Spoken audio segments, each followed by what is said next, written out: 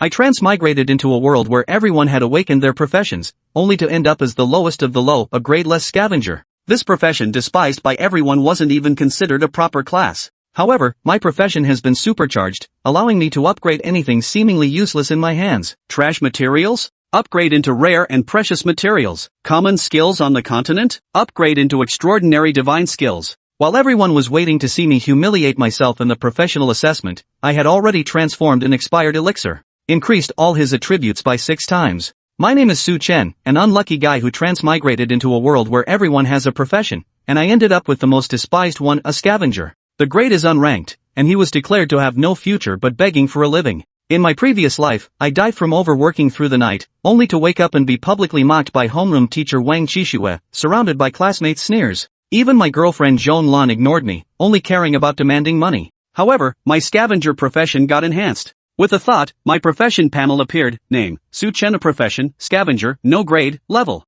Level 1 attack, 10 spirit, 10 defense, 10 magic resistance, 10 speed, 10 luck, 10 critical hit. 0 critical damage, 200% items, none percent skills. Trash collector is a class without a rank, but I discovered that the skill trash recycling has undergone an extraordinary transformation. Trash recycling consumes stamina. Discarded or damaged items can be restored to perfect condition in your hands and receive quality upgrades, with a chance to trigger a tier jump. Overwhelmed with excitement, I immediately gathered the only resources I had. 10 damaged tier 1 experience pills and 1 all-attribute enhancement pill left by my parents, already expired. Recycle. His body felt weak for a moment, but then a message flashed in his mind. Enhancement succeeded. Defective first grade experience pill upgraded to perfect first grade experience pill. Level skipping enhancement successful. First grade all-attribute enhancement pill has been upgraded to third grade all-attribute enhancement pill. A panel appeared before his eyes. Third grade all-attribute enhancement pill, plus 50 to all attributes. Absolutely terrifying.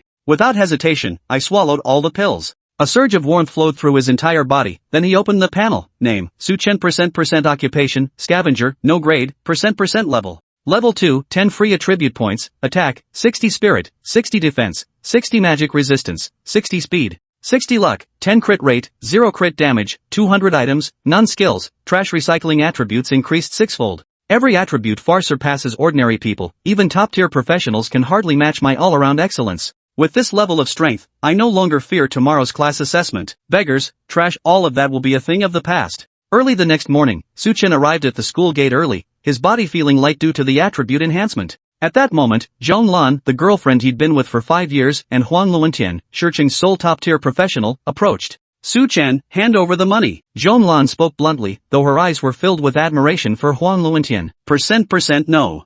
Chen replied coldly. Zhong Lan was furious and directly threatened to break up. Chen, however, sneered, no way. And who do you think you are to mention breaking up with me? A filthy slut like you who's been ridden by thousands, just touching you makes me fear catching a disease. Huang Luentian laughed as he embraced Zhong Lan, declaring publicly, Lanner, I told you this trash Chen isn't worthy of you. Since he doesn't cherish you, you should cut contact with him from now on. I'll make you happy. Zhong Lan immediately nestled tenderly against Huang Luentian, glaring at Chen, you worthless trash. You're not even fit to compare to a single finger of Luentian's. From now on, we have no relationship whatsoever. The despicable couple walked away arrogantly, surrounded by students casting mocking and disdainful glances. Chen's heart was unperturbed, his vision had long since transcended the confines of the small Shicheng No. 1 high school, now extending across the entire southern frontier province. Before long, homeroom teacher Wang Qishue entered the classroom, glanced at Chen with the same look one would give trash in a dumpster, and sneered. Line up now and head to the novice dungeon exam hall immediately. Everyone, do your best, let's hope certain individuals don't hold us back. Chen's gaze was resolute. Only by achieving results in the major assessment that no one could anticipate would he be able to prove all those snobs wrong. The bus stopped, and the proctor from the Occupational Association announced the rules. The novice dungeon only lasts half a day. Points can be earned by killing monsters or eliminating other examinees.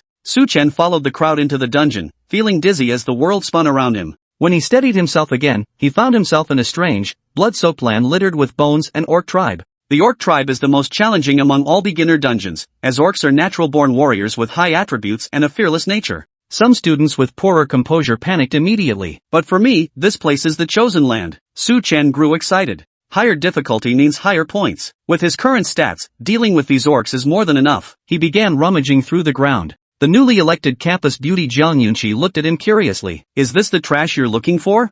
Zhang Yunqi reached into the pile of bones and pulled out a tattered machete, so corroded that only the hilt and a small section of the blade remained. Chen took it over, feeling a surge of joy in his heart. Before his eyes, a message popped up, a shattered runic battle blade stained with orc blood. If it could be repaired, it might have a unique effect against orcs. Just then, terrified screams suddenly erupted from outside. Help! The orc squad is back! The surrounding students instantly fell into panic. Chen seized the opportunity to retreat behind the crowd, holding the short knife in his hand, and whispered silently, "Trash collection." Chapter 4, Push Lane. You call this a trash roll? Scrap recycling. As Chen's voice faded, the rune-inscribed battle blade in his hand suddenly flickered with an eerie glow. However, everyone was currently distracted by the orcs at the cave entrance, so none noticed the unusual occurrence on Chen's side. For a moment, Chen felt as though his stamina had been completely drained by this recycling process. Enhancement successful. The cracked Tier 1 Beast Slayer Warblade has been upgraded to a Tier 2 Beast Slayer Warblade. Tier 2 Beast Slayer Warblade, attack power 20. Grants an additional 20 attack power in dungeons dominated by orcs. Upon seeing the enhancement success notification, Chen felt utterly exhilarated despite his physical exhaustion. In this beginner dungeon, the Beast Slayer battle knife granted him a permanent 40 attack bonus.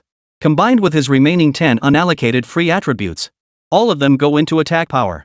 Instantly, Chen felt as though his body was brimming with power. He hurriedly opened his character panel, then froze in place. Name, Chen. Class, Scavenger unranked. Level, 2. Attack, 110-7040 Spirit, 60. Defense, 60 Magic Resistance, 60. Speed, 60 Luck, 10. Critical hit, 0 critical damage, 200. Equipment, Tier 2 Beast Slayer Warblade attack plus 40. Skill, Scrap Recycling. Damn, 110 attack power. I can practically walk all over this dungeon. Staring at his stats, Chen's eyes burned with murderous intent. I heard orcs are tough, with attack and defense way above other monsters? Tell that to my 110 attack. Just as Chen was imagining his rampage, a piercing scream suddenly pierced the air. Ah! Help! Don't kill me! Guys, run! The orcs are charging! I'm throwing money! I'm throwing money! Block them for me! I don't want to be eliminated! Don't let these filthy things touch me! Watching the chaotic scene unfold before him, Chen couldn't help but think of the phrase worthless as dirt. The students were utterly terrified by the spectacle before them. Even if they possessed full strength, they could barely muster half of it now. He looked ahead and saw 5 towering orcs clad in ragged cloth, their eyes bloodshot. Wielding crude stone weapons, they charged straight toward the student ranks. The front row students were thrown into utter chaos, literally knocked flying by the orcs' charge. Some weaker students spat blood and collapsed to the ground, then vanished in a flash of white light. Witnessing this, Chen's brow furrowed. He hadn't expected these orcs to be so powerful. A single charge had taken out 4 or 5 students. Don't get cocky. I'll take you on. At that moment, a voice rang out. Chen looked up to see a male student who had advanced to an extraordinary tier profession. Stepping forward now, he clearly intended to play the hero. It was Lin Mu. Great. His blood warrior is a combat class. He can definitely handle these beasts. We're saved. We're saved. Hearing the praise from behind him, Lin Mu instantly felt his body surge with power. He stood before the orc horde and with a single stride collided directly with one of the beasts. Seeing this, the other students didn't rush to help. Instead, they cheered from the sidelines while searching for escape routes. It's over. This guy's going to get eliminated. Chen shook his head at the sight. He had nothing to say to such a hothead. Given his profession, while he might not join the top-tier factions, entering a regular university or being recruited by certain companies wasn't out of the question. But now, Lin Mu had recklessly challenged 5 beastmen. There was no chance of victory. Oh? You're so pessimistic? Hearing Chen's exclamation, Zhang Yunqi's voice came from beside him. Chen turned his head, raising an eyebrow in surprise. When had she come to stand beside him? Moreover, her face showed no trace of panic. She seemed utterly unconcerned about these beasts. Before Chen could respond, another piercing shriek echoed from ahead. Roar! 5 beastmen, their muscles bulging, surrounded Lin Mu from 5 directions, then charged forward. Boom! Under the assault of the 5 beastmen, Lin Mu didn't even have a chance to fight back. He was eliminated instantly. The students who had just been cheering for him now stared wide-eyed, their eyes filled with terror. Most were merely ordinary tier practitioners. If even Lin Mu couldn't handle these beasts, who could possibly save them?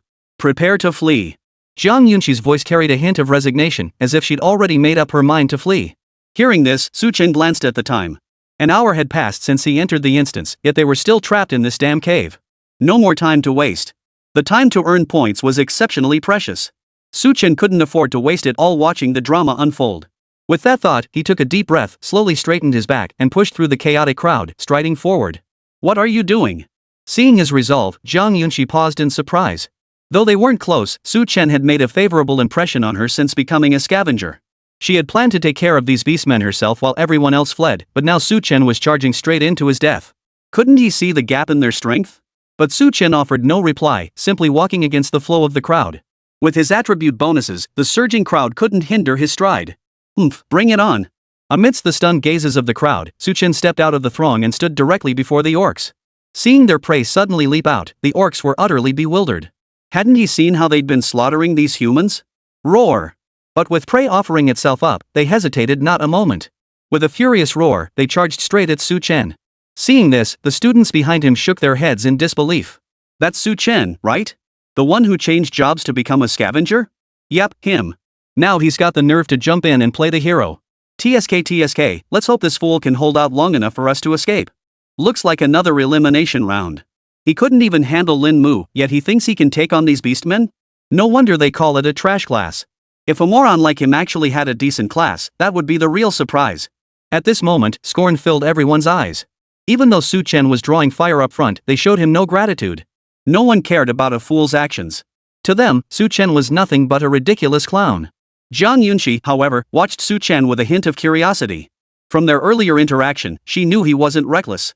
Now, she was genuinely curious what could possibly drive Su Chen to confront the orcs head-on. But of course, Su Chen was unaware of any of this. As the beastmen closed in, a flicker of amusement danced in his eyes. Come on then. Gripping his beast-slaying war blade tightly, Su Chen swung it out in a single, decisive stroke. Clang! Amidst the crowd's mocking and contemptuous stares, Su Chen clashed head-on with the foremost beastman. The beast-slaying blade struck the creature's stone club directly, not only shattering it but also severing the orc's right arm. Ah! The orc let out a wail of agony, but it abruptly cut off the next second. Su Chen drove his blade through its throat, then kicked the corpse aside like a mere obstacle. He charged forward, slamming his chest into the orc on the far right. Another swing of his blade followed. With an overwhelming 110 attack power, the beastman's chest shattered under Su Chen's impact, leaving no trace of life behind. As for the remaining three orcs, they halted in their tracks, their eyes fixed on Su Chen with sheer terror. Su Chen, blade in hand, advanced step by step toward them, like the grim reaper of doom. Behind him stood his students, too stunned to utter a word. Even Zhang Yunxi's beautiful eyes widened in disbelief. Such combat prowess she herself might not match it. Who had said Su Chen had switched to a trash class? Chapter 5, Who trained the school flower like this? At this moment, every pair of eyes was fixed on Su Chen, filled with nothing but pure astonishment. Can't handle it already? But if you don't want to fight, I won't hold back. At that moment, Su Chen's indifferent voice shattered the deathly silence. Under the terrified stares of the three beastmen, Su Chen's toes touched the ground, and he shot forward like a bullet leaving the barrel. Boom! Terrifying force sent the three beastmen flying. Then, with a flurry of his short blade, Su Chen dispatched them all as easily as slicing through vegetables. Thud! The beastmen's bodies hit the ground with a crisp thud. Su Chen glanced back at his handiwork before striding directly toward the cave entrance. He'd already wasted too much time here. He had no intention of lingering with this group any longer. With that thought, he quickened his pace toward the cave entrance. The blinding sunlight streaming in made Su Chen squint involuntarily. Let this be the beginning of my rise. His hands clenched tightly, his gaze hardening with resolve as he quickened his pace toward the exit. But just then, Su Chen heard footsteps approaching. Turning around, he was stunned to see the school beauty, Zhang Yunxi. Su Chen, take me with you? Jing Yunxi's face bloomed with a radiant smile. She held out her palms, releasing a faint white glow. Soon, the light enveloped Su Chen's body. In an instant, he felt his depleted stamina instantly replenished, and his entire being became incredibly alert. See? My healing is pretty powerful. With me by your side, you won't even need to worry about stamina depletion. How about letting me tag along? Zhang Yunxi winked playfully, but Su Chen hesitated at her words. Even when choosing teammates, one might encounter unreliable individuals, let alone someone offering themselves up. Even if this Zhang Yunxi was the school beauty, he wasn't the type to be swayed by looks. But just then, Zhang Yunxi pouted and grabbed Su Chen's hand. The look on her face suggested that if he refused, she'd immediately unleash another healing spell. Seeing her so pitifully adorable, even Su Chen had to admit his heart softened. He forced himself to nod calmly, then quickly withdrew his hand and turned away. Fine then. You can come with me. If you slow me down, I won't show any mercy. Su Chen's voice seemed unusually calm, but upon closer listening, one could detect a tremor within it. It must be said that even the most hard-hearted individual would soften in the presence of such a beauty. All right. Hearing Su Chen's agreement, Zhang Yunxi's face immediately lit up with a radiant smile. Her blossom-like features left Su Chen speechless. No wonder she was crowned campus beauty so quickly. Even a casual glance left him stunned. She was flawless from every angle. Just then, the students still inside the beastman's cave began emerging in organized groups. Each moved with extreme caution, testing the ground carefully. Yet, upon reaching the cave entrance, they witnessed this very scene. Zhang Yunqi beamed at Su Chen while he stood there like a dumbfounded fool, his expression unreadably calm. Holy crap, did the campus beauty actually like this aloof type? How the hell did Su Chen manage to hold it together? My beloved Zhang Yunqi, how could she be treated like this? No way. A new campus beauty snatched away by that good-for-nothing Su Chen. Damn it, Su Chen, you bastard. How did you turn our campus beauty into this? Seeing Zhang Yunqi act this way towards Su Chen, everyone gritted their teeth and glared at him. Many felt their hearts shatter right then and there. Even though Su Chen had just slaughtered the beastmen squad in the cave, they chose to selectively ignore it. Once accustomed to seeing someone as a loser, even if he suddenly rose up and left them far behind, they would simply pretend nothing had happened. Su Chen, however, remained utterly unfazed. The moment he saw the group emerge from the cave, he simply took Zhang Yunqi's hand and walked away. After all, the number of monsters in the beginner dungeon wasn't particularly high. Once these people realized they could defeat the orcs by grouping up, the surrounding monster population would inevitably plummet. At that point, earning points would become exponentially harder. It seemed he had to actively seek out orc squads. With his current strength, plus Zhang Yunqi's healing by his side, he no longer had to worry about stamina depletion. Su Chen had already formulated a plan for securing points. This area was merely the outskirts of the beginner dungeon. Finding an orc squad would depend entirely on luck. However, venturing deeper into the beginner dungeon would significantly increase his rate of point acquisition. Even with the risk of elimination, it posed no major challenge to him. With that thought, he assessed his bearings and set off toward the depths of the instance. Zhang Yunqi watched Su Chen's actions with surprise. She admitted his strength was somewhat unexpected, but such decisive readiness to venture deep into the beginner dungeon showed a level of resolve that far surpassed his peers. But I'm growing more curious about your class. Could it be, not a scavenger? Zhang Yunqi sifted through every piece of information about Su Chen in her mind, yet remained utterly baffled. Even though she'd encountered many professionals, Su Chen was truly the first one she'd ever met who was so inscrutable. But does your skill truly match that boldness? If it's just arrogance, that would be rather disappointing. She stared at the slender silhouette of the youth before her, momentarily lost in thought. Before she could react, Su Chen abruptly halted before her, swiftly drawing his Beastslayer warblade. Seeing his reaction, Zhang Yunqi also turned her gaze toward the distance. Several beastmen approached from 20 or 30 meters away. Their vicious expressions made it clear these creatures had definitely spotted the two of them. Prepare for battle. Su Chen's voice was low, yet his eyes never left the beastman standing at the rear. The monster in the rear wasn't wielding a blade or shield, but a bow and arrow. Among humans, only the strongest could draw such a weapon, and among beastmen, it was even rarer. This meant the creature was likely a minor leader, or at the very least, the commander of this squad. As the orc squad drew nearer, Su Chen licked his parched lips. With an attack stat of 110, he certainly wasn't afraid of the monsters in the orc instance. A low murmur came from behind him. Zhang Yunqi placed her hand on Su Chen's waist, and he immediately felt a surge of power coursing through his body. Blessing of the War God acquired. Attack power plus 20.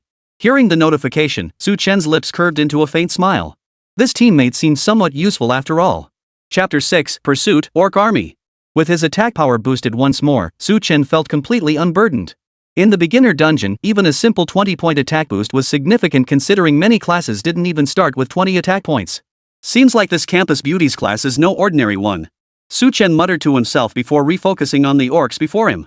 The 5 orcs had now formed a charging formation. The bow-wielding orc commanded from the rear, while the sword and shield orcs launched their assault towards Su Chen. With unified command, the orcs no longer fought like scattered sand, each for themselves. Instead, they banded together, determined to separate Su Chen and Zhang Yunqi. They're coming. Zhang Yunqi's voice trembled, her fear evident. Yet Su Chen stood firm, blade raised, towering like an iron pillar. With a flick of his toes, he charged forward, his terrifying force even gouging a deep crater in the ground. Thud! Su Chen's short blade sliced through the air before him, instantly cleaving a beastman's shield in two. His overwhelming force then sent the beastman flying, shattering the seemingly impenetrable formation. Roar! The moment the formation was breached, archers from the rear let out a roar. Instantly, an arrow as thick as an arm shot toward Su Chen. The arrow's trajectory was impossibly precise. If Su Chen continued his attack, he would be struck without fail. Yet if he retreated, he would only give the orcs time to regroup. You think you can stop me like this?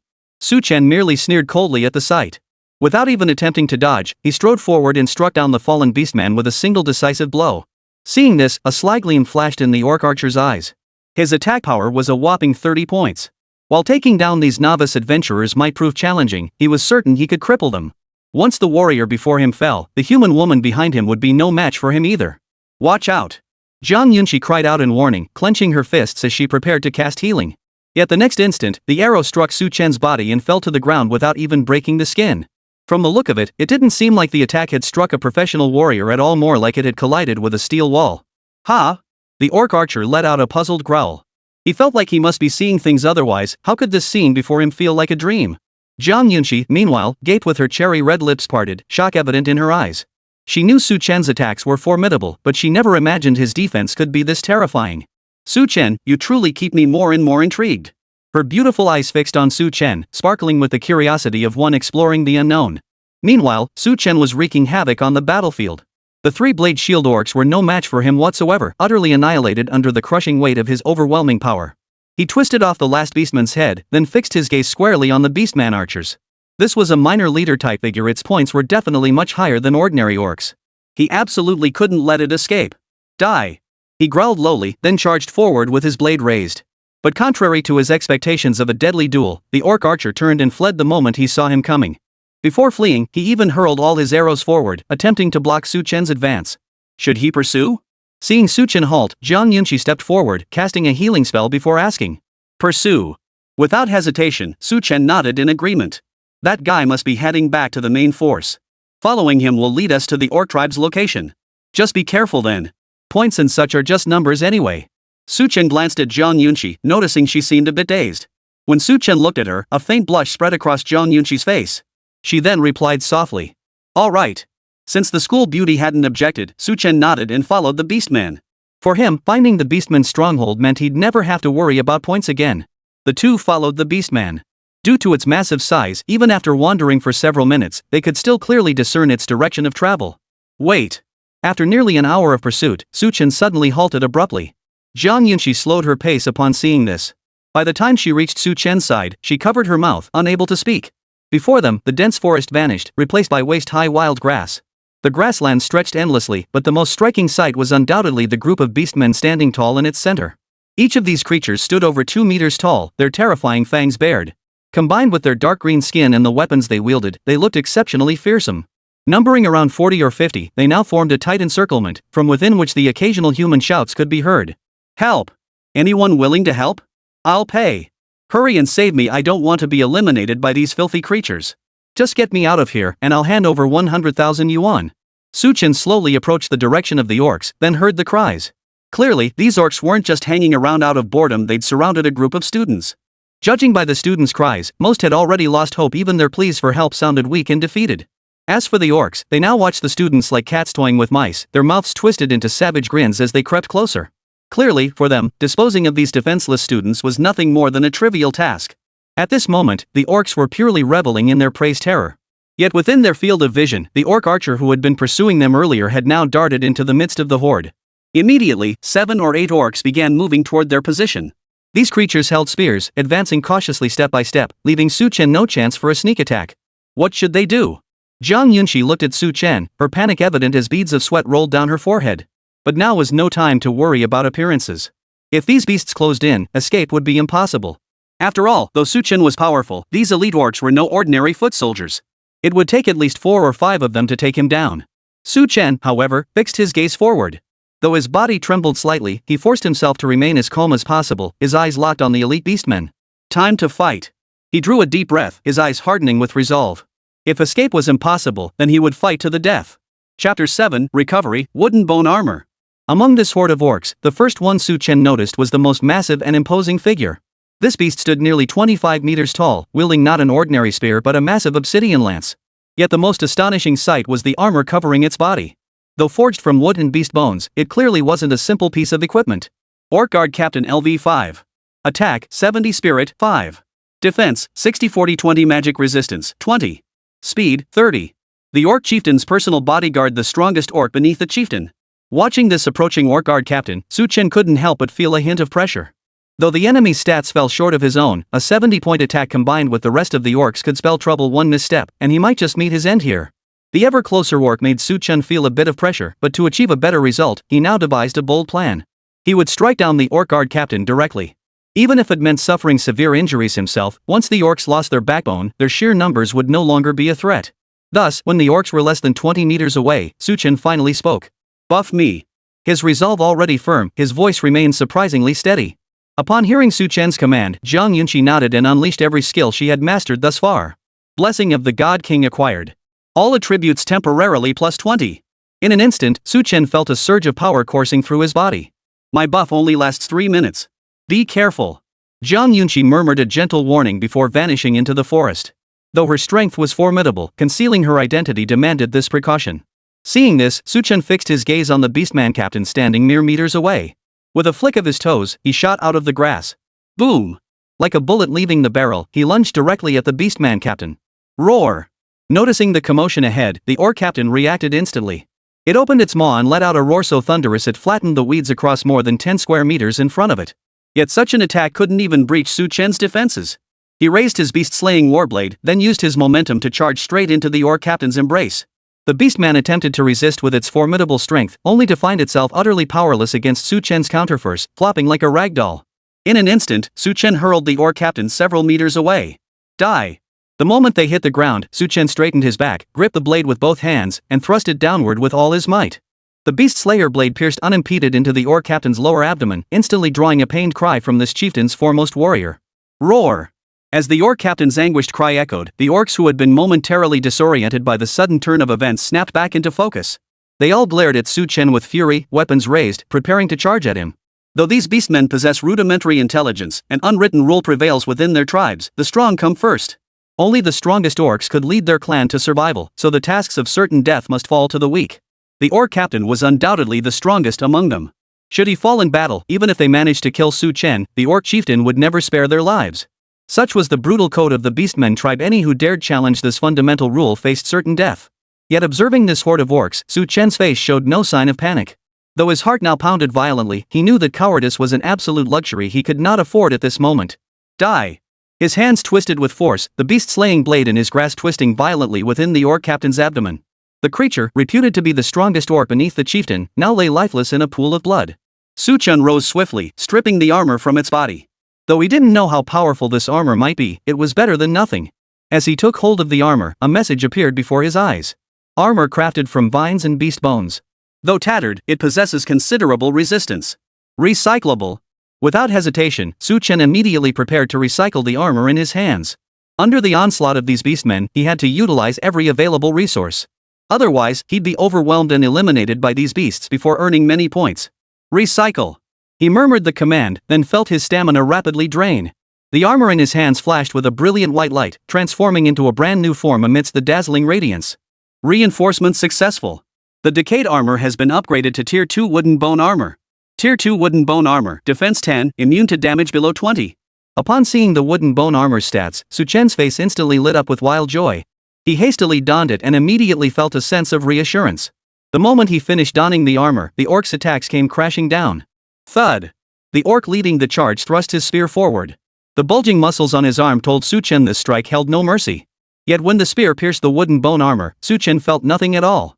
It instantly dawned on him just how terrifying the armor's damage immunity truly was. It wasn't merely boosting defense, it absorbed all damage from attacks that broke through my defenses.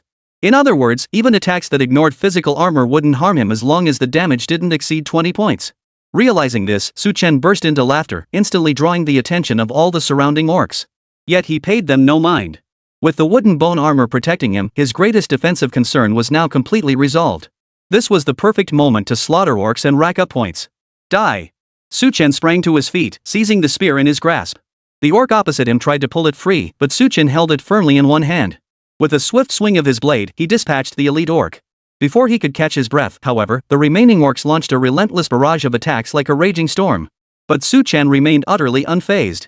With a flick of his toes, he soared into the orcs' encirclement. He would eliminate every last one of these beasts before confronting the main orc army in the distance. Chapter 8, Slaughter, far ahead. Under Zhang Yunqi's stunned gaze, Su Chen leapt alone into the orcs' encirclement. Didn't this guy realize doing this would get him eliminated? Watching several beasts pin him in the center, even she felt a twinge of pressure. Though her own strength was formidable, it leaned heavily toward assassination tactics virtually useless against this orc horde. Forget it. If anything goes wrong, I'll just take Su Chen and escape later. Zhang Yunqi made up her mind after a brief moment of thought. Yet the moment she looked up, the scene before her stunned her speechless.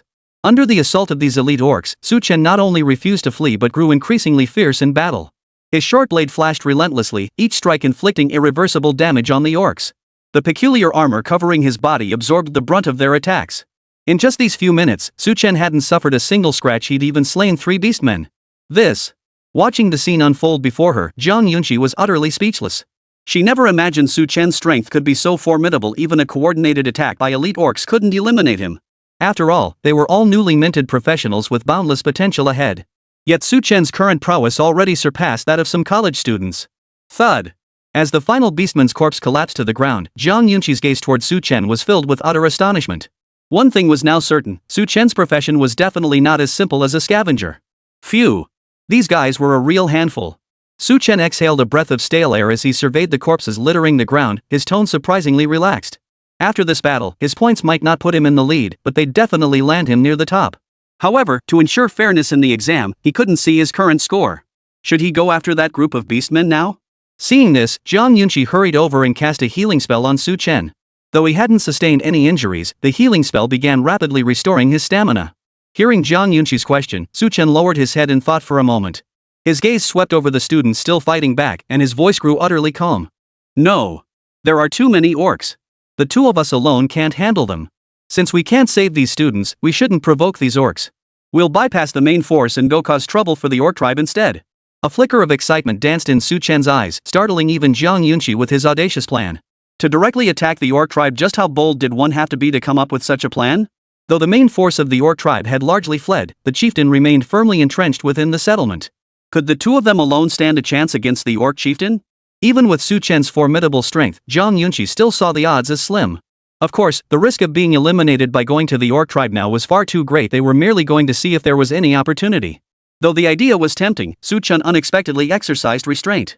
Killing the Orc chieftain would certainly yield massive points, but the danger level was simply too high. He wasn't prepared for that yet. Alright, I'll listen to you. Zhang Yunqi didn't argue. After all, Chen's strength was undeniable, and he likely knew what he was doing. Seeing her agree, Chen smiled and led the way ahead. The 2 bypassed the orc army in front and slowly made their way toward the Orc Tribe. Meanwhile, the teachers waiting anxiously outside were growing increasingly impatient. Principal Wang Yi was practically grinding his teeth in frustration. After only a few hours, a full 30% of the students had already been eliminated, including several combat class students. It was no secret that First High's standing had been deteriorating for years, even drawing discontent from higher-ups. As principal, Wang Yi was especially anxious, for this directly impacted his future promotion prospects. If First High's performance continued to decline this year, he risked facing accountability. Fortunately, with Huang Luentian on board, First High was certain to achieve outstanding results this year. The mention of Huang Luentian brought a flash of excitement to Wang Yi's face. This was a student he had recruited at great cost from another school. His family was reputed to be the most influential in Stone City, which ensured Huang Luentian would secure a top-tier career path. With Huang Luentian setting the ceiling, First High's prospects this year were likely to be significantly better than in previous years. Then he could leverage his connections, use this year's achievements to climb the ranks, and at the very least, he had to get out of First High. After all, starting this year, all cultivation supplies would be provided by the Huang family. Their quality would inevitably fall short of the current suppliers, and this was merely one of the conditions he had agreed to with the Huang family. As the saying goes, problems are meant for future generations to solve. Trust in their wisdom. I'll focus solely on my own political achievements, the rest is for others to worry about. With this thought, Wang Yi eagerly opened the ranking list and immediately checked his current points. Just as he expected, Huang Luentian's name appeared immediately upon opening the rankings. What surprised him, however, was that this student who had transferred to a hall-tier combat profession wasn't ranked first but second and was even trailing the top spot by a significant margin. Damn it! Staring at the rankings before him, Wang Yi sucked in a sharp breath before slamming his fist on the table. Before him, Huang Luentian, ranked second, held 50 points, a full 20 points ahead of both third and fourth place. Meanwhile, Chen, the top-ranked player, had pulled far ahead of everyone else with a staggering 100 points. What did 100 points signify? Last year, the highest-scoring student in Stone City had only managed 150 points, and that was after defeating a boss. But now, Wang Yi could clearly see that both bosses within the Beastman tribe instance were still alive. Though the Beastman chieftain was surrounded by students, he still had a significant portion of his health remaining. Yet despite this, the student named Chen had still managed to earn so many points. Just how many ordinary orcs had this guy killed? Whoa! Could this student be a hidden genius? Wang Yi stared at the points leaderboard, then began searching the school for a student named Chen. Instantly, he was dumbfounded. Because there was only one person named Chen in the entire Shicheng First High School, and this guy's profession was Scavenger. Chapter 9, The Schoolflower's Secret, Farewell Huang Luentian. While Principal Wang Yi was reeling from the shock of the ranking board, Su Chen and Zhang Yunqi had already snuck their way into the Beastmen tribe. Just as Su Chen had anticipated, most of the Beastmen had left the tribe to confront the students who had entered the dungeon. Though only a small contingent remained within the tribe, these elite beasts were formidable opponents. Seeing the dozen or so elite orcs guarding the perimeter, Su Chen felt a twinge of unease. This number alone posed a threat to him, and that was just the sentries outside the tribe. There were likely even more beasts lurking within. Dragging them in was out of the question, so he'd have to find another way around. Su Chen watched the elite orcs, his eyes now filled with caution. If his tracks were discovered by accident, it would spell big trouble. But he knew nothing about the terrain surrounding the Orc Tribe. Finding an unusual path to sneak inside would be no easy feat. This thought brought a flicker of anxiety to Su Chen's mind. If they continued to delay, the Beastmen army outside could return at any moment. If they were caught in a pincer movement, the situation would become even more perilous. Just then, Zhang Yunqi seemed to have an idea. She leaned close to Su Chen and whispered, "Breaking through from the front looks pretty tough, but I know a small path that leads straight to the area where the Orc chieftain is." Hearing this, Su Chen's eyes widened instantly as he stared intently at the campus beauty. He couldn't fathom how she possessed such detailed knowledge. Logically, since everyone was entering the dungeon for the first time, they should all be equally clueless. Seeing Su Chen's reaction, Zhang Yunqi realized she'd said something she shouldn't have. But words spoken couldn't be unsaid. Hesitating briefly, she prepared to explain. But Su Chen waved her off, saying casually, "Lead the way." His voice was calm, devoid of the earlier shock, as if he held no interest in Zhang Yunqi's knowledge of the Beastmen tribe. Seeing this, Zhang Yunqi wisely kept quiet and led Su Chen toward the path she knew. After all, before entering the instance, she had already known which one she would be assigned to, so she had naturally made thorough preparations. There was actually another student who knew the dungeon's layout, Huang Luentian of the Huang family. Naturally, she wouldn't share this information with Su Chen, given the involvement of two families. However, to gauge Su Chen's strength, she still led him to the path leading to the Orc chieftain's location. Standing before a desolate dirt path, Su Chen could clearly see a gaping hole torn through the Orc tribe's fence. "This path leads straight there, but are you sure you want to go?" That guy's stats completely crush any newbie adventurer. At the same time, Zhang Yunqi kindly offered a warning. After all, the Orc chieftain's power was far beyond what a newbie adventurer could handle.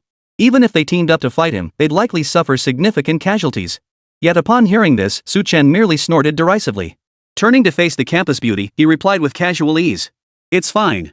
Don't you know my strength? Besides." But before he could finish, a furious roar erupted. Roar! The frenzied roar instantly drowned out Su Chen's voice, causing the ground itself to tremble violently. Witnessing this scene, Su Chen immediately turned to Zhang Yunqi. Shock flashed in both their eyes. Someone had actually reached the Beastmen tribe first. With that thought, Su Chen hesitated not a moment, charging straight toward the Beastmen tribe. He had come here to earn points. If the Orc chieftain was killed by someone else, wouldn't his trip be for nothing? Seeing Su Chen's resolve, Zhang Yunqi immediately followed. The location was secluded, so there were no Orc patrols, and the two didn't need to conceal their movements. Soon, Su Chen and Zhang Yunqi traversed the path and arrived at the Orc chieftain's location. There stood a colossal figure, 5 or 6 meters tall, wielding a stone club. Each swing sent the ground crashing into a deep pit. This was the Orc chieftain Su Chen sought. Surrounding it were 7 or 8 adventurers engaged in a coordinated battle. Observing these adventurers, a peculiar smile spread across Su Chen's face. "You know Huang Luentian?" Zhang Yunqi noticed him staring intently at one of them and instantly felt immense curiosity. After all, she knew exactly who Huang Luentian was, or rather, she was familiar with every major family in Stone City.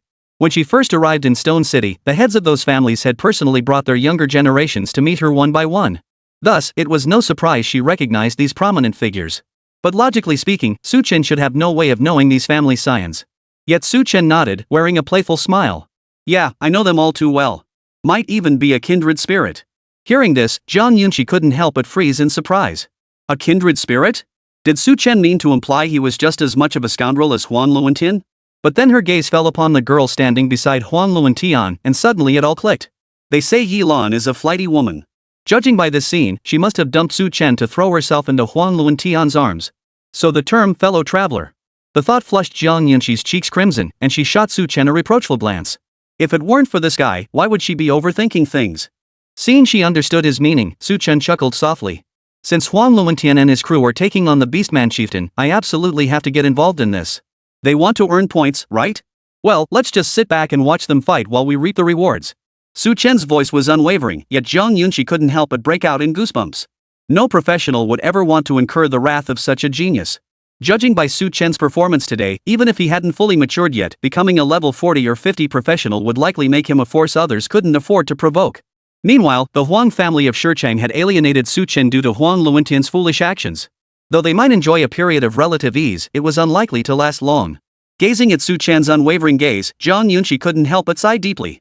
Such a prodigy was someone even her own family dared not cross, let alone the Huang family. With that thought, Zhang Yunqi made her decision. Upon returning, she would sever all ties with the Huang family completely. Just then, Su Chen's breathing grew ragged. She looked toward the center of the arena, where the Beastman chieftain was now covered in wounds. Though the other combatants were spent, Huang Luentian remained fiercely determined. Judging by the situation, it seemed he was about to personally finish off the boss. Buff him. With just that simple phrase, she understood Su Chen's resolve. Zhang Yunqi swiftly cast the skill. Su Chen, who had seemed weary moments before, instantly perked up. The moment Huang Luentian made his move, Su Chen would be the first to eliminate him. Chapter 10, Reaping the Rewards, Slaying the Boss. Just as Su Chen prepared to strike at any moment, Huang Luentian remained utterly relaxed. Gazing at the orc chieftain before him, whose health bar was nearly depleted, his eyes brimmed with smug satisfaction. Lanner, look, this is the orc chieftain. Even though you didn't participate in the battle, you still earned points by being in my party. All this is something that useless Su Chen could never give you. Huang Luentian's gaze swept over Zhong Lan with unabashed lust. This morning, he had experienced her skills firsthand. They nearly left him unable to stand. Hearing Huang Luentian's words, Zhong Lan was filled with delight. Not only was he a hall-level combat specialist, but he was also willing to help her earn points. Thankfully, she had severed all ties with Su Chen. With these points, her future would finally have some semblance of security. Big brother, tonight I'll show you my tricks. As she spoke, Zhong Lan slid her hand across Huang Luentian's chest, instantly making him feel incredibly aroused. He wrapped his arms around her slender waist, giving it a gentle squeeze before reluctantly letting go. Not tonight. Let me finish off this orc chieftain first, then we'll head to that grove over there for some fun. Today I'll show you that not only am I stronger than that good-for-nothing Su Chen, but I can also give you a whole new kind of pleasure. Hearing this, Zhong Lan not only didn't refuse, but deliberately brushed against Huang Luentian's little brother. But Huang Luentian knew he needed to secure the top spot on the leaderboard, so he forced down his desires, turned away, and then fixed his bloodshot eyes on the orc chieftain. Die! Huang Luentian roared furiously, an energy spear instantly materializing in his hand, a signature effect of his Phantom Spirit Fighter class. With that, Huang Luentian charged at the orc chieftain, whose life was already fading. He thrust his spear downward with all his might. In his mind, he had poured every ounce of strength into this strike. If it could instantly slay the Beastman chieftain, such a heroic display would surely leave an indelible impression on Zhong Lan. Then, wouldn't it be as easy as saying a word to toy with her however he pleased? Yet as he wallowed in his fantasy, a startled cry erupted from his companions nearby. Who's there? Stop! Damn it, how did anyone find us here? The hysterical shrieks instantly snapped Huang Luentian back to reality. To his astonishment, an unexpected figure stood before him. This person wielded a short blade, managing to block his attack outright, and judging by their demeanor, they still had reserves left. Su Chen, how could it be you? Huang Luentian gasped, his wide eyes filled with disbelief. As a Phantom Spirit fighter, he never imagined his full power strike could be casually blocked by Su Chen, that good for nothing. What terrified him most was that Su Chen hadn't merely blocked his attack, he'd also kicked the already dying orc chieftain far away. Why couldn't it be me? Seeing Huang Luentian's expression, a hint of amusement flickered across Su Chen's face, his voice dripping with mockery. With a slight exertion, he forced back the only Hall-tier professional in Stone City. Huang Luentian, feeling the immense force transmitted through his spear, stumbled backward. Had it not been for several companions blocking behind him, he might have been sent flying. Su Chen, do you truly intend to make me your enemy? Huang Luentian's voice was icy cold, his eyes narrowing slightly as a terrifying killing intent flashed within them. The orc chieftain could only be his prey, he would never allow anyone else to claim it. You're overestimating yourself. You're not even worthy of being my enemy. Su Chen's voice dripped with contempt. Though Huang Luentian hadn't done him any wrong, the humiliation from today remained etched in his memory. Moreover, both men had their sights set on the orc chieftain. This was the perfect opportunity to teach the other a lesson. As for that woman, Zhong Lan, he would never let her off the hook. Just as these thoughts raced through his mind, Zhong Lan finally snapped out of her daze. Placing her hands on her hips, she glared at Su Chen and snapped. Su Chen, what the hell do you think you're doing, you good for nothing? It's over between us. This orc chieftain concerns the future of Luentian, get out of my way immediately. Zhong Lan's voice shattered the deathly silence, instantly drawing everyone's attention. Hearing these words, Su Chen's face finally twisted with impatience. His gaze fixed on the woman who had dragged him into this abyss, he coldly rebuked her without mercy. Get lost. Without another glance at the stunned Zhong Lan, he turned his attention to Huang Luentian. If you're looking to die, feel free to keep trying. I won't mind eliminating you personally. With that, Chen turned his attention directly to the Orc chieftain. The boss now had barely any health left, lying helplessly on the ground, staring blankly ahead. But in Chen's eyes, this wasn't a boss, it was a full 100 points. If he could secure these 100 points, then he would undoubtedly be the highest scorer in Stone City this year. With that thought, he charged toward the Orc chieftain without hesitation. His Beast Slayer warblade raised high, it came crashing down toward the boss's neck. Seeing this, Huang Luentian leapt to his feet. His hands conjured a bow, followed by over a dozen arrows. Hold him off for me. This boss is mine alone. As the words fell, several adventurers beside him reacted instantly, rushing forward to block Chen. Meanwhile, he drew his bow and nocked an arrow. The bow suddenly burst into a flash of white light, followed by a torrent of arrows shooting forth. Watching the encroaching adventurers, a look of contempt flashed across Chen's face. He feared not even those elite orcs, let alone these ordinary adventurers. Stand back. He swung his beast-slaying warblade, forcefully repelling all the professionals. As for the energy arrows flying toward him, Chen dared not take them lightly. Huang Luentian was, after all, a hall-level professional. While these arrows possessed formidable power, they still needed to hit their mark. With a flick of his toes, Chen propelled himself to peak speed, closing the distance to the Orc chieftain in a single stride. No! Witnessing this, Huang Luentian's eyes widened as he roared in fury. Without hesitation, Chen swung his blade downward. In the next instant, the Beast Slayer warblade sliced cleanly through the Orc chieftain's neck, utterly slaying the boss. Chapter 11, Raging Fury, the Huang clan's power. As the blade flashed, a massive orc head appeared at Chen's feet. In that instant, a voice echoed throughout the entire beginner dungeon. Congratulations to Chen and Zhang Yunqi for jointly defeating the Orc chieftain boss. Both players have earned 100 points. The thunderous applause instantly echoed throughout every corner of the dungeon, leaving all the students frozen in place. They exchanged bewildered glances, their faces still etched with disbelief. Did I hear that right? That useless Chen actually killed the Orc chieftain? And isn't Zhang Yunqi the school beauty? Why would she team up with that trash Chen? Could it be that this campus beauty isn't just stunning, but also enjoys helping the underdog? Impossible. Absolutely impossible. How could a loser like Chen possibly win the school beauty's favor? They teamed up to defeat a boss, doesn't that mean they'll split 100 points evenly? Upon hearing this announcement, every student still in the dungeon wore expressions of utter shock. Some gritted their teeth in resentment, seething with envy. To them, Chen was nothing but a useless scrub who'd switched to a scavenger job. Even the most worthless life skill class was probably better than that. Yet this very same loser had caught the attention of campus beauty Zhang Yunqi, and she even brought him along to kill a boss. How could they possibly tolerate this? No, they had to find that trash Chen and show Zhang Yunqi his true, despicable nature. At this very moment, this single thought consumed the minds of many students. They desperately wanted to find Chen during their monster hunts, to expose his hypocritical facade. Yet all this remained unknown to Chen and his companions deep within the Orc Tribe. Deep within the Orc Tribe's lair, the scene was eerily silent. Huang Luentian stood frozen in place, his body trembling uncontrollably. Zhong Lan, meanwhile, glared at Chen with eyes that seemed to want to devour him alive. The other students recruited by the Huang family were equally furious. They had fought tooth and nail all this time precisely to make a good impression on Huang Luentian. Now, to think Chen had beaten them to it. How could they possibly tolerate this? As for Zhang Yunqi, she was inwardly sweating bullets for Chen. Her status prevented her from directly confronting Huang Luentian, but truth be told, she never warmed to these spoiled brats from wealthy families. Instead, she admired grassroots geniuses like Chen. Very good. Watching Chen kick the Orc chieftain's head flying, Huang Luentian's rage had now reached its peak. His gaze fixed on Chen, his eyes held nothing but the calmest intent to kill. All these years, you're the first person to make me this furious. A cruel smile spread across Huang Luentian's face. He tilted his head, his fingers cracking audibly as he flexed them. Seeing him like this, Zhong Lan wanted to step forward and dissuade him. After all, the boss was already dead. Instead of wasting time on anger, they could go hunt other monsters. Yet upon seeing the terrifying expression on Huang Luentian's face, she ultimately remained silent. It was probably best to let Luentian vent his rage on Chen. Zhong Lan crossed her arms, her gaze cold as ice fixed on Chen. Yet facing these hostile stares, Chen only offered a cold smile. No way, you guys aren't seriously thinking of teaming up against me, are you? You couldn't even take down the boss, and now you want to mess with me? His eyes brimmed with utter confidence, showing no trace of regard for Huang Luentian and the others.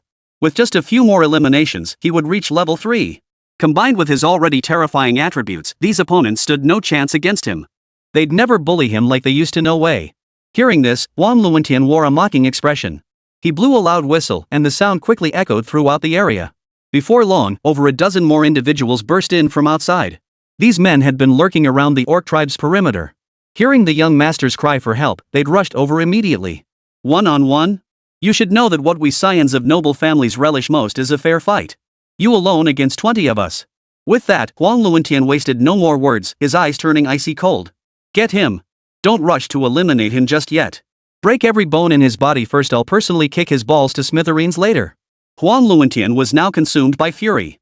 He no longer cared about the rule forbidding students from harming each other. All he wanted was to vent his rage completely. Seeing Huang Luentian like this, Zhang Yunxi, hiding in the shadows, instantly paled. She wanted to step forward, but suddenly noticed that Huang Luentian had produced an item. It was the deathmatch cage. Zhang Yunxi gasped, her face frozen in shock. The deathmatch cage was an extremely rare artifact, scarcely seen even on the black market.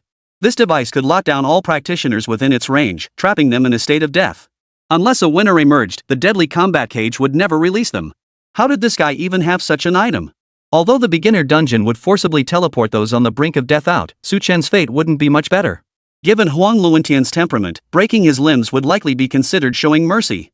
Zhang Yunxi narrowed her beautiful eyes, a trace of gravity crossing her face. Though her status made direct confrontation with Huang Luentian inadvisable, intervening to aid Su Chen was within her power.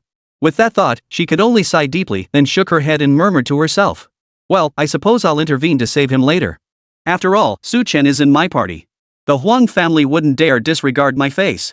Zhang Yunxi stroked her chin, ultimately settling on this decision. Her gaze then fell upon the battlefield below.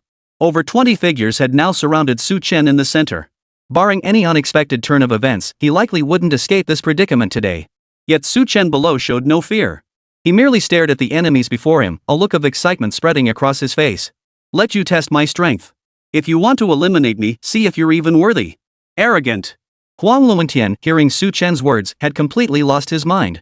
His eyes blazed crimson as he glared at Su Chen, filled with nothing but pure, seething hatred. From childhood to adulthood, no one had ever dared to humiliate him like this. Especially now, after becoming a phantom spirit fighter, everyone regarded him as the future leader of Stone City. Today, this Su Chen had touched the very core of his pride as a prodigy. Even if it meant risking punishment from the school, he would tear this man before him to pieces. Chapter 12, Epic Tier Practitioners, Total Elimination. As Huang Luentian's words fell, Su Chen's gaze swept over the group of novice professionals surrounding him. He wasn't surprised to see these Huang family-trained students here. Without these individuals, the great clans wouldn't dare act so high and mighty. Having been trained by major clans since childhood, these students possessed formidable combat prowess in any combat-oriented class after their class change. In return, they would need to serve these families for a period afterward. For some students, this life proved far more comfortable than attending a prestigious university. Don't hide in the back, come out here. Facing the assault of over 20 opponents, Su Chen showed no trace of fear on his face. Instead, he beckoned to Huang Luentian with a flick of his finger. Seeing this, Huang Luentian seethed with rage, but ultimately refrained from acting himself. To deal with such trash himself would be beneath him, wouldn't it? With a wave of his hand, all the Huang family members nearby charged forward, determined to keep Su Chen here. Die. Ha! A scavenger dares to act so brazenly? Does he really think he's some kind of genius? Today we'll put you in your place. From now on, you'll know better than to come near us. You probably used up all the potion power you swallowed when you just killed that boss, right? Let's see what you've got left to fight us with. These professionals closed in on Su Chen from all sides, leaving him no escape. But as he looked at these men, Su Chen's face twisted into a savage grin. He raised his beast-slaying war blade, then shouted with unwavering resolve. Slash! Though he hadn't mastered any special skills, this single strike sent 4 or 5 professionals crashing to the ground before him. Faced with an attack power of 110 points, even these combat-specialized professionals were powerless to withstand Su Chen.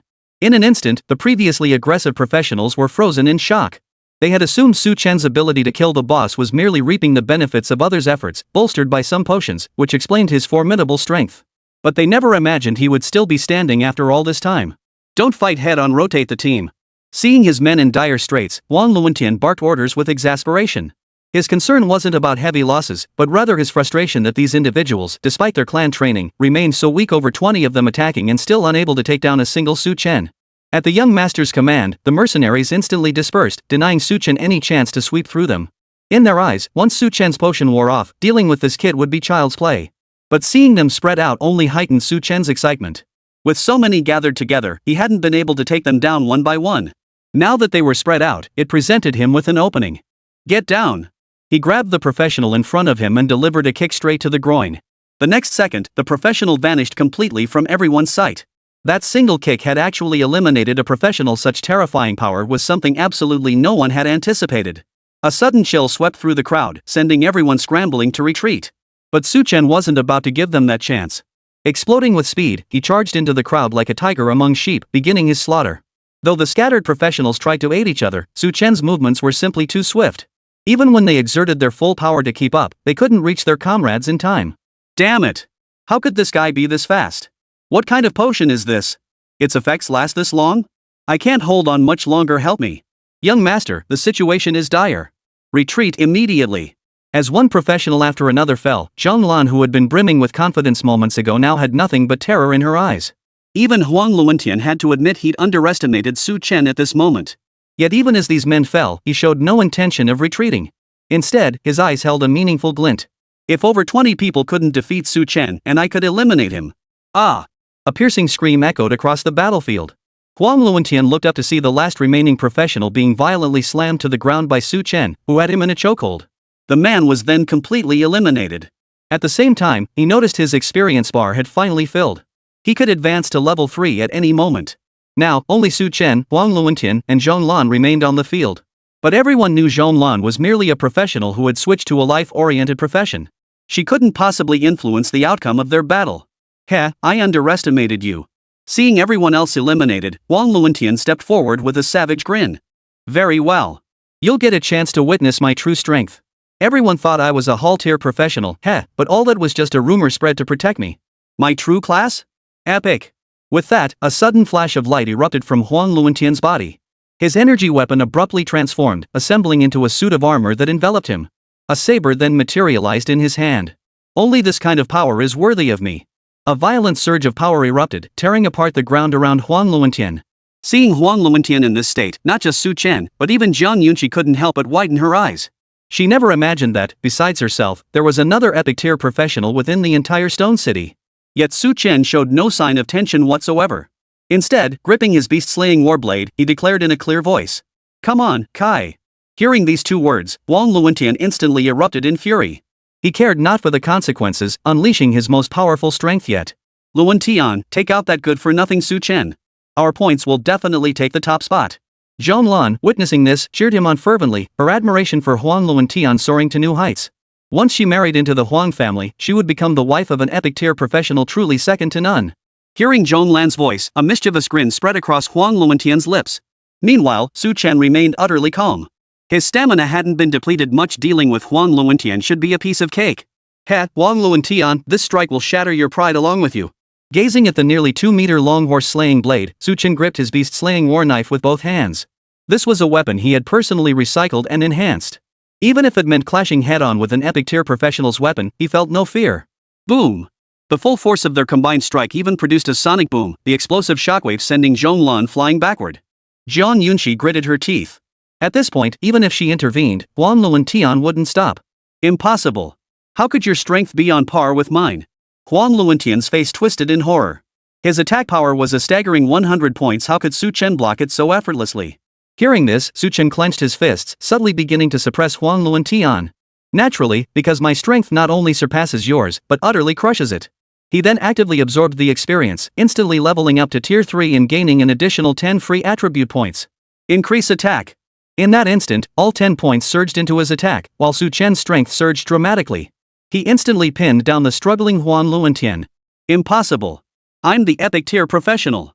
No. Under the crushing pressure of a 20-point attack advantage, Huang Luentian gritted his teeth in resistance, yet ultimately couldn't withstand Su Chen's overwhelming force. The next second, the Beast Slayer warblade struck Huang Luentian's chest, instantly shattering his ribs. His figure instantly became ethereal, expelled from the beginner dungeon. From that moment on, within this Orc Tribe, aside from Su Chen and Jiang Yunqi, there was not a single other professional left. Chapter 13, The Eliminator. Who was Su Chen? At that moment, Su Chen stood in plain sight while Jiang Yunqi watched from the shadows, her eyes wide with shock. She couldn't fathom what kind of profession Su Chen possessed that could eliminate an epic-tier professional. After all, she herself was merely an epic-tier adventurer. If they were to clash head-on, it seemed highly unlikely she could be Su Chen's match. With that thought, she stepped out of the shadows and approached Su Chen directly. How did you do that? Jiang Yunqi's voice trembled, all traces of her usual school beauty charm gone. Hearing her words, Su Chen glanced over, then curved his lips into a faint smile as he replied. Nothing is impossible if you truly desire it. Have faith in your own abilities. This dismissive attitude instantly infuriated Jiang Yunqi. She gritted her teeth, staring at Su Chen without uttering a word. Ever since she revealed her true appearance, hadn't every boy in school become her devoted admirer? Yet when faced with Su Chen, her beauty seemed to hold no advantage whatsoever. Though Su Chen wasn't heartless, his profession was life-threatening. How could he casually reveal it to others? Even under Zhang Yunqi's gaze, which seemed to radiate spring water, Su Chen remained utterly composed. Enough talk for now. Let's tally up our points so far. The exam ends in half an hour. You don't want your score to be a big fat 0, do you? As he spoke, Su Chen pulled up the score panel and began meticulously tallying both his and Zhang Yunqi's points. Seeing Su Chen so oblivious to the situation, Zhang Yunqi could only stomp her foot and grit her teeth before approaching him. After all, though her clan possessed some influence, blatant cheating was unwise. Her scores on the professional exam still needed to appear reasonable. However, she likely wouldn't receive any points from this battle within the Beast Tribe. After all, she had hidden in the shadows throughout the entire battle without participating. If she had any merit at all, it was finding the shortcut that led Su Chen inside. The total points added up to 288. Su Chen quickly saw his total points and couldn't help but feel a twinge of disappointment. The total hadn't even broken 300 points. He thought Huang Luentian was capable of great things, but this small squad of 10 or 20 people had only contributed 88 points. How pitiful. Seeing Su Chen's obvious disdain, Zhang Yunqi's lips twitched involuntarily. This was over 200 points, a score unprecedented in the entire history of Stone City. Even if he deducted a portion from his own tally, Su Chen would still have around 170 or 180 points. Alright, you got 143 points, I got 145. Splitting it evenly like this shouldn't be a problem, right? Su Chen's voice rang out, and upon hearing it, Zhang Yunqi froze in place. After a long moment, she finally snapped back to reality, staring blankly at Su Chen, her tone still a bit dazed. Split it? But I didn't contribute anything. You did all the fighting just now. Wouldn't that be too unfair to you? I think maybe. Zhang Yunqi was about to say more when she saw Su Chen wave his hand dismissively, his expression relaxed. I said we're a team, so the points should definitely be split evenly. Though I, Su Chen, may not be the most virtuous person, I can't bring myself to act against my conscience. So if I take first place in individual points and you take second, that's fair, right? Hearing Su Chen's words, Zhang Yunqi froze in place. She hadn't expected him to be so principled. After all, while she had provided the route, Su Chen had single-handedly handled all the crucial combat. Even if he didn't give her any points, it would have been understandable. Yet seeing the resolute look on Su Chen's face, Zhang Yunqi finally nodded in agreement. Thank you. She clenched her teeth, a blush flushing across her cheeks. Seeing her bashful expression, Su Chen couldn't help but feel his heart beat faster. With little time remaining, they didn't move again but instead sat down to rest and recuperate. But at that very moment, outside, everyone stood anxiously at the entrance of the beginner's dungeon, all eager to know who would claim the top spot on this year's leaderboard. The leaderboard wasn't merely about the number of enemies a student could kill. More importantly, it determined a student's future achievements. Those who reached the top of the leaderboard each year almost invariably achieved great success later in life, often becoming principals of prestigious high schools. Thus, regardless of the cohort, the ranking list remained the most captivating aspect of every professional exam. Countless parents watched with bated breath, hoping to see their child's name among the top ranks. My child will definitely make it into the top 100 this year. After all, they're a combat profession. Sigh, my child is only at the extraordinary level. I wonder if they'll even make it into the top 200. If it weren't for Huang Luentian this year, my son would have claimed the championship. True, Huang Luentian is a Hall of Fame level combat professional. It'd be hard to justify him not winning the championship. TSK, he's clearly championship material. Let's focus on guessing who'll take second place. The crowd was buzzing with heated discussion, yet without exception, everyone dared only speculate about second place, completely overlooking the most crucial first place. After all, everyone knew that with Huang Luentian's Hall-level combat prowess, finding a worthy opponent wasn't just impossible this year, it would be nearly impossible even if you looked back 50 years. Just then, the teleportation gate to the novice dungeon stirred with commotion. Instantly, all eyes turned to the portal. Each ripple signaled another player's elimination, and nearly 2 hours had passed since the last one. So far, nearly 70% had been eliminated, leaving only the elite. Eliminating this group now could only happen through combat between the remaining professionals. Soon, a figure was flung out. The crowd immediately rushed forward to investigate. The next second, over 10 people were flung out. Witnessing this, the onlookers froze in place. What was happening? Eliminating over 10 people at once? Could it be the boss doing the eliminating? As the crowd moved forward to inquire, they saw the first figure tossed out rise to his feet. Instantly, everyone saw his face. Holy crap, it's Huang Luentian. Huang Luentian got eliminated? One person recognized Huang Luentian and let out a loud exclamation. The news spread like wildfire, leaving everyone wide-eyed in disbelief. A crowd stared at Huang Luentian in stunned silence, their mouths gaping wide enough to fit a light bulb. The championship favorite, Huang Luentian, was actually eliminated like this? Faced with the disbelieving stares of the crowd, Huang Luentian was overcome with shame and rage. Gritting his teeth, he stared at his own hands, his eyes filled with loathing.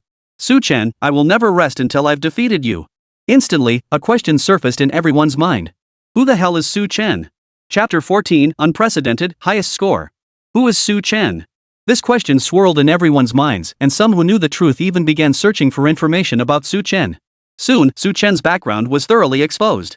His class was Scavenger, and he was an orphan from a family without power or influence. Yet this very individual had eliminated Huang Luentian. The news felt as absurd as an ant defeating an elephant. Regardless, it was now an established fact. Though utterly bewildered, they had no choice but to accept it. Amidst the crowd's bewildered and gawking expressions, members of the Huang family rushed in, hastily escorting Huang Luentian and his companions away.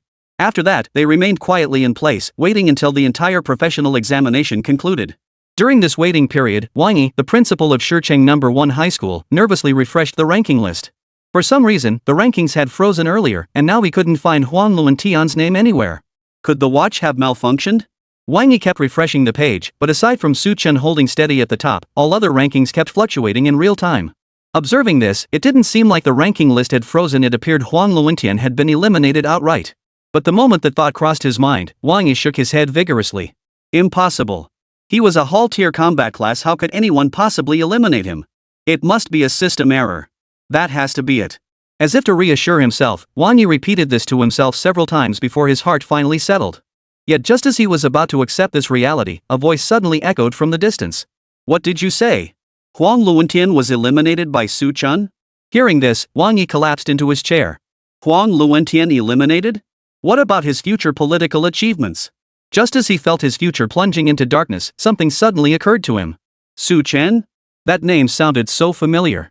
Wang Yi hurriedly opened the ranking leaderboard and immediately spotted Su Chen's name prominently displayed at the top, along with the staggering 145 points behind it. Whoa! Staring at that number, Wang Yi couldn't help but suck in a sharp breath.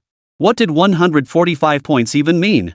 It was nearly a third higher than last year's highest score. Even since the ranking system began, this number far surpassed everyone else. Damn it, how did he pull this off? In all his years as principal, he'd never seen a score like this. It wasn't thrillingly high, it was terrifying.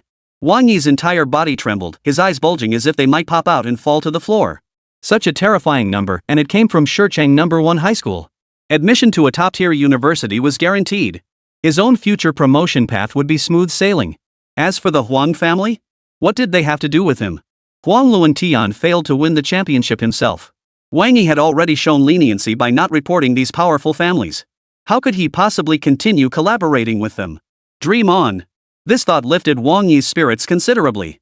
His earlier gloom vanished completely, replaced by a satisfied smile. Soon after, a piercing voice echoed outside the newbie dungeon. Professional exam 1-minute countdown begins, 6059. Inside the instance, Su Chen heard the countdown echoing overhead and slowly rose to his feet. He didn't know his exact score, but having defeated one of the bosses, his points were undoubtedly enough for the championship.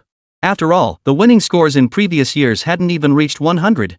With his current tally of 145 points, it would be nothing short of outrageous if he didn't claim the championship. As the professional exam neared its end, Zhang Yunxi turned her gaze toward Su Chen. Where are you planning to take the exam? Though she was reluctant, her curiosity about Su Chen ultimately prevailed. Becoming a scavenger? After all the battles they'd fought together, she wasn't buying that lie. Hearing this, Su Chen shook his head. I don't know. We'll see when the time comes. This score should be enough for top universities to extend offers. I'll go wherever the terms are best. Regarding universities, Su Chen had only one requirement: they must provide him with resources and enable his rapid growth. This newbie dungeon had taught him a lesson: in the world of professionals, might makes right. Hearing his words, Zhang Yunxi felt a pang of disappointment.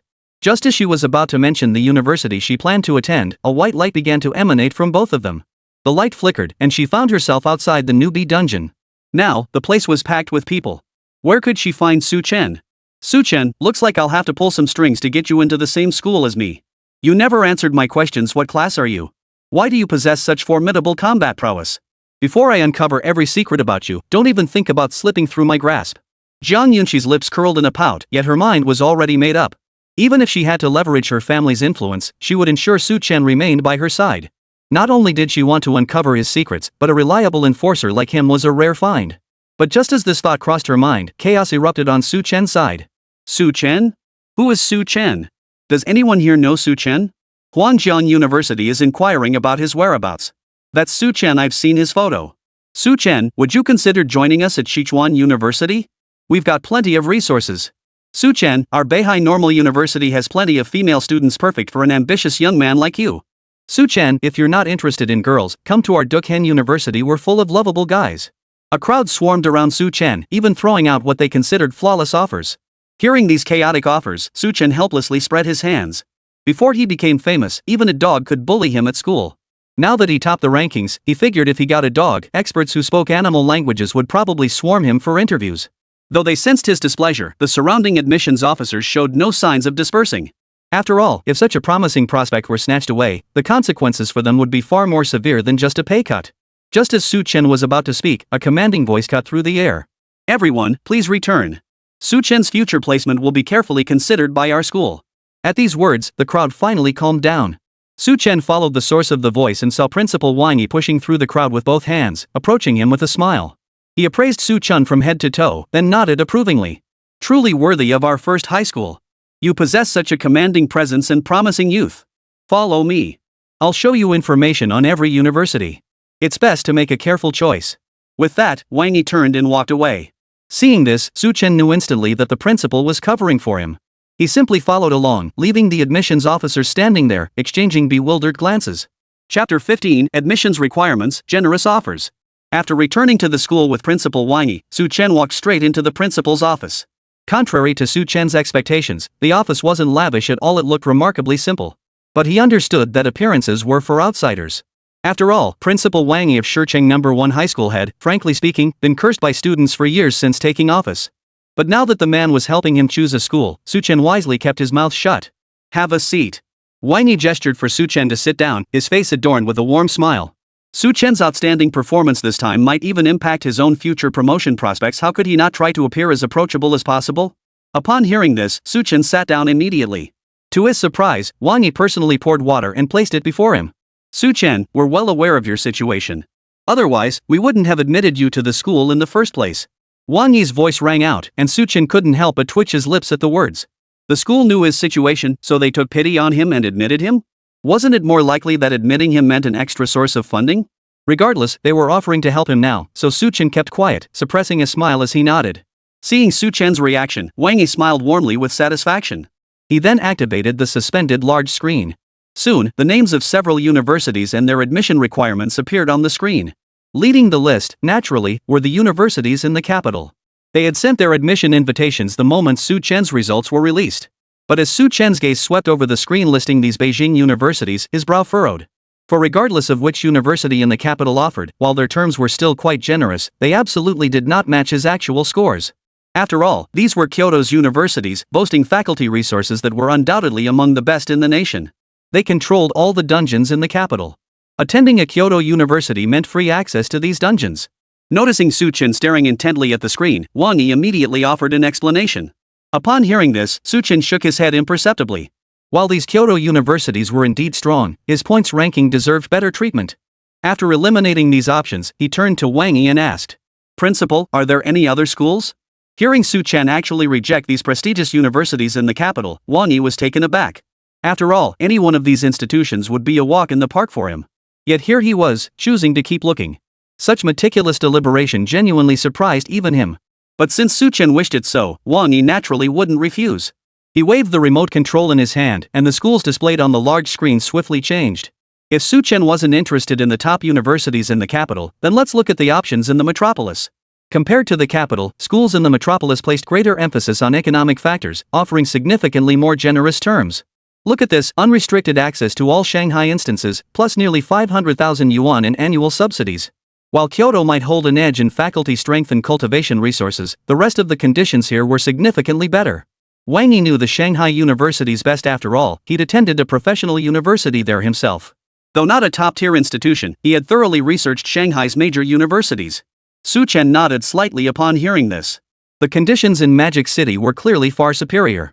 If no other schools were in the running, he might have made his decision right then and there. But he decided to keep looking. Su Chen didn't intend to rush into a decision, especially since he still hadn't reviewed schools from other regions. While the offers from key universities near the Magic City were decent, missing out on other options could prove a costly mistake. After all, with his ability to recycle and enhance items, he naturally wanted to attend a university that was more generous with its offerings. As for faculty strength and such, he didn't place much emphasis on those factors. All right.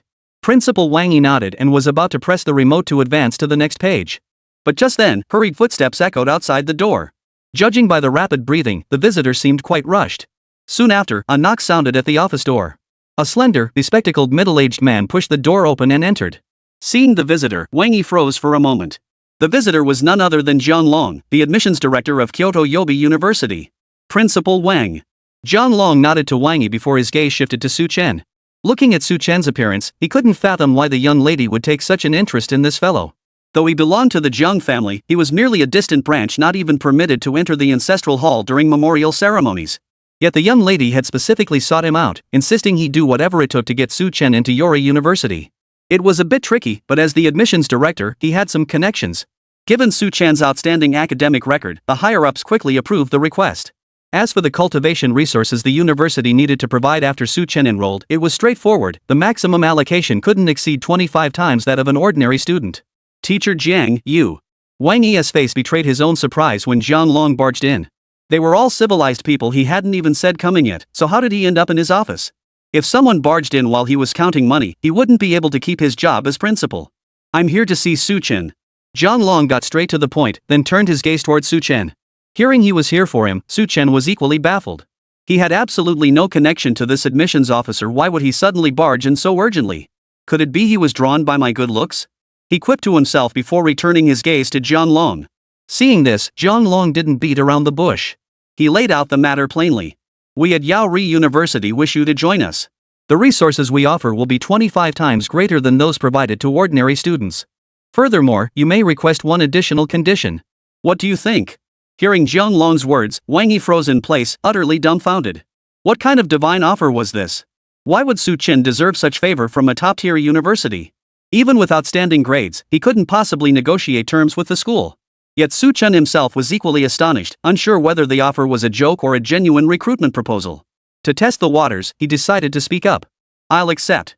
As for the conditions, nothing too difficult, just give me some expired, useless materials. How about that?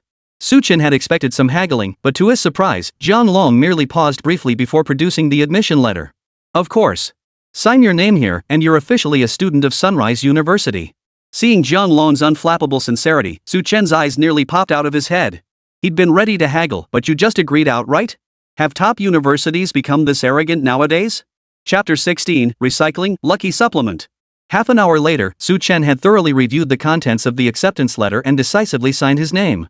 Yet as he stepped out of the president's office, a wave of dizziness still washed over him. Why did it feel like a dream? He rubbed his head, a look of bewilderment still lingering in his eyes. If he hadn't just verified that Yobi University actually existed and that its admissions officer was indeed named Zhang Long, Chen might have suspected he'd applied to a diploma mill. After all, with such favorable conditions and the fact that Yobi University was a key vocational institution, the more he thought about it, the more surreal it felt. Alright, see you in September. But Zhang Long, having successfully completed the young lady's task, paid no heed to Chen's confusion. His mood was exceptionally high at that moment. After all, the matter had gone exceptionally smoothly. He might even gain the favor of the Zheng family's main branch afterward, and further advancement in the future wasn't out of the question. As for President Wang Yi, he was positively beaming. After all, as a key university that had only recently risen to prominence, Yaori University didn't have a large student body to begin with. Consequently, Chen would undoubtedly receive more resources than he would have at other institutions. Add to that Chen's record-breaking achievement, this time he had to take credit for that, no matter what. His future looked bright. Wang Yi already envisioned a smooth path ahead, perhaps even landing a teaching position at a prestigious high school in the provincial capital. As for Chen and Zhang Long, the two had already left Shicheng No. 1 High School. Before parting, Zhang Long approached Chen and produced a small pouch. Seeing the distinctive spatial symbols on the pouch, Chen knew instantly that this was a spatial storage bag with its own internal dimensions. These are some cultivation resources the school has given you. Don't slack off too much during the summer break. After all, top universities are never short of geniuses. Zhang Long offered this parting advice before boarding his private vehicle and departing. Recruiting a prodigy like Chen was already a significant gain for him. Moreover, strengthening his ties with the Zheng family's main branch would prove immensely beneficial for his future. Alright, thanks for the reminder. Chen nodded with a smile, watching Zhong Lan's vehicle kick up a cloud of dust as it sped away. Only after the figure vanished completely from sight did Chen turn his attention to the storage pouch. However, now was not the best time to inspect it. Chen tucked the bag close to his body and headed straight back to his home. Though he called it home, it was merely a dilapidated small building relief housing provided by Cheng after his parents' deaths. Pushing open the rusted metal gate, Chen slipped inside. Immediately, a faint, musty scent of decayed wood filled his nostrils. Seeing the thin layer of dust covering the table, he couldn't help but sigh. Since starting my senior year of high school, I've been coming home less and less. After that, I'll be off to university in Kyoto, and this house will probably be reclaimed by the government. At this thought, Chen couldn't help but shake his head in a sigh of emotion. But he soon pulled himself together and proceeded to clean the entire room. Once finished, he sat down on the sofa, holding the storage pouch Zhong Lan had given him. Open! Chen murmured softly, and suddenly the storage pouch in his hand began to expand. One by one, the materials inside spilled out onto the floor. In an instant, the already modestly sized room became incredibly cramped. Surveying the array of materials and potions scattered across the floor, Chen raised an eyebrow. He never expected the Sun University to be so generous. He held a vial in his hand, and its detailed information appeared before his eyes. Speed Enhancer increases speed attribute by 10 points for 5 minutes after consumption. Staring at the enhancement potion, Chen couldn't help but gasp. Though just an ordinary potion, its price alone would run into the tens of thousands. And here, there were over 10 bottles totaling well over 100,000 yuan. Wow, top-tier universities sure know how to spend. Chen mused to himself before running his fingers over every single booster in his hand. Besides the speed enhancer, he had a few of each other typed to some extent. Ha! What's this? Amidst these boosters, he spotted a bottle with faded markings. The patterns on it had become blurred, and even the color on the cap was barely discernible. Chen picked it up and immediately understood the purpose of this vial. Expired luck potion, a long-expired luck potion that has completely lost its original magical effects. Consumption may prove fatal. Recyclable. Staring at the luck potion in his hand, Chen couldn't help but pause in surprise. An expired luck potion? Why would Zhong Lan have this in his spatial storage bag? Never mind. Recycling it first. Though he couldn't fathom its origin, Chen had no time to ponder further. He took the luck supplement and silently murmured. Enhanced recycling. The next second, a white light appeared, instantly enveloping the expired luck potion. Chen felt all his stamina drain away instantly. His legs buckled and he collapsed onto the sofa. When he came to his senses, the white light in his hand had completely dissipated. The expired luck potion was long gone, replaced by a brand new vial. Tier 3 luck potion, luck plus 20. An extremely valuable potion. Staring at the luck potion, Chen's face was now filled with excitement. His luck stat had only been at the base 10 points. Consuming this luck potion would increase it by 20 points. This would instantly elevate his luck value above most practitioners. Not only would he surpass newcomers, but even some high-level practitioners might fall short of his newfound luck.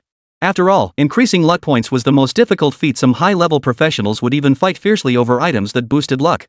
Down the hatch. With that thought, Chen poured the luck potion straight into his mouth. The next second, a warm current flowed through his body before vanishing without a trace. Chen examined his hands, then scanned his body with his senses, only to find no discernible changes. He opened his interface. Seeing this, he even wondered if the potion hadn't taken effect. But the very next second, his personal interface appeared before his eyes, and his luck stat had indeed increased to 30 points. Maybe I'm just bad at sensing luck, so I couldn't feel the change. He shrugged and closed the panel.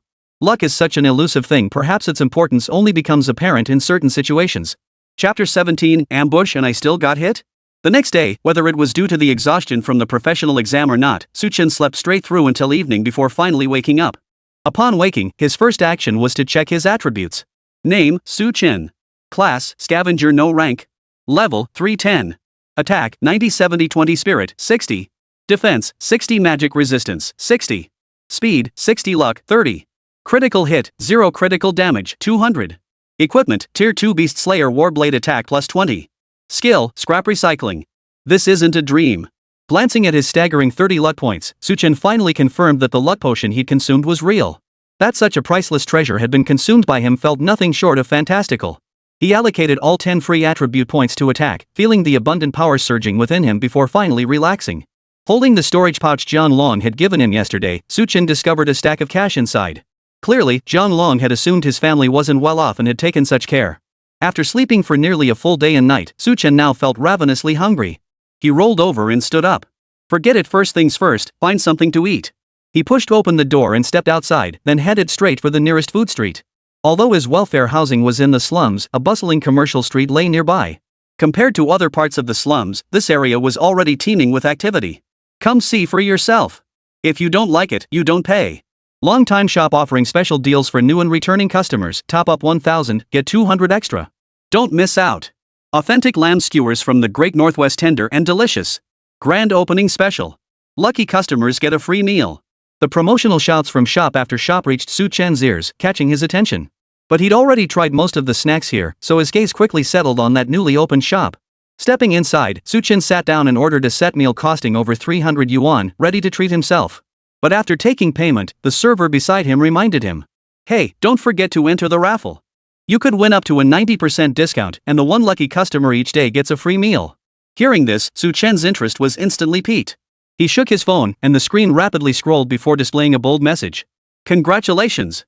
You're our lucky customer. Please present your receipt to staff for a free meal.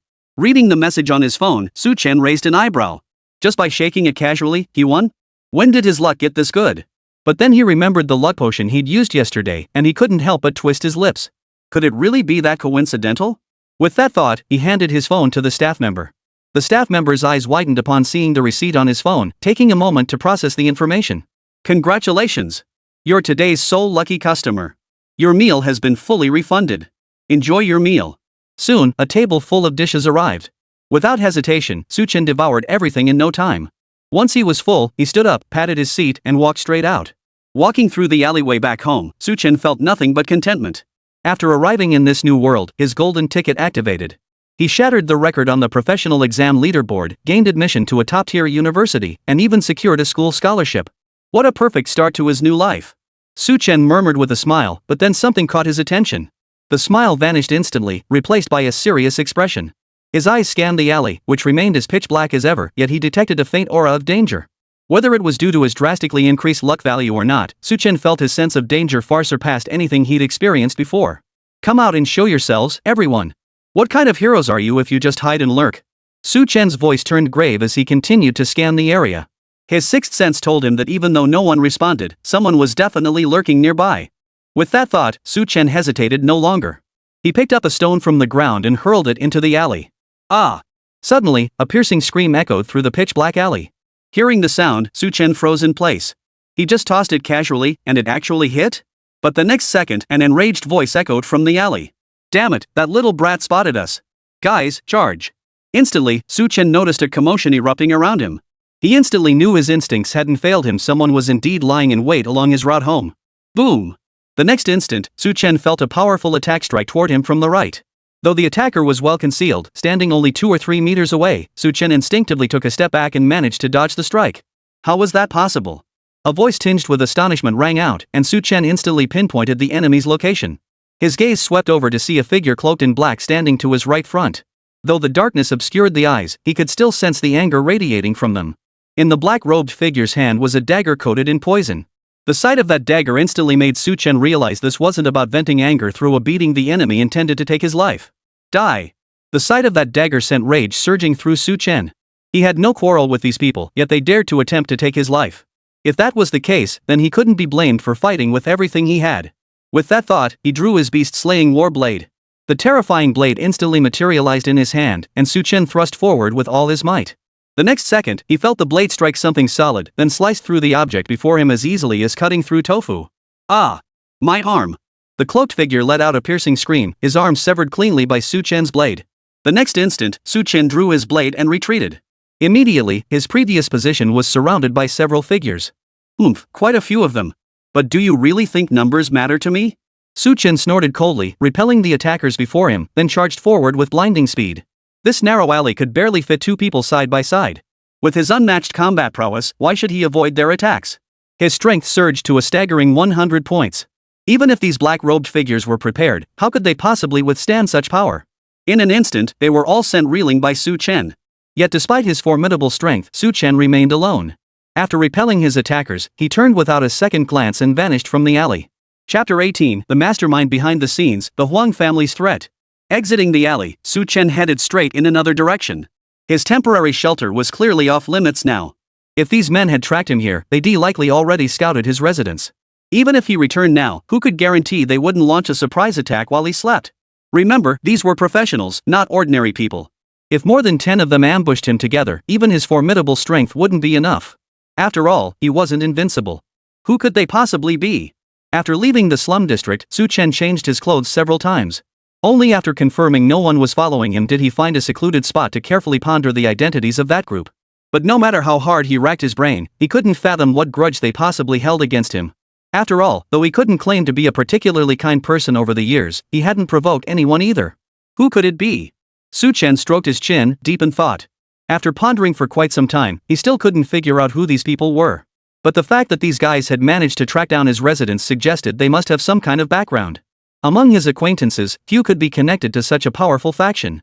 Jiang Yunqi likely belonged to some prominent family, though he couldn't be certain. Yet two individuals were undeniably connected to major clans. Huang Luantian and Zhong Lan. In an instant, these two names sprang to Chen's mind. Regardless of other factors, their personal connections to him alone made them prime suspects. After all, Zhong Lan had betrayed him, and Huang Luantian had been stripped of his top spot on the leaderboard by Chen. If that was the case, then these two were undoubtedly the most likely perpetrators. If that was indeed the case, then don't blame me for being ruthless. Chen's eyes narrowed slightly, a deep, murderous intent flashing within them. If Huang Luantian and Zhong Lan were indeed the ones scheming behind the scenes, they'd better not give him a chance. If possible, Chen would make these two understand that even with his temperament, he wouldn't tolerate being bullied like this. This thought only intensified the burning desire for power within Chen's heart.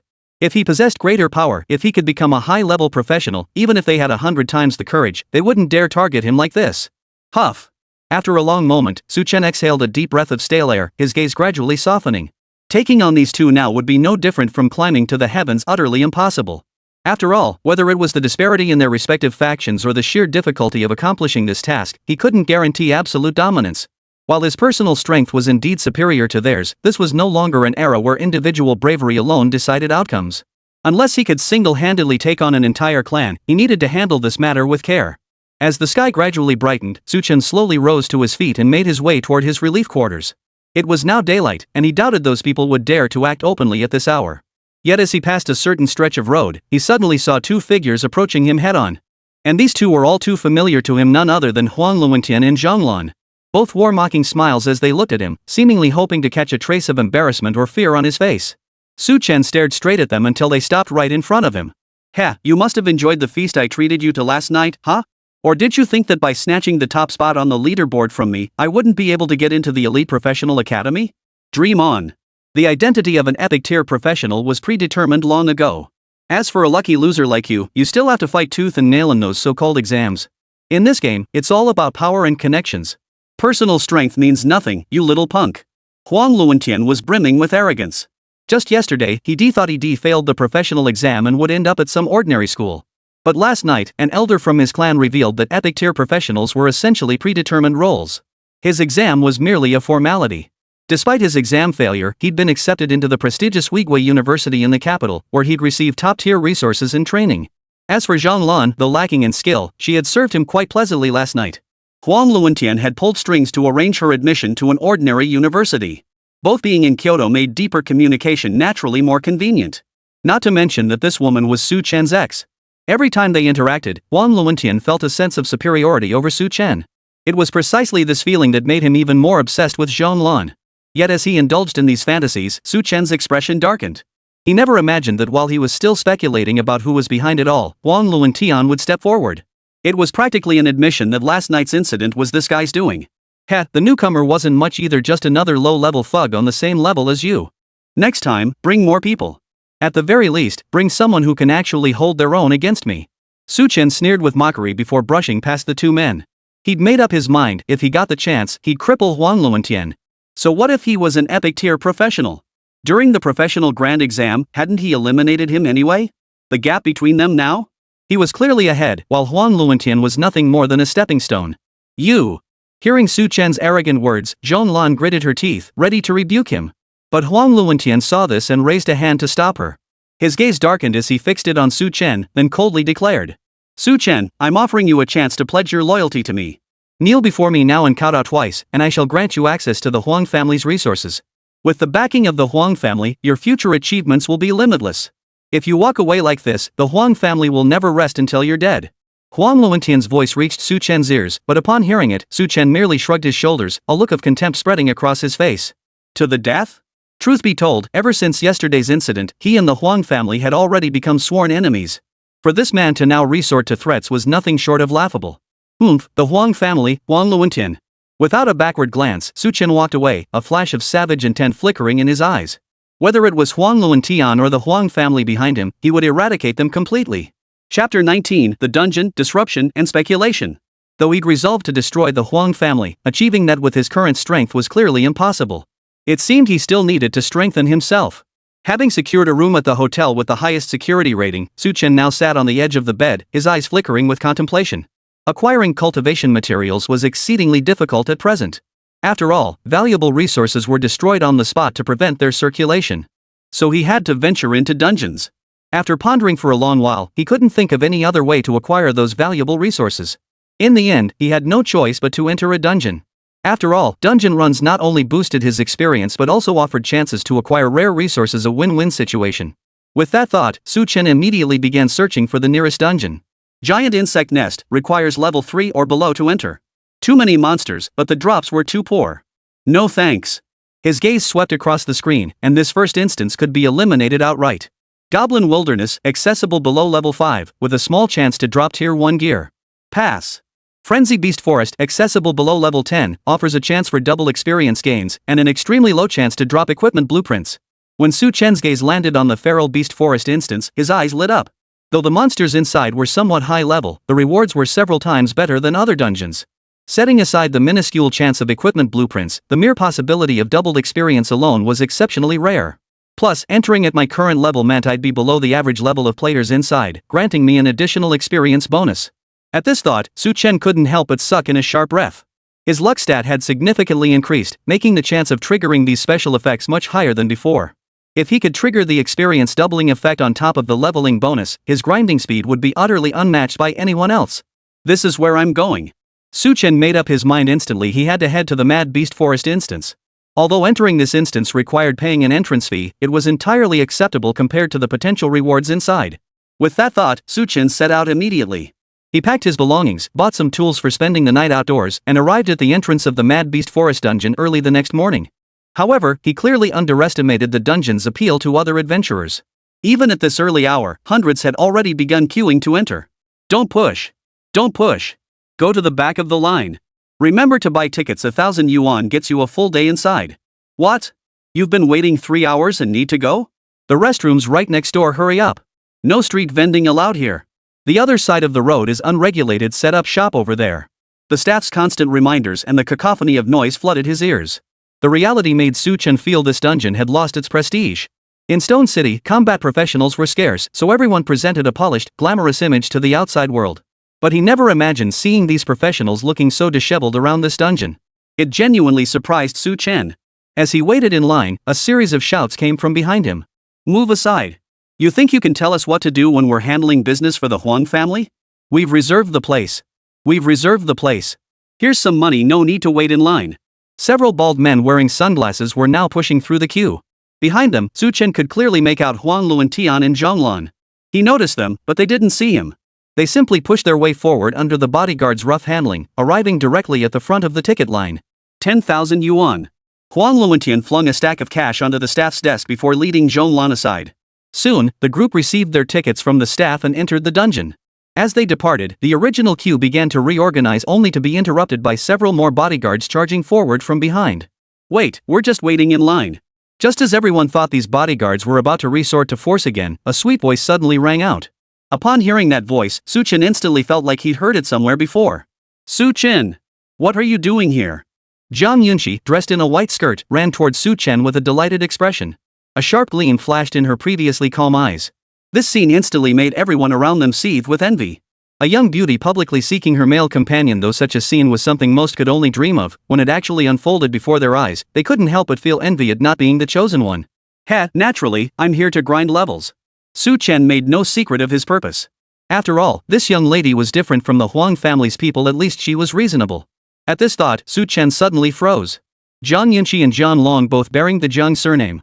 Could they possibly be related? But one was the admissions director of a prestigious university, while the other was merely the young lady of some family in Shurcheng. They probably weren't connected. But Zhang Yunqi wasn't dwelling on such thoughts. She simply smiled at Su Chen and said lightly, "Let's go. There's no one ahead of us, we can be the first ones in. I'll cover the tickets, so don't refuse." With that, she led Su Chen forward. The crowd, who had been fuming over Huang Luantian cutting in line, now cheerfully parted to make way. Regardless of whether they recognized Zhang Yunqi's status, the mere sight of this beautiful young woman's smile was enough to make the group of professionals willingly step aside. Witnessing this, Su Chen couldn't help but marvel. Sometimes good looks truly were an advantage.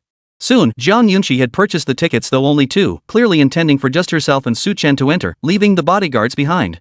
"Miss, this isn't quite right. The master instructed us to ensure your safety." One of the bodyguards stepped forward awkwardly. They were merely hired hands, bound to prioritize their employer's demands. Hearing this, Zhang Yunqi didn't want to put them in a difficult position. She pulled out a wad of cash. "Su Chen and I are classmates. We even teamed up during the professional exam. With the top-ranked player by my side, what security concerns could there possibly be? Stay nearby for a few days. I'll contact you after I exit." With that, she tossed 2,000 yuan to the guard under Su Chen's stunned gaze, then pulled him straight into the instance. Even at the very last moment before entering the instance, Su Chen still hadn't fully processed what had just happened. A girl who casually hands over 20 grand to a bodyguard? She must be some rich heiress from a powerful family. Chapter 20, Encountering the Boss, Strike. Dragged by Zhang Yunqi into the instance entrance, Su Chen felt a flash before his eyes, and the next second, he appeared inside the instance. Immediately, the roars of monsters echoed in his ears. If not for his absolute confidence in his own strength, he might have wondered if these beasts could tear him apart alive.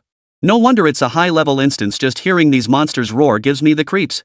A flicker of fear crossed Zhang Yunqi's eyes before her almond-shaped eyes turned to Su Chen. But Su Chen, oblivious to her gaze, was instead observing everything within the mad beast forest with keen interest. Surrounding them was a primeval wilderness forest. Not a trace of human activity marred this place. Lush trees shot skyward, and dark shadows of monsters darted through the jungle from time to time. This was the beast forest. Surrounded by such untamed primal beauty, Su Chen couldn't help but feel moved. Having lived in the city for so many years, this was his first encounter with such a wild and untamed scene. Seeing Su Chen like this, Zhang Yunqi rolled her eyes. Here she stood, a stunning beauty, yet he remained utterly indifferent to her presence, instead marveling at the scenery around them.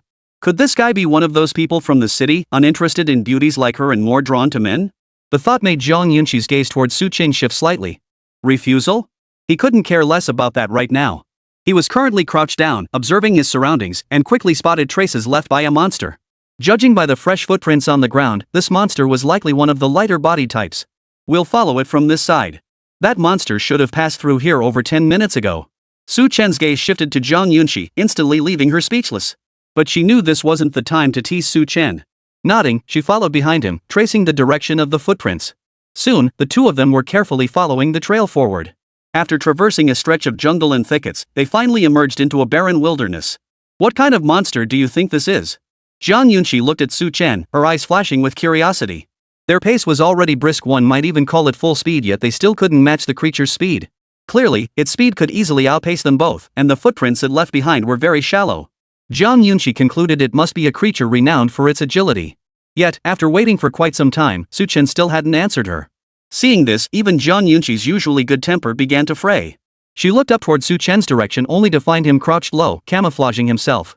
He seemed to have spotted something. This sight instantly made her heart tighten. She quickly crawled over to Su Chen's side, eager to see what was happening ahead. The moment she reached him, Zhang Yunqi gasped in shock. Su Chen swiftly covered her mouth with his hand. Shoo! Su Chen's expression turned unusually stern, his composure shattered. It was a boss of the beast forest, the swift spirit leopard. A monster 4 or 5 meters long lay sprawled on the ground, its body adorned with faint blue patterns. With each breath, gusts of wind swept past its sides. This was one of the bosses of the frenzy beast forest, the swift spirit leopard. As one of the most troublesome beasts in the mad beast forest, it possessed terrifying boss-level attributes. Its agility far surpassed most practitioners of the same level. Coupled with its ferocious attack drive, it has earned a fearsome reputation throughout the mad beast forest. Countless Stone City adventurers had attempted to defeat it, only to return empty-handed.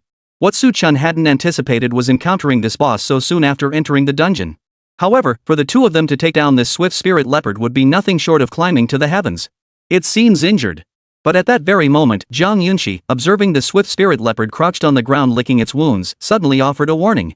Hearing her words, Chen glanced over and was startled to see the boss covered in tiny wounds, clearly the result of a fierce battle. Moreover, the faint blue aura swirling around the swift spirit leopard was unmistakably the sign of a boss entering its enraged state. This signified one thing: the swift spirit leopard's health was now below 5%. Could it be that a party had been hunting this boss, only to let it escape in the end? Chen stroked his chin, finding his conjecture quite plausible. After all, this was a level 6 boss. Even if a full team failed to defeat it, its escape was entirely plausible. Noticing this, Chen decided to abandon the boss for now. After all, a team capable of wounding the swift spirit leopard this badly must be exceptionally powerful. Neither he nor Zhong Yunqi stood a chance against such opponents. Moreover, boss stealing was always a contentious endeavor. Even though Chen was tempted to try his luck with this boss, he dared not act rashly. However, after waiting over 10 minutes, the team he had anticipated did not arrive. Instead, the swift spirit leopard's wounds began to slowly heal. The enraged state triggered by its health dropping below 5% dissipated, clearly indicating it had regained some stamina. Let's go. Seeing this, Zhong Yunqi's tone grew impatient. After all, if no one came, wouldn't they just have to wait forever? Though she understood Chen's reasoning, with such a powerful boss right before them, she couldn't remain indifferent. Hearing her words, Chen nodded. After waiting this long with no one arriving, it could only mean one thing: the swift spirit leopard hadn't escaped. It had driven off the entire group attacking it. At this realization, Chen's eyes narrowed. If that was the case, then this wasn't about snatching a boss, it was about seizing the opportunity to finish it off. Let's move. He nodded, then led Zhong Yunqi to flank the swift spirit leopard from 2 directions. Once both were in position, he drew his beast slayer warblade. At this moment, the boss had fallen into a deep slumber, a state that allowed it to rapidly recover its stamina. For Chen, this presented a golden opportunity. Chen, blade in hand, tiptoed silently toward the swift spirit leopard. Now, he could finally see the wounds on the boss's body clearly. They were still tinged with a faint purple toxin. The effects of its critical injuries still lingered. A smile touched Chen's lips. It seemed the swift spirit leopard had regained some health, but it couldn't have exceeded 10%. He raised his beast-slaying blade high, then brought it crashing down with a fierce swing toward the swift spirit leopard's neck. Roar! Startled by the sudden attack, the slumbering boss let out a wail before plunging into a berserk state. By then, Chen had already withdrawn his blade. With the swift spirit leopard's health nearly depleted, he only needed to seize the right moment to deliver the finishing blow. Chapter 21, Luck Strikes, Monster Stealing? Roar! The swift spirit leopard roared, its energy rippling out to form a whirlwind. Chen had already retreated 3 or 4 meters away, drawing the beast's attention to himself, while Zhong Yunqi hid in the grass behind the swift spirit leopard. Though Chen knew Zhong Yunqi's class appeared to be purely support, he refused to believe she'd bring so many bodyguards without a single offensive item. Given the swift spirit leopard's pitiful health pool, it stood no chance of escape if she seized the opportunity. He hoped she wouldn't be too foolish. Given her performance during the professional exam, Chen held little hope for any spectacular plays from Zhong Yunqi. Now, he only hoped she carried some offensive items so they could smoothly take down this boss. Before Chen could dwell on it further, the swift spirit leopard lunged at him, claws outstretched. To this low-level boss with its simple intelligence, Chen's very presence was a direct threat to its life. Even with its health depleted to the brink, it still charged forward to fight Chen to the death. After all, as a boss, the swift spirit leopard's lifespan was nearing its end. Otherwise, how could it have been targeted by a mere 3rd-level rogue? As the swift spirit leopard charged toward Chen, the surrounding wind energy formed a shield-like barrier, deflecting his attacks and preventing any damage. Faced with this situation, Chen could only struggle to hold his ground. Fortunately, his attributes were formidable to begin with, and with the experience gained from the previous battle, the swift spirit leopard's fierce attacks only managed to inflict minor wounds on Chen. Thud! Swinging his beast slayer warblade, Chen parried the attack. Yet the swift spirit leopard's hind legs couldn't bear its own weight. Its legs buckled beneath it, and it collapsed to the ground. Now! Yet even though the beast was down, Chen couldn't find an opening to strike. His words weren't meant for himself, but for Zhong Yunqi, hiding nearby. The next second, the swift spirit leopard's claws flashed. Even sprawled on the ground, it still blocked the front completely, leaving Chen no opening whatsoever. What it hadn't anticipated was that Chen didn't attack. Instead, a sharp pain suddenly shot through his back. Zhong Yunqi held a scroll now reduced to shreds, its power coalescing into a massive greatsword. The blade plunged directly into the swift spirit leopard's midsection, its blade now tearing through its internal organs. Roar! Though it still wanted to resist, the swift spirit leopard's life, already as fragile as a candle in the wind, was extinguished in that instant. No matter how much resentment it harbored, it could only stare wide-eyed in death, its eyes refusing to close. Watching the fallen swift spirit leopard, Chen strode forward swiftly and plunged his beast slayer warblade into its heart multiple times. To prevent any feigned death, his caution was entirely justified. Is all that caution really necessary? Zhang Yunqi watched Su Chen's actions and let out a soft chuckle. Still, she understood why he was so cautious after all, his own life mattered most. It might seem timid, but it was actually the most reliable approach. Pulling the blade free, Su Chen's expression finally relaxed. The next second, an interface panel abruptly appeared before him. Congratulations on defeating level 6 boss, Swift Spirit Leopard. Congratulations on triggering double EXP, earning 6000 EXP. Congratulations on dropping tier 2 equipment, Agile Dagger. Agile Dagger, a weapon exclusive to female practitioners. Increases damage by a percentage based on the user's speed, up to a maximum of 100%. Seeing the panel suddenly pop up, Su Chen's expression instantly turned somewhat peculiar. A weapon specifically designed for female adventurers, didn't that make his own desperate struggle here seem rather ridiculous? But thankfully, he had a female teammate with him. At least she could use this weapon. Here, this weapon is yours. Su Chen tossed the Agile Dagger to Zhang Yunqi, his tone surprisingly light. Since he couldn't use it anyway, handing it to Zhang Yunqi seemed like a perfectly good choice. Seeing this, Zhang Yunqi caught the dagger and began wielding it with surprising skill. Observing her, Su Chen concluded she possessed some combat ability after all. It was just that, due to her class, she couldn't deal any damage beyond basic attacks. Thank you. Zhang Yunqi tucked the dagger away, her face breaking into a smile as she looked at Su Chen. You don't need to share the experience points with me. Take them all with you when you leave. Here's 50,000 yuan. While it won't buy you a tier 2 item, it should help improve your situation. With that, Zhang Yunqi transferred 50,000 yuan directly to Su Chen's account. Seeing the unexpected 50,000 yuan appear in his account, Su Chen couldn't help but smile. This little girl's not half bad. At least she understands the importance of keeping accounts clear between close associates. If she hadn't offered compensation, he wouldn't have known how to bring it up himself. Thank you. Su Chen clasped his fists in a bow of thanks toward Zhang Yunqi, and the two prepared to turn and leave. The boss was dead. Lingering here would only waste time. Besides, this Swift Spirit Leopard was likely the target of some other team. Though they'd waited a long time before acting, getting caught red-handed would leave them with no defense. Therefore, they immediately turned to leave, intending to find another location to set up camp. But just then, they suddenly heard footsteps rapidly approaching from the distance. The Swift Spirit Leopard's tracks lead this way. Haha, young Master Huang, we really had to mobilize quite a few men to severely wound that fellow. And quite a few of our men are now laid up in the infirmary. You see. I know. I'll pay you a little extra, just hurry up and lead me to the boss. Stop wasting time here. Got it. Follow me. If that beast makes a move, I'll be the first to jump on him. Hearing that familiar voice, Su Chen and Zhang Yunqi exchanged glances, instantly recognizing its owner. Huang Luentian. They hadn't expected that the boss they just defeated had already been claimed by Huang Luentian. But leaving now was clearly out of the question. So Su Chen decided to stay put and wait for the other party's arrival. Before long, a group burst out from the bushes, scanning their surroundings warily. Behind them, Huang Luentian sat atop a dumpling, currently engaged in a tender moment with Zhong Lan. Who are you? The gaunt middle-aged man leading the group spotted Su Chen and Zhang Yunqi in this location and instantly leapt forward, barking the demand. His gaze then fell upon the motionless Swift Spirit Leopard lying behind the two. Instantly, he realized something. Guards! Someone dares to steal young Master Huang's boss. Surround them immediately. Don't let them escape. We'll teach these two a lesson today.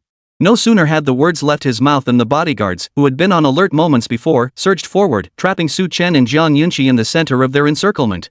Chapter 22, If you're weak, train harder. In an instant, over a dozen men surrounded Su Chen and Zhang Yunqi. The bodyguards glared at them menacingly, seemingly waiting for the middle-aged man's command to pounce and subdue the pair. Yet this commotion caught the attention of Huang Luentian, seated in his sedan chair. His gaze shifted from Zhong Lan to the scene ahead, and he couldn't help but pause in surprise. Ha! Su Chen, it's you again, you little bastard. The moment Huang Luentian saw Su Chen, his entire expression twisted into a savage grimace. He gritted his teeth, consumed by a desire to tear Su Chen to shreds right then and there. Yet when his gaze fell upon Zhang Yunqi, not a word escaped his lips. Only a shadow of dark, covetous desire flickered in his eyes. Huang Luentian, release us immediately. Zhang Yunqi's sharp rebuke rang out, her unapologetic tone making Su Chen shake his head in exasperation. If Huang Luentian truly intended to release them, why would he need Zhang Yunqi to speak up? Sure enough, Huang Luentian snorted coldly upon hearing her words. Let you go? You stole my boss, and now you expect me to just let you walk away? This world doesn't work that way. Leave behind whatever loot the boss dropped, and Su Chen stays with me. Then you, Zhang Yunqi, can go. With his overwhelming numbers, Huang Luentian had no intention of letting Su Chen leave so easily. As for Zhang Yunqi, she had powerful connections. While he dared not provoke her, Huang Luentian wasn't someone to be trifled with either. If she didn't know when to back down, he wouldn't mind taking this stunningly beautiful girl for himself and savoring every moment. Huang Luentian's words left Zhang Yunqi stunned. She couldn't fathom why this man was being so stubborn now. Back in the outside world, while he might not always heed her words, he certainly wouldn't refuse so decisively. However, upon witnessing this exchange, Su Chen had already silently prepared for battle. After all, a spoiled brat like Huang Luentian almost always acted entirely on his own whims. To make him back down, Su Chen could only think of one way: smash the brat's skull. I'll count to 3. If you don't leave by then, don't blame me for not showing the Zhang family any mercy. Sure enough, seeing Zhang Yunqi had no intention of yielding so easily, Huang Luentian abandoned all pretense and issued a direct threat. 12. As his voice echoed, Su Chen's gaze shifted toward Zhang Yunqi. Su Chen's lips twitched, and she instantly grasped his meaning. 3. Sigh. I thought you were a reasonable woman, but it turns out you're just as stubborn as the rest. Go ahead and do it, just don't mess up her face. Huang Luentian waved his hand, signaling he intended no mercy this time. Hearing their master's command, the bodyguards wasted no time in acting. Over a dozen bodyguards surged forward, ready to subdue Su Chen. But before they could act, Zhang Yunqi suddenly unleashed several skills. All attributes plus 50, duration, 5 minutes. Seeing his attributes boosted so dramatically, Su Chen wasted no time. He leapt forward, charging into the bodyguards' ranks first. Like a god descending from the heavens, he shattered the first guard's arm. Ah! The bodyguard let out a pained scream. Though he was a combat class, he was still just a regular person. Such intense agony instantly robbed him of his ability to fight. Su Chen then charged like a tiger into a flock of sheep, commencing his slaughter. Against his terrifying attributes, these bodyguards were utterly insignificant. They might be formidable opponents for ordinary professionals, but in Su Chen's eyes, this group of bodyguards was nothing more than a swarm of slightly larger ants. Every strike and move carried terrifying force. Though the bodyguards possessed decent stats, they ultimately couldn't compare to Su Chen. Within a mere 3 minutes, every single bodyguard lay sprawled on the ground, limbs severed, limbs broken, utterly incapable of further combat. As for why he spared their lives? Simply because Su Chen had no personal grudge against them. These men were merely following Huang Luentian's orders, they were just doing their jobs for pay. Why should he torment these men trying to earn a living? Heh, and now you want us to hand over the loot dropped by the boss? Su Chen's gaze turned mockingly toward Huang Luentian, whose face had turned ashen. He never imagined that the very men he relied on couldn't even take down a single Su Chen, let alone be utterly defeated by him in such a short time. Not only had he lost face, but now Huang Luentian himself was in danger. Damn it! Oomph! I'll take you on myself. Huang Luentian's voice was icy as he leaped down from the sedan chair, handing his sable coat to Zhong Lan. Zhong Lan accepted it with a flattering smile, then shot Su Chen a disdainful look. You penniless scrub, do you even know what family influence means? After the professional exam, Luentian had undergone several days of grueling training. His current strength was incomparable to his former self. All you can do is crawl on the ground and beg for mercy, not put up this kind of futile resistance. Zhong Lan's tone dripped with contempt, as if she believed she had already secured her place by clinging to the Huang family's powerful influence. Su Chen heard her words and gave a cold laugh, utterly unwilling to engage with this madwoman who sold her body for money. How utterly ungrateful! Seeing Su Chen remain completely unmoved, Huang Luentian snorted coldly before lunging toward him. He made no attempt to conceal his profession, his psionic armor instantly enveloping his entire body, transforming him into a mobile fortress. Yet upon seeing this, Su Chen simply placed Zhang Yunqi behind him and stepped forward. Very well, then. Let me see if you've improved. Su Chen swung his blade fiercely, a piercing blade light erupting before him. Yet Huang Luentian's psychic armor deflected the slashes cleanly. Unfazed, he charged straight toward Su Chen. Ha ha, you little bastard, meet your end. Huang Luentian snarled, his fist crashing down toward Su Chen. But the next second, he found his fist clamped down by Su Chen. No matter how hard he strained, he couldn't budge an inch. How is this possible? Huang Luentian's face twisted with shock and terror. He had grown stronger, why was he still no match for Su Chen? Suck at it? Just practice more. Next time you see me clamp down on your dogtail, you'd better run for your life. Su Chen merely snorted coldly before slamming Huang Luentian to the ground.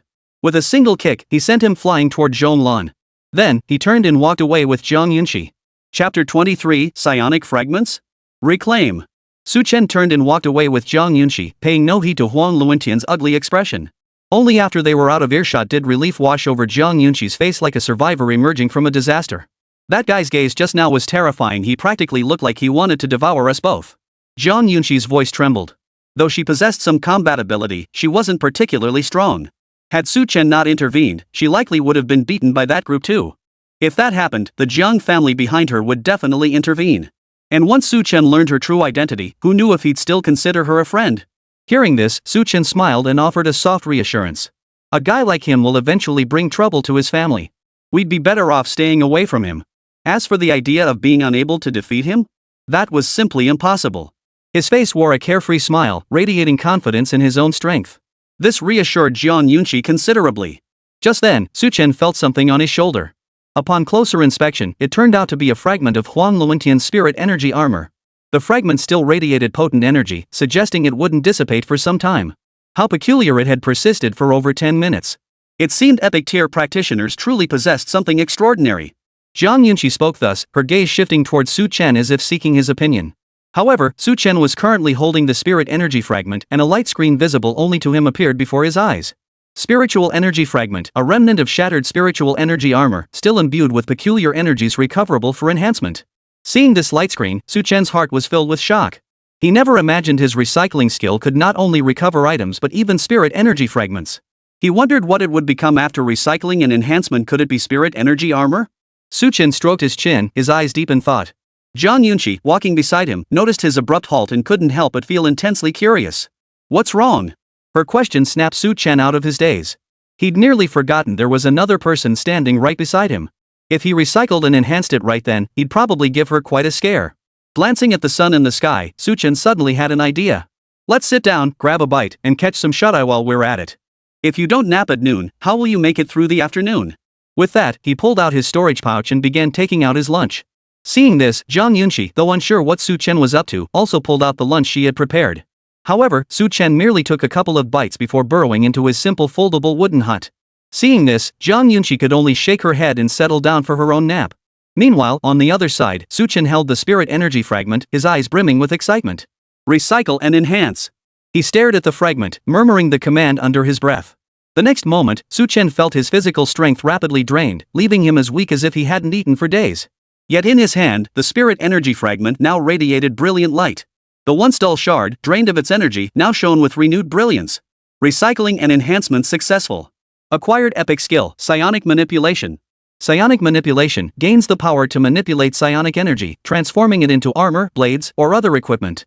Simultaneously enhances all attributes by 10%. Duration, 10 minutes. Cooldown, 12 hours. Premature termination refunds partial cooldown time. Seeing the suddenly acquired skill, Su Chen was instantly filled with delight. Before acquiring this skill, he had assumed the psychic fragments could only transform into psychic armor or psychic blades. He never imagined they could directly grant a skill, and an epic tier 1 at that. This Huang Luentian, I can't even bring myself to hate him. The first time I encountered him in a dungeon, I casually took down the Orc chieftain boss and topped the leaderboard. Today, encountering Huang Luentian again in the dungeon, I not only killed the boss but also gained an epic skill.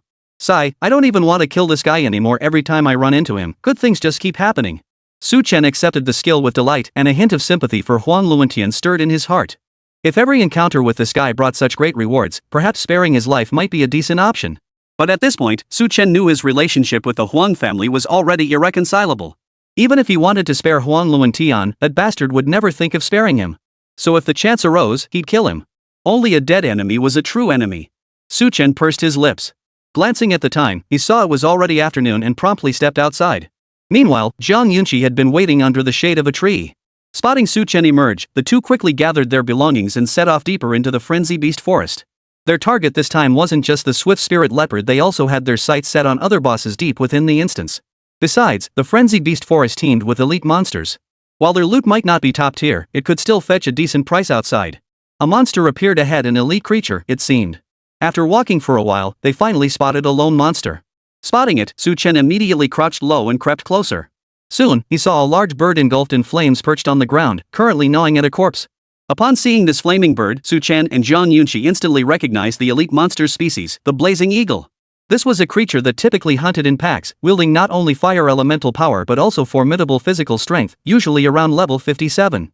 Amongst the flame eagles, an extremely rare boss known as the Flame Eagle King would occasionally appear. Such bosses were exceptionally rare, appearing only a handful of times over the centuries since dungeons were discovered. Yet on those few occasions it did appear, it was swiftly slain by adventurers, dropping items of extraordinary rarity and value. TSK, you're planning to provoke this thing? If I recall correctly, we're only around level 3 or 4 at most? This isn't some unlucky, critically wounded swift spirit leopard. If you're not confident, we can just bypass it. Seeing the bright gleam in Su Chen's eyes, Jiang Yunqi spoke up to dissuade him. In her view, while Su Chen possessed the strength to confront the Firehawk head-on, this elite monster could take flight.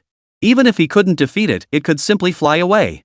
Therefore, to avoid wasting energy, she preferred abandoning this flame eagle for now. But upon hearing this, Su Chen bristled.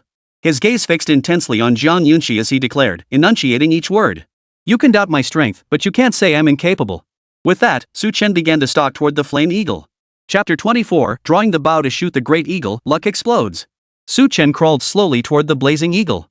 Only when he reached the closest patch of grass to this elite monster did Zhang Yunxi finally raise her hand and unleash several skills.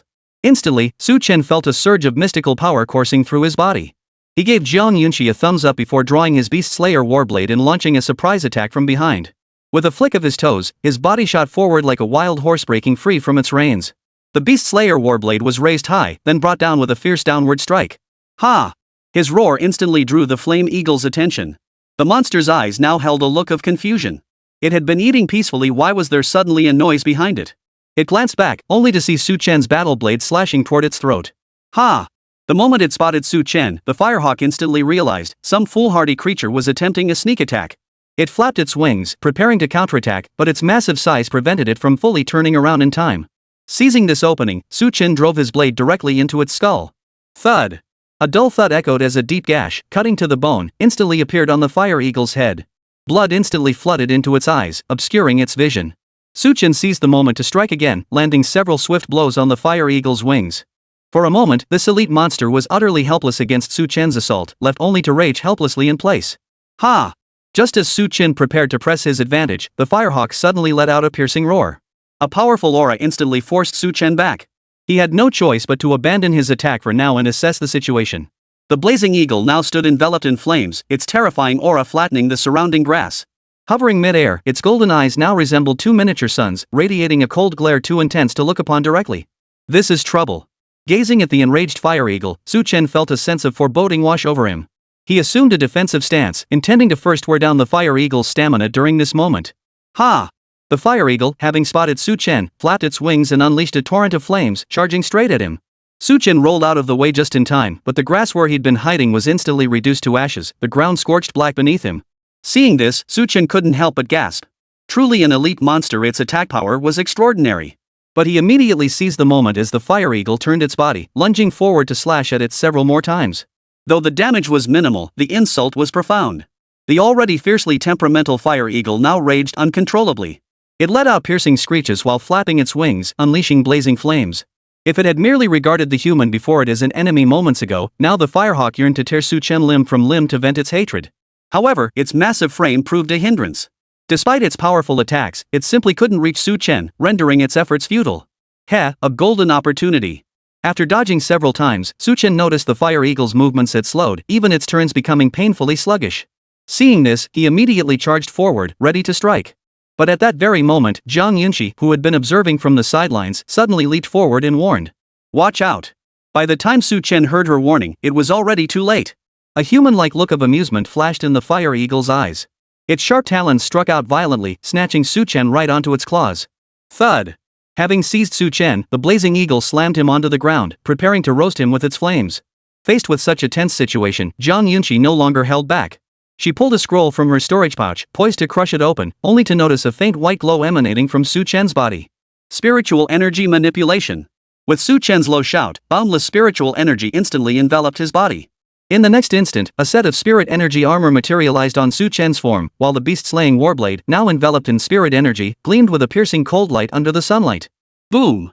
The firehawk slammed into the ground. But contrary to the expected scene of blood splattering everywhere, it only felt as if it had stepped on a solid rock. Looking down, it saw Su Chen completely unscathed. Aside from a few cracks appearing in the spirit energy armor, there were no injuries whatsoever. Enjoyed that fight? Now it's my turn. A savage grin spread across Su Chen's face as he charged toward the blazing eagle. Encased in his spirit energy armor, he was practically a mobile fortress. No matter how fiercely the fire eagle attacked, it couldn't scratch him. He swung his beast-slaying warblade with thunderous force, instantly carving dozens of gashes into the fire eagle's body. Boom! As Su Chen's blade struck down, the exhausted fire eagle finally extinguished the flames enveloping its body. Terror etched across its face as it stared at Su Chen, now scrambling backward to evade the onslaught. Die! Seeing its strength nearly depleted, Su Chen prepared to charge forward and deliver the final blow. But at that very moment, the fire eagle suddenly flapped its wings, stirring up a fierce whirlwind. Its body soared upward, flying toward the heights. Though it couldn't defeat Su Chen, as a flying creature, the fire eagle always held the initiative. Within mere seconds, it soared dozens of meters away. Seeing this, Su Chen calmly sheathed his beast slayer blade.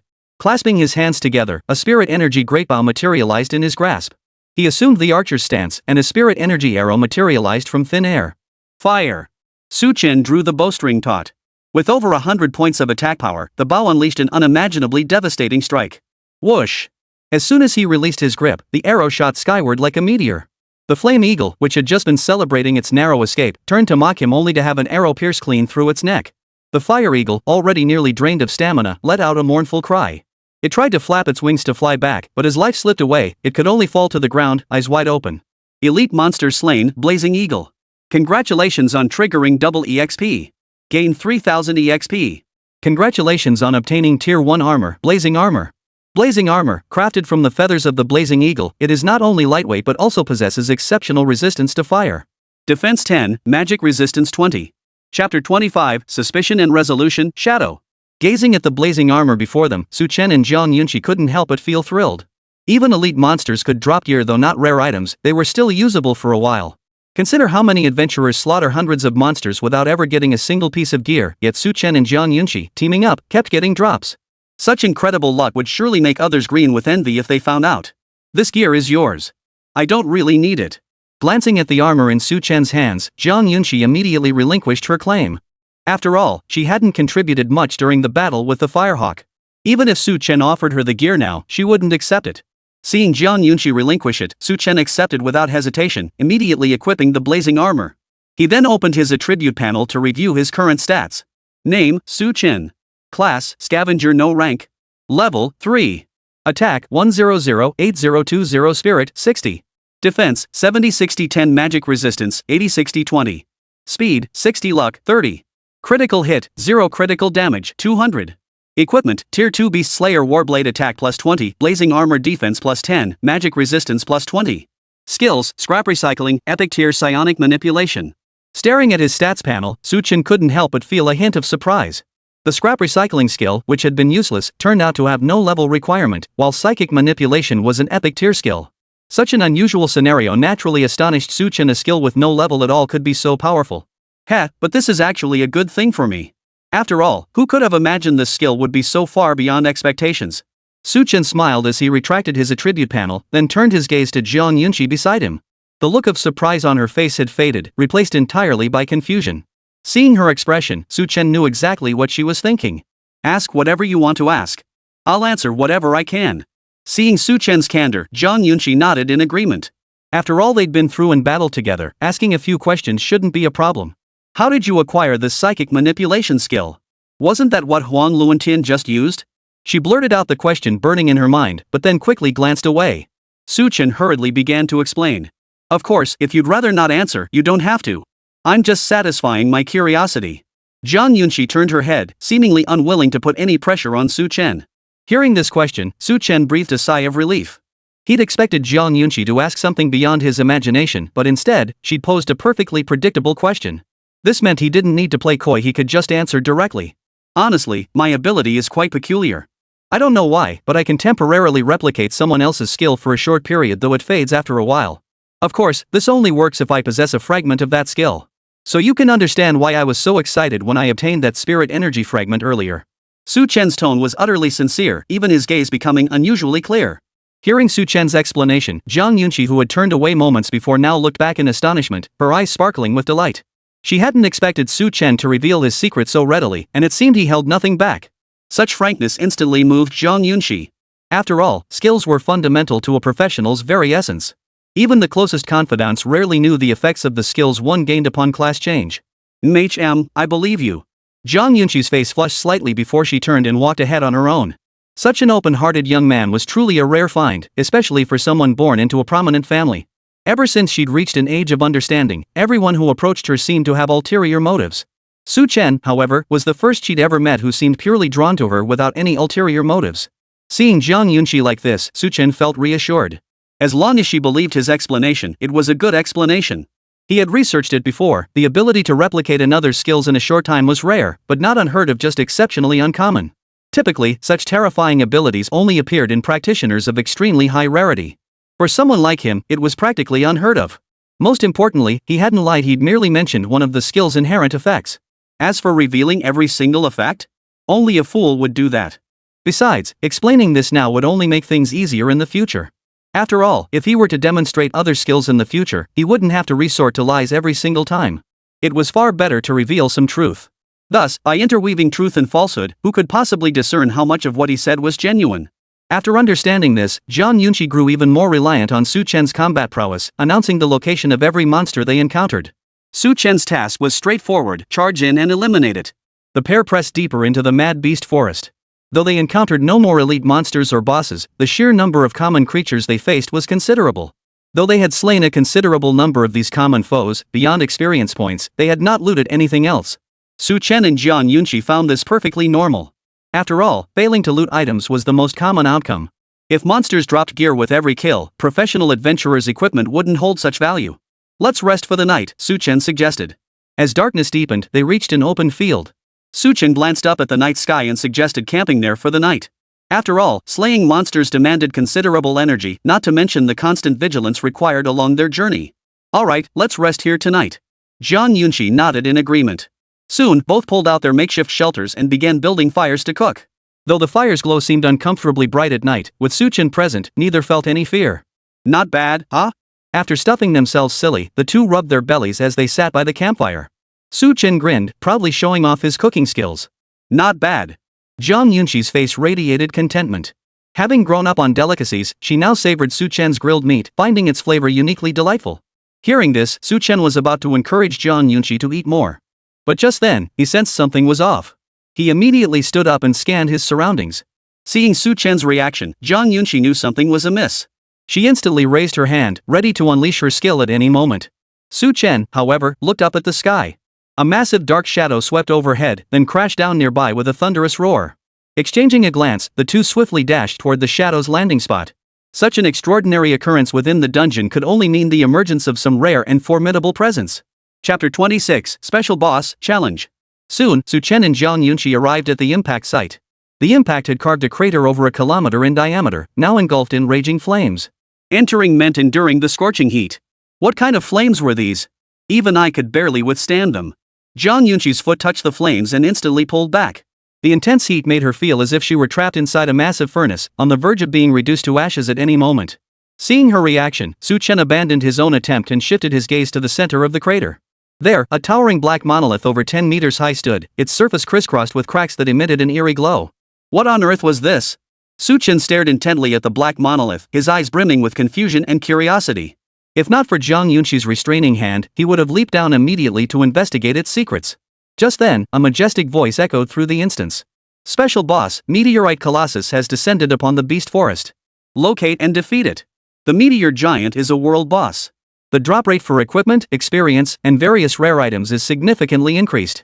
If the meteor giant remains alive after 10 hours, the world boss challenge will fail, and the instance will be forcibly closed for 1 year.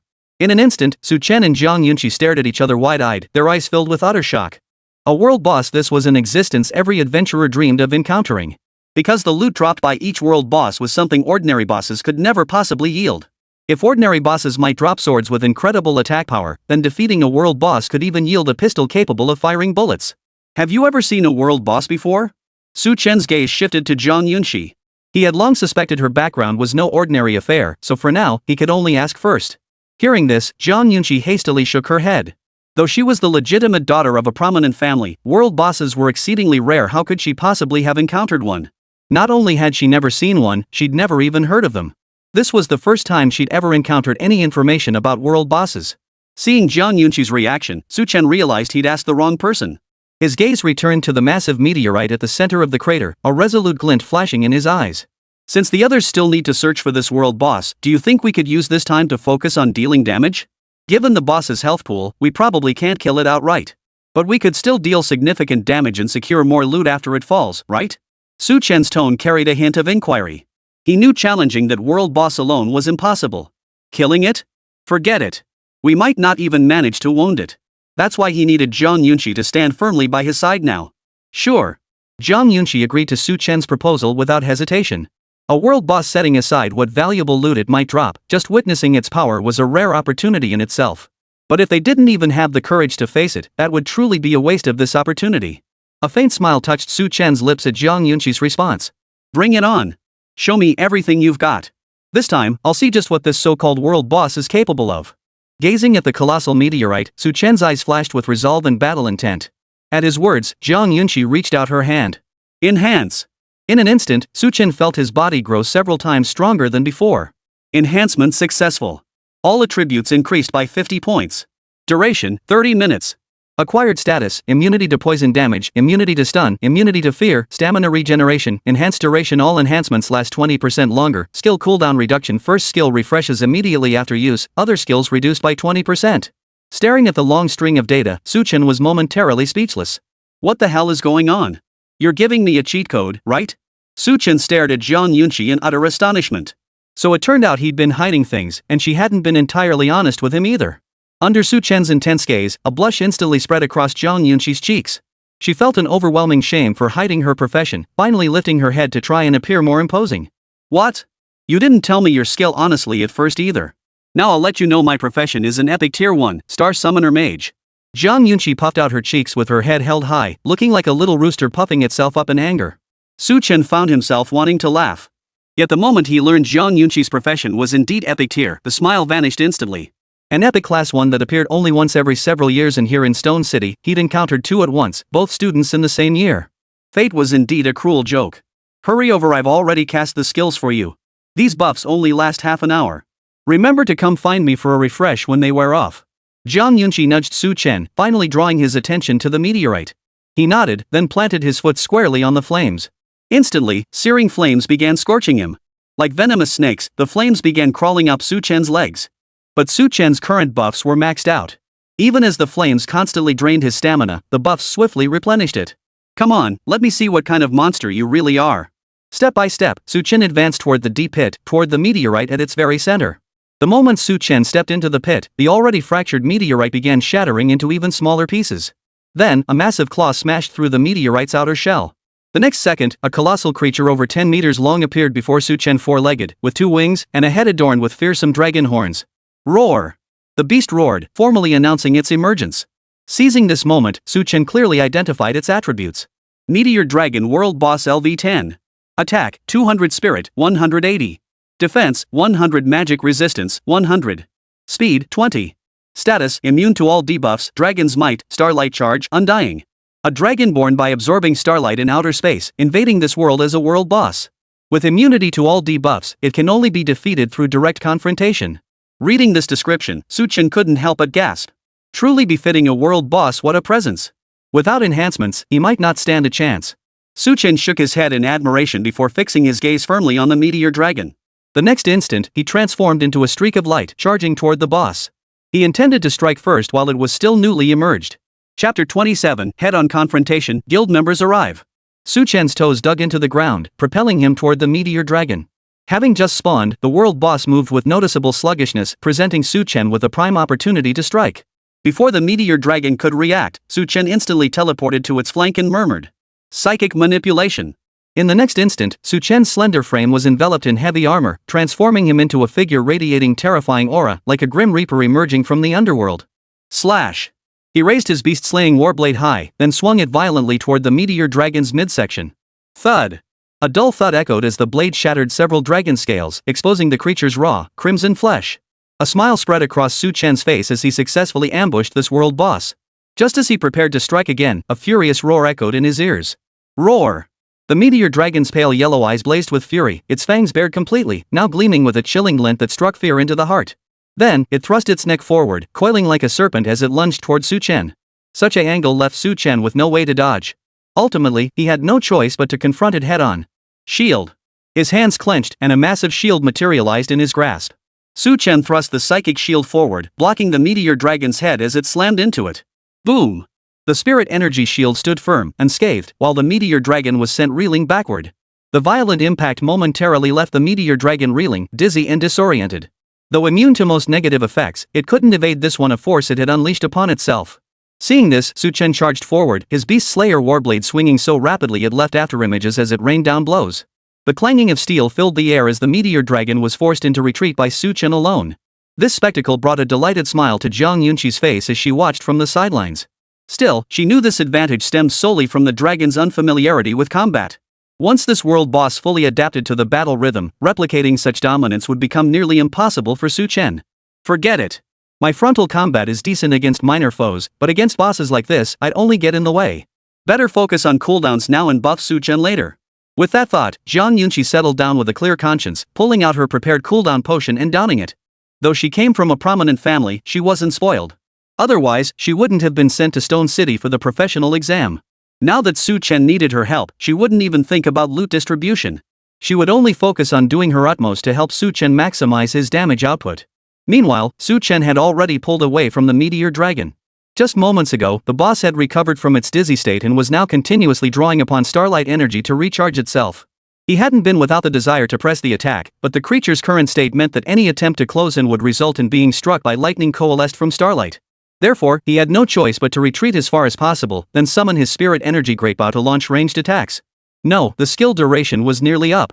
While ranged attacks remained effective, the duration of his psychic manipulation was nearly exhausted. Even if he could unleash one more psychic manipulation, doing so would trigger a 12-hour cooldown. If they couldn't defeat the boss by then, he and Zhang Yunqi would be the ones in trouble. Fine. He'd stall for time. He had to buy enough time for reinforcements to find them. He resolved to hold off on using psionic control for now, relying instead on his speed advantage to stall the boss. At that very moment, a deafening roar echoed through the air. Roar! The meteor dragon's body sparkled with starlight, then suddenly unleashed a beam of light from its mouth. Boom! The beam, thick as a water barrel, swept through the area with near-destructive power. Chen stared in disbelief. A newborn boss possessed such devastating skills. But there was no time to dwell on it now. He could only dodge while squeezing in a few more attacks before the skill's duration ended. While Chen was locked in combat with the meteor dragon, Zhang Yunqi, who had been standing nearby recovering her stamina, suddenly stood up. She had set several traps around the area earlier, and now she received an alert that one had been triggered. Without hesitation, Zhang Yunqi moved toward the direction of the activated trap. Though this carried some risk, her formidable strength meant she needn't be overly cautious. Someone was approaching. Just as she was about 10 meters away from the traps, rustling sounds erupted from the nearby grass. Seeing this, Zhang Yunqi immediately pulled out some self-defense items from her storage pouch. Soon, a slender woman emerged, followed by over 20 others. Aunt Huang? Recognizing the figure, a smile instantly spread across Zhang Yunqi's face. The woman she called Aunt Huang looked back at her, her face filled with astonishment and delight. Little Yunqi, what are you doing here? Aunt Huang hurried over with her group, smiling warmly as she gently pinched Zhang Yunqi's cheek. But she quickly realized it was inappropriate. After all, she and the Zhang family were no longer connected. Little Yunqi, what are you doing here? She released Zhang Yunqi's cheek and frowned as she asked. Since they were on the same side, Zhang Yunqi didn't hide much. After all, others would inevitably come looking sooner or later, and she and Chen alone couldn't possibly hold off the world boss. Since that was the case, she might as well give the advantage to her own people rather than others. She decided to reveal the world boss's whereabouts. However, the reason she had appeared in Stone City, a matter involving the Zhang family, was something she naturally couldn't reveal. Upon hearing that the world boss had actually appeared here, Aunt Huang's face instantly betrayed her astonishment. Yet when she heard that Chen was actually taking on the boss solo, her eyes widened in disbelief. The other adventurers standing beside him were now breathing heavily, utterly incredulous. You're telling me he's holding off the world boss all by himself, and for quite some time? Aunt Huang's voice was thick with astonishment. She wasn't unfamiliar with world bosses. Back when she was still the Zhang family's daughter-in-law, she'd witnessed them several times. Zhang Yunqi, of course, held nothing back about this, instead nodding proudly. After all, Chen's prolonged stamina was partly thanks to her support skills. Of course, he probably couldn't hold out much longer now. Aunt Huang, I'll be counting on you from here on out. Hearing her words, Aunt Huang nodded solemnly. Her expression turned serious as she turned to address the professionals behind her. Everyone, the world boss lies ahead. I, Wang Xian, issue this mission on behalf of the Professional Association. You are tasked with defeating the Meteor Dragon. Chapter 28, Joining Forces to Slay the Boss. While Zhang Yunqi was conversing with Huang Xian, Chen was embroiled in a fierce battle. His psionic manipulation skill had long since failed. As long as he wasn't yet in a desperate situation, he wouldn't lightly resort to using it again. But the situation was growing increasingly dire, and his options were dwindling. It seemed time to prepare for retreat. The surrounding area lay utterly devastated, while the meteor dragon relentlessly pursued Chen, determined to fight to the death. Chen resolved to withdraw with Zhang Yunqi, planning to claim their rewards after the others defeated the world boss. But just then, his gaze swept over the spot where Zhang Yunqi had been standing moments before. To his surprise, she was gone. Where was she? Seeing this, Chen couldn't help but feel puzzled. As for her abandoning him to flee? That was utterly impossible. After all, given their relationship, even if she wouldn't risk her life to protect him, abandoning him to save herself was absolutely out of the question. So where had she gone? Confusion spread across Chen's face. But at that very moment, he suddenly sensed an immense threat approaching from behind. Oh no, that guy's about to unleash his ultimate move. Recalling the devastating starlight beam that had obliterated everything moments ago, Chen couldn't help but twitch his lips. With its massive range, devastating damage, and prolonged duration, only a world boss was worthy of such a skill. Just as he resolved to unleash his second psychic manipulation, a voice suddenly rang out. "Don't worry, Chen. We're here." Looking up, he saw Jiang Yunqi being pulled by a middle-aged woman, who then leaped into the deep pit.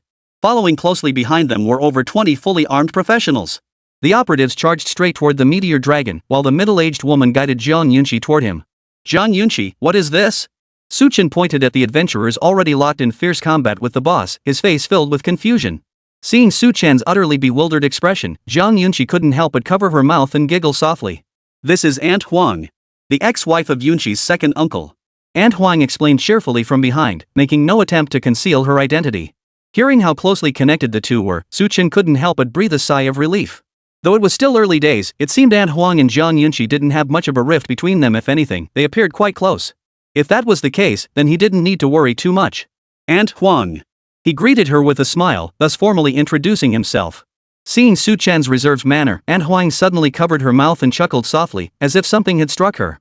Then she waved her hand and pointed toward the meteor dragon, currently being thoroughly beaten by a group of adventurers. "I already heard from Jiang Yunqi about your battle with this world boss. You did quite well. Our guild will finish it off completely. If you still have strength, you can assist from the sidelines. If you're exhausted, feel free to rest. It'll only take about an hour to finish it off. Just come collect your reward afterward." Hearing Aunt Huang's words, Chen's gaze shifted to the falling star dragon. The world boss no longer possessed its earlier might. Under the coordinated assault of these skilled adventurers, despite its massive health pool, it now howled in agony. Seeing its pitiful state, Chen recalled his own frantic escape moments ago, and his anger flared. If he didn't go stomp on the meteor dragon now that it was beaten like this, he'd be an idiot. With that thought, his voice hardened as he declared, "Continue the fight." Seeing this, Aunt Huang said nothing more, merely waving her hand. In an instant, Chen felt all his fatigue vanish. His entire being surged with exhilaration, as if filled to the brim with power. All attributes plus 100, immunity to all debuffs, cooldown reduction plus 30%, duration, 1 hour. Seeing this string of effects, Chen couldn't help but marvel inwardly. Blood is thicker than water. Jiang Yunqi and this Aunt Huang's support effects were simply too powerful. That this small stone city could house two such terrifying support classes, he could only say his luck was truly exceptional. "Here I go." With his stats maxed out, Chen hesitated no longer. After a quick shout, he charged straight toward the meteor dragon. Naturally, no one objected. Jiang Yunqi even took the opportunity to renew Chen's initial buff. Seeing this, Chen let out a low shout. Psychic manipulation. In the next instant, heavy armor fully encased him, and his beast-slaying war blade transformed into a massive cleaver. He dragged it along the ground, sparks flying. Slash! His toes dug into the ground, and he shot forward like a streak of light, closing in on the meteor dragon. With all attributes amplified nearly 25-fold, Chen now resembled a god of slaughter. A single strike shattered the meteor dragon's head, forcing the world boss to retreat in agony. Impressed by his ferocious prowess, the surrounding adventurers responded in unison. One by one, they ceded the front lines to Chen, positioning themselves to provide flanking support. After all, Chen clearly wasn't your average combat class. Granting him the prime DPS position would undoubtedly speed up the boss's demise. Aunt Huang, watching from the sidelines, couldn't help but gasp in astonishment. "You've certainly found a promising young talent. It seems the Zhong family will grow even stronger in the future." As she spoke, she cast a glance at Jiang Yunqi. Hearing this, Jiang Yunqi's lovely face flushed crimson. She could only murmur softly, "Not at all. I just felt he'd had a tough journey growing up, so I teamed up with him. Otherwise, how could he ever have seen me?" Though Jiang Yunqi tried desperately to justify herself, Aunt Huang wore nothing but an amused expression. But then, as if something occurred to her, she asked with a hint of surprise. "I recall this year's top-ranked player on the Stone City leaderboard is also named Chen. Could it be the same person?" "Yes, that's him." Jiang Yunqi nodded, acknowledging the matter. Aunt Huang gave a non-committal nod, then fell silent as if lost in thought. Meanwhile, as the two conversed, Chen's battle against the world boss had reached a fever pitch.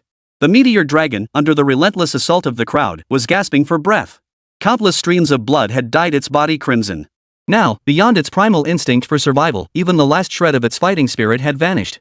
Yet trapped within the professional's encirclement, no matter how fiercely it tried to break free, it was always beaten back. The final blow. Watching the meteor dragon lie twitching on the ground, Chen knew it was time to end the fight. He raised his machete high, then leaped forward, aiming for the dragon's neck. Crack! A crisp snap echoed as the massive dragon head finally fell to the ground. The meteor dragon's life had reached its end. Countless streams of dragon blood spurted forth, staining the surrounding earth a vivid crimson. At that moment, Chen stood bathed in dragon's blood, like a god of slaughter returning to the world, a sight that inspired dread in all who witnessed it. Chapter 29, Damage Maxed Out, Rewards. Seeing Chen bathed in dragon blood, everyone's hearts trembled. But Aunt Huang quickly regained her composure. Rushing forward to inspect the meteor dragon, she beamed with satisfaction upon confirming the world boss was utterly vanquished. Everyone has done a great job, though I wonder who profited the most from this world boss. But we're all brothers in the guild, no need to dwell on such things. Aunt Huang smiled as she looked at the many professionals she had brought along. This boss-slaying mission had been completed flawlessly. Chen stood alongside Zhang Yunxi, who had followed him over.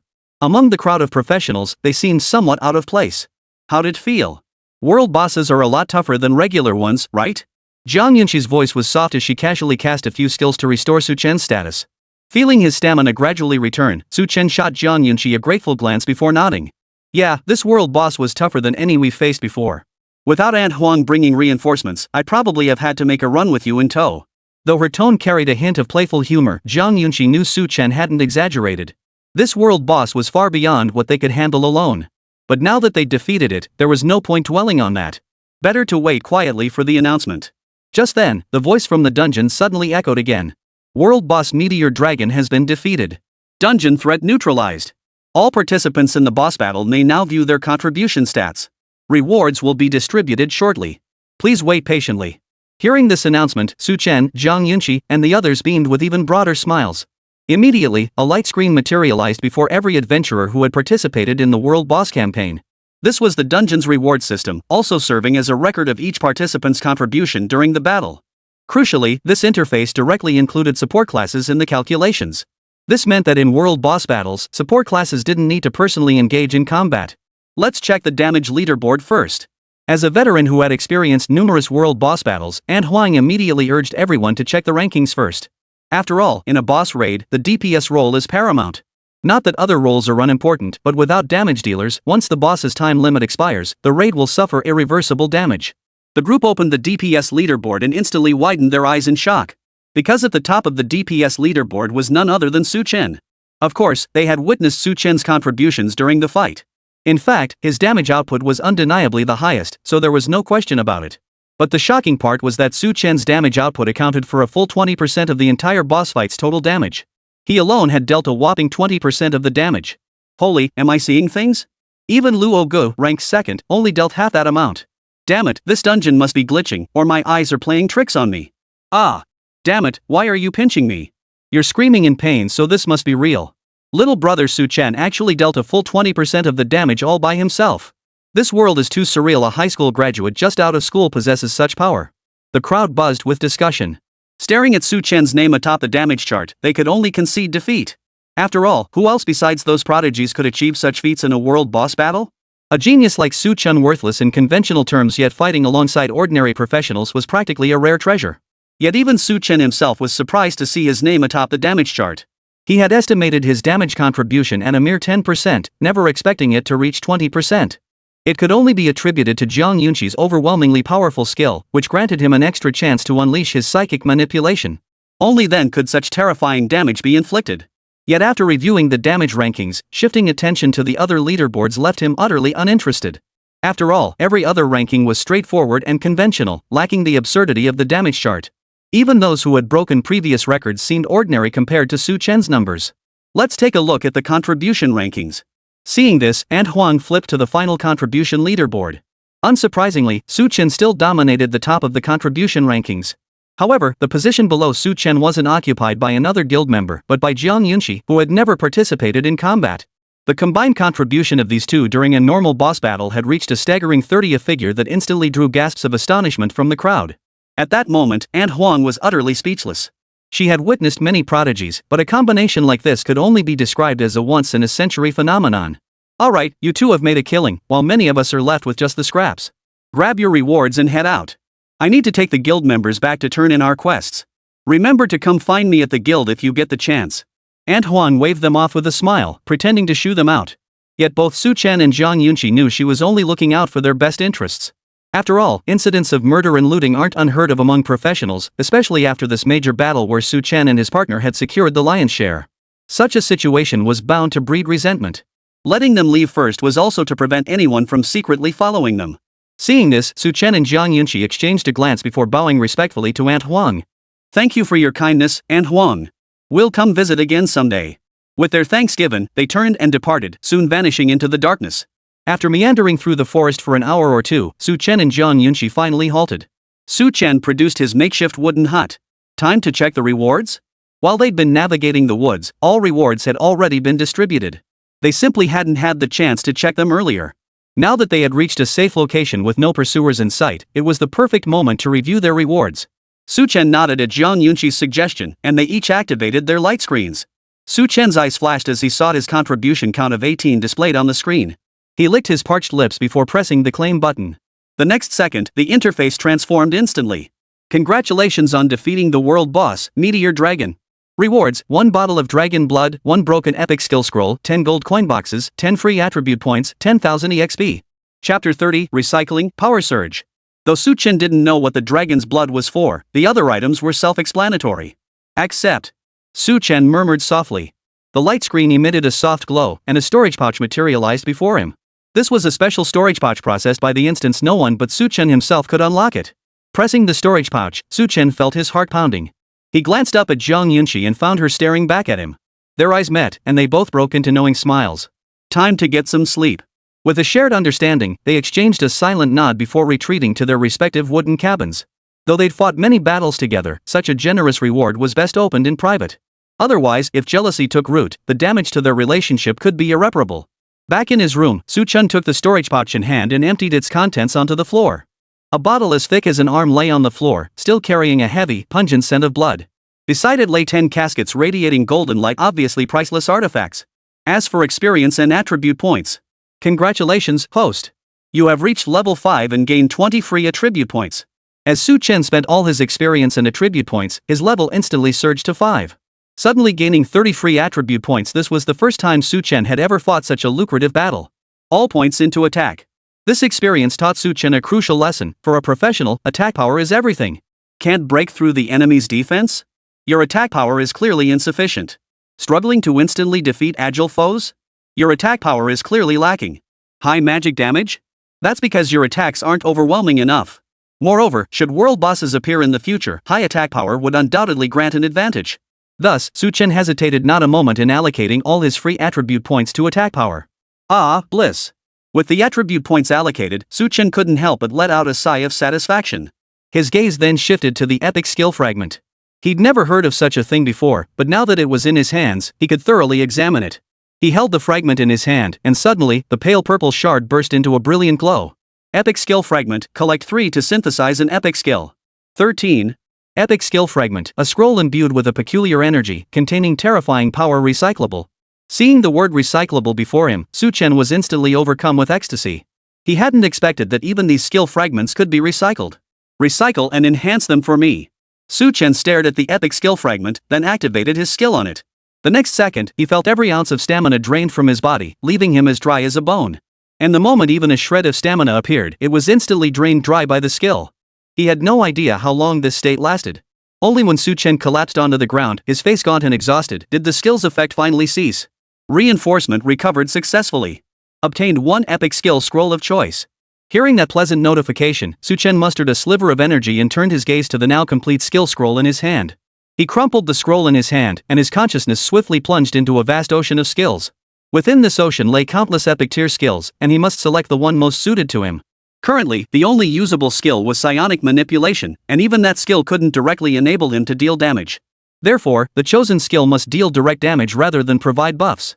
Su Chen stroked his chin, roughly determining the type of skill he wanted before beginning his selection. Dragon Tail Strike? Its damage output was impressive, even carrying a chance for an instant kill, but its cooldown was a staggering 5 hours, unacceptable. Tiger Roar? An area of effect attack that could also intimidate enemies, but it only worked on beast-type foes. What a shame. 10,000 swords converge? This skill is excellent, but it requires a sword-type weapon and specifically one of hull tier quality or higher? Can't choose it. Chen sifted through this vast sea of skills. While most possessed formidable effects, their restrictions were equally severe. Some skills seemed perfect for excitement, yet these restrictions made them unusable. Forget it.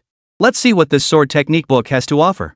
After hours of sifting through options, Chen felt mentally exhausted. Finally, his gaze settled on a skill manual before him. Titled Slicing Heaven, Splitting Earth, the blade technique sounded devastatingly powerful. Still, Chen intended to examine it first before making a decision. However, upon reading the skill description, his spirit soared. Slashing Heaven, Cleaving Earth, a sword technique manual capable of dealing true damage equal to twice the user's current attack power. Moreover, for every 10 levels gained, the true damage multiplier doubles. Moreover, this sword technique wasn't a single target skill but an area of effectability truly the most suitable skill for him. After thoroughly reviewing the entire skill, Chen instantly confirmed this sword technique was undoubtedly the most suitable skill for him so far. While other unread skills might hold better matches, he couldn't be bothered to keep skimming. He simply selected the heaven-splitting, earth-rending blade technique and dismissed the scroll. Upon returning to the instance, Chen's gaze finally settled on the vial of dragon blood. Dragon blood, the essence of a falling star dragon, enhances both physical and magical resistance while boosting stamina. Though it lacked specific stats and couldn't be recycled for enhancement, Chen downed the entire vial in one gulp. Instantly, his body felt scorching hot, as if it might burst into flames at any moment. Without hesitation, Chen plunged into the water pool inside the wooden hut. Only after a considerable time did the intense heat finally dissipate from his body, though the icy water in the pool had nearly been boiled dry. Truly worthy of dragon blood, its effects were terrifyingly potent. Chen glanced back at the pool, his mouth forming an amazed hiss. But then he immediately turned and opened his attribute panel. Name, Chen. Occupation, Scavenger, no rank. Level, 5. Attack, 131-1020 Spirit, 60. Defense, 100-9010 Magic Resistance, 110-9020. Speed, 60 Luck, 30. Critical hit, 0 Critical damage, 200. Equipment, Tier 2 Beast Slayer Warblade Attack plus 20, Blazing Armor Defense plus 10, Magic Resistance plus 20. Skills, Scrap Recycling, Epic Tier Psionic Manipulation, Epic Tier Heaven Splitting Earth Rending. Gazing at his attribute panel, Chen couldn't help but grin from ear to ear. This dungeon run had undoubtedly made him the biggest winner. Chapter 31, Return, Boss Descends. With his power skyrocketing, Chen felt utterly elated. But then his gaze fell upon the gold coin chest lying on the ground. Chen stepped forward, picked up a gold coin chest, and opened it. The next second, he was stunned speechless by the dazzling gold inside. To put it simply, this single chest alone contained nearly 20,000 yuan worth of gold. Each chest here was worth roughly 200,000 yuan. Wow, this dungeon run had truly been a goldmine. As he emptied the gold from all the boxes, Chen couldn't wipe the grin off his face. He never imagined that entering this dungeon would not only boost his strength but also net him a huge sum of money. It was nothing short of a huge win. After counting all the rewards, Chen finally drifted off into a deep sleep. The next day, when Chen awoke, he found Jiang Yunxi already waiting outside his door. Looks like you slept well last night, it's already past noon. Jiang Yunxi teased him as she watched the sleepy-eyed Chen. Hearing her tease him, Chen smiled but ultimately didn't argue.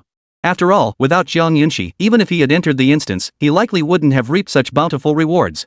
To put it simply, that world boss alone was beyond his capabilities to handle solo. It was precisely because of Jiang Yunxi's presence and the connections her Aunt Huang had facilitated that he'd reap such substantial rewards from this world boss battle. With such bountiful rewards, sleep came all the more soundly. Chen stretched lazily before tucking the simple wooden hut back into his storage bag. Hearing his words, Jiang Yunxi couldn't help but perk up. She practically skipped over to Chen and asked in a sweet voice, "Come on, tell me, what did you get?" As she spoke, Jiang Yunxi positioned herself in front of Chen, hands on her hips and cheeks puffed out, looking like a feisty little frog. Seeing her like this, Chen burst into laughter. He rubbed his chin and casually said, "We'll talk about it on the way back. All I got was gold coins, attribute points, and experience. It was only a level 10 boss, how could it possibly drop anything worthwhile?" Chen omitted mention of the more valuable items, only listing the common loot. Hearing this, Jiang Yunxi immediately grew displeased. "That's not true. There was definitely a broken epic skill scroll too." But the words barely left her mouth before she clamped her hand over her mouth, glancing around nervously. After all, epic skill fragments were incredibly valuable. Even the most useless ones wouldn't sell for less than 500,000 outside. And these fragments they'd obtained were handpicked from all the epic skills, their value was beyond measure. If others discovered such treasures were in their possession, it would surely invite endless trouble.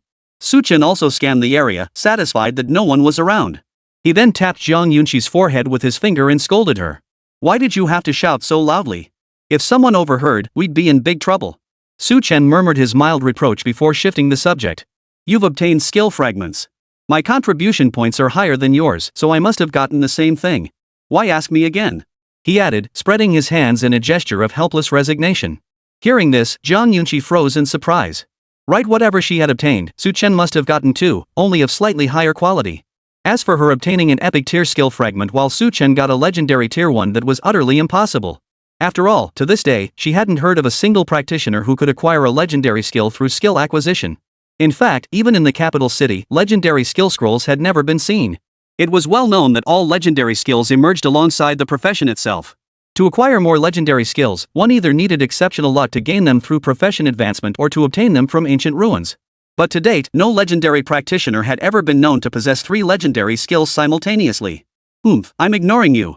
But for the sake of her pride, Zhang Yunqi immediately puffed out her cheeks and charged straight ahead. Watching her sulky expression, Chen's smile grew even wider.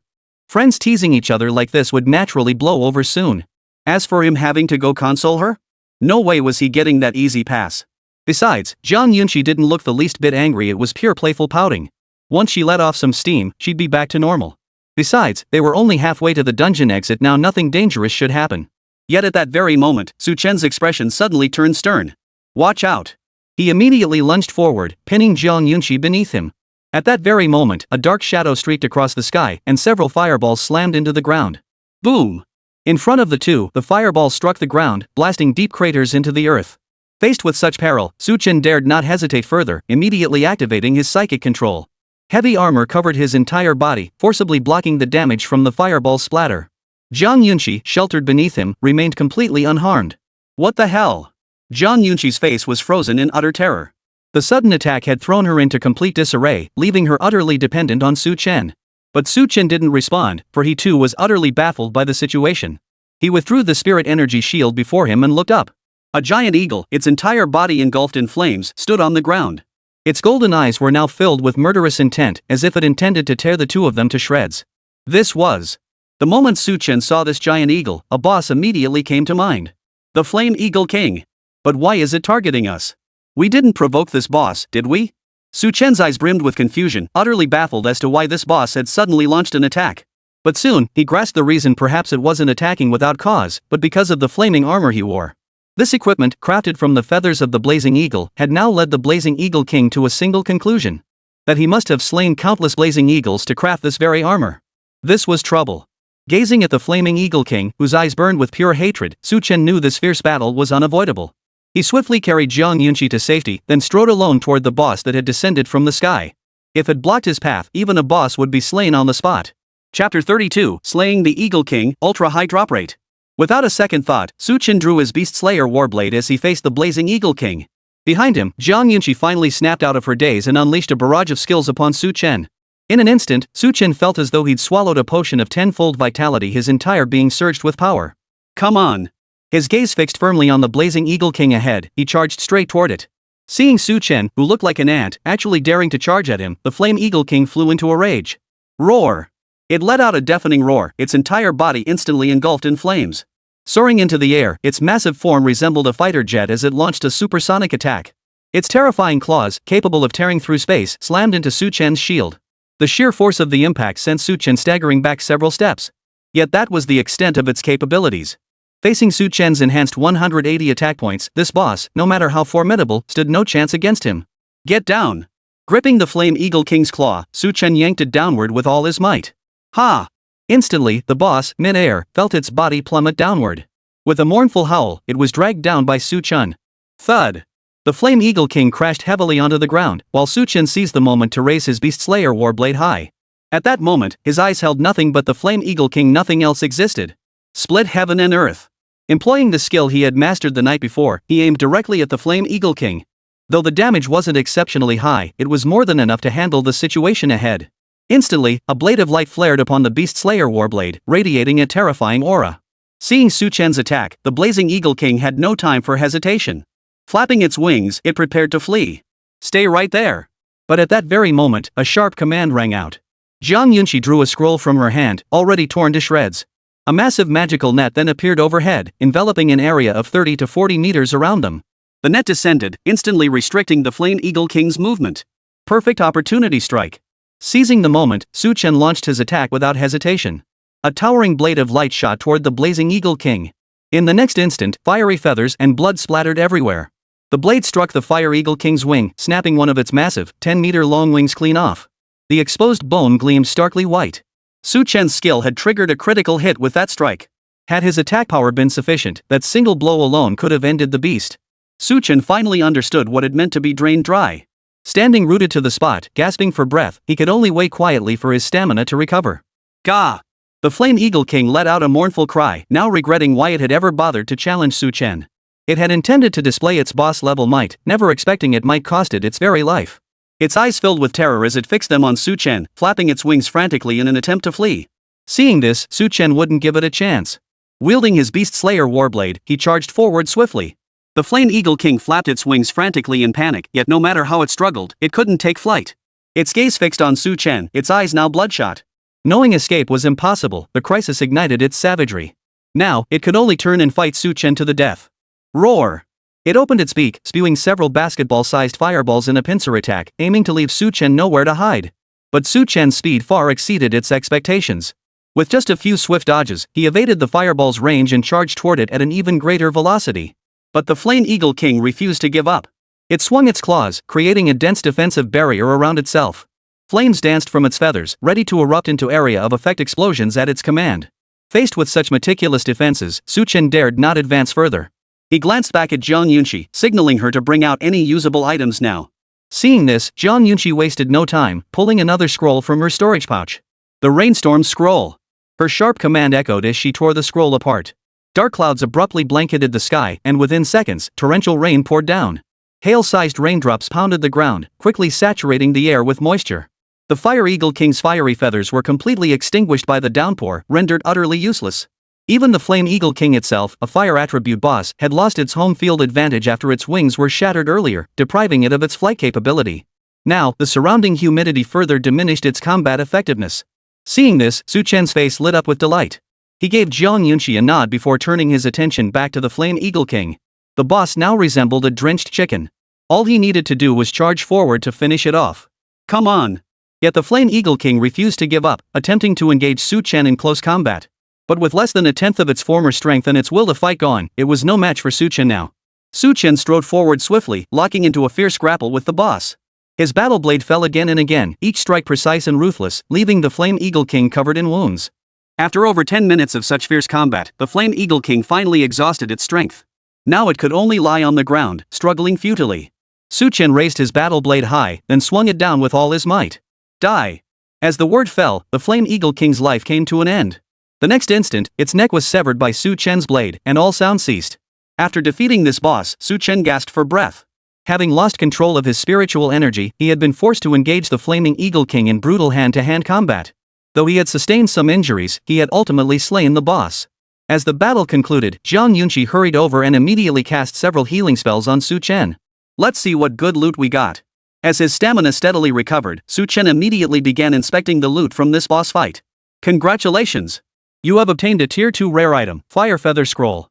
Congratulations on triggering double EXP, gaining 10,000 EXP.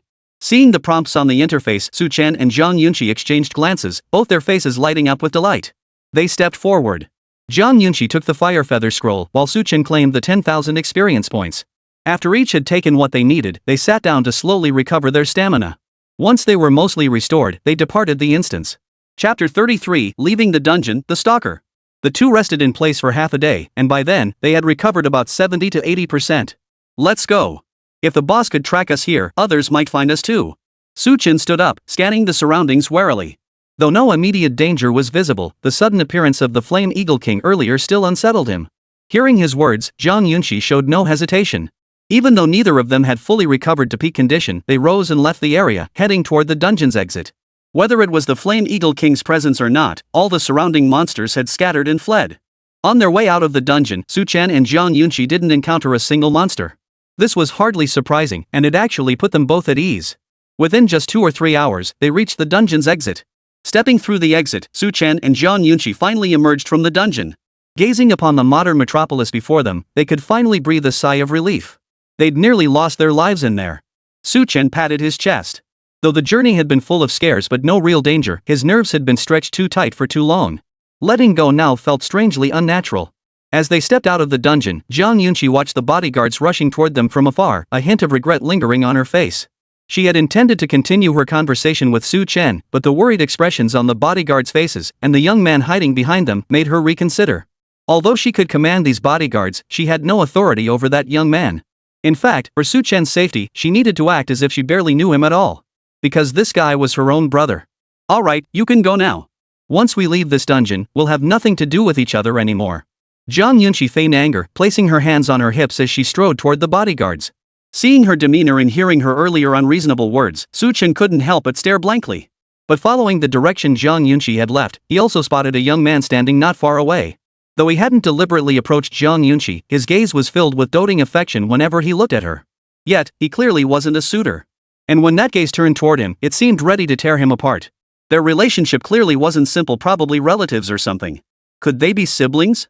If so, this young man must be a total sister-obsessed guy. Su Chen watched the young man, a wry smile tugging at his lips. Just then, Zhang Yunqi and the young man bumped into each other. Their affectionate display made Su Chen shake his head helplessly. But since it wasn't his business, he simply turned and walked away. Returning to the relief housing was out of the question. The Huang family was likely still keeping watch there. So he ultimately decided to stay in hotels for the foreseeable future. At least that location was close to the professional association, so safety wouldn't be an issue. With that thought, Su Chen headed straight for the hotel where he had previously stayed. Yet throughout the journey, he sensed someone following him. Though he never saw anyone when he glanced back, his instincts screamed he was being watched. Could it be like last time, chasing me down in an alley? Unconsciously, Su Chen recalled that group of black-clad figures. But he quickly shook his head. Those men were from the Huang family. They hadn't even managed to injure him during their last ambush. Now that he was on guard, it was even less likely. Besides, Huang Luentian probably wasn't foolish enough to openly send people to this hotel to deal with him. After all, while the Huang family was a prominent local clan in Stone City, they wouldn't dare cause trouble in front of the professional association. The government might have to consider these clans, but if anyone from the association got beaten up, the professional association wouldn't let those families off so easily. After all, cracking down on organized crime required evidence, but combating terrorists only needed an order to be issued. So who could it be? Su Chen stroked his chin, a thoughtful look flickering in his eyes. But for now, he genuinely couldn't think of any other faction that would be tracking him. He might as well wait for them to reveal themselves first. With that thought, Su Chen slipped into the hotel. The moment he entered, a gaunt figure emerged from the alley across the street. Watching Su Chen's figure slowly disappear, the figure pulled out their phone and began reporting. "Young master, this guy entered a hotel.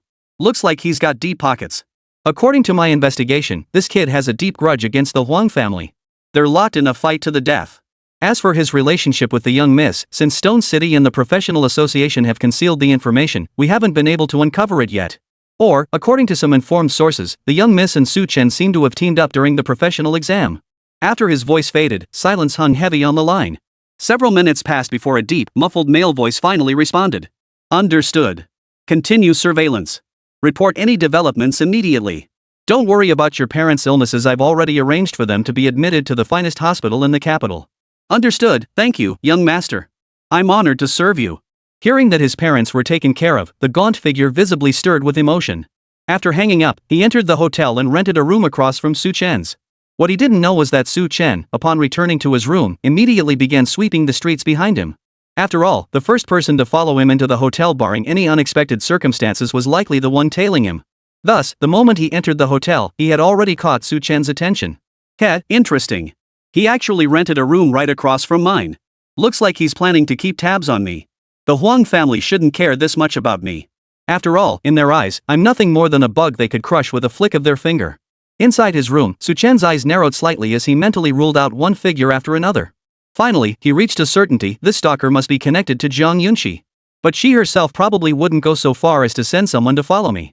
We're all so familiar with each other now. If she wanted to know where I was, she could just ask. Therefore, this individual must have been sent by that young man, one of Zhang Yunqi's brother's men. Su Chen stroked his chin. Once this conclusion formed in his mind, he grew increasingly certain his guess was absolutely correct. Only matters involving the safety of his family would warrant someone going to such lengths to track him. Yet the thought sparked a new curiosity. He didn't even know Zhang Yunqi's brother personally. Why would the other party bother hiring someone to follow him? After all, this kind of surveillance wasn't cheap. It seemed Zhang Yunqi was hiding something from him. Su Chen nodded slightly, his curiosity about Zhang Yunqi's true identity growing even stronger. Chapter 34, Resource Trading Center, Strange Middle-Aged Man. Realizing it might be Zhang Yunqi's family members following him, Su Chen felt a bit annoyed, but the lingering wariness in his heart finally vanished. After all, the Zhang family probably didn't harbor any hostility toward him, they likely just wanted to uncover his true identity.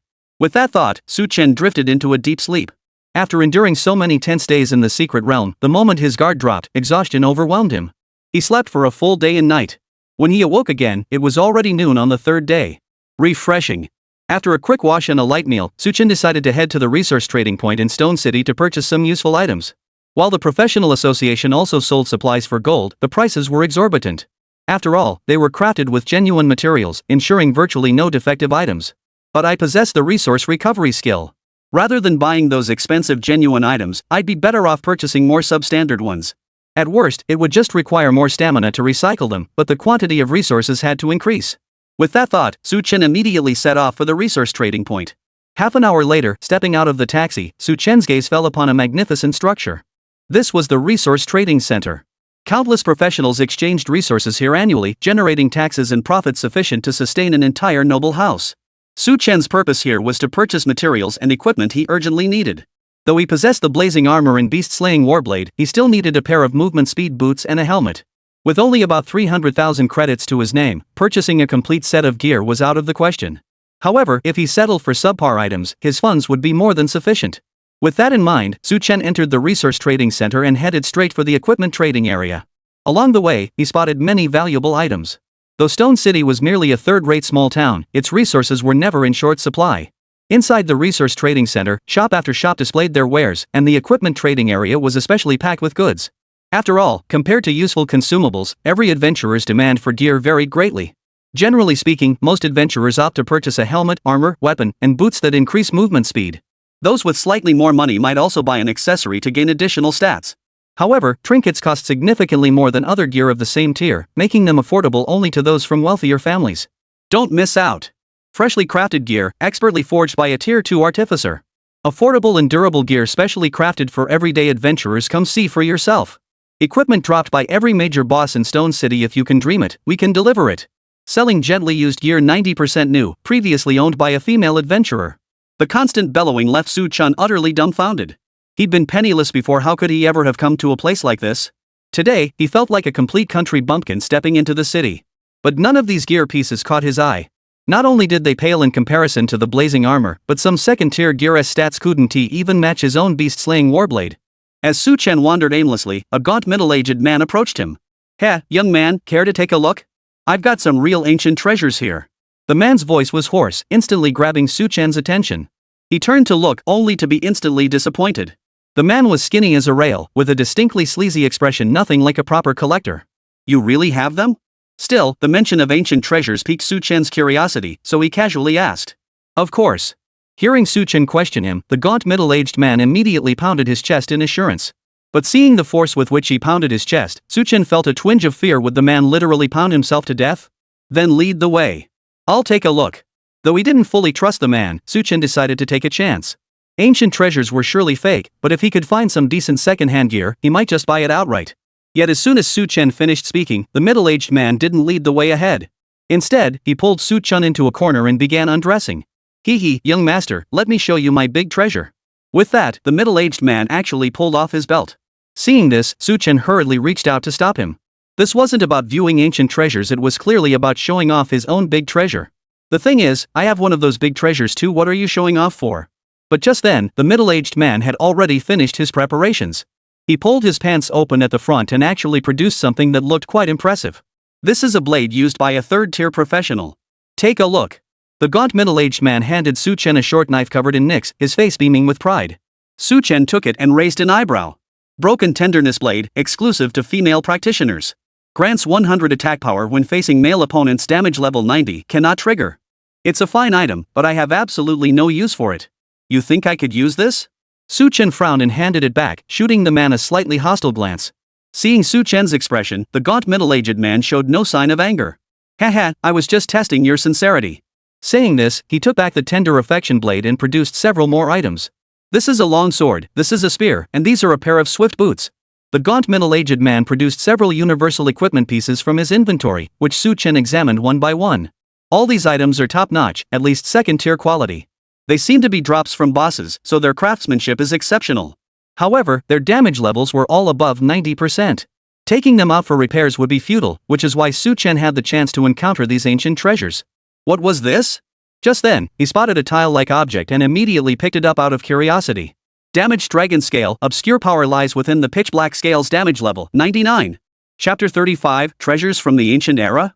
Reading the message before him, Su Chen couldn't help but stare in astonishment. He never imagined he'd encounter what was supposedly a dragon scale from this gaunt middle-aged man. It was well known that among all monsters, even a trace of dragon bloodline could drastically enhance combat prowess. Furthermore, many dragonkin monsters carried a unique dragon aura, making dragon scales, bones, and similar materials prime ingredients for crafting equipment and thus commanding hefty prices. Yet the dragon scale in his hand was exceptionally unique, appearing as though it had simply weathered naturally, without any polishing or refinement. Haha, what you hold is my favorite treasure. The gaunt middle-aged man, seeing Su Chen's interest in the dragon scale, instantly became utterly sleazy. After all, he was a merchant. Seeing Su Chen so captivated by an item, he naturally intended to make a hefty profit. Hearing the gaunt middle-aged man speak, Su Chen's lips curled slightly. He held the damaged dragon scale in his hand and asked in a tone of utter indifference. You tell me what this thing's worth. Name your rock-bottom price. If it's right, I'll take it. Hearing this, the gaunt middle-aged man immediately rubbed his hands together. His eyes darted around before he nodded. This isn't sold individually. Hearing this, Su Chen knew the man intended to squeeze some money out of him. However, this damaged dragon scale was indeed a rare treasure. While it might be useless to others, for him it represented a tremendous opportunity. After all, he possessed the ability to recycle and enhance materials. If he could recover this dragon scale, it might yield unexpected rewards. With that thought, he wasted no words and picked up a pair of boots that caught his eye. Damaged Swiftwind boots, dropped by the extinct Swiftwind leopard boss with a certain probability. Grants the wearer plus 50 movement speed damage level, 90. Though these Swiftwind boots were damaged, recycling them could still yield some value. You have excellent taste spotting the finest boots in my collection at a glance. Though none of my items hold practical combat value anymore, they still hold significant collectible worth. The gaunt middle-aged man rubbed his hands together with a smile, his tone dripping with flattery. These items aren't particularly valuable, but they might be useful to collectors. Though he couldn't see Su Chen as a collector by any stretch, as long as someone was willing to pay, who cared what they did with them?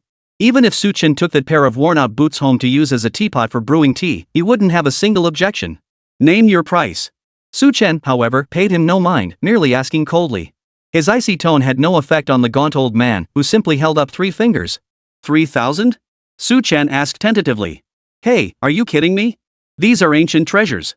You want to buy them for just 30,000 yuan? 3 million, or forget it. The gaunt middle-aged man snatched the Swiftwind boots back, treating them as if they were genuine treasures. Seeing his expression, Su Chen couldn't help but twitch his lips. Spending 3 million on these 2 useless pieces of junk? That'd be throwing money away. But he genuinely wanted those dragon scales, so he still intended to haggle. 10, 20,000? Su Chen tentatively offered a lower price. Though he doubted these items held any value to others, since the other party had quoted a price, he could only attempt a tentative counteroffer. Sold. To his surprise, the gaunt middle-aged man nodded in agreement immediately after hearing the offer. The man then grabbed Su Chen's hand, swiped his card, tossed the damaged dragon scales and Swiftwind boots onto the table, and walked away without looking back. Watching this unfold, Su Chen was utterly dumbfounded. What about the 3 million he said he wouldn't sell for? Why did he agree the moment I made an offer? Had he overbid? He stared at the 2 pieces of equipment on the ground, then rubbed his chin, lost in thought. Judging by the other guy's attitude, it seemed like he'd accept even a lower offer. It all depended on what level the dragon scale would be after recycling. He hoped it wouldn't leave him at a disadvantage. Su Chen examined the gear on the ground, then picked it up and headed straight back to the hotel. Naturally, the other party observed every move. Yet he couldn't fathom what Su Chen intended to do with the items purchased at the Resource Exchange Center. Of course, Su Chen had no intention of speculating about the other party's thoughts. He was now seated in his room, placing the Swiftwind boots and the damaged dragon scale before him. Let's start by restoring the Swiftwind boots. Since the dragon scale boots were too damaged, recycling them for enhancement would consume a significant amount of stamina. Therefore, Su Chen decided to recycle the Swiftwind boots first. Swiftwind boots damage level 90, recyclable for enhancement. Recycle and enhance. Without hesitation, Su Chen issued the command. The next second, he felt only a slight wave of fatigue before a flash of white light appeared before his eyes. When he looked back at the Swiftwind boots, he saw the perfectly upgraded equipment that had been recycled. Tier 2 Swiftwind Boots, extremely rare drop from Swiftwind Leopard Kings, a precious piece of gear. Speed, 80. A great find. Seeing the enhanced Swiftwind Boots, Chen's face lit up with delight. Adding 80 to his movement speed meant that after enhancement, his speed could reach a terrifying 140. Such speed would completely crush everyone of the same level. After equipping the Swiftwind Boots, Chen finally turned his gaze to the damaged dragon scale. Who knew how powerful this thing was when intact? Fully enhanced, it could probably drain him dry. Well, he'd just have to be thoroughly prepared. Chen gathered every stamina restoring item he possessed and placed them nearby, one hand clutching a stamina potion, the other gripping the dragon scale. Damaged dragon scale, damage level 99, recyclable for enhancement. Staring at the scale, Chen pursed his lips before declaring resolutely, "Recycle and enhance." The moment the words left his mouth, Chen felt his stamina drained instantly. His entire body collapsed backward with a thud. Fortunately, the room was carpeted. Otherwise, crashing onto the hard floor without warning would have been painful indeed. Eat. But he had no time to dwell on such thoughts now. With his last ounce of strength, he forced the stamina supplement into his mouth. Even so, the newly gained stamina barely lingered within him before being completely absorbed by the dragon scales. Seeing this, Chen could only keep swallowing the stamina boosting items, trying to generate as much energy as possible within his body. After all, he never imagined his stamina would ever run out. A chilling premonition gripped him. If he couldn't feed the dragon scales more stamina to devour, they might simply consume his body to gain newfound power. Chapter 36, Invincible Accessories, Total Enhancement. The stamina within Chen's body was filled to the brim in an instant, only to be drained dry the very next second. This relentless tug of war left him feeling as if his body would be torn apart. When would this ever end? The 2 or 3 dozen precious stamina potions he had were now completely depleted. Holding the last bottle in his hand, he downed it, feeling utterly defeated. His stamina was gone, yet the dragon scales hadn't been fully reclaimed. Was he really going to have to sacrifice his life? At that thought, Chen made up his mind. If his stamina was completely drained and the dragon scales still weren't fully reclaimed, he would simply cast this thing aside. He didn't know what the consequences of interrupting the recovery process would be, but it was better than losing his life. Gradually, the last remnants of stamina drained from Chen's body, and with it, his patience vanished completely. For the sake of his own life, his hand slowly opened, waiting only for the last bit of stamina to vanish before flinging the dragon scales away. But at that very moment, he suddenly sensed the rate of his stamina depletion slowing. The dragon scale in his hand began to radiate a dazzling golden light. Reinforcement complete. A holographic screen announcing the enhancement's completion suddenly appeared before his eyes. Chen instantly perked up, his face lighting up with surprise and delight. Thank goodness the final recycling was completed, otherwise, he would have suffered a massive loss this time. Exhaling a breath of stale air, Chen lay flat on the ground to examine the dragon scale's attributes. Ancestral Dragon's Reverse Scale Tier 1, the sole reverse scale from the Ancestral Dragon, progenitor of all dragons. Even the passage of time cannot dim the dragon might it carries. All attributes, 50. Equipped with the skill, Ancestral Dragon's Might. Can consume stamina to continue recycling and enhancing. Staring at the glowing interface before him, Chen trembled with excitement. A plus 50 bonus to all attributes? That was practically equivalent to the Tier 3 all-attribute enhancement pill he'd consumed at the start. Most crucially, this primordial dragon's reverse scale was merely a Tier 1 accessory. Yet even so, it granted terrifying attribute bonuses. Moreover, it could be further enhanced by expending stamina. If it reached Tier 2, the thought sent a shiver down Chen's spine. If a Tier 1 scale granted a monstrous 50-point boost to all attributes, would a Tier 2 scale simply double that effect? Or might it unleash something even more terrifying? Regardless, even at Tier 1, the Ancestral Dragon's scales already crushed all other equipment of the same level. That guy was absolutely right, this truly was a treasure from ancient times. Recalling the gaunt middle-aged man's words, Chen shook his head in quiet admiration. If that man knew he'd sold me the dragon's reverse scale, forget 300,000, even 3 million, or even 30 million, probably wouldn't be enough to buy it back. What a huge score. With a satisfied smile, he fastened the Ancestral Dragon's reverse scale to his person. To conceal its radiant glow, however, Chen wrapped it in a small cloth pouch.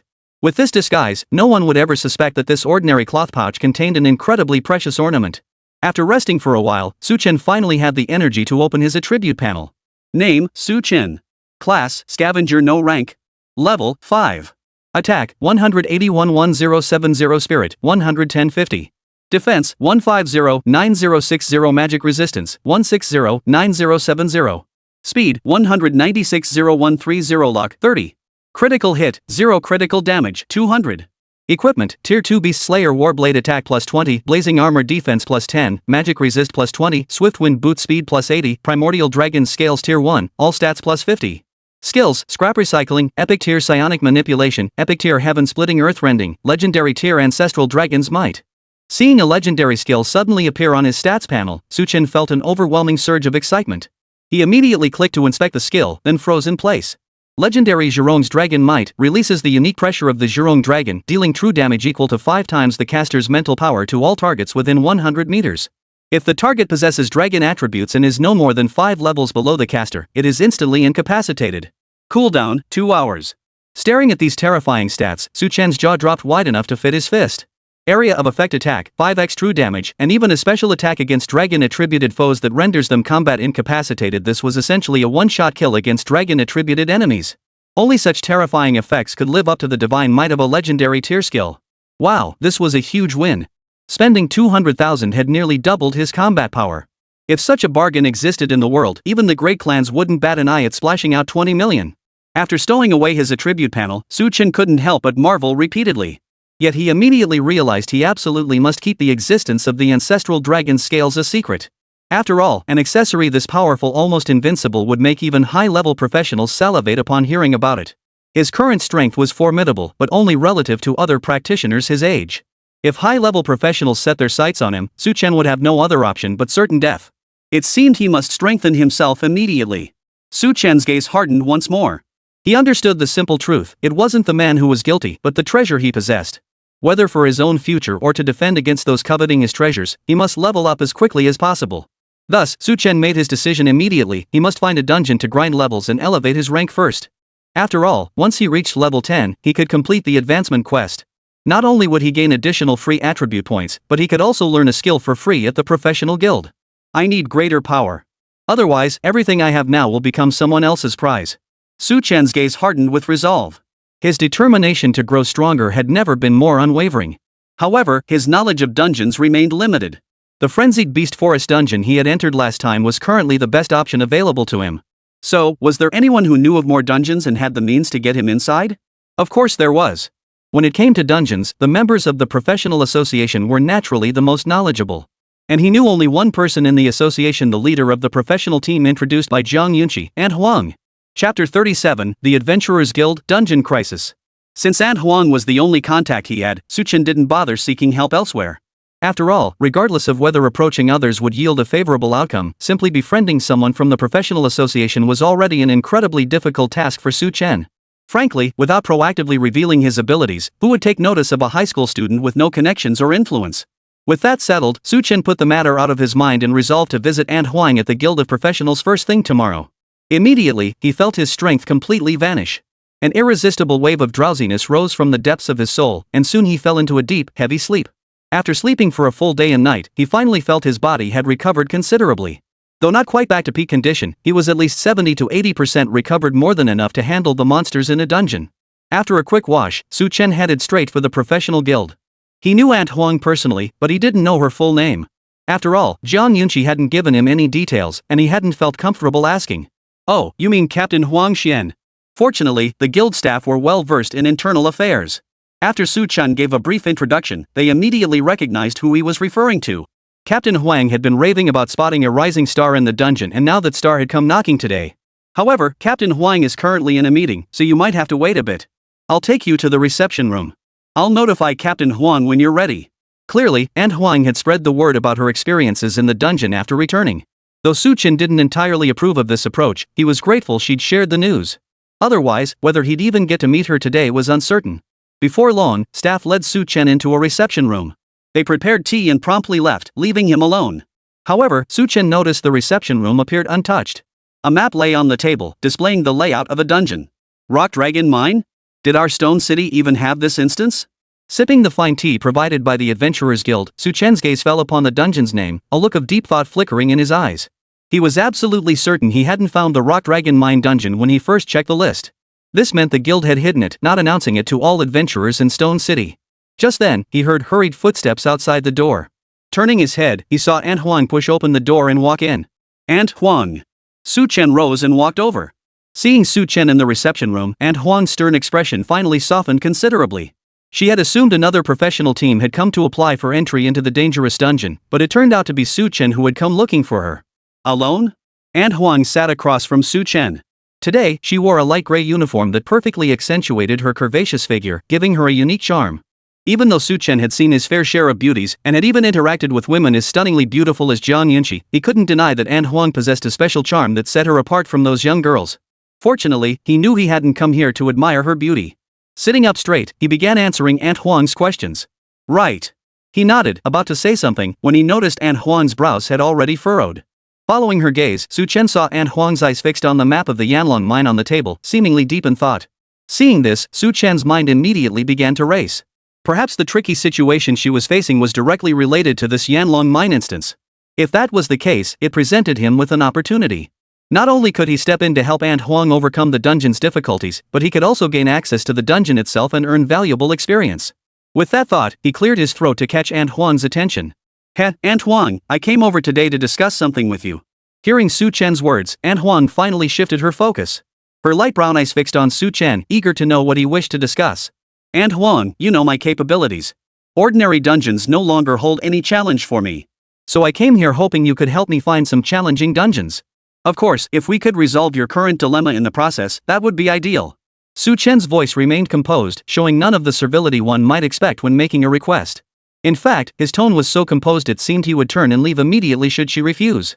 Hearing his words, An Huang furrowed her brow and fell silent. Seeing this reaction, Su Chen felt a surge of hope. He wasn't afraid of her silence, what he feared was an outright refusal. After all, as long as she was still hesitating, it meant there was still a sliver of chance. By pushing forward with all his effort, he might significantly increase the likelihood of An Huang agreeing. And things unfolded just as he'd anticipated. After a long moment of silence, Wang Xian finally sighed deeply. Then you've come at just the right time. She shook her head slightly before sliding the map of the Yanlong mine towards Su Chen. I trust you've already reviewed this instance's map. The trouble lies precisely here. Yanlong mine is teeming with monsters, including numerous types of bosses. The danger level is far too high for the martial artists of Stone City, which is why it's never been opened. The ultimate boss, the Rock Dragon, is exceptionally powerful, the ruler of the entire mine. However, for years, this Rock Dragon remained dormant, granting us adventurers the chance to explore the instance. But just days ago, the Rock Dragon suddenly awoke and began relentlessly dispatching ferocious beasts to hunt down adventurers. If you wish to enter the instance, this is currently the most suitable option. With that, An Huang's eyes turned to Su Chen, her piercing gaze seeming to penetrate him. Yet despite this, Su Chen remained impassive, merely nodding. Alright, I'll enter this instance. Hearing Su Chen's words, An Huang gave a slight nod before replying calmly. Very well. Come back tomorrow.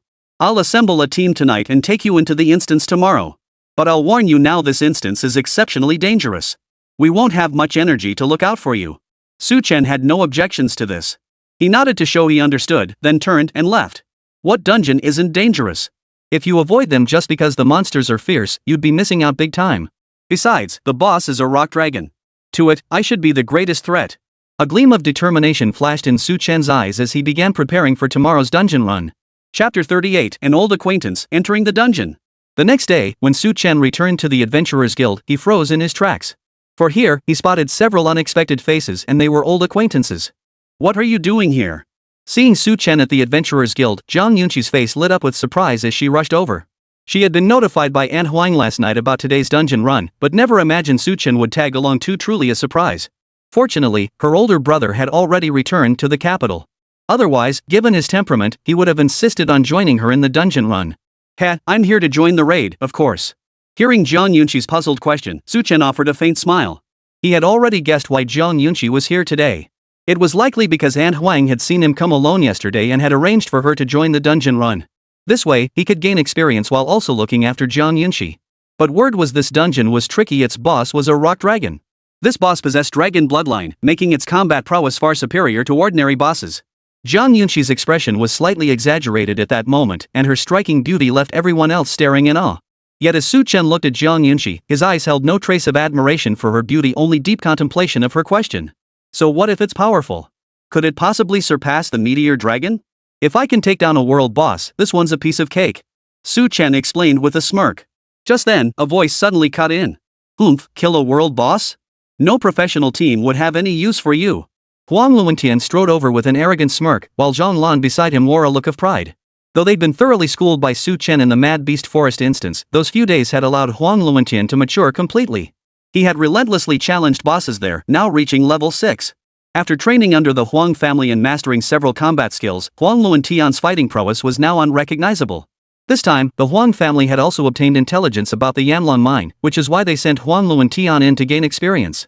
This would not only accelerate his growth but also help him build connections with the professional guild, a plan that killed two birds with one stone.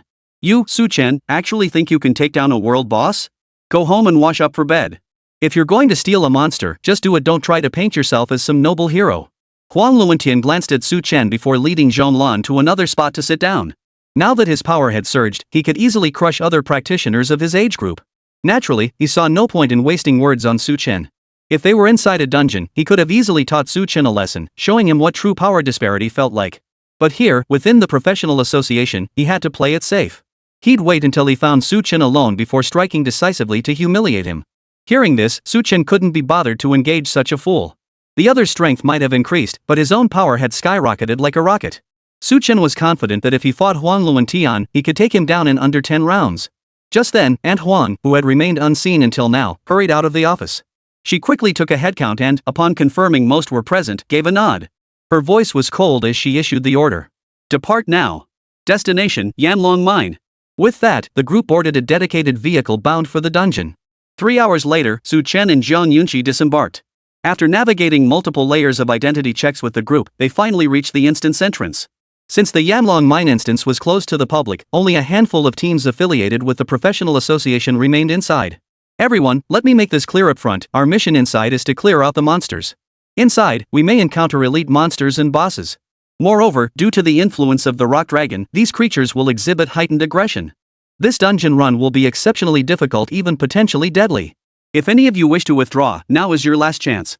With that, Wang Xian's gaze swept across the group. But having come this far, naturally no one would choose to back out. After all, those who made it here either possessed absolute confidence in their abilities or had prepared thoroughly. For them to abandon the mission now would require some monumental change within the dungeon itself. They wouldn't pass up a single opportunity to enter.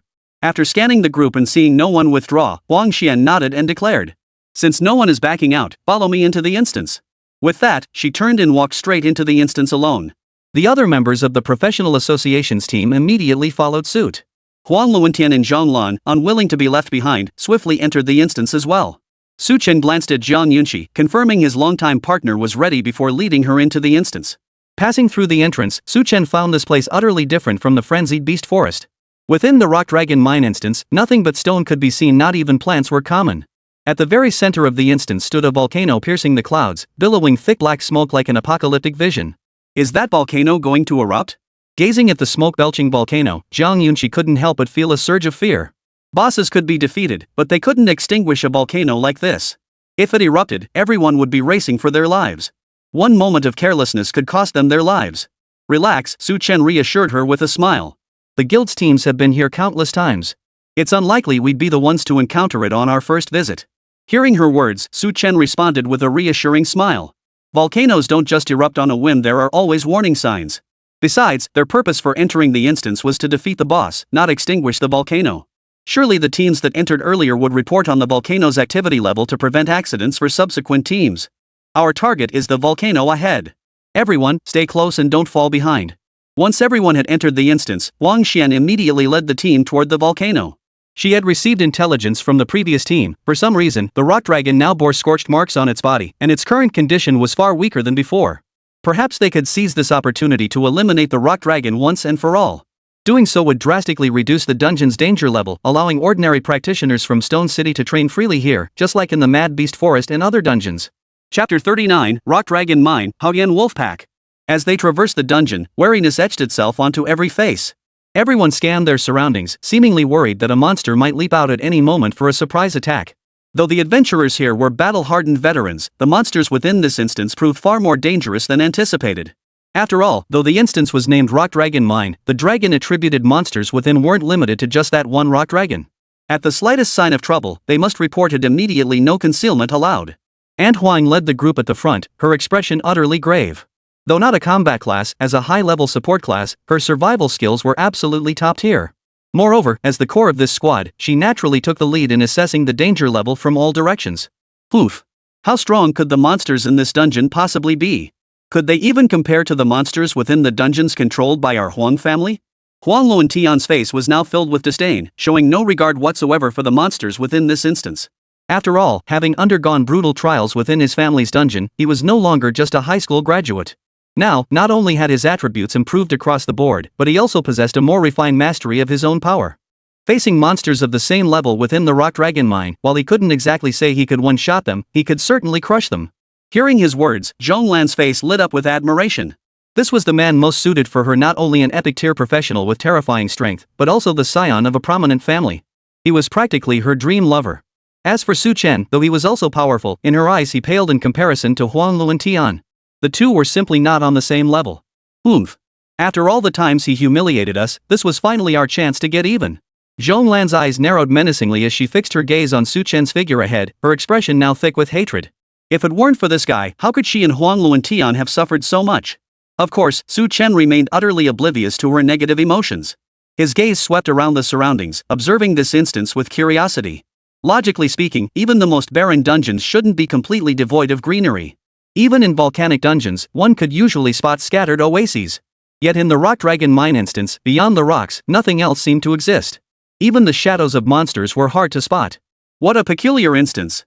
Though he couldn't fathom how the monsters survived here, Su Chen could only speculate that they must have evolved the ability to eat stone. Otherwise, mere survival in such an environment would be impossible. Don't you find this dungeon a bit strange? Just then, Jiang Yunqi's clear voice rang in Su Chen's ear. Hearing her words, Su Chen's brow furrowed slightly. Observing the distant volcano, the pace of its smoke emissions was remarkably rhythmic, almost like human breathing. If it weren't for the professional association having surveyed this place, I'd almost believe this volcano possesses a life of its own. Jiang Yunqi pointed toward the distant volcano, a faint smile still playing on her lips. Following the direction of her finger, he soon noticed that the volcano did indeed seem to possess a living essence. Perhaps it was because the rock dragon slumbered within the volcano that caused such an effect. Though the volcano looked somewhat peculiar, Su Chen still answered with a smile. After all, if a volcano possessed life, this place shouldn't be called rock dragon mine, it should be called lava hell. Hearing this, Jiang Yunqi covered her mouth and giggled softly. Just then, the group ahead abruptly halted. Su Chen and Jiang Yunqi instantly suppressed their smiles, their expressions turning serious as they scanned the front. They saw the main group had dispersed, each adventurer drawing their weapons as if preparing to defend against something. Witnessing this, Su Chen and Jiang Yunqi exchanged a glance before solemnly preparing themselves. To them, every monster was a threat to be taken seriously. After all, these creatures showed no mercy when attacking. To ensure their safety, they had to eliminate every monster in sight. Prepare yourselves, a pack of rock wolves has been spotted ahead. Aunt Huang's voice echoed from ahead, instantly heightening Su Chen and Jiang Yunqi's vigilance. Rock wolves weren't particularly powerful monsters even among creatures of the same tier, they were only considered average. However, the most dangerous aspect was that Haoyan wolves were pack creatures. Encountering just one almost guaranteed finding hundreds more nearby. That's why Su Chen and Jiang Yunqi were so on edge when Aunt Huang warned them about the Haoyan wolves. But seeing the two of them, Huang Luantian couldn't help but sneer. Oomph, what kind of trash classes dare to enter such a high difficulty instance? If you don't have the strength, don't bring girls along, you'll only humiliate yourselves. He strode forward with a look of contempt, his eyes radiating an air of superiority over everyone else. After all, as an epic tier combat specialist, he certainly had the right to look down on others. But just then, a sudden roar echoed from the distance. A whoa! A wolf's howl echoed through the air, followed by a mighty rock wolf charging out from the distance. Upon seeing this beast, Su Chen instantly realized something. His gaze swept backward, then darted around the area. Instantly, he saw pack after pack of Haoyan wolves charging from the distance, closing in to form a tight, impenetrable circle that had them completely surrounded. In an instant, everyone was overcome with panic. There were over 100 Haoyan wolves. How could a mere dozen or two people possibly handle them? The beasts advanced step by step, their foul-smelling saliva dripping onto the ground, instantly corroding the hard rock into a large pit. For them, while eating stone allowed them to survive, if meat was available, they would unhesitatingly become carnivores. And now, though Su Chen's group appeared formidable, their numbers fell short of even 30.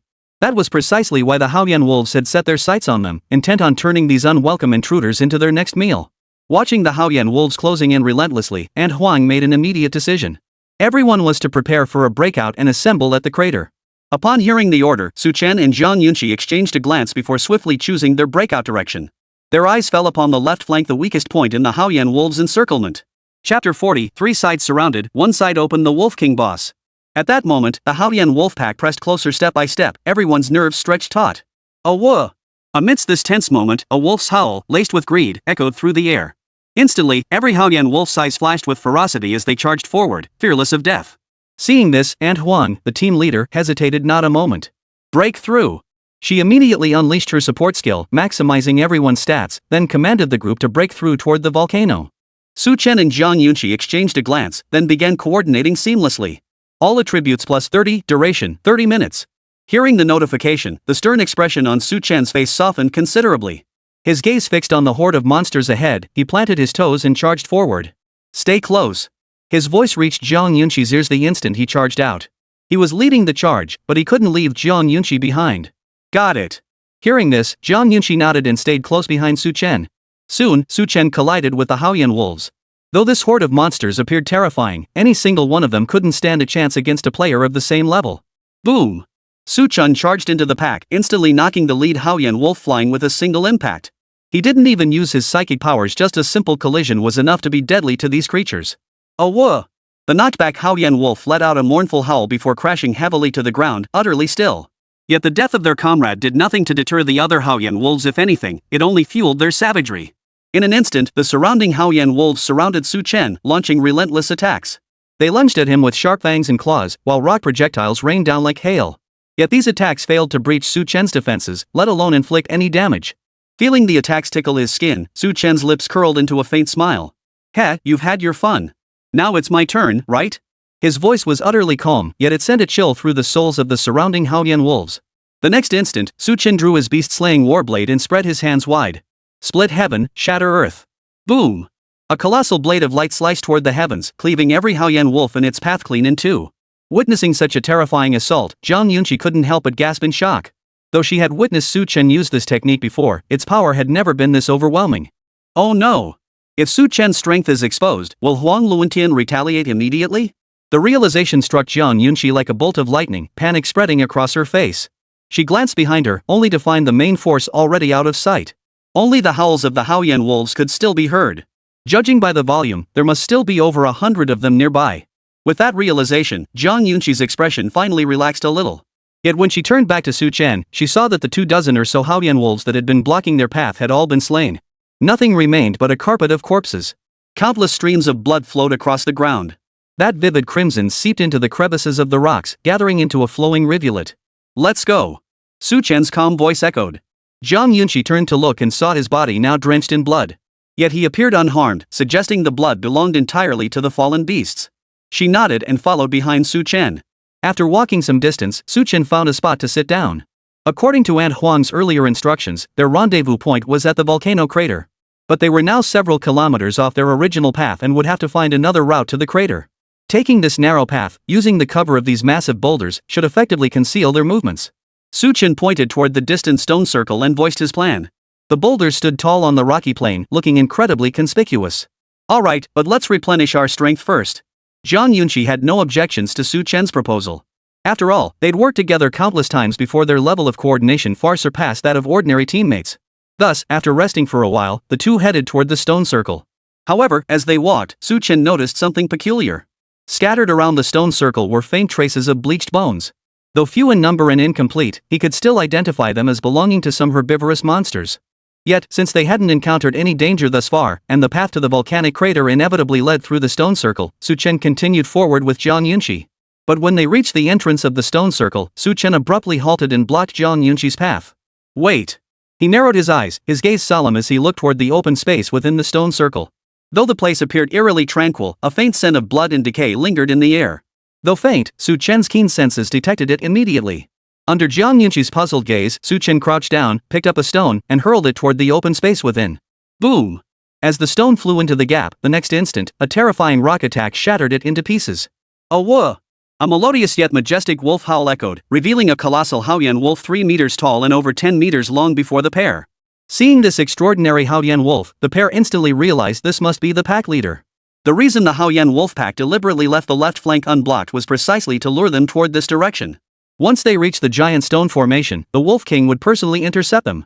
At this realization, a sharp gleam flashed in Su Chen's eyes. The tactic of encircling 3 sides while leaving one open was not something ordinary monsters could conceive. This meant the Wolf King before them likely possessed intelligence far surpassing that of a typical boss. The Haoyan Wolf King's emerald green eyes fixed on Su Chen and Zhang Yunqi, brimming with the ravenous hunger of a predator eyeing its prey. It advanced step by step, yet moved with the grace of an aristocrat. Prepare for battle. Seeing this, Chen murmured a warning. Facing such a cunning boss, he had to be fully prepared. Before Zhang Yunqi could respond, the Haolian Wolf King launched a surprise attack the instant his words faded.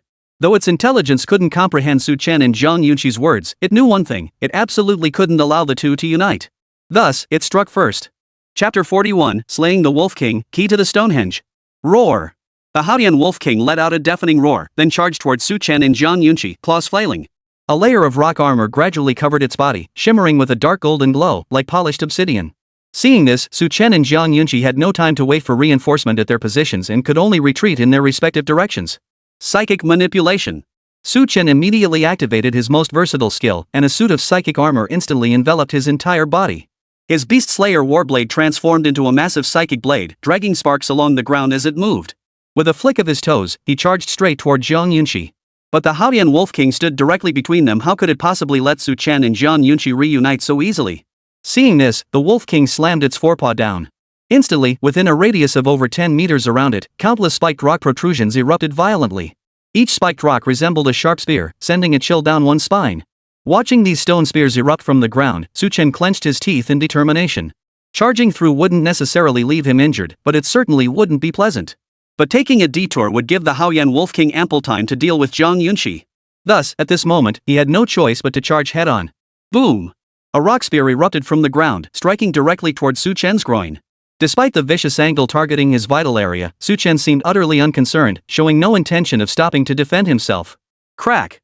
The rock spear collided with his spirit energy armor.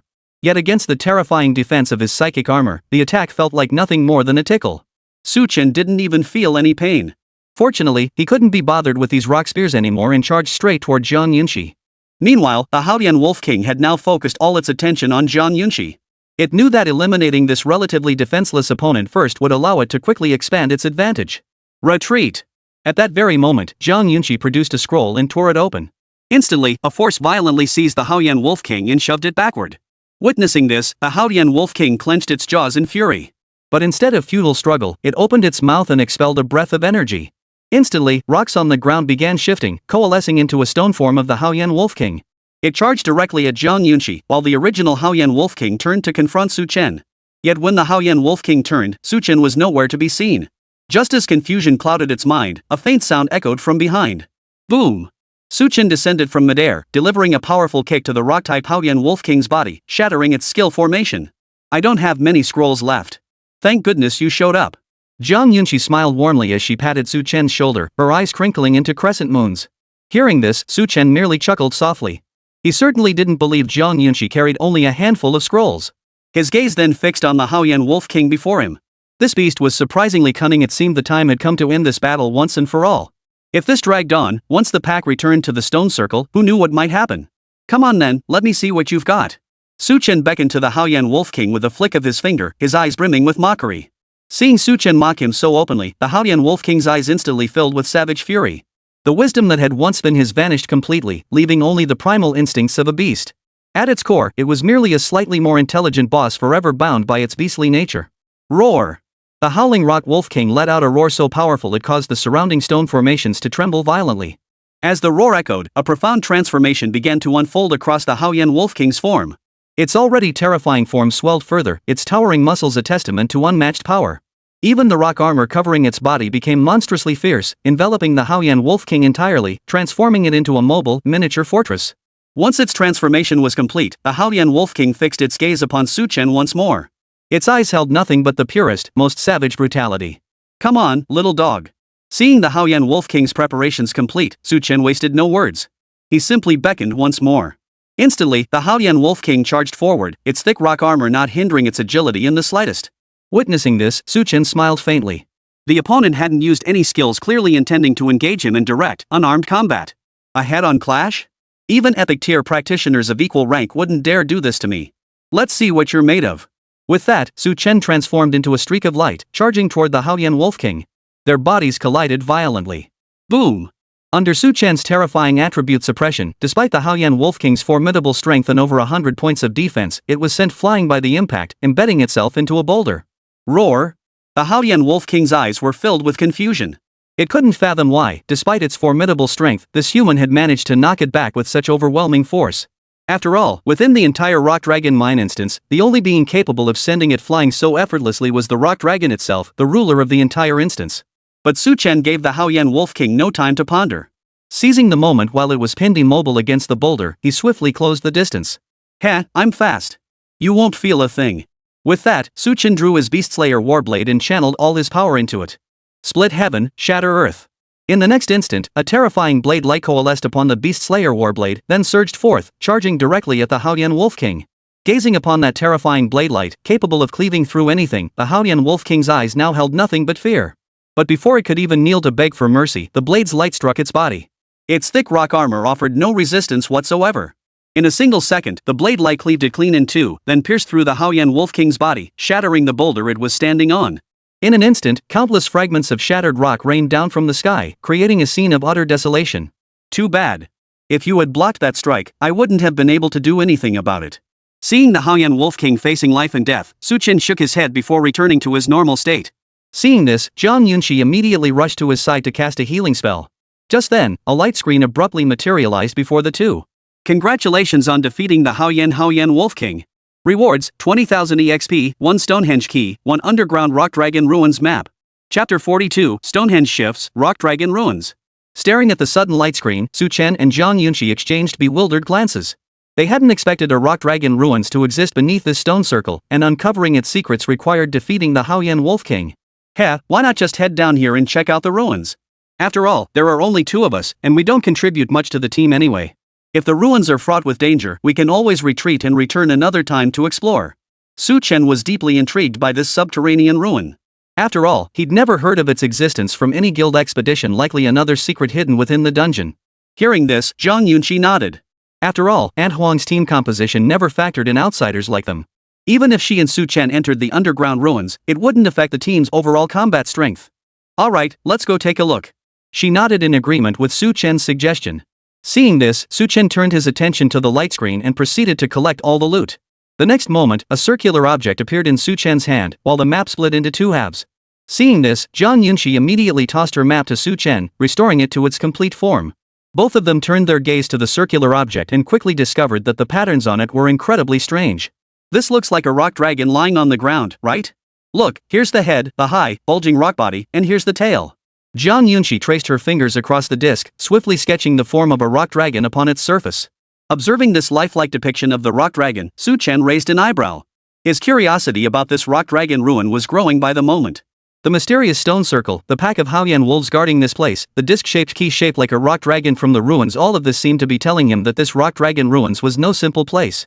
Let's go. The entrance is here. Su Chen led the way into the depths of the stone circle, where a thick stench hung heavy. Judging by the skeletal remains scattered on the ground, this must be the lair of the Haoyan wolf pack. Following the map's guidance, he located the position of the Haoyan Wolf King, the central stone at the very heart of the stone circle. Gazing at the stone emitting a faint black glow, Su Chen licked his lips before placing the disc into its recess. The next second, the disc snapped perfectly into the groove. Seeing this, Su Chen pulled Zhang Yunxi back. Yet after several minutes, nothing unusual happened around them. Could we have missed something? Su Chen's brows knitted together, his eyes filled with confusion. But the moment his words fell, the entire ground began to tremble. He and Zhang Yunxi looked around in shock, discovering that the stone circle had absorbed immense energy, channeling it all into the central stone. Gradually, the tremors subsided. The black stone at the very center dissolved its outer layer, revealing only the purest black crystal. This black crystal now resembled a doorframe, connecting to a spatial passageway. Let's go. Once the vibrations ceased entirely, Su Chen glanced around, satisfied that no one was following. He then led Zhang Yunxi directly into the spatial passageway. Unbeknownst to him, after they entered, the black crystal slowly vanished. Even the spatial passage began to crumble, eventually dissipating entirely. Unaware of these events, Su Chen and Zhang Yunxi emerged deep underground after traversing the passage. Though sunlight could not reach this place, it was inexplicably bright. Squinting, Su Chen scanned the surroundings and discovered that the entire underground was filled with various weathered structures. Judging by their appearance, these structures were clearly man-made, and their architectural style was remarkably consistent. Check the map. However, having just arrived at the ruins, the two dared not make any sudden moves.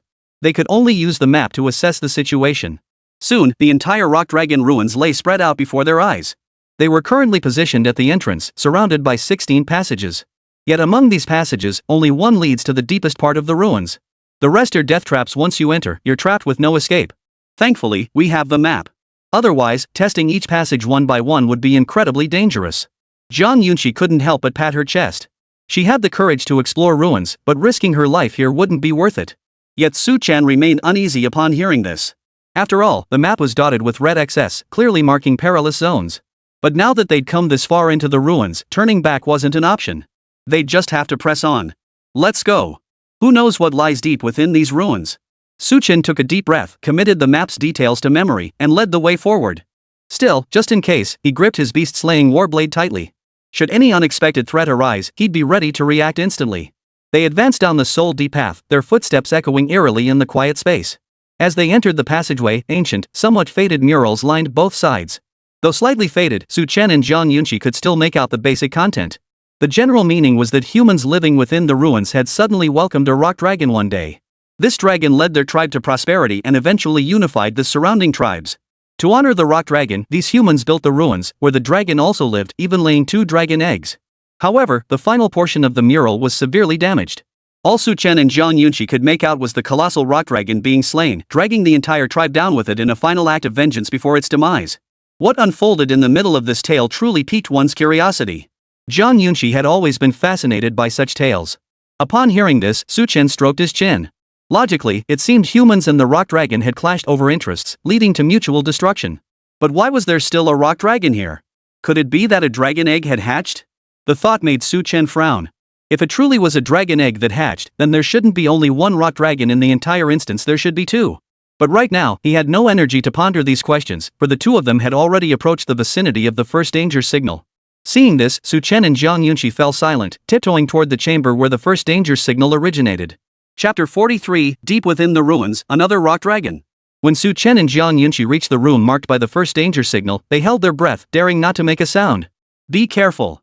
Su Chen glanced back at Zhang Yunqi before charging into the room first. His formidable combat prowess naturally placed him at the forefront. Yet upon entering, Su Chen was rendered speechless by the scene before him. The room resembled a monstrous cage, vast enough that even the Haoyan Wolf King they had encountered earlier could have easily roamed freely within.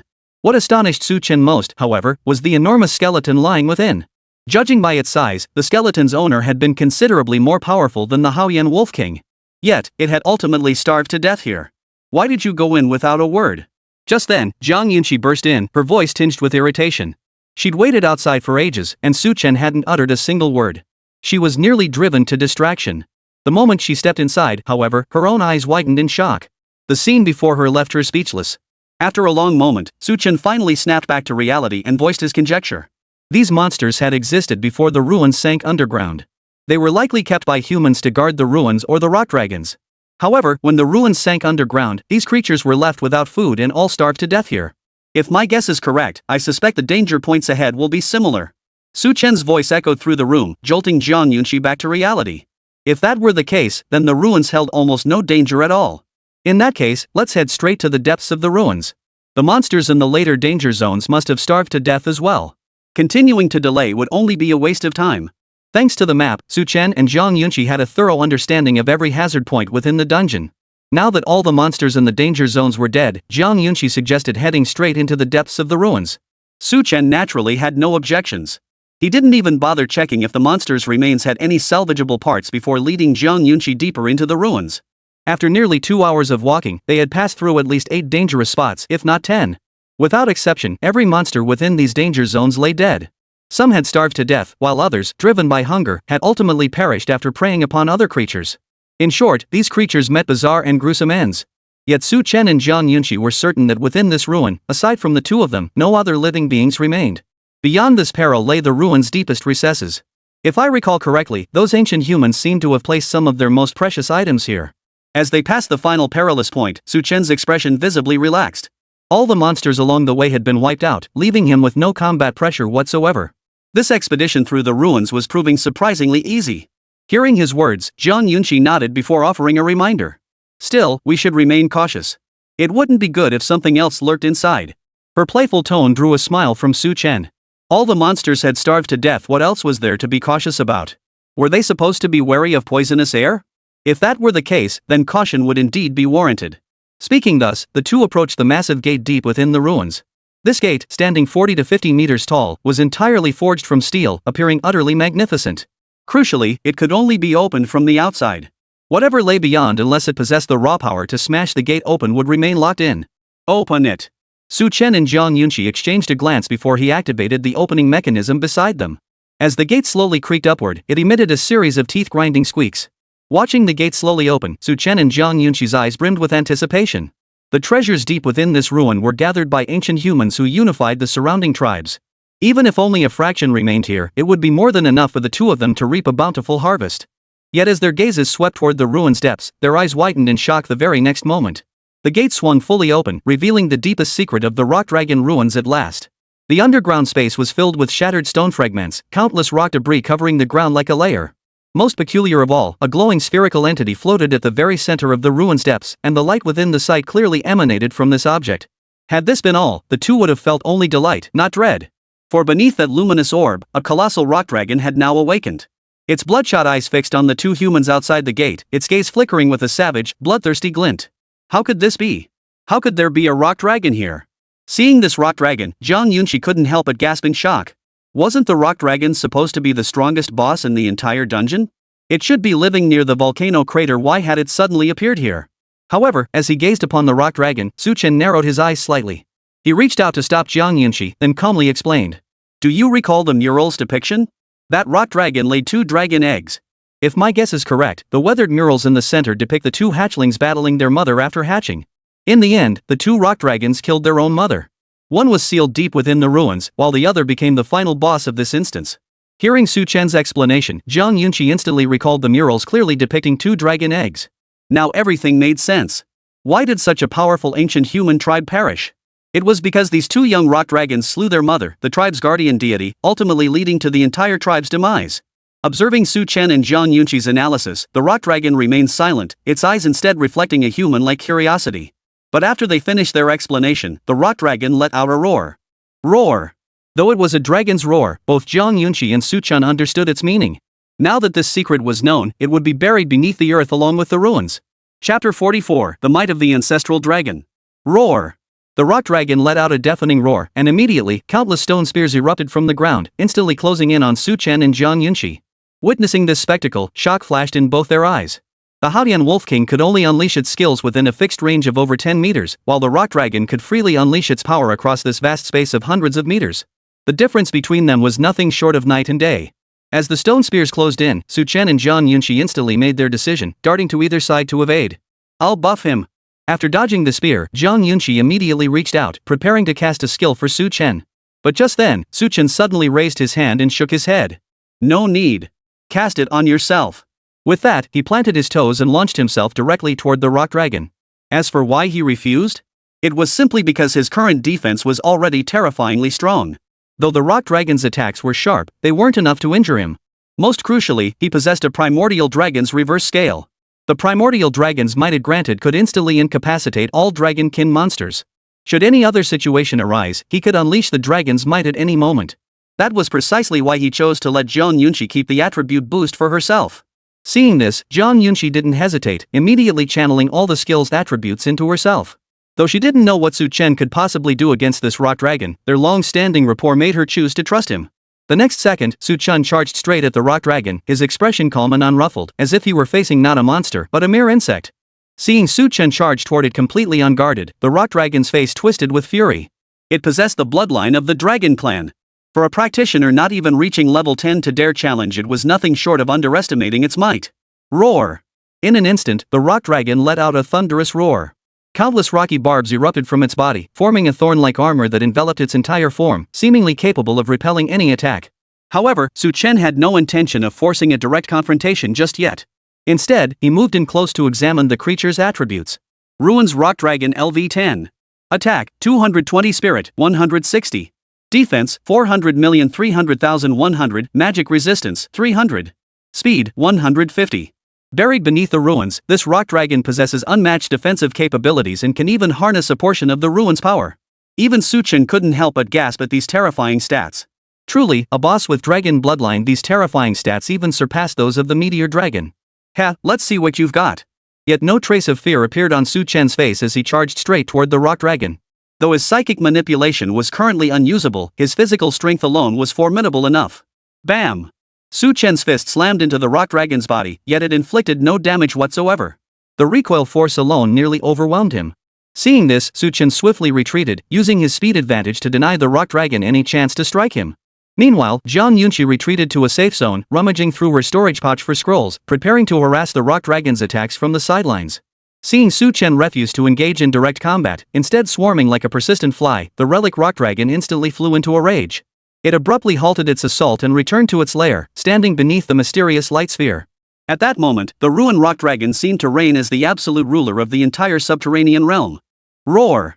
As the mysterious light sphere drew ever closer, the relic rock dragon's roar grew deafening. Its aura surged relentlessly, threatening to breach the dungeon's critical threshold. Detected monster exceeding maximum capacity in current instance. Evacuate immediately. At that moment, a light screen appeared before Su Chen and Zhang Yunqi, warning them to retreat immediately. Hurry! Seeing this, Zhang Yunqi immediately cast a speed scroll over both of them before preparing to retreat. Yet the rock dragon merely swiped its claw, and a terrifying wall of rock shot up from the ground, completely sealing off the entrance. Its gaze held a human-like sneer of mockery. Before it, these two humans seemed as insignificant as ants. For a moment, it actually tasted the flavor of freedom. After all, once it broke free from the ruin's constraints, it could truly manifest within the instance. Then it could find its brother and repay him 1,000-fold for the loneliness inflicted by his betrayal all these years. Gazing upon the formidable ruin's rock dragon, Zhang Yunqi's eyes now held a resolute glint. If all else failed, she would have no choice but to shatter the teleportation jade pendant given by her family and flee with Su Chen. But doing so would inevitably draw the Zhang family's investigation into her relationship with Su Chen.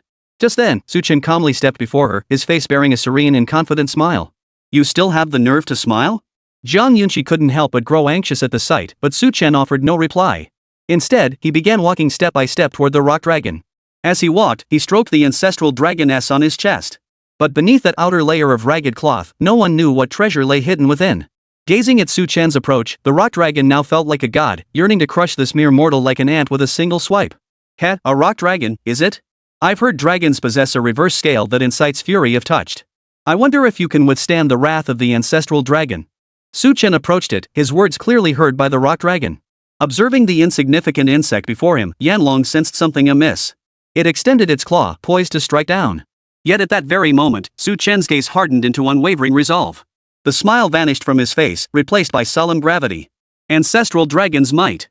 As his words fell, a terrifying pressure radiated outward from Su Chen, causing the entire underground ruins to tremble. The rock dragon bore the brunt of it. The ancestral dragon's might severed its connection to the mysterious light sphere. The once arrogant rock dragon now had only one thought: flee for its life. This human before it had stirred an uncontrollable terror deep within its very bloodline. Kneel. But Su Chen wouldn't let it escape. Instead, he issued a command.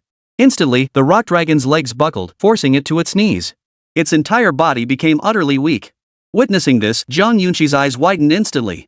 As his teammate, she couldn't sense the dragon's aura, yet this scene left her utterly bewildered. What exactly had Su Chen done to make the arrogantly domineering ruins rock dragon kneel in surrender? Chapter 45, The Power of Ancient Creation. At that moment, the chamber deep within the ruins was utterly silent, broken only by the faint sounds of Su Chen and Zhang Yunqi's breathing. Gazing at the rock dragon lying motionless on the ground, both remained silent in tacit agreement. However, Su Chen knew this stalemate couldn't last. He walked over to the Yanlong and began interrogating it.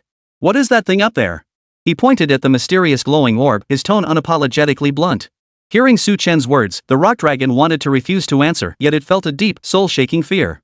At this moment, it couldn't even bring itself to look Su Chen in the eye, let alone refuse to answer his questions. After resisting for a moment, the rock dragon finally succumbed to its inner fear and answered. Roar! This is the core of the entire subterranean ruins, possessing a formidable power capable of sublimating all things. The ancient reptilian race referred to it as the power of creation. Yet, due to the passage of time, it has now become fragmented. The rock dragon's answer echoed in Su Chen and Zhang Yunqi's minds. They exchanged glances, both seeing astonishment in each other's eyes. Though they knew this mysterious light sphere possessed terrifying power, they had never imagined it could actually possess the ability to transcend everything. Such an existence far exceeded the limits of their imagination. For now, they could only take deep breaths to steady their nerves. Were there other treasures besides this core? Though this core was invaluable, Su Chen knew that if it was all they found, it wouldn't be enough to share between the two of them. Even if Zhang Yunqi didn't want to compete with him, Su Chen felt he'd be in the wrong if he didn't share it with her. After a moment of silence, Yanlong spoke slowly. Yes. Beneath my lair lies a treasure chest containing my most treasured possessions. Having spoken these words, Yan Long collapsed directly onto the ground. The suppression from the ancestral dragon's reverse scale had completely stripped it of any ability to resist. Even if Su Chen were to kill it now, it would offer no resistance whatsoever. Seeing this, Zhang Yunqi walked over and dug a large hole in the ground. Before long, a somewhat decayed wooden chest appeared in her hands. She opened it slightly, then immediately slammed it shut, her eyes filled with disbelief. Su Chen, give me whatever's inside that box. It's incredibly important to me. Her expression turned utterly serious, her tone completely different from usual. Hearing Zhang Yunqi speak thus, Su Chen couldn't help but feel a bit taken aback, though he said nothing. After all, he knew she wasn't the type to make demands lightly. Speaking to him with such gravity meant the contents of that chest must hold profound significance for her. With that thought, Su Chen simply nodded, effectively granting her favor. Seeing Su Chen's compliance, Zhang Yunqi smiled with relief. She carefully stowed the treasure chest away, then pointed at the rock dragon and the mysterious glowing orb. I only want this treasure chest. Everything else is yours. With that, Zhang Yunqi turned away, no longer paying attention to the items here. After all, these items were simply too valuable. She feared that if she succumbed to greed, she might shamelessly beg Su Chen for more. If that happened, she'd have no face left to show anyone. Seeing this, Su Chen understood her resolve was firm. Though he still wished to offer some compensation, it was clear now that no matter how valuable the item, she would not accept it. His gaze then fell upon the rock dragon sprawled on the ground. The creature, which had been so arrogantly defiant moments ago, now had eyes that were utterly clear. The hunger for life had vanished from its eyes, replaced only by pure, unadulterated fear. Submission or death. Su Chen wasted no words. He simply let the rock dragon choose its own fate. Hearing Su Chen's words, the rock dragon wisely shifted its head to his feet and then, astonishingly, extended its tongue to lick Su Chen's toes. Such a scene, though almost unseen among humans, represented absolute submission within the dragon clan. After all, Su Chen bore the ancestral dragoness, and the overwhelming aura of the ancestral dragon radiating from him left the rock dragon utterly devoid of any thought of resistance. In the rock dragon's eyes, it wasn't submitting to Su Chen the human, it was submitting to the primordial dragon. Thus, having overcome this immense psychological hurdle, the rock dragon chose to pledge allegiance to this human-like ancestral dragon before it. Seeing this, Su Chen no longer paid attention to the rock dragon. Instead, his gaze shifted to the mysterious luminous sphere above his head, the force of creation. This was almost the only existence Su Chen had ever encountered that could rival the ancestral dragoness. Such a mysterious and powerful entity now floated before his very eyes. To say he wasn't excited would be a lie. Nevertheless, Su Chen took a deep breath, striving to steady his emotions. He then slowly approached the force of creation and reached out to touch it. Instantly, a formidable force surged into his body, and before his eyes appeared a terrifying vision visible only to him. Fragmented ancient force of creation, a fragment of the force of creation gathered by ancient humans, once saving countless lives. Now severely corrupted, 90% damaged, can be recovered and enhanced. Gazing at the light screen before him, Su Chen was instantly filled with astonishment and delight. He never imagined that even this ancient power of creation could be recycled and enhanced by him. However, just recycling the ancestral dragon's reverse scale nearly drained him dry. The grade of this creation power should be no weaker than that of the ancestral dragon's reverse scale. Therefore, if he intended to recycle and enhance it, thorough preparation was essential. With that thought, Su Chen stored the creation power away. He was still inside the dungeon now, so recycling it was definitely out of the question. He'd have to wait until he returned to properly prepare. The immediate challenge, however, was how to break out of this subterranean ruin. His gaze fell upon the rock dragon lying on the ground, and he nodded slightly. Since you've always wanted to leave this ruin, then lead us out now. With that, Su Chen walked over to Zhang Yunqi, lifting her onto the rock dragon's back. Hearing Su Chen's words, the relic rock dragon sensed the terrifying dragon aura that had weighed upon it moments ago vanish completely. It glared at Su Chen with a vicious look, about to make a move, but felt that oppressive pressure swiftly suppressing it once more. Thus, the relic rock dragon finally abandoned any thought of resistance. Reluctantly, it rose and carried Su Chen and Zhang Yunqi out of the depths of the ruins. After orienting itself, it arrived at the very spot where Su Chen had initially been. Roar! It spat forth a pillar of rock, violently smashing a gaping hole in the ground ahead, revealing the azure sky of the outside world. Gazing upon the breathtaking world beyond, the relic rock dragon shed its hatred for Su Chen, now consumed solely by a yearning for freedom. Su Chen and Zhang Yunqi soared through the sky atop the ruins rock dragon. Yet the very next moment, they saw the volcano crater erupt violently, spewing thick black smoke. To the crater! Seeing this, Su Chen issued the command immediately. The ruined rock dragon, hearing this, dared not delay, flapping its wings to fly toward the crater. Chapter 46, The Might of the Volcanic Rock Dragon. Just as Su Chen soared toward the crater, the teams of adventurers currently stationed there were already in dire straits. They had arrived at the crater 2 hours earlier, rested briefly, and finally gathered most of their members. Everyone except Zhang Yunqi and Su Chen was present. And Huang, though concerned about the two, prioritized clearing the dungeon boss. She led the remaining members into the crater one by one. However, within the crater, they encountered a terrifying number of monsters. Crucially, these monsters seemed influenced by the rock dragon, each possessing terrifyingly abnormal strength. Yet these seasoned professionals, despite facing hundreds upon hundreds of foes, managed to eliminate every last one, though not without suffering some casualties. Afterward, they ventured into the deepest recesses of the rock dragon mine, where a terrifyingly powerful rock dragon lurked. And this creature wasn't merely rock attributed, it was a terrifying dual attribute being of rock and fire. Despite this, the professional team began their arduous challenge. They had arrived with a mission to succeed at all costs, determined to slay this volcanic rock dragon once and for all. Yet, despite every member of the team clinging to unwavering conviction, some things simply cannot be overcome by willpower alone. Take this volcanic rock dragon before them. Despite the party having nearly exhausted their strength, they remained utterly powerless against it. Worse still, the crater was the dragon's home turf, allowing it to draw endless energy while the adventurers only wasted their strength. Captain, what do we do now? This thing seems poised to unleash the crater's energy. If we don't act soon, we'll be swallowed whole by the lava. One adventurer's face twisted with panic as he realized the lava had begun to boil, threatening to erupt at any moment. Huang Xian's gaze shifted downward at his words, and her expression abruptly darkened. Below, bubbles were already rising from the molten rock, and the temperature was steadily climbing toward scorching levels. While this wouldn't affect the volcanic rock dragon, the adventurers couldn't withstand such temperatures. Hold on. Huang Xian glanced at the scorched battlefield. There was no time for hesitation now. She could only leave a single command before hurrying toward Huang Luantian. There was no other choice. This man was the head of the Huang family, and she had come here merely to secure some spoils of war. Had she still been with the Zhang family, she could have reprimanded him freely. But now she had no ties to them. Even with her considerable strength, she couldn't act as she once did. Young Master Huang, make your move. The situation was growing increasingly dire. Further delay would benefit no one. Though Huang Xian harbored resentment toward Huang Luantian, with Su Chen and Jiang Yunqi absent, he remained the strongest individual combatant present. If he could pin down the volcanic rock dragon head-on, she was confident they could finish off the beast. Yet upon hearing this, Huang Luantian merely glanced at her. Stroking Zhong Lan nestled in his embrace, he replied nonchalantly. The situation is getting worse. If it comes to it, we'll just retreat. It's not like this is anything important anyway. Besides, I just took down over 10 monsters earlier, so I need to get some proper rest now. Of course, if something worth my while comes along, I won't mind moving a muscle. Huang Luantian now sat with his legs crossed, his gaze dripping with utter contempt. He was an epic-tier professional, how could he possibly associate with this trash? Besides, what good was his strength anyway? The Adventurers Guild couldn't touch him. Asking Huang Luantian to do something? He wouldn't do it for free. Seeing this, Huang Xian gritted her teeth, disgust flashing in her eyes. This guy was nothing but a spoiled brat. So what if he was powerful? He was still getting beaten by Su Chen. If Su Chen weren't absent right now, why would she need to come begging him? If only Su Chen were here. With him holding him back, dealing with this volcanic rock dragon shouldn't be too difficult. At this moment, Huang Xian finally thought of Su Chen. After all, they had all underestimated the rock dragon's power. They thought they had prepared thoroughly, yet they still fell short. But the temperature at the crater was rising rapidly, and she was starting to struggle to hold on. It seemed this mission was impossible to complete. They could only retreat first, report to the association, and then decide on their next steps. Seeing this, Huang Xian returned to the battlefield. After buffing everyone's stats, she was about to order the retreat.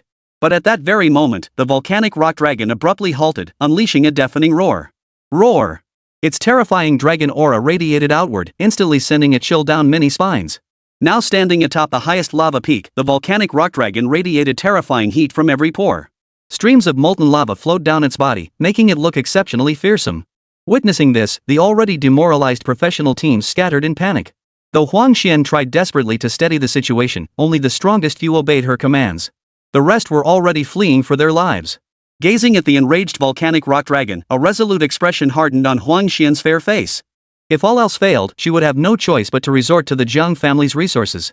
Yet at that very moment, Huang Luantian suddenly approached with a mischievous grin. His gaze fixed on the volcanic rock dragon, a hint of amusement flickering in his eyes.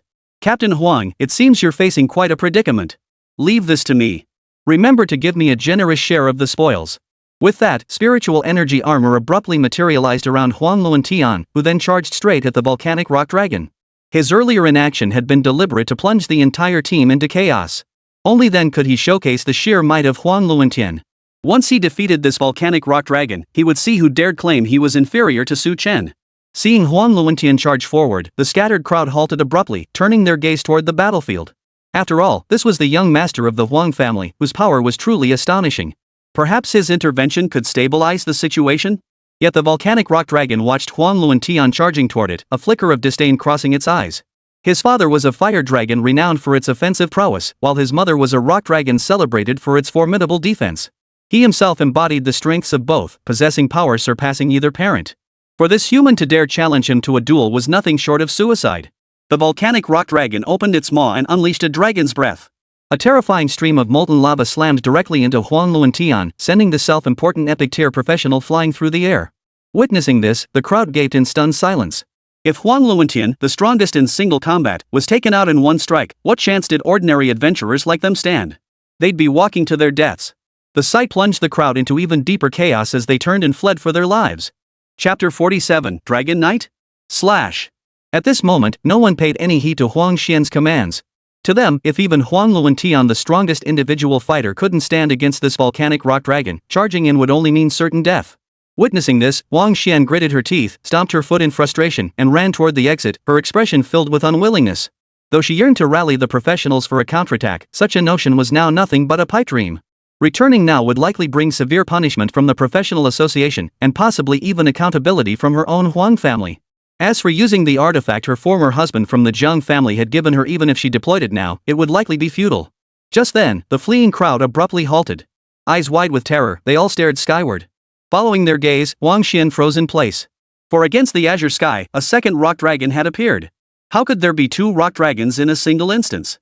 This kind of instance was far beyond their capabilities. Huang Xian's heart trembled. She couldn't fathom why another rock dragon existed within this instance. Even this single volcanic rock dragon was beyond their ability to handle. If another appeared, they would all die here. Meanwhile, high above, Chen and Jiang Yunqi sat atop the relic rock dragon's back, directing it to descend. After all, neither possessed the ability to fly. To confront the volcanic rock dragon, landing was their only option. Roar! But at that very moment, a piercing roar echoed through the air. From the crater below, a rock dragon radiating crimson light emerged, now charging furiously toward the sky. Upon seeing this volcanic rock dragon, the relic rock dragon's eyes instantly widened, its gaze blazing with hatred. Roar! It roared furiously, and if Chen hadn't been sitting on its back, it would have lunged forward immediately. Seeing this, Jiang Yunqi spoke up with a suggestion. I have a glider suit. We can land directly now. This is an anti-gravity scroll. Use it, and you can land safely too. If aerial combat breaks out later, you can just come down directly. With that, Jiang Yunqi raised her hand and cast all her skills onto Chen. She then handed him a small scroll from her storage pouch. All attributes plus 70, duration, 45 minutes. Feeling the changes coursing through his enhanced body, Chen nodded, his gaze shifting to the volcanic rock dragons below. Enemies meeting face to face always ignite fierce hatred, and these two rock dragons were no exception. One had been suppressed within the ruins for an unknown duration, while the other sought to dominate the dungeon alone, showing no regard for any brotherly bonds. Thus, a great battle was inevitable. Seeing this, Jiang Yunqi immediately donned her glider suit and descended toward the lower levels. Only after she had moved beyond a certain distance did Chen address the ruins rock dragon. Charge! Take it down! With that, the ruins rock dragon flapped its wings and charged toward the volcanic rock dragon, which was already engulfed in flames as it hurtled forward. Boom! The two colossal beasts collided violently, their terrifying impact echoing throughout the entire instance. The stunned group of adventurers snapped back to reality. Watching the two rock dragons locked in combat, their eyes now brimmed with confusion and bewilderment. What on earth was happening? Why were the two bosses suddenly fighting each other? But just then, they spotted a tiny black dot descending from the sky. Huang Xian seemed to sense something. Her gaze fixed on the tiny black dot landing on the ground, and she immediately dashed toward it. Aunt Huang, I'm sorry for worrying you. Jiang Yunqi landed and immediately saw Huang Xian's tense expression. But the latter had no time to worry about her safety. Instead, she pointed at the two rock dragons battling in the sky. What on earth was going on? As the captain of a professional team, he had witnessed countless scenes, but a battle between two rock dragons like this was truly a first. Seeing this, Jiang Yunqi smiled and recounted the events at the underground ruins, though she clarified that their spoils had been ordinary materials and experience points instead. Huang Xian's eyes widened in realization. Yet confusion quickly replaced her understanding. If even their combined forces of adventurers couldn't defeat a single volcanic rock dragon, how had Chen managed to subdue the ruins rock dragon single-handedly? Yet she couldn't bring herself to ask. After all, every adventurer guarded their secrets sometimes, knowing too much meant dying sooner. Her gaze shifted skyward, where the two rock dragons were now locked in a fierce, white-hot battle. One, clad in molten armor, unleashed its full fury, while the other fought with fearless courage, heedless of life or death. The battle had gradually descended from the sky, finally settling at a height of 30 to 40 meters above the crater. At this height, everyone could clearly see the battle between the two bosses. Look! There seems to be someone on that rock dragon. Who could it be? Could it be the legendary Dragon Knight? An epic tier Dragon Knight? But we don't have anyone like that in our party. No, not the dragon rider at Chen. He's right there on the rock dragon's back. With a cry of recognition, the group finally discerned the true identity of the dragon rider atop the relic rock dragon. To their astonishment, it was Chen, the one who had been separated from them from the start. Not only was he not in trouble, but he was actually riding a rock dragon to aid them in battle. At that moment, the group recalled Huang Luantian, who had been smacked away earlier, and a wave of contempt washed over them. Huang Luantian was supposed to be a formidable fighter? Yet he'd been knocked flying with a single blow. Meanwhile, Chen had summoned a dragon to rescue his comrades. Of course, Chen remained oblivious to all this. Seated atop the ruins rock dragon, his gaze was fixed intently on the volcanic rock dragon. The two bosses were evenly matched in power, but the ruins rock dragon had been intimidated by him earlier and now found itself slightly at a disadvantage. Roar! Both rock dragons paused to catch their breath. Feeling the ruins rock dragon's trembling body, Chen knew the other wasn't faring much better. He patted the ruins rock dragon's head and commanded, "You're going to charge straight into the volcanic rock dragon. Make sure you pin it to the ground. Once you two are pinned down, I'll have plenty of ways to deal with it." Hearing Chen's words, the ruins rock dragon instantly recalled the terrifying dragon aura, its spirit surging instantly. It leapt high into the air, charging straight toward the volcanic rock dragon. Seeing this, the volcanic rock dragon didn't even bother to dodge. With its current stamina advantage, it simply waited for its opponent to exhaust itself. As for that human, a creature as insignificant as an ant, what was there to care about? But in the next instant, it was slammed off the stone mountain by the ruins rock dragon, both creatures tumbling to the ground. The ruins rock dragon immediately pinned the volcanic rock dragon beneath it, then summoned a stone mountain with all its might to temporarily suppress it. In that instant, Chen unleashed his psychic control. The Beast Slayer Warblade in his hand transformed into a colossal blade. Split heaven, shatter earth. Taking advantage of the volcanic rock dragon's immobilization, Chen aimed directly at its neck and unleashed his skill. In an instant, a flash of blade light streaked through the air. A crimson gash instantly appeared on the volcanic rock dragon's neck, followed by a torrent of dragon blood gushing forth like a waterfall. Congratulations on soloing the volcanic rock dragon. Gain 20,000 EXP, 10 free attribute points, and 1 ultra-rare material, Dragon Heart. Chapter 48, Bountiful Harvest, Reclaiming the Power of Creation. Seeing the light screen before him, Chen instantly raised an eyebrow. Though he didn't know why the instance counted the boss kill reward as his alone, it wasn't a bad thing. After all, possessing an ultra-rare dragon heart meant that if others saw his rewards, he'd have to surrender it to the guild. With that, Chen waved his hand, stowing all the rewards into his storage pouch. His gaze then turned to the ruined rock dragon. Now, having avenged its great enemy and gained its freedom, the boss felt nothing but immense satisfaction. As for the idea of Chen becoming a villain, that was practically impossible now. After all, the ancestral dragon's aura emanating from Chen was no joke. The ruined rock dragon had no desire to experience that oppressive feeling again. Just stay put in the dungeon. If adventurers encounter danger, remember to lend a hand. Chen had no intention of enslaving this ruined rock dragon. After all, it was still a boss-level creature. Forcing it into submission risked provoking rebellion, which would be a costly mistake. Hearing Chen's words, the ruins rock dragon nodded before spreading its wings and soaring into the sky, vanishing from sight. As the relic rock dragon vanished, the numerous adventurers who had been staring blankly snapped back to reality. Their eyes, filled with both fear and curiosity, turned to Chen. They couldn't fathom how this boy, who looked far too young, had managed to command such obedience from a dragon boss. They say heroes emerge in youth. Today, I've witnessed the most heroic youth our Stone City has to offer. Wang Xian approached with a smile. Moments ago, she had believed most of these adventurers would meet their end at the hands of the boss. But now it seemed she had underestimated Chen. Not only could this kid turn the tide, but he also brought unexpected surprises. Aunt Huang flatters me. It was nothing. Chen merely waved his hand dismissively, refusing to elaborate. His mind was already elsewhere. He couldn't wait to return and inspect his loot. Seeing his expression, Huang Xian knew exactly what he was thinking. She waved her hand, signaling the group of adventurers to leave the instance together. Huang Luantian, who had just crawled out of the magma, was preparing to challenge the volcanic rock dragon again when Zhong Lan informed him of Chen's recent exploits. Hearing that Chen had ridden a dragon boss into battle, not only slaying the volcanic rock dragon but also earning the awe of everyone present, Huang Luantian was instantly consumed by jealousy. Damn it! He punched the nearby stone wall into splinters, his eyes flashing with envy and resentment. He was the epic tier adventurer, the most promising talent in Stone City, even the entire southern frontier province. Yet now Su Chen had stolen all the glory. Su Chen, you must die. At this moment, Huan Luentian sensed the situation slipping from his grasp. Unable to completely suppress Su Chen, he could only wish for his demise. Of course, Su Chen knew none of this. He followed the main group out of the Yanlong mine instance, then waved goodbye to Zhang Yunqi, Wang Xian, and the others. His sole focus now was checking his loot rewards, and recognition meant nothing to him. Soon, Su Chen was back in his hotel room via taxi, having spent every last coin on stamina supplements. Sitting on his bed, he carefully examined his status. Congratulations on reaching level 8. You have gained 30 free attribute points. After absorbing all the experience, Su Chen discovered his level had surged to 8.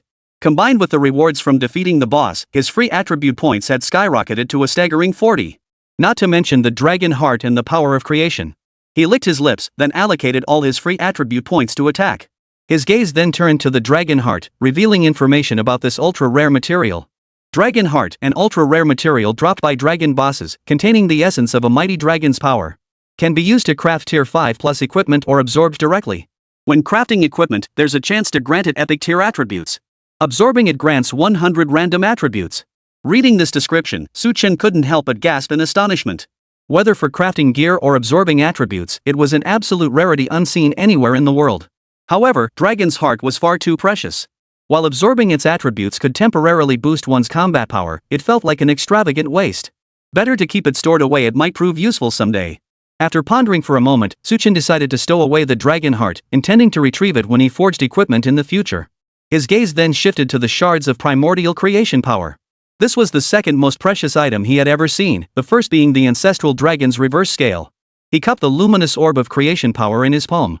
Though he'd read descriptions of this force before, he couldn't help but marvel at the sheer mystery of such an object existing in this world. Well, time to try recycling and enhancement.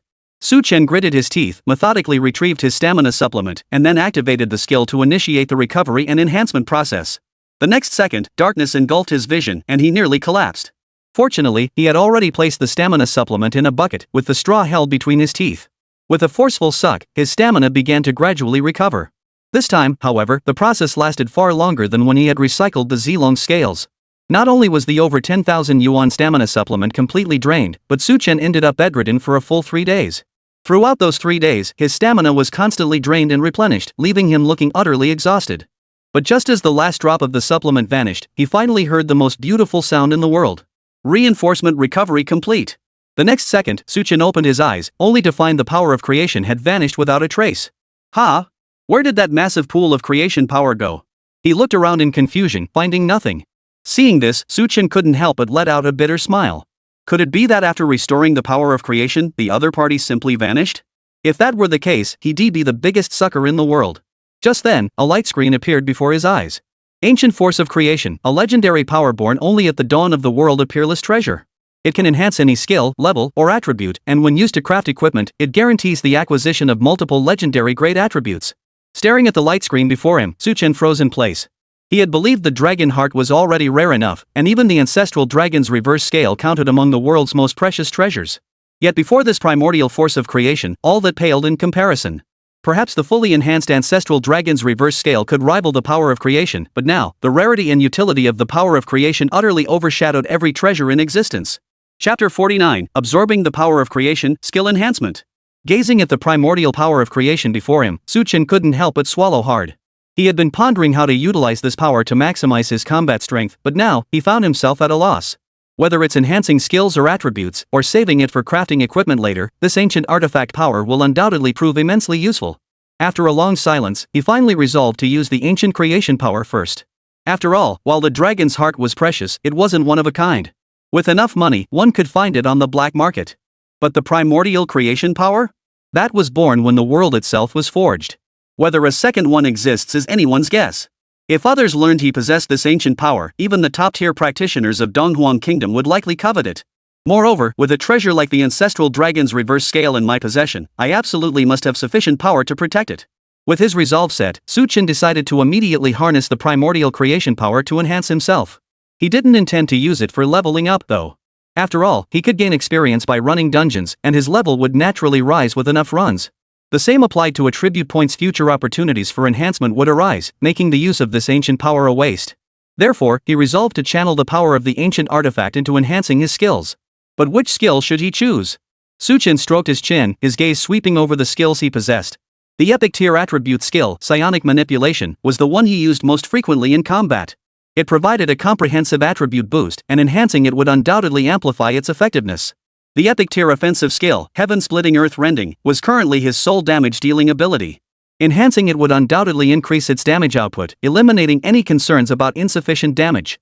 Then there was the legendary attribute skill, Ancestral Dragon's Might. This skill came attached to the Ancestral Dragon's scales. While it could also be enhanced, Chen decided to skip it entirely. His gaze then turned to his most fundamental skill, one that emerged alongside his profession, skill recycling enhancement. This skill possessed neither attributes nor any specific description, yet it remained the most enigmatic. It could be said that his current achievements were entirely inseparable from the terrifying effects of this skill. So could this skill be enhanced? Power of creation, enhance my skill recycling enhancement. Chen attempted to command the ancient force of creation within him, though he knew deep down that this skill was far too enigmatic. The likelihood of enhancing it seemed slim. Yet the next instant, the light screen's text rapidly shifted, leaving Chen stunned on the spot. Ancient creation power successfully activated. Skill recycling enhancement upgraded. Instantly, Chen felt a certain force within him rapidly dissipating, yet his very essence became incredibly solid. Moreover, this sensation filled his entire body with a warm, soothing comfort. Skill enhancement successful. Unranked recovery enhancement, consume stamina to restore incomplete items to perfect condition. If the item's grade is not top tier, it will forcibly elevate its grade. Reading the description of this innate skill, Chen's jaw dropped instantly, his eyes nearly popping out of their sockets. This skill upgrade was downright terrifying. Not only could it perfect flawed items, but it could also forcibly elevate their rarity tier. Meaning that from now on, whenever I acquire an epic tier item, I can directly recycle it into a legendary tier 1? The thought made Chen swallow hard. If this skill truly became that powerful, he might as well open a recycling center in the future. He could scoop up all the junk in the entire Donghuang kingdom, then selectively pick out precious items for enhancement. But that was just a joke. After all, his stamina was limited. Even if the skill's stamina cost decreased after enhancement, he still couldn't strengthen multiple items at once. With that thought, Chen chuckled and shook his head. He really was overthinking things.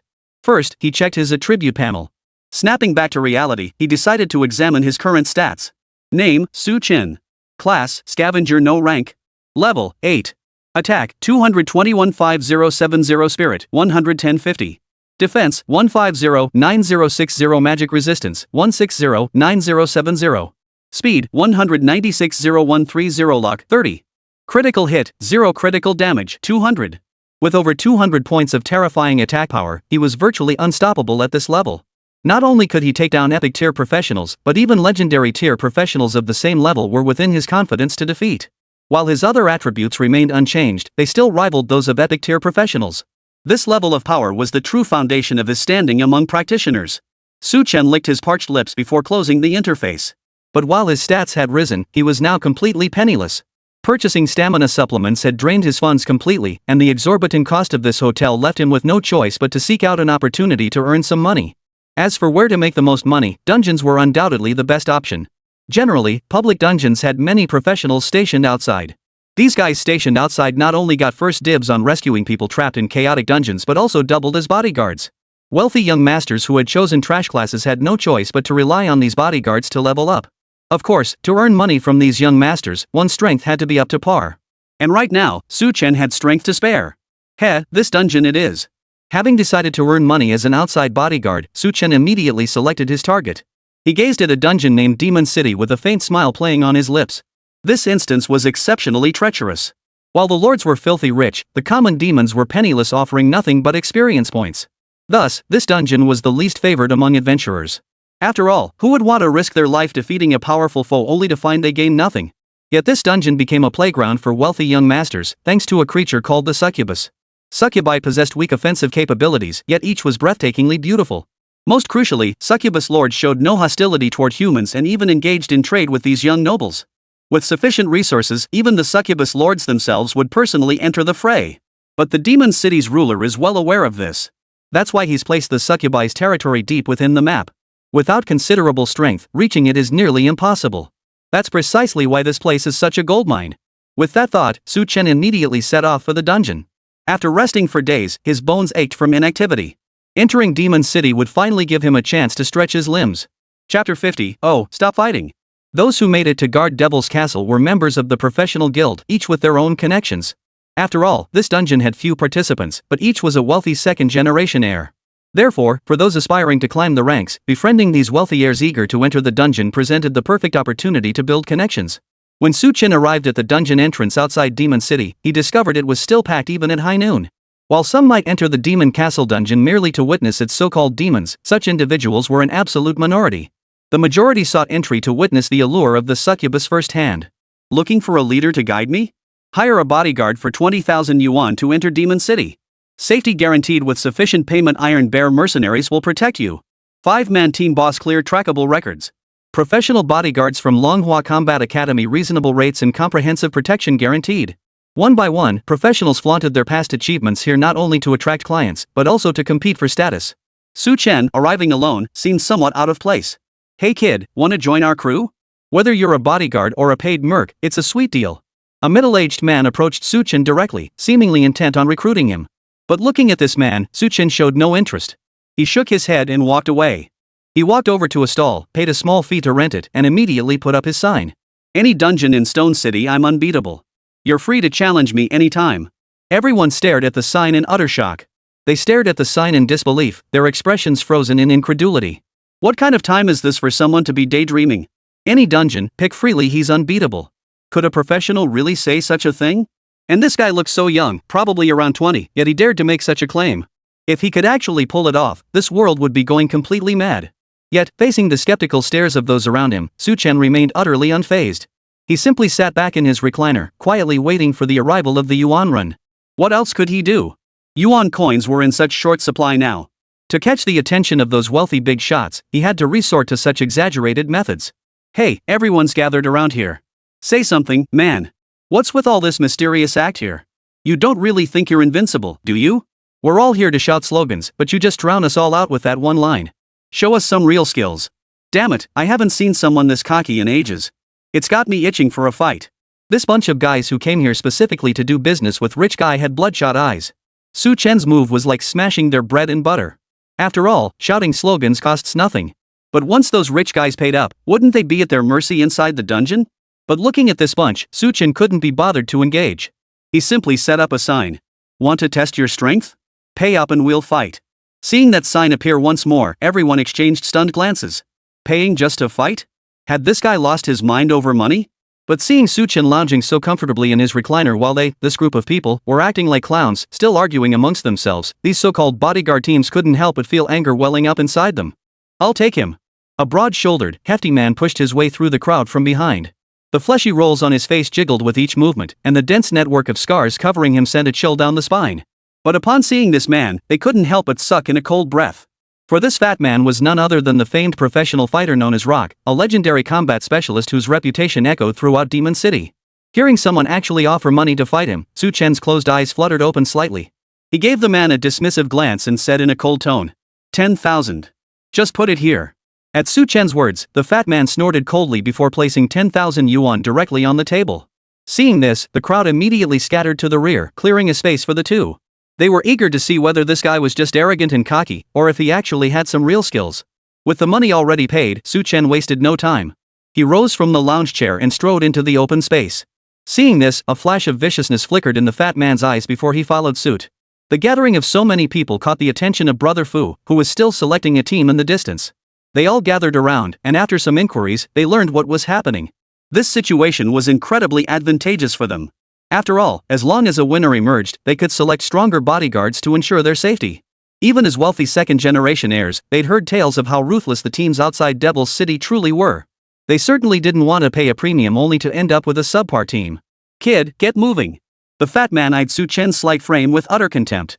He didn't even bother using any skills to boost his defenses, instead standing still and beckoning Chen with a taunting gesture. Seeing this, Chen merely smiled faintly.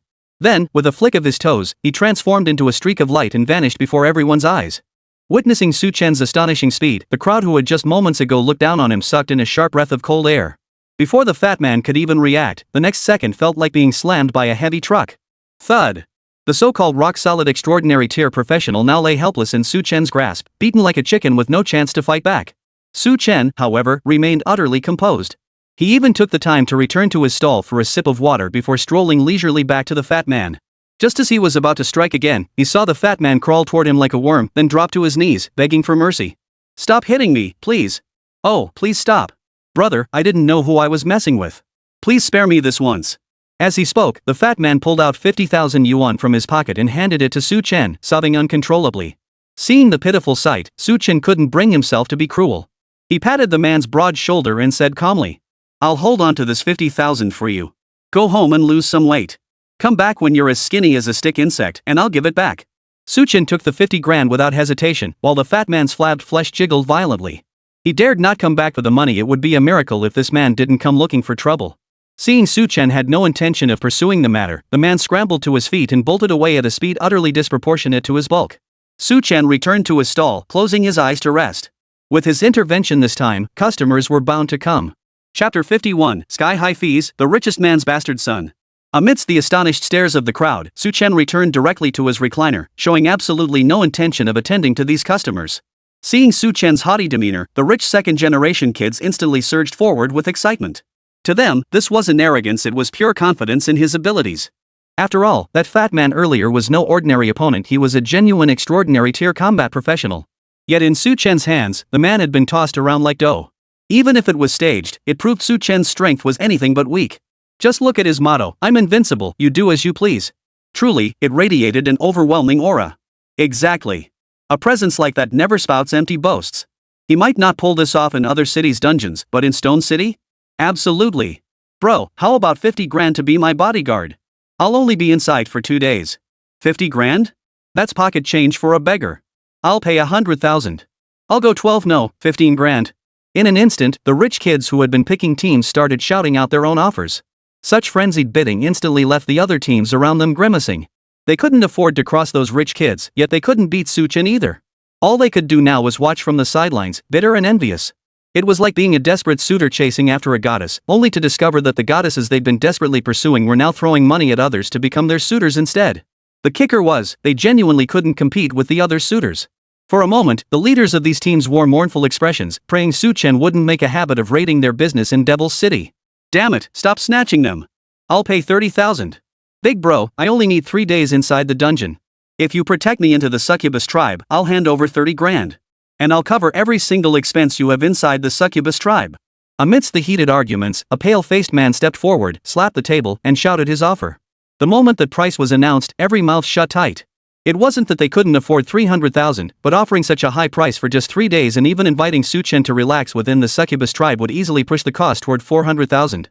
Consider this, that some could hire another team for an entire month. Thus, even though everyone recognized Su Chen's formidable strength, this price felt excessively steep. Compounding this, Su Chen had yet to respond to any offers. Many had already stopped bidding, waiting to gauge his reaction. Seeing this, Su Chen knew it was time to accept someone's offer. His gaze fixed intently on the man who had just offered 300,000 for 3 days. Barring any surprises, he was about to accept that price. But just as he was about to nod in agreement, a voice suddenly rang out from the back of the crowd. 500,000. I'll pay 500,000. Instantly, all eyes turned toward the rear. A thin young man approached, his face etched with nervousness and deep inferiority. As all eyes turned to him, he lowered his head even further, his pace slowing to a crawl. Yet despite this, he managed to make his way to Su Chen's front. Clenching his teeth, he declared, "I'll pay 500,000 to enter Demon City. I won't go to the succubus tribe, just kill the monsters for me. I don't want any loot, just the experience points." Hearing this, everyone turned to look at him with puzzled expressions. They couldn't fathom what this guy was up to. 500,000 was already a premium price. He could have just gone to the succubus tribe to enjoy himself. And to refuse all loot? Was this guy so loaded he had nowhere to spend his money that he'd come here to do charity work? Yet facing such demands, Su Chen beamed with delight. He hadn't entered Demon City merely to lead people to the succubus tribe for pleasure. After all, unlike these spoiled rich kids with no future and money to burn, he wasn't here for that. As a professional adventurer, his top priority was boosting combat prowess, not indulging in so-called pleasures. Therefore, he immediately made his decision and agreed to the man's request. "All right, your request is granted." With that, Su Chen led the frail youth aside, and the others wisely kept their distance. After all, they understood that Su Chen and this man undoubtedly had much to discuss. 500,000 wasn't a small sum. How many days they'd spend inside, what the other party's objectives were, and so on. These questions naturally needed to be clarified. The two entered a private room at a nearby coffee shop. Only after sitting down did Su Chen begin to probe the other man's true intentions. Su Chen, right? Not only have I heard your name, but I've seen you in person. Yet the moment they sat down, the other man's opening words left Su Chen utterly astonished. After all, judging by this remark, the other party seemed to recognize him, yet he himself had not the slightest recollection of the young man before him. Who are you? Su Chen's tone carried both confusion and curiosity. He didn't know many people in Stone City. The ones he interacted with most were likely his classmates from Stone City First High School. Yet no matter how hard he racked his brain, he couldn't recall any information about the person before him. Seeing Su Chen's complete lack of recognition, the gaunt young man's face twisted into an awkward smile. I'll tell you a name, and you'll definitely remember it, Li Chengfeng. Hearing that name, Su Chen couldn't help but pause. He had indeed heard of this person. Back in freshman year, those three characters were constantly whispered around campus. After all, the guy was notorious. The illegitimate son of the wealthiest man in Southern Frontier Province, an unsociable, eccentric oddball. He'd heard all about him back in freshman year. But the young man before him now, who seemed utterly insecure, showed absolutely none of the traits one would expect from the illegitimate son of the province's wealthiest man, no matter how closely Su Chen scrutinized him. After all, this was the wealthiest man in Southern Frontier Province, a man whose riches rivaled those of a nation. Even if his illegitimate son's life was miserable, it shouldn't have led him to live in such squalor in Stone City. Seeing Su Chen's expression of sudden realization, Li Chengfeng gave a wry, self-deprecating chuckle before finally speaking. Actually, they're all right. I am indeed the illegitimate son of Li Changhua, the wealthiest man in Southern Frontier Province. But there are many things I can't explain clearly. I can only pick out some unimportant bits to tell you. Li Chengfeng's revelation sent a shockwave through Su Chen. He never imagined the rumor about this guy being the illegitimate son of the South Jiang province tycoon was actually true. Curiosity immediately surged within Su Chen. What exactly did Li Chengfeng intend to share with him? What were his plans for entering the Devil's Castle instance? He decided to sit quietly and listen, taking the opportunity to learn some of the lesser-known secrets of the Li family, the wealthiest in Southern Jiang province. Chapter 52, Getting Involved, Entering Devil's Castle. Su Chen sat quietly before Li Chengfeng, listening in silence. After a long moment, when Li Chengfeng finally closed his mouth, Su Chen knew he was in for big trouble. The man before him was indeed the son of Li Changhua, the wealthiest man in Nanjing province. However, he wasn't the sole heir to the fortune. Above him stood a half-brother from the same father. Unfortunately, that elder brother was utterly hopeless, a complete wastrel who gambled, drank, and womanized. Even his chosen profession after transitioning was utterly ordinary. This had led the tycoon to turn his attention to his illegitimate son instead. Yet Li Chengfeng surprised even his father. Though a combat professional, he had been timid and weak-willed since childhood, bearing none of the traits expected of a wealthy young master. Compounded by his wife's objections, Li Changhua, though eager to bring Li Chengfeng under his wing for training, ultimately had no choice but to abandon the idea. He gave the poor fellow a sum of money and left him behind in Stone City. Though the sum was more than enough for Li Chengfeng to squander for the rest of his life, he refused to accept it. If his older brother had shown any talent, it might have been different. But the problem was, the guy was pure trash. Why should he just let go because of the opposition? Compounding this, before departing, Li Changhua made a promise: should Li Chengfeng attain level 10 or higher as a second-tier practitioner while possessing combat prowess surpassing peers of the same rank, Li Changhua would consider bringing him into the Li family. By then, he wouldn't just receive a comprehensive, top-tier education, he'd gradually inherit Li Chenghua's assets, eventually challenging his good-for-nothing elder brother for control of the family fortune. Upon hearing all this, Su Chen knew he couldn't avoid getting dragged into this mess. If he refused Li Chengfeng now, regardless of whether the latter truly took over the Li family, even the wealthiest man, Li Changhua, would not let him off easily. After all, Li Chenghua's son had come personally to beg for his help. If Su Chen refused, wouldn't that be a direct slap in the face to Li Changhua? Accepting Li Chengfeng's request, however, would mean deciding to intervene in the Li family's affairs. Success would bring dazzling glory, but failure would mean waiting for the Li family's reckoning. Damn it, I won't agree to your request. Su Chen gritted his teeth, his eyes filled with regret. But the choices before him now, though seemingly two paths, ultimately led to only one decision: to aid Li Chengfeng. After all, refusing Li Chengfeng would invite retaliation equivalent to needlessly antagonizing a powerful clan. Agreeing to help him still left a chance to turn things around, but refusal would eliminate any possibility. With that thought, Su Chen picked up the coffee in front of him and downed it in one gulp. The bitterness in his mouth was something only he could taste. Transfer the money to my account. Get ready, we're heading straight to the dungeon. Gritting his teeth, he made his choice. Upon hearing Su Chen's offer to assist him, Li Chengfeng's previously dull eyes instantly brightened. He immediately transferred the promised 500,000 yuan to Su Chen, then slung his backpack over his shoulder and called out for Su Chen to join him in entering the Devil's Castle dungeon. As they approached the dungeon entrance, bought their tickets, and gazed upon the vast passageway, Chen felt a wave of emotion wash over him. Once inside, he would not only assist Li Changfeng but also strive to gain some personal advantage. With that thought, he took a deep breath and led Li Changfeng into the instance. A flash of light blinded them. When his vision returned, he found himself standing in the depths of a hellish abyss. The sky was an oppressive gray, pierced only by a crimson blood moon hanging in the night. Occasional flashes of scarlet lightning made the entire instance feel suffocatingly heavy. Several moving black dots could be seen ahead, the most common monsters in the Demon Castle instance, abyssal demons. So this was the Demon Castle? From the looks of it, it was quite intimidating. Chen surveyed the dungeon's surroundings, his right hand constantly rubbing his chin. After all, in terms of atmosphere, this instance was undoubtedly the most oppressive scene he had ever witnessed. The only unknown was the true strength of the demons lurking within. Should we head in now? Seeing Chen surveying the surroundings, Li Changfeng swallowed hard before finally asking. Chen didn't object to his request. Nodding, he headed toward the dark spot ahead. After all, the purpose of this dungeon run was to gain experience. Since Li Changfeng wasn't interested in any loot, all they needed was to form a party and handle it themselves.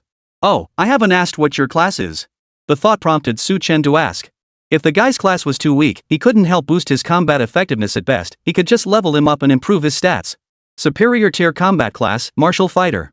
Li Changfeng honestly revealed his class. At this point, he practically followed Chen's every word. After all, Li Changfeng knew Chen's class change was Scavenger. Back in school, every student who heard Chen's class had looked down on him with utter contempt. Yet whatever Chen had endured, he now possessed the power to force an extraordinary tier combat class to kneel and beg for mercy. Of course, Li Changfeng wasn't interested in the details of what had transpired. He only hoped Chen could help him strengthen his abilities. Whether this was a transaction or an investment didn't matter to him. His sole desire was to return to his family home and properly wrest control of the inheritance from that good-for-nothing older brother. Yet upon hearing Li Changfeng's profession, Chen raised an eyebrow. Among transcendent-level combat professions, the martial fighter was considered elite. Yet here stood Li Changfeng, still at level 1, a true waste of potential. No worries. With me here, you won't have to fret about anything else. Fortunately, the man wasn't a hopeless case. Chen resolved to level him up first. Combat prowess could be cultivated gradually. With that thought, he swiftly led Li Changfeng toward the demon. When they were about 100 meters away, Chen saw the demon's stats panel appear before his eyes. Common Demon LV3. Attack, 30 Spirit, 15. Defense, 20 Magic Resistance, 30. Speed, 15. The most common demon in the Demon City instance. Though powerful in combat, it possesses little intelligence and will devour any creature that isn't a demon. Glancing at this common demon, Chen shot a look at Li Changfeng, only to find the latter already trembling uncontrollably with fear. Seeing this, he could only sigh in exasperation, pressing his hand to his forehead before coldly instructing. Watch closely. This is how you kill it. With that, he lunged forward in a single stride, closing the distance to the demon. As the creature stared blankly, Chen clenched his fists with all his might. Snap! The demon's head rolled across the ground like a soccer ball, while Li Changfeng watched the scene with utter bewilderment. Who am I? Where am I? What is happening? He never imagined that killing a demon would be as effortless as crushing an ant. Chapter 53, Exclusive Experience, Transformation. Now, Li Changfeng looked at Chen with fear in his eyes, his legs trembling uncontrollably. He couldn't comprehend how Chen's combat prowess could be so overwhelming.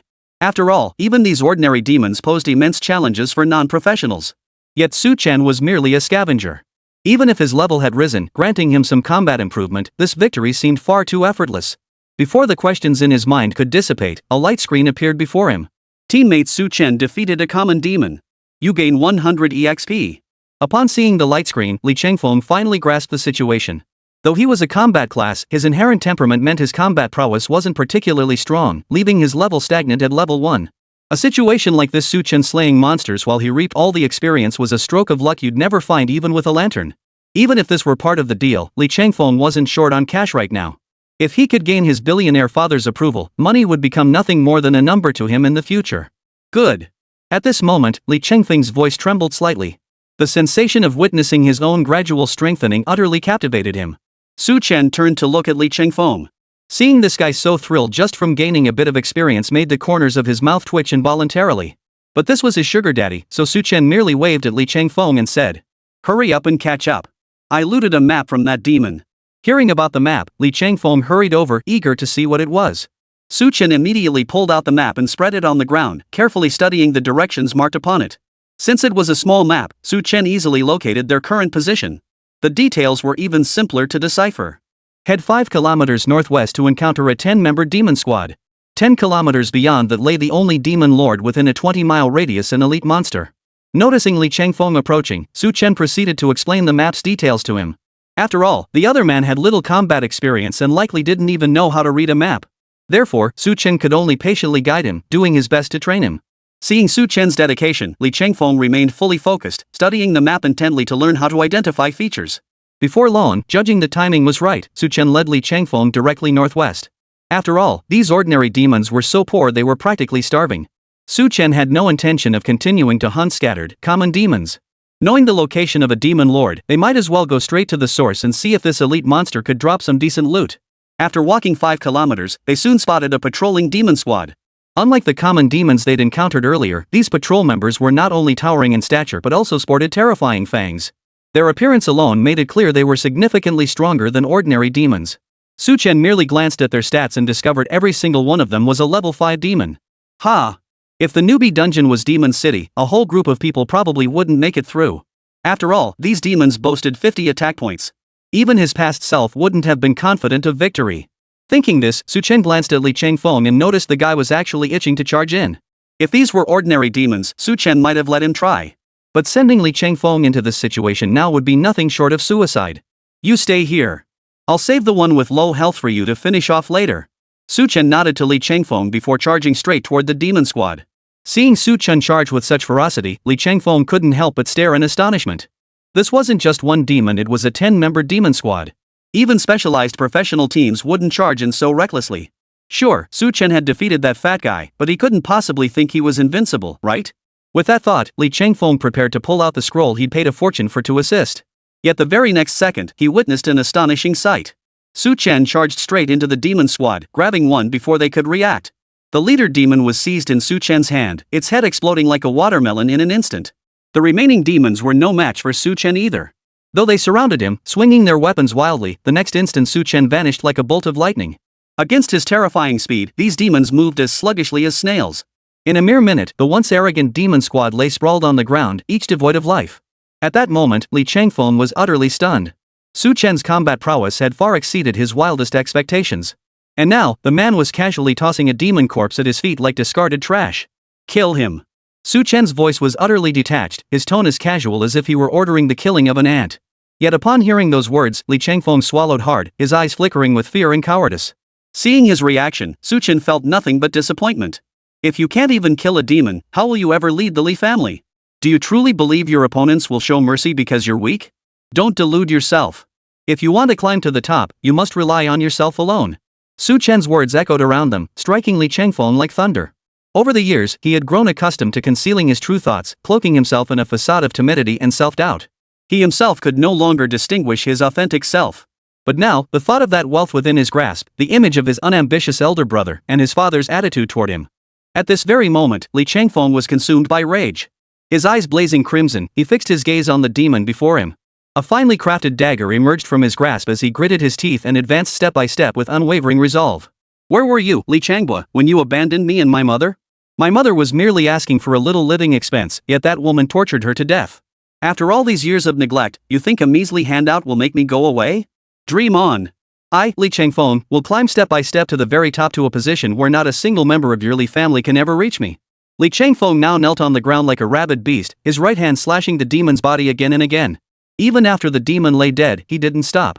He beat its body until it was riddled with holes, only then collapsing onto the ground, gasping for breath. You got to see the spectacle. Regaining his composure, Li Changfeng glanced at Su Chen with a smile. Hearing this, Su Chen merely smiled and nodded. Congratulations. You won't have to pretend anymore. At this moment, he genuinely felt happy for Li Changfeng. As an illegitimate child, the other's life had been even harder than his own, given the constant obstruction from the Li family. Yet he had still managed to get into first high, and now he'd decided to shed his facade and reveal his true self. If he couldn't even bring himself to shed this layer of pretense, Su Chen felt he shouldn't bother fighting for the family inheritance. It would be better for him to just settle into being a wealthy man. Hearing this, Li Changfeng nodded. From this day forward, he too would no longer conceal his identity or his true self. So what if he was an illegitimate son? Li Changfeng would prove himself no weaker than anyone else. Chapter 54, Demon Lord, ATM. After resting for half a day, Su Chen waited for Li Changfeng to recover his stamina before leading him to the Demon Lord's lair. Though Li Changfeng had just ascended to level 2, his combat strength remained too weak. As they drew closer to the Demon Lord, the surrounding demon squads grew more numerous, forcing the pair to slow their pace slightly. It took them roughly 3 hours to cover the 5 kilometers before finally arriving before a rather decent-looking, attractive house. Along the way, Su Chen had slain nearly 100 demons, and Li Changfeng's level had risen to 5. Though his actual combat skills were still lacking, on paper, his attributes were already quite impressive. Of course, this was partly due to Li Changfeng spending money to consume all attribute enhancement pills below tier 3. When Su Chen learned Li Changfeng had actually consumed 3 all-attribute enhancement pills, he couldn't help but marvel that was the joy of being wealthy. However, all attribute enhancement pills above tier 3 were incredibly rare. With Li Changfeng's current abilities, he naturally couldn't obtain them. Otherwise, Su Chen was certain this guy would have bought several more pills to consume. So this is the Demon Lord's residence? Gazing at the low-slung structure before him, Li Changfeng felt a pang of surprise. What kind of Demon Lord lived in such squalor? It was even less luxurious than his own latrine. After all, recalling his visit to the Li family estate and the saying, 6 kings perished, 1 queen reigned over the 4 seas, he thought he was reading the inscription on the humble abode. Quite right. Su Chen nodded. Though he too was surprised at how shabby the Demon Lord's dwelling was, compared to ordinary demons who could only sleep in thatched huts, this house already seemed quite luxurious. Besides, their goal wasn't to find lodging. As long as they took down this Demon Lord, they could reap his riches. Let's go in then. I'll warm up first. Li Changfeng didn't hesitate, pushing open the door and striding inside. His total attributes now approached 130 points. In his estimation, taking down a single Demon Lord shouldn't be a problem. Su Chen naturally had no objections. Following Li Changfeng inside, they soon spotted the Demon Lord in the main hall, a colossal figure nearly 5 meters tall, its frame incredibly robust. A human? You must pay the toll to enter the succubus tribe. This lord won't let you pass otherwise. The Demon Lord froze upon seeing Su Chen and Li Changfeng, but swiftly extended a hand demanding payment. After all, in his mind, what else could these humans possibly be doing in Demon City besides seeking pleasure at the succubus tribe? Could they possibly be here to fight him? Upon hearing this, Su Chen merely curled his lips in a wry smile, while Li Changfeng drew his dagger and lunged forward. Pay tolls? Hand over your lives first. Though Su Chen thought his movements were clumsy and lacked the agility a dagger should have, facing an elite monster head-on still showed commendable courage. The Demon Lord was momentarily stunned. He couldn't fathom why this guy would attack him upon meeting, but he quickly snapped out of it. Since these humans refused to play by the rules, he'd beat them into submission. In an instant, a massive broadsword materialized in the Demon Lord's hand, and a blinding blade of light shot toward Li Changfeng. Oomph! A flash of light.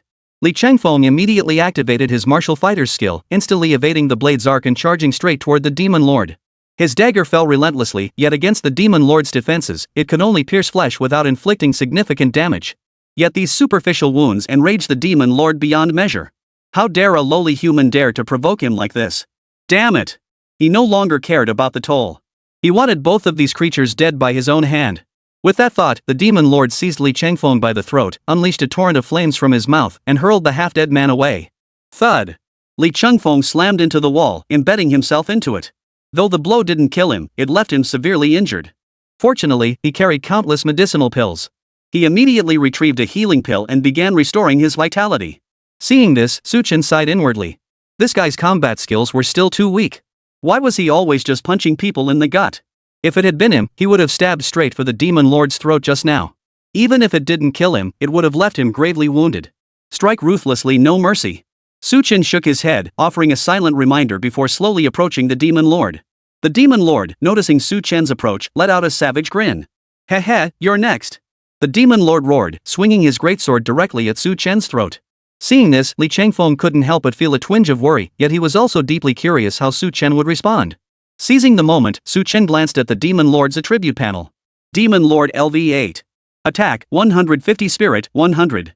Defense, 2014060 Magic Resistance, 150. Speed, 130. One of the many lords of Demon City, ruling over all demons within a 20-kilometer radius. His stats aren't bad, but unfortunately, they pale in comparison to mine. Su Chen closed the interface and shook his head. Then, raising one hand high, he effortlessly parried the Demon Lord's attack. The Demon Lord felt his blade-wielding hand clamped in an iron vise. No matter how hard he strained, he couldn't budge an inch. The next instant, Su Chen swung with all his might. The massive Demon Lord was tossed through the air like a rag doll before crashing heavily to the ground. Without delay, he drew his Beast Slayer Warblade and drew a swift, clean stroke across the Demon Lord's throat. Snap! A faint sound echoed as the Demon Lord's body twitched once before going still, the air thick with the scent of blood. Watching Su Chen defeat the demon lord with such clean and decisive efficiency, Li Changfeng sucked in a sharp breath. He had believed that after leveling up, his strength would approach Su Chen's, yet the gap between them remained as vast as ever.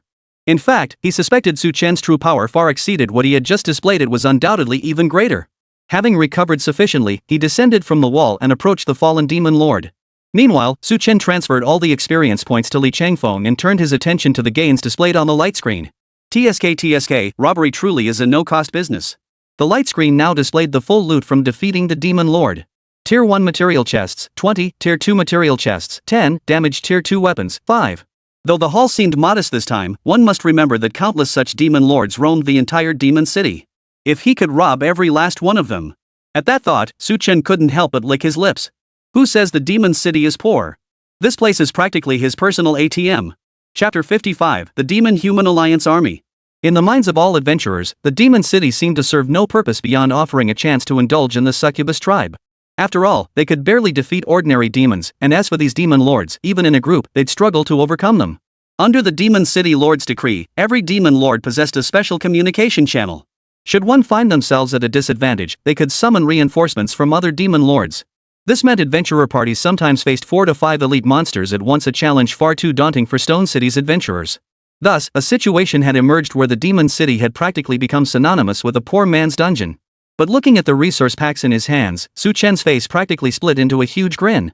These resource packs alone could fetch a hefty price. As for the damaged weapons, he wouldn't need to recycle them himself. Selling them directly to specialized weaponsmiths or recycling stations would still net him a decent profit. Truly a bountiful haul. Su Chen licked his parched lips, his eyes sparkling with excitement. Despite gaining no experience this time, the resources and intelligence he'd acquired far surpassed what he'd gotten from other instances. Where to next? Li Changfeng, witnessing Su Chen's formidable combat prowess, couldn't help but feel exhilarated. The stronger his classmate became, the faster he himself would level up. Then he'd return to the Li family and make those who looked down on him drop their jaws in shock. Hearing Li Changfeng ask where to go next without pausing for rest caught Su Chen off guard. He hadn't expected this guy to shed his facade and transform completely, shedding every trace of timidity and indecision. After a moment's thought, Su Chen decided to press forward regardless. Time was pressing. To stay ahead of the Li family's reaction, he had to linger within the same instance as long as possible. According to Su Chen's speculation, even though Li Changhua hadn't brought Li Changfeng back to the Li family, there were undoubtedly still Li family members within Shicheng. After all, such a prominent family would never put all their eggs in one basket. If their legitimate son proved unreliable, they'd inevitably elevate the illegitimate heir, Li Changfeng, to power. Most lords within Demon City controlled territories of only around 20 square kilometers. Therefore, no matter which direction one took, venturing beyond 20 kilometers would inevitably lead into another demon lord's territory. Since you're in such a hurry, let's depart now. Su Chen gave a slight nod, then led Li Changfeng toward the central region of the demon city. Advancing in this direction would lead them through the densest concentration of demon lords and ultimately reach the very heart of the demon city instance. If the opportunity arose, Su Chen also hoped to test whether he could challenge the demon city's ruler. Defeating this final boss would surely yield substantial rewards. Having made their decision, Su Chen and Li Changfeng pressed forward toward the demon city. Along the way, they slaughtered every demon they encountered. Weaker foes were left to Li Changfeng, while Su Chen personally took down the more formidable ones. Little did they know, their every move had already been detected by the demon city's ruler. Damn it! What the hell is wrong with these humans? Don't they all head straight for the succubus tribe when they enter? Why are they slaughtering everything in their path? The demon city lord, reviewing the reports from his subordinates, was now seething with rage. Ever since learning that these humans entered the dungeon solely to indulge in the succubus tribe, he had forbidden his vassal lords from indiscriminate slaughter. In fact, to ensure their return, he sometimes even waived tolls for their passage. Yet today, the long peaceful demon city was thrown into utter chaos by two humans. Not only had they slaughtered the common demons, but they had also slain over a dozen of his own demon lords. Now, they were charging straight toward the demon castle. Did these fools actually think they could take me on? The demon city lord's massive frame trembled, his eyes blazing with uncontrollable fury. He was a formidable level 10 boss, enjoying the bonus of his own territory within the demon city, not to mention the surrounding guard forces. Even a group of human adventurers would be no match for him. Yet now, these two audacious humans were charging straight toward the demon castle, showing him utter contempt. Summon the demon lords below with their guard squads. These two humans dare to challenge me? They'll regret it when I strike them down. Let those fools charge with their forces, these two humans won't leave this place alive. The demon lord's roar echoed throughout the entire city, shaking the very souls of every demon residing within. As the demon lord's command spread, the surrounding demon lords swiftly assembled their own guard squads. Hundreds of demons coalesced into a massive force, charging toward Su Chen and Li Chengfeng. Yet despite their formidable power, these demon lords cowered timidly at the rear of their own army. Their own lives were far too precious to risk. As for the fates of their subordinates? Well, that was simply beyond the concern of their lords. After all, their own deaths were permanent. The demise of their subordinates might cause some disruption, but as long as they offered sufficient compensation, demons from other regions would still come willingly.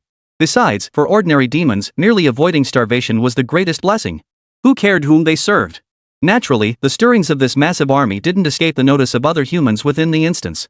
It didn't take long for someone to investigate and uncover the situation. Damn it, word is two greenhorns are slaughtering demons here.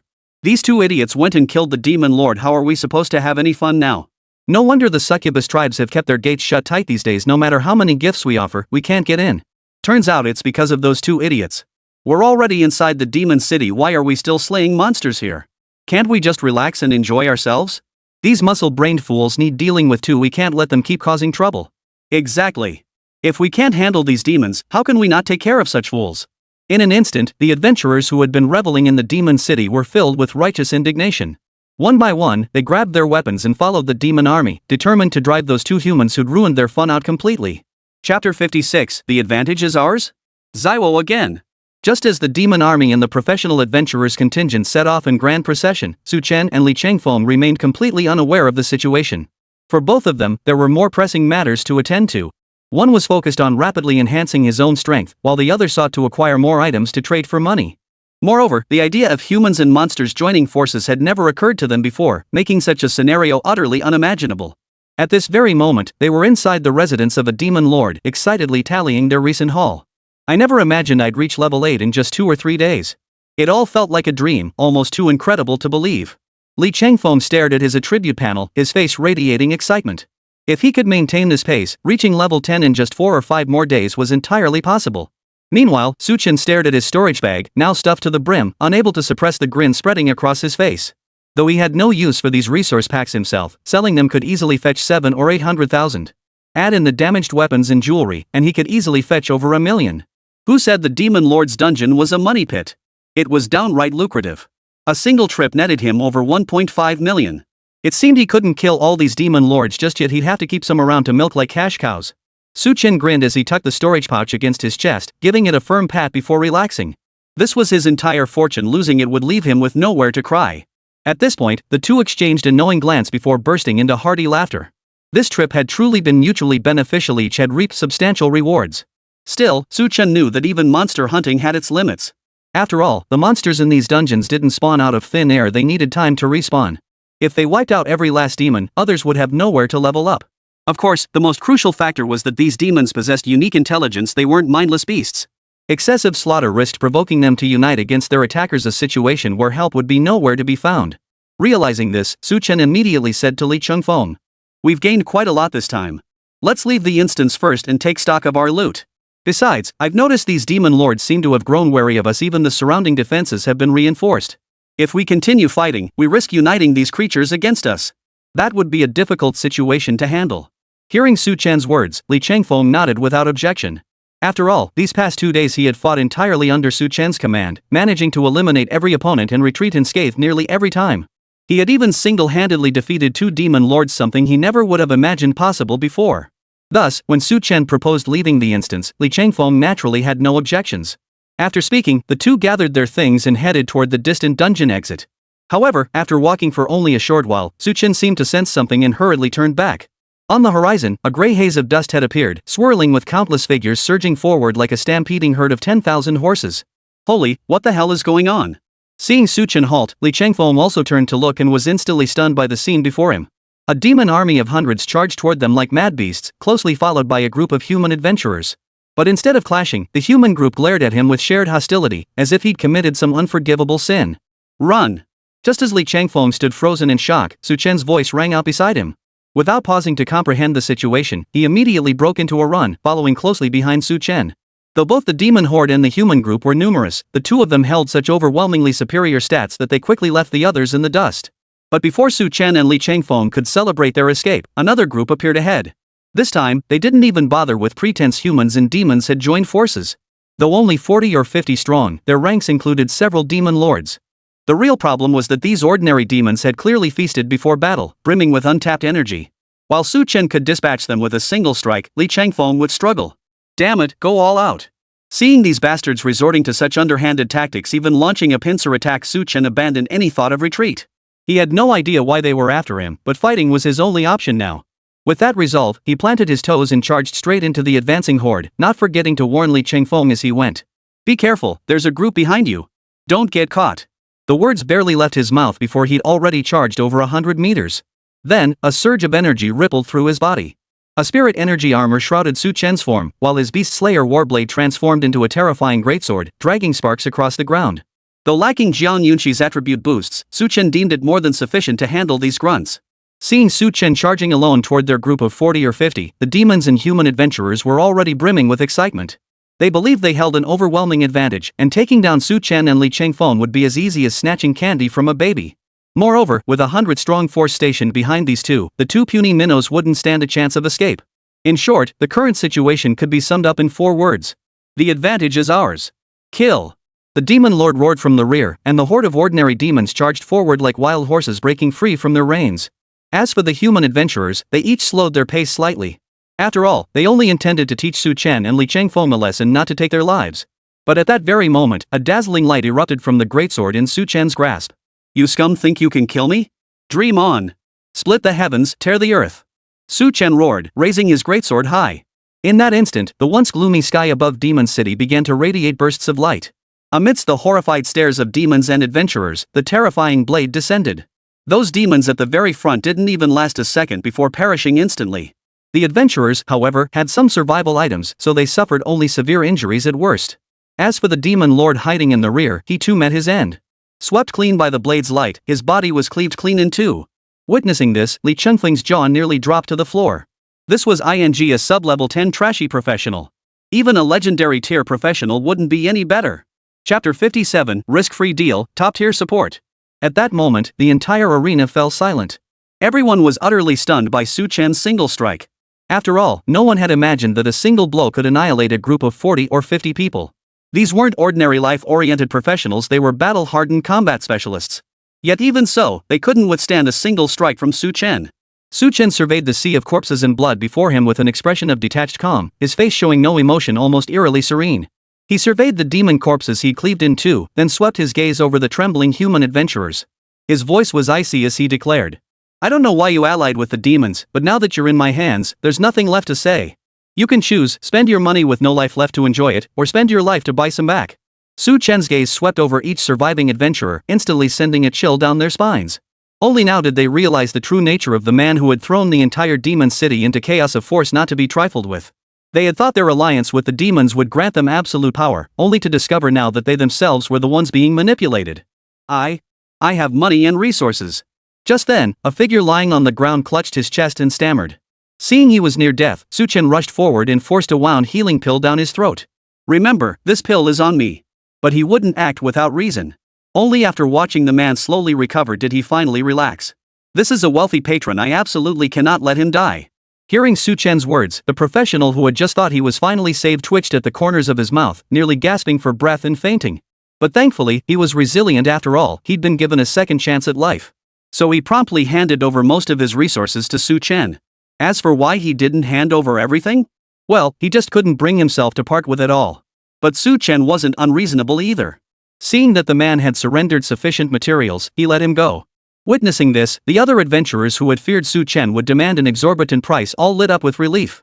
In their eyes, spending 70 or 80 million credits to buy their own lives back was an absolute steal. They eagerly crowded forward to pay for their freedom. Within a mere 5 minutes, over 10 adventurers paid and departed, leaving Su Chen with a hefty sum of over 600,000 yuan. After all, not every one of these individuals was wealthy. Most could only scrape together 200,000 or 300,000 yuan, their entire savings. Thus, Su Chen didn't press them further. After all, as long as they paid, they could live. This no-cost money-making scheme was too lucrative. If those guys reported it to the professional association, he'd definitely face punishment. Fortunately, their collusion with demons was an unforgivable offense. Should things escalate, Su Chen was prepared to fight them to the bitter end. After everyone paid and left, Su Chen gave his wallet a satisfied glance before nodding with relief. No wonder some people loved acting like bandits in dungeons, the money rolled in way too fast. Li Changfeng approached, his voice filled with profound emotion. Having such a powerful classmate by his side would undoubtedly be the greatest asset in his future quest to take control of the Li family. Though he himself wasn't a particularly gifted professional, as long as Su Chen grew stronger, their partnership could carve out their own niche. That's true, but I have an even faster way to make money. Su Chen smiled at the suggestion, then dispelled his still effects as his gaze drifted deep into the dungeon's interior. Oh? What is it? Li Changfeng was now quite intrigued by this faster way to make money. Of course, he wasn't after the money, he wanted to know if he could assist Su Chen. After all, Su Chen had been leveling him up for so long. Such smooth and worry-free progression was something he could never experience in other groups. Therefore, if Su Chen needed any assistance, Li Changfeng would never stand idly by. I've already inquired. The demon army's primary objective this time is to capture the two of us. That demon city lord is absolutely furious right now. He's probably already demanding to see us confess our crimes and face execution. Su Chen explained in a calm tone, relaying the intelligence he'd gathered from the surviving adventurers. So it turned out that both he and Li Changfeng's actions had been discovered by the demon city lord, which was why the demon army had been sent to hunt them down. As for the human adventurers, they were merely tagging along for the spectacle, intending to teach a lesson to those who disrupted their revelry. Unexpectedly, their alliance had been shattered by Su Chen's single finger strike. Even with 100-strong force behind them, they now seemed incapable of posing any real threat. So you plan to head straight for the demon city? Watching Su Chen's movements, Li Changfeng seemed to realize something and asked in surprise. After all, the demon city was the very heart of the entire instance, surrounded by countless guard units. To say nothing of the sheer difficulty of even entering the city walls, let alone slaying the demon castle lord within the keep, it was as hard as climbing to the heavens. Neither of them possessed legitimate credentials to roam the demon castle instance. If recognized by those demons, they'd likely be immediately surrounded by an army. Yet, observing Li Changfeng's worried expression, Su Chen's lips curved slightly. He shook his head and replied, "Naturally. But with just the two of us, it is indeed a difficult task. But with a top-tier support player joining us? That changes everything." With that, Su Chen pulled out his phone and, relying on the faint signal, finally sent a text message to Zhang Yunxi. Watching Su Chen's actions, Li Changfeng couldn't help but wonder what kind of class could truly be called a top-tier support. After all, every combat class had its own distinct role. Attack, defense, support, all three are indispensable. While support might seem somewhat dispensable, the reality is that among these three, attack and defense roles can be easily swapped out, whereas the support role is universally compatible. Hence the saying, teammates come and go, but the support remains constant. A support who could swiftly apply various buffs to teammates would be welcomed by any squad. To be called a top-tier support by Su Chen likely meant they were among the best in their age group. This thought only deepened Li Changfeng's curiosity. But Su Chen glanced at the allied forces in the distance and then led Li Changfeng out of the instance ahead of time. The next time they entered Demon City would be the day he stormed the castle to slay its lord. Chapter 58, Inside the Demon Castle, Succubus. Taking advantage of the reinforcements not yet arriving, Su Chen and Li Changfeng departed the instance immediately. After a few days of rest, the two finally returned to the dungeon entrance. However, with time to ferment, news of their exploits in the Demon City had spread. Though no one recognized them personally, legends about the pair had already spread throughout the entire Demon Castle instance. Do I know this top-tier support? Li Changfeng was intensely curious about the person he was about to meet. After days of pondering, he had gone through every name in his memory, yet he still couldn't figure out who this top-tier support player was. After all, there were only so many support players at Shicheng First High, and none seemed particularly outstanding. Hearing his words, Su Chen smiled faintly before nodding, his gaze shifting to the left front. See? Here he comes. Following Su Chen's gaze, Li Changfeng froze in place the very next second. Zhang Yunxi appeared, dressed in a white skirt and a pale yellow cap. Her fair skin glowed vividly in the sunlight. Paired with her youthful, radiant smile, she instantly drew the attention of countless men around her. That's Zhang Yunxi, the campus beauty? Watching Zhang Yunxi approach them, Li Changfeng greeted her with a slightly trembling voice. He was still a pure-hearted Xiao Chunan at heart, and seeing such a beautiful and charming girl made him feel incredibly nervous. Oh? Li Changfeng? I never expected to see you here. Hearing Li Changfeng's greeting, Zhang Yunxi smiled and nodded before turning her gaze to Su Chen. You didn't even invite me to the dungeon run. You clearly don't consider me a friend. Now you realize how important I am. Dream on if you think you can make it up to me. Saying this, Zhang Yunxi playfully pounded Su Chen's arm with her delicate fist in mock displeasure, then turned away, expecting him to coax her back. Such a scene naturally made the other men instantly feel envy, jealousy, and resentment. But Su Chen seemed completely oblivious to her mood. Instead, he pulled both of them to a secluded spot and shared his plan. Since the Demon City Lord has issued a warrant for our arrest within the instance, security will undoubtedly be tightened to the max. But he still doesn't know our true identities, and with one more person, will be even harder to distinguish. So my idea is this: we'll cut straight through the Demon Lord's territory to reach the Demon City itself. Then, we'll find an opportunity to infiltrate the innermost castle and eliminate the Demon Lord himself. Though Su Chen had considered numerous strategies these past days, even disguises, he realized that more complex plans only invite mistakes. This straightforward approach proved simpler and more effective. Hearing his words, Jiang Yunxi snapped out of her feigned anger and nodded in agreement without hesitation. Li Changfeng found it somewhat puzzling that the school beauty had agreed to Su Chen's plans so readily. But recalling their numerous past collaborations, he ultimately nodded in agreement without further comment. At this stage, Su Chen's power was nearly unmatched. With Jiang Yunxi and himself providing support, taking down the Demon City Lord shouldn't pose much of a problem. Seeing no objections, Su Chen wasted no further time and led them straight to purchase tickets for the instance. The moment they entered the instance, the trio sensed something was terribly wrong. The once gray sky had turned ominously dark, with rolling thunder rumbling incessantly, as if it were about to tear the heavens apart. It seemed the Demon Lord was about to lose his mind with rage. Su Chen merely chuckled at the sight. After quickly orienting himself, he led the way toward the Demon City. After all, with the Demon Lord now consumed by fury, the Demon Lords under his command would surely be hunting them down everywhere. But the more frantic the search, the more vulnerabilities they would expose, perhaps offering the trio an opening to infiltrate the Demon City.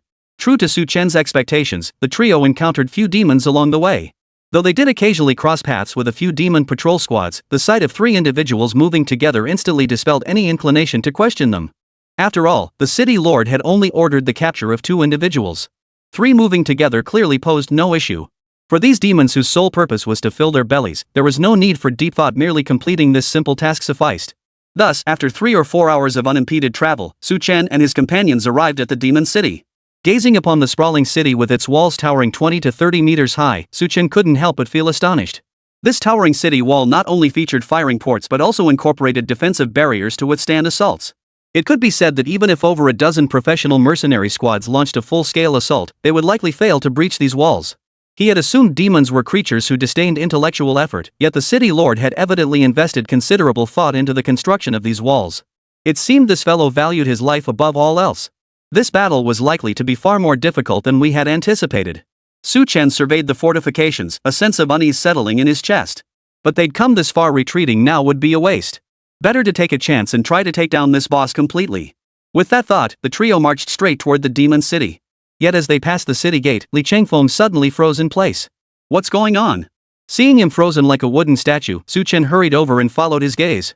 There, crouched in a corner, was a slender demoness dressed in vibrant colors. Behind her, a shadowy figure stirred. Despite this, the demon gazed at Li Changfeng with dreamy eyes, utterly captivating him. The demon even turned her gaze toward Su Chen, but the faint dragon aura emanating from the Zulua scales instantly dispelled her enchantment. Seeing this, Jiang Yunxi clenched her teeth. She knew men couldn't be relied upon. As her teammate, she waved her hand, casting a purification spell upon Li Changfeng, who finally snapped back to his senses. Stop staring at that succubus. Those seductresses love to lure people in. With that, she shot Su Chen a displeased glance before striding into the Demon City first. Seeing she was genuinely upset, Su Chen shrugged helplessly before following with Li Changfeng in tow. Chapter 59, Entering the Castle, the Lord's Guard. Demon City was a place fraught with danger for the vast majority of adventurers. Yet despite this, it attracted many adventurers through its specialty succubi. The final boss of Demon City even struck a deal with adventurers: pay money or materials, and you could move freely within the dungeon. They could even visit the succubus tribe to experience unique local customs. As for now, Su Chen and his 2 companions entered Devil's City under the pretext of experiencing the succubi. After all, Li Changfeng's earlier reaction to being seduced didn't seem like an act. Upon entering the Demon City, no one came to question them. While it was rare for women to enter the Demon City, it wasn't unheard of. The trio immediately found a secluded spot to settle in before discussing their next move. Should they enter through the main gate? But under what pretext? Li Changfeng felt uncertain. After all, this was the Demon City, filled not only with demons but also unknown dangers. After all, no one had ever entered the Demon City and emerged unscathed. Li Changfeng's apprehension was not entirely unfounded. Hearing this, Su Chen merely smiled and nodded. As the saying goes, the more elaborate the plan, the more likely it is to fail. The simplest, most effective methods, though seemingly riddled with flaws, often held unimaginably high success rates. Exactly. Just tell him we have urgent business to discuss. As for what the matter is, once the city lord arrives, we'll dictate the terms. After all, no one could legitimately refuse a meeting, especially when we held the absolute upper hand. Su Chen wore a confident smile. Though not skilled in strategy himself, he had studied many books. Throughout history, many renowned figures met their ends in simple, abrupt ways. One of the most frequently used yet unrefusable reasons for their demise was attending a meeting. Thus, by merely pretending to have urgent matters to discuss with the Demon Lord, especially on his own turf, he reasoned the Demon Lord wouldn't be overly suspicious. Hearing his explanation, Zhang Yunqi nodded in agreement without offering any further opinion. After all, she and Su Chen had collaborated countless times. Zhang Yunqi knew Su Chen's capabilities better than anyone. Seeing both of them radiate such confidence, Li Chengfeng immediately fell silent. Among the three, he had the least combat experience. For now, he'd just wait patiently for the big shots to carry him through. Thus, after finalizing the detailed battle plan, Su Chen and Li Chengfeng returned to their rooms, awaiting the dawn of the next day. The next morning, the trio awoke early and headed straight for the castle at the very heart of Demon City. At this hour, most demons were just waking up, making it the period when their combat strength was at its weakest. The trio exchanged glances. A faint smile touched Su Chen's lips. "Let's go." His tone was calm, his movements utterly unruffled. It felt as natural as if they were heading out for a meal or a drink, rather than to defeat the final boss of Demon City. Upon hearing his words, Li Chengfeng and Zhang Yunqi nodded in agreement, then fell into step behind Su Chen. Before long, the trio arrived directly before the castle's entrance, where two demon guards watched them warily. "Please convey to the castle lord that we have matters to discuss. This is a token of our sincerity. Please accept it." Su Chen had his own methods for dealing with these minor minions. Though he'd never dealt with such creatures himself, he'd certainly seen enough of them on TV. The demon guards accepted the material package from Su Chen's hands, and their stern expressions instantly softened into smiles. "Alright, you humans know how to handle things. Wait here. As soon as the city lord sees you, I'll escort you inside." The demon guard waved his hand, pocketed the materials, and then another demon guard entered the castle. After over 10 minutes, the same demon guard finally emerged. "Come on, the city lord is willing to see you." Saying this, he stepped aside to make way. Seeing this, Su Chen and his two companions smiled and presented another material package before finally entering. The demon guard who had received the material pack followed closely behind them into the castle, leading the way. Stepping inside the castle, Su Chen immediately sensed a gloomy aura permeating the air. Though pale blue flames illuminated the path ahead, they only deepened the bone-chilling dread. Noticing this, Su Chen exchanged a glance with Zhang Yunqi. She instantly understood his intent. Should anything go wrong, she would immediately unleash her skills to fully buff Su Chen's stats. As for Li Chengfeng, well, that guy wasn't much of a fighter anyway. A few survival skills would suffice for him. The trio wound their way through the castle, following the demon guard past over 10 branching paths before finally arriving at a grand hall. The vast, empty hall was flanked by 30 or 40 demon guards, all staring sternly at Su Chen and his companions. At the very front of the hall stood a 7 to 8 meter high dais. Upon this dais sat a throne, occupied by a burly demon with a face full of fleshy bulges. He sat there, constantly twirling a crystal scepter in his hand. "What brings the three of you here?" The massive demon looked down with disdain at Su Chen and his companions. He was the master of this demonic castle, the final boss of the entire dungeon, the Lord of Demon City. Of course, over a decade ago, he hadn't been like this. Back then, he was a lean, incredibly handsome demon. But over the past 10 years of pampered living, he had become utterly degenerate, his physique growing increasingly obese. Seeing the Demon City Lord appear, Su Chen maintained his gentle smile. The three of us have come here to discuss business with the Lord. But before we begin, I hope I may present a gift to his lordship." With that, he produced a box containing several resource packs. Though the Demon Lord looked down on these resource packs, he reasoned that since the visitors sought his favor, such gifts were better accepted than refused. With a wave of his hand, he motioned for Su Chen to present the items directly. Seeing this, Su Chen took quick little steps forward and approached the Demon Lord. He then looked at the Lord with a peculiar expression, seemingly puzzled. Noticing Su Chen frozen in place, the Demon Lord seemed to sense something amiss. He immediately prepared to rise, bellowing as he did so. "Guards! Seize these three humans!" The moment the words left his mouth, the surrounding demonic guards sprang into action, charging straight toward Li Chengfeng and Zhang Yunqi below. Chapter 60, The Lord's Obesity? Slay them! At that moment, the demon guards below had already begun their assault. Yet Su Chen's face showed no trace of panic. Instead, he regarded the demon lord with a hint of amusement. For before his eyes appeared a light screen visible only to him, displaying detailed information about the Demon City Lord. Demon City Lord LV10. Attack, 250 Spirit, 200. Defense, 300 Magic Resistance, 300. Speed, 200. The final boss of Demon City, master of all demons within the instance. Capable of commanding any demon within the entire instance. Status, Castle Lord. All attributes doubled within the castle, demon immune to most negative effects, obesity HP, and both defenses doubled, all other attributes reduced by 80%. Observing the demon castle lord's current state, Su Chen's lips curled into a faint smile. Even in this weakened state, Su Chen believed Li Chengfeng could easily defeat the demon castle lord with his current strength. If the Demon Castle Lord were in his normal state, Chen would be facing a terrifying boss with an attack rating of 500 and both defenses soaring to 600.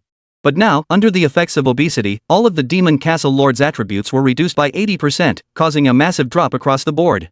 Heh, so overeating really could be deadly. A smile played on Chan's lips as he lunged forward in a single bound, grabbing the sluggish Demon Castle Lord by the scruff of its neck. Thud! The Demon Lord was tossed to the ground. The arrogance and recklessness that had filled his face vanished, replaced by confusion and rage. He couldn't fathom why his power had weakened so drastically, how even this human, not even a level 10, could overpower him. Kill them! The Demon City Lord was now consumed by fury, his sole desire to see Chen and his companions utterly destroyed here. As the Demon Lord's command echoed, his demonic guards charged forward, seemingly intent on slaughtering Li Changfeng and Zhang Yunqi on the spot. But Chen wouldn't give these demons the slightest chance. He leapt forward, landing directly in front of Zhang Yunqi. The demons' attacks rained down, but Chen blocked every single one. Leave it to you. Zhang Yunqi seized the moment to unleash all her skills, while Chen felt a transformation coursing through his body. All attributes increased by 80 points, lasting for half an hour. A faint smile touched Chan's lips as he read the notification on the light screen, then activated his skill, Psionic Manipulation. Psionic armor instantly materialized around Chen, enveloping his entire body. Boom! Over a dozen attacks struck Chen, yet every single one was blocked by his psychic armor. Not even his defenses could be breached, let alone inflict any damage. Ha! Witnessing this, the demonic guards' faces filled with astonishment. They couldn't comprehend how Chen could withstand so many attacks without even losing a single bar of health. Before the demonic guards could react, a flash of light erupted from Chen's body. Boom! The blade light unleashed by heaven-splitting earth-rending radiated outward from Chen, instantly slicing through several demonic guards. Then, like a god of slaughter, Chen began darting through the ranks of the demon guards. Each time he paused, another demon guard met its end. In just over a minute, every single demon guard was slaughtered. Such terrifying speed of slaughter left even a combat professional like Li Changfeng unable to react. He had intended to wait a moment before offering assistance, but never imagined Chen's actions would be so swift and decisive. All of them are dead. Chen exhaled a breath of stale air before turning his gaze toward the Demon City's lord. The lord had long since been scared out of his wits, his earlier bravado completely vanquished. He had believed that within the castle walls, where his attributes were doubled, dealing with these so-called professionals would be child's play. And with the demon guard squad surrounding him, even if he couldn't win a one-on-one fight, couldn't he call for reinforcements? Yet Chen's movements were so swift that the lord couldn't even react. Before he could even begin summoning his demonic guards, he found himself utterly alone. Even if he screamed at the top of his lungs to summon his demonic guards to his aid, there was no way they could arrive in time. Most crucially, the Demon City Lord now realized all his attributes had drastically diminished. While his health and defenses were sky high, both his attack and speed were now barely above those of an ordinary demon. Don't kill me. Whatever you desire, the Demon City will present it to you on a silver platter. Watching Chen approach, the Demon Lord trembled in terror, his earlier composure completely shattered. Over a decade of pampered existence had erased any memory of combat from his mind. He now lacked even the courage to fight to the death. Yet observing the Demon Lord's state, Chen's face twisted into a sneer. Oh? Hand it over? But have you considered that once you're dead, everything here will be mine anyway? With that, Chen drew his beast-slaying warblade and strolled toward the terrified lord with a smirk. Hearing Chen's words, the Demon City Lord froze in place. He had to admit the man's logic was undeniable. Even if he refused to hand over his possessions, once he was dead, Chen would still inherit his entire fortune. Yet now, due to his attributes, he couldn't even flee. He could only wait in place for his own death. Chen wasted no time, striking directly at the Demon Lord's weak points. In mere moments, the once feared ruler of Demon City lay slain beneath Chen's blade. His massive body crashed down like a small mountain, kicking up a cloud of dust from the ground. Chen and Zhang Yunqi exchanged a glance before officially beginning to loot the spoils of war. Li Changfeng, however, stood frozen in place, utterly unable to believe the scene unfolding before him. From the moment they entered the Demon Castle to now, barely an hour had passed. Who would have thought they could dispatch the Demon Castle Lord so cleanly and decisively? This boss, since its discovery in the dungeon, had never been defeated. Now, they had set a new record. Congratulations to the team of Chen, Zhang Yunqi, and Li Changfeng for defeating the Demon Castle Lord and achieving the first boss kill. The announcement echoed throughout the entire instance, leaving every player staring in stunned silence. This instance, long regarded as merely a place to vent frustrations, had just been conquered. Chapter 61, Huge Hall, a Damaged Core. At this very moment, the faces of everyone within the instance were frozen in disbelief and dread. They had no idea what changes these three individuals, who had just defeated the dungeon boss, would unleash upon the entire instance. Without the Demon City Lord's suppression, the Demon Lords might well ignite one battle after another. When that happened, the situation for these adventurers would likely become extremely dangerous. Damn it, who the hell are these three?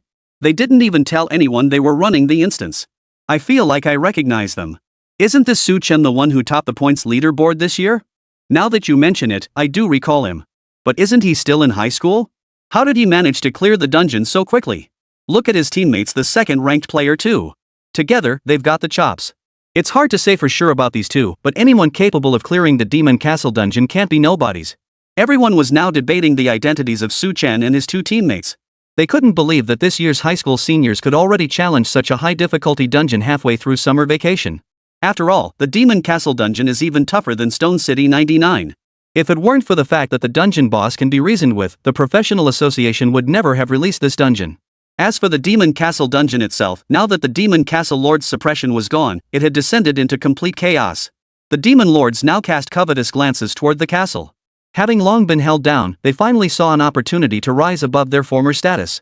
By subduing most of the Demon Lords and seizing control of the castle, they could ascend to the throne within and achieve evolution. Then, who knows? One of them might just become the next final boss of Demon Castle. Inside the castle itself, the demonic guard units were also seething with restless thoughts. Without their lord, they were leaderless, and their eyes burned with savagery as they eyed each other. After all, they were born destroyers. Now that they had gained unrestrained freedom, they naturally sought to unleash their true nature. Roar! Soon, as the demon guard erupted into chaos, the entire demon castle plunged into crisis. Yet the three individuals at the heart of this chaos, Chen and his companions, remained utterly unaware of the unfolding turmoil. Their eyes were fixed on the items that had spilled forth from the fallen demon lord's corpse, their faces lit with excitement. I'll just take the 20,000 EXP to level up to 10. I don't want any of the rest. Li Chengfeng conscientiously took his share of experience points, then declined any further rewards. After all, he hadn't contributed to the battle. While participation was valuable, even taking this small amount of experience made him feel somewhat embarrassed. However, Chen and Zhang Yunqi said nothing. They all knew each other well enough that there was no need to quibble over such things. The remaining loot was plentiful, more than enough for Chen and Zhang Yunqi to split evenly. Heck, most of this stuff is meant to be sold for cash. You know our family isn't exactly short on cash, so these second-tier items are mine. Zhang Yunqi smiled brightly at Chen before taking all the support-type items. After all, these items were designed to deal damage or create defensive shields perfect for her support-type class. Seeing this, Chen nodded and turned his attention to the remaining items.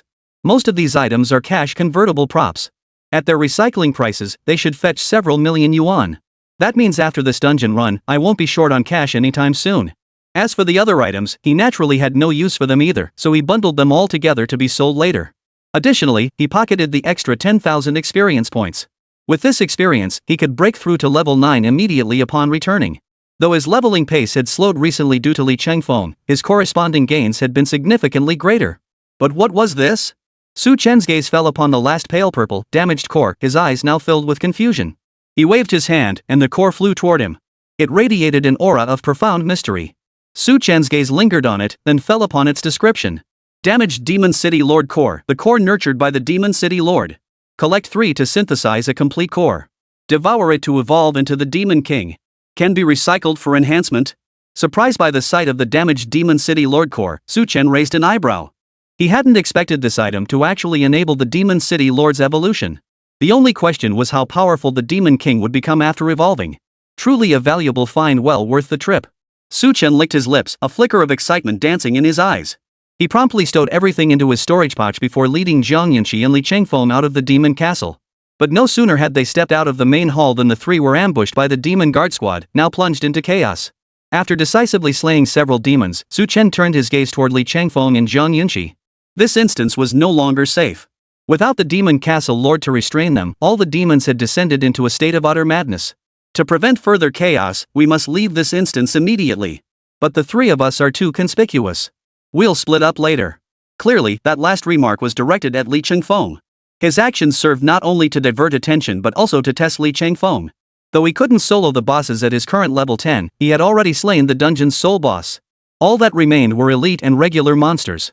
At Li Chengfeng's level, breaking out of here should pose no problem whatsoever. Moreover, after all these days of training under him, Li Chengfeng's combat skills had undoubtedly improved significantly. Even if he couldn't clear it unscathed, he shouldn't perish here. This was the perfect opportunity to test how much Li Chengfeng had changed. Hearing this, Li Chengfeng nodded firmly. He understood that even if Su Chen could assist him, ultimately, it would be up to him alone to return to the Li family and vie for the inheritance. If he wanted his father to look upon him with greater respect, he could only rely on himself. Seeing this, Li Changfeng drew his dagger and charged toward the distant city gate. Watching him plunge into the demon horde, Su Chen and Jiang Yunqi exchanged a glance before breaking out in the opposite direction. Chapter 62, Stronger Than You, and More Diligent. In just 2.5 days, Su Chen emerged from the demon city instance with Jiang Yunqi. With their combined strength, even a full assault by the demon guard squad couldn't halt their advance. He wondered if Li Changfeng would emerge unscathed. Su Chen glanced back at the instance entrance, a flicker of concern crossing his eyes. After all, this was his investment in the Li family. He had poured considerable effort into him these past days. If the other party couldn't even complete such a basic challenge, that would be truly disappointing. Seeing this, Jiang Yunqi spoke up to comfort him. This is his own destiny. You can't forcefully intervene. Don't worry too much. He's already level 10, at least luck won't be an issue. Hearing this, Su Chen finally relaxed. He could only hope his good buddy wouldn't completely screw up. At the very least, he had to push through and escape the demon city instance. To wait for Li Changfeng, the two rented a nearby hotel. Soon after, Su Chen retreated to his room to study the core. Staring at the damaged core radiating an ominous power, Su Chen felt an inexplicable surge of excitement. But this thing was far too mysterious. If he wanted to recover and enhance it, he still needed to make thorough preparations. At the very least, he'd need to stockpile over a dozen bottles of stamina recovery potions. Recalling his previous 2 attempts at recovery and enhancement, Su Chen couldn't help but shudder. The near-death experiences were etched into his memory, something he would never forget for the rest of his life. Prioritizing his safety, he stowed the core away and headed straight for the professional association. He planned to exchange all his resource packs for cash here, as this was the only way to address his immediate financial crisis. After all, while Li Changfeng's 500,000 seemed substantial, a single stamina potion cost 5,000 or 6,000, and reputable brands were even more expensive. Thus, while the money he carried would be a lifetime's fortune for an ordinary person, it was barely enough for a professional to level up. Hello, Resource Pack Exchange. Arriving at the resource exchange counter within the professional association, Su Chen approached the nonchalant shopkeeper. Although the association had its own exchange point, most avoided the official channel due to its strict material quality requirements and low buyback prices. After all, everyone risked their lives for money. The highest bidder naturally won.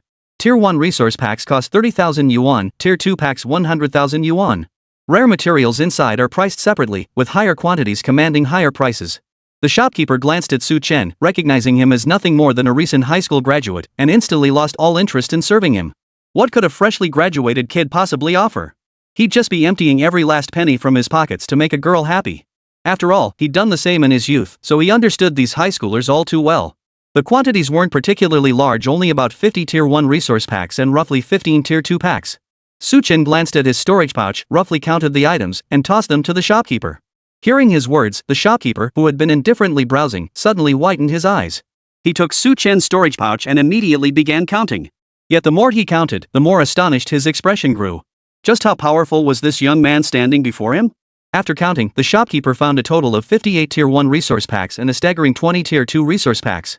Even renowned professionals in Stone City might not be able to produce such quantities. Whoa, this is a VIP customer. The shopkeeper's gaze toward Su Chen grew intensely fervent. A feeling welled up within him. A youth of such age achieving this level of accomplishment now held boundless potential for the future.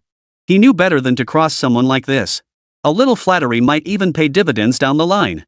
With that, the shopkeeper rubbed his hands together and smiled broadly. I'll give you the Tier 1 resource packs at 50,000 yuan each, and the Tier 2 ones at 150,000 yuan. That comes to 5.9 million total. To make it a nice round number, I'll round it up to 6 million. With that, the shopkeeper looked at Su Chen with a warm smile. Though puzzled by the unexpected discount, Su Chen wasn't foolish. He certainly wouldn't turn down the extra money, so he grinned and accepted the 6 million yuan. However, after the transfer was complete, just as the shopkeeper was about to see off this big spender, Su Chen unexpectedly spoke up. Give me another 50 bottles of stamina supplements, the premium brand. And throw in some second-tier stamina pills too, just make it 5 million yuan total. Spending money held no psychological burden for Su Chen. After all, this was an investment in his own growth. Only by becoming stronger could he earn money more easily in the future. As for relaxation or rest, he rarely gave it a second thought. After all, he was still young. If he waited to rest, he'd have to wait until he was old. Hearing Su Chen's words, the shopkeeper was completely stunned. 50 bottles of stamina supplements and top-tier brands at that would cost nearly 4 million alone.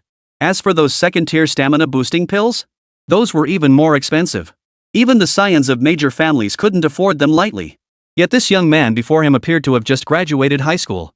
Not only did he possess substantial resource packs, but he intended to spend every last penny on stamina supplements. Judging by his demeanor, he intended to use stamina supplements to relentlessly run dungeons and rapidly boost his strength. Such audacity alone already surpassed that of many young heirs from prominent families. The shopkeeper knew such individuals were the most formidable. Not only were they stronger than you, but crucially, they were also more diligent. Even if their current profession was less prestigious, they were destined to rise above others. Soon, he had everything Chen requested neatly packed, even offering a slight discount on his own initiative. Chen stowed everything into his storage pouch and headed straight back to the hotel. By the time he returned to the instance, night had fallen, yet Li Changfeng remained trapped inside, seemingly unable to break out. Thus, Chen could do nothing but shake his head. He suppressed his worries and returned to his room.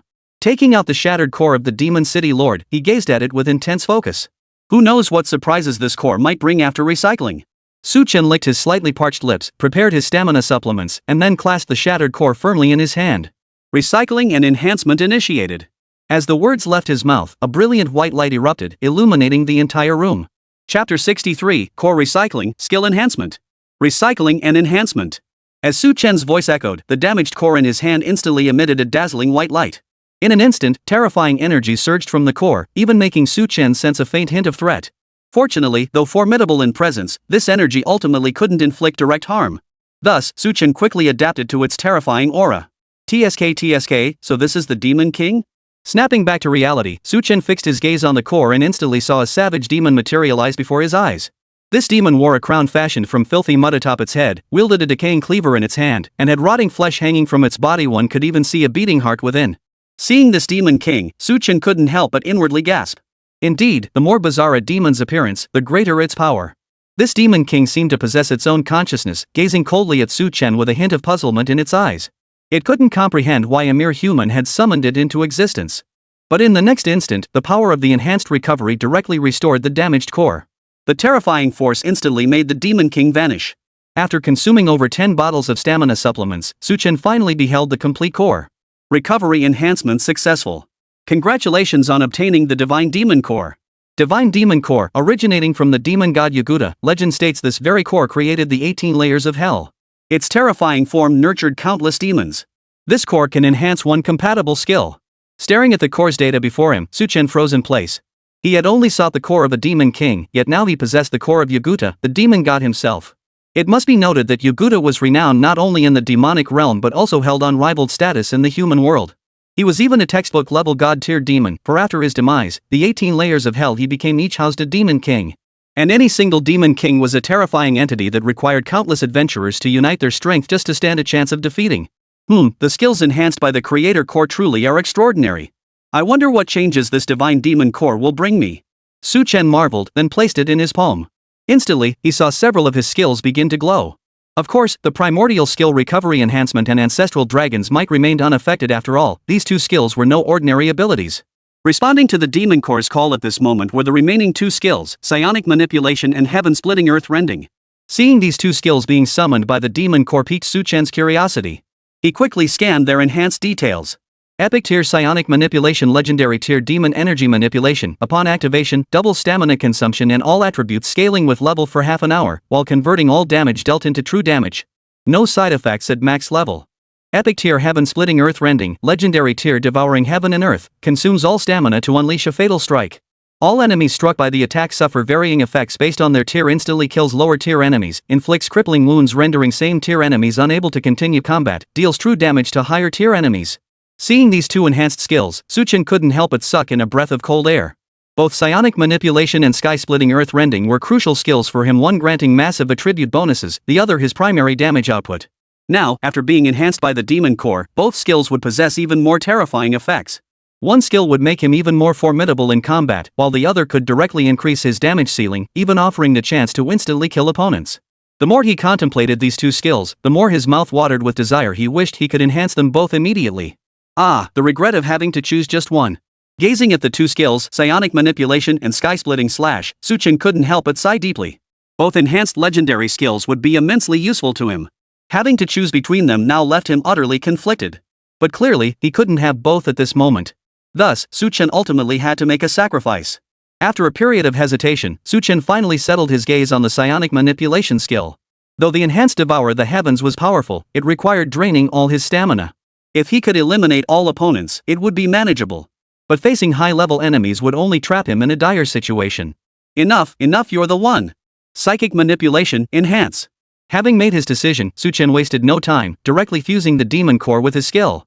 The next instant, he watched as an energy began invading his personal interface panel. The psionic manipulation skill now bore a faint crimson crack. After a moment, everything finally returned to normal. Chen glanced at the panel's psychic manipulation had vanished entirely, replaced by the enhanced legendary skill, mana manipulation. He then allocated all 10 of his remaining free attribute points to attack before turning his attention to the attribute panel. Name, Chen. Class, Scavenger unranked. Level, 9. Attack, 231-6070 Spirit, 110-50. Defense, 150-9060 Magic Resistance, 160-9070. Speed, 196-0130 Luck, 30. Critical hit, 0 critical damage, 200. Equipment, Tier 2 Beast Slayer Warblade Attack plus 20, Blazing Armor Defense plus 10, Magic Resist plus 20, Swiftwind Boot Speed plus 80, Ancestral Dragon's Reverse Scale Tier 1, All Stats plus 50. Skills, Scrap Recycling, Legendary Tier Mana Manipulation, Legendary Tier Ancestral Dragon's Might, Epic Tier Heaven Splitting Earth Rending. If I directly utilize magic energy manipulation, my attack power could even approach the 500 mark. By then, even a second-tier legendary grade practitioner wouldn't stand a chance against me. Chen nodded with satisfaction, studying his attribute panel. Though he could already see that much of his equipment was outdated, his terrifying attributes more than compensated for this shortcoming. If only he could enhance his gear once more, his strength would likely surge even higher. Speaking of equipment, his thoughts turned to the dragon heart he possessed. This item could forge epic tier equipment, making it incredibly precious. Given the chance, he could seek out a renowned weaponsmith to craft a custom weapon just for him. Only then would Chen truly possess the capital to stand toe-to-toe with any player of his level, regardless of class. Chapter 64, Successful Breakout, Li family arrives. At this very moment, Chen felt he had reached his peak condition. With his newly enhanced skills, he was practically invincible among his peers. Not only could he defeat epic tier practitioners of the same level, but he was confident he could even overcome legendary tier practitioners if they appeared before him. After all, with his enhanced strength, he could utterly crush anyone at his level, truly an overpowered existence. If the entire dungeon were a game, he might as well be cheating. TSK, possessing such power meant he'd never be looked down upon again. Recalling how he'd been looked down upon when he first arrived in this world, Chen couldn't help but feel a flood of emotions. But soon, an overwhelming wave of drowsiness washed over him. After all, he'd expended a tremendous amount of energy earlier. Even with the constant replenishment from supplements, the physical exhaustion remained relentless.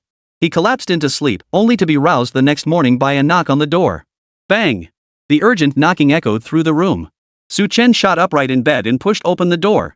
Zhang Yunqi stood at the doorway, a hint of anxiety in her eyes. Seeing this, Chen was about to ask what was wrong when Zhang Yunqi unexpectedly spoke first. Hurry! The Demon City instance has fallen into chaos. Those demon lords have joined forces and are planning to wipe out all humans first. If Li Changfeng hasn't emerged yet, we'll likely have to go in and rescue them. Chen's face paled at Zhang Yunqi's words. So Li Changfeng has reached level 10 now, but those demon lords aren't pushovers either. If these beasts truly unite against him, Li Changfeng might actually be in mortal danger. Hurry up and leave. The next second, Chen grabbed Zhang Yunqi and dashed toward the instance entrance. He was now in a state of utter panic. Though strictly speaking, he and Li Changfeng weren't particularly close, they had been classmates after all. Consequently, a look of concern crept onto Chen's face. They arrived at the dungeon entrance, only to find the area sealed off by the professional guild exit permitted, entry forbidden. Thus, even though Chen had reached the instance entrance, he had no way to enter and rescue Li Changfeng. Meanwhile, a member of the Li family was also at his wit's end. He was the person Li Changhua had left behind in Stone City, tasked with monitoring Li Changfeng's movements. Now that Li Changfeng had entered the dungeon with his fate unknown, though he was still nominally only Li Changhua's illegitimate son, it was not impossible for him to take control of the Li family. If this illegitimate son were to die, the eldest son would ascend to power, and it wouldn't be long before the Li family fell into complete decline. Yet, the moment his gaze fell upon Chen, an inexplicable sense of reassurance washed over him. After all, he had meticulously researched Chen's strength. It could be said that among all first-tier professionals in recent years, none could match Chen's power. Now that he was here, even if something went wrong in the instance, he might be able to step in and help. Chen, however, remained unaware of his presence. His gaze fixed on the dungeon entrance, a flicker of worry crossing his eyes. Just then, the dungeon entrance began to tremble once more, as if the spatial passage itself could not hold its form. Immediately, over a dozen figures burst out from within the instance, one of them being Li Changfeng. Thank goodness he's okay. Seeing Li Qingfeng's figure, Su Chen finally breathed a sigh of relief. The latter, now amidst the crowd, instantly recognized Su Chen. Panting heavily, he approached with a broad grin. "Heh, you didn't disappoint." Li Qingfeng's body was now covered in wounds, clearly the result of a fierce battle.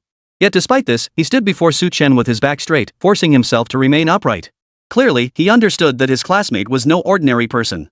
If he ever wanted to stand against that older brother in the future, he would need Su Chen's support. With Su Chen's backing, his father would surely give him more consideration. After all, the Li family wielded immense power, and cultivating connections with future prodigies was paramount. And Su Chen, in Li Qingfeng's estimation, was the strongest individual of the coming century. Excellent. It seemed the time to complete the advancement task was finally approaching. Seeing that Li Qingfeng was injured yet still in decent condition, Su Chen immediately nodded with a smile. The advancement task he referred to was the special mission to ascend from level 10 to level 11. Once he completed this advancement quest, Li Qingfeng would become a second-tier practitioner, with his free attribute points per level up increasing to 20. It could be said that a second-tier professional would utterly crush a first-tier professional. Of course, unless there was a massive disparity in their classes or they encountered a monster like Su Chen, first-tier practitioners generally stood no chance of victory. The three emerged shortly after, with Zhang Yunxi casually casting several healing spells. After all, she was unfamiliar with Li Qingfeng and had no desire to become involved with him. Had Su Chen not been present, she likely wouldn't have even seen Li Qingfeng again. Let's head back and rest. Once I hit level 10, I'll need help with that special advancement quest. Su Chen didn't have any particularly solid plans for the next steps. After all, he wasn't a second-tier professional, so he could only let Li Qingfeng rest for a while. He could use this time to level up to 10 while formulating plans for after becoming a second-tier professional. Once he reached tier 2, Shicheng would certainly be too small to hold him back. He might need to head to a larger city to hone his skills. But by then, it would be time for university enrollment. He might need to report to Yaori University. Alright. Just as Su Chen was wrestling with his thoughts, Li Qingfeng nodded decisively in agreement. He couldn't even attend university, so he planned to follow Su Chen's lead from here on out. As for where to level up, it made no difference to him.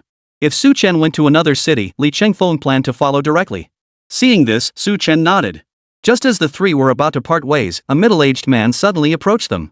Upon recognizing the man, Li Qingfeng's expression shifted. "Young master, are you all right?" The man approached Li Qingfeng directly, his voice brimming with deference. Hearing this, Li Qingfeng only gave a cold snort, saying nothing more. After the skill treatment moments ago, he had nearly fully recovered. However, the man was clearly from the Li family, and he wasn't ready to reveal his changes to Li Changbua just yet. The middle-aged man showed no sign of anger, instead turning his gaze toward Su Chen and Zhang Yunxi. "I am Huang Hao, steward of the Li family. Greetings to you both." He bowed with clasped fists, his eyes still brimming with respect. Noting his relative politeness, Su Chen and Zhang Yunxi exchanged a glance before introducing themselves in turn. Su Chen. Zhang Yunxi of the Zhang family. However, Zhang Yunxi's direct mention of the Zhang family name caught Su Chen off guard. Hearing the name Zhang family, Huang Hao froze in place. If he remembered correctly, the only Zhang family in the entire Donghuang kingdom worthy of being addressed by their clan name was the one in the capital. Chapter 65, Special Invitation, Forging Weapons. Realizing Zhang Yunxi likely hailed from the Zhang family of the capital, Huang Hao felt a deep sense of respect. After all, the Zhang family held immense influence throughout the entire Donghuang kingdom. And upon learning that the Zhang family had only one legitimate daughter, it seemed clear that she must be the stunningly beautiful woman standing before him. Since we're both friends of the young master, there's no need for such formalities. Still, for Su Chen's sake, he had to pretend ignorance of Zhang Yunxi's background. After all, in his view, Su Chen and Zhang Yunxi held equal value. In fact, from a purely personal standpoint, Su Chen held considerably greater value as an ally than Zhang Yunxi.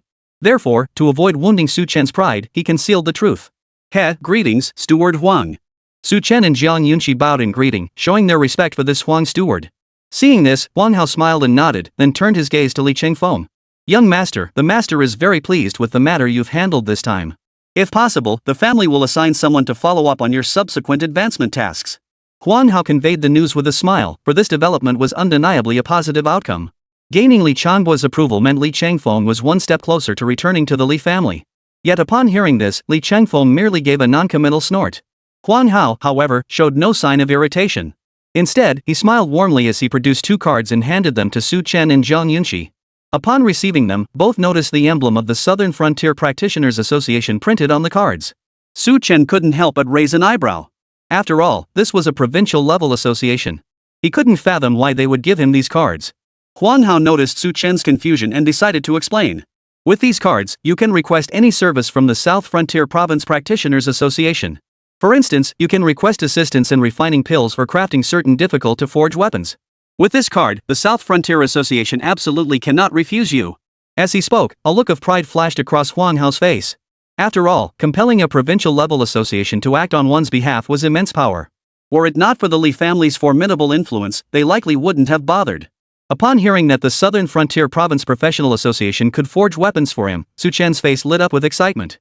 Most of his current equipment had been salvaged and repurposed, its attributes now completely inadequate for his needs. With a treasure like the dragon's heart in his possession, he naturally hoped to forge a weapon he could use long-term. With that thought, he clasped his fists in gratitude before departing immediately with Zhang Yunxi. After all, Huang Hao had mentioned the Li family, and the conversation would likely turn to matters concerning Li Chengfeng and the Li family.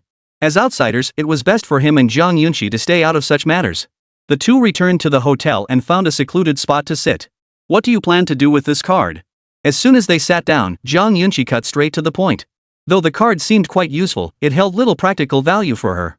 After all, whatever the Li family could accomplish, she could also arrange through the Zhang family, though it might prove more difficult in Nanjing province. However, if Su Chen had something he wanted done, she could certainly step in to handle it for him. After all, favors from the Li family weren't so easily obtained. Upon hearing this, Su Chen shook his head. After a moment of silence, he finally spoke. It's not particularly difficult. Mainly, I'd like to forge a weapon that suits me well. After all, during the last volcanic dragon mine raid, I personally took down a volcanic dragon. That beast yielded a dragon heart, and I plan to craft an epic tier weapon with it. Su Chen voiced his plan, and upon hearing it, Zhang Yunxi nodded in agreement. This certainly wasn't a major undertaking. While crafting an epic tier weapon was incredibly difficult, with a dragon heart as material, it was practically a piece of cake. I see. Alright then, come find me in 3 days. I'll definitely have a surprise waiting for you then.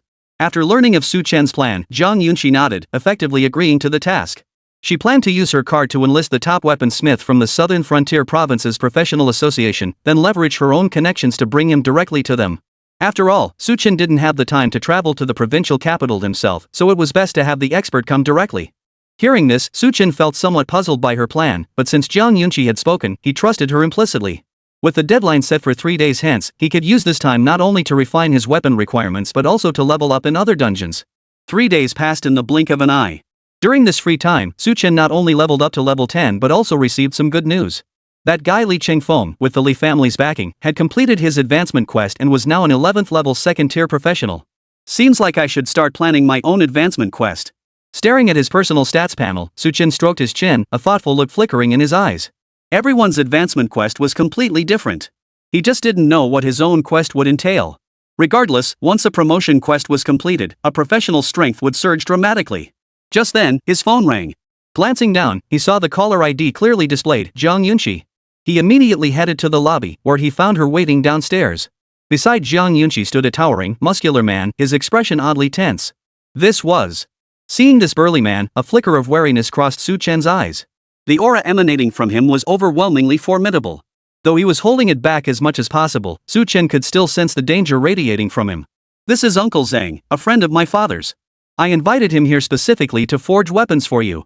Zhang Yunxi stood with her hands on her hips, a look of pride on her face. Seeing her like this, Su Chen instantly understood why she had made him wait these past few days. It was all for today, to forge weapons for him. But then a thought struck him. If this man was from the Southern Frontier Province Practitioners Association, didn't that mean Zhang Yunxi had used her card? As Su Chen prepared to express his gratitude, he noticed Zhang Yunxi's expression had turned cold.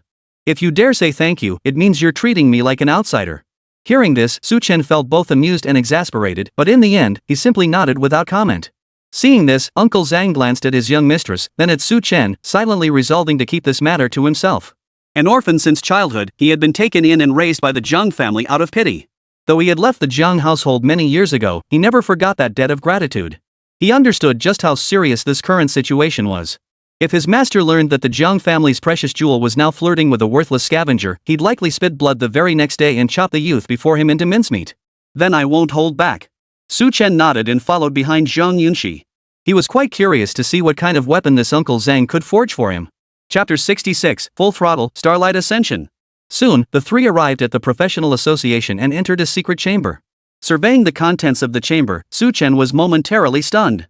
This was far too well prepared. Countless materials filled the surrounding space, while a massive furnace now stood prominently in the chamber's center. Seeing this scene, Su Chen knew immediately that Zhang Yunqi had undoubtedly played a role in this. Otherwise, even with the Li family's influence, it would be impossible to get the Southern Frontier Province Professional Association to go to such lengths.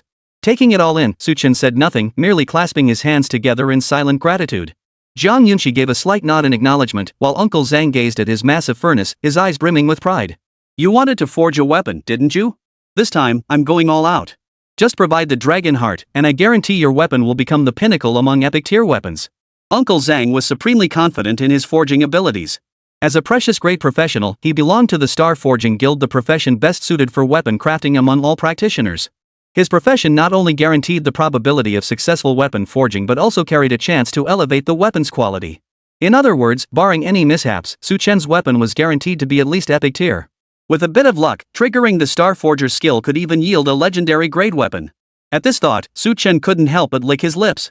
He took out the dragon heart and handed it to Uncle Zhang. Gazing at the dragon heart, the man's breathing grew noticeably ragged. Though not exceptionally rare, its price was astronomical, far beyond what he could ever afford. In fact, most artifact smiths couldn't even afford to buy a dragon heart with their own earnings.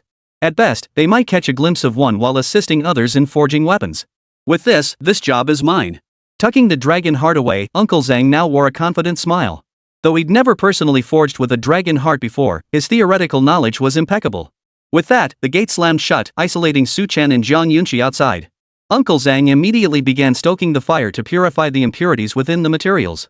Watching this scene, Su Chen's nerves began to fray. The dragon heart was a treasure he'd obtained through immense hardship. Whether he could forge a weapon worthy of his skill now depended entirely on Uncle Zhang's expertise. His request was simple: he needed a blade of extreme offensive power, a swift blade capable of slaying enemies without giving them any chance to resist. Seeing Su Chen so tense, Zhang Yunqi furrowed her brows. How could he doubt the person she'd chosen? He really didn't know a good thing when he saw it. Still, to ease Su Chen's mind, she spoke up. Don't worry. Uncle Zhang has forged over 100 weapons. Even my family uses weapons he's forged, so don't worry too much. Zhang Yunqi's gentle reassurance gradually calmed Su Chen's nerves. No amount of fretting would help now. He could only trust that Uncle Zhang wouldn't falter and cause failure. With that thought, Su Chen clenched his teeth, his gaze fixed intently on the blazing furnace, unable to look away. Soon, piece by piece, the materials were tossed into the furnace. Impurities were swiftly scorched away by the searing flames, leaving only the purest essence. Under Uncle Zhang's skilled control, these materials transformed into spiritual liquid, all flowing into the furnace. After enduring the intense heat of smelting, they gradually took shape into a long blade. The blade was slender and gracefully elongated, yet it glinted with a terrifying, icy coldness. A slender purple thread now flickered visibly along its entire length, appearing as though it possessed a living essence. Overall, this weapon perfectly matched Su Chen's envisioned form. Crucially, the dragon heart had yet to be infused into the weapon.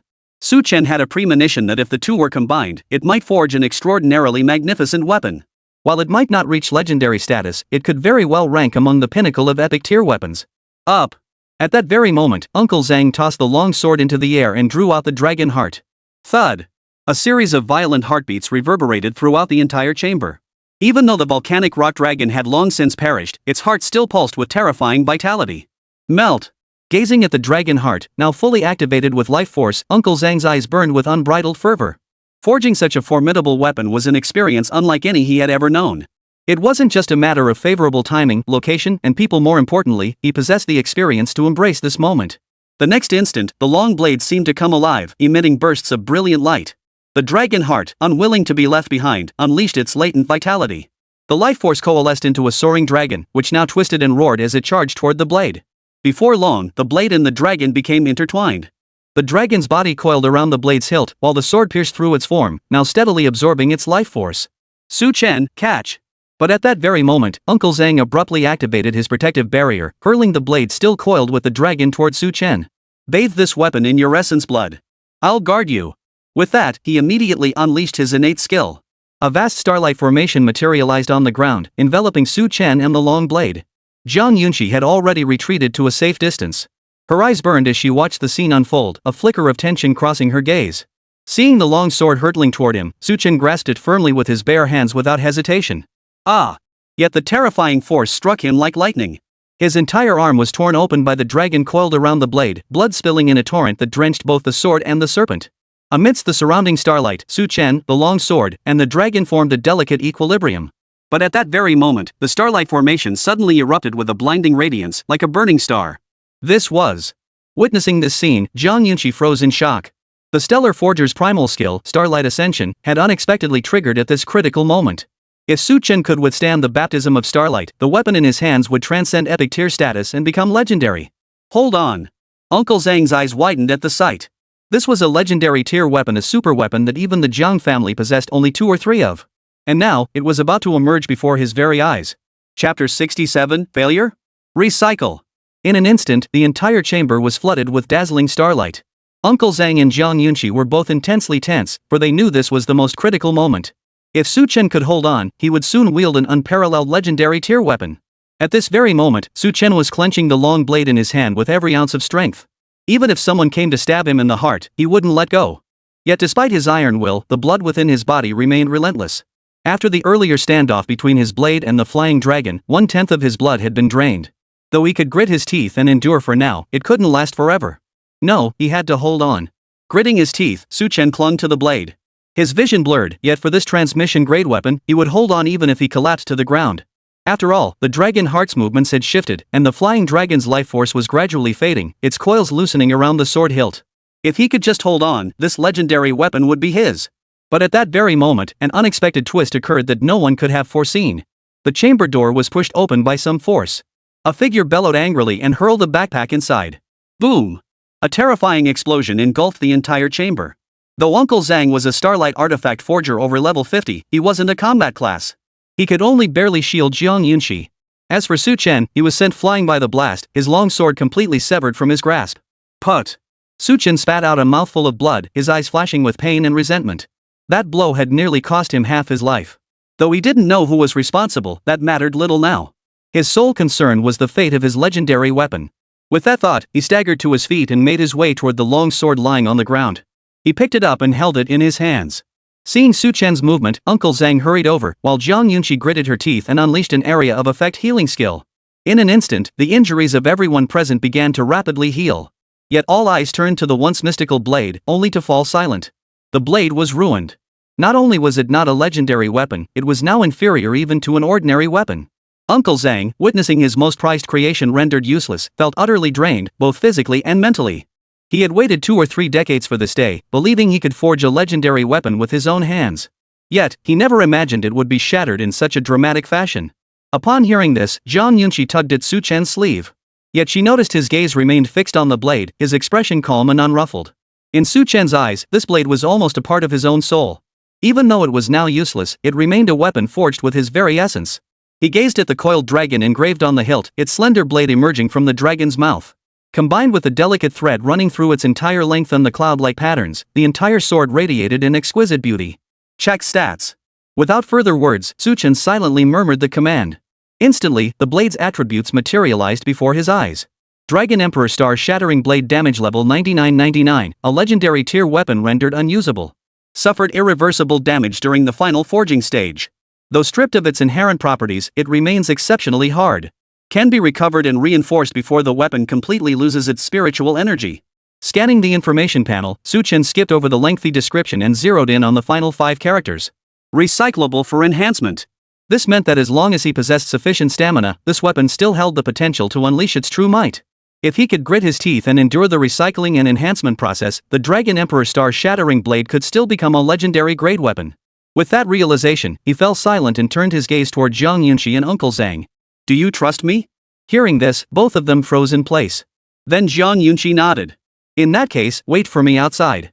Su Chen couldn't afford to hesitate any longer.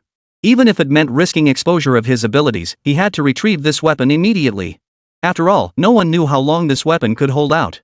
If the spiritual energy inside dissipated completely, he would truly miss out on a legendary grade weapon. Zhang Yunqi opened her mouth to speak, but Uncle Zhang cut her off. He understood all too well what the young man before him was thinking, the agonizing frustration of nearly losing a legendary weapon. As a weapon refiner himself, he understood Su Chen's anguish all too well. Thus, he swiftly pulled Zhang Yunqi away, leaving the pain for Su Chen to bear alone. Watching them depart, Su Chen immediately shut the chamber door. This time, to prevent anyone from entering and disrupting him, he even placed some unused items behind the door as a barrier. He then gathered all his stamina-restoring items, making thorough preparations before finally turning his gaze to the Dragon Emperor Star Shattering Blade in his hands. Recycle and enhance. Su Chen murmured softly. The next instant, he felt his stamina rapidly drained, his legs buckling beneath him as he nearly collapsed. Fortunately, he swiftly swallowed the stamina-restoring pills, and the energy supplements began flowing into his body. His stamina rapidly recovered. In an instant, Chen felt as though the Dragon Emperor's shattering blade in his hand had come alive. Infused with his vitality, the once dulled patterns now began to shimmer with a faint, ethereal glow. Hang on. At this moment, Chen no longer cared about money. Even if he had to take out a loan to buy stamina supplements, he would apply for the maximum amount without hesitation. Moreover, whether due to a mystical connection with the Dragon Emperor's star-shattering blade or not, his stamina depletion was now incredibly slow, almost as if it had reached a perfect equilibrium. Gazing at the Dragon Emperor's star-shattering blade, a faint smile touched Chen's lips. Even before becoming a legendary weapon, it already shared a profound connection with him. If it could be restored to its perfect state, this weapon would likely accompany him for the rest of his life. As he watched the Dragon Emperor's star-shattering blade rapidly repair itself, Chen's gaze narrowed as he thought of the intruder who had just breached the secret chamber. Though he didn't know the intruder's identity, it was clear the person knew his whereabouts well. Huang Luantian, I hope it wasn't you. He considered those who bore a deep grudge against him. Beyond the Huang family, there was no one else. Chen's brow furrowed deeply, his bloodshot eyes now brimming with murderous intent. Chapter 68, The Ultimate Attack, Legendary Weapon. 5 days later.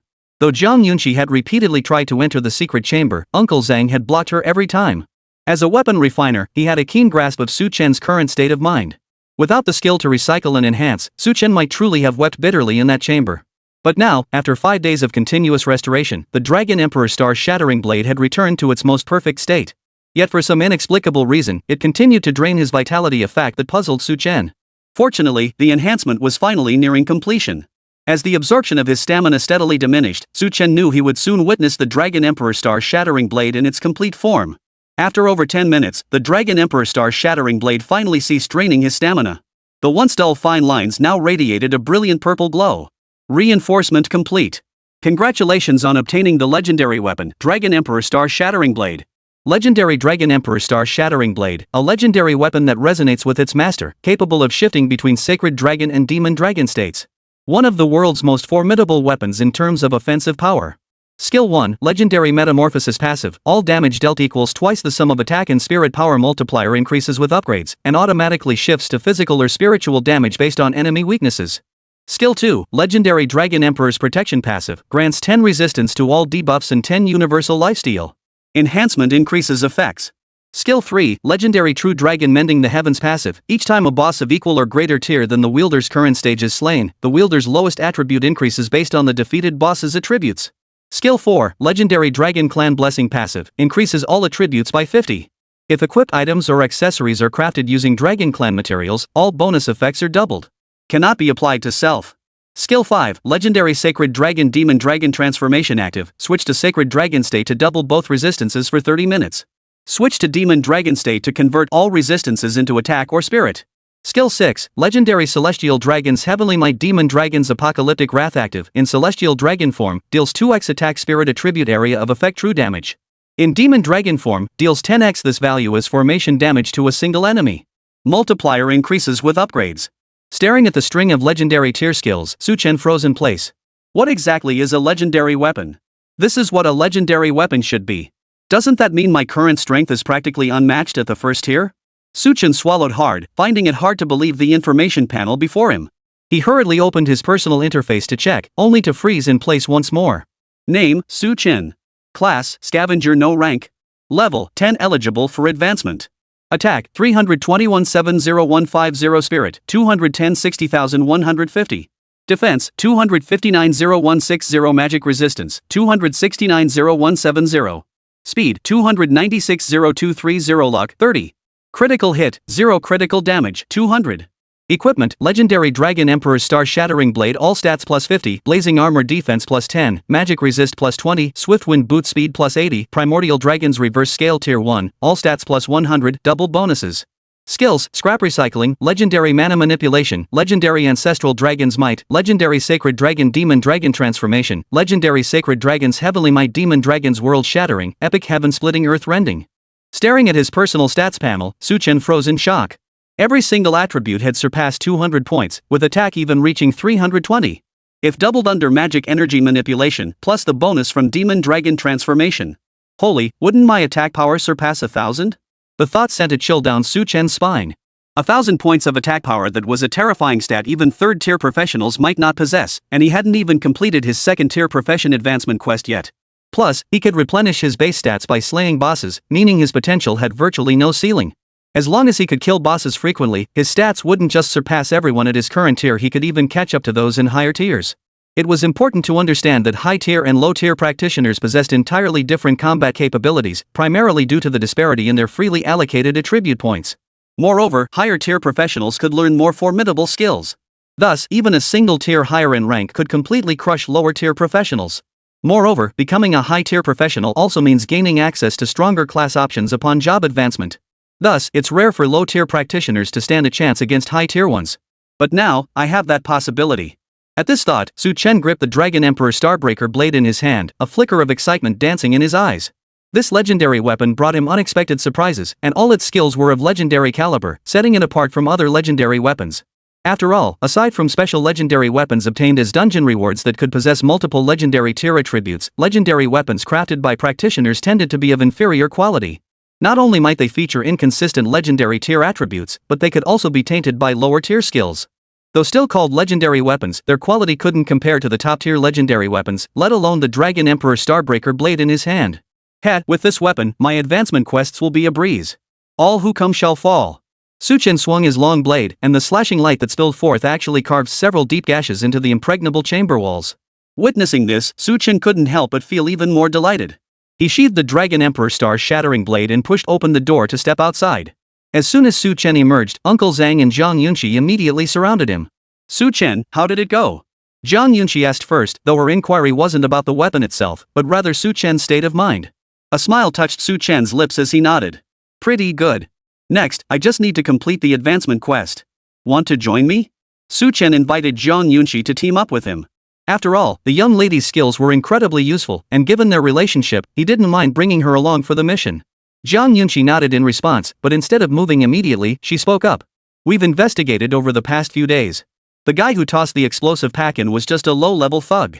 Since this secret room was rented under someone else's identity, he assumed his enemies were inside, which led to the explosion that day.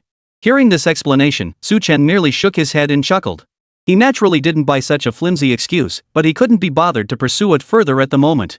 The most crucial thing now was advancing his rank and heading to Sunrise University. Chapter 69, Advancement Quest: The Forest of 10,000 Insects. An advancement quest was undoubtedly one of the most crucial events in a professional's life. Beyond career advancement, the success of a rank up directly determined a practitioner's future ceiling.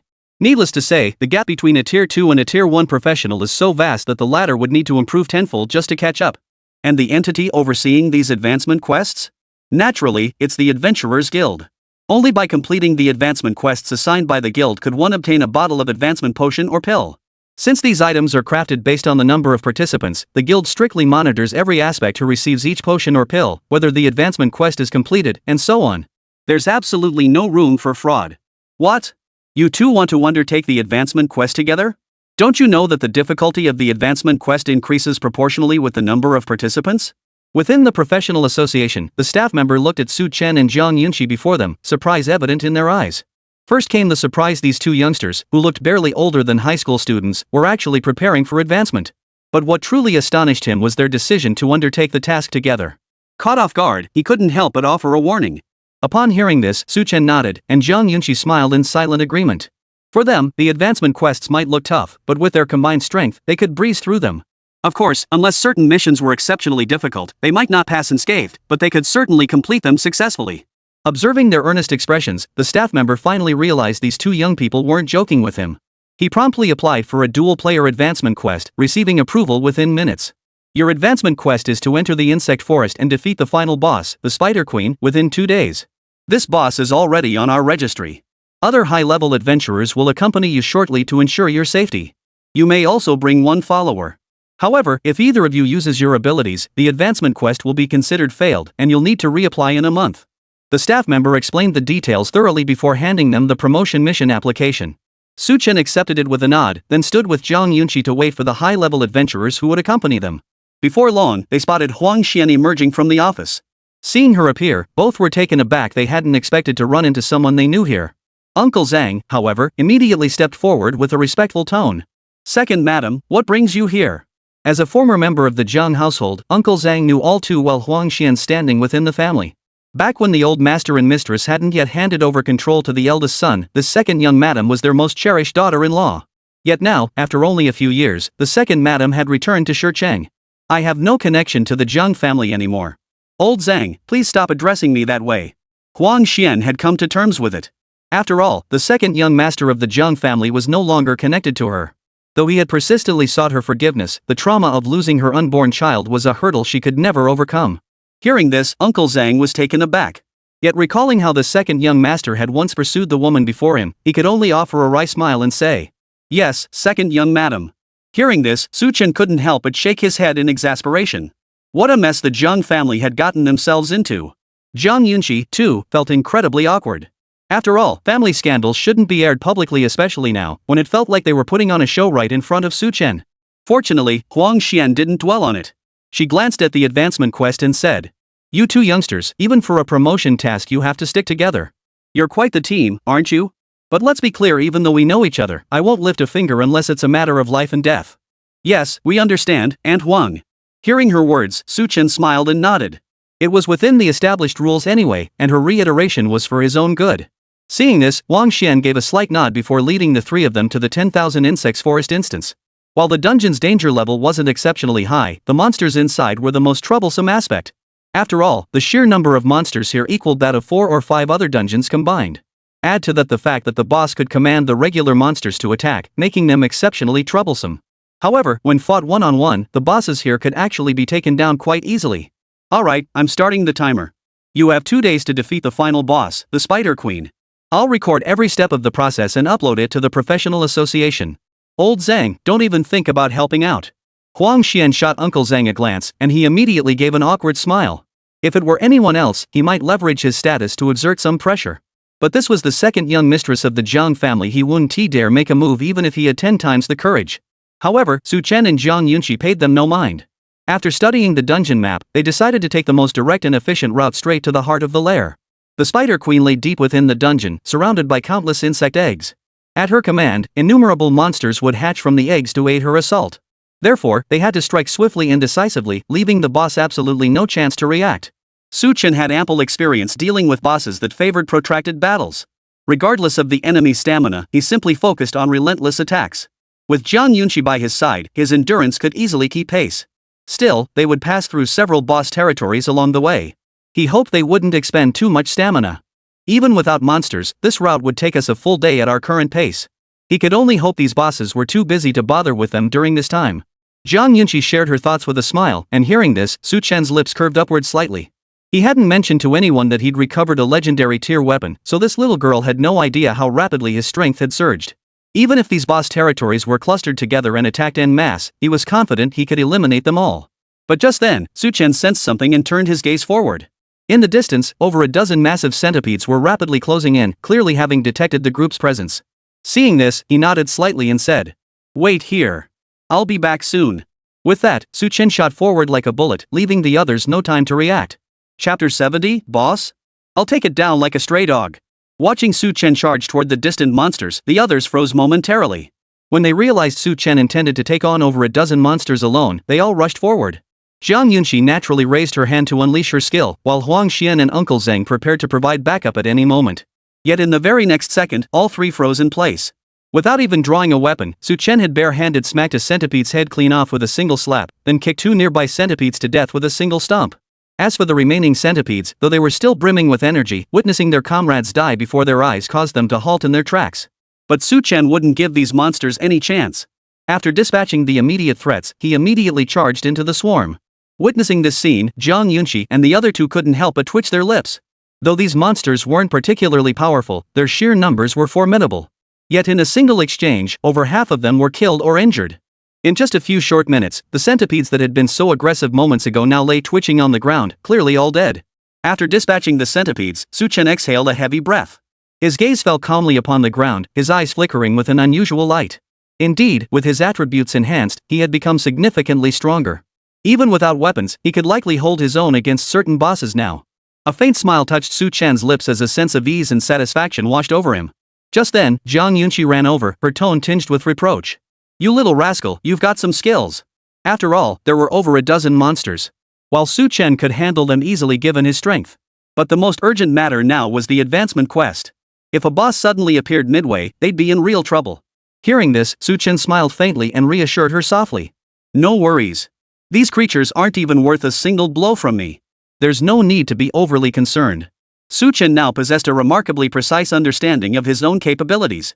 While he wouldn't claim to be unparalleled throughout history, at this stage, no one could pose a threat to him. Even legendary tier practitioners of the same level wouldn't stand a chance against him. Hearing Su Chen's words, Zhang Yunqi rolled her eyes before striding proudly deeper into the dungeon. Seeing this, Su Chen hurried after her. After all, this was a dungeon, and they were very close to the first boss's territory. If Zhang Yunqi encountered any mishap, not only would this advancement quest fail, but she herself would suffer significant harm. Witnessing this, Wang Xian offered a meaningful smile before following at a leisurely pace. Regarding the Zhang family's affairs, Uncle Zhang could only shake his head with a wry smile. Just as he prepared to follow, a startled cry echoed from ahead. Hearing the sound, Uncle Zhang hurried forward. Just in time to witness a colossal creature bursting from the earth, its jaws clamped around Zhang Yunqi. What on earth was that? Staring at the creature before him, a flicker of astonishment crossed Uncle Zhang's eyes. Though he'd seen countless monsters before, this sudden emergence was still unsettling. Huang Xian, however, stood nearby with her arms crossed, observing the scene as if watching a play. As far as she was concerned, as long as the two undertaking the advancement quest were not in mortal danger, she would not intervene. But the most surprising reaction came from Su Chen. The moment he saw the creature, a gleam of sharp determination flashed in his eyes. Generally, the larger the monster, the greater its defense and health pool. While he'd already tested his combat prowess by slaying the centipede earlier, this creature presented a new opportunity to push his limits. Step aside. Spotting Zhang Yunqi positioned at the monster's flank, Su Chen roared his command. He lunged forward in a single stride, then slammed his palm into the monster's neck. Boom! The terrifying force sent the monster reeling backward, leaving a bloody mark on its neck. Zhang Yunqi seized the moment to steady herself and raised her hand to unleash another skill only to see Su Chen dash away again, leaving her attack range. Dragon transformation. Su Chen let out a cold chuckle before activating the Dragon Emperor Star-shattering blade's active skill, Demon Dragon Transformation. Instantly, a chill ran through his body as all his defense and magic resistance instantly converted into raw offensive power, boosting his damage output to over 1,000 points. Wanna taste what a sandbag-sized fist feels like? He landed directly on the monster's head, then began pounding it relentlessly with punch after punch. Though this monster appeared massive, after their brief exchange, Su Chen sensed it wasn't particularly powerful. Therefore, he saw no need to draw his weapon. He engaged it bare-handed, wrestling with it directly. Boom! Boom! Boom! 3 consecutive punches landed on the monster's neck, shattering its hardened shell and exposing the fluid oozing from within. Roar! Sensing its fatal weakness about to be exposed, the creature let out a frenzied roar. It then swung its massive claws down with brutal force toward Su Chen's position. Yet Su Chen remained unflustered. With a light tap of his toes, he deftly shifted his weight backward. Watching the claw come to a halt, he charged beneath it and yanked with all his might. Rip! The incredibly hard claw was forcibly torn apart by Su Chen, releasing a torrent of bright green fluid. The creature let out a wail of agony, attempting to burrow into the ground for escape only to expose its weak point to Su Chen. Die! He swung his fist again, this time landing squarely on the back of the monster's head. Boom! The terrifying force of the blow shattered the creature's skull. The monster, which had been preparing to flee moments before, fell silent instantly, twitching lifelessly on the ground. Witnessing this scene, Zhang Yunqi and the others couldn't help but gasp in horror. When Su Chen finally reached their side, Zhang Yunqi stammered out, her voice trembling. That was a level 9 boss monster. You took it down single-handedly? What kind of monster are you? How did your power become so terrifying in such a short time? Hearing this, Su Chen couldn't help but raise an eyebrow. This trash is supposed to be a boss? It just shows how poor the quality of bosses is nowadays. They can't even withstand my attacks head-on. So it was a boss after all. I thought it was just an elite monster. Whatever. They all seem the same to me anyway. Better keep searching for that Spider Queen. With that, he waved dismissively and turned to walk deeper into the forest. Chapter 71, Insect Forest, Spider Swarm. Hearing Su Chen's words, Zhang Yunqi and the other two froze in place. How the hell does this guy manage to sound so nonchalant when he's showing off like this? The kicker is, they can't even argue back. After all, the way Su Chen took down that boss earlier looked no harder than killing a stray dog. Forget it. Let's just follow him. Zhang Yunqi shook her head in resignation before quickening her pace to match Su Chen's stride as they pressed deeper into the dungeon. Su Chen, meanwhile, had already gauged his own strength. While he wasn't sure how much effort the final boss would require, he felt no fear whatsoever when facing these ordinary bosses. It seemed they wouldn't waste much time along the way. A faint smile touched Su Chen's lips. Dealing with these ordinary bosses so effortlessly meant he could easily take them on solo. This would also save Zhang Yunqi considerable effort, allowing her to reserve her skills for the final boss battle. With this thought, he discussed it with Zhang Yunqi, who readily agreed with his approach. After all, neither of their skills could be used infinitely, and their cooldowns weren't exactly short. Having Su Chen take on the bosses solo was undoubtedly the best solution. After this discussion, their pace quickened considerably. They even ignored some minor monsters that charged at them along the way. Even if these minions followed them into the boss's territory, it would only mean spending a bit more time clearing them out later. For Su Chen, dealing with any attempts by these minions to hinder their progress was as easy as swatting a fly. Thus, within a single day, Su Chen and Zhang Yunqi charged straight along the shortest route. Though they drew the attention of numerous monsters along the way, facing them was like using a sledgehammer to crack a nut for Su Chen. A single strike of his heaven-splitting earth-shattering technique would wipe out dozens of trailing minions, and even bosses couldn't escape his deadly blow. That very night, they consecutively defeated several bosses, reaching the deepest part of the insect forest. But now, deep into the night, only sparse moonlight illuminated their path. They would rest tonight and rise early tomorrow morning. Then they would defeat the Spider Queen in one decisive blow, completing the promotion quest. Though they hadn't engaged many bosses today, the sheer physical exertion of their journey had been immense. Therefore, they didn't plan to confront the Spider Queen immediately. Hearing this, Zhang Yunqi nodded. Her strength couldn't match Su Chen's, and after a day of relentless travel, she too was utterly exhausted. Thus, the two set up their simple wooden shelters and soon drifted into a deep sleep. Huang Xian and Uncle Zhang weren't so fortunate. Their strength far surpassed the others, so the night watch duty naturally fell to them. However, their concern was only for the sudden appearance of a boss. As for alerting the group to approaching monsters and providing protection, that was beyond their scope. Having spent countless nights in the wilderness, Su Chen and his companion were thoroughly prepared. The location they chose was not only devoid of monsters, but his cabin even had a simple infrared system. Should any monster approach, it would immediately wake him. That night, however, no monsters dared approach the area, allowing the pair to enjoy a rare, restful sleep. The next day, as the sun rose, Su Chen and Zhang Yunqi emerged from the cabin. After a night's rest, both were now restored to peak condition, their eyes gleaming with sharp focus. Shall we go now? After stowing the simple cabin into his storage pouch, Su Chen asked with a smile. Zhang Yunqi nodded. Completing the advancement quest as soon as possible was naturally best. Dragging it out further wouldn't benefit them in any way. Seeing this, the pair set off directly toward the deepest recesses of the 10,000 insects forest. Cliff faces loomed ahead, their sheer walls hung with the rotting corpses of various monsters, now emitting a thick, foul stench. Blood-spattered cocoons lay shattered, broken spider silk and severed limbs littering the ground, transforming the scene into a hellish landscape. Walking along the cliffside path, Su Chen crushed bones beneath his feet, their crunching sound making teeth ache. Wow, just how many monsters had been devoured here? Surveying the surrounding insect cocoons and corpses, Su Chen couldn't help but grit his teeth and gasp in awe. If each cocoon represented a devoured monster, then a rough estimate suggested hundreds of creatures had fallen here. Be careful, there are spiders everywhere on the ground. Just then, Zhang Yunqi's alert voice rang out. Hearing her words, Su Chen looked down. Certain patches of ground were densely covered with spiders. These creatures watched him from a distance, seemingly waiting for orders. Just ordinary spiders, no need to freak out. As Su Chen was about to make a sarcastic remark about the spiders, he suddenly noticed a dark shadow abruptly materializing on the ground. The shadow was rapidly descending, and its target was none other than himself. Boom! A thunderous crash echoed as dust billowed everywhere, obscuring even Huang Xian and Uncle Zhang's view of the scene. Su Chen's expression turned grave. Had he not dodged in time, that impact would have been enough to knock him out cold. But his concern now wasn't for his own safety, it was for Zhang Yunqi. Retreat! He immediately channeled his magic energy, enveloping his entire body in a suit of magic energy armor. Instantly, Su Chen felt power surge through his body. Though each attack drained considerable stamina, this surge was more than enough to confront the boss before him.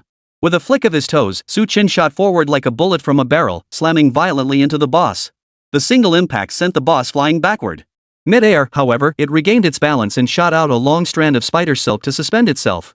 Seeing this, Su Chen abandoned pursuit and dashed toward Zhang Yunqi. Are you okay? Seeing Zhang Yunqi covered in blood, Su Chen's brow furrowed deeply. After so many team-ups, this was the first time she'd been injured. If not for that sudden ambush, this advancement quest might have ended without a single drop of blood spilled. I'm fine. But that thing wasn't the boss, just an elite monster.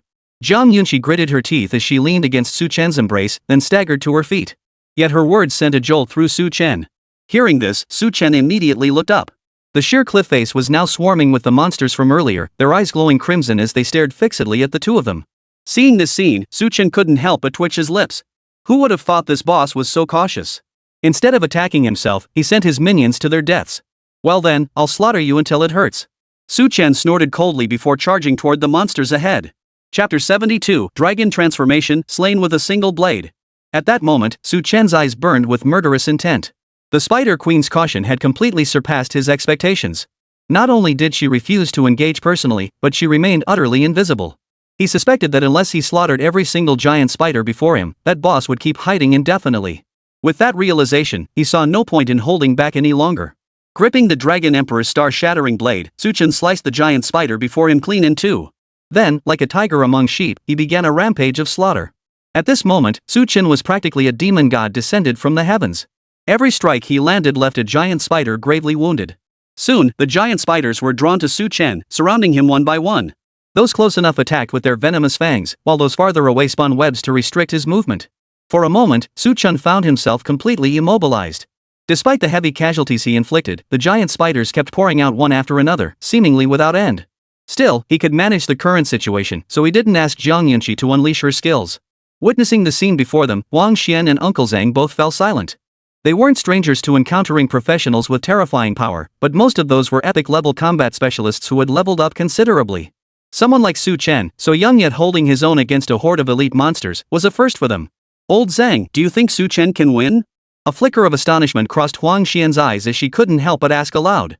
Hearing this, Uncle Zhang scratched his head. His combat experience wasn't extensive, and most of what he'd witnessed involved high-level professionals. Based on what he'd seen, Su Chen seemed to have no chance of victory. Huang Xian nodded in agreement upon hearing this. In her view, Su Chen was already trapped by these giant spiders. Though he was fighting fiercely now, if the battle dragged on, victory would be utterly impossible. Let's prepare to rescue him.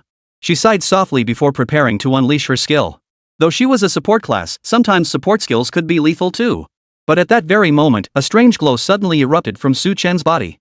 At this moment, Su Chen had truly lost his temper. This swarm of elite spider monsters seemed utterly inexhaustible. Not only did each one release poisonous gas to poison him, but most crucially, their webs restricted his movement, slowing his speed beyond measure. If this dragged on much longer, he feared he wouldn't even need these creatures to attack him. He'd be immobilized and cocooned in place. Dragon Transformation. Su Chen growled, and the Dragon Emperor's star-shattering blade in his hand instantly flashed with a dazzling light. In an instant, Su Chen felt as though he were completely stripped bare, possessing nothing but the blade in his hand. Whoosh! Gazing at the giant spider before him, Su Chen gave a light flick of the Dragon Emperor's star-shattering blade. The elite monster was instantly cleaved in two, its movements ceasing completely. Huang Xian's face paled with shock at the sight, while Uncle Zhang's eyes went completely blank. It hadn't been obvious before, but now he recognized it clearly. The weapon in Su Chen's hand wasn't just any ordinary long blade. It was the legendary weapon he himself had forged. But hadn't that blade been ruined? Gazing at the legendary blade now radiating divine brilliance once more, Zhang Shu's eyes held nothing but the purest admiration and an endless thirst for understanding. His greatest curiosity now wasn't the weapon's raw power, but how Su Chen had restored this supposedly ruined blade and even made it stronger. But Jiang Yunqi's attention was entirely focused on Su Chen. Seeing him turn the tide now, her face naturally lit up with joy. Amplify. She couldn't wait for the boss to appear. Instead, she immediately poured all her skills into Su Chen. All attributes plus 100, damage doubled, duration 30 minutes. Instantly, Su Chen felt a surge of warmth coursing through his body, heightening his excitement. Double damage? Ha, this was a rare treasure indeed. He roared with excitement. Several giant spiders pounced from all sides, but before they could close in, Su Chen flickered like a streak of light, slicing through them all with a single stroke. Keep hiding if you dare. Let's see if I can wipe out every last one of your offspring. Su Chen roared with fury, then plunged directly into the spider horde, slaying the remaining dozen or so giant spiders. Even the endless stream of giant spiders emerging now halted their advance. These creatures weren't mindless fools. The Spider Queen had sent them to kill the adventurers before them precisely because they held the advantage in numbers. But now it was clear this opponent was beyond their capabilities. Unless the Spider Queen herself intervened, they had no other choice.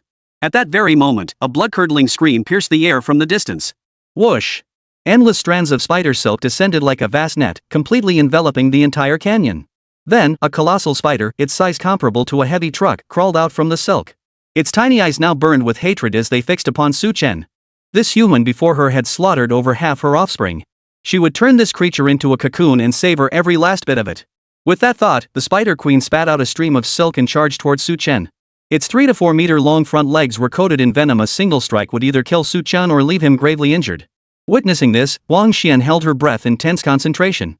She stood ready to intervene at a moment's notice. The Spider Queen before them clearly wasn't someone to mess with. If anything went wrong, she'd have to step in immediately. Yet observing this boss, a look of contempt flashed across Su Chen's face. You want to go head to head with me? You clearly don't know your place. Very well. You shall be the test subject for my Dragon Emperor star-shattering blade.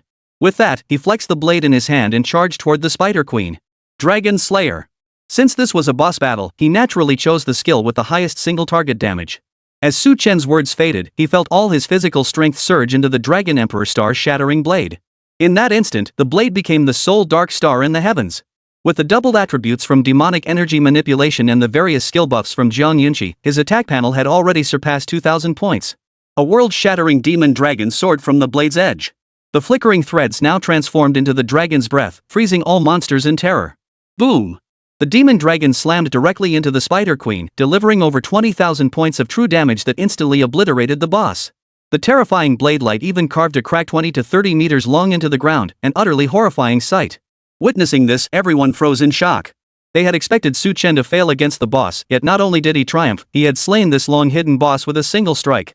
Chapter 73, Advancement, Silent Refusal. At that moment, everyone stared at Su Chen in utter shock, their eyes filled with disbelief. They had anticipated Su Chen would dispatch the boss cleanly, yet never imagined the formidable Spider Queen, which had just moments ago been advancing with such ferocity, would now lie dead before them, reduced to a corpse by that single strike.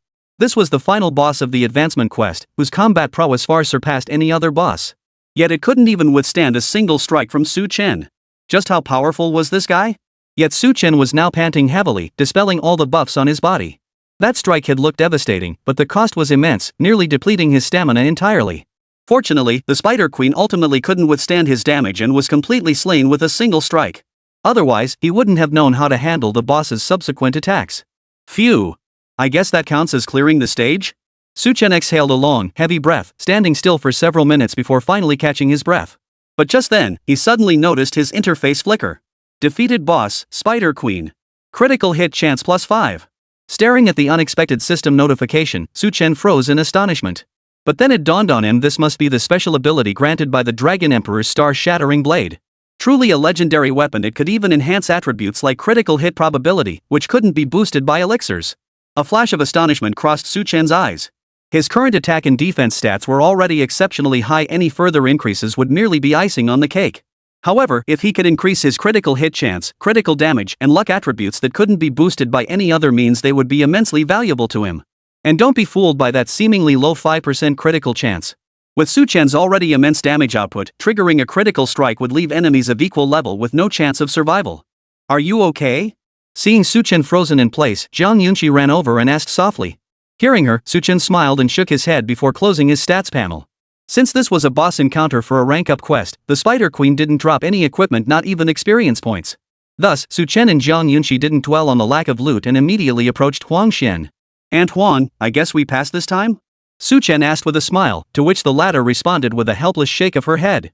Only Su Chen would dare ask such a rhetorical question. If it were anyone else, she'd have given them a proper scolding. Passed. Passed. My battle records have been fully uploaded. You and Yunqi can head straight back to the professional association. Someone will deliver your advancement pills to you there. As for me, I need to thoroughly investigate this instance.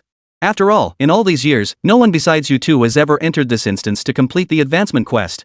So I still need to check everything thoroughly to prevent any unexpected issues. Huang Xian's face held a faint smile as she spoke, then she simply walked away. Seeing this, Su Chen and Zhong Yunqi shrugged helplessly. After all, Huang Xian had her own mission to fulfill. They couldn't really say much, so they simply turned around and began heading back with Uncle Zhang. Throughout the journey, however, Uncle Zhang kept rubbing his hands together, his face filled with hopeful anticipation as he glanced at Su Chen, yet he still didn't reveal his true purpose. Su Chen understood Uncle Zhang's thoughts perfectly. He suspected Uncle Zhang had realized that the Dragon Emperor's star-shattering blade had been fully restored by him, and now wanted to borrow it for a thorough examination. But neither Su Chen nor Uncle Zhang would bring up the subject themselves. After all, a fine piece of equipment was like a professional's second life. Even a weaponsmith wouldn't proactively inspect the attributes of a weapon. Moreover, after Su Chen's own recovery and enhancement, the Dragon Emperor's star-shattering blade now stood as one of the strongest legendary weapons.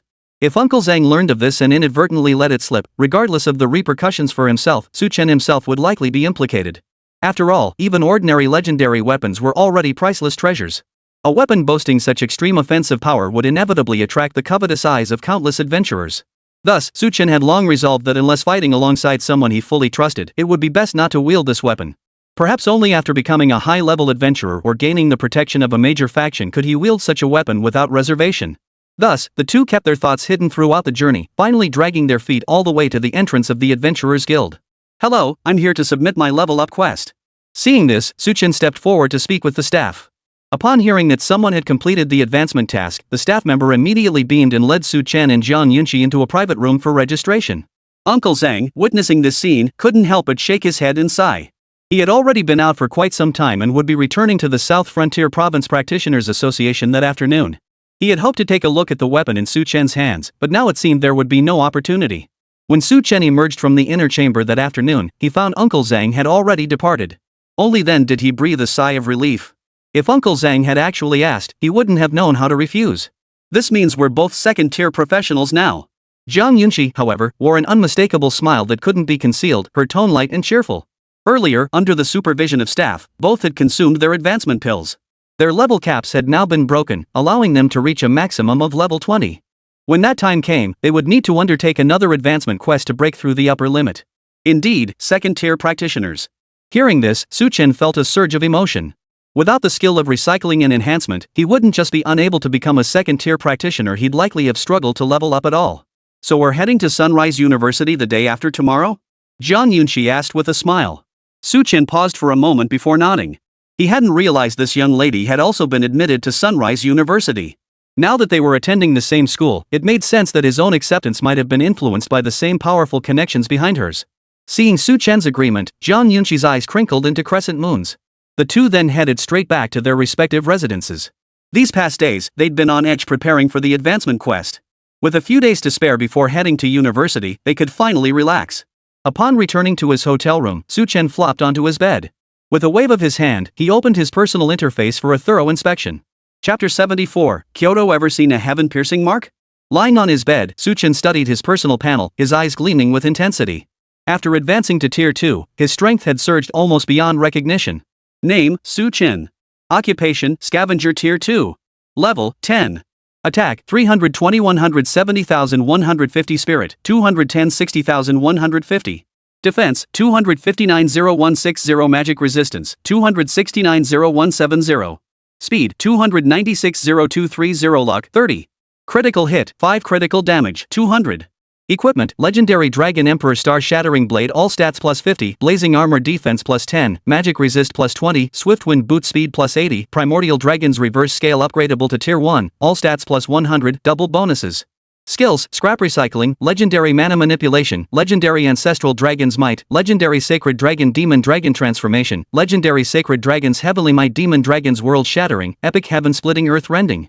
Among these, the Dragon's Rebellious Scale, a super tier item, can be recycled and enhanced again. It remains to be seen how much power this accessory will grant once upgraded to Tier 2. As for my skills, all have now increased their damage multipliers or duration. Whereas before he couldn't resolve a battle within half an hour, now with enhanced skill duration and amplification multipliers, he could extend that time to an hour. Especially after unleashing demon energy manipulation, within this hour, all his attributes could break 500. Even without wielding the Dragon Emperor's Star-Shattering Blade, Su Chen's strength remained unmatched among peers of the same realm. This was the feeling of mastering true power. Su Chen chuckled to himself, a confident smile playing on his lips. Becoming a second-tier professional before summer break ended was the most joyful thing imaginable for him. Fortunately, he granted himself a break for the remaining days.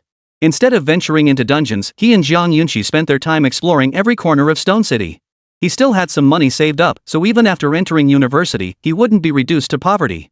As for Li Chengfeng, he had already slipped away to Yaori University, seeking to escape Li Changhua's surveillance.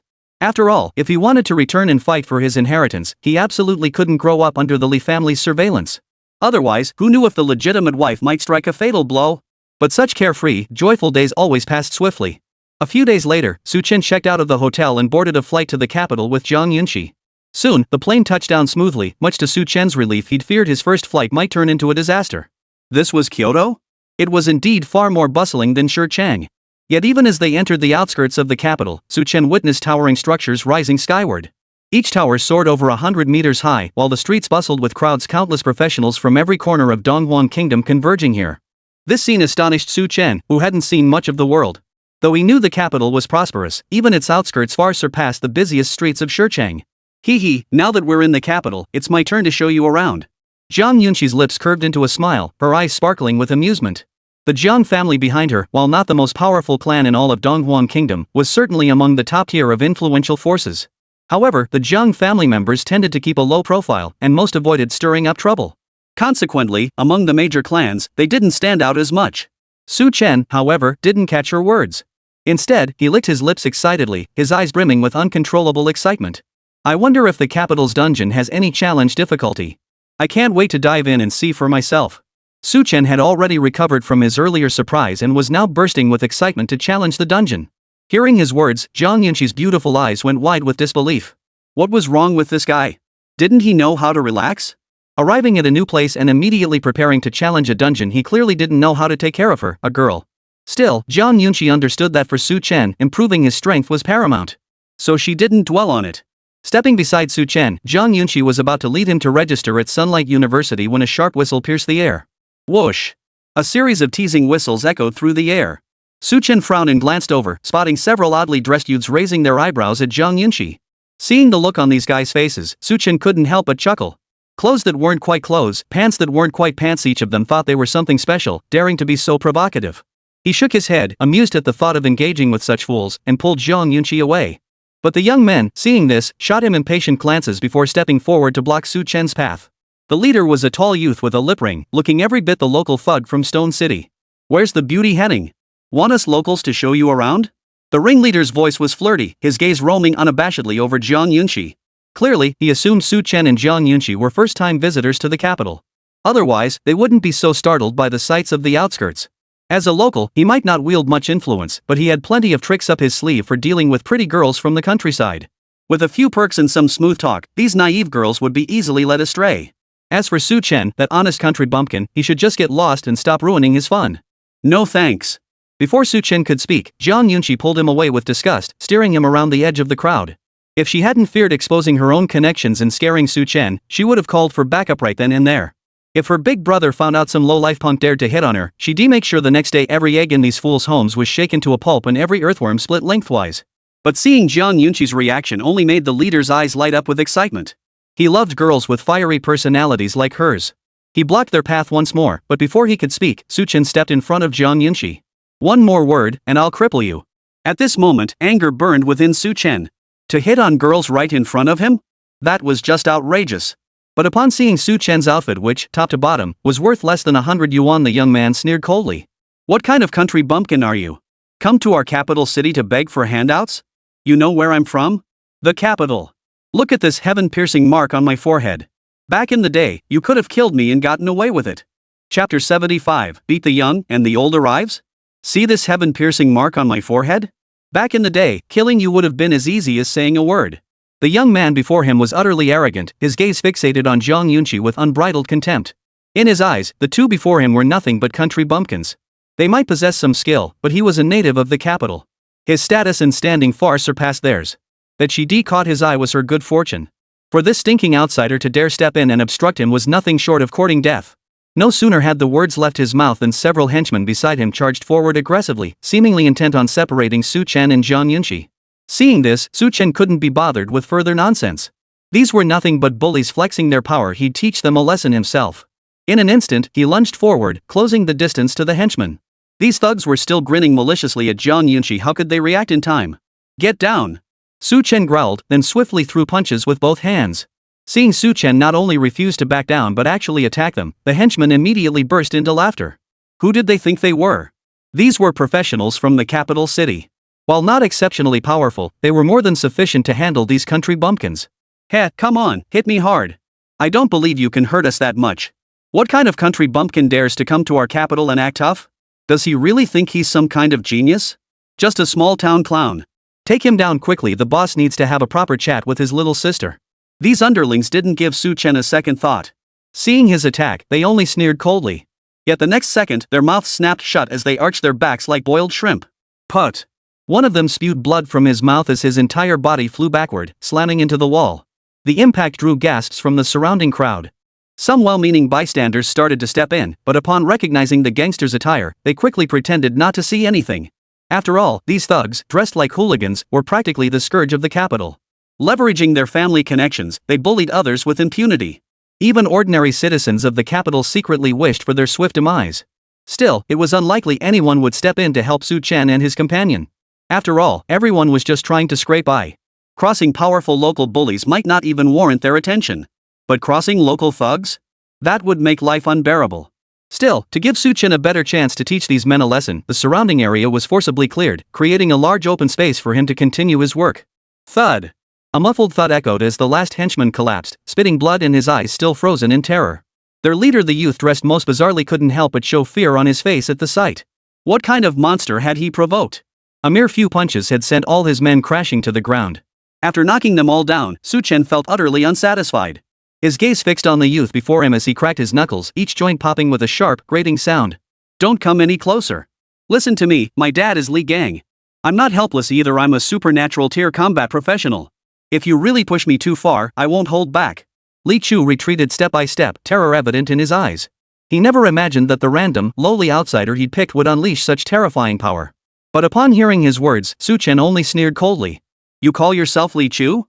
Think your status lets you run roughshod over people? Ha! For doing things worse than beasts, you'd be better off calling yourself Li Beast.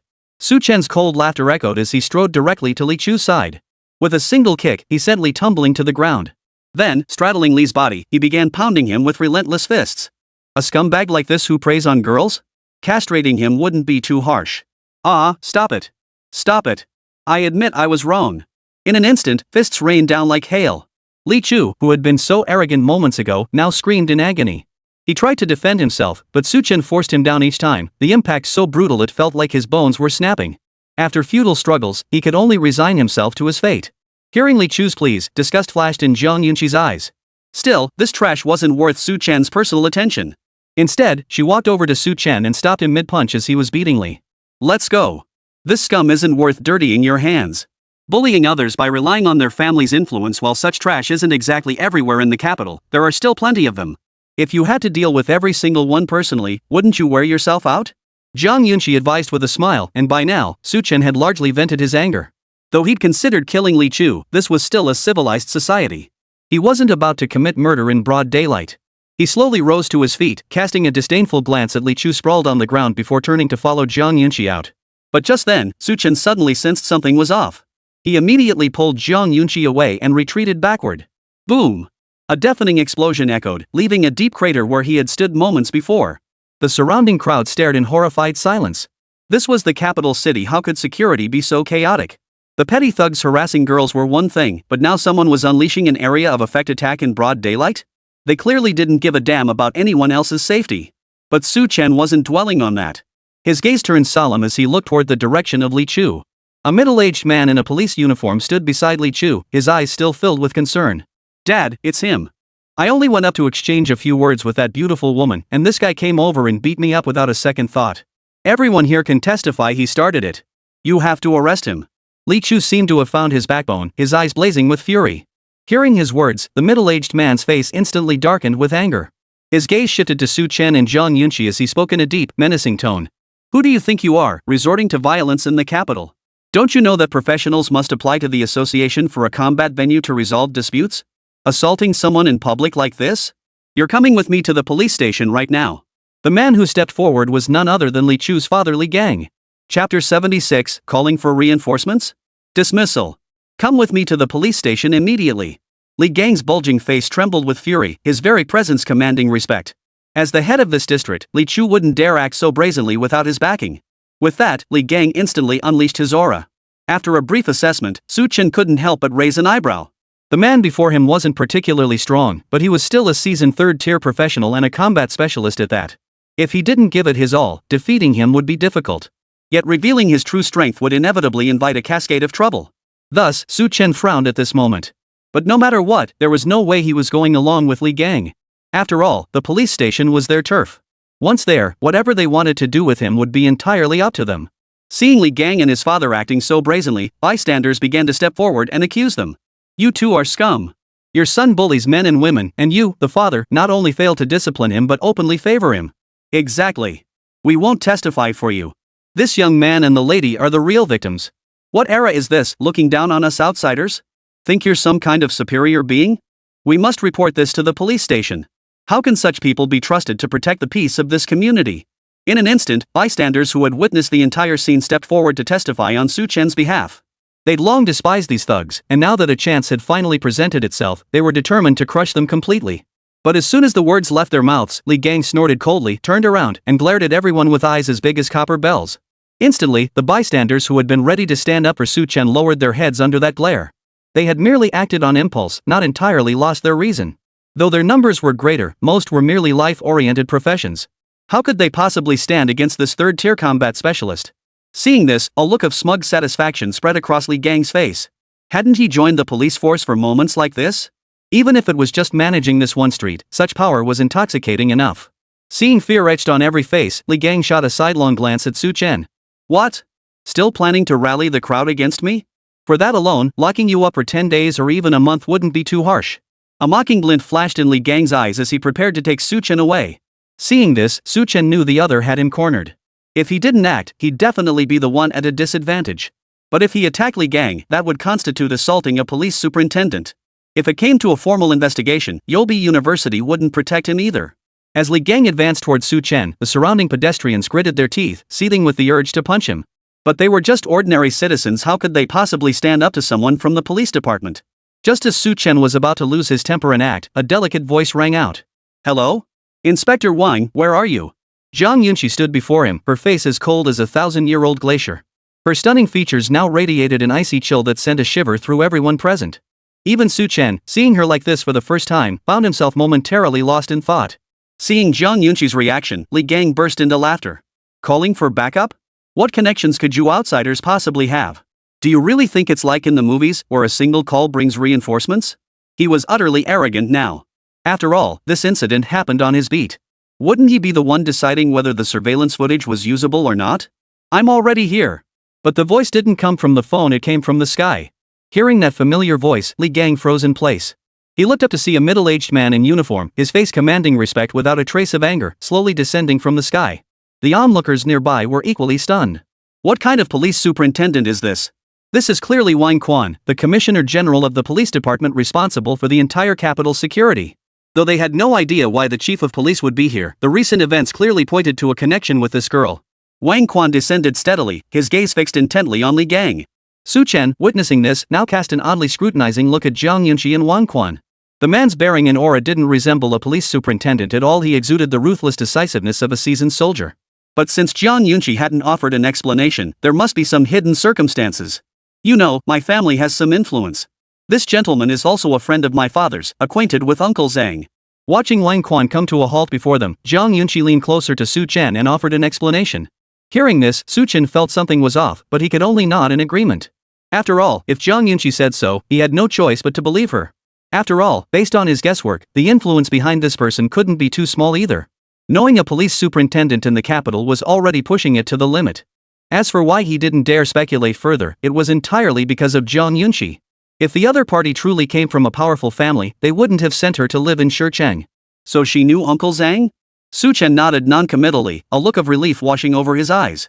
But listening to their exchange, Wang Quan's mouth twitched uncontrollably. What qualifications did he have to call the eldest son of the Zhang family his brother? Even his superiors would likely bow their heads in the presence of the Zhang heir.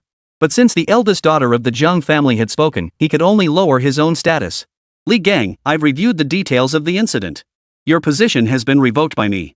If you have any issues, you may file a complaint at the police station. Wang Quan's words instantly drained Li Gang of all strength.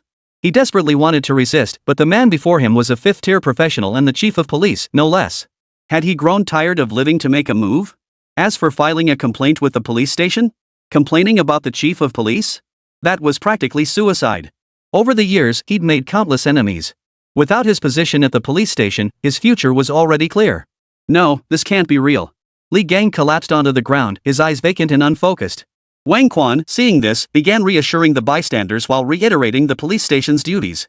Seeing this, Zhang Yunqi immediately pulled Su Chen away, fearing Wang Quan's true identity would be exposed at any moment. If her true identity were exposed, she had no idea how she could explain it to Su Chen. Chapter 77, Sunlight University, Treasure Tower. For Zhang Yunqi, encountering that group of idiots on the road was undoubtedly the most irritating part of this trip. She had originally planned to take Su Chen sightseeing around the capital, but the appearance of Li Chu and his son had completely ruined that mood for both of them. However, these days coincided with the start of the semester at various universities in the capital. Thus, Su Chen and Jiang Yunqi headed straight to Sunrise University to register. The admissions officer's eyes widened with surprise at seeing them arrive together. His expression turned even more stunned when he learned both were special admissions students. When had a small place like Shichang ever produced two epic-level professionals? And their relationship seemed incredibly close. But special admissions came with special rules. Su Chen and Jiang Yunqi were assigned to single rooms in separate buildings, no less.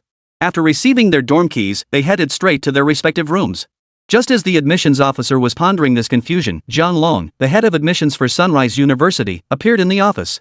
He immediately opened his computer, reviewed the arrangements for Su Chang and Jiang Yunqi, and nodded with satisfaction. Well done. With that, Zhong Lan turned and left. Yet his voice lingered in the admissions office, sending a jolt through the staff member's heart. What exactly was the relationship between this Su Chan and Jiang Yunqi that had warranted the admissions director's personal intervention? Could she be an illegitimate child of the Zheng family? In an instant, he noticed Jiang Yunqi and Zhong Lan shared the same surname. Considering their relationship, he couldn't help but speculate whether Jiang Yunqi was Zhong Lan's illegitimate daughter.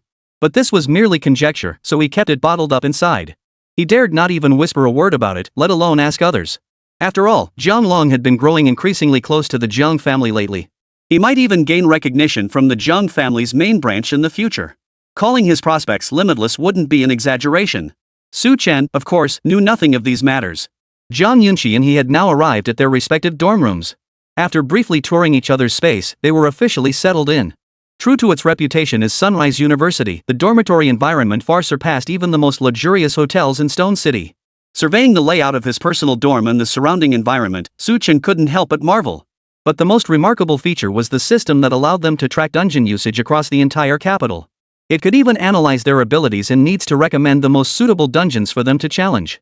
It was no wonder this was the capital of Donghuang Kingdom, and Yaori University truly lived up to its reputation as one of the newly established key universities.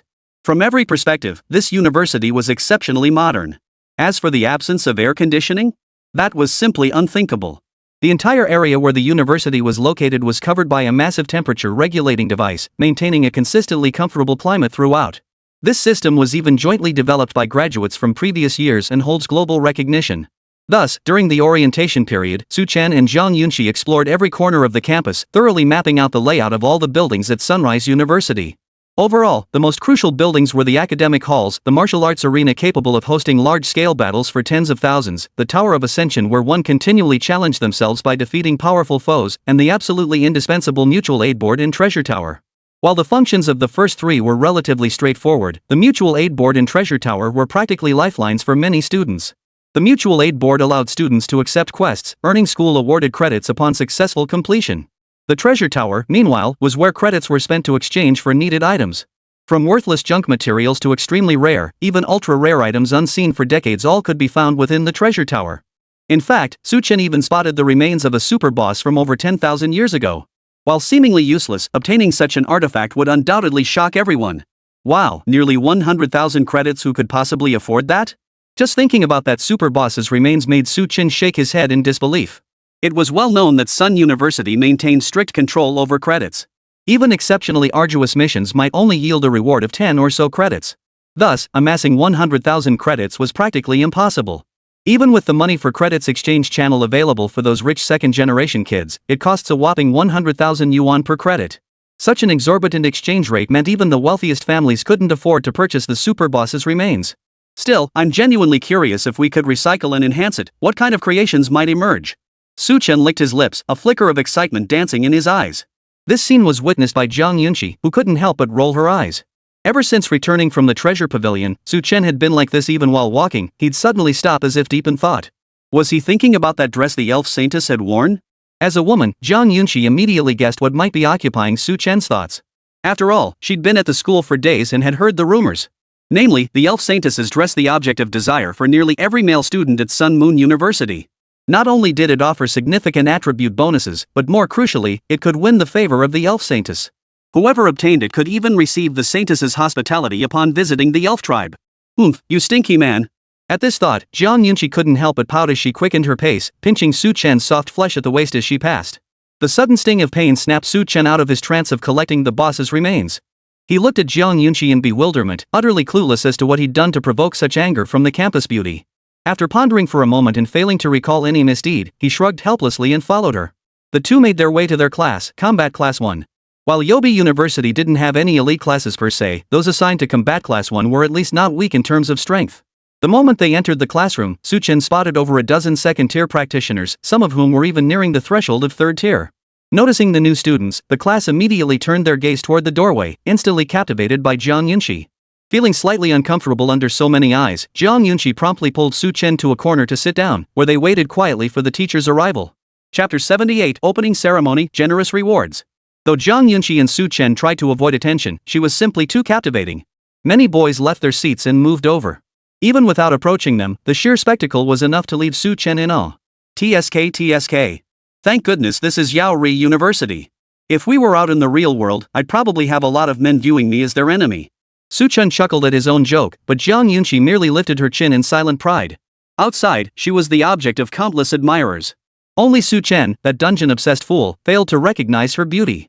Fortunately, this state didn't last long. The instructor soon entered the classroom. Seeing an entire classroom of students sitting in the back rows, the instructor couldn't help but frown.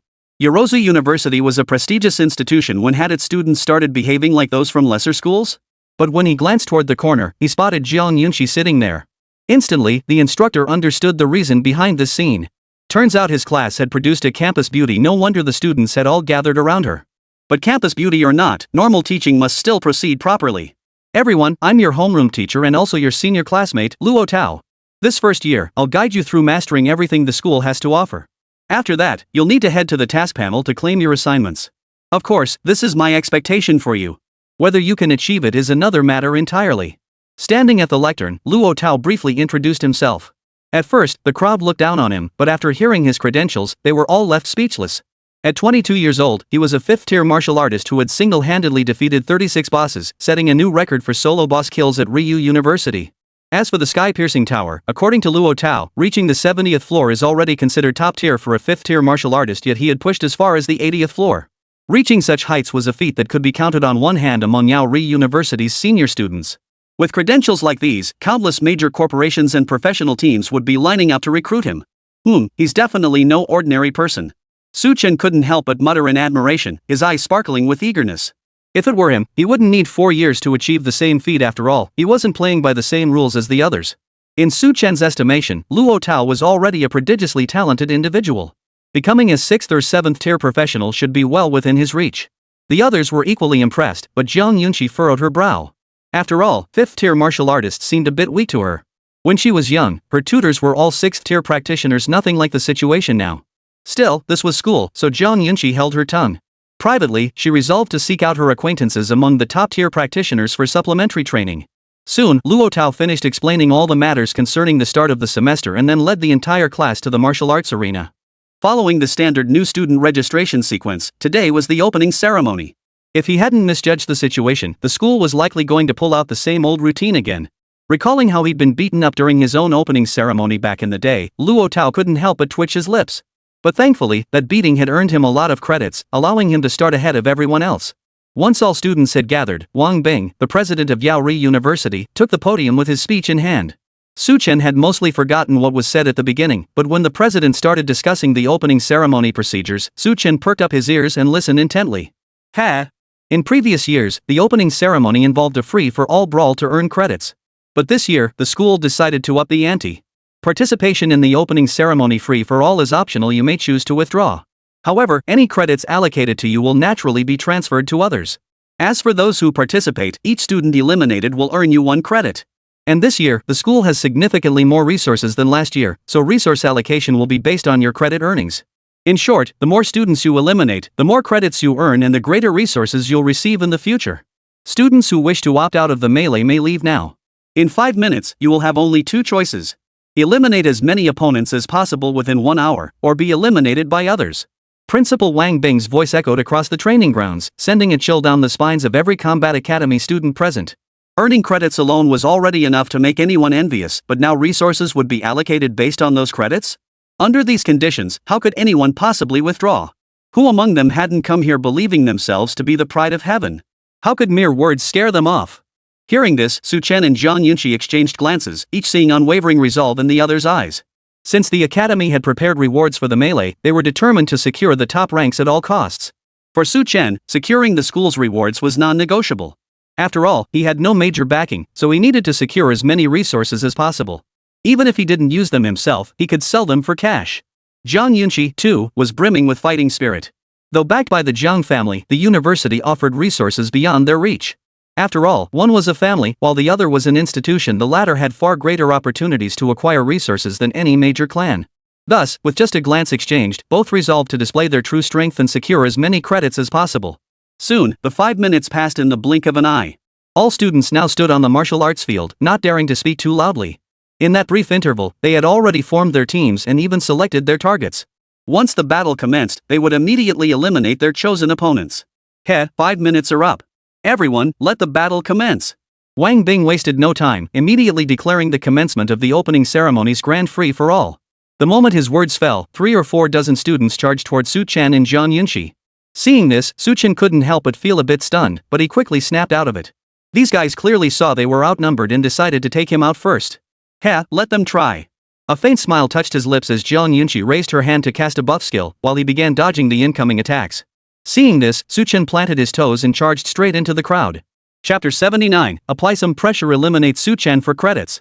The surrounding crowd charged at Chen, though restrained from using weapons due to the rules. After all, this was a freshman ceremony match, not a life or death battle. Using weapons was simply unnecessary. Better just drop out of the competition. One of them sneered coldly as flames erupted from his body. The offensive skill, Inferno Impact. This skill not only inflicted burns but also caused the demonic flames to steadily erode the opponent's stamina. By unleashing this attack, Chen clearly intended to eliminate his opponent outright, holding nothing back. As for the others, they were now unleashing their own abilities, each aiming to secure Chen's credits first. Yet despite their fierce assaults, Chen's lips still curved into a confident smile. Magic energy manipulation. If he couldn't wield weapons, he'd simply harness elemental enhancement skills. The next instant, a suit of mana armor materialized around Chen's body, while Zhang Yunqi's buff skills now fully activated upon him. Instantly, multiple hues of light shimmered across Chen's form. Witnessing this, the man who had charged forward moments ago with a cold sneer now flashed a look of astonishment in his eyes. It wasn't because he sensed Chen's power, but because he hadn't expected Zhang Yunqi to unleash so many buffs. After all, ordinary support classes couldn't unleash so many skills at once. This girl, who was almost too beautiful to be real, was likely a hall-level professional. And if she could team up with a hall-level professional, how could the young man charging at him possibly be an ordinary person? But by the time they realized this, it was already too late for any reaction. Like a heavy-duty truck, Chen plowed into the crowd, violently knocking several players ahead of him flat. Witnessing this, the players who had been plotting Chen's elimination were left utterly dumbfounded. Yet Chen showed no mercy. Like a killing machine, he began slaughtering through the crowd, each punch eliminating a student. Even when opponents threw themselves into blocking his attacks with all their might, their efforts seemed laughable under the crushing weight of his terrifying attributes. Boom! Boom! Boom! The deafening explosions echoed through the air. Within mere minutes, not a single person remained standing around Chen. The others around them now stared in astonishment, their eyes tinged with fear. To them, this was merely a friendly exchange. Why would anyone need to go all out to eliminate opponents? Yet this guy had completely disregarded martial ethics, eliminating so many people with his very first move. Damn it, what the hell is this guy doing? Does it really have to be this serious? Damn it, someone actually went all out. Looks like I can't hold back anymore either. Enough talk. Everyone, go all out. Every extra credit point counts. Buffs up today. I'll show them what an epic level professional looks like. Chen's actions instantly snapped the still hesitant students into focus. It wasn't that they lacked skill or had poor coordination, they simply hadn't taken this battle seriously. After all, they were classmates. They'd see each other every day for the next 4 years. Eliminating someone now would make future encounters awkward, wouldn't it? But Chen shattered that hesitation, and the scene grew increasingly intense. Follow me to the left. Watch your back, don't get eliminated. Glancing around, Chen spotted the densest crowd on the left flank and immediately charged toward it with Zhang Yunqi in tow. To him, these weren't classmates, they were walking credits. Having experienced the previous ordeal, Chen's understanding of strength far surpassed everyone else's. For a professional, strength was paramount. Face, connections, money, all were mere byproducts of strength. Only by possessing power unmatched by others could one truly enjoy everything. This thought flashed through Chen's mind, a sharp gleam lighting up his eyes. He then deliberately targeted the weaker opponents with Zhang Yunqi. After all, they were only 2 people. At this stage, Zhang Yunqi's combat ability was frankly rather lacking, so Su Chen dared not provoke too many opponents at once. Yet their seamless coordination amidst the chaos was clearly observed by Principal Wang Bing and other school officials watching from the stage. TSK.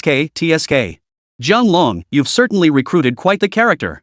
Wang Bing watched Su Chen carve through the crowd with deadly precision, then vanish without a trace to ambush others. This starkly contrasting combat style manifested entirely within Su Chen alone. Crucially, no matter how he struck, those around him seemed oblivious. Even when their kills were snatched, they merely glared at Su Chen without daring to retaliate. He's just a slightly gifted junior who still needs to learn more at school. Zhang Long's face lit up with a smile upon hearing this. After all, he had endured immense pressure to recruit Su Chen back then, a mere scavenger who wasn't even a hall-level professional. But now, the combat prowess he displayed was beyond even that of epic-tier professionals at the same level. Naturally, this brought him great face. Since you put it that way, I suppose you won't mind if I apply a little pressure to him. Hearing Zhang Long's words, Wang Bing's lips curled slightly, a hint of amusement playing across his face. Seeing this, Zhang Long felt a sense of foreboding wash over him. Ever since this principal arrived at the academy 2 years ago, he'd been implementing all sorts of changes. From revamping teaching methods to relaxing resource exchange requirements, while introducing steps that made students uncomfortable, these changes had undeniably elevated their quality. Now that he was openly suggesting putting pressure on Su Chen, the young man would likely be tormented by it until he was crying out in agony. With that thought, Wang Bing waved his hand, and the microphone materialized in his grasp. Starting now, a special target is added, Su Chen of Combat Class 1. Whoever among you eliminates him will split 200 credits. And Su Chen, your elimination credits will be doubled from this moment onward. Wang Bing's abrupt announcement sent a shockwave through the entire crowd. Even Su Chen, who was preparing to strike, froze in place upon hearing this. What was going on? Why was the principal targeting him so aggressively? Could it be because he'd eliminated too many people earlier? Run! Just then, Zhang Yunqi's voice echoed through the air. Su Chen glanced around, a grim smile spreading across his face. Over 100 people now stared at him with predatory eyes, their gazes brimming with greed. These people were looking at him like prey. Where was their sense of reason? Eliminate Su Chen and split 200 credits. A student suddenly shouted the lead, then charged straight toward Su Chen. Seeing this, the surrounding students could no longer hold back. One by one, they strained every muscle, determined to eliminate Su Chen. Chapter 80, The Mass Assault, the Heavenly Might of the Sacred Dragon. At that moment, the surrounding students charged toward Su Chen like wild horses breaking free from their reins. The crucial point was that they displayed a rare unity, not a hint of disarray. After all, 200 credits were at stake. Eliminating Su Chen meant each of them would get a share. What pained Su Chen most was that these guys were merely the closest ones. Even students farther away began to shift their focus and watch him. The look on their faces suggested that the moment he showed the slightest sign of weakness, they'd swarm him like flies drawn to the scent of blood. Damn it, how could they be so relentlessly focused on him? Watching the students closing in, Su Chen couldn't help but let out a bitter laugh. He then spotted a direction with fewer opponents and charged straight toward it. As for Zhang Yunqi, since Su Chen hadn't been standing with her, no one paid her any attention. After all, in everyone's eyes right now, Su Chen was infinitely more appealing than her, the beauty. While Zhang Yunqi was now safe from elimination, Su Chen was steadily losing ground. Over 100 professionals swarmed him, each striking with brutal force, leaving Su Chen scrambling to defend himself. Even with his formidable strength, he couldn't maintain perfect defense against such overwhelming numbers, especially when every opponent was driven by bloodlust. In just over 10 minutes, Su Chen had only eliminated 7 or 8 opponents, while his own body was already covered in numerous wounds. Even his magic energy armor had been breached, exposing the flesh beneath. Boom! Another volley of over 10 fireballs launched from a distance sent Su Chen flying, slamming him into the wall. Though this blow didn't injure him, it left Su Chen in excruciating discomfort, a ball of rage gathering in his chest with no outlet. Before he could even react, a dense barrage of projectiles rained down. The sheer number alone must have been over 100. If they all hit him, even if he wasn't eliminated on the spot, Su Chen wouldn't have much fighting power left. Damn it! Sky-splitting, earth-rending. In that moment, Su Chen unleashed his skill without hesitation. Screw protecting the innocent. He was already fighting for his life. Who had time for that now? A massive flash erupted from the magic energy greatsword in Su Chen's grasp. Boom! A mountain-splitting, rock-crushing energy wave surged forth. The terrifying attack swept away all the missiles overhead, instantly eliminating any threat to Su Chen's front. The blade's glow then streaked toward the students firing missiles in the distance. If it landed in their midst, it would easily take out 20 or 30 of them. But just then, a group of heavily armored figures wielding large shields appeared out of nowhere. Keep firing. Battle Class 5 has plenty of tanks. Leave the defense to us. At that moment, the squad leader of Combat Squad 5 arrived with reinforcements. After all, the other isolated professionals weren't weak either, and now they were all fighting with genuine fury. Rather than getting entangled with that group, it was better to go straight for Su Chen. Who knows, they might even get a bigger share of the credits. Seeing this group of defensive specialists appear, the students who had just unleashed the missiles instantly broke into broad smiles. One after another, they began spamming skills as if they were free. They couldn't care less about what would happen after their skills ran out. As long as they could eliminate Su Chen, they'd come out ahead no matter what. Witnessing this spectacle, Su Chen gritted his teeth in fury. What kind of nonsense was this? 100 people ganging up on him was bad enough, but now these defensive classes were joining the fray too? This wasn't a free-for-all, it was a full-on boss fight, and he was the target. I'm Hao Wenjie, the squad leader of Combat Squad 2. I'm taking command of this fight. At the same time, Combat Class 2, primarily composed of versatile class players, rushed over to join the fray. Hao Wenjie, an epic tier player, was a renowned figure even among the freshmen of Sun University. Instantly, the number of students surrounding Su Chen surged past 200. This number wasn't just enough to take down Su Chen, it would easily suffice for tackling some of the largest dungeons. Seeing this, Zhang Yunqi no longer worried about being eliminated herself. She immediately stood by Su Chen's side. However, given the scale of the battle, she could only cast a few skills to sustain Su Chen before he sent her away. Jokes aside, Su Chen could withstand the attacks because his stats were off the charts. If those blows landed on Zhang Yunqi, the poor girl would likely end up hospitalized. Soon, the entire arena split into two distinct sections. On one side, over 300 remaining students were being eliminated one by one. On the other, more than 200 were besieging Su Chen. Such a starkly divided scene left even Principal Wang Bing stunned. I never expected that just applying a little pressure to Su Chen would escalate into a massive boss battle. That was a bit of a miscalculation. He couldn't help but rub his chin, a wry smile curling his lips. Then, this 8th tier professional stood up and unleashed his legendary skill, Total Control. Everyone, attack with all your might, don't worry about your safety. Should any of you face life-threatening danger or sustain combat-disabling injuries, I will immediately extract you from the fray. Wang Bing's gaze turned stern towards Su Chen as his voice echoed throughout the entire training ground. Hearing this, the crowd shed all hesitation. One by one, they drew their weapons. In an instant, countless flashes of light erupted across the training ground as all eyes burned with intensity, fixed on Su Chen. Eliminating this guy was no longer just about earning credits, it was about shattering Su Chen's undefeated legend. Su Chen, now enraged, reached out and summoned the Dragon Emperor Star-shattering blade into his hand. Long-range attack launch. Defense team, prepare to withstand the assault. Close combat team, charge forward and control Su Chen. The rest of Class 2, follow me into battle.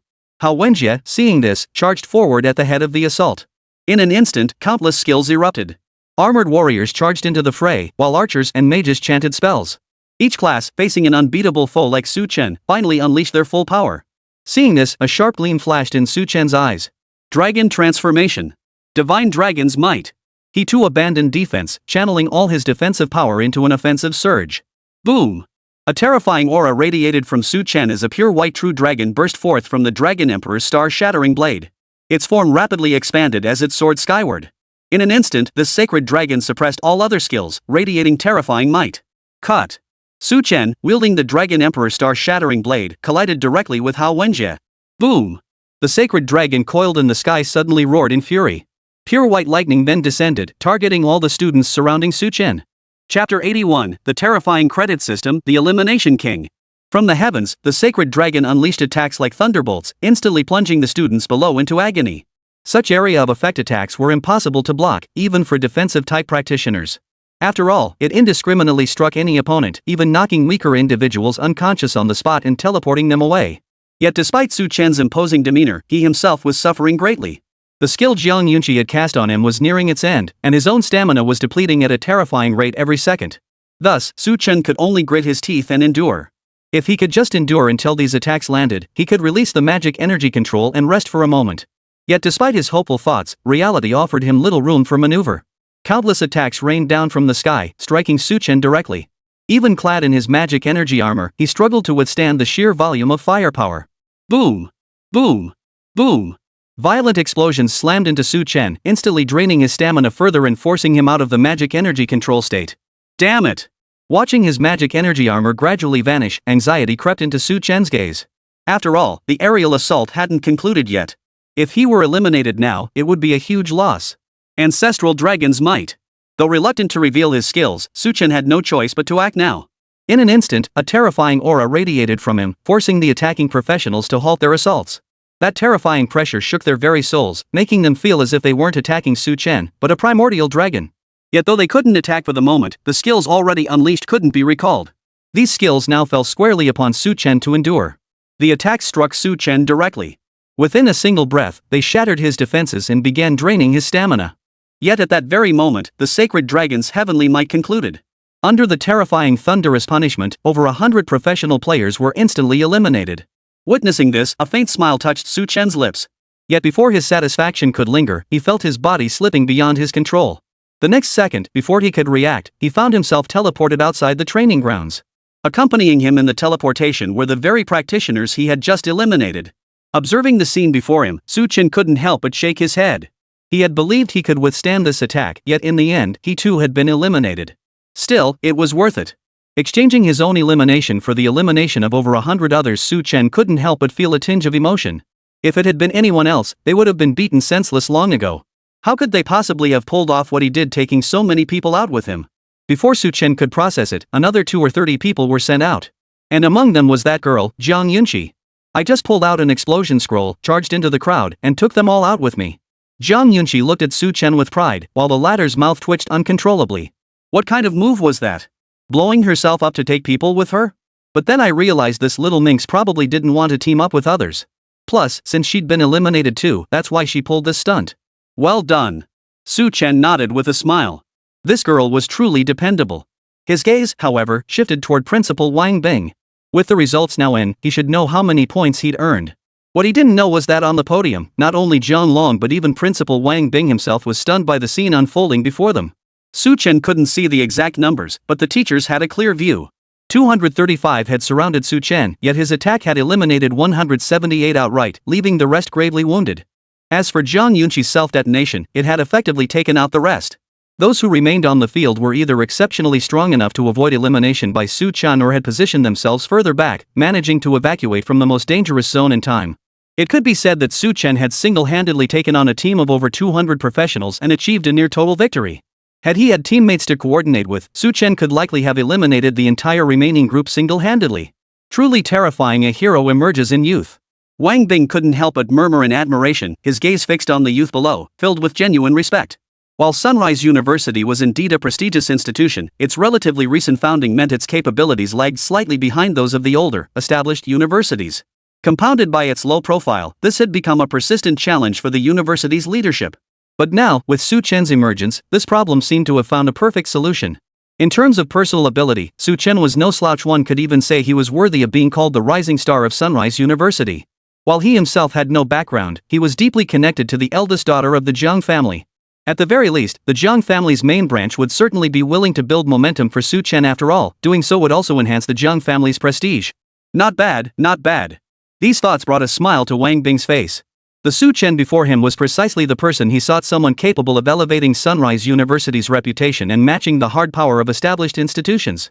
The smile on the president's face grew even broader. He picked up the microphone and announced, "The 235 students who eliminated Su Chen together will each receive 1 credit, plus an additional 5 credits as a special reward. As for Su Chen, you eliminated 178 students. Combined with your previous credits, that brings your total to 400 credits. Wang Bing's announcement sent shockwaves through the martial arts arena, stunning every student present. They halted their movements, staring at Su Chen in stunned disbelief. 400 credits? And he eliminated 178 people just in the free-for-all. If you add in the others he eliminated, that number could easily break 200. That meant Su Chen alone had eliminated at least 1/10 of this year's freshman class. Holy, is this even human? What kind of elimination rate is that? How come I only got 20 credits? 20 credits is actually pretty good. Last year's highest was only 80. Su Chen must have broken some record, right? Damn it, this guy isn't some rookie of the year, he's clearly the elimination king." At this very moment, all eyes turned to Su Chen in stunned silence. This guy before them had shattered their understanding of what a practitioner of the same rank was capable of. Meanwhile, the instructors were lost in speculation. After all, according to the school's official records, Su Chen was merely an ordinary scavenger. But what scavenger possessed such overwhelming power that even an epic tier practitioner couldn't stand against him? There was only one possibility: this Su Chen was a legendary tier practitioner. At that moment, every instructor gazed at Su Chen with eyes burning with intensity, as if he were the most precious treasure in the world. Chapter 82, Credit Exchange, Treasure Vault. Su Chen could scarcely believe his ears when he learned he had earned 400 credits. After all, he had considered over 200 credits a substantial haul, never expecting to double that amount. It was truly unexpected. A faint smile touched his lips, his eyes sparkling with excitement. With his credits doubled, he could naturally exchange for more items at the treasure pavilion. Though he hadn't yet decided what to exchange them for, they would surely come in handy someday. Congratulations, King of Elimination. Zhang Yunxi beamed as she leaned in, her face still wearing a teasing smile. Hearing her words, Su Chen shrugged helplessly. He'd only intended to earn credits, never expecting it to cause such a stir. Elimination King?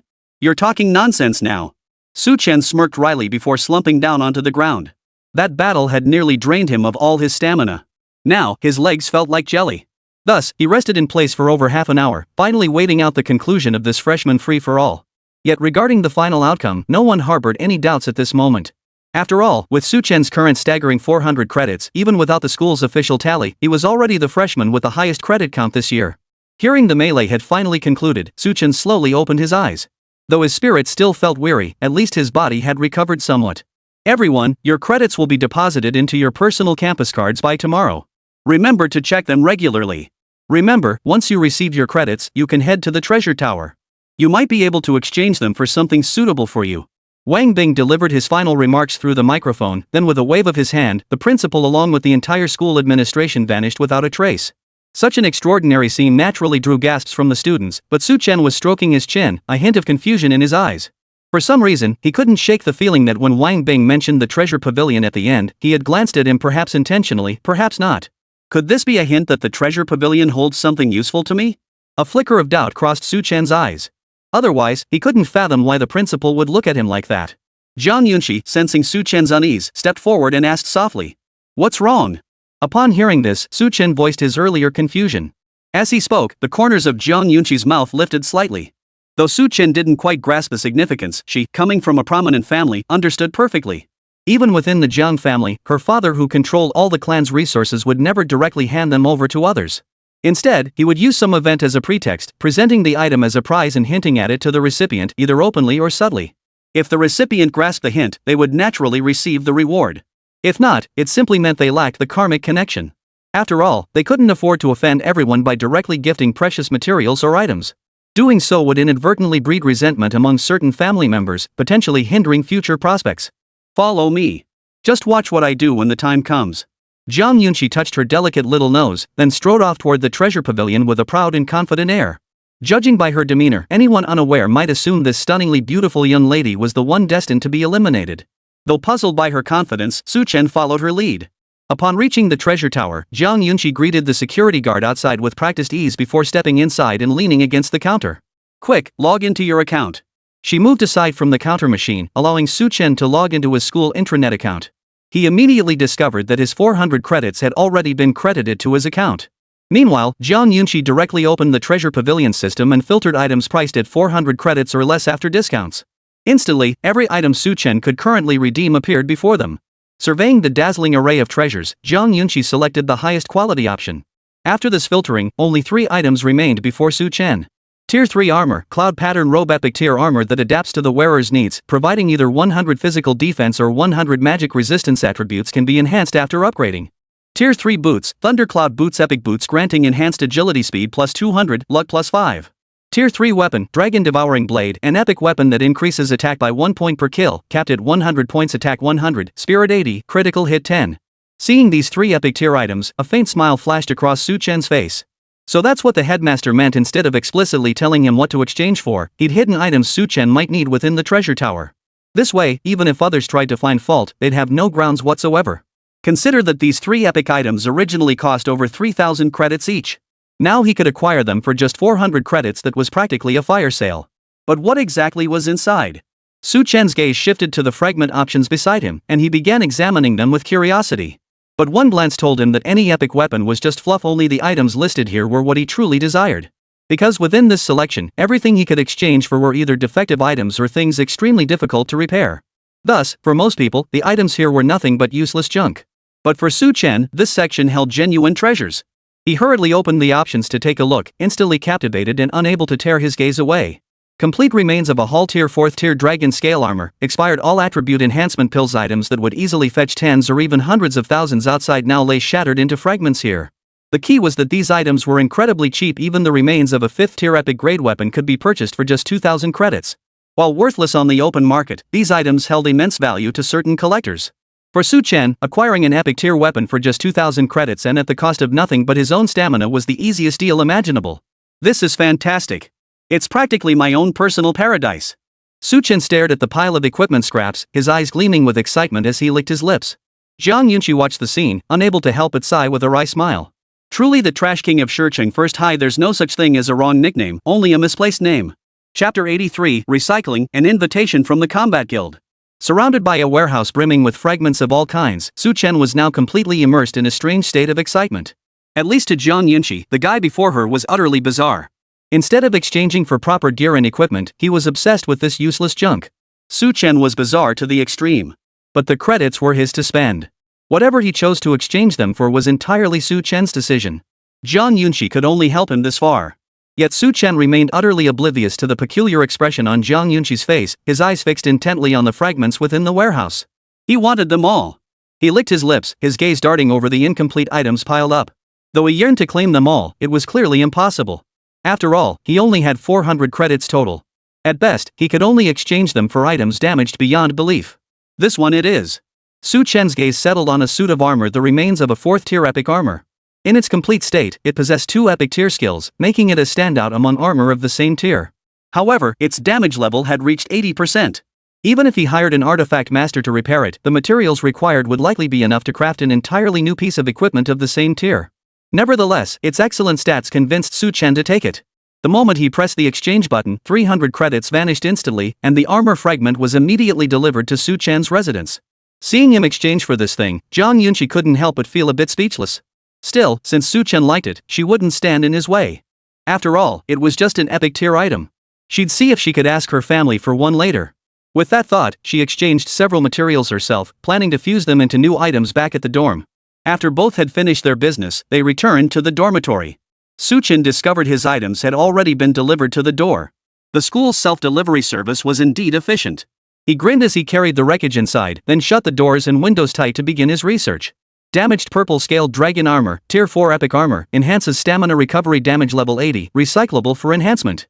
Though the armor's skills were obscured by its damage, Su Chen knew this piece wouldn't be anything to sneeze at once he recycled it. Moreover, even if it turned out to have some junk attributes, he could always sell the armor off and maybe even make a killing. But right now, the most important thing was to boost his combat power. So Su Chen immediately gave the order.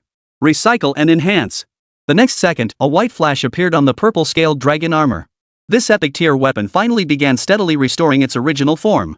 As Su Chen's stamina steadily depleted, the armor's perfect form materialized before him.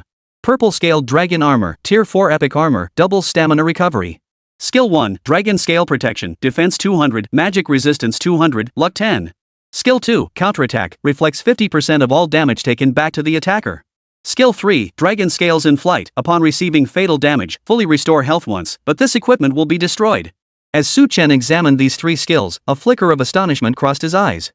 The first 2 skills, when seen on other epic tier equipment, would only be considered fairly standard epic abilities. But this third skill? It was the stuff of every adventurer's wildest dreams. It was essentially an extra life. As Su Chen examined the equipment before him, a gleam of brilliance flashed in his eyes. With this skill, he now possessed an additional means of self-preservation. He immediately donned the purple-scaled dragon armor and opened his attribute panel. Name, Su Chen. Class, Scavenger Tier 2. Level, 10. Attack, 320 170,200 Spirit, 210 60,200. Defense, 690 90,600 Magic Resistance, 690 90,600. Speed, 340 60,280 Luck, 53,020. Critical hit, 5 critical damage, 200. Equipment, Legendary Dragon Emperor's Star-Shattering Blade Tier 2, all stats plus 100, Purple-Scaled Dragon Armor Defense plus 200, Magic Resistance plus 200, Luck plus 10, Double Bonus, Swiftwind Boot Speed plus 80, Ancestral Dragon's Reverse Scale Tier 1, Upgradable, all stats plus 100, Double Bonus. Staring at his terrifying stats, Su Chen couldn't help but feel a hint of disbelief in his eyes. With a combined resistance of 700 points, he doubted any second-tier practitioner could breach his defenses. My stats make me a walking fortress. Su Chen whistled in awe before closing his stats panel, then turned to explore the dungeons near Sun Moon University. But just then, he heard a knock at the door. He walked to the door with a puzzled look, expecting it to be that little minx Zhang Yunqi looking for him. But when he opened the door, he was met by a girl he'd never seen before. She wore a tight-fitting crimson outfit that accentuated her curvaceous figure. Her flawless, aloof face bore a pair of mesmerizing eyes that now scanned Su-Chen from head to toe. If Zhang Yunqi was a girl who blended grace with a hint of resilience, then the woman before him was a queen radiating unrestrained brilliance. But to Su-Chen, who was used to seeing beauties of Zhang Yunqi's caliber, the girl before him was merely average. I don't think we've met? He gave an awkward chuckle and scratched his head. Seeing Su-Chen's reaction, the girl before him couldn't help but roll her eyes before introducing herself. Junior Su-Chen, I'm Bai Wanyu, Vice President of the Combat Society and a sophomore epic tier combat practitioner. Aren't you going to invite me in for a seat? Bai Wanyu's voice was laced with seduction, making Su-Chen's mouth go dry. But since he had no idea what she was up to, he could only invite the senior into his dorm room. After they sat down, Su-Chen quickly took a sip of ice water before speaking slowly. Senior, what brings you here? Su-Chen was genuinely puzzled by her visit. He didn't think he was the type to catch the attention of a sophomore senior. Could it be that he was just too handsome, prompting her to seek him out? If that was the case, he'd have to tone it down in the future. It wouldn't be good if his good looks started attracting girls. However, Bai Wanyu glanced at Su-Chen with a look of surprise. Many men would stare at her with wide eyes, yet this junior showed no reaction whatsoever. Truly, he had unwavering resolve. With that thought, her tone softened considerably. I've come to invite you to join the Combat Society on its behalf. If you agree, you won't be an ordinary member, you'll be a core member. In the future, whenever the society acquires resources or bonuses, you'll receive your share of the profits. Chapter 84, The White Fox and Zhang Yunqi's Jealousy. What do you think? Bai Wanyu's voice echoed through the room, leaving Su-Chen completely stunned. It wasn't that the offer was bad, it was too good. After all, the Combat Academy was renowned throughout the entire Sunrise University, arguably the most powerful society in the entire school. To gain admission, one must be at least a Hall-tier combat practitioner. Even some epic-tier practitioners with weaker combat awareness couldn't join. And the gap between ordinary members and core members was simply astronomical. Ordinary members joining the Combat Society could at best learn additional combat techniques and participate in group dungeon runs. Even so, the society's doors were practically worn down from the constant influx of applicants. Core members, however, enjoy profit sharing from every venture. For instance, if the Combat Guild wins a tournament with a prize pool of millions, core members receive a portion of that prize. Not to mention that core membership itself carries a certain prestige and status. Simply being part of it meant that even if one's level lagged behind others, numerous organizations would vie to recruit them. And here he was, Su-Chen, a freshman who'd just enrolled, suddenly joining the Combat Society, and as a core member no less. It was something others dared not even dream of. Senior, you wouldn't be asking me to agree to something, would you? Su-Chen still carried a hint of wariness. He didn't believe good fortune would just come knocking while he sat at home. If he had that kind of luck, he would have hooked up with a young, beautiful, stunningly fit, and powerful rich woman long ago. Why would he need to grind for levels here? Hearing Su-Chen's words, Bai Wanyu's mouth twitched uncontrollably. What was wrong with this junior? Faced with an invitation to the Combat Society, he actually questioned what she wanted from him. If she didn't know his capabilities, she wouldn't have bothered inviting him.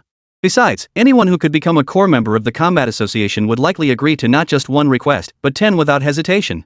They certainly wouldn't make excuses like Su-Chen was doing. But recalling this junior's close ties to that little minx Zhang Yunqi, a peculiar smile flickered across Bai Wanyu's face. Yes, junior classmate. I have a task for you, neither particularly simple nor overly difficult. Bai Wanyu's expression instantly turned stern and serious. Yet seeing her like this, Su-Chen finally breathed a sigh of relief. Asking for help was perfectly normal, otherwise, why would anyone offer favors for free? Senior, what is it? Su-Chen nodded slightly. Though he couldn't imagine what the Combat Society couldn't handle that required his involvement, since she'd asked, he wouldn't refuse. Seeing this, Bai Wanyu pointed to her own cheek, then tapped Su-Chen's calf with her high-heeled foot. Don't talk. Kiss me. Ha? Su-Chen's brain froze upon hearing this. What was going on? Was this a Combat Society mission, or was this senior sister throwing herself at him because he was too handsome? He froze in shock, but just then, the door was violently kicked open. Bam! Su-Chen turned to see Zhang Yunqi glaring at him, her face twisted with fury. Though Su-Chen could clearly see her gaze fixed on him, the fury in her eyes didn't seem directed at him. You fox, Bai Wanyu! Zhang Yunqi had shed her usual composure, storming in with fury. Seeing this, Su-Chen raised an eyebrow. Observing the situation, he seemed to grasp something. This Zhang Yunqi and Bai Wanyu appeared to have some kind of grudge against each other. Before he could ponder further, Zhang Yunqi stood before Su-Chen, directly confronting Bai Wanyu. But the other woman's calm and composed demeanor only infuriated Zhang Yunqi further. Ha, little sister Zhang, I'm a very straightforward person. As she spoke, Bai Wanyu flashed a seductive glance at Su-Chen, causing him to shiver involuntarily. Damn it, she still had the nerve to provoke Zhang Yunqi now. But Zhang Yunqi said nothing. Instead, she pointed toward the door. Get out. She was furious. After all, Bai Wanyu's reputation among the capital's elite circles was far from stellar. Zhang Yunqi had heard several stories herself. As a child, Bai Wanyu was betrothed to a certain family, only for the groom to fall ill and become paralyzed before his first birthday. Later, when she was older, a young man grew close to Bai Wanyu, only for a fairly respectable family to suddenly collapse. The young man was now exiled abroad. Later, my older brother hinted that Bai Wanyu seemed intent on finding a boyfriend in college, only for one young man to be diagnosed with impotence that very same day. You could call these things coincidences, but they were just too coincidental. And considering how close she and Su Chen were, for her to openly provoke him like this was utterly intolerable. But Bai Wanyu did glance at Su Chen before blowing him a kiss. Su Chen, if you've made up your mind, come find me in the middle of the night. With that, she walked away, leaving only a trail of perfume in her wake. Watching Bai Wanyu depart, Zhang Yunqi immediately turned her gaze to Su Chen. I didn't do anything. Seeing this, Su Chen hurriedly pulled Zhang Yunqi down to sit and explain. Only after he finished recounting the entire incident did the jealous little girl finally calm down. After all, Bai Wanyu is the vice president of the Combat Society. She truly has the authority to invite Su Chen to join. So I'm not going? Seeing Zhang Yunqi's still angry yet lovely face, Su Chen couldn't help but ask. After all, they'd teamed up so many times they were practically good friends. Between friendship and potentially valuable resources, he wouldn't hesitate. No, I absolutely must go. But Zhang Yunqi had changed her mind. She clenched her teeth, her eyes flashing with determination. The Combat Guild holds considerable resources. Joining would bring you significant benefits. Besides, if you turn down these free resources, won't they all end up in that white fox's hands? So we absolutely must go. But I'm joining the Combat Guild too. That means we'll need to take the assessment together. Zhang Yunqi's gaze shifted to Su Chen, who responded with a slight smile curling his lips. All right. Su Chen had no objections to joining the Combat Society. While not joining wouldn't affect him personally, it would still provide an additional avenue for acquiring resources. Having Zhang Yunqi join alongside him was naturally even better. Moreover, he had no intention of following Bai Wanyu's path. Instead, he planned to bring Zhang Yunqi along and force their way in with sheer, overwhelming strength. Chapter 85, Combat Society, surrendering at the first sign of trouble. The next day, Su Chen and Zhang Yunqi headed straight for the Combat Society's base. As the most renowned society within Sunrise University, the Combat Society's base was significantly larger than some of the academic buildings. Though they arrived early, hundreds of students were already queued ahead of them, a testament to the Combat Society members' relentless, round-the-clock screening efforts. However, neither of them registered using Bai Wanyu's name. Instead, they signed up for the assessment under their own names. The second-year Combat Society members didn't hold much regard for these freshmen. After all, most were just bystanders, so they naturally paid little attention. Su Chen, Zhang Yunqi. The two immediately stated their names. Upon hearing them, the member's face broke into a smile. What a coincidence, your names match this year's freshman Divine Eagle couple. Su Chen raised an eyebrow at this, his tone tinged with curiosity. What Divine Eagle couple? Ha? You two didn't participate in that freshman brawl? This time, it was the sophomore student's turn to be surprised. Logically, the name the Divine Eagle couple should be widely known among the freshmen. Why were these two completely unaware? Don't you know this year's top student is Su Chen? He has a partner too, the Zhang Yunqi, the campus beauty. Because they're incredibly strong and work together seamlessly, we got the nickname Divine Eagle couple. Hearing this, Zhang Yunqi's face flushed red, while Su Chen's expression turned slightly peculiar. Nevertheless, he accepted the other person's ID card and then led Zhang Yunqi into the Combat Studies Department space. Inside, they entered an arena where numerous practitioners were currently undergoing assessments. Judging by the scene, these fellows didn't seem particularly formidable. Hey, you two freshmen, hurry up. The third arena just opened up, get over there fast. But I'll remind you, don't hold back. Only the top 3 can join the Combat Association. If you miss out on joining the Combat Association because you held back, that would be a case of losing more than you gain. Several seniors spotted the two emerging and immediately approached to greet them, then led Su Chen and Zhang Yunqi to the third arena. Su Chen's ears twitched, and he overheard the murmurs of the senior students watching from around the third arena. Wow, a hall-level combat practitioner, and a level 15 one at that. Looks like he's got a solid shot at joining the Combat Guild this time. To grind all the way to level 15, that kind of perseverance alone is unmatched. True enough. Summer break only lasts 2 or 3 months. Leveling up this fast, even if he used some items, still shows his talent. The key point is that this round doesn't even have an epic tier combat specialist, so he's gotten a lucky break. Hearing these remarks, Su Chen's lips twitched. A hall-level combat specialist was already considered formidable outside these walls, yet here he was merely the subject of others' discussions and banter. It just goes to show how deep the roots of Yobi University run, a place far beyond comparison to ordinary schools or regions. Su Chen said nothing, however, and walked straight into the third arena. With him and Jiang Yunqi's arrival, the arena's roster was finally complete. All eyes immediately turned to the new arrivals, eager to see what kind of individuals had delayed them for so long. But the moment the freshmen's eyes fell upon Su Chen and Jiang Yunqi, every mouth dropped open in stunned silence. Holy? Isn't that Su Chen? How the hell did he end up here? Even the Divine Eagle couple showed up. Damn it, looks like we won't be joining the society this time. Is there anyone who can take these two down? Let's just gang up on them. 2 people can't possibly take on all 48 of us. 48? They've already eliminated over 200 competitors. With just our numbers, we wouldn't even be enough for them to show their full strength. The freshmen on the field, upon seeing Su Chen and Jiang Yunqi, had completely lost any desire to fight. After all, they're professionals, not fools. They could engage in combat or accept defeat, but fighting a freak like Su Chen would only end in getting beaten up. Why invite humiliation? Hearing the freshmen's words, the sophomores who had just been escorting Su Chen and Jiang Yunqi were now dumbfounded. Wait, what level are you two? Why would you even bother taking the assessment? Isn't this just blatantly looking down on everyone else? And couldn't you at least hint at your status? That way, someone with authority could come greet you. Now that you've brought them to the arena, wouldn't delaying the start just embarrass the combat society? Senior, can we begin now? Seeing them standing motionless, Su Chen guessed their hesitation and stepped in to resolve the situation. Hearing this, the second-year students quickly nodded in agreement and waved for the third arena's battle to commence. Yet when the command was given, the freshmen stood completely still.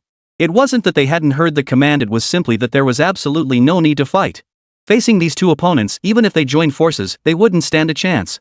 Why waste their energy here? Seeing their reaction, Su Chen couldn't help but twitch the corner of his mouth. Still, avoiding a fight suited him just fine. Why not just surrender in order of strength?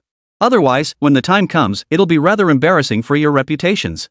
Su Chen glanced at the group, shrugging helplessly. Still, to prove his strength, he summoned his magic energy armor. Should any of them attempt to attack, he was ready to counter at any moment. The moment Su Chen's signature magic energy armor appeared, all combat will vanished from the group. They knew they couldn't win, and as for facing off against others? Most didn't have much confidence in victory either. Coupled with Su Chen's earlier words, they saw no point in continuing. One by one, they exited the arena according to their professions and ranks, leaving only the familiar faces from Combat Class 2 behind. Witnessing this scene, students from other arenas were utterly dumbfounded. To walk away without even fighting, what kind of background did these two possess to command such authority? But when they caught sight of Su Chen and Jiang Yunqi's faces, they instantly understood why the students had voluntarily withdrawn. If it was these two, then it made perfect sense. Heh, brother Su Chen, we meet again. At that moment, Hao Wenjie, who remained on the field, felt a bit uneasy. After all, during the freshman free-for-all, he had led a group of people in the initial charge, ultimately eliminating Su Chen. Yet Su Chen greeted him with a smile, and soon a sophomore student arrived to escort them to registration. From this day forward, the 3 of them were official members of the Combat Society. Chapter 86, The President Steps In, Special Treatment. Soon, Su Chen, Jiang Yunqi, and Hao Wenjie were escorted directly to a specific location within the Combat Society's base. What they witnessed along the way gave them a stark glimpse into just how wealthy the Combat Society truly was. This was the corpse of a boss returned by a 6th-tier senior after clearing a dungeon, preserved in its original state through special means. This was a weapon brought back by a 7th-tier senior sister. Though an epic-tier weapon, it was rarely used in combat and thus remained on display here. This multicolored dragon scale was an ultra-rare 5th-tier resource, dropped by the extremely rare 5th-tier world boss, the Rainbow Horned Dragon. The drop rate from defeating this boss was a mere 1 in 10 million. The senior second-year sister leading the group continued her introduction, leaving Su Chen utterly dumbfounded. These items were either obtainable only by high-tier practitioners or were extremely rare materials and artifacts. The crucial point was that these items were displayed in plain sight, protected only by a glass case with no other security measures. Judging by the setup, it seemed they weren't the least bit worried about anyone stealing them. But Su Chen understood. After all, these items were practically one of a kind. Even if stolen, the thieves would never be able to sell them for any significant sum. After all, buyers wouldn't risk antagonizing the Sunrise University to purchase them. After all, while the university itself and its alumni might refrain from retaliation, the current students of the Combat Society certainly wouldn't hold back. If someone disgraced the school's reputation, it wouldn't be unusual for them to track down the culprit and beat them up. Alright, the president's office is just ahead. Once you're registered inside and meet the president, you'll officially become members of the Combat Society. The second-year senior led the 3 of them to a room with a smile, while Su Chen suddenly sniffed the air. At this doorway, he seemed to catch a familiar scent. And for some reason, he felt a tinge of unease. Could it really be that coincidental? As Hao Wenjie pushed open the door, Su Chen and Jiang Yunqi followed his gaze, then both froze in place. For sitting inside the president's office was none other than Bai Wanyu, the white fox who had sought out Su Chen yesterday. Spotting Su Chen and Zhang Yunqi standing outside, Bai Wanyu appeared momentarily startled before a mischievous grin spread across her face. She had figured it out. Su Chen had no intention of using connections to join the combat society. Instead, he planned to fight his way in alongside Zhang Yunqi. While this approach sounded principled, it was practically useless. After all, she had lied yesterday. She wasn't some vice president, but the president of the combat society. As for why she'd invited Su Chen? First, his performance in the freshman brawl had been too dazzling to ignore. Second, the previous president, Luo Tao, had specifically instructed her to look after Su Chen. Of course, she also harbored her own little scheme to tease that little minx Zhang Yunqi. Little did she expect the girl to be so unable to handle a little teasing, completely lacking the gentle grace one would expect from the Zhang family. "Ha, we meet again." Bai Wanyu smiled at Su Chen, who scratched his nose, hesitant to meet her gaze. Because at that very moment, Zhang Yunqi's gaze also turned toward him. Naturally, he dared not risk his life by meeting her eyes. Even a single glance would likely set the little minx off again. Oomph. But to go through the motions, Zhang Yunqi lifted her chin and pulled Su Chen inside. Su Chen patted Hao Wenjie, who was staring like a lovesick fool. This kid was still too green, lacking his own seasoned cunning. Who just stared straight at a girl like that, blinking constantly? He himself only ever took a single glance and never blinked. "Are your eyes dry or something?" Bai Wanyu turned to Su Chen, her tone thick with confusion. Ever since entering, he'd been staring fixedly at her without so much as a blink. Could it be that someone in this world truly didn't need to blink? Hearing this, Zhang Yunqi immediately glared at him, and Su Chen quickly looked away. As for Hao Wenjie, the pure-hearted Xiao Chunan, his face flushed crimson with intense embarrassment over his earlier behavior. "Senior, please register us. We have urgent matters to attend to." Su Chen hastily pulled out his student ID and handed it over. He didn't want to linger in this room for another second. The thick tension was suffocating him. He feared Zhang Yunqi and Bai Wanyu might clash again at any moment. Seeing his state, Bai Wanyu knew this wasn't the time for games. She swiftly completed the task and handed over the 3 combat studies ID cards. "Ha? Why are our cards different?" Hao Wenjie frowned upon seeing his own plain blue card while Su Chen and Zhang Yunqi both held red ones. Logically, they'd all entered the same batch. Their cards should be identical. "Oh, they're core members, while you're just a regular member." Before Su Chen could respond, Bai Wanyu spoke up. Hearing this, Hao Wenjie's smile froze on his face. "So out of the 3 of us, 2 are core members, while I'm just an ordinary member, right?" But recalling Su Chen's performance in the melee, Hao Wenjie swallowed his doubts. If he had the ability, he'd love to single-handedly take on all the freshmen in the grade. By then, even the president himself would probably come personally to invite him to join the combat society. Su Chen, meanwhile, breathed a sigh of relief. With the matter settled, things should be easier now. Zhang Yunqi, however, eyed Su Chen suspiciously. They were both supposed to be ordinary members, yet now both had become core members. She even began to wonder if Su Chen had truly visited Bai Wanyu last night. Thus, the 3 walked out, each carrying their own distinct emotions. No sooner had they stepped outside than they spotted Luo Tao approaching with a smile. "Yesterday I told Xiao Bai to look out for you too. Never expected you'd join the battle academy so quickly. But now it seems you're both core members, right?" The senior's words instantly made Su Chen understand. So it wasn't Bai Wanyu's idea for them to become core members, it was this senior's plan. "Thank you, senior." Su Chen hurriedly expressed his gratitude. After all, becoming a core member of the Combat Association brought him considerable benefits. Seeing his reaction, Luo Tao merely waved his hand dismissively before saying indifferently, "With your talent, becoming a core member was inevitable. I merely helped push things along.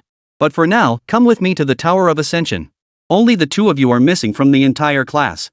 With that, he turned and headed toward the sky-piercing tower. Su Chen and Zhang Yunqi exchanged a glance before immediately following suit. Chapter 87, Conquering the Sky-Piercing Tower. The Sky-Piercing Tower was undoubtedly the most renowned structure in all of Sunrise University. Not just within the university, but even across the entire capital, the Sky-Piercing Tower was a household name. Constructed by a 9th-tier professional, it not only houses various trials but also conceals a vast treasure vault. Professionals who successfully completed its challenges could select one item from the treasure vault to take away. More importantly, it said that a legendary artifact resides at the very top of the tower. This promise draws students to challenge the tower, eager to catch a glimpse of that artifact's true form. However, due to the Tower of Heaven's extreme difficulty, even today, only a handful of individuals, just over 10, have successfully completed its trials. As for reaching the summit and claiming the legendary artifact within, not a single student has ever achieved that feat. Thus, even now, the sky-piercing tower remains the most coveted destination. Outsiders are willing to pay tens of thousands of dollars for a single entry slot. This is the sky-piercing tower. I went to great lengths to secure today's reservation. Su Chen, you'd better give me a good performance, don't even think about holding back. Luo Tao gazed at the sky-piercing tower, a smile now playing on his face. After all, it was just the start of the semester, and many students were eager to enter the Tower of Heaven to gauge how their abilities had changed. Had he not mentioned Su Chen's name, securing a reservation would have been nearly impossible. After all, this guy was this year's elimination king among the newcomers. To ensure his growth wasn't hindered, the school had essentially given him the green light at every turn. Combat Class 1 being the first to book a slot in the sky-piercing tower was largely thanks to Su Chen's reputation. Everyone, you will soon be able to enter the sky-piercing tower. Inside, you'll face all manner of dangers. Some foes will far surpass your current strength. However, I can assure you that Tier 2 practitioners have a 100% chance of clearing the first 30 floors. This isn't about your cultivation level, it's about combat awareness. By the way, Tier 2 practitioners who enter the sky-piercing tower for the first time and clear the 30th floor can enter the treasure vault for a one-time reward. Luo Tao's voice brimmed with enticement, instantly stirring excitement within everyone present. Reaching the 30th floor of the Tower of Heaven for the first time, coupled with Luo Tao's earlier remark, all pointed to the fact that securing this reward shouldn't be too difficult. Yet at this very moment, most people seem to have forgotten that so far, the number of students who've actually claimed the sky-piercing tower reward could be counted on one hand. Alright, let's enter the sky-piercing tower now. Luo Tao watched as the tower's gates slowly opened, then waved his hand, signaling everyone to proceed inside. Within the Tower of Ascension, students of various professions would face distinct challenges. For life-oriented professions, the focus is on competing with corresponding life skills. Support class students undergo simulated combat training to test their ability to unleash different skills at the right moments. As for combat specialists, it was the simplest, they just had to defeat the monsters in each level to climb upward.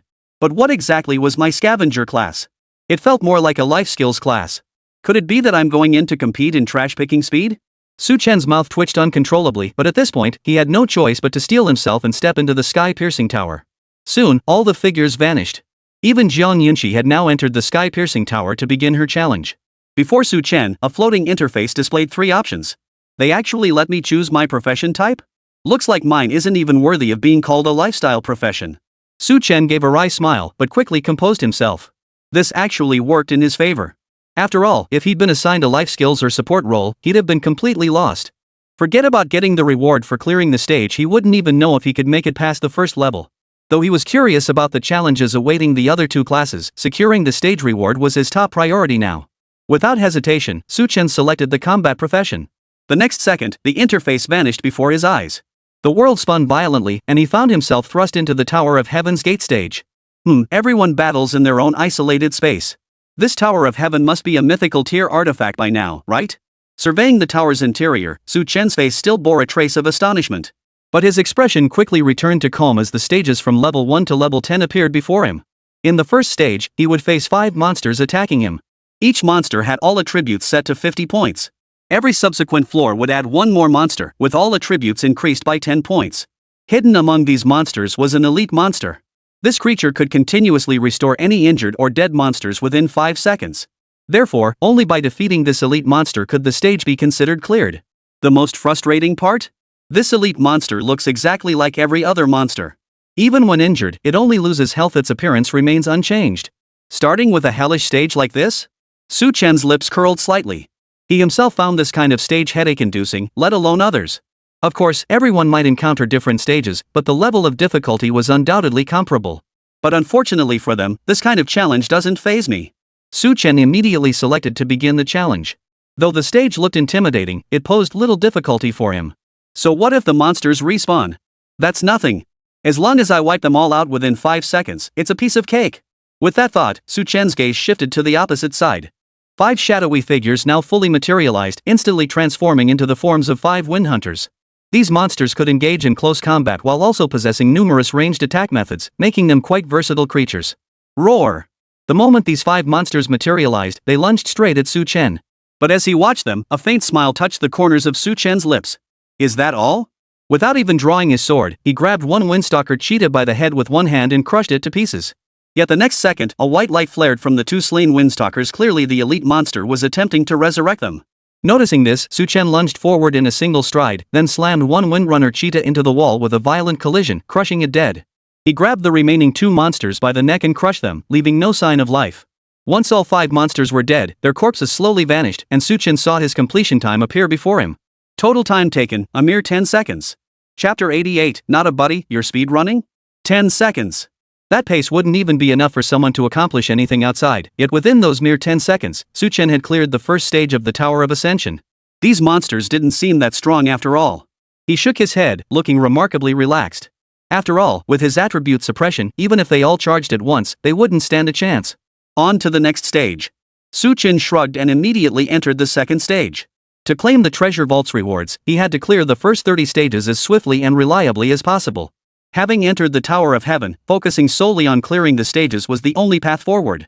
In just over 10 seconds, the second stage was conquered. Without pausing for rest, Chen immediately advanced to the next stage. Outside, the sky-piercing tower was now swarming with spectators. Students without classes loved to spar at the martial arts grounds, or if that wasn't possible, they'd pay to challenge others in the Tower of Heaven. But right now, their favorite pastime was watching the freshmen make fools of themselves. They couldn't even clear the first stage? Eliminated already? No way, the first level was so easy and no one passed? That's a total disgrace to the combat professions. This year's freshmen are just too weak, not a single one has reached the 6th floor in 5 minutes. Exactly. Back in our freshman year, the top newbie reached the 7th floor within 5 minutes. Holy crap, guys! My eyes must be playing tricks on me. Did I just see someone reach the 10th floor? A gasp echoed through the crowd as all eyes instantly turned toward the direction he pointed. Amidst the crowd, a guy named Chen had actually reached the 10th floor.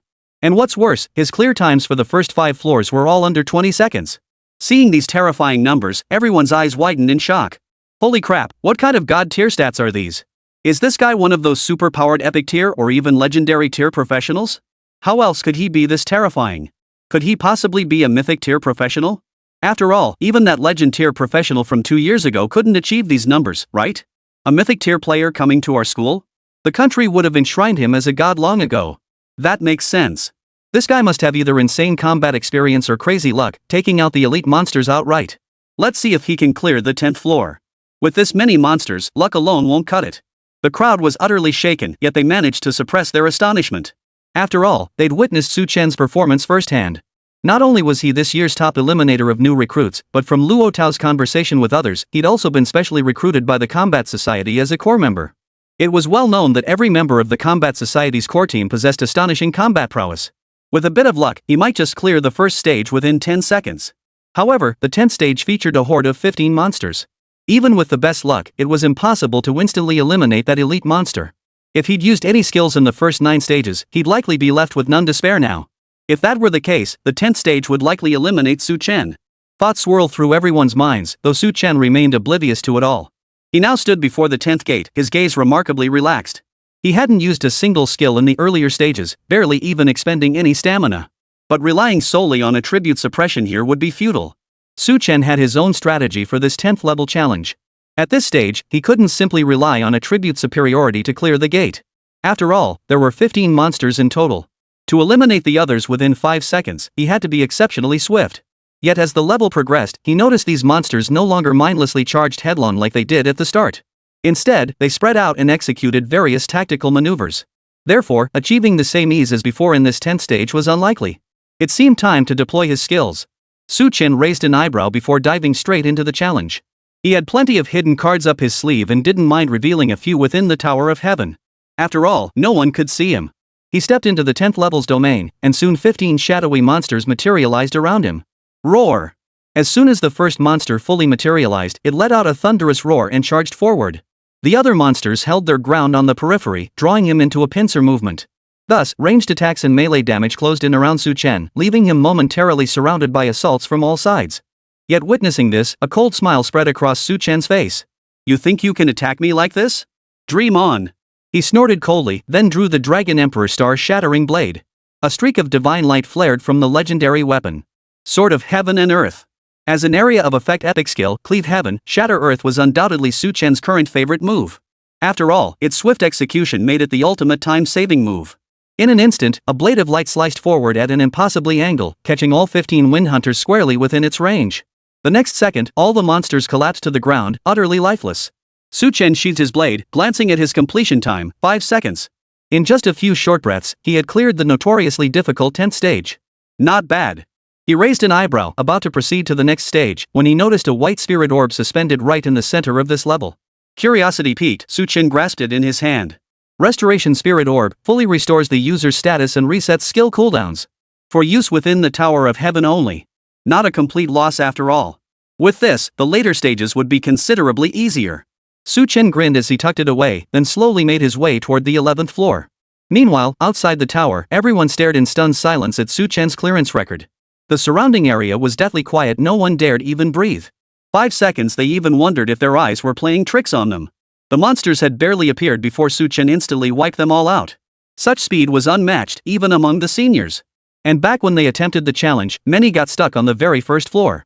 Those who made it to the 10th floor were few and far between. But this Su Chen? He'd just speedrun the entire Sky Tower? Chapter 89, Boss Battle Weak Point Exploited. On the 10th floor of the sky-piercing tower, Su Chen surveyed the vanished monster corpses, a faint smile playing on his lips. This was way too easy. He murmured softly, utterly unprepared for how effortless clearing the 10th floor turned out to be. He'd braced himself for a tough fight where one strike wouldn't finish them off, yet these monsters proved surprisingly fragile. But now that he'd cleared it, he wasn't going to dwell on it. He headed straight for the 11th floor. Upon reaching the next level, a hint of caution flickered in his eyes. Because from level 11 all the way to level 20, only one boss would appear. These bosses had fixed HP of 100 points, increasing by 10 points per floor. While this stat might sound intimidating, it was nothing special to Su Chen. What truly astonished him, however, was that these bosses' health wouldn't decrease with attacks. In other words, these bosses were practically invincible. No matter how many attacks he unleashed, defeating them was impossible. So victory depended on exploiting the system? Su Chen stroked his chin, a contemplative look in his eyes. After all, for most players, the boss's stats were already exceptionally high. Combined with infinite health, if not defeated through mechanics, such a boss would likely be considered invincible in any other scenario. With that thought, he continued reading and soon verified his hypothesis. These monsters' stamina wouldn't decrease from attacks, and even severed arms would regenerate quickly. However, they possessed various weaknesses. The boss on the 11th floor had only one weak point, and the number of weak points increased with each floor. Only by destroying all these weak points could the boss be completely defeated. Similar to the first 10 floors, however, defeated weaknesses slowly regenerate within 10 seconds. If all weaknesses aren't destroyed in time, the boss's health will fully recover as well. Seems just as I thought. Defeating the boss relies entirely on exploiting its weak points. A smirk touched Su Chen's lips as he plunged directly into the 11th floor challenge. He was eager to see what this weakness system actually entailed. As Su Chen stepped onto the battlefield, a colossal stone golem boss plummeted from the sky. Its colossal weight slammed into the ground, sending shockwaves rippling through the earth. Countless stones fell from the boss's body, scattering debris across the ground. Roar! The stone golem bellowed at Su Chen, its tiny eyes gleaming with savage intent. It seemed convinced that a single hammer blow could crush this human, barely knee-high to itself. Yet Su Chen merely raised an eyebrow at the sight of this stone golem. For he clearly saw a red weak spot right between its eyebrows. This tiny red dot was about the size of his fist. This meant that to defeat it, he had no other option but to strike this weak point. This wasn't particularly difficult. Better to hurry and clear the stage first. A faint smile touched Su Chen's lips, followed by a look of determination in his eyes. He planted his toes, propelling himself forward like a bullet, landing directly in front of the stone golem. Seeing this human not only refuse to dodge his attack but charge forward to provoke him, the stone golem erupted in fury. It swung its stone-like hands like whips, aiming to flay Su Chen away. But the next second, its motion halted abruptly. Su Chen planted his foot on the stone golem's arm, using the leverage to drive a fist straight into the weak spot between its eyebrows. The massive boss froze completely for an instant before beginning to crumble and dissolve into nothingness. Before Su Chen, the completion time for this stage flashed, 20 seconds. Though significantly longer than previous stages, his pace remained remarkably swift for this 11th layer. Next level. Without pausing, Su Chen immediately headed for the next level. After all, lingering here wouldn't speed up his skill cooldowns. Better to enter the next floor and take on the boss. If he couldn't defeat the boss, he'd simply use a recovery spirit orb to restore his entire body to peak condition and fight again. While Su Chen was steadily clearing the levels, chaos had erupted outside the Tower of Heaven. All eyes were glued to Su Chen's clearance time. They had thought defeating 15 monsters in 5 seconds on the 10th floor was already unearthly. Yet here he was, clearing the 11th floor in under 20 seconds. It must be noted that while each student faced different challenges, the difficulty level remained comparable. While others were still struggling through the 5th and 6th floors, Su Chen had cleared the 11th floor in a mere 20 seconds. Was this the pace expected of a second-tier practitioner? If someone claimed Su Chen was a 3rd-tier or even 4th-tier practitioner, everyone present would likely believe it. Damn it, what the hell class is this guy? How can he be this strong? I think Su Chen might be a scavenger class, though I can't be sure. Scavengers can be this powerful? Why are the scavengers back home all dressed in rags? You know what? Some scavengers do get lucky and turn into garbage kings through recycling. But Su Chen isn't recycling trash. Everyone stared blankly at Su Chen's completion time, feeling like their entire worldview had just collapsed. Battle Class 1 had plenty of epic tier professionals, and I'd even heard there was a legendary tier professional hiding among them. Yet despite that, no one could match Su Chen's speed. In fact, most hadn't even cleared half the stages he'd conquered within the same time frame. This year's freshman was truly formidable. Even 5th tier professional Luo Tao found Su Chen's speed startling. While he could now clear each level within 10 seconds, Su Chen was still only a tier 2 professional. Back when he was at that same level of strength, it took him nearly half an hour to reach the 11th floor. Seems I'll need to keep a close eye on this junior from now on. Who knows? Maybe someday we'll even fight side by side. A faint smile touched Luo Tao's lips as admiration flickered in his eyes. As a 5th tier practitioner, he was already considered exceptionally talented among all graduates of Sunrise University. Yet few had ever caught his eye, let alone a freshman like Su Chen. Therefore, Luo Tao now had a strong premonition this junior of his would likely unleash a storm of upheaval within the future Sunrise University. And when that time came, all who stood in Su Chen's path would be shattered by the storm, cementing his unrivaled reputation. Chapter 90, 20th Floor, Dragon Emperor Shatters the Star. For Su Chen, these bosses were troublesome but hardly formidable. Although their stats grew increasingly formidable as he progressed, even their speed couldn't outpace his. Su Chen still dispatched each boss within a minute. To achieve this goal, he expended considerable effort, leaving him visibly fatigued after clearing the 19th layer. Huff. He exhaled a long, heavy breath, his face bearing a trace of weariness. The boss of the 19th layer proved exceptionally troublesome, even he struggled to finish it off within the brief window when its weak point was exposed. Fortunately, Su Chen had discovered a crucial trick. While the boss's combat power didn't diminish from injuries, severing one of its limbs would expose a vulnerable point located behind it. This way, if his attack power was high enough, he could even cleave the boss into several pieces in an instant, effectively shattering its weak point. Never mind. Time to move on to the next stage. After a brief rest, Su Chen headed toward the 20th floor. This time, however, he clutched a recovery spirit orb in his hand. Should his stamina falter, he would crush it instantly to replenish his energy. He entered the boss area of the 20th floor and once again encountered a colossal stone golem.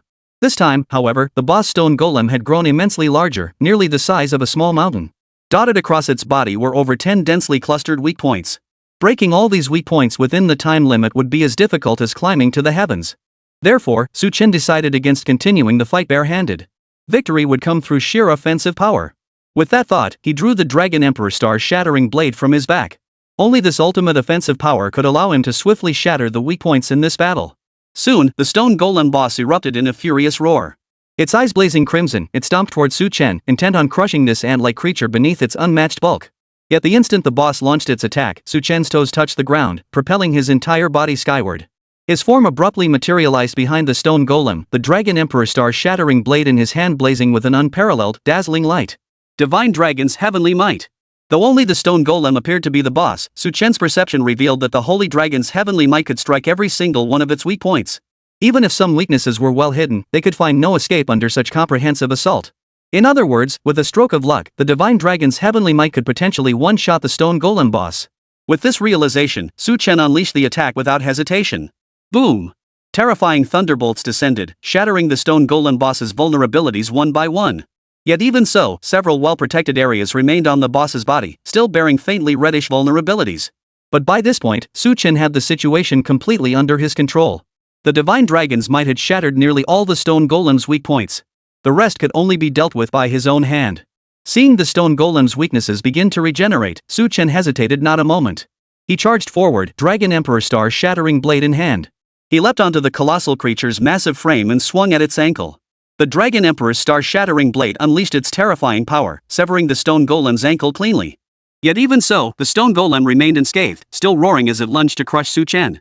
Seizing the moment, Su Chen thrust the blade directly into the weak spot on the stone golem's palm, piercing it clean through and leaving a gaping wound. Su Chen emerged from the hole, using the stone golem's arm as a pathway, then hurled the Dragon Emperor's star-shattering blade with all his might. Clang! A resounding clang echoed as the Dragon Emperor's star-shattering blade struck the stone golem boss's armor, sparks flying instantly. Yet despite the armor's incredible hardness, Su Chen's terrifying attack power combined with the Dragon Emperor's star-shattering blade's unstoppable nature shattered the vulnerable spot beneath the armor. Boom! A violent rumble echoed through the surroundings. The stone golem's body lay motionless as a dazzling light radiated from within, now illuminating Su Chen's face with an almost ghostly pallor. Witnessing this, he knew the boss's weaknesses had been fully exploited, leaving it utterly lifeless. Seeing this, Su Chen landed directly on the ground.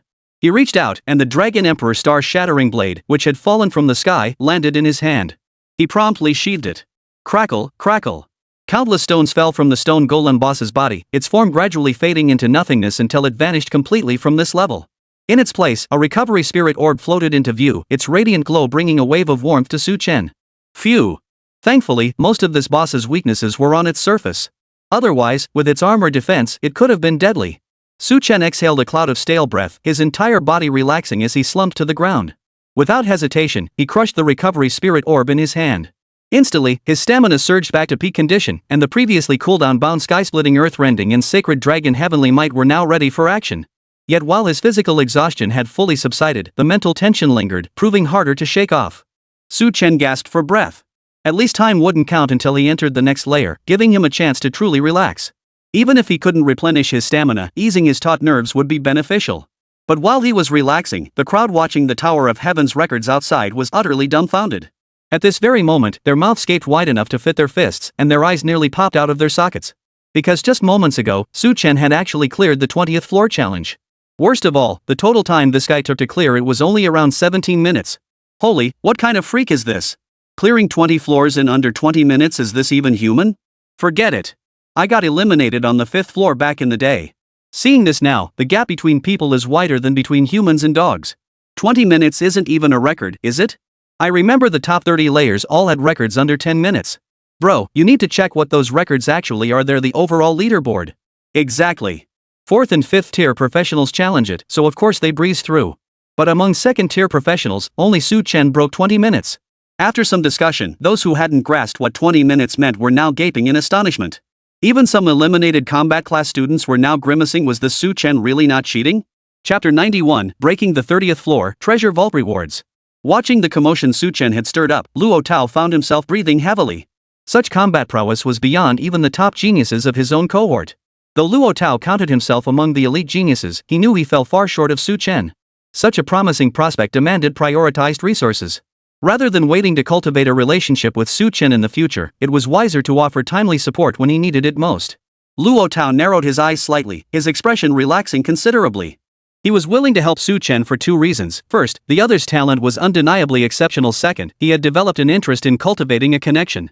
Though he was currently the homeroom teacher of Combat Class 1, once they graduated next year, these juniors wouldn't remember him for the remaining 3 years. What he could do was help Su Chen grow as quickly as possible.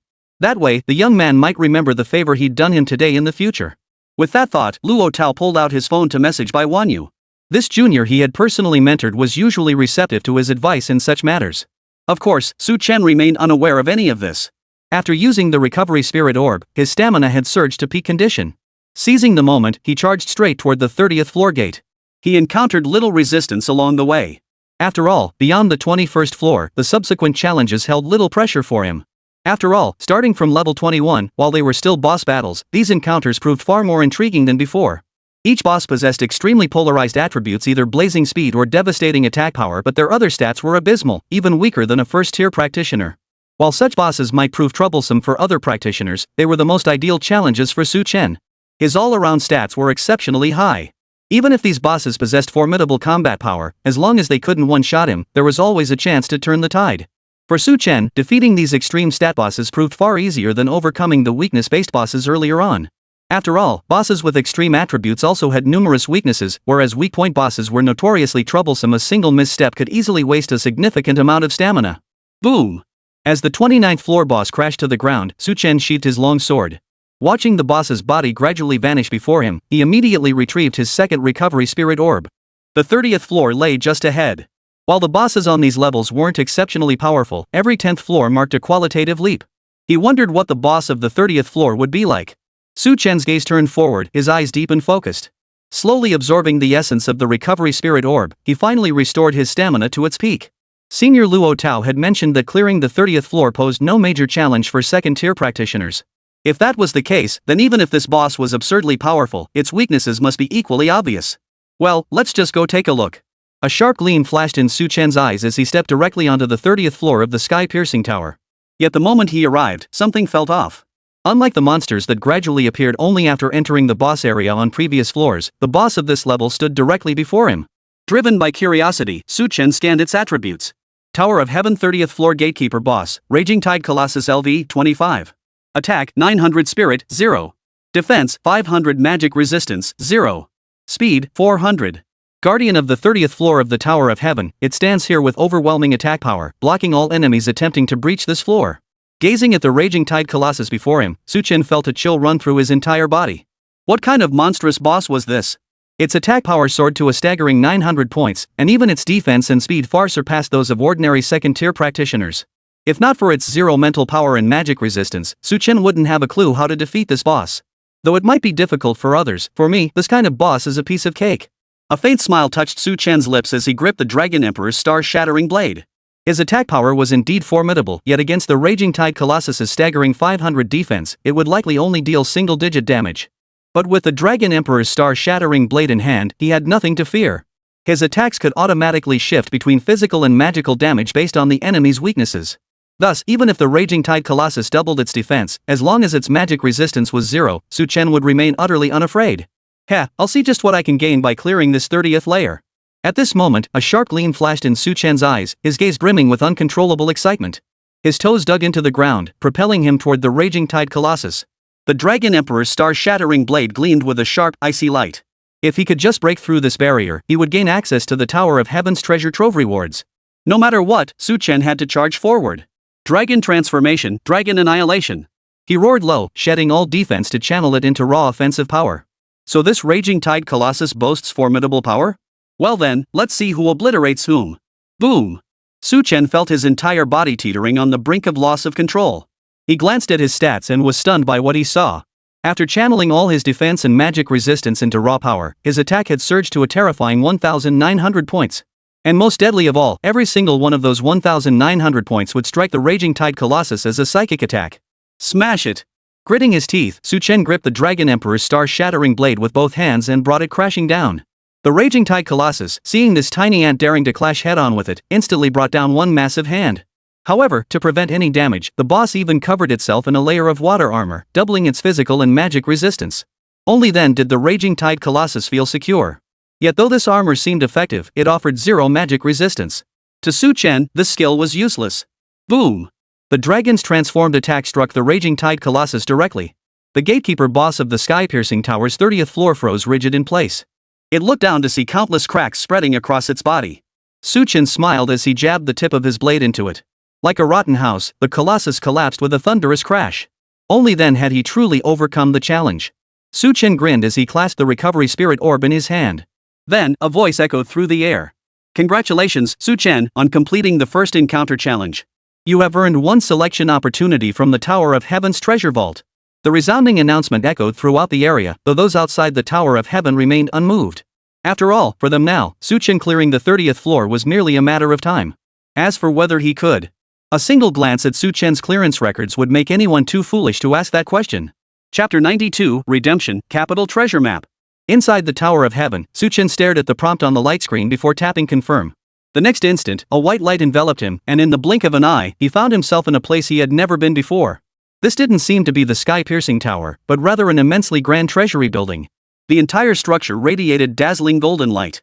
Above it, a monstrous dragon sculpture, claws outstretched and fangs bared, stood lifelike and terrifying. A single glance made Chen feel as if his very soul had frozen. This treasury clearly held something extraordinary. What could possibly be inside that warranted such a terrifying sculpture as its guardian? Chen gazed at the dragon-like creature adorning the vault, a hint of excitement flickering across his face. If the exterior sculpture was this lifelike and terrifying, the treasures within must be even more precious.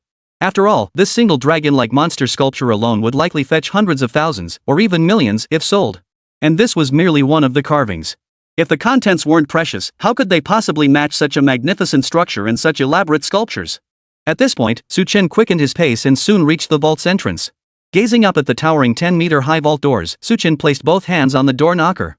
Slowly, the doors swung open, revealing the vault's true interior. Holy crap! As the doors creaked open, a flicker of excitement flickered across Chen's face. But upon seeing the interior, his lips twitched uncontrollably. Dragon-like monsters sculpted in stone coiled around the vault, guarded by an incredibly sturdy and imposing door, yet inside, it was completely empty? What the hell? Did I take a wrong turn? Chen rushed into the vault, scanning every corner, only to find absolutely nothing. Not a single treasure, not even a mouse. Seeing this scene, Chen felt utterly deceived. What about the promise of choosing any treasure he wanted? Not only were there no treasures here, but he couldn't even find a single ordinary item. Damn it, I've been scammed. Su Chen gritted his teeth in fury, vowing never to trust anyone again for the rest of his life. After all that effort, after grinding through the Tower of Heaven, he ended up in a vault with absolutely nothing, not even a consolation prize. It was infuriating. He felt like crying, but there were no tears left. After enduring such hardship, this was the outcome he received. Just then, he felt the ground tremble. Looking toward the source of the tremor, he saw an ancient, ornate tome slowly rising from the center of the treasure vault. A white glow emanated from the tome, making Su Chen feel as if his very soul was being drawn in. He hurried forward, his heart pounding with excitement. But the moment he saw it, he nearly fainted. So the so-called treasure vault was a sham. The true source of his treasure selection was this ancient tome. Beautiful. Absolutely breathtaking. Su Chen couldn't care less about the vault's authenticity now. His attention was entirely focused on this sacred text, which felt like the most beautiful thing in the world. If the allure of those stunningly beautiful women was rated a 10, then this manual held a value of at least 100 in his eyes. After all, the knowledge within this manual could potentially help him enhance his strength. To measure its worth in monetary terms would be an insult to the manual itself. Still, Su Chen's hands trembled as he opened the tome, revealing its contents. Items, equipment, accessories, and even the remains of certain beings. This tome was far too comprehensive. It offered choices for absolutely everything. As he opened the tome, its contents materialized before his eyes. It contained everything imaginable, items he had heard of, seen, or even never heard of. From minor attribute-enhancing pills to epic-tier items, he could select anything from this tome at will. But for Su Chen, items and equipment held little value. What truly captivated him were the fragments of precious artifacts. After all, for me, obtaining a fragment was equivalent to acquiring a complete entity. Moreover, while the items here varied in quality, their ultimate value seemed roughly comparable. Therefore, the fragments I could see should be no different. After recycling and enhancing them, they would surely elevate my strength to a new level. A sharp gleam flashed in Su Chen's eyes as he swiftly sifted through the compendium, selecting various fragments. It must be noted that the compendium offered numerous choices. If one selected an attribute-enhancing pill, it wouldn't provide just one but dozens of pills. Thus, in Su Chen's view, the items within the compendium ultimately held comparable value. After all, while a practitioner could only consume one attribute enhancement pill, selling them on the market commanded a hefty price. But for him, these pills were useless. Only the fragments could maximize his gains. He then turned his attention to the fragment treasury, and the collection within the compendium immediately appeared. Damaged 7th tier fire dragon scale, damage level 93. Ornament, damaged aquatic orb, damage level 97. Remnant, 7th tier boss hellfire dragon's claw, damage level 99. Damaged item, Kyoto treasure map 15. Hundreds of collectibles appeared before Su Chen, yet in his eyes, most of them held no practical use for him. Take dragon scales, for instance. While they offered substantial stat bonuses, he already possessed the primordial dragon scale. Why would he need these? As for the boss remains, though Su Chen was eager to experiment with recycling and enhancement. But he always felt that reviving this kind of boss could very well lead to his own exhaustion in death. Even if he managed to revive this boss, what then? He couldn't defeat it anyway, he'd just end up getting beaten to death. I'd be curious to know what use this so-called Kyoto treasure map actually serves. Su Chen's gaze fell upon the treasure map. Its contents were blurred and indistinct, clearly only visible after redemption. As for what treasures were recorded within, or the tier of the hidden riches themselves, Su Chen knew nothing. But he knew this: treasures in vaults were generally comparable in value. Yet this tattered map was worth as much as a 7th tier boss's remains. Whatever it concealed must be far more precious. Could it be legendary grade? The thought made Su Chen lick his parched lips, a gleam of excitement flashing in his eyes. If it truly was a legendary tier item, whether an artifact or an accessory, it would be a massive windfall for him. You're the one. His resolve hardened instantly as he clicked to exchange the treasure map. Since this thing was so mysterious, he was determined to see what secrets it held. Chapter 93, Recovery, the treasure map's treasure. The very next second after Su Chen selected the exchange, an ancient parchment fell into his hands. Scanning the parchment's contents, Su Chen raised an eyebrow. He couldn't make out what part of the land it depicted, though that might simply be because he wasn't very familiar with the capital. Once he took it back to recycle and enhance it, he should be able to discern what was depicted. He nodded, then tucked the map into his storage pouch. Just as he pondered how to exit, everything around him began shattering like bubbles. A flash of white light erupted, and Su Chen found himself back on the 30th floor of the Tower of Heaven. However, he had no intention of continuing the challenge. He simply chose to exit. Meanwhile, outside the tower, the others had recovered and were now engaged in heated discussion about what Su Chen had chosen from the Tower of Heaven's treasury. I heard there were plenty of legendary tier items in the vault. If I were Su Chen, I'd have taken one without hesitation.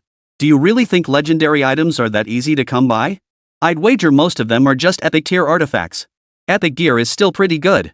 Getting that would boost combat power significantly. But Su Chen's combat power is already high. He might have chosen an accessory to gain some extra attributes. I still think he'll pick an attribute boosting pill. After all, accessories could get stolen, that'd be disastrous.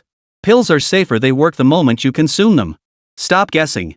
Word is the treasure vault has 3 floors. Su Chen could only access the first level. The legendary and powerful epic gear are on the upper 2 floors.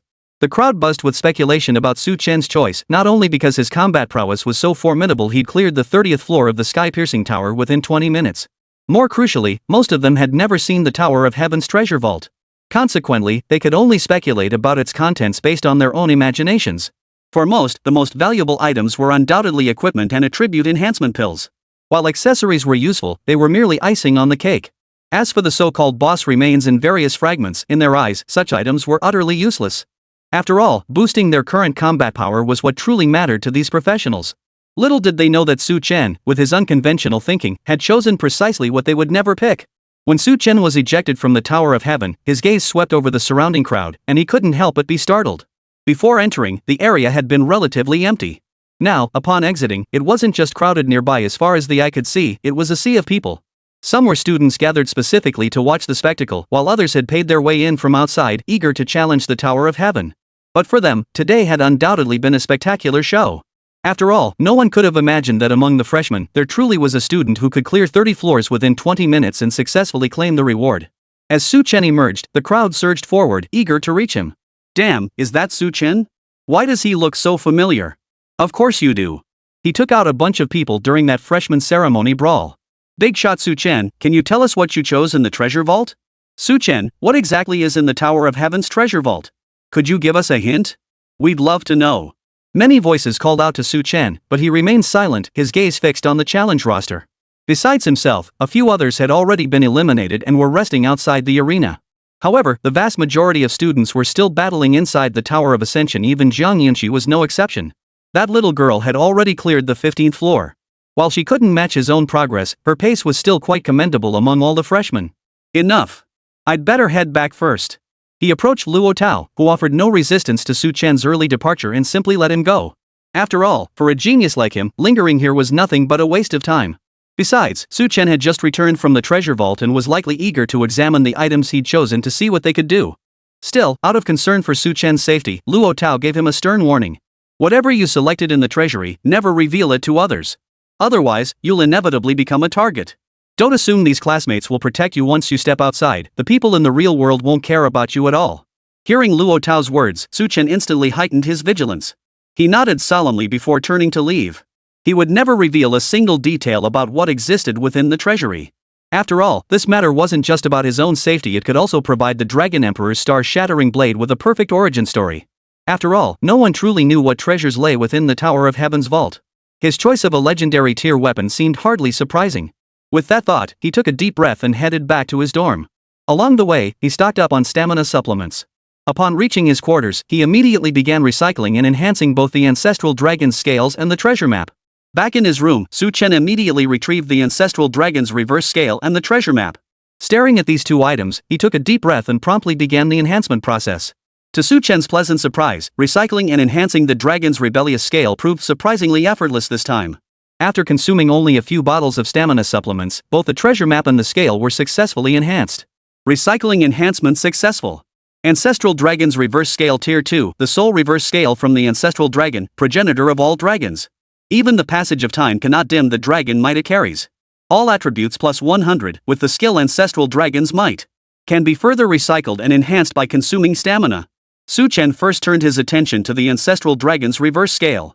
Though it only granted a 50-point boost to all attributes, when combined with the Dragon Emperor's star-shattering blade, this bonus could be directly doubled. Not bad. He nodded, then shifted his attention to the treasure map. Complete Imperial Capital Treasure Map, a map detailing hidden treasures. Immerse your consciousness within it to uncover the location and contents of the treasure. Reading the description, Su Chen smiled before immersing his consciousness within it. But the next second, the smile froze on his face, and his entire body trembled with excitement. For within the map's prompt, he could scarcely believe what lay before him. It was a mythic fragment. Chapter 94, Mythic Fragment, Skyfeather Realm. A mythic fragment? Su Chen stared at the scene before him, his face frozen in utter shock. This was his first encounter with a mythic tier existence, yet even so, it left him utterly stunned. After all, for everyone's class changes, weapons, and items, even Hall tier was already incredibly rare. Epic and legendary tiers were only attainable by those with exceptional luck. As for mythic tier? That rank seemed to exist only in ancient historical texts. To Su Chen's knowledge, the entire world had seen only a handful of mythic tier practitioners, perhaps fewer than 10. Yet each time a mythic tier professional emerged, it signaled that era was destined to be their personal stage. The identity of the first mythic tier practitioner remains lost to history. It could have been Haotian from the Eastern Huang Kingdom or the god of the Western myths. Regardless, it was precisely the emergence of this first mythical tier practitioner that enabled all humanity to begin growing through dungeons. And in every subsequent era of rapid advancement and leaps forward, the shadow of mythic tier practitioners could be glimpsed to varying degrees. Now, with an opportunity to obtain a mythic tier fragment, how could Su Chen not feel exhilarated? Let me see where this instance is. He licked his lips, then accessed the dungeon information containing the mythic fragment. Dungeon, Skyfeather Realm. Seeing this dungeon name, Su Chen couldn't help but frown. From the name alone, he could tell this instance was similar to Demon Castle, where the monsters likely possessed considerable intelligence. But how did the monsters of this so-called feathered realm compare to the demons of Demon Castle? He'd have to see for himself just how powerful the monsters in this instance were. Su Chen composed himself, then opened the dormitory computer to examine the Sky Realm of Feathered Beings instance. When he saw that entering this instance required at least a Tier 3 class, he felt a strange pang of disappointment for some reason. I thought I'd be able to get the mythic fragment right away, but turns out I need to reach 3rd tier class first. Looks like I'll have to focus on leveling up in the coming days. His gaze hardened with resolve. Since reaching Tier 3 was now essential, he'd have to tackle those high experience dungeons in the coming days. He might even need to bring Zhang Yunxi along for these runs. As for his studies? Well, they'd just have to wait. After all, at his current level, the school had little left to teach him. The rest would come from gradually developing his own combat style through battle. With that thought, he immediately requested several days off from Luo Tao before contacting Zhang Yunxi. The young lady had also emerged from the Tower of Ascension. Though she hadn't managed to conquer the 30th floor in the end, clearing 25 floors on her first attempt was an achievement that stunned everyone. After discussing with her, they agreed on a time to enter the experience dungeon the next day. After Su Chen's assessment, he determined that the Deepwater Cavern instance was the most suitable for the pair. Though the dungeon teemed with monsters of unusually ferocious temperaments, it offered a staggering 15 times the experience points of comparable level dungeons. It even contained an ultra-rare monster called the Minglian fish, whose defeat could instantly grant a full level up. However, this creature was exceedingly rare. Out of the thousands who entered the dungeon, perhaps only one lucky soul would ever encounter it. Crucially, while the dungeon offered high experience gains, its item drops remained just as generous. Whether grinding for gold or experience, it's the perfect spot for a professional at my level. A gleam of excitement flashed in Su Chen's eyes as he immediately confirmed his ticket for the next day. The next morning, he rose early. As soon as he stepped outside, he saw Zhang Yunxi waiting for him on the bench by the door, flanked by over a dozen boys holding flowers and breakfast. Judging by the scene, she'd already attracted her first batch of admirers just days into the new semester. Guys, make some room. Though he spotted Zhang Yunxi, she didn't seem to notice him. So Su Chen walked up to the bench and had to ask the boys to make way. After all, pursuing an attractive girl was human nature, but completely blocking her path was truly unreasonable. However, upon seeing Su Chen, the boy gave him a thorough once-over before snorting coldly. Like letting you pass will help you chase down Goddess Jiang? Why don't you pull out a mirror and see what a freak you look like? Hearing the boy's words, Su Chen grew furious. It wasn't that he mocked Su Chen for pursuing Zhang Yunxi, but that he dared to look down on Su Chen's handsome appearance. Look at me. Not only can I talk to her, I can even put my arm around her shoulder. Hearing his charm questioned, Su Chen immediately retorted. Hearing his words, the guy across from him gave a cold laugh, but eventually stepped aside. He was eager to see what this plain-looking guy was using to charm the goddess Jiang. Su Chen pushed through the crowd and walked right up to Zhang Yunxi. Seeing someone suddenly rush in front of her, Zhang Yunxi was momentarily annoyed. She lifted her head, ready to scold him, but upon recognizing Su Chen, her anger vanished instantly. What took you so long? Zhang Yunxi scolded playfully, her beautiful eyes still holding a hint of playful anger. Seeing her like this, the sycophants holding flowers and breakfast went pale with shock. After all, with the reputation Su Chen had earned at the freshman ceremony, the combat class students had long since dared not set their sights on Zhang Yunxi. But students outside the combat class were completely unaware of this. Seeing Su Chen and Zhang Yunxi acting so affectionate, they were seething with rage, their teeth grinding so hard they felt like they might shatter. Let's go. We're heading into the dungeon now.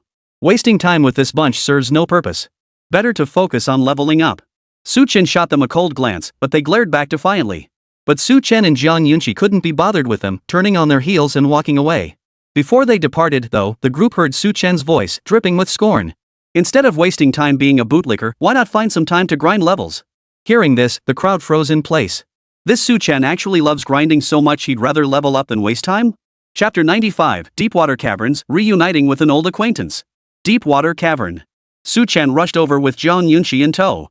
And the capital truly lived up to its reputation as a haven for adventurers even this early in the morning. A long line had already formed to enter the dungeon. TSK, no wonder it's such a big city. Not only are there more people, but the fees are way higher than in Stone City. Su Chen grimaced in pain. The entrance fee alone cost over 10,000 yuan. This rate of spending money was practically faster than robbery.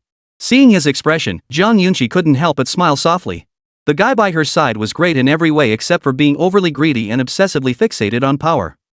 Consider yourself lucky to be running dungeons with me, okay? Zhang Yunqi lifted her chin, then swung her high ponytail as she strode ahead into the instance. Seeing this, Su Chen had no choice but to follow. The two entered the instance one after the other. Upon arriving at the Deepwater Cavern instance, they discovered it was far more crowded than they had imagined. Even in the simplest campsite, hundreds of adventurers had gathered. Most were students from other schools, while a portion were individuals from society. Despite their varied backgrounds, their purpose within the instance was clear: level grinding. Have you heard? There seem to be some strange changes happening in the dungeon. You're late with that news. Rumors started circulating days ago. Rumor has it someone spotted the Minglian fish and now everyone's rushing to find it. And I also heard the Minglian fish coexists with a boss, but this boss is incredibly tough. Even several teams teaming up couldn't take it down. The problem is, the Minglian fish is elusive. Once spotted, it vanishes after a few days. Who knows when it'll show up again? As soon as Su Chen and Zhang Yunqi stepped into the adventurer camp, whispers of the rumor reached their ears. But the two exchanged glances, each seeing delight in the other's eyes. To them, what was a boss? They'd slain countless bosses that other squads couldn't defeat. News of the Minglian fish's whereabouts naturally filled them with excitement. There was no way they'd back down over a boss. With that thought, Su Chen narrowed his eyes slightly. Finding a quiet spot to sit, Su Chen finally spoke. With so many people flocking to the dungeon, monster spawns would inevitably be thinner. And with the Minglian fish in the mix, it seemed even the boss would be hard to share. But I don't understand, don't these monsters only grant a single level up? Why are these people so frantic? Regarding the Minglian fish, all he knew was that defeating them forced a level up. Logically, they shouldn't be this insanely coveted. Hearing his confusion, Zhang Yunqi's eyes crinkled into crescent moons. After a moment, she covered her mouth and giggled softly before explaining. Leveling up once isn't really a big deal, but the Minglian fish can be captured alive. You must understand that high-tier practitioners expend far more effort to level up than we do. A single Minglian fish can fetch a sky-high price of over 1 million. And some special Minglian fish are even rarer, possessing attribute-enhancing properties. Hearing Zhang Yunqi's explanation, Su Chen finally understood. He'd thought it unlikely that so many people would mobilize just for a single level up, but he never imagined the monster could be captured alive. Selling it to other high-tier professionals would naturally yield a massive profit. And with the added bonus of attribute enhancements? That only made the hunt even more coveted. It seemed they had to move immediately. Otherwise, the monsters would be divided up, and they wouldn't even get a single boss. Su Chen narrowed his eyes slightly and made his decision instantly. Since the Minglian fish was so sought after, whether he killed it or captured it for resale, he stood to make a huge profit either way. Upon hearing this, Zhang Yunqi naturally had no objections. After purchasing some essential supplies, the two set out immediately. They planned to start their search at the last known location of the Minglian fish, gradually expanding their search radius. Following leads, they arrived at a forest said to be the last known location of the Minglian fish. The environment here was downright harsh. Su Chen's mouth twitched as he surveyed the surrounding monster carcasses. In their quest to find the Minglian fish, these people had slaughtered nearly every animal in sight. Even some larger trees had been hacked clean in half, leaving the Minglian fish nowhere to hide. Witnessing this scene, even Su Chen, driven by his own pursuit of the Minglian fish, felt a pang of cruelty. After all, monsters and animals were worlds apart. Killing monsters might yield benefits, but these animals were utterly innocent. Moreover, these creatures might one day become monsters that provided experience points. Killing them now was nothing short of draining the pond to catch fish. Hearing Su Chen's words, Zhang Yunqi opened her mouth but found herself at a loss for words. After all, such incidents had occurred far too often in the capital's dungeons. Yet every time, it was the professional teams who reaped the rewards, while the professional guild had to spend vast sums to maintain the ecosystem. Otherwise, once all the monsters and animals within the instance are wiped out, the entire instance will be on the brink of collapse. But just then, Su Chen heard a mocking voice ring out. Heh, such a woman's mercy. You'll never amount to much. We professionals should slaughter every monster in the world to enhance our own strength. The current generation of students is truly worse than the last. Hearing the voice, Chen frowned and looked over. There stood a youth dressed in lavish attire, arms crossed over his chest, his gaze carrying a hint of contempt as he looked at Chen. But what truly astonished Chen was the familiar face beside him, Huang Luentian. Who would have thought this guy had entered the dungeon too, even joining others in hunting for traces of the Minglian fish? Wasn't he a disciple from a prominent family? Why would he be striving so hard for mere money? Noticing the astonishment on Chen's face, Zhang Yunqi suddenly leaned in and whispered an explanation. He's from the Huang family of the capital. He might be connected to Huang Luentian. Hearing this, Chen's face lit up with sudden understanding. So it wasn't Huang Luentian who wanted to find the Minglian fish, it was the powerful figure he'd attached himself to who wanted to come. But looking at his fawning manner, there wasn't a shred of the pride befitting an epic-level professional left. He was clearly nothing but a sycophant. Chen, didn't you hear Boss Wang Huizhong calling you? Do you really think a country bumpkin like you could ever get his hands on Minglian fish? Get lost. Stop bothering us. Huang Luentian now put on a solemn act. After all, he'd bragged to the Huang family in the capital that he was the new leader of Shicheng. Now that he'd encountered Chen, he naturally had to put on a show. After all, in his view, there was no trace of the Minglian fish here. Chen was bound to leave anyway, so stepping forward to put on a show would earn him Huang Huizhong's favor. But upon hearing this, Chen's expression turned peculiar. How long had it been since they last met, and already this guy had grown so arrogant? If this kept up, wouldn't he soon be bowing down to him at the sight of him? Ha! What if I said no? Chen's cold laughter carried a bone-chilling chill. Huang Luentian's face darkened at the words, while Huang Huizhong erupted in fury. A country bumpkin dared to defy him? How audacious! Chapter 96, No Guts, No Bragging. How dare you? Huang Huizhong's face was twisted with rage, his gaze sharp as blades, as if he could tear Chen to shreds. In his eyes, the other was merely a provincial professional. Even if he possessed formidable strength, what difference did it make? Could he possibly compare to someone born into a prestigious family like himself? With that, Huang Huizhong waved his hand, and over a dozen formidable professionals surged out from behind him. All of them were second-tier combat specialists, their unparalleled coordination making them far more formidable than ordinary mercenary squads. Seeing this, Chen narrowed his eyes, ready to act. But just then, Zhang Yunqi suddenly grabbed his hand. When the fight breaks out, don't lay a finger on Huang Huizhong. He's a direct descendant of the Huang family. You can discipline Huang Luentian without issue, but if a direct descendant of the Huang family gets hurt, someone will definitely step forward demanding answers. I'm worried you won't be able to handle the fallout. Zhang Yunqi's voice carried a hint of worry. While she herself wasn't afraid of the Huang family's retaliation, Chen was alone and outnumbered. Even with the backing of Sunrise University, a single university couldn't possibly stand up to the Huang family. If she were in charge of the Zheng family, that would be another matter entirely. The problem was, her older brother still didn't know Chen existed. Once she explained everything to Chen, it was uncertain whether their relationship could remain as close as it was now. Hearing this, Chen understood her concern and nodded. As long as he doesn't cross the line, I won't mind letting him off. But if he pushes his luck, forget the Huang family, even the emperor himself would get a beating.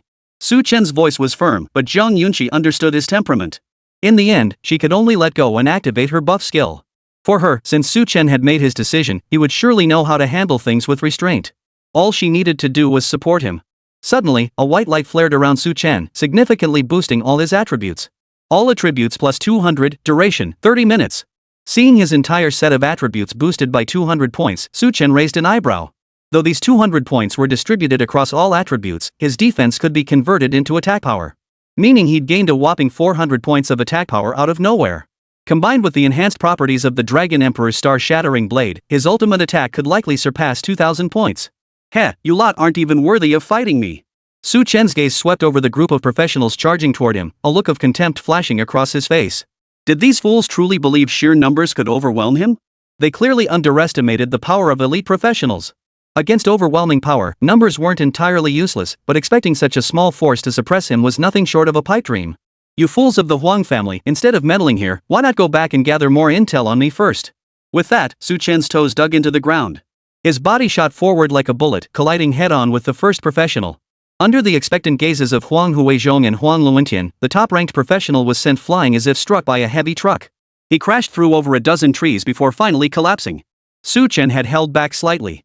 Had he collided with full force, the man would likely have died instantly. The other professionals witnessed this scene, terror spreading across their faces as they halted in unison, attempting to form a defensive formation. But Chen wouldn't give them that chance. He unleashed his full speed.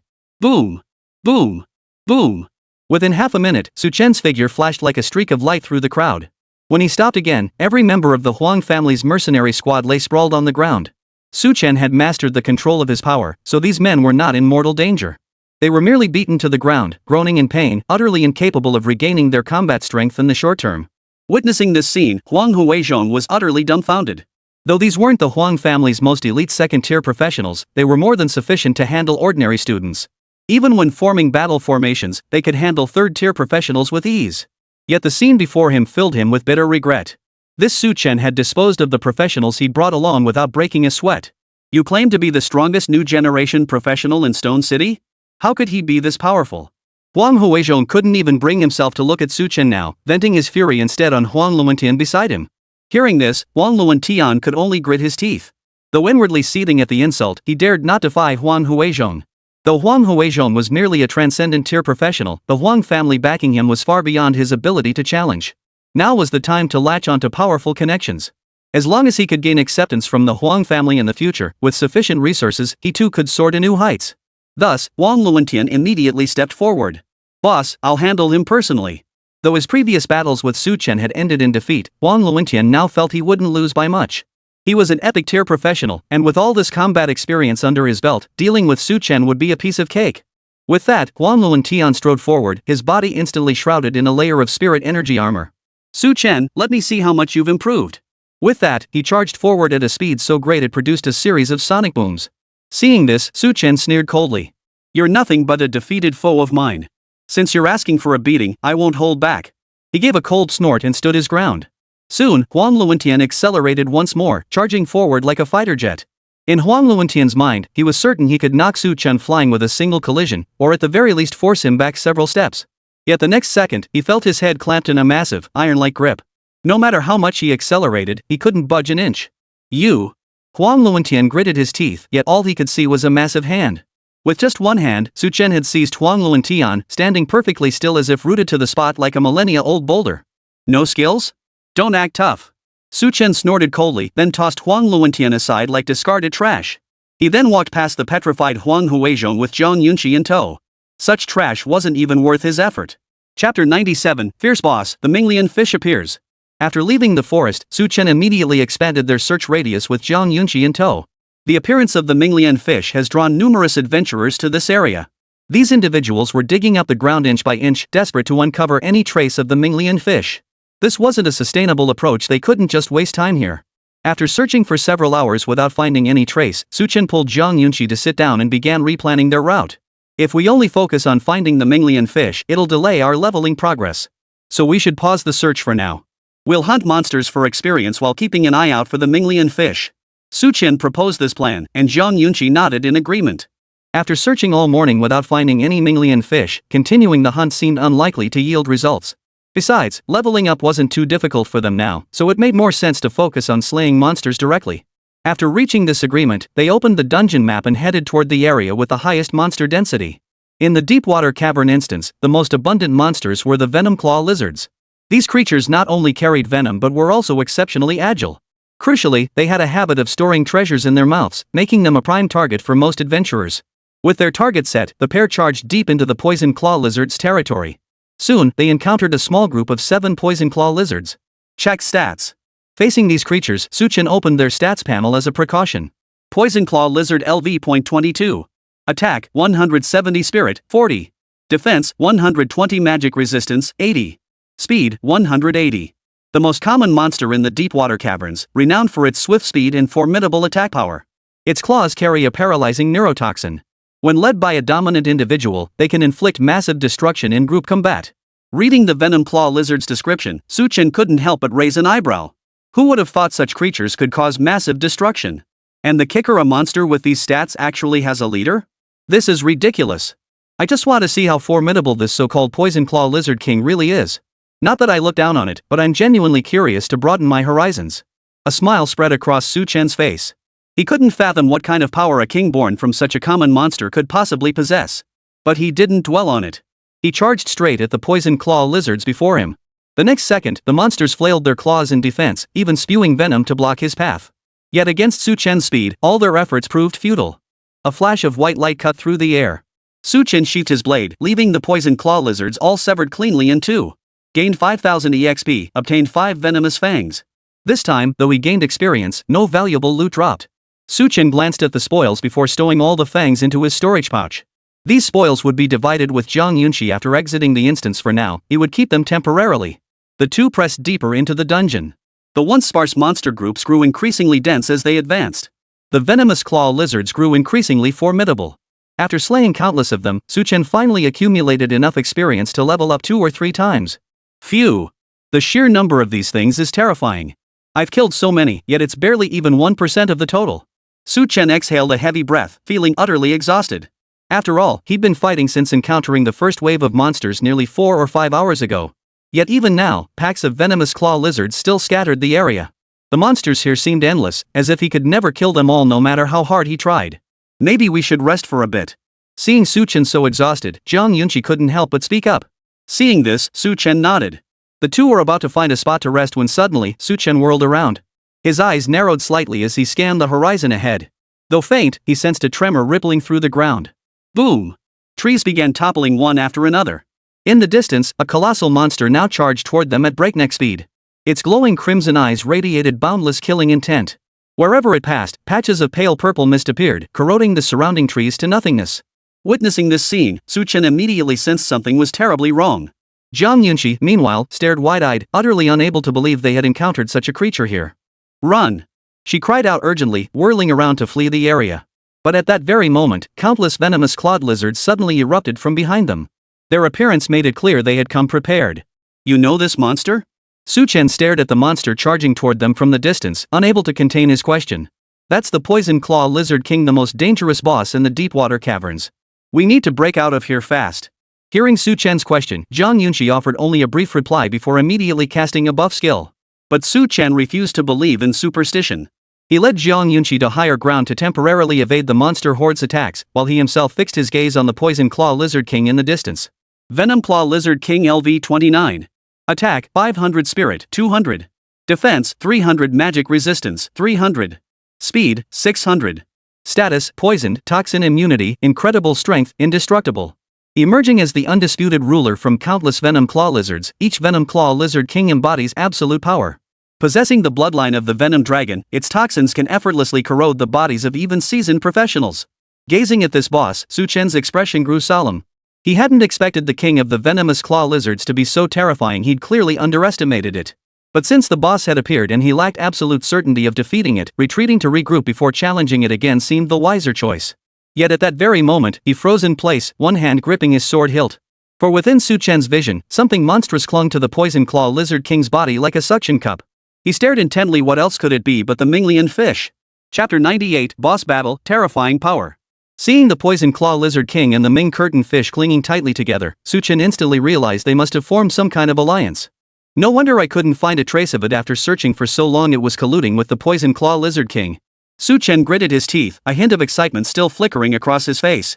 As the rarest boss in the entire dungeon, the Poison Claw Lizard King's movements were not only incredibly elusive, but its terrifying power also struck fear into the hearts of adventurers.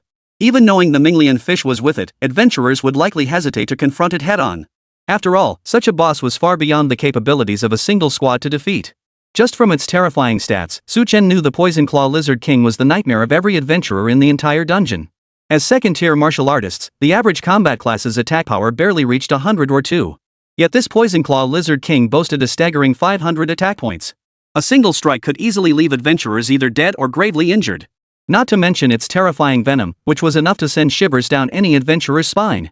Therefore, even if multiple adventurer teams joined forces for the boss fight, casualties would likely be substantial. The Minglian fish was on this very boss. It seemed this battle was unavoidable. Su Chen offered a quiet warning. Hearing him, Zhang Yunqi turned around, her gaze locking onto the Poison Claw Lizard King. Instantly, her beautiful eyes narrowed sharply, her gaze filled with disbelief. She never expected the Minglian fish to be with the Poison Claw Lizard King. While they had found its trail, a new problem arose. Did they have the strength to defeat the Poison Claw Lizard King? After all, even if its attacks couldn't harm Su Chen, that terrifying venom was no joke. If their defenses were breached, the poison could easily seep into Su Chen's body. The consequences were too dire to even contemplate. But for now, they had no choice but to fight. Zhang Yunqi's eyes flashed with resolve as she placed both hands on Su Chen's body. The next second, Su Chen felt power surge through every fiber of his being. This was His eyes widened instantly, his gaze flashing with disbelief. All attributes plus 300, immune to all abnormal conditions, duration 15 minutes. Staring at the light before him, Su Chen's eyes widened in shock. But just as he was about to ask, he turned to look at Zhong Yunxi. His good buddy was now panting heavily, clearly having overexerted herself to buff him. End this fight quickly. Zhong Yunxi fixed her gaze on Su Chen, her expression solemn. She had almost no combat strength left. From here on out, she could only rely on Su Chen. Seeing Zhong Yunxi so weak, Su Chen nodded firmly. The venomous clawed lizards were currently searching for their location.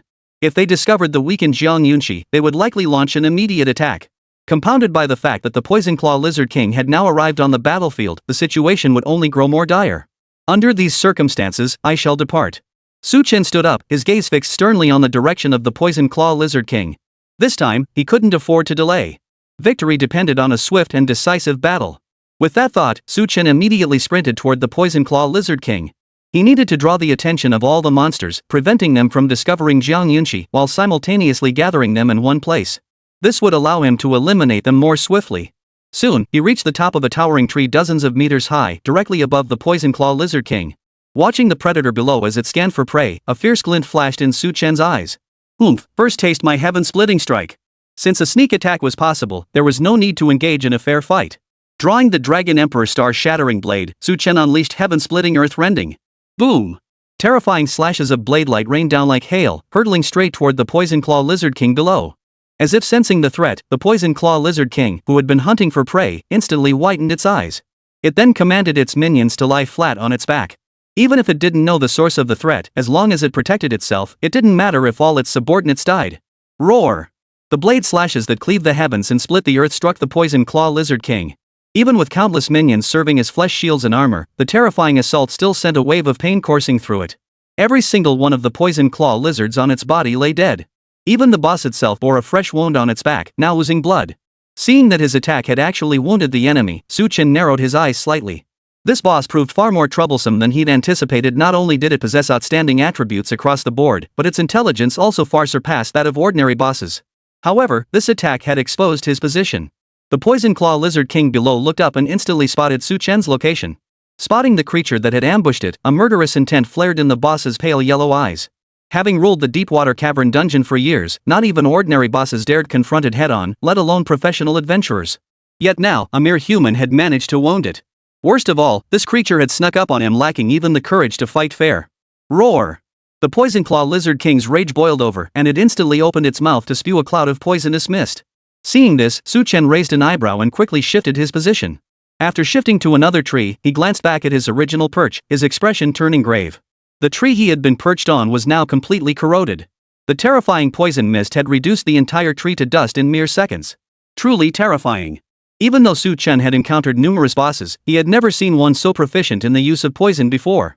His gaze fixed on the Poison Claw Lizard King below, he took a deep breath. Impressive strength, but I wonder if it can take a beating. Su Chen snorted coldly before immediately releasing his magic energy control. Instantly, a suit of magic energy armor enveloped his body, filling him with a surge of power. With the magic energy control enhancing his abilities, his stats doubled, but his stamina began to drain rapidly. Still, his current attributes far surpassed this boss below. With that advantage, there was only one way to handle it head-on. With that thought, Su Chen leapt down from the tree. The Dragon Emperor star-shattering blade in his hands now glowed with a faint purple light. He needed to take down this boss swiftly to prevent any unexpected complications. Chapter 99, Boss Kill, Monster Snatchers Approaching. Instantly, a dark purple flash erupted from Su Chen's magic energy armor. He instantly transformed into his dragon form, channeling all his defense into raw offense. In that instant, his attack power surged past 1,000. Take this blow. Sui Chen gripped the Dragon Emperor's star-shattering blade, his eyes blazing with a chilling, murderous intent. Witnessing this, the Poison Claw Lizard King instantly sensed a deadly threat. It immediately summoned other ordinary monsters to shield itself, then opened its mouth to spew a cloud of poisonous mist, attempting to block Su Chen's attack outright.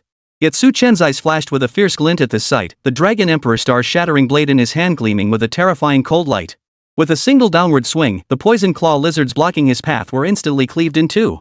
Even though these creatures were numerous, they were utterly insignificant against Su Chen's attack power exceeding 1,000 points. With each strike, over a dozen Poison Claw lizards were slain, unable even to hinder Su Chen's advance.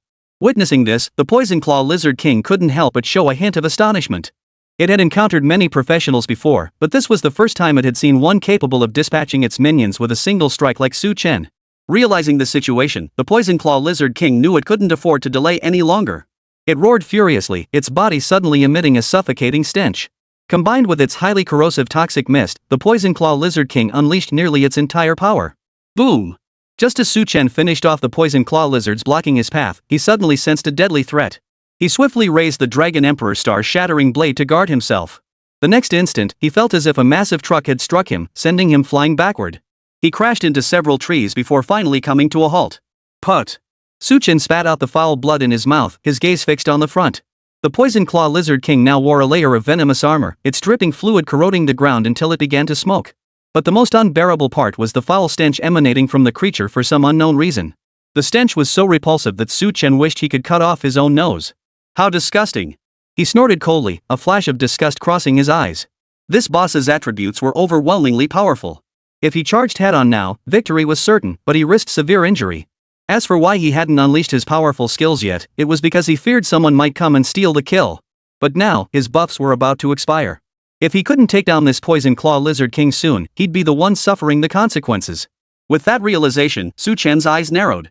He gripped the Dragon Emperor's star-shattering blade with both hands and positioned it before his brow. Demon Dragon's Apocalypse. In an instant, a terrifying aura radiated from Su Chen, making the Poison Claw Lizard King feel as if it had been locked onto by a primordial beast. Simultaneously, a demonic dragon surged skyward from the Dragon Emperor's star-shattering blade. After a silent roar in the air, it charged directly toward the Poison Claw Lizard King. The sight of this demonic dragon instantly filled the Poison Claw Lizard King's eyes with terror. Though not a dragon-type boss itself, it possessed an incredibly faint dragon bloodline within its veins. And judging by the feedback from its bloodline, there was no way it could possibly resist this demon dragon before it. Moreover, for reasons unknown, it sensed an overwhelming presence it couldn't resist. Its gaze fixed on Su Chen's chest, now filled with terror. What it didn't know was that within that seemingly tattered sack lay the of the primordial dragon. At this realization, the Poison Claw Lizard King was seized by terror. All desire to continue fighting vanished instantly, and it turned to flee. Yet witnessing this, Su Chen's lips curled slightly, a flash of murderous intent darting through his eyes. Trying to escape? Take this. He swung his blades, and the demon dragon in the sky seemed to find its target, crashing down from above and smashing into the Poison Claw Lizard King. Caught off guard, the Poison Claw Lizard King didn't even have time to rally his minions for defense. The next instant, every inch of his body felt like it was torn to shreds. Boom! The terrifying force shattered the Poison Claw Lizard King's body into pieces. Without their leader, the remaining Poison Claw Lizards instantly lost their anchor, scrambling frantically across the ground. The Minglian fish, seeing this, immediately abandoned the Poison Claw Lizard King. With agile movements, it landed on the ground and prepared to flee. But how could Su Chen give it that chance? He lunged forward in a single stride, closing the distance to the Minglian fish. In one swift motion, he seized the incredibly valuable monster. Heh, you've been a long time coming. A cold smile spread across Su Chen's face. He had invested untold time and effort in pursuing this sea curtain fish, even engaging in a fierce battle with the Poison Claw Lizard King. Now that it was finally in his grasp, he intended to maximize its value. Currently, leveling up for both him and Jiang Yunqi wasn't particularly difficult, so auctioning off the Minglian fish was undoubtedly the best option. With that thought, Su Chen pulled out a rope and bound the Minglian fish, then tucked it securely against his chest. This was a monster worth $1 million, he couldn't let it slip away. Congratulations on defeating the Poison Claw Lizard King. Triggered double EXP effect, gaining 70,000 EXP. Congratulations on obtaining a fragmented hull tier equipment, Tier 3 Venom Fang Remnant 1. Defeated 130 Venom Claw Lizards, earning 20,000 EXP. Surveying his spoils, Su Chen couldn't help but grin. This trip would let him level up at least 7 or 8 times upon returning. Plus, he had the Venom Fang Remnant. Though he didn't know what this gear could do, since it was a hull-grade item, he'd just have to enhance it back home to discover its properties. He could even flip some of his loot for a hefty profit later. Just as he prepared to withdraw his psychic control, Su Chen suddenly narrowed his eyes, his entire body springing back into alertness. Just now, he'd heard a faint sound coming from behind him. "Gentlemen," he said, his voice utterly cold. "There's no need to hide." Su Chen's voice was utterly cold. Though he didn't know when these people had ambushed him, he now had to assume the worst. These bastards must have witnessed the entire process of him slaying the Venom Claw Lizard King. Now, they were likely waiting for him to withdraw his magical energy control before striking. Without his attribute buffs and with his stamina depleted, this would be their prime opportunity to strike. At Su Chen's words, the grass he was watching stirred, and several figures emerged. "Heh, young man, feeling tired now? Hand over the item to me, consider it a favor to a friend, how about it?" A scrawny youth sneered coldly, his eyes gleaming with greed as they fixed on Su Chen's chest. That was precisely where the Minglian fish was located. At those words, Su Chen's lips curled upward, revealing a sneer of contempt. These fools couldn't even handle the Poison Claw Lizard King, yet now they dared to provoke him? Utterly clueless about their own mortality. He drew the Dragon Emperor's star-shattering blade, assuming a combat stance as his voice dripped with mockery. What if I say no? Chapter 100, Massacre. The Minglian Fish Swarm. What if I say no? Su Chen's voice echoed through the area, instantly stunning the group of adventurers. They hadn't expected this man, after battling the Poison Claw Lizard King, to still possess such audacity to speak. Recalling the earlier battle, goosebumps rose all over their bodies. The Poison Claw Lizard King, a boss renowned throughout the entire dungeon, had been crushed like a bug by this man. The sheer terror of that display sent shivers down their spines. Don't be intimidated, this guy's on his last legs.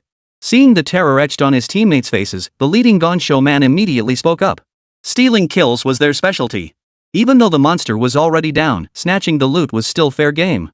As for whether Su Chen would report this to the guild upon exiting, well, that was another matter entirely. Hearing their leader speak, the other professionals instantly wore ruthless expressions.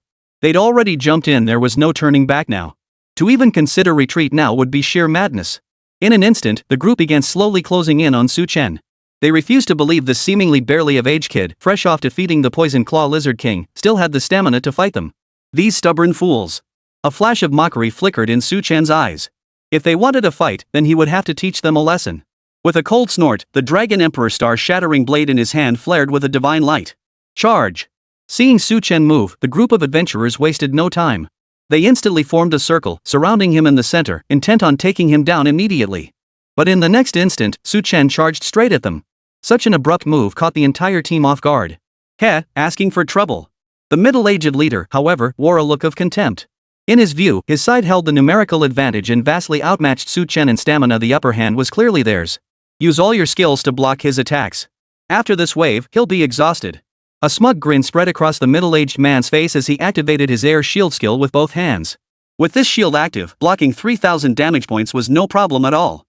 But the next second, he discovered something terrifying. His shield couldn't even withstand a casual strike from Su Chen.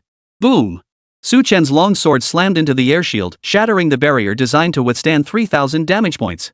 How could this be? A look of utter disbelief washed over the middle-aged man's face. He couldn't fathom how his front shield had been shattered by such a casual strike. But Su Chen gave him no time to react, driving the blade downward with brutal force. Boom!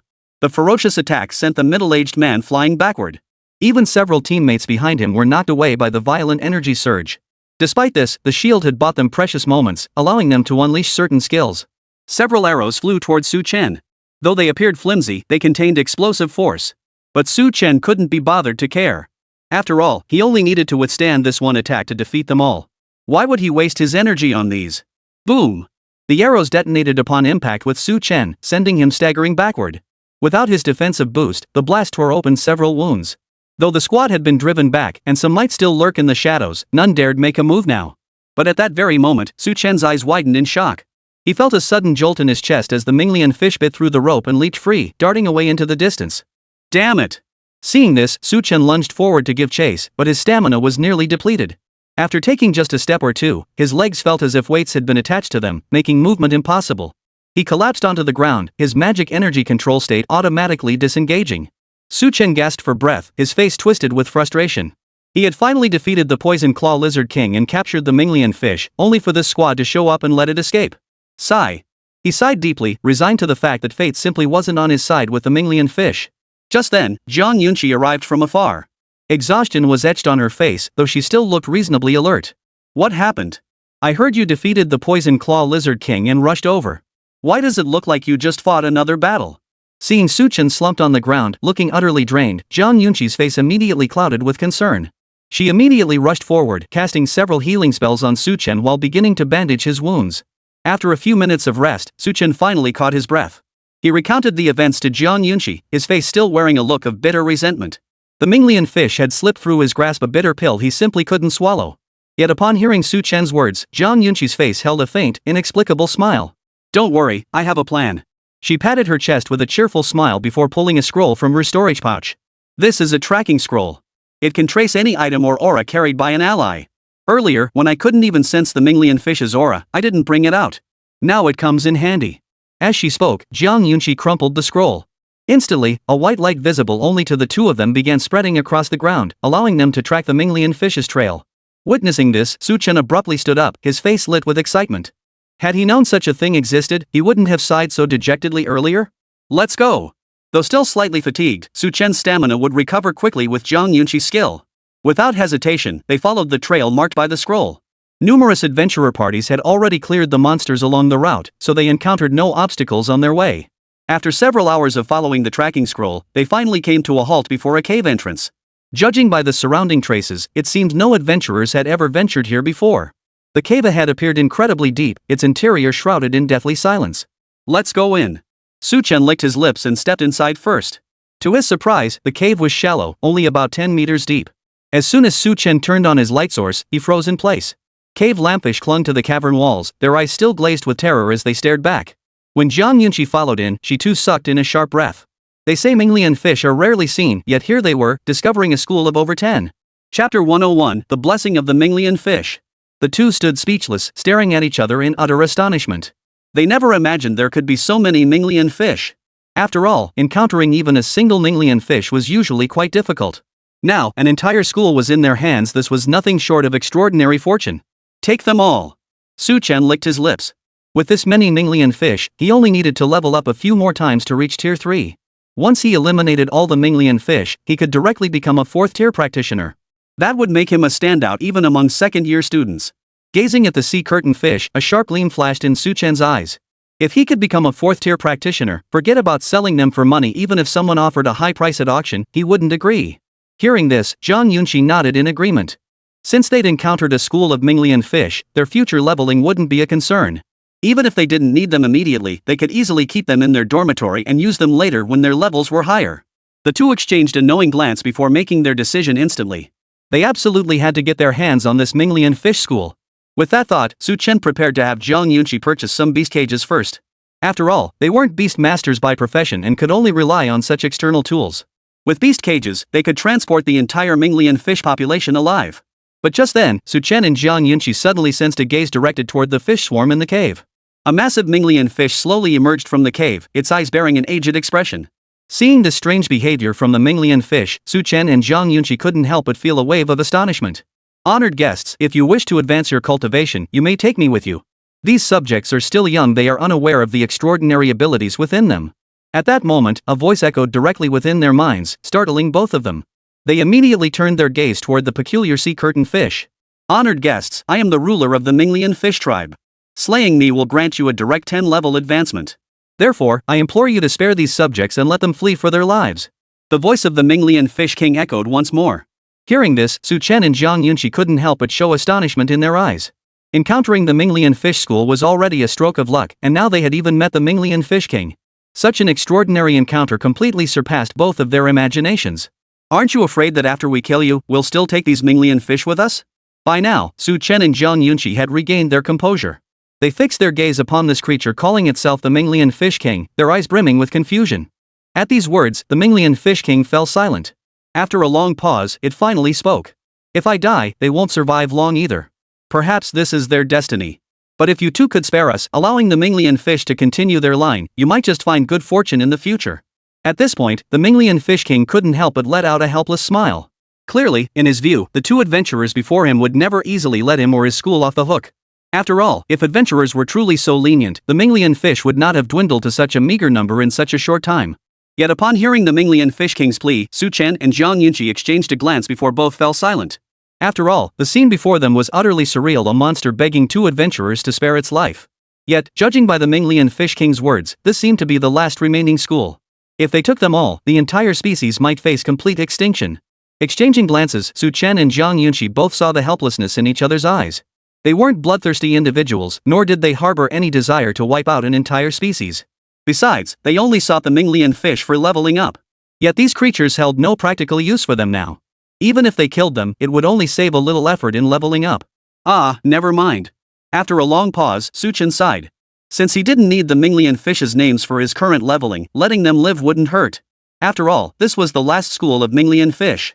If he wiped them all out, his future leveling might not be so easy. Go. As if making some momentous decision, Su Chen exhaled deeply and waved his hand. Seeing him like this, Zhang Yunqi was momentarily at a loss for words. Was it mere sentimentality? Or was he thinking ahead? Regardless, Zhang Yunqi ultimately remained silent, watching helplessly as the Minglian fish swarm drifted away. As the school receded into the distance, the Minglian Fish King's face lit up with delight and admiration. His gaze fell upon Su Chen and Zhang Yunqi, then his flat body arched upward in a bow-like gesture. "Good fortune shall favor you both," he declared. With that, he vanished from their sight. Once all the Minglian fish vanished, Su Chen clenched his teeth and slapped his thigh. He wondered whether today's decision was wise or would lead to future regret. After all, even if he chose not to kill the Minglian fish, other adventurers might not think twice about it.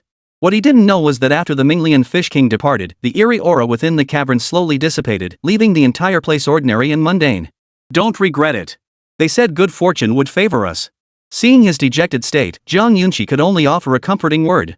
She knew it was just a polite remark, but since the decision had been made, there was no point in regretting her choice. Yet the very moment her words fell, a light screen materialized before both of them. "Congratulations on obtaining the permanent special status, Blessing of the Minglian Fish. Blessing of the Minglian Fish, receive additional rewards equal to the multiplier of your profession stage epic tier and above rewards remain unaffected, while gaining immunity to all water-based effects." Staring at the light screen before them, Su Chen and Zhang Yunqi exchanged glances, both seeing the shock in each other's eyes. They hadn't expected to actually receive the blessing of the Minglian Fish School. And judging by the description, this blessing's effects were incredibly powerful. From now on, they could earn double extra rewards in dungeons while being immune to water current effects, a blessing they could wholeheartedly accept. After all, leveling up was just a matter of grinding, but obtaining rewards and gaining immunity to certain conditions depended entirely on luck. This blessing seemed pretty decent after all. Su Chen shut off the light screen, a flicker of excitement crossing his face. With this extra reward boost, his leveling speed would increase significantly. Chapter 102, Leveling Up, the Terrifying Stats. After receiving the blessing of the Minglian Fish School, both Su Chen and Zhang Yunqi now wore expressions of excitement. Though they hadn't gained a level, what they'd obtained far surpassed what a direct level up could offer. "Let's go. There's nothing left to explore here." Su Chen composed himself and noticed that sunlight, previously blocked, now illuminated the entire cavern. Zhang Yunqi nodded in agreement. Today's events had been utterly fantastical. Even though they'd faced many bosses before, today's encounter was undoubtedly the most extraordinary yet. The two emerged from the deep-water cavern instance and headed back to school. This dungeon run had taken nearly 2 days. Let's hope Luo Tao doesn't mark them absent. By the time they arrived back at Sunlight University, evening had fallen. They each returned to their respective dorm rooms. Lying on his bed, Su Chen's taut nerves suddenly relaxed, bringing an immediate sense of relief. He then opened his personal interface and examined it carefully. The next dungeon run had netted him a 6-level jump, granting 120 free attribute points. This time, he could afford to splurge. Su Chen licked his lips, his eyes sparkling with excitement. All points into attack. Without hesitation, he allocated all his free attribute points to attack. Defense and such? None of that mattered. What truly counted was raw offensive power. After all, no matter how high the boss's defense was, a single strike could finish it off if his attack power was sufficient. Instantly, the free attribute points vanished and Su Chen's attack power surged dramatically. Name, Su Chen. Class, Scavenger Tier 2. Level, 17. Attack, 590 290,300 Spirit, 420 120,300. Defense, 799 0700 Magic Resistance, 790 90,700. Speed, 340 60,380 Luck, 53,020. Critical hit, 5 critical damage, 200. Equipment, Legendary Dragon Emperor Star Shattering Blade Tier 2, all stats plus 100, Purple Scaled Dragon Armor Defense plus 200, Magic Resistance plus 200, Luck plus 10, Double Bonus, Swiftwind Boot Speed plus 80, Ancestral Dragon's Reverse Scale Tier 2, all stats plus 200, Double Bonus. Staring at his stats panel, Su Chen's lips curled into a wide grin. Nearly 600 attack points, plus 800 points in dual resistances. Though his speed was a bit lacking, he couldn't help but wonder, who else could possibly match him at this stage? A legendary tier weapon, plus the undetectable Great Zhurong scales. In a one-on-one fight, forget legendary tier players, even mythic tier players at the same level should be beatable. Su Chen's expression radiated satisfaction. Still, he dared only claim he could hold his own against legendary tier players. Mythic tier was another story. After all, the latter were too mysterious. Without first-hand experience, he couldn't begin to fathom their power. But with his current stats, crushing epic tier players should be a breeze. With that thought, Su Chen closed his stats panel and began reviewing information about certain epic tier practitioners leaked online. Even among combat-focused professionals, their attack power at the peak of Tier 2 barely reached 400 points, utterly incomparable to his current strength. Su Chen had intended to look up legendary tier data as well, only to discover that not a single one of these individual stats were publicly available. The professional association had classified them all as confidential. He understood why. In an era where mythic tier professionals remained unseen, legend tier professionals were essentially a nation's ultimate combat power. Faced with such entities, the professional association was already scrambling to protect their data. How could they possibly release their stats for public viewing? Thus, Su Chen shut down his computer and immediately fell into a deep sleep, not waking until the following day.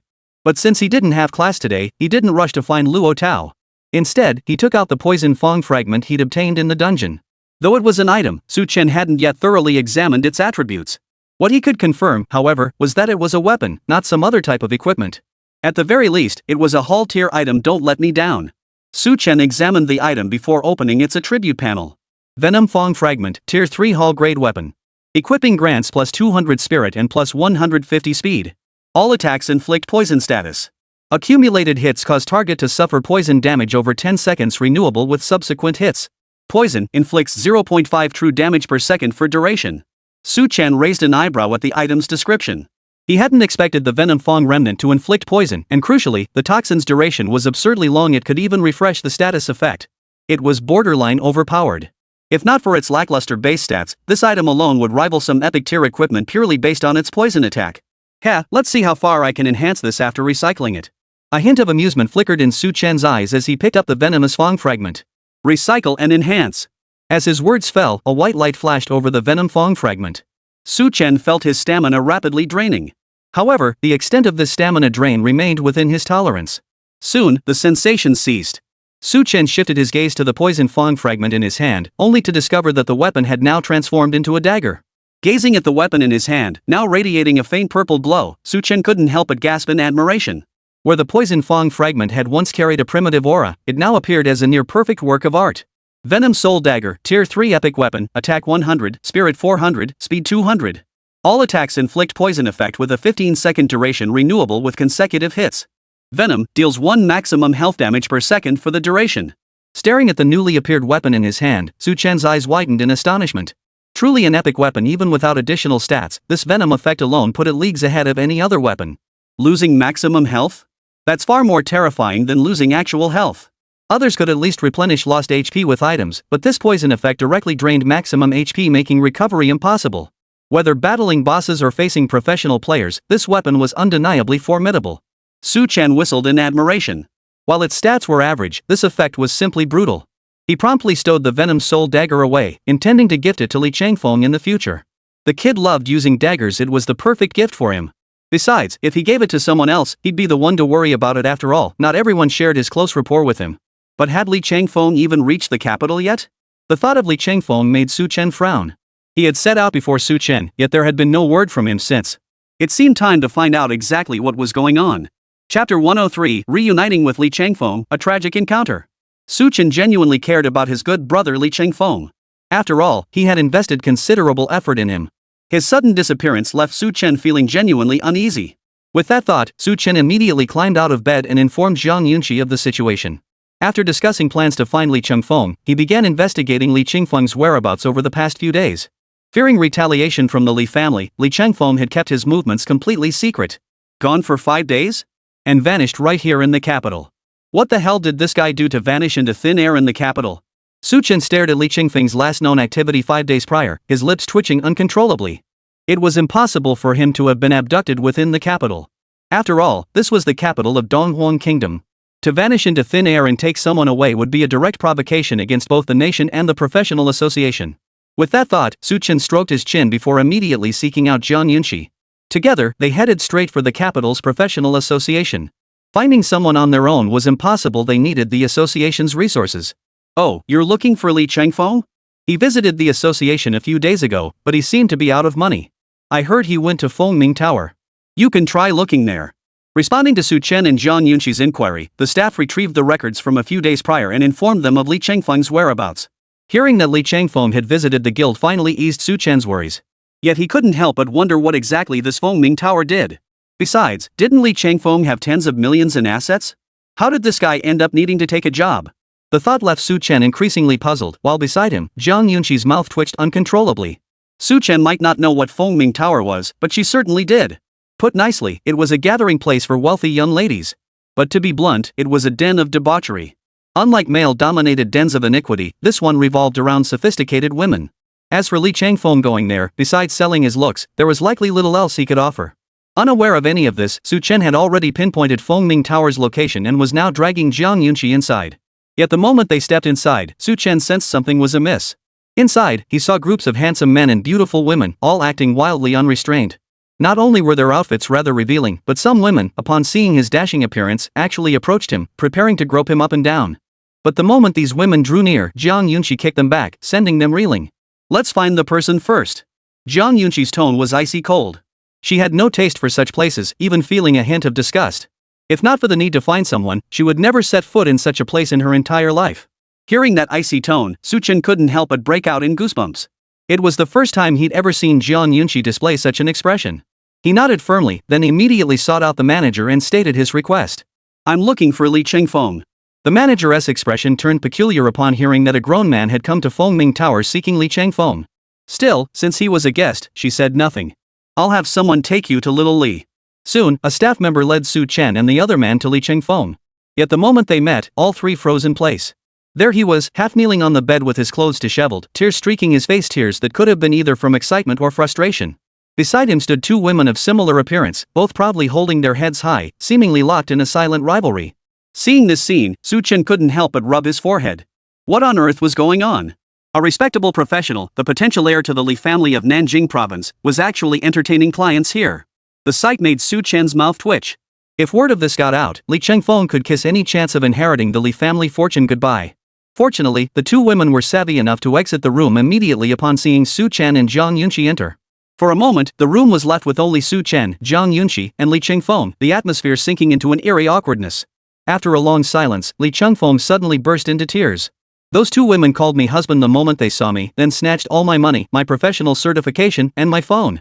After that, they locked me up in this place. 4 days afterward, they abused me non-stop. I've lost 10 pounds in just a few days. Li Changfeng's voice trembled with sobs. His eyes were bloodshot, deep dark circles etched beneath them. Seeing him like this, Su Chen didn't know whether to laugh or cry. He patted Li Changfeng on the shoulder, his voice tinged with a hint of resignation. Somehow, even a loser like him can find someone interested. Why can't I land a rich woman? But now clearly wasn't the time for such musings. The most urgent task was getting Li Changfeng out of here first. Otherwise, even if Li Changfeng still had the drive to push forward, he likely wouldn't have the strength to do so in this place. After all, in just a few days, his legs had already grown weak, forcing him to lean against the wall to walk. Give it a few more days, and he'd likely only find a desiccated corpse. Let's go. I'll get you out of here. Su Chen shook his head, preparing to lead Li Changfeng away from this hellhole. Even if he owed money, Su Chen would grit his teeth and cover it for now. He couldn't just leave the man here to be drained into a worthless shell. But just as they stepped out of the room with Li Changfeng, the two somewhat attractive girls from earlier blocked their path. You can't take my husband away. The two women shouted in unison, glaring furiously at Su Chen. Seeing this, Su Chen raised an eyebrow. If this weren't the capital but a dungeon, he'd have already taken action. But this was still a place where reason held sway, so he suppressed his temper and tried to reason with them. You two have beaten him to a pulp, yet you won't let him go? Are you trying to kill him? And calling him husband? Did he even agree to marry you? Hearing Su Chen's words, the two girls exchanged a glance. Then the taller one stepped forward. I have proof. Saying this, she pulled out her phone and displayed a photo. See? Isn't that Li Changfeng? Yes. And this is his dad, Li Changhua? Yes. Then there's no doubt about it. With that, the two girls shrugged their shoulders, their faces breaking into smug smiles. Ha? Why? Su Chen was dumbfounded. How could this be fine? This was a huge problem. A few days ago, the Li family formed an alliance with our Wang family of the capital. The match was with Li Changhua's illegitimate son, Li Changfeng.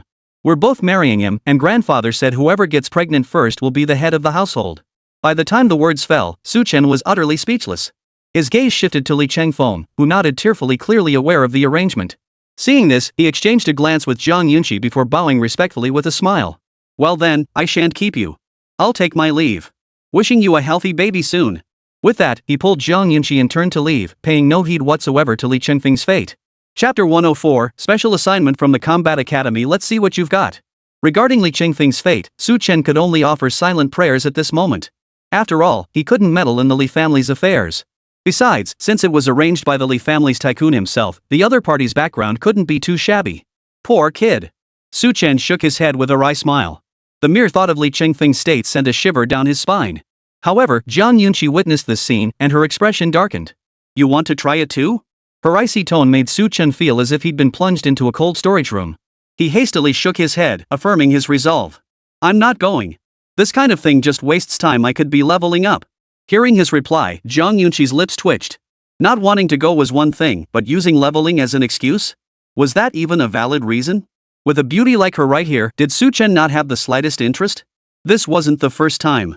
In Su Chen's presence, Jiang Yunqi always felt her beauty held no advantage whatsoever. The two returned to Ryu University in silence. Upon reaching the dormitory entrance, they spotted Luo Tao waiting there. Finding you two was a real pain. If you hadn't been waiting right at the dorm entrance, I probably wouldn't have seen you all day. Luo Tao wore a smile, clearly having waited there for quite some time. Seeing this, Su Chen immediately stepped forward. Senior brother, what could be so important that you had to come personally? Su Chen held deep respect for Senior Luo Tao. Not to mention, being entrusted with instructing freshmen like them at Sunlight University was no ordinary student's privilege. Hearing Su Chen's puzzlement, Luo Tao's eyes twinkled with amusement. Nothing much. Mainly, you've joined the Combat Society. A mission is about to be issued, so I intend to personally select some participants. At this point, Luo Tao's gaze shifted toward Jiang Yunqi. Of course, support roles are versatile and can participate freely. But Su Chen, you'll still need to demonstrate considerable skill. As Luo Tao finished speaking, Su Chen's eyes narrowed slightly. The Combat Guild was about to release a mission, and Luo Tao was personally selecting participants, clearly indicating this mission's difficulty was anything but ordinary. But since Luo Tao was placing such importance on it, the rewards for this mission would surely be extraordinary. And with his own double reward effect active if he could secure a spot. At this thought, a gleam of determination flashed in Su Chen's eyes. He immediately stepped before Luo Tao, a faint smile playing on his lips, his eyes radiating confidence. Then I humbly request senior brother Luo Tao's guidance. What he lacked most now were resources. Therefore, any opportunity to acquire them, Su Chen would seize with all his might. Forget about putting forth his best effort, he'd give it his all, even if it meant unleashing his full power. Seeing Su Chen's unwavering confidence, a faint smile also touched Luo Tao's lips. This was precisely the kind of young man he wanted, one brimming with confidence in his abilities. Moreover, Su Chen's prowess was undeniable, making him the optimal choice. Let's go to the training grounds. Since Su Chen had accepted his challenge, Luo Tao wasted no time, leading both of them directly to the martial arts arena. Originally, he had only intended to bring Su Chen into the team. However, if Su Chen performed exceptionally well, recruiting Jiang Yunqi wouldn't be out of the question. Soon, they arrived at the training grounds. As the largest venue within the entire Sunlight University campus, combined with the boundless energy of the practitioners. Even at the peak of the afternoon sun, numerous students were engaged in combat there. For them, however, some of these matches were nothing short of brutal beatings. The senior practitioners showed no mercy, regardless of the payment. After all, they had paid for this experience. They were determined to identify their weaknesses. Thus, even as they cried out in pain, these students never asked their sparring partners to stop. That's just how professionals are.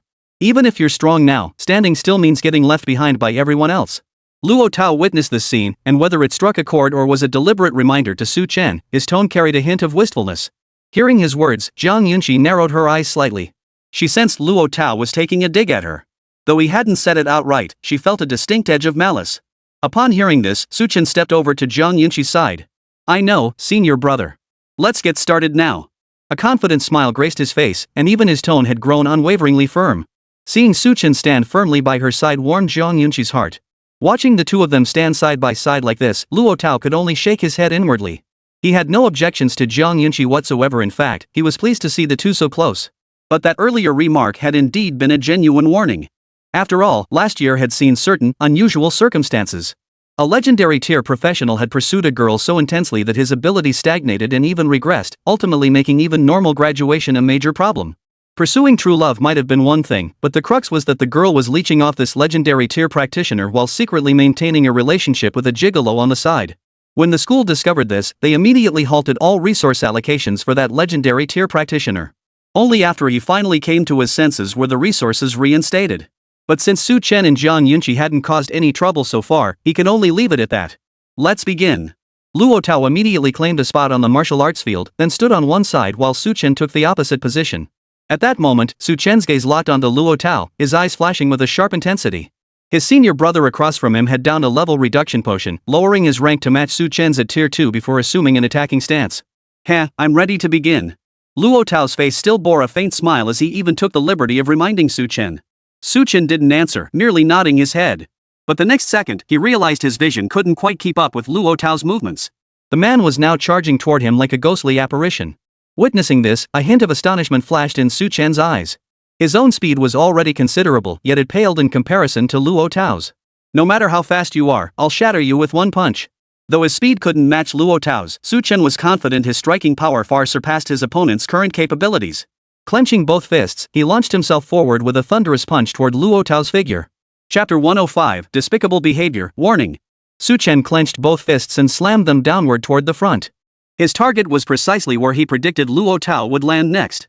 If he could land the blow, he was certain that even with Luo Tao's formidable defense, he wouldn't withstand a full power strike. Yet in the very next second, Luo Tao's voice echoed beside Su Chen's ear. Not bad on power, but your speed's lacking. Before Su Chen could react, he saw Luo Tao's figure abruptly halt mid-air, then swiftly reverse direction. Before him now stood a phantom figure wielding a greatsword in both hands, now raising it high to bring it crashing down toward his head. Given the sheer force of that strike, if it truly landed on his neck, death would be certain. Witnessing this, Su Chen's heart skipped a beat. He thrust both hands forward with all his might, only to discover that this phantom was truly nothing more than a shadow devoid of any offensive power whatsoever. Even the simplest skills could yield unexpected results in combat. Luo Tao's voice came from behind him. Su Chen immediately raised his hands to defend, and the next second, he felt as if he'd been struck by a truck. His entire body staggered forward, and he stumbled to the ground. Immediately afterward, he heard the whistling of wind as Luo Tao seemed poised to seize the opportunity for another attack. Yet upon hearing that whistling wind, Su Chen's lips curved into a faint smile. His opponent was fast and possessed formidable strength. Relying solely on brute force to clash head-on was utterly futile. Now that Luo Tao was preparing to pursue him, it presented the perfect opportunity to seize his opponent. Just as Su Chen's body began tumbling downward, he felt a sudden chill along his neck. Luo Tao's attack was about to land. But at that very moment, he abruptly spun around, his hand snatching backward. At the same time, Luo Tao was smiling as he reached for Su Chen, already planning how he would instruct this junior once he subdued him. Yet in that instant, he watched Su Chen execute a full 180-degree flip mid-air, seizing his own hand mid-strike. Instantly, Luo Tao's smile froze on his face, a flicker of surprise crossing his eyes. Still, in his mind, even if Su Chen had grabbed him, he couldn't possibly do anything about it. After all, he was a 5th-tier professional. Even with his level suppressed to 2nd tier, his attributes still far surpassed those of a 2nd-tier professional of the same rank. The next second, he felt as if his hands were clamped in iron pincers, unable to move an inch. "Senior brother, go down." A smirk touched Su Chen's lips as he pressed Luo Tao down onto the ground. Thud. He landed squarely on top of Luo Tao, instantly pinning his senior brother down. True to his reputation as the Combat Society president, Luo Tao still possessed formidable fighting prowess even in this moment. His legs wrapped around Su Chen's waist like scissors, and with a powerful thrust, he prepared to kick Su Chen away. This head-on clash was a pure test of raw offensive power. But clearly, Luo Tao had underestimated Su Chen's current attributes. No matter how hard he pushed, Su Chen stood rooted to the spot like a boulder, not budging an inch. "Senior brother, don't underestimate my attack power." A confident smile played on Su Chen's face. While he might lose to Luo Tao in a speed contest, when it came to raw power, he was certain he wouldn't be outmatched by any professional fighter. The next instant, he grabbed Luo Tao by the collar with one hand and flung him backward. Witnessing this, Zhang Yunxi felt an immense sense of satisfaction. Just moments ago, this senior brother had been lecturing her. Now, with Su Chen teaching him a lesson, not only would she gain the qualification for the mission, but it would also vent her frustration. The thought made her want to cheer Su Chen on, though she ultimately held back. It felt a bit too much. Just as Su Chen prepared to pursue further, Luo Tao suddenly regained his composure mid-air and waved his hand. "Enough fighting." Hearing this, Su Chen instantly relaxed his guard, halting his charging motion as he waited quietly for Luo Tao to speak further. But just as Su Chen thought the fight was over, he saw Luo Tao move again. A burst of colorful light flared around him, and then, like a shooting star, he hurtled straight toward Su Chen's chest. "Senior brother, you." Seeing this, Su Chen couldn't help but feel stunned. What was the other guy trying to do? This was completely against martial ethics. Just as he prepared to react, Luo Tao had already closed the distance, pressing a hand against Su Chen's chest. The next instant, Su Chen felt a crushing pressure in his chest, as if blood were about to spurt from his mouth. Fortunately, Luo Tao pulled back his force just in time, preventing that from happening. On the battlefield, never take someone's surrender at face value. Whether it's monsters in a dungeon or other adventurers, once they strike, they're aiming to kill. Only dead enemies are good enemies. I hope you remember that. Luo Tao patted Su Chen's shoulder, and instantly a warm current flowed into Su Chen's body, helping to heal his internal injuries. Zhang Yunxi, witnessing this, immediately rushed over, her beautiful eyes blazing with anger as she glared at Luo Tao. Though Su Chen's injuries were mostly healed, she cast several healing spells for safety's sake. Thanks for the heads up, senior brother. At that moment, Su Chen finally understood. Though the other's actions were despicable, his words held undeniable truth. On the battlefield, people truly fought with their lives on the line even within a dungeon instance. If the enemy had genuinely surrendered, it would have been one thing. But if they'd been planning a sneak attack with a mission objective, that earlier strike could have left him in a world of pain. Only when you hold absolute dominance do you earn the right to show mercy. If you wish to join this mission, you must be prepared to eliminate opponents at any moment. Of course, if you lack that resolve, you needn't participate in this mission. Luo Tao's voice reached Su Chen's ears, causing his pupils to instantly contract. Su Chen never imagined this mission would require killing opponents. And judging by Luo Tao's words, the targets he'd likely have to eliminate weren't monsters or bosses, they were other operatives. But regardless, he had to participate in this mission.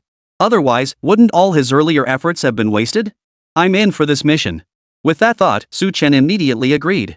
Seeing this, Luo Tao wasted no time. He led the two directly to the Combat Guild's chairman's office, then pulled Bai Wanyu over to brief them on the mission. Chapter 106, Top Secret Mission: The Mad Professional. Though Zhang Yunxi harbored some resentment toward Bai Wanyu, the latter was now the Combat Association's president and would be briefing them on the mission. She gritted her teeth and endured it. Watching Zhang Yunxi seethe with frustration, Bai Wanyu wore a faint smile. She would occasionally walk past Su Chen, leaving a trail of fragrance in her wake. As for Luo Tao, having reached his level of power, he had long grown accustomed to such things. If he had once been a naive youth, finding a girlfriend had left him utterly indifferent to romantic entanglements. Alright, let's get down to business. But the current situation wouldn't allow Bai Wanyu to keep causing trouble, so he had no choice but to step in and persuade her. Seeing this, Zhang Yunxi and Bai Wanyu shot each other a glare before sitting down on opposite sides. This mission wasn't inside a dungeon, but at Hongdu Garden in the capital. Students from our school had discovered a professional practitioner there who had lost control of his powers, nearly losing his sanity. The critical issue was his formidable strength, capable of rivaling even some of the most elite epic-tier practitioners. Therefore, the military assigned this mission to us, hoping our school's second-tier practitioners could handle the situation. Luo Tao briefly outlined the mission, but upon hearing this, Su Chen fell deep in thought. A practitioner who had gone mad? He had never heard of such a thing. It was well known that even if some practitioners suffered from mental disorders, most could heal themselves through their formidable physical constitution and level progression. Even if self-healing proved impossible, certain support class practitioners possess the ability to cure mental disorders. Therefore, a professional losing their mind or suffering from a mental illness was absolutely an extremely rare occurrence worldwide. Still, since this was a mission assigned by the Combat Academy, he saw no point in prying further. I know you probably aren't familiar with the concept of losing control, so I prepared some videos specifically for you. Bai Wanyu smiled as she circled behind Su Chen, her hands deftly retrieving a remote control. Moments later, the large screen displayed footage of a professional practitioner succumbing to madness. Half an hour later, Su Chen and Zhang Linxi finally finished watching the video, gaining a deeper understanding of practitioners who had lost control. In truth, while practitioners rarely suffer from mental illnesses, spiritual derangement is a genuine phenomenon. However, this condition typically only occurred among certain specialized professions. For instance, practitioners of disciplines requiring deep cultivation, such as willpower monks, were particularly prone to losing control. When this happens, the practitioner's power surges dramatically while unleashing all their murderous intent, launching indiscriminate attacks on everything around them. Despite this, their survival instinct compels them to conceal themselves until a target is identified.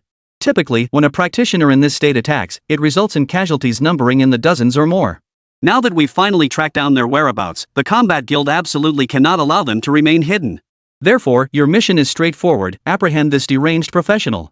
Capturing him alive is ideal, but if that proves impossible, eliminating him on the spot is acceptable. Luo Tao's decisive words set the tone for this operation. Su Chen and Zhang Yunxi exchanged a glance before nodding firmly. For a professional who had lost his mind and knew only destruction, they had to take him down first. Seeing their agreement, Luo Tao immediately issued his instructions. I originally planned to send more people, but Su Chen, your strength has exceeded my expectations. So in the end, only you and Zhang Yunxi will handle that professional. But don't worry too much, I'll provide covert protection to prevent any mishaps. Should the enemy's strength prove different from our intelligence, I'll intervene immediately. Luo Tao's words eased Zhang Yunxi's concerns considerably, while Su Chen gave a non-committal nod. Though he felt such precautions were unnecessary, having this senior brother present did guarantee his safety. With the battle plan settled, Su Chen and Zhang Yunxi wasted no time. After purchasing some healing supplies, they set off directly for Hongdu Garden. By evening, the two were strolling through the gardens dressed in casual attire. This attire, specially crafted by the Combat Academy, concealed their auras to evade detection by other practitioners while offering limited defensive capabilities for short-term protection. To lure out the deranged practitioner, Su Chen and Zhang Yunqi took no defensive measures.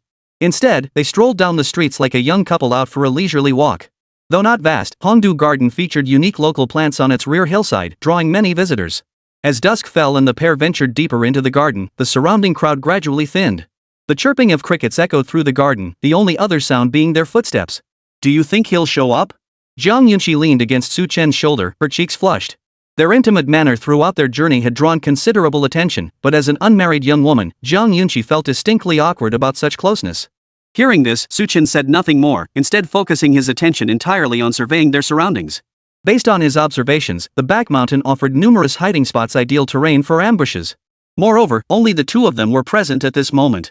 If that deranged professional didn't emerge soon, they would have to leave the rear mountain area. Should others intrude then, it could easily lead to an irreversible situation. Could it be that he wasn't here at all, but had already fled elsewhere? Su Chen narrowed his eyes slightly, his gaze sweeping the surroundings. If that were the case, their actions today would have been rather pointless. The thought made him grit his teeth. With only 100 meters left before they exited the rear mountain area, if that guy didn't show up soon, they'd have to wait for another opportunity. At that very moment, Su Chen suddenly detected an extremely faint sound. Like a breeze skimming across water, it would have been inaudible had the crickets chirping not paused momentarily. Instantly, his pupils contracted, and his right hand, clasping Zhang Yunqi's, tightened involuntarily. "It's here!" Chapter 107, Falling into Madness? Battling the Inner Demon. It's here! At this very moment, Su Chen had his guard raised to the highest level. He had no idea how powerful this possessed practitioner truly was, nor did he know their specific profession. But he knew that only by being fully prepared could he ensure absolute safety in this situation. The thought made the muscles in Su Chen's back tense instantly. Should any unusual situation arise, he would be ready to react immediately. Soon, the whistling sound behind them grew closer. Even Zhang Yunqi sensed something was amiss.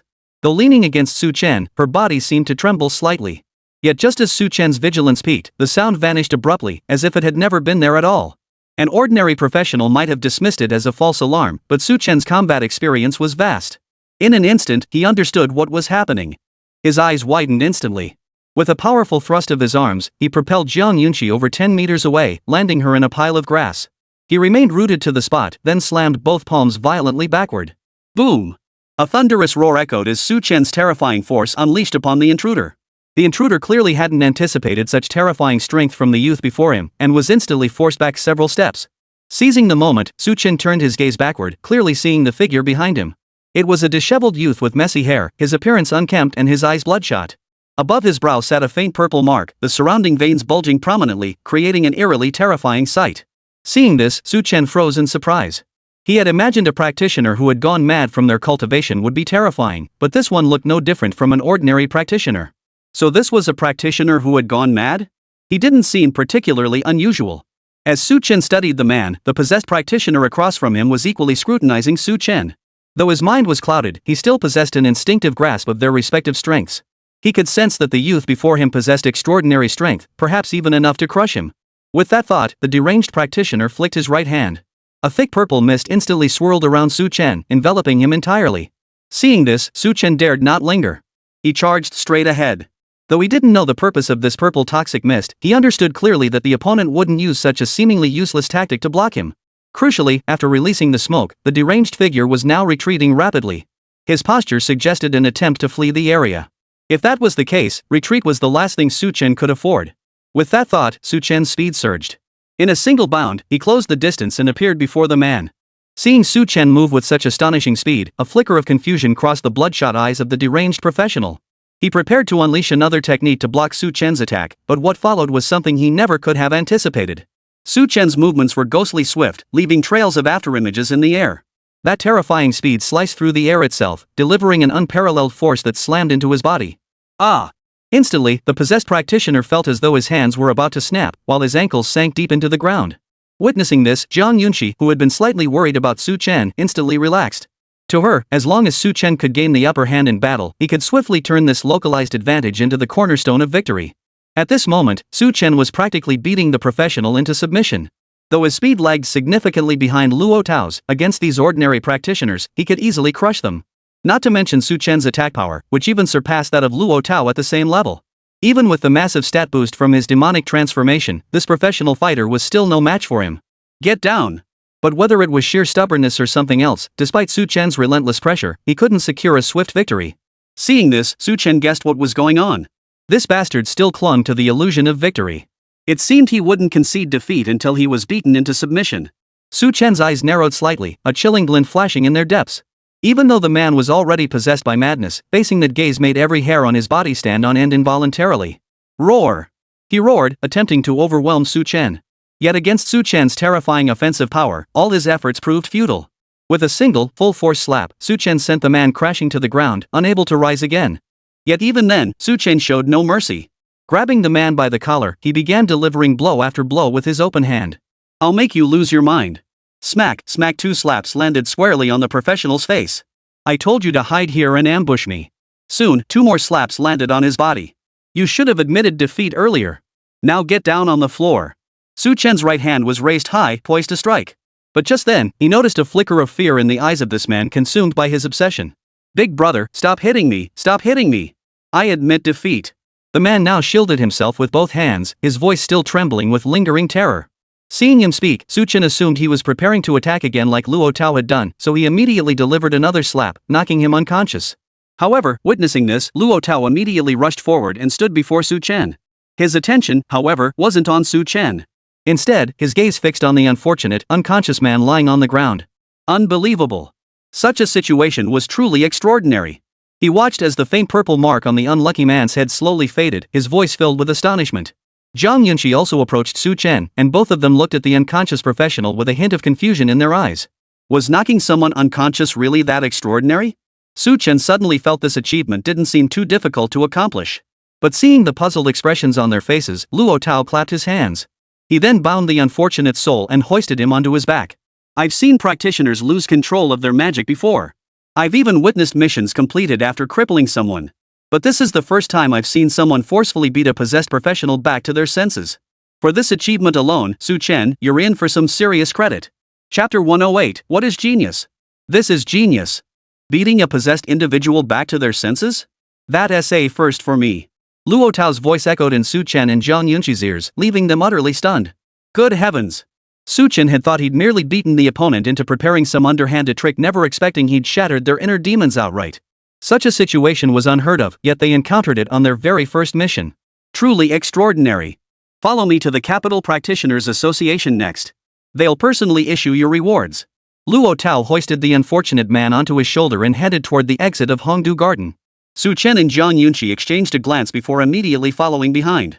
Led by Luo Tao, they drew stairs along the way due to the burden figure he carried. Yet, with Luo Tao, a prodigy from Sunlight University, in their midst, the curious practitioners who witnessed the scene could only watch from the sidelines. After all, he was a student of the Combat Society at Sunrise University, and a 5th-tier professional at that. How could ordinary professionals like them possibly interfere? Perhaps they were on a mission right now, so these ordinary professionals dared not pry too deeply. Soon, Su Chen and his 2 companions arrived at the Kyoto Professional Association. When the association dispatched professionals to verify the mission's completion, they too stared in astonishment at the collapsed professional. Clearly, even the association's experts had never witnessed such a thing. To forcibly snap a practitioner out of a spiritual backlash, Su Chen's action was practically unprecedented. It seemed that in the future, dealing with practitioners who had gone mad wouldn't necessarily require killing them all. After carrying the unfortunate soul away, the association staff wore smiles on their faces. Truth be told, they should be thanking you. After all, in the past, once someone fell into demonic possession, death was almost inevitable. Now, your beat-it-out treatment has given us a new approach. We'd like to invite you to provide some guidance on this method. The staff member spoke, a faint, peculiar smile playing on his face. Seeing this, not only Su Chen but even Luo Tao couldn't help but feel utterly astonished. Luo Tao had assumed Su Chen's ability to beat a possessed practitioner back to consciousness was mere coincidence, yet the association staff regarded it as a novel treatment method. Su Chen was even more stunned. After all, until today, he hadn't even known what a practitioner who had gone mad from practicing martial arts actually looked like. But seeing the scene before him, he felt it would be awkward to refuse. So, he could only nod his head in agreement. Since it was an invitation from the association, it would be rude to refuse. Seeing Su Chen agree to explain this beating therapy method to the association, smiles instantly spread across the staff's faces. While he knew direct force suppression was the optimal solution, the specifics how to strike, which pressure points to target during the beating weren't matters that could be resolved with a few casual words. As for Zhang Yunxi, a trace of awkwardness now flitted across her face. Though she wouldn't be the one demonstrating, she'd still have to stand by and watch. Even someone as seasoned as her found this awkward situation making her toes curl. Yet Su Chen seemed utterly oblivious to this detail, following the staff member directly into the conference room at the rear. Luo Tao and Zhang Yunxi followed suit. Inside the conference room, they found 40 or 50 people seated, their eyes fixed on them as if awaiting some miraculous cure. Facing this crowd, Su Chen felt a twinge of awkwardness himself. Yet his formidable composure allowed him to steady his nerves, maintaining an expression of calm detachment. Guided by the staff member, Su Chen walked directly to the podium. After testing the microphone, he immediately began his speech. Ladies and gentlemen, it is my honor. Since these opening lines had been prepared in advance, Su Chen simply read from his script. For him, the most crucial part was explaining how to bring back to their senses practitioners who had lost control through physical confrontation.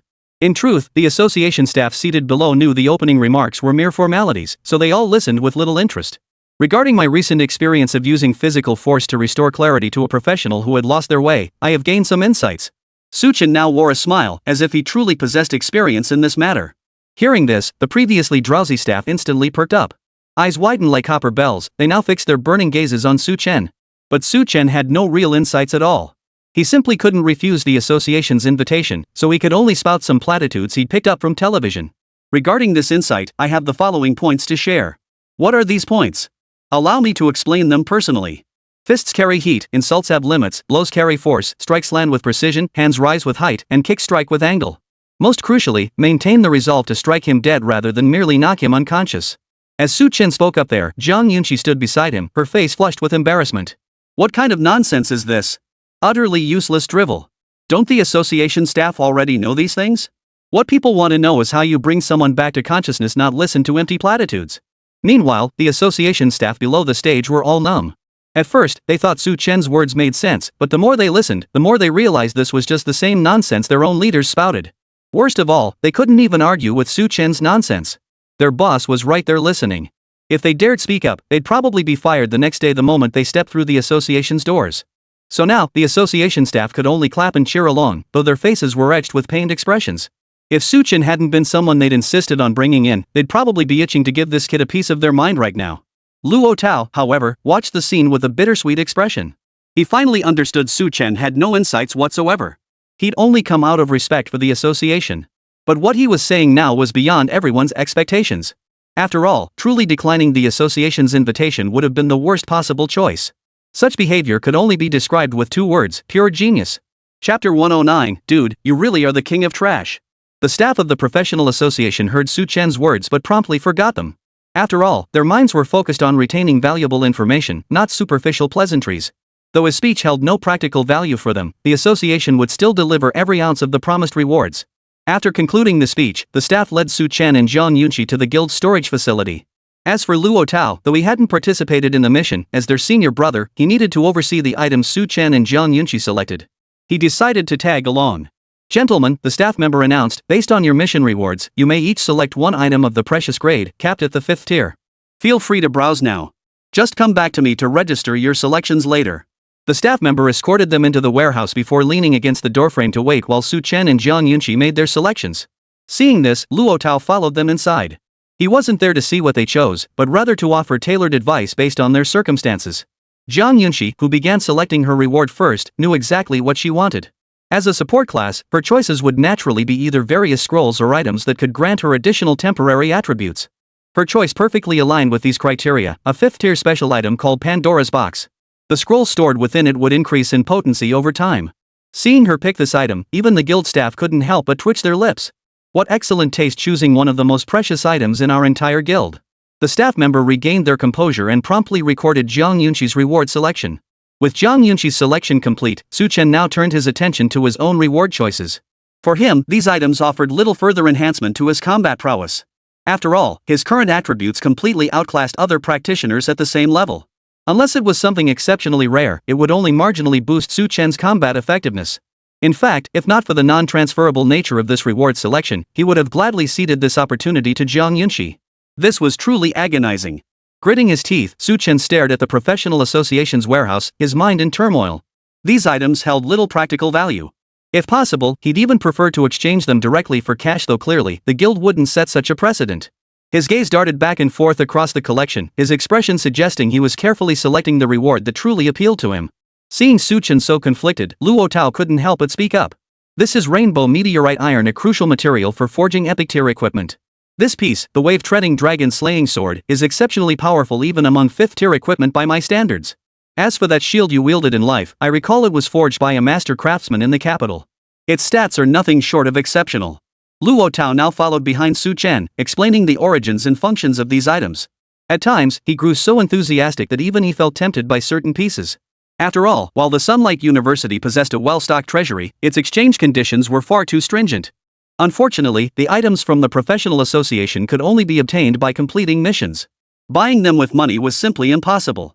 Thus, despite his burning envy, Luo Tao could only stand by and watch, waiting for Su Chen to make his choice. Though Su Chen currently desired nothing for himself, observing Luo Tao's reaction sparked an idea. He could exchange for items Luo Tao might need, then have him pay for them later. Just as Su Chen was mentally preparing to exchange for the wave-treading dragon-slaying sword, his gaze suddenly fell upon a pitch-black fragment. Seeing Su Chen's attention fixated on this fragment, Luo Tao grew curious. Earlier, Su Chen had shown no hint of interest whatsoever. Why, then, did he pause upon seeing this particular fragment?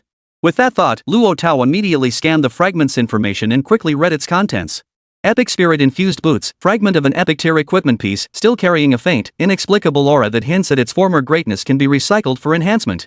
Staring at the fragment, Su Chen's eyes widened. This was exactly what he'd been searching for. Compared to other equipment, though this was merely a fragment, its significance to Su Chen far surpassed any other gear. Other equipment was at best rare grade, while this was an epic grade fragment. To other adventurers, this fragment might be utterly useless, not even worth keeping as a collector's item. But for Su Chen, this fragment held immense value. You're the one. Su Chen stared intently at the fragment before him, then promptly picked it up. Seeing Su Chen show such intense interest in the fragment, Luo Tao's eyes widened in surprise. He wanted to stop Su Chen from choosing it, but couldn't think of any reason to dissuade him. After all, the choice was Su Chen's to make. Since he hadn't shown interest in anything else, picking a fragment seemed perfectly reasonable. However, the other equipment and items clearly seemed more useful than this fragment. Luo Tao was utterly baffled as to why Su Chen would be so fixated on such a fragment. As for Jiang Yunxi, upon witnessing Su Chen's choice, the corners of her mouth lifted slightly. This outcome matched her expectations. Su Chen truly did enjoy scavenging junk. It only reinforced that he was indeed the man destined to become the king of trash. Even after becoming a top-tier professional, he still hadn't forgotten his fondness for scavenging junk. He was definitely the Su Chen she knew. Su Chen then examined the fragment closely, a satisfied look in his eyes. He walked over to the staff member holding the fragment and proceeded to register it. But even the staff member froze in surprise upon seeing Su Chen choose this particular fragment. With so many valuable items to choose from, he picked this particular fragment? It just goes to show how increasingly baffling these young people are becoming. If forced to describe this young man in one word, he could only say this was a genius professional on the path to becoming the king of trash. Chapter 110, Recycling Enhancement, Spirit-Infused Boots. Su Chen was well aware of his reputation as the trash king in others' eyes, but he couldn't be bothered to argue. After all, he genuinely enjoyed scavenging. With such a divine skill at his disposal, not picking up trash would be a waste. He and Jiang Yunxi walked out of the professional association holding their respective rewards, both wearing expressions of complete satisfaction. As for Luo Tao, he still couldn't fathom why Su Chen was so fascinated by these fragments, even showing little interest in top-tier equipment. Upon returning to their dormitory, Su Chen and Jiang Yunxi went their separate ways. He promptly plopped down on his bed, holding the equipment fragment he'd exchanged at the professional association. Fragments of epic tier equipment sounded pretty impressive. He wondered what attribute changes would occur after recycling and enhancing them. Su Chen's eyes sparkled with excitement as he stared intently at the spirit resonance boots in his hands. Then, silently in his mind, he uttered a phrase. Recycle and enhance. As the words left his lips, a faint purple glow instantly enveloped the fragment in his hand, followed by a rapid drain on his stamina. When everything finally stabilized, Su Chen discovered the fragment had vanished, replaced by a pair of utterly peculiar boots. Frowning slightly, Su Chen examined the boots in his hands, a hint of confusion lingering in his eyes. This equipment showed none of the miraculous qualities of an epic tier item, appearing indistinguishable from ordinary shoes. Though he sensed nothing extraordinary, Su Chen still opened the panel for the Spirit Charm boots. Tier 5 Spirit Resonance Boots, an epic tier item that may only drop upon defeating the ultra-rare boss Spirit Resonance Holy Horse. Speed plus 300, luck plus 10, critical hit plus 25, and all skills can trigger critical hit effects. Gazing at the epic gear in his hands, Su Chen's furrowed brow finally relaxed, his eyes still holding a trace of astonishment. He hadn't expected to underestimate this piece of gear truly worthy of its epic status. Wow, just the skill triggering critical hits alone was absurd enough. Not to mention it actually stacks an additional 25% critical strike chance. Such a high critical strike rate is incredibly rare even among tier 6 equipment. Chen toyed with the epic gear in his hands before removing the Swiftwind boots from his feet and swapping them for the Spirit Charm boots. Instantly, a peculiar sensation washed over Chen, making his body feel significantly lighter. He immediately opened his personal interface to check the attribute changes. Name, Chen. Class, Scavenger Tier 2. Level, 17. Attack, 590 290,300 Spirit, 420 120,300. Defense, 790 90,700 Magic Resistance, 790 90,700. Speed, 660 60,600 Luck, 63,030. Critical hit, 30 critical damage, 200. Equipment, Legendary Dragon Emperor's Star Shattering Blade Tier 2 Legendary, plus 100 to all stats, Purple Scaled Dragon Armor Tier 4 Epic, plus 200 Defense, plus 200 Magic Resistance, plus 10 Luck, Double Bonus Multiplier. Spirit Resonance Boots Tier 5 Epic, Speed 300, Luck 10, Critical Hit 25, Ancestral Dragon's Reverse Scale Tier 2, all attributes 200, Double Bonus. Chen stared at his staggering 660 speed stat, unable to suppress his delight. If his speed had previously been a weakness, it now stood shoulder to shoulder with Luo Tao's at the same level. This was what truly defined an unbeatable attribute. Chen grinned as he closed the interface. Such near-perfect stats would make him unbeatable among practitioners at his level. He even felt confident he could take down a third-tier practitioner. However, the second tier was still far too low. It seemed he needed to focus on leveling up. Chen's primary concern at this moment wasn't his attributes. After all, with the Dragon Emperor's Star Shattering Blade, even his weakest attributes could be bolstered. His primary goal now was leveling up. Only by advancing his rank could his attributes stand shoulder to shoulder with higher-tier practitioners. The deep-water caverns were out of the question. He'd have to find another instance. After much deliberation, Chen opened his computer to browse dungeons again. His gaze finally settled on one called Blood Night Swamp. The primary monsters within this instance were werewolves and vampires, with the boss encounters the Werewolf King and the Vampire Viscount being particularly terrifying. Though the dungeon's difficulty was exceptionally high, the rewards it offered were incredibly rich. The monetary rewards were substantial enough. Simply defeating the vampires allowed players to plunder the treasures these creatures had hoarded over the years. As for the rewards for slaying werewolves, they were massive amounts of experience points. Some lucky players could even trigger a 10x EXP bonus, meaning killing a single elite werewolf could instantly level them up. With my luck, 10x EXP isn't out of the question. Chen grinned as he queued for the dungeon, a hint of excitement still visible on his face. If his luck triggered that 10x XP bonus, his leveling speed would skyrocket. Plus, with the blessing of the Minglian fish, he could earn double rewards. The thought of earning 20x experience made Chen grin from ear to ear. He promptly requested time off from Luo Tao. Upon learning Chen intended to enter the Blood Night Swamp, Luo Tao even considered trying to dissuade him. But considering Chen's current strength, Luo Tao ultimately kept his mouth shut. After all, Chen is practically unmatched at his current level. What right do I have to stop him from tackling such a high difficulty dungeon to grind experience? Besides, professionals grow through combat. If Chen's growth slowed because he listened to me, that would be the real sin. Alright, I've approved your leave for 15 days. Come back whenever you want, or stay in the dungeon if you prefer. Luo Tao waved his hand, automatically marking Chen's next 15 days as perfect attendance.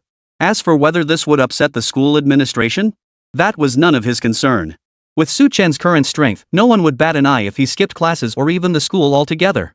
In fact, even if Sunrise University expelled him now, a slew of other institutions would likely be begging him to join their ranks. Seeing his leave approved, Chen promptly packed his belongings. After all, he had no idea how long he'd be stuck in the dungeon, so thorough preparation was essential. The next day, Chen sought out Zhang Yunqi, and the two set off together for the Blood Night Swamp. Chapter 111, Blood Night Swamp, Calamity Deer. Is this the Blood Night Swamp? It doesn't look like much. Standing within the instance, a blood-red moon hung high in the sky above. Zhang Yunqi glanced around at the surroundings and couldn't help but mutter a complaint. Hearing her words, Chen's mouth twitched slightly. After all, this instance did look rather shabby. As far as the eye could see, there was nothing but a vast expanse of decaying swamp. Not a single living creature was in sight, let alone any monsters. However, Chen had known about the dungeon's conditions from the start. While the environment here was far from ideal, the rewards were significantly better than in other dungeons.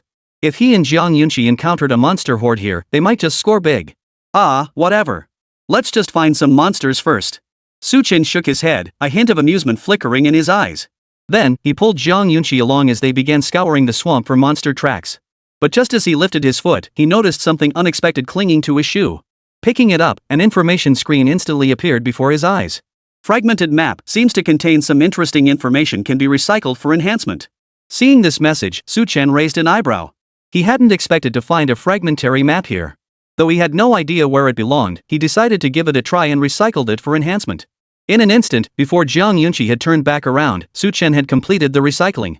He then picked up the now complete map, his gaze scanning its surface repeatedly. Blood Knight Swamp Map records complete instance information in real-time dynamics, the optimal choice for dungeon exploration. As he studied the map, Chen's eyes lit up with delight. A complete map wasn't exactly a rare item, but one that displayed real-time dynamics within the instance?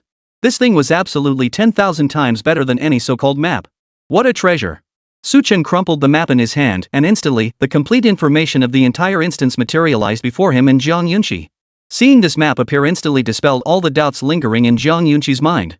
Though she had no idea where Chen had obtained this map, its presence would undoubtedly save them both a great deal of effort. Who would have thought there was a hidden dungeon inside? Wonder what lies within it. Chen licked his lips with a hint of excitement. Even the regular dungeon was enough to fill him with anticipation, let alone this hidden one. After all, hidden instances typically offered rewards over 10 times greater than regular ones.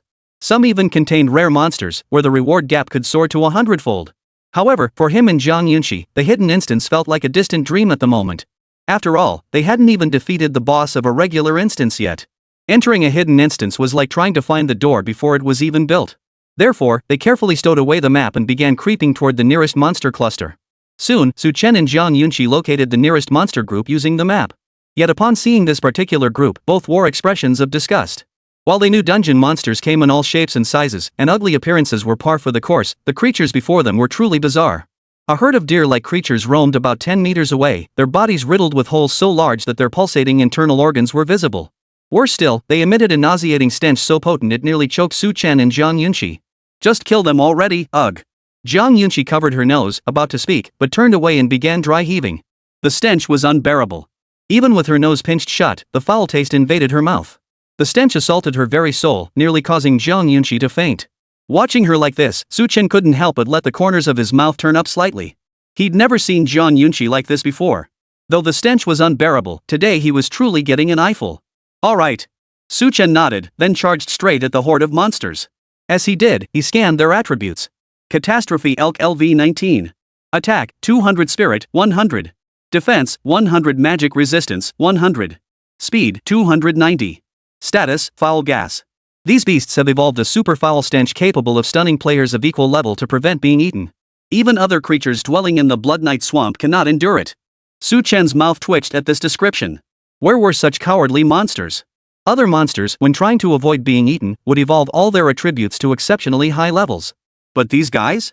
To avoid being eaten, they've actually evolved foul odors. You could say they're a bunch of weirdos. But damn, it really stank.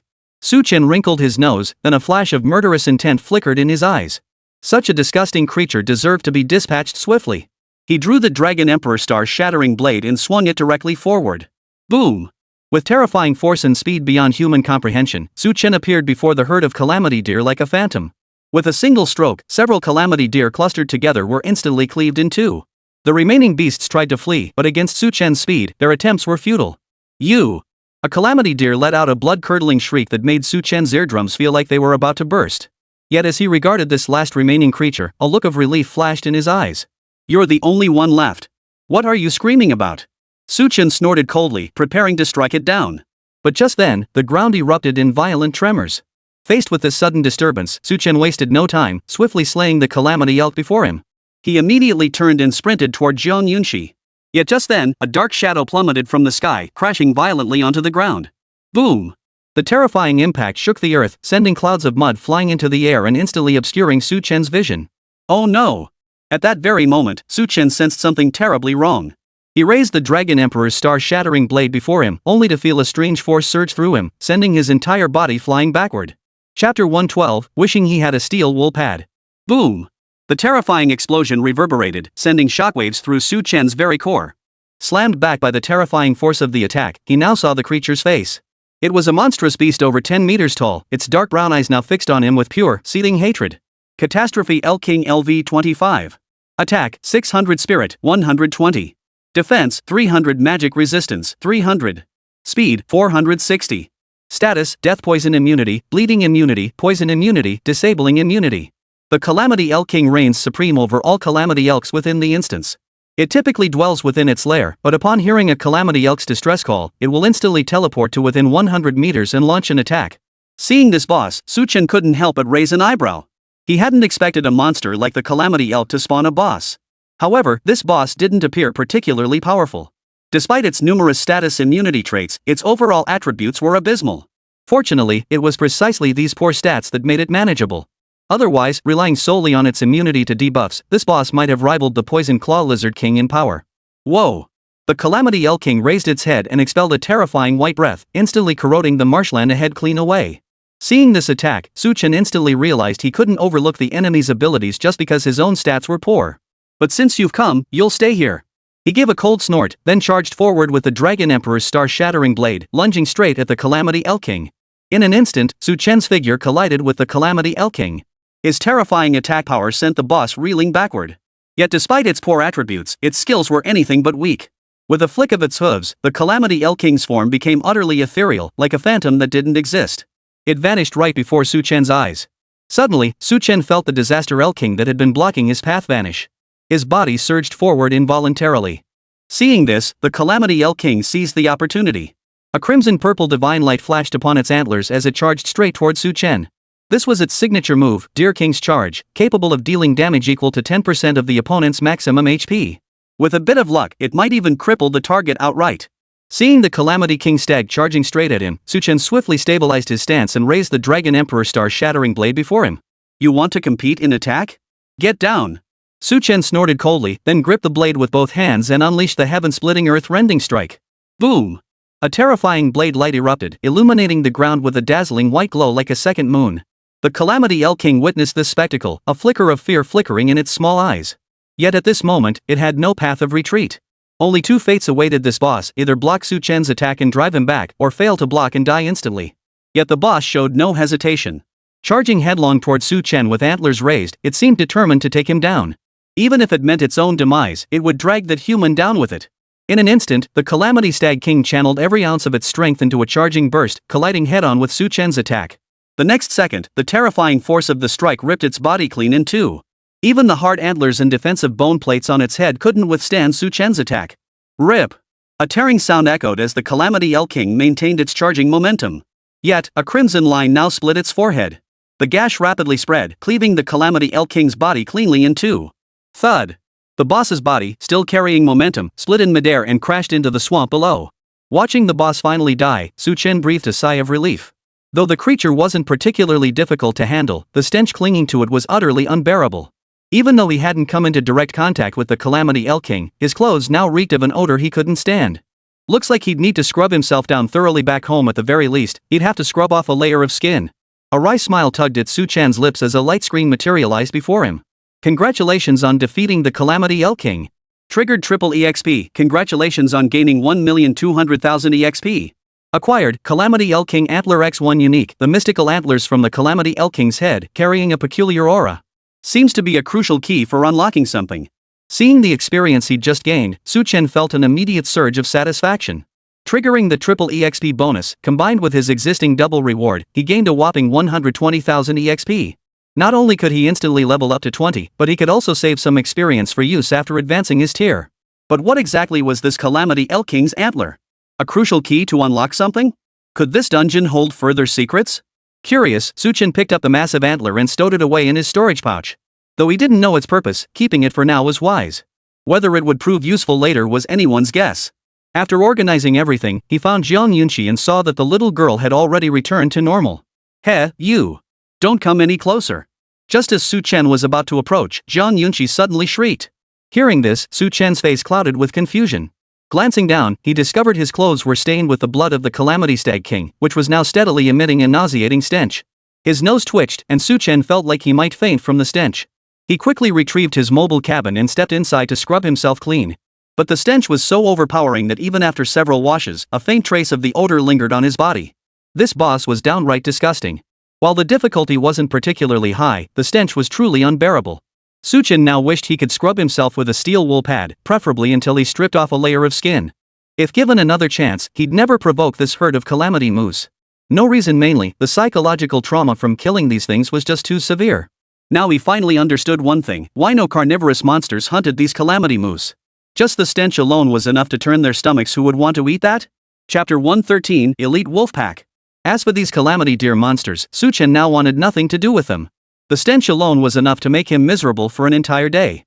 Even though slaying these beasts granted substantial experience points, he had no desire to get involved with them again. After staying put for a full day, Chen finally managed to rid himself of the lingering stench. This wasn't merely because he couldn't stand the stench himself, it was also because such a foul odor on his body would easily attract other monsters. If a horde of monsters joined the fray during combat, that would be the most deadly outcome. Therefore, after thoroughly cleansing themselves, Chen and Zhang Yunqi set out again to hunt other monsters. This time, however, they deliberately avoided the calamity elk, focusing instead on hunting down werewolves and vampires. As the most renowned monsters within the entire instance, these two types possessed formidable strength. Moreover, the experience and rewards they offered far surpassed those of creatures like the calamity elk. Unlike the disaster deer, however, these creatures preferred to live in packs. This particular area housed over 10 elite werewolves living together. Charging in recklessly would likely result in being surrounded and overwhelmed. Zhang Yunqi studied the map, then pointed her finger at a monster hotspot. Following her gesture, Chen quickly spotted a dense cluster of monsters. They were clustered together, and judging by the activity range shown on the map, each elite werewolf was no more than 500 meters apart. Though this distance might seem vast, werewolves communicated through howls. Thus, engaging one in combat risked being instantly surrounded by the others. Though Zhang Yunqi worried about Chen's strength, he knew these creatures posed no threat to him. Even a dozen elite monsters couldn't stand against his overwhelming power. Even if heaven-splitting earth-cleaving failed to finish them off, he still possessed the area of effect attack, Demon Dragon World Destroyer. He refused to believe these so-called elite werewolves could outmatch the combat prowess of students from Sunrise University. No problem. He could just charge straight through now. With our combined combat prowess, forget about just these werewolves. Even if their numbers doubled, we'd still handle them with ease. A faint smirk curled at the corner of Chen's lips, his face radiating an air of arrogance. This confidence stemmed not only from his own strength but also from his unwavering trust in Zhang Yunqi. After all, since they first met, they had slain countless monsters together. Each time they fought side by side, their enhanced stats alone were enough to suppress certain bosses. Now they were facing merely a group of elite monsters. Chen didn't believe these creatures' combined strength could match that of the top-tier bosses. Hearing Chen's words, a smile instantly spread across Zhang Yunqi's face. In truth, nearly every boss they'd ever defeated could be described as a walk in the park. Even extremely rare world bosses weren't beyond their capabilities when they teamed up. To back down now merely facing some elite werewolves was simply too much of a desire for safety. With that said, let's just go. Zhang Yunqi shot Chen a mischievous glance before they set off toward the elite werewolf pack. However, they had to avoid the calamity elk along the way. If they picked up the scent of these beasts, the elite werewolves' keen sense of smell would likely detect them from a great distance. Soon, guided by the real-time map, Chen and Zhang Yunqi found themselves just 1 kilometer away from the elite werewolves' territory. As they studied the map, a serious look crossed their eyes. They hadn't expected these creatures to gather together like this. It seemed they'd have to find a lone wolf and strike first. Seeing all the elite werewolves gathered in one place, Chen knew they must be plotting something. However, while the main force was concentrated, a small contingent of elite werewolves remained on guard in the surrounding area. If he charged in recklessly, he'd likely be forced into a head-on confrontation. Although crushing these guys with his own strength wouldn't be particularly difficult, Chen naturally preferred to conserve his energy if possible. His primary concern was that if Zhang Yunqi's presence were exposed, the enemy might completely ignore him and instead target Zhang Yunqi, a scenario that would create significant complications. However, if he left Zhang Yunqi alone here, any unexpected situation might prevent him from arriving in time to assist her. Therefore, Chen decided to keep Zhang Yunqi by his side. Even if it meant expending more energy to protect her, it would ensure her safety to the greatest extent possible. Let's go. Chen gave a slight nod before leading Zhang Yunqi forward in stealth. The pair crept steadily toward the elite werewolves' position and soon spotted the patrolling werewolves. Yet to their eyes, these werewolves appeared indistinguishable from ordinary humans. Without the map's guidance, they likely wouldn't have been able to distinguish these werewolves from humans. Unexpectedly, they bore the appearance of humans. Chen narrowed his eyes slightly, preparing to advance, when a faint sound suddenly came from beneath their feet. He and Zhang Yunqi looked down, only to be rendered speechless by the scene beneath their feet. The crisp sound beneath their feet wasn't from crushed leaves, but from weathered bones. Judging by the size and shape of the broken bone, Chen and Zhang Yunqi quickly deduced its owner must have been a professional. Damn it! Seeing the bone, Chen clenched his jaw in frustration. This was the first time he'd witnessed a professional hunter killed by a monster. Even though the victim had been dead for quite some time, a surge of anger still welled up inside him. Noticing Chen's reaction, Zhang Yunqi remained silent. After all, she'd witnessed such scenes countless times growing up, including numerous instances where her father and brother had nearly perished in dungeons. Thus, the sight of this human bone stirred little emotion within her. Nevertheless, Chen picked up the bone and set it aside before fixing his gaze fiercely on the werewolves stationed nearby. These creatures were monsters, and killing humans was a natural part of their nature. But what infuriated Chen most was that despite being monsters, they still transformed into human forms to deceive adventurers entering the dungeon. This deception had caused countless humans to perish here. Die, all of you. Gritting his teeth, Chen moved like a ghost toward the elite werewolf. Chapter 114, The Phantom of the Werewolf King. At this moment, Chen's eyes burned crimson, filled with nothing but the purest fury. If he couldn't eliminate every last one of these werewolves, who knew how many more humans would perish here? He drew the Dragon Emperor star-shattering blade and charged directly at the lead elite werewolf. Whoosh! Chen pushed his speed to its absolute limit. To the werewolves, he appeared as a sudden flash of light streaking past. All attributes plus 300, duration, 30 minutes. At that very moment, a notification flashed before his eyes. It was clearly Jiang Yunqi's buff skill, now fully applied to him. Seeing the glowing screen, Chen's lips curved into a faint smile. His attributes were already terrifying. With these enhancements, he would naturally reach new heights. Like a bolt of lightning, Chen charged directly before the werewolf. He raised the Dragon Emperor star-shattering blade high in his hand, then brought it crashing down in the next instant. Crack! Before the werewolf could even react, its head had already fallen to the ground. Its body collapsed limply, then was tossed like discarded trash into the distant grass. In the final instant before consciousness faded, the werewolf saw a pair of eyes burning with fury.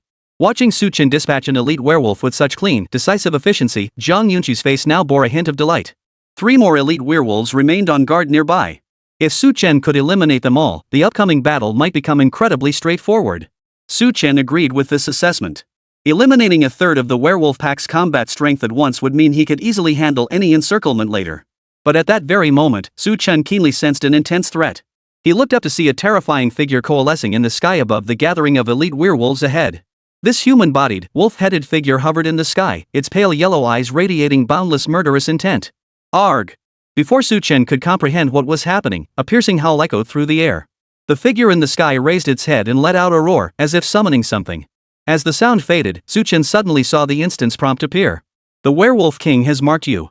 Until you exit the instance or within 1 day, you will face the relentless pursuit of all werewolves. In return, your party's experience gained from killing werewolves will be permanently doubled, and the drop rate for rare items will also be doubled. Should you slay the Werewolf King within the duration, you will receive a mysterious reward for defeating the boss. Chen's eyes widened at the instant's notification. He never imagined the creature was the so-called king of the werewolves, and he certainly didn't expect it to lock onto him directly. Oh whoa!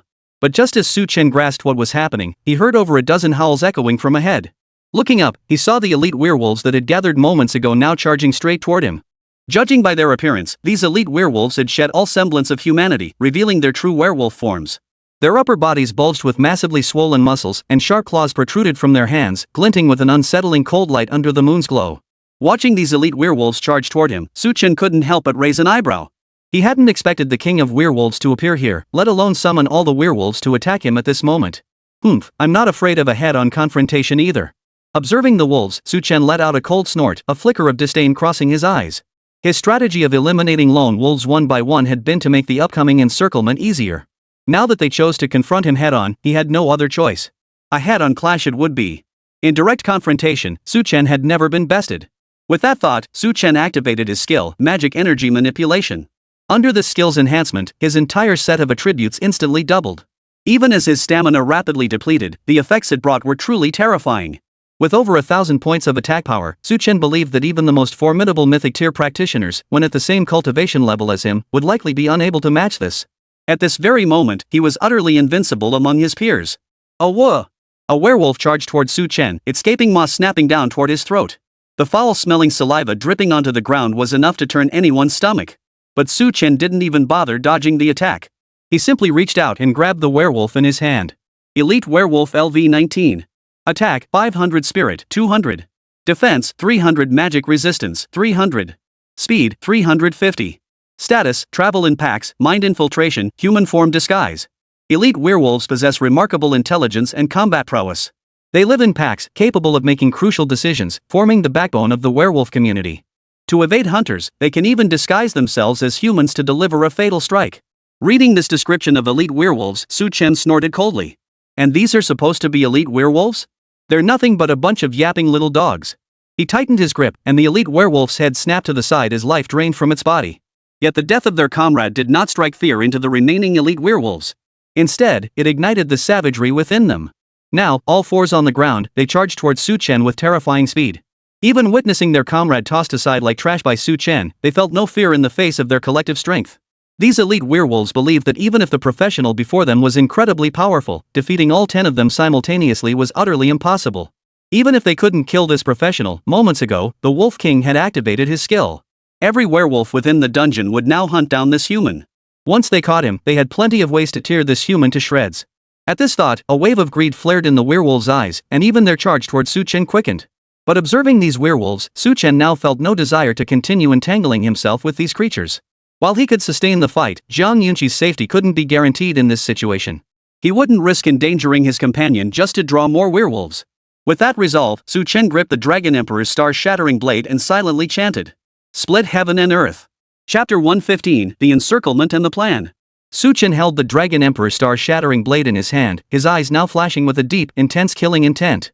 "Since the King of Wolves has thrown down the gauntlet first, don't blame me. Split the heavens, tear the earth." He growled low, and the long sword in his hand instantly flashed with a brilliant light. Boom! A terrifying blade light erupted from the Dragon Emperor's star-shattering blade, streaking directly toward the elite wolf pack ahead. Crack! One after another, the sound of metal snapping echoed as the blade's light sliced through the air, cleaving the elite werewolves clean in half. Even though these monsters had prepared thoroughly, their defenses crumbled like paper before the sheer force of the attack, utterly useless. Awah! As the final howl abruptly ceased, every single elite werewolf present had been utterly annihilated. Faced with Su Chen's terrifying offensive power, even their overwhelming numerical advantage could not alter their inevitable demise. Witnessing this scene, Su Chen nodded in satisfaction before turning his gaze toward the spectral image of the Wolf King in the sky. He waved his hand at the phantom in a taunting gesture, a hint of mockery playing on his face. Earlier, he had assumed the Wolf King had cast a monster summoning skill on him, which would have caused considerable trouble. But now, it seemed these elite werewolves weren't all that formidable after all. Not only could he handle them one-on-one, but even when outnumbered earlier, Su Chen hadn't been at a disadvantage. He'd slaughtered them all with a single stroke. Now that he had gauged the combat strength of these elite werewolves, Su Chen, who had originally planned to exit the instance for a rest, suddenly realized something. With the bonus of doubled rewards and his new understanding of these monsters' strength, why not seize this chance to locate the Wolf King's position? He was eager to see what this mysterious reward the system mentioned actually was. Yet high above, the Wolf King's spectral form watched Su Chen's actions and was consumed by fury. Having dominated this dungeon for years, aside from the so-called vampire viscount who could exchange a few blows with him, no monster or adventurer had ever posed a threat. Yet this human before him dared to provoke him so brazenly, utterly ignorant of his own mortality. Awah! The Wolf King's phantom let out a sudden roar, then lunged directly at Su Chen on the ground, intent on crushing him to death right there. But before it could close in, Su Chen swung his long sword, striking the Wolf King's phantom form. In the next instant, the phantom, which had been on the verge of materialization, shattered and vanished like a bubble before Su Chen's eyes. Is that all? As the Wolf King's phantom began to dissipate, Su Chen snorted coldly, his tone dripping with contempt. Though the Wolf King raged with fury, he held no means to threaten Su Chen. He could only wait for Su Chen to locate him or lead the entire werewolf army to attack. But if he revealed his position, he risked drawing the attention of the vampire viscount. Then he would face a two-pronged attack. Thus, the Werewolf King could only remain quietly in his lair, waiting for Su Chen to come to him before taking him down and avenging his previous humiliation. Only after the Wolf King's phantom had completely dissipated did Zhang Yunqi slowly emerge from the safe zone. The earlier scene had genuinely startled her. Both the sudden appearance of the Wolf King's phantom and the werewolves' direct assault on Su Chen left her feeling a lingering sense of dread. After all, these monsters weren't playing around. Even with Su Chen's formidable strength, getting surrounded like that could have left him badly injured. Are you okay? Zhang Yunqi approached and immediately cast a healing spell on Su Chen, a hint of urgency still visible on her face. Seeing her worried expression, a smile instantly spread across Su Chen's face. He shook his head with a smile, then explained his next plan to Zhang Yunqi. You saw it too, we've caught the attention of the Werewolf King. Every werewolf in this dungeon will relentlessly hunt us down. Rather than being chased like this forever, I think we should just go all out against this boss. It's perfect timing since we need to kill it to get the gear anyway. Su Chen's face now bore a confident smile. Through his earlier encounter with the Werewolf King, he had roughly gauged its combat strength. Even if this was an exceptionally powerful boss, possessing an incomprehensible ability to project itself across distances, its combat strength could only be considered upper mid-tier, not truly top-tier. Of course, its ability to command werewolves meant it might prove far more formidable in group combat. However, Su Chen's arsenal of area of effect skills far surpassed that of ordinary practitioners. Thus, even if the werewolf king attempted to surround and attack him, it was unlikely to succeed. Hearing Su Chen's words, Zhang Yunqi pondered for a moment before nodding in agreement. Her earlier hesitation hadn't stemmed from doubting Su Chen's assessment, but rather from mentally cataloging the remaining items at her disposal. Unlike Su Chen, who relished challenging powerful foes, Zhang Yunqi, as a support class, preferred to play it safe. After taking stock of her current inventory, Zhang Yunqi finally confirmed they possessed the capability to defeat the werewolf king. Should we rest for a bit? Considering the fierce battle Su Chen had just endured, Zhang Yunqi suggested he take a brief moment to recover. But upon hearing this, Su Chen shook his head and immediately opened their real-time map. Pointing at the constantly shifting black dots on the map, his tone turned serious. These were all elite werewolves. Roughly 50 kilometers away, there appeared to be 40 or 50 of them. Add in the ones constantly converging from the map's periphery, and the total number of elite werewolves could easily reach over 200. If we don't act quickly, once these beasts form an encirclement, even if we manage to slay the werewolf king, we'll likely struggle to claim the mysterious reward. There's no time to waste, now is the moment to act. As for stamina recovery and skill cooldowns, I'll leave those matters to you. Su Chen's gaze burned intensely as he looked at Zhang Yunqi, causing a faint blush to rise on her cheeks. Nevertheless, she nodded in agreement, finally conceding to Su Chen's assessment. Since the werewolves hadn't yet closed in, they'd charge straight in and take down the werewolf king. If this creature relished locking onto targets, then he would learn the bitter consequences of being targeted by an equally powerful, peerless professional. Chapter 116, The Crimson Ritual, Hunting the Blood Wolf King. For Su Chen and Zhang Yunqi, covering distance was no challenge. With the real-time map, they could swiftly reach the Wolf King's location. Even though numerous elite werewolves tracked them down along the way, none stood a chance against Su Chen's terrifying combat prowess when fighting one-on-one. After dispatching several elite werewolves, Su Chen and Zhang Yunqi arrived at the blood-stained cemetery, the domain of the Wolf King. The place looked anything but benign. The stark white bones hanging upside down above the graveyard and the dark red bloodstains on the ground all served as stark warnings to any adventurers who dared enter. Stepping foot here meant embracing a death wish. Yet such a scene was child's play to Su Chen and Zhang Yunqi. They had witnessed world bosses firsthand and even survived dual boss dungeons. Such a scene was hardly enough to intimidate them. Let's go. Su Chen gave a slight nod, his eyes still carrying a trace of coldness. That werewolf king, hiding away in a place like this, dared not show itself. Who knew what it relied on to survive? The truly formidable bosses, like the volcanic rock dragon or the meteor dragon, roamed dungeons with utter disregard for danger, fearless even when facing coordinated assaults from professional player groups. Seeing the werewolf king cowering in the graveyard, Su Chen and Zhang Yunqi exchanged a knowing glance before smiling and entering together. As they stepped into the blood-red graveyard, Su Chen immediately sensed something amiss. Beneath their feet lay not soil, but pools of blood, as if the entire place was formed from liquid blood. Floating atop this sea of blood were coffins, each radiating an intense aura of death. At this sight, a look of solemn caution spread across Su Chen's face. He had no idea where the werewolf king might appear, but more importantly, the atmosphere here made him feel a tinge of unease. Don't stray too far from me. Su Chen murmured a gentle warning. Zhang Yunqi nodded in response, and only then did the two of them venture deeper into the graveyard. As they delved deeper, Su Chen noticed something else emerging around them. Bones lay scattered around them, arranged like sacrificial offerings, as if setting up some kind of summoning array. Wait. Realizing this, Su Chen pulled Zhang Yunqi behind him and cautiously moved forward. The next moment, however, he was taken aback. Right before him stood an altar towering over 10 meters high. Surrounding this altar stood 8 elite werewolves, robust and muscular. These creatures seemed to have already detected his presence, their gazes fixed intently upon him. Seeing this, Su Chen understood that the werewolf king's locating ability had activated. He abandoned any pretense of concealment and stepped out of his hiding place. As Su Chen emerged from the grass, the werewolves showed no surprise on their faces. Instead, their expressions turned utterly solemn.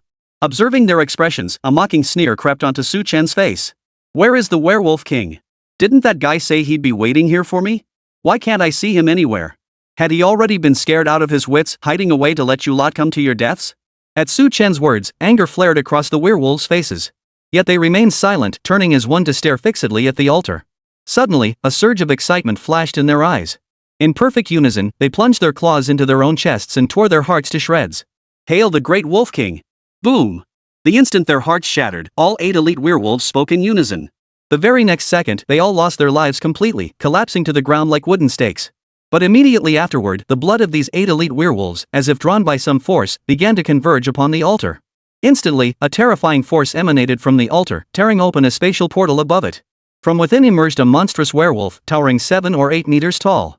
Upon emerging, it paid no heed to the 8 fallen elite werewolves, fixing its gaze directly on Su Chen. Its pale crimson eyes radiated a mesmerizing, murderous intent. Haha, human, you've successfully pissed me off. Upon this altar, I shall tear you limb from limb and make you watch as I devour you alive. The werewolf king roared defiantly toward the heavens, unleashing a deafening, earth-shaking howl. Witnessing this, Chen realized the creature was summoning its elite werewolves. Seizing the moment, he opened its attribute panel. Bloodhunter Wolf King LV20. Attack, 800 Spirit, 500. Defense, 500 Magic Resistance, 500. Speed, 700. States, Blood Tracking, Low Health Pursuit, Slow Immunity, Wolf King Summon, Blood Drain. Sealed within the blood-stained graveyard, the Bloodhunter Wolf King possesses terrifying combat prowess, truly the king of werewolves within this dungeon. The Bloodhunter Wolf King can drain the blood of enemies or allies to restore its own stamina, making it the mortal enemy of the vampire Viscount. Studying the Bloodhunter Wolf King's stats panel, Chen couldn't help but raise an eyebrow. He hadn't expected this creature's stats to be so high even among bosses of the same level. It stood out as exceptional. Moreover, its ability to summon werewolves and the terrifying blood drain status effect granted this boss extraordinary endurance. Yet upon discovering this boss's combat prowess, Chen's face still bore a faint smile, as if he didn't take the enemies seriously at all. Seeing Chen still smiling, the Bloodhunter Wolf King erupted in fury. A deep, murderous intent flared across its face. It opened its mouth, spewing forth a cloud of deep crimson blood mist. Instantly, two sharp, blood-red daggers materialized in its hands. The Bloodhunter Wolf King fixed his gaze on Chen, his eyes blazing with unmasked savagery. I'll tear you limb from limb. The Bloodhunter Wolf King roared, his figure transforming into a crimson streak of light under the moonlight as he charged toward Chen. Seeing this, Chen resolved to strike him down swiftly. He drew the Dragon Emperor star-shattering blade and charged at the Bloodhunter Wolf King. But at that very moment, he suddenly heard a commotion behind him. Turning around, he saw elite werewolves rushing toward the scene. Zhang Yunxi was now completely surrounded. Chapter 117, The Demon Dragon Descends, Slaying the Wolf King. 7 or 8 werewolves now encircled Zhang Yunxi, completely sealing off any escape route. Seeing this, Chen couldn't help but feel anxious. Zhang Yunxi possessed no combat abilities whatsoever. If he were now entangled by the Wolf King, even if the little girl had some usable items on her, she would likely suffer significant harm. Turning back immediately to resolve her crisis was undoubtedly the optimal choice. But the boss's attack was imminent. If he turned away now, he'd likely have to endure the first wave head-on. As if sensing Chen's hesitation, Zhang Yunxi suddenly pulled a scroll from her backpack and declared, "Don't worry about me. Just kill the boss." With that, she crushed the scroll in her hand. Instantly, a massive protective shield materialized around her, enveloping her entirely. Once the shield materialized, the elite werewolves realized their attacks couldn't shatter it no matter how hard they struck. Witnessing this, Chen understood Zhang Yunxi was buying time. But now, the two couldn't communicate effectively to prevent the boss from learning the shield's duration. Exchanging a glance, Chen immediately charged toward the bloodthirsty Wolf King. He absolutely couldn't afford to stall any longer. He had to take down this boss as quickly as possible. With this resolve, Chen's gaze hardened as his Dragon Emperor star-shattering blade flashed with a brilliant light. Split heaven, shatter earth. Without hesitation, Chen unleashed his skill and launched his attack. Even if it meant accelerating his stamina depletion, victory demanded such sacrifice. Seeing Chen unleash his skill the moment they met, a bloodthirsty glint flashed across the Bloodhunter Wolf King's face. He swung his sharp claws, instantly forming a dense shield before him, while spewing countless wisps of black mist from his mouth to block Chen's vision. Yet witnessing this, Chen showed no hesitation whatsoever. He charged straight into the black mist. His long sword now radiated a brilliant glow, shining like a moon illuminating the night, vividly luminous in the darkness. "Get down!" Chen gritted his teeth and growled lowly, then thrust the Dragon Emperor star-shattering blade downward with all his might. Instantly, a terrifying aura radiated from Chen, cleaving the black mist before him clean in two. Hidden within the fog, the Bloodhunter Wolf King's heart pounded in terror, a trace of shock lingering in its eyes. Next, he saw a terrifying blade of light hurtling toward him, carrying a momentum that seemed capable of cleaving through anything. Roar! Without hesitation, the Bloodhunter Wolf King unleashed a sonic attack. The terrifying vibrations caused the surrounding space to warp slightly. Though the blade's light was fearsome, it proved utterly ineffective against such intense sonic shockwaves. Instantly, the attack unleashed by heaven-splitting, earth-rending was shattered. Simultaneously, over a dozen elite werewolves materialized in the distance, rapidly closing in. Watching his subordinates draw near, the Bloodhunter Wolf King's face twisted with excitement and bloodlust. This human had humiliated him so thoroughly tonight, he would end him completely. It seemed tonight would be a feast indeed. The thought of once again consuming human flesh filled the Bloodhunter Wolf King with unbridled arrogance. He let out a low growl, and his body began to swell instantly.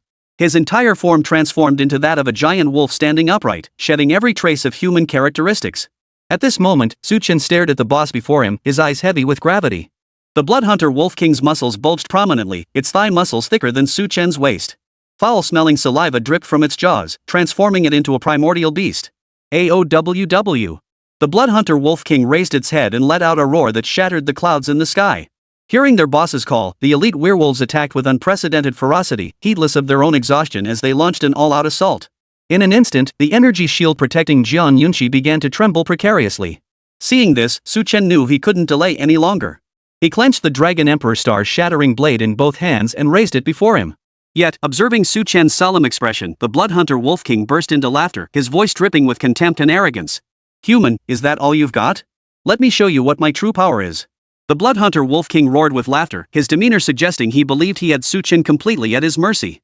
As the boss's words fell, a larger phantom image materialized behind the Wolf King, its massive paw now crashing towards Su Chen. At the same time, the energy shield surrounding Jiang Yunqi was now covered in cracks, clearly unable to hold out much longer. With the situation growing critical, Su Chen knew there was no room for hesitation.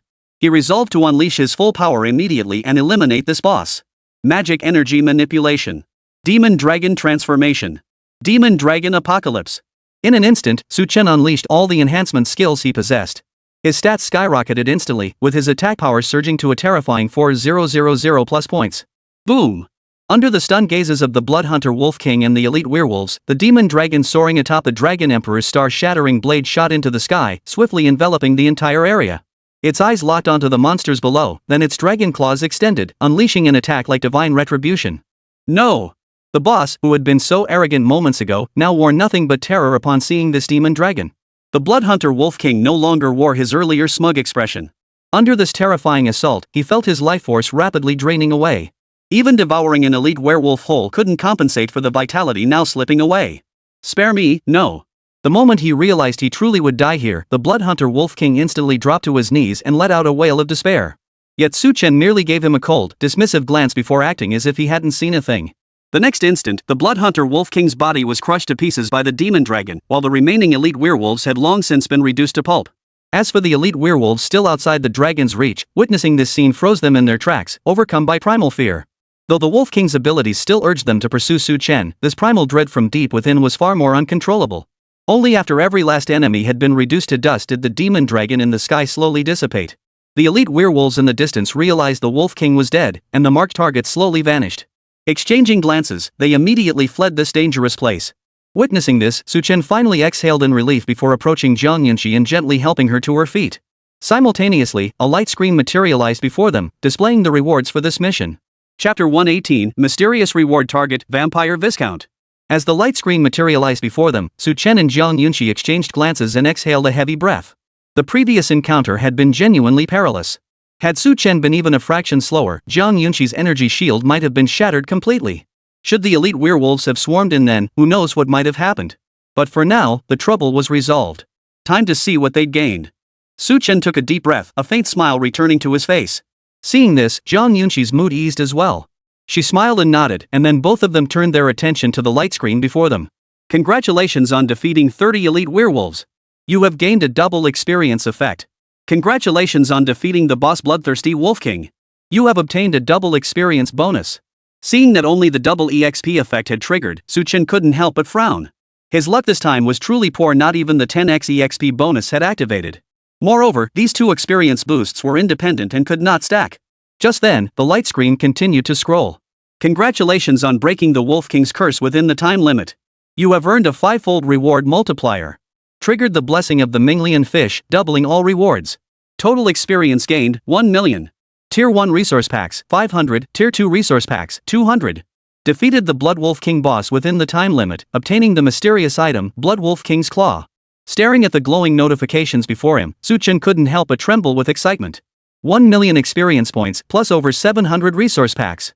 Setting aside the value of the mysterious item, these resource packs alone could fetch tens of millions.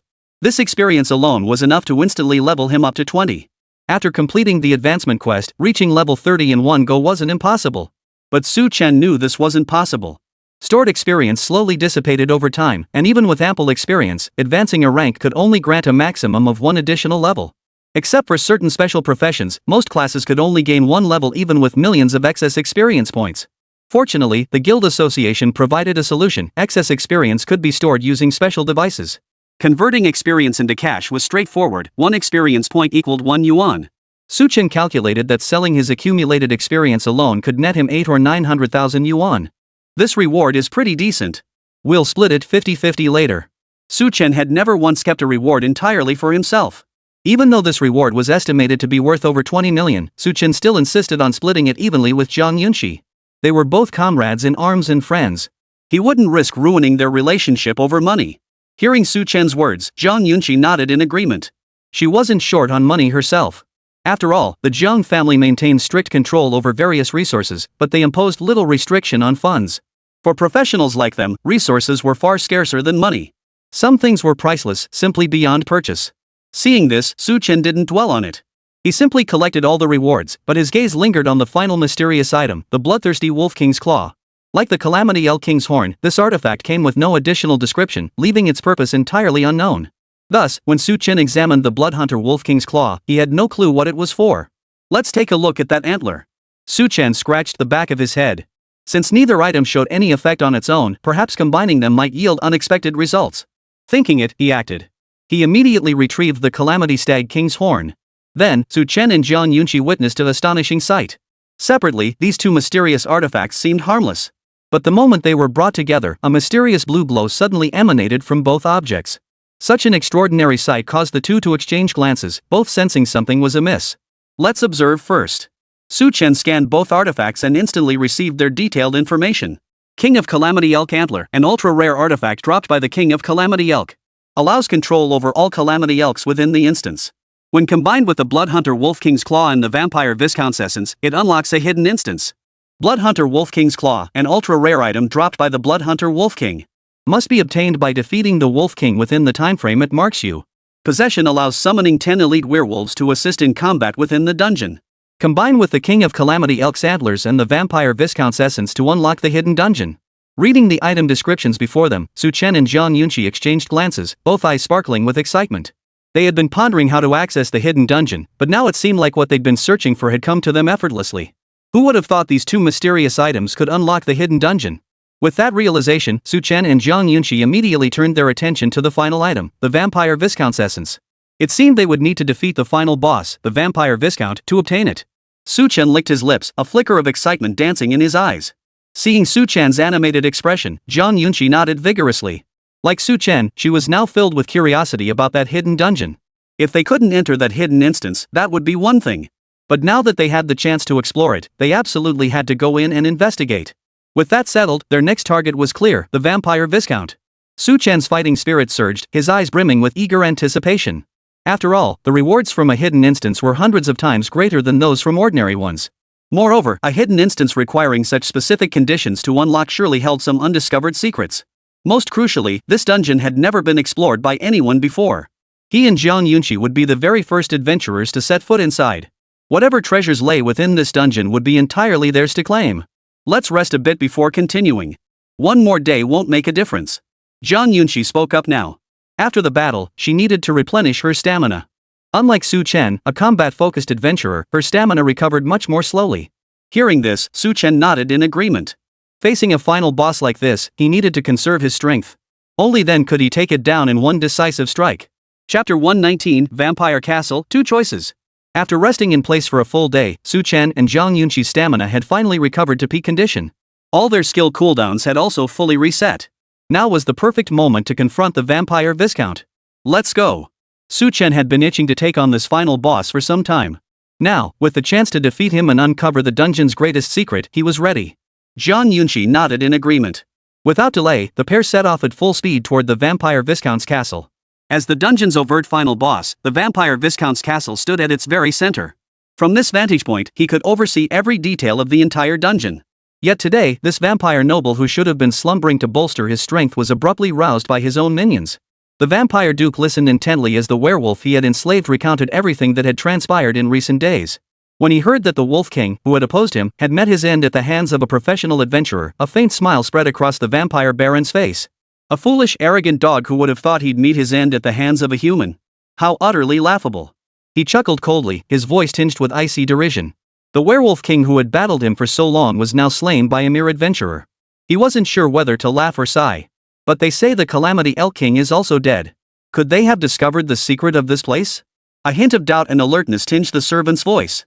Hearing these words, the vampire viscount's eyes narrowed instantly. The death of the werewolf king amused him at most. After all, with the king's strength, even an entire squad of human adventurers couldn't have taken him down. But now, upon hearing that the Calamity Stag King had also perished, his guard immediately went up. Others might be unaware of the hidden boss within this instance, but as the most powerful figure in plain sight, the vampire viscount knew all too well what lurked within the hidden instance. Therefore, upon hearing that both the king of the werewolves and the king of the Calamity Stags had been slain, he instantly realized that this adventurer might have uncovered some secret within the instance. Thus, the vampire viscount, freshly awakened from slumber, narrowed his eyes. Gazing through the castle window, his expression grew grave. "Get ready, our guest will be here shortly." With that, he turned and transformed into a massive bat, vanishing into the castle. Meanwhile, Chen and Zhang Yunqi were now only a few kilometers away from the vampire castle. Despite the distance, they could clearly see a castle standing atop the mountain peak. Countless crimson clouds blanketed the sky around the castle, and flocks of bats could be seen darting across its upper airspace from time to time. Such an eerie scene naturally heightened the vigilance of both Chen and Zhang Yunqi. "Once the battle begins, we should start by boosting our stats." Chen offered a reminder, and Zhang Yunqi nodded in agreement upon hearing his words.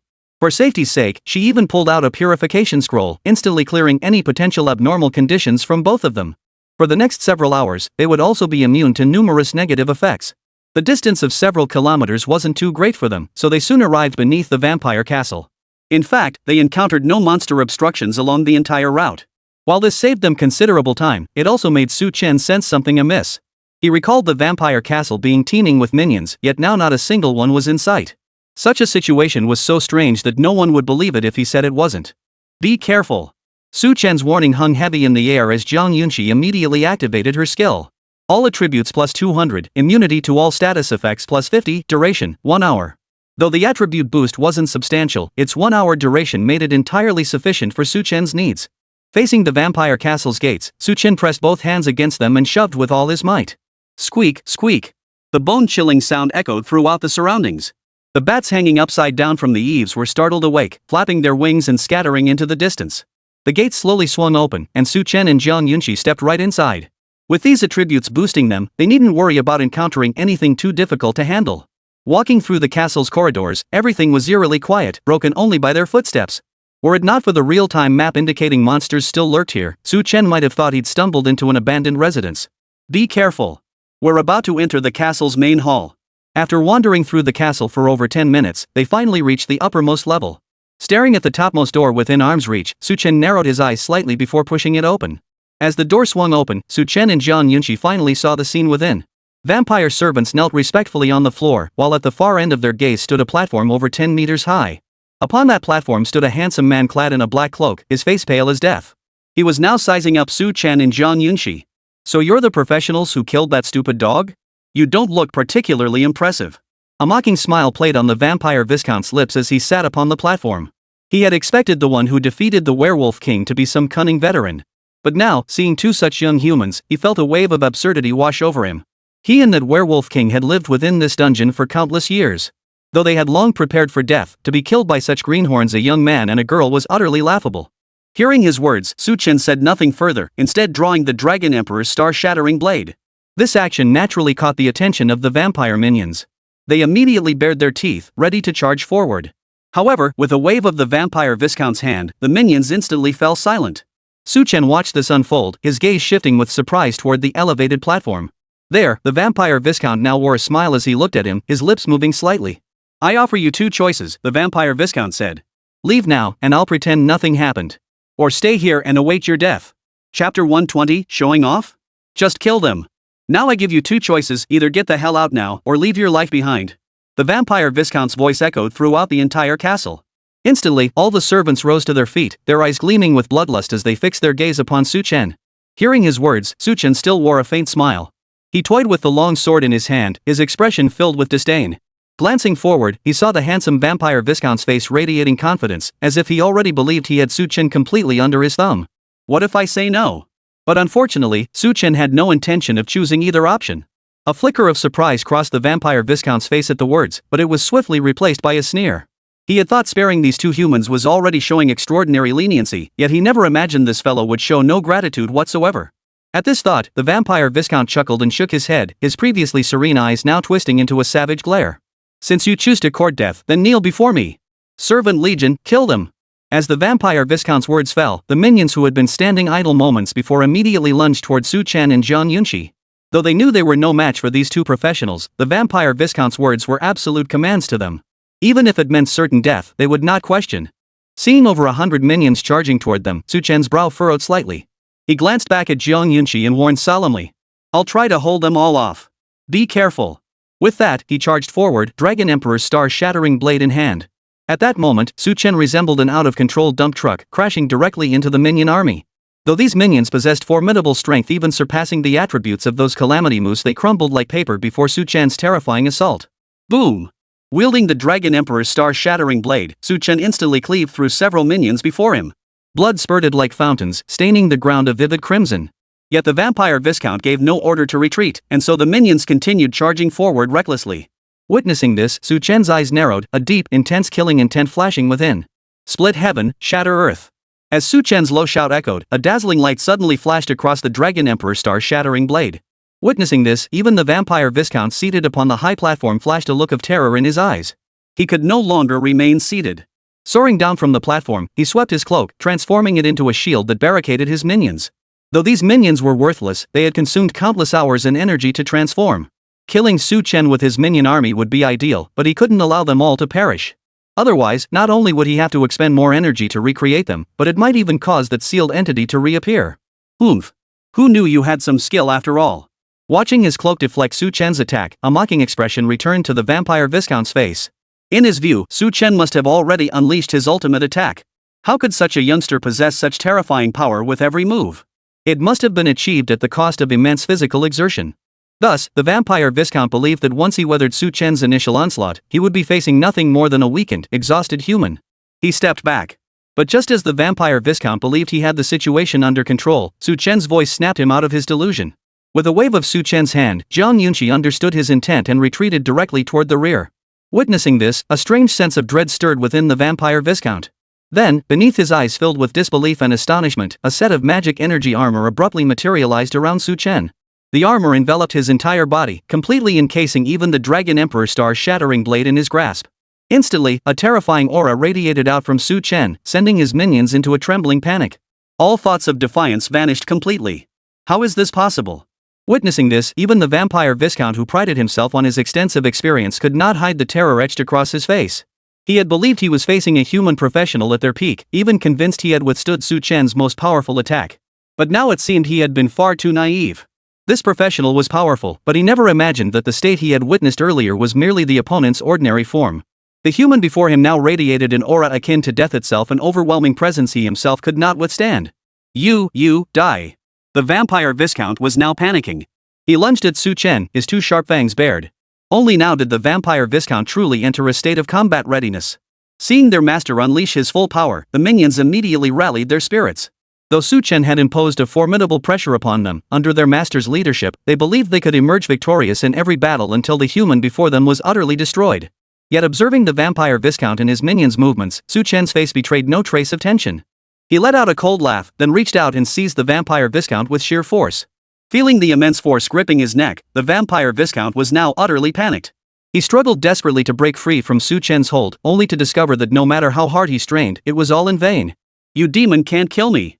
As the final boss, the vampire viscount could barely even speak now. His eyes bulged wide in a desperate attempt to intimidate Su Chen, even summoning his minions to tear him apart. Yet, after a long moment, nothing stirred. Only then did he realize that without the suppression of his power, his minions would no longer obey his commands. Can't kill you? Ha, utterly laughable. Hearing the boss's threats, Su Chen couldn't be bothered to respond. With a flick of his wrist, he tossed the vampire viscount onto the ground. Just as the latter thought he might survive, he found a sharp blade already piercing his own neck. Ah! The vampire viscount clutched his throat, letting out a wail. He scrambled toward his minions, desperate to replenish his blood supply. Only then could he return to peak strength. But Su Chen wouldn't give him that chance. With a single stroke, he severed the vampire's head, finally stopping his actions. Taking down bosses? He was an expert at it. Killing bosses like this, powerless yet full of themselves, wasn't just his specialty, it was his pleasure. Chapter 121, The Secret of the Hidden Dungeon. Crack! With a crisp snap, the vampire viscount's head was cleanly severed from his neck. The controlled minions, now deprived of their power source, instantly crumbled into dust and vanished from this world. At that moment, only Su Chen and Jiang Yunxi remained within the entire vampire castle. Are you okay? Jiang Yunxi approached from behind, raising her hand to cast several healing spells on Su Chen. This routine had become second nature. Even if Su Chen hadn't been injured, she would still act this way. Hearing this, Su Chen shook his head, a trace of confusion lingering in his eyes. Because immediately after he had slain the vampire viscount, he had sensed an evil intent emanating from somewhere. Though he didn't know who this malevolent force belonged to, he keenly sensed that its owner possessed terrifying power. If the vampire baron's threat level was rated a 10, then the source of this malevolent intent easily surpassed 20. First, let's inspect the spoils of this victory.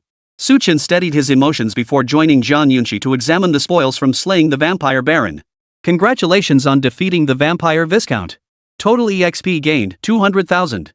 Congratulations on obtaining 50 Tier 1 resource packs, 10 Tier 2 resource packs, and 1 epic resource pack. Congratulations on obtaining the vampire viscount's essence. Gazing at the reward interface before them, Su Chen and Jiang Yunxi exchanged glances, each seeing the excitement in the other's eyes. Though the experience points were useless to them, selling them off was a decent option. Most importantly, they had unexpectedly obtained an epic resource pack. Though they didn't know how many types of resources it contained, a single epic tier resource was enough to make countless adventurers fight tooth and nail for it. Therefore, even if this epic resource pack yielded only one epic resource, it would still be a huge win for Su Chen and Jiang Yunxi. However, upon seeing the resource pack, they simply stowed it away for now. Their eyes then turned, burning with intensity, to the final piece of loot, the vampire viscount's essence. Its utility far surpassed all other items for them, as only by obtaining this final mysterious artifact could they gain access to the hidden instance. They were eager to see what effect gathering all three mysterious artifacts together would have. Jiang Yunxi licked her crimson lips with palpable excitement, her voice thick with urgency. Hearing this, even Su Chen felt a surge of impatience. He retrieved the remaining 2 artifacts from his storage pouch, poised to stack them together. But at that very moment, his hand froze. For some reason, the moment Jiang Yunxi spoke, Su Chen sensed that same malevolent aura resurfacing. Though fleeting, he distinctly felt his previously calm state shift into excitement. No! Su Chen swiftly withdrew his hand, promptly stowing both mysterious artifacts back into his storage pouch. He wasn't certain if the malevolent aura had caused his current excitement, but playing it safe, he couldn't risk gathering all 3 artifacts together at this moment. Seeing Su Chen withdraw his hand, Jiang Yunxi froze for a moment. She was about to say something when she, too, sensed something odd. She hadn't particularly wanted to know the combined effect of these 3 items, yet inexplicably, something seemed to be influencing her decision. It felt as though the mere thought of their combined effect threatened to overwhelm her rationality with excitement. Let's go outside first. Jiang Yunxi composed herself and responded calmly. Seeing Jiang Yunxi's state gradually calm down, Su Chen's heart, which had been hanging in suspense, finally settled completely. Seeing this, he immediately pulled Jiang Yunxi out of the vampire castle. The instant they stepped outside the castle, a terrifying roar echoed in Su Chen's mind. Ah! The sound was so vividly real that both Su Chen and Jiang Yunxi halted in their tracks, their eyes locking in mutual recognition. Their eyes locked, clearly both having heard the voice in their minds. Without another moment's hesitation, they broke into a run, sprinting toward the distance. Only after covering over 10 kilometers from the vampire castle did they finally come to a halt. What was that sound just now? It felt like it was going to shatter my skull. Jiang Yunxi was panting heavily. Even though they'd run such a distance, the memory of that voice in her mind still sent a chill down her spine. Hearing this, Su Chen shook his head. Though he didn't know what it was, he suspected its source was the same entity behind the malevolent thoughts. It could be said that if he truly gathered those 3 mysterious artifacts together under the influence of the evil intent, it would likely trigger something unimaginable. He hadn't been able to retrieve them earlier, but now should be safe. Su Chen glanced at his storage pouch and retrieved the 3 mysterious artifacts. This time, the malevolent intent did not reappear, and Jiang Yunxi's mood was exceptionally calm. Seeing this, Su Chen finally stacked the 3 mysterious artifacts together. Instantly, a faint blue glow enveloped the artifacts, and a dungeon interface appeared before Su Chen and Jiang Yunxi's eyes. Congratulations on obtaining the horn of the Calamity Stag King, the claw of the Bloodhunter Wolf King, and the essence of the Vampire Viscount. With all 3 mystical artifacts gathered, the hidden instance has unlocked. Instantly, both felt as if they'd fallen into an ice cellar, while the scenes on the light screen began shifting rapidly. Centuries ago, survivors in this land began research to combat werewolves and vampires. They fused humans with various creatures, forcing them to devour one another to grow stronger, ultimately cultivating a terrifying ultimate boss, the Blood Demon. This monstrosity slaughtered countless werewolves and vampires, but before that, it had exterminated every last survivor. To seal it away, the Calamity Elk King, the Bloodhunter Wolf King, and the Vampire Viscount, these 3 bosses set aside their feuds to bind it and a specific territory forever. Without the mysterious artifacts carried by these 3 bosses, this realm can never be revealed. Now that you've gathered all 3 mystical artifacts, it's time to utterly destroy the blood demon. Staring at the information displayed on the light screen, Su Chen and Zhang Yunqi's eyes widened in utter shock. To call this a boss? It was more like a man-made monster. But this monster's power was so immense that its loss of control triggered a catastrophic crisis within the dungeon. Chapter 122, Hidden Dungeon, Blood Demon. Staring at the description on the light screen, Su Chen and Zhang Yunqi were utterly dumbfounded. They had assumed the hidden dungeon merely concealed some treasure, but never imagined it harbored such an immense threat. A blood demon powerful enough to plunge the entire instance into ruin. Its combat prowess was absolutely not to be underestimated. So, should we still go in? Zhang Yunqi now felt a chill of dread. If they still chose to enter the hidden dungeon, their combined combat prowess might spare them from death, but conquering it easily was impossible. Moreover, if the blood demon's power was truly as formidable as described, requiring the combined efforts of all 3 dungeon bosses to seal it, then attempting to defeat it themselves would be nothing short of a pipe dream.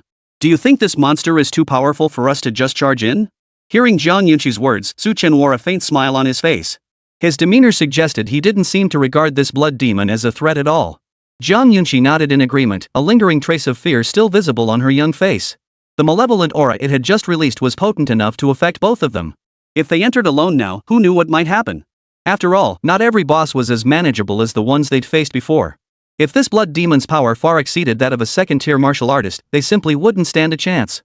Even if they defeated this blood demon, the rewards might far exceed the value of their current loot. But all of that would come at the cost of risking both their lives. If that were the case, it would be far too dangerous. Yet at this moment, Su Chen shook his head. Stroking his chin, he looked at Zhang Yunqi with a serious expression. In fact, this boss is likely far more terrifying than you imagine. After all, it can devour everything to strengthen itself. Having been sealed away for so many years, it's likely devoured every monster imprisoned alongside it. Thus, this blood demon's combat prowess is even greater than before. It absolutely cannot be underestimated. Su Chen's voice was utterly grave, sending a chill down Zhang Yunqi's spine. Based on what Su Chen had just said, she could immediately deduce that while his words might not be 100% accurate, they were undoubtedly very close to the truth. Yet observing Su Chen's demeanor, he seemed utterly unwilling to leave this place. Could he truly be preparing for the 2 of them to enter the hidden instance directly? So you... Zhang Yunqi spoke softly, a hint of confusion lingering in her tone. Before she could finish, Su Chen cut her off. But you know our strength. Taking on this boss might be tough, but we definitely have a fighting chance. If even the 2 of us can't handle this boss, what's the point of calling others? They'd just be throwing their lives away. Su Chen's words left Zhang Yunqi frozen in place. Upon reflection, he realized he was right. Their combined strength placed them among the elite of all professional adventurers, and even within the top universities, they stood out as the cream of the crop. If even they couldn't take down this blood demon, then others coming in would likely only serve to sacrifice themselves without achieving anything else. So I plan to go in first and test the boss's strength. If the 2 of us can take it down, we'll just kill it on the spot. If we couldn't, we'd retreat and report back to the guild. At worst, we'd only get credit for intelligence gathering. Su Chen's words prompted Zhang Yunqi to nod repeatedly. After pondering for a moment, she ultimately agreed to his proposal. The 2 of them would enter this hidden instance first to observe and gauge the blood demon's strength. Killing it and claiming all the rewards would be ideal, but if that proved impossible, they'd have no choice but to report it to the guild for handling. With that thought, her gaze sharpened as she fixed it on Su Chen, her voice hardening with resolve. Since you've made the decision, let's set out immediately. Seeing Zhang Yunqi's eager expression, Su Chen smiled and nodded in agreement. Since they'd resolved to confront this boss, lingering here would only waste precious time. After a brief rest, they immediately set off toward the blood demon's sealed location. Before long, following the real-time map's guidance, they bypassed the vampire castle and reached the northernmost point of the entire instance. The sight before them left Su Chen utterly stunned. Though this was part of the dungeon, the area ahead looked as if it had been hollowed out by some unseen force. Not only were there no natural contours, but even the trees growing here seemed to have encountered some obstruction, vanishing into thin air as if a portion had been torn away. Such a peculiar sight naturally left both of them speechless. Judging from the scene before them, it was clear that sealing the blood demon must have drained a significant portion of the 3 bosses' strength. But now that they stood here, turning back would be rather pointless. Let's go. Su Chen composed himself, then took out the 3 mysterious artifacts and began walking forward. Seeing him move, Zhang Yunqi followed without hesitation. As the pair approached the fractured terrain, holding the items to unlock the hidden instance, a peculiar energy suddenly surged forth. The mysterious magic that had obstructed their vision vanished, and the hidden instance materialized like a mirage before their eyes. Gradually, it shifted from illusion to tangible reality. However, the moment they stepped into this realm, they instantly sensed a terrifying aura engulfing them. Sensing this aura, Su Chen instantly recognized it as belonging to the very source of that malevolent intent. His gaze darted warily around the surroundings, his eyes brimming with vigilance. The surrounding trees were withered and overgrown with weeds, while countless fragments of white bones littered the ground, creating a scene reminiscent of a living hell. The putrid flesh and blood emitted a nauseating stench so potent that even Su Chen and Zhang Yunqi felt their heads grow hollow from the overwhelming odor. Be careful. Don't fall into an ambush. Su Chen was now extremely cautious. The situation demanded it. In fact, to prepare for any sudden danger, he even gripped the Dragon Emperor star-shattering blade in his hand. The moment the blood demon appeared, he would charge forward without hesitation. But as Su Chen scanned his surroundings, he found not a trace of the blood demon, not even a single monster was in sight. Just as he was puzzled, he suddenly felt a violent tremor beneath his feet. Watch out! Zhang Yunqi's eyes widened as she grabbed Su Chen and pulled him backward. When they came to a halt and looked ahead, they froze instantly. Where they had been standing moments ago wasn't ground at all, it was the blood demon's massive palm. Now, the boss's entire form was finally revealed, a colossal superboss over 100 meters long. Chapter 123, The Embodiment of Terror, Dungeon Annihilation Crisis. Su Chen and Zhang Yunqi stared blankly ahead, utterly overwhelmed by the sheer scale of this monstrosity. Before the blood demon's 100-meter-long form, they felt like ants beneath an elephant's foot, as if they could be crushed at any moment. What the hell kind of boss is this? Su Chen stared dumbstruck at the blood demon before him, unable to suppress a furious curse. He had believed his strength would easily overcome this hidden boss, but never imagined it would be this terrifying. Its sheer size alone dwarfed every boss they'd ever encountered. Ah, what a wonderfully liberating feeling.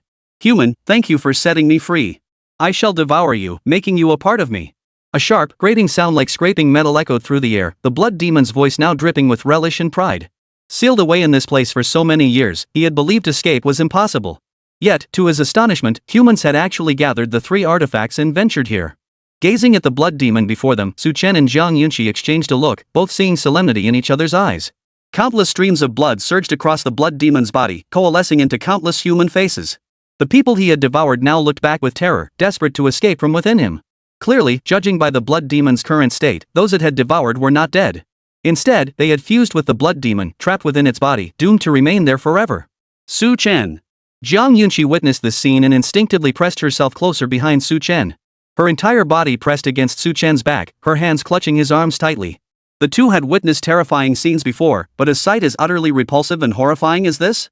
Not only Zhang Yunqi, but even Su Chen found himself at a loss. Escape was clearly impossible now, so they had no choice but to face the boss head-on. Before the enemy could attack, Su Chen immediately focused on the blood demon, causing its data panel to abruptly appear before his eyes. Blood Demon LV-25. Attack, 1500 Spirit, 1200. Defense, 1300 Magic Resistance, 1300. Speed, 1000. Status, Blood Body, Devouring Evolution, Damage Reduction 10% of all damage taken, Artificial Creation Unstable Core find its weakness for a one-hit kill, Massive Body deals 3x damage of attacks inflicted. Created by humans to defeat the boss, this creature was forged by blending multiple monsters only to become the nightmare of the entire dungeon. Staring at the blood demon's terrifying stats, Su Chen's face instantly twisted with shock. This damn thing was a tier 2 boss. Not a single stat on its body was below 1000 points. Forget other ordinary adventurers, even he himself had little hope of defeating it. Damn it, I'll be right there. The blood demon reached out to grab Su Chen, its face formed from congealed blood twisted into an excited grin. Seeing this, Su Chen swiftly spun around, scooped Zhang Yunqi into his arms, and immediately dashed toward the exit. This kind of monster was beyond his capabilities. Judging by the situation, he had to get the guild involved. Watching Su Chen flee outward, the blood demon erupted in fury. He immediately gave chase, his footsteps causing the ground to tremble beneath him. The instant the blood demon left the sealed area, all professionals within the instance received a message. Warning! Artificial boss blood demon has emerged. Eliminate it immediately. Due to the boss's influence, the instance entrance is sealed. All players inside cannot escape. The boss will continue devouring all monsters. Once it consumes the dungeon, all adventurers inside will die instantly. Current devouring progress 1. Seeing this red highlighted message, every adventurer's face instantly twisted with terror. What the hell is this thing? After finally getting into a dungeon, this happens? Let me out now. No, I don't want to die. Find that boss's location fast. With all of us here, how can we not take this thing down? Is there anyone who can contact the guild association? Hurry and get them to send reinforcements. At this very moment, the adventurers were in complete disarray. Faced with the threat of death, everyone had utterly lost their composure. They desperately wanted to flee this instance immediately. Even if paid, they'd never set foot in this cursed place again. Yet no matter how hard they struggled now, leaving the instance had become nothing but a pipe dream. Still, a few forced themselves to stay calm and began trying to contact the Adventurers Guild. The bolder adventurers even rallied their friends, hoping to seize this chance to confront the boss. After all, if they could defeat a threat powerful enough to plunge the entire instance into crisis, they would surely reap both fame and fortune once they returned to the outside world. The adventurers within the dungeon wouldn't forget such a life-saving deed, and even the Adventurers Guild would treat them as heroes. Thus, quick-thinking adventurers had already begun assembling teams to hunt down this blood demon. While these adventurers were strategizing, Chen and Zhang Yunqi had already fled to a safe zone. Gazing into the distance, they witnessed the blood demon devouring every monster in its path. Whether ordinary or elite monsters, none could last even a second in the clutches of this boss before vanishing instantly. The blood demon's attributes steadily increased with each devouring. If allowed to grow further, its stats breaking through the 2,000-point barrier was only a matter of time. Chen, don't go! Zhang Yunqi watched this scene unfold, her face etched with deep fear. Had it not been for their overwhelming curiosity, this blood demon would never have emerged. She tugged at Chen's sleeve, desperate to stop him from advancing. Having fought alongside each other countless times, Zhang Yunqi could easily discern Chen's current resolve. Yet upon hearing her words, Chen shook his head. His gaze fixed solemnly upon the blood demon as his resolve hardened. Since he had unleashed this monster, he would be the one to defeat it. Don't be afraid. It'll be over soon. A confident smile returned to Chen's face. He glanced at Zhang Yunqi and gently set her down. Before Zhang Yunqi could fully process the situation, he planted his toes and shot forward like a streak of light, charging straight at the blood demon. The fact that this foe appeared within this instance meant that a second-tier practitioner still had a chance at victory. Even if the odds were slim, Chen would forge a miracle. Chapter 124, the hero emerges, severing the hand with a single blade. Watching Chen's receding figure, Zhang Yunqi clenched her teeth. She knew Chen's choice was correct, but she herself was not a combat class. In such a major battle, beyond boosting Chen's attributes slightly, she could do nothing else. With that realization, Zhang Yunqi raised both hands high, her gaze fixed firmly on Chen. Boost! The next instant, she felt her entire body go limp as a burst of light shot directly toward Chen. Boom!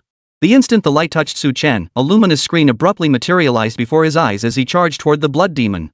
All attributes plus 300, immunity to all abnormal conditions, duration, 1 hour. Acquired status hat trick, can unleash the same skill twice. Seeing such a powerful boost this time, Chen glanced back and found Zhang Yunqi slumped on the ground. She looked completely drained. That little minx. Chen murmured to himself, his gaze growing even more resolute as he fixed it on the path ahead. Zhang Yunqi had made her choice to stand behind him, Chen. She had entrusted all her skills to him. Now, his sole mission was to utterly annihilate the blood demon before them. At the same time, Chen noticed a vast army of adventurers below him, also charging toward the blood demon. Clearly, the looming threat of dungeon collapse had united these adventurers, driving them to jointly eliminate the boss before them. Ha! Come on! You humans created me, and now you shall become my sustenance. Bring it on, I'll devour every last one of you. The blood demon now spotted the adventurers group and immediately charged toward them. Its terrifying speed smashed everything in its path, its massive form causing the ground to tremble incessantly, as if an earthquake had struck. Hold him off. Soon, a professional stepped forward, now directing the various professional squads. Under his leadership, defensive-type adventurers formed the front line to block the blood demon's attacks, while support-type adventurers positioned themselves at the rear, continuously stacking various buffs on the front line. Meanwhile, the attackers relentlessly unleashed skills to chip away at the blood demon's health. Though their attacks barely scratched the blood demon, the proverb holds true: many ants can bring down an elephant. Gradually, the blood demon's movements slowed and its stamina began to wane. Roar! Seeing this swarm of ant-like creatures daring to attack him, the blood demon erupted in fury. He slammed his palm down, instantly creating a terrifying fissure in the ground. Several meters wide, this fissure threatened to claim many lives if it struck the group of adventurers. Witnessing this, a flicker of panic crossed the lead adventurer's face. They weren't elite adventurers, they relied solely on sheer numbers to withstand the blood demon's assaults. This fissure, however, presented a genuine dilemma. Defensive-type adventurers were tasked with blocking the blood demon's frontal assaults, yet this fissure struck sideways. If they abandoned their frontal defenses entirely, their entire group would collapse under this single strike. Just then, a figure suddenly descended from the sky, forcefully blocking the path of the crack. Holy Dragon Transformation. This marked Chen's first transformation into Sacred Dragon mode, instantly boosting his dual resistances to 2,000 points. In this form, Chen now resembled an impenetrable steel wall, virtually impossible to breach. Hold them back. His magic energy manipulated armor enveloped his body as he channeled magical power into a colossal shield. The terrifying crack slammed directly into the shield, making Chen feel as if he'd been hit head-on by a massive truck. Yet even so, he gritted his teeth and refused to let go. His feet were now sunk deep into the ground, yet he remained anchored to the front like a nail. Crackle, crackle. The fisher advanced several meters before halting just as it was about to engulf the group of professionals. Thanks to Su Chen's obstruction, the attack was completely blocked, causing no casualties whatsoever. Bro, cover the flanks. We'll handle whittling down this boss's health. Seeing Su Chen's astonishing defensive prowess, the lead adventurer shouted even louder. To him, Su Chen was like a shield. Since the front line could hold the boss, he should now cover the party's flanks. But upon hearing this, Su Chen said nothing more. Instead, he immediately turned his attention back to his skills. Dragon transformation. Perfect. It was the buff hat trick Zhang Yunqi had cast on Su Chen. Originally, before the sacred dragon mode faded, he couldn't use dragon transformation. Yet now, he had broken the skills restriction and activated it directly. The next instant, all of Su Chen's defense instantly converted into offense. Boosted by the doubled magic energy manipulation, Su Chen's attack power had now surpassed 10,000. However, having unleashed 2 transformation skills, Su Chen's stamina began depleting rapidly. Every movement now consumed several times the energy it once did. Yet despite this increased drain, he now wielded power far surpassing his current capabilities. Kill! Su Chen roared with fury, charging forward with the Dragon Emperor star-shattering blade raised. His terrifying charge left deep footprints in the ground with each step, and the massive blade swung directly at the Blood Demon's palm. Boom! The Blood Demon's massive hand, aimed at the professional team, was cleanly severed by Su Chen. The cut surface was perfectly smooth. Ah! Seeing his arm severed, the Blood Demon let out a piercing scream of agony. He had believed his defenses would render these ants incapable of harming him, yet he never imagined the human before him could sever his hand with a single stroke. The professional team watched this scene unfold, their faces now frozen in utter astonishment. They had assumed they were merely gaining a defensive-type professional, yet this individual's offensive prowess proved far more ferocious. A single strike had nearly crippled the boss. Though the Blood Demon could heal by devouring other creatures, that process took time. And that gave them their chance to finish it off. Cover this brother. Kill. The lead professional let out a battle cry and threw himself into the fray.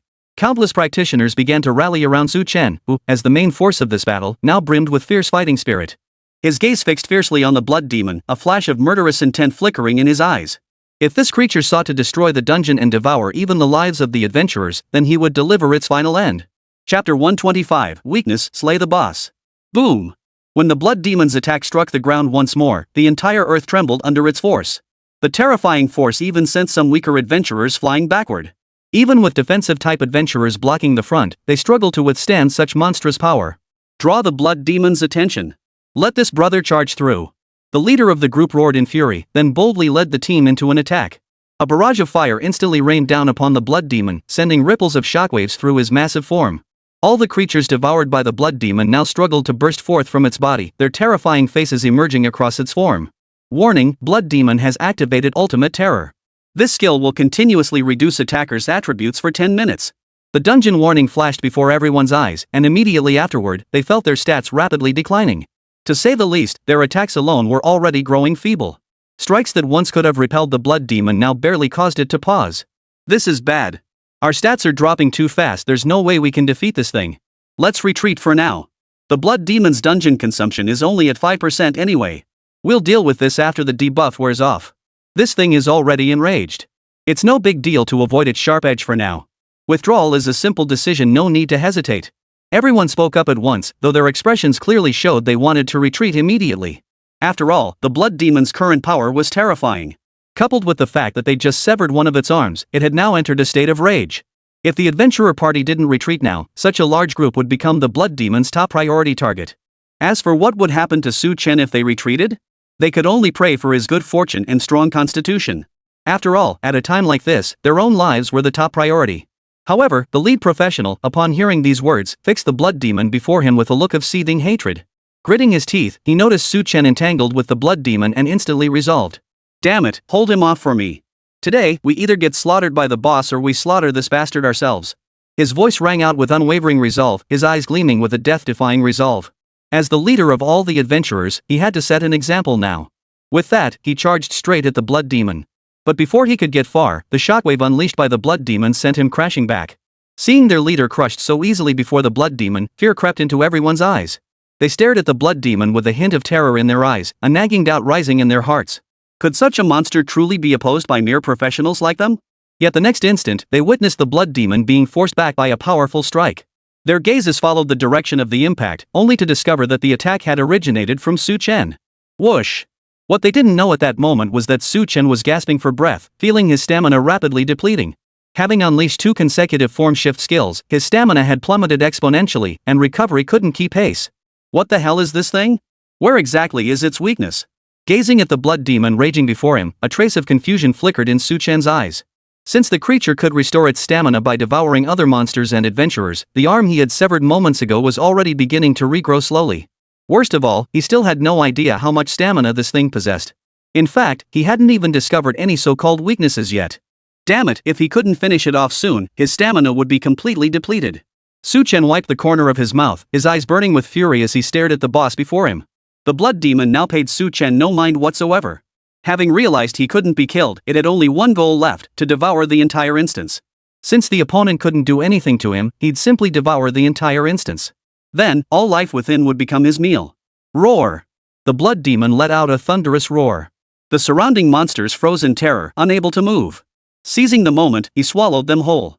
Witnessing this, Su Chen's expression turned grave. Yet at that very moment, he observed something astonishing. As the monsters were swallowed into the blood demon's belly, a 5-pointed star began to glow on the boss's forehead. Though faint, Su Chen, positioned directly in front, could see it clearly. This must be the boss's weakness. Staring at the glowing pentagram, Su Chen murmured to himself. He couldn't find any other unusual anomalies. If this pentagram wasn't the blood demon's weakness, then he was truly helpless. With that thought, Su Chen raised the Dragon Emperor's star-shattering blade, his eyes gleaming with a death-defying resolve. Kneel before me. His toes dug into the ground as he let out a roar, launching himself toward the blood demon. His stamina was nearly depleted. This final assault would likely leave him utterly incapacitated. Whether it could slay the blood demon was now entirely up to fate. Seeing Su Chen hurtling toward him, a cruel smile spread across the blood demon's face. He'd long been unable to tolerate this irritating little insect buzzing around his face. If not for Su Chen's blinding speed and those damned professionals blocking his path, he would have swatted the creature to death long ago. But now, the fool dared to see close combat? He'd grant him a chance to die. Ha! Prepare to die. The blood demon roared as he slammed his massive palm forward, the savagery in his eyes unmistakable. Yet Su Chen, staring at an attack powerful enough to crush him flat, showed not a flicker of emotion. Seeing Su Chen frozen in place, the blood demon grew even more arrogant. To him, this insect before him was as good as dead. Yet just as the palm was about to strike Su Chen, the next second, Su Chen twisted his body slightly mid-air. Instantly, his agile body evaded the blood demon's strike. Seizing the opportunity, Su Chen used the demon's arm as a stepping stone, propelling himself upward toward the 5-pointed star glowing on the demon's forehead. The blood demon instantly grasped Su Chen's intent. He was attempting to shield his vulnerable forehead. But at that very moment, Su Chen froze, flinging the Dragon Emperor star-shattering blade in his hand. Empowered by his extreme attack power, the blade streaked through the air like a bullet leaving the barrel, its trajectory utterly impossible to track. No! The blood demon roared in fury, reaching out to block the incoming blade. But alas, it was too late. The Dragon Emperor star-shattering blade plunged directly into the 5-pointed star of light at his brow, its terrifying force obliterating the luminous symbol entirely. Instantly, the blood demon's body began to shatter, eventually becoming covered in a dense network of blood-red cracks. Boom! With a thunderous explosion, the once vigorous boss, the blood demon assassin, shattered completely, like a broken vase beyond repair. Witnessing this scene, everyone was left speechless. Just then, the dungeon notification popped up. Congratulations to professional Su Chen for defeating the blood demon boss. The dungeon crisis has been resolved, and all passages are now open. With the dungeon crisis resolved, all annual yields will be doubled. Chapter 126, The Flawed Artificial Core. With the blood demon's body crashing to the ground, Su Chen could finally relax. He removed all buffs from his body, allowing him to feel his stamina gradually replenishing. However, his body was now plummeting rapidly from a great height.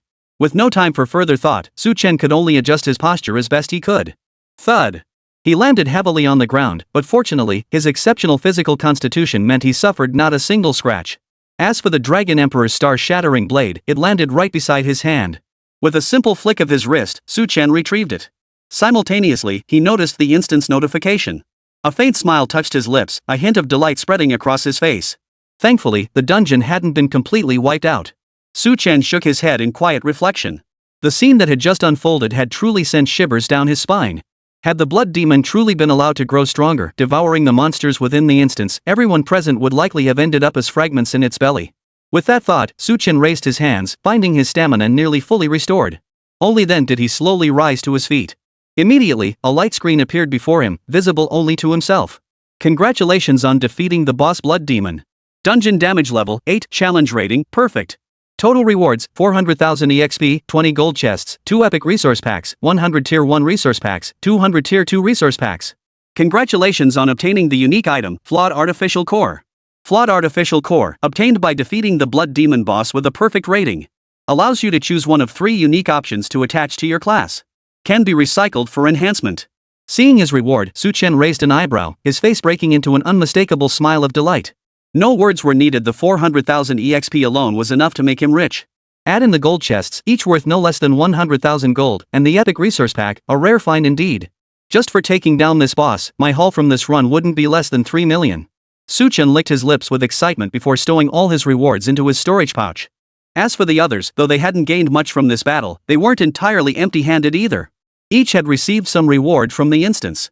But just as the thrill hadn't yet faded from Chen's heart, he suddenly noticed a crowd gathering around him. What's the matter, everyone? Seeing this, his eyes narrowed slightly, a hint of hostility flickering within them. Who knew what these adventurers intended by gathering around him? Though they had been comrades in arms moments ago, now that the boss was dead, they had naturally become his competitors. Had they returned to his side only to take advantage of his weakened state and strike? But just then, a figure suddenly pushed through the crowd from outside, rushing straight to Chen's front. What do you think you're doing? The Guild of Professionals is here now. If any of you dare make a move at this moment, you'll all be arrested. Zhang Yunqi stood before Chen, her gaze fixed on the professionals surrounding him. At that moment, her aura radiated fully, momentarily intimidating the professionals into hesitation. But just then, one professional stepped forward, a slightly awkward smile on his face. Sorry about that, it was a misunderstanding. We just wanted to meet the main force behind this boss battle. Didn't mean to cause any misunderstanding. I'm Yang Dianfeng, a sophomore at Huiguan University. Pleased to meet you all. As he spoke, the student who introduced himself as Yang Dianfeng extended his hand, his gaze fixed on Chen. Seeing him introduce himself so formally, Chen helped Zhang Yunqi to her feet. After shaking hands with him, he said nothing more. Seeing Chen's demeanor, the others understood he preferred not to reveal his name. They simply sat back down to rest. Soon, the professional association arrived to maintain order.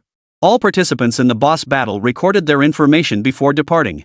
As for Chen and Zhang Yunqi, they were taken to the professional association headquarters for detailed questioning. This questioning kept them there until evening. Had Luo Tao not received word and rushed over, the association likely wouldn't have released Chen so easily. After all, this boss was exceptionally rare. Not only was it an artificial construct, but it also possessed the power to devour entire dungeons. Such an entity was scarcely documented even within the association, making thorough investigation imperative. However, Luo Tao's arrival put an end to it. Moreover, numerous graduates from Sunrise University worked within the association, so matters concerning this boss could only go so far. Besides, the association had already gathered sufficient intelligence. Keeping Chen was merely to supplement the detailed information on the boss. Walking back to campus, Luo Tao shot Chen and Zhang Yunqi a peculiar look before letting out a long sigh. Taking down a super boss capable of devouring an entire instance, your strength is growing by leaps and bounds. But if possible, I sincerely hope you never encounter such a situation again. Last year, a senior student, one of the top 10 graduates in her class, got swallowed whole by a boss like this. When you encounter such high difficulty instances in the future, save your strength. Luo Tao shook his head and sighed once more before escorting the two to their dorm entrance. He then turned and walked away. Watching him depart, Chen and Zhang Yunqi each returned to their dorm rooms. Rest was their top priority now. As for converting those rewards into cash, that could wait. After all, while resource recycling stations were scarce, Chen and Zhang Yunqi held vast quantities of high-quality resources. If they were to recycle it all, they'd likely need to find some major corporation capable of absorbing the entire haul. Otherwise, smaller recycling stations would be unable to handle the entire haul of over 20 million yuan worth of materials. Lying in bed, Chen found himself too excited to sleep. He pulled the fragmented artificial core from his storage pouch, his mouth watering at the sight. Though its exact grade remained unknown, Chen believed it likely rivaled the power of ancient artifacts. However, his current supply of stamina restorers was insufficient. It seemed he'd have to sell some of the materials first thing tomorrow. Chen gazed at the fragmented artificial core, licked his lips, and tucked it away. Closing his eyes, he drifted off into sleep. Chapter 127, Recycling Enhancement, Artificial Creation. The next day, the first thing Chen did upon waking was head straight to the resource recycling station. Being in the capital city, recycling stations rarely seen elsewhere lined nearly every street here. But Chen paid no attention to these small-scale stations, heading straight for the professional association instead. After all, the sheer volume of resources he intended to sell was far too large for these small stations to handle. Naturally, he needed to find a recycling station backed by official support. Hello, resource recycling. Arriving at the official recycling station, Chen got straight to the point. I have a large quantity of resources to recycle this time. I'd like to speak with your manager in detail. Hearing Chen's words, the recycling station staff looked taken aback. He couldn't fathom how this young man, merely a Tier 2 professional, could be so presumptuous as to claim he had a large quantity of resources to recycle. The association's recycling station likely handled millions in transactions daily. For this kid to make such a claim, had he lost his mind? Still, out of professional courtesy, the staff member held his tongue and simply offered a polite explanation. May I inspect the items you're exchanging? Is that acceptable? Without hesitation, Chen tossed his storage pouch over. Inside lay the spoils from his latest dungeon run, first-tier resource packs, second-tier resource packs needless to say, and even a gold coin chest. As for the experience points, Chen chose not to mention them. After all, having so much of it that it could be exchanged for money was an uncommon occurrence. Therefore, he intended to personally discuss the matter with the person in charge of the resource recycling station. The staff member took Chen's storage pouch, gave it only a cursory glance, then promptly stowed it away, his face still bearing a look of astonishment. Please wait here. Oh, no, please come right in. The staff member's demeanor instantly shifted to one of utmost respect, promptly ushering Chen inside the resource recycling station. He pulled Chen to a seat before introducing himself with utmost deference. I'll go fetch our manager now. Please wait a moment. With that, the staff member vanished, leaving Chen with a look of growing unease. Within minutes, the staff member returned, accompanied by a man in his 30s dressed in a suit. Hello, I'm Yang Wei, in charge of the resource recovery station. I've already gained a general understanding of the situation and personally inspected the items. The price is approximately 19.8 million. The volume is substantial, and there are no items of questionable origin. Considering this is our first collaboration. Therefore, the final price will be around 20 million. Is that acceptable? Yang Wei stated his final offer outright. After all, the materials were genuinely high quality and perfectly legitimate, justifying the premium price. Upon hearing such a high offer, Chen didn't hesitate at all and immediately nodded in agreement. As for the matter of experience points, he chose not to elaborate further. After all, he didn't want to draw unwanted attention by selling such a large amount of experience points all at once. The best approach was to wait a while and sell them at other resource recycling shops. By then, much of the excess experience points would likely vanish, but to avoid drawing unwanted attention, Chen had no other choice. The money quickly appeared in Chen's account, and he immediately transferred half of it to Zhong Yunxi. Though the sum was substantial to Chen, it paled in comparison to Zhong Yunxi's importance. When faced with the choice between a partner and money, he would choose the former without hesitation. Zhong Yunxi responded promptly, finally allowing Chen to breathe a sigh of relief. He didn't plan to discuss the experience point sale with Zhong Yunxi immediately. After all, if there were a better way to handle it, he certainly wouldn't sell the experience points. But that seemed unlikely now. For the time being, he'd focus on buying some stamina recovery potions. Soon, Chen spent over 1 million yuan on stamina recovery potions. It must be said that expenses in the capital were significantly higher than in Shichang, but correspondingly, these stamina recovery potions were far more effective.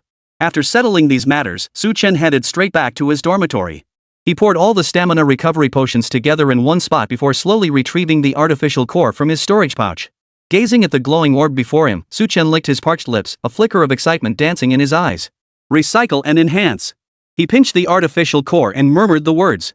The next second, Chen felt as though something was relentlessly draining his stamina, causing his entire body to rapidly grow weary and listless.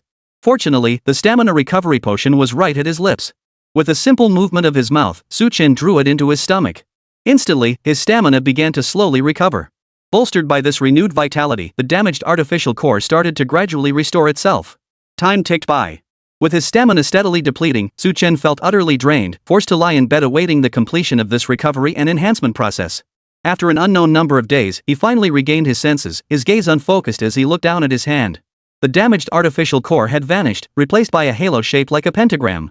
Staring at the pentagram-shaped halo in his hand, Chen suddenly realized. Wasn't this exactly like the thing on the blood demon's forehead? Could there be some connection between them? Chen splashed cold water on his face to clear his mind before turning his attention back to the artificial core in his hand.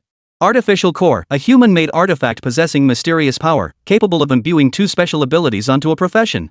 Upon seeing this description, Chen's entire demeanor shifted. The prospect of adding 2 special abilities to his profession piqued his curiosity. Currently, his profession was Scavenger. Beyond recycling and enhancement, it seemed to lack any other distinctive features.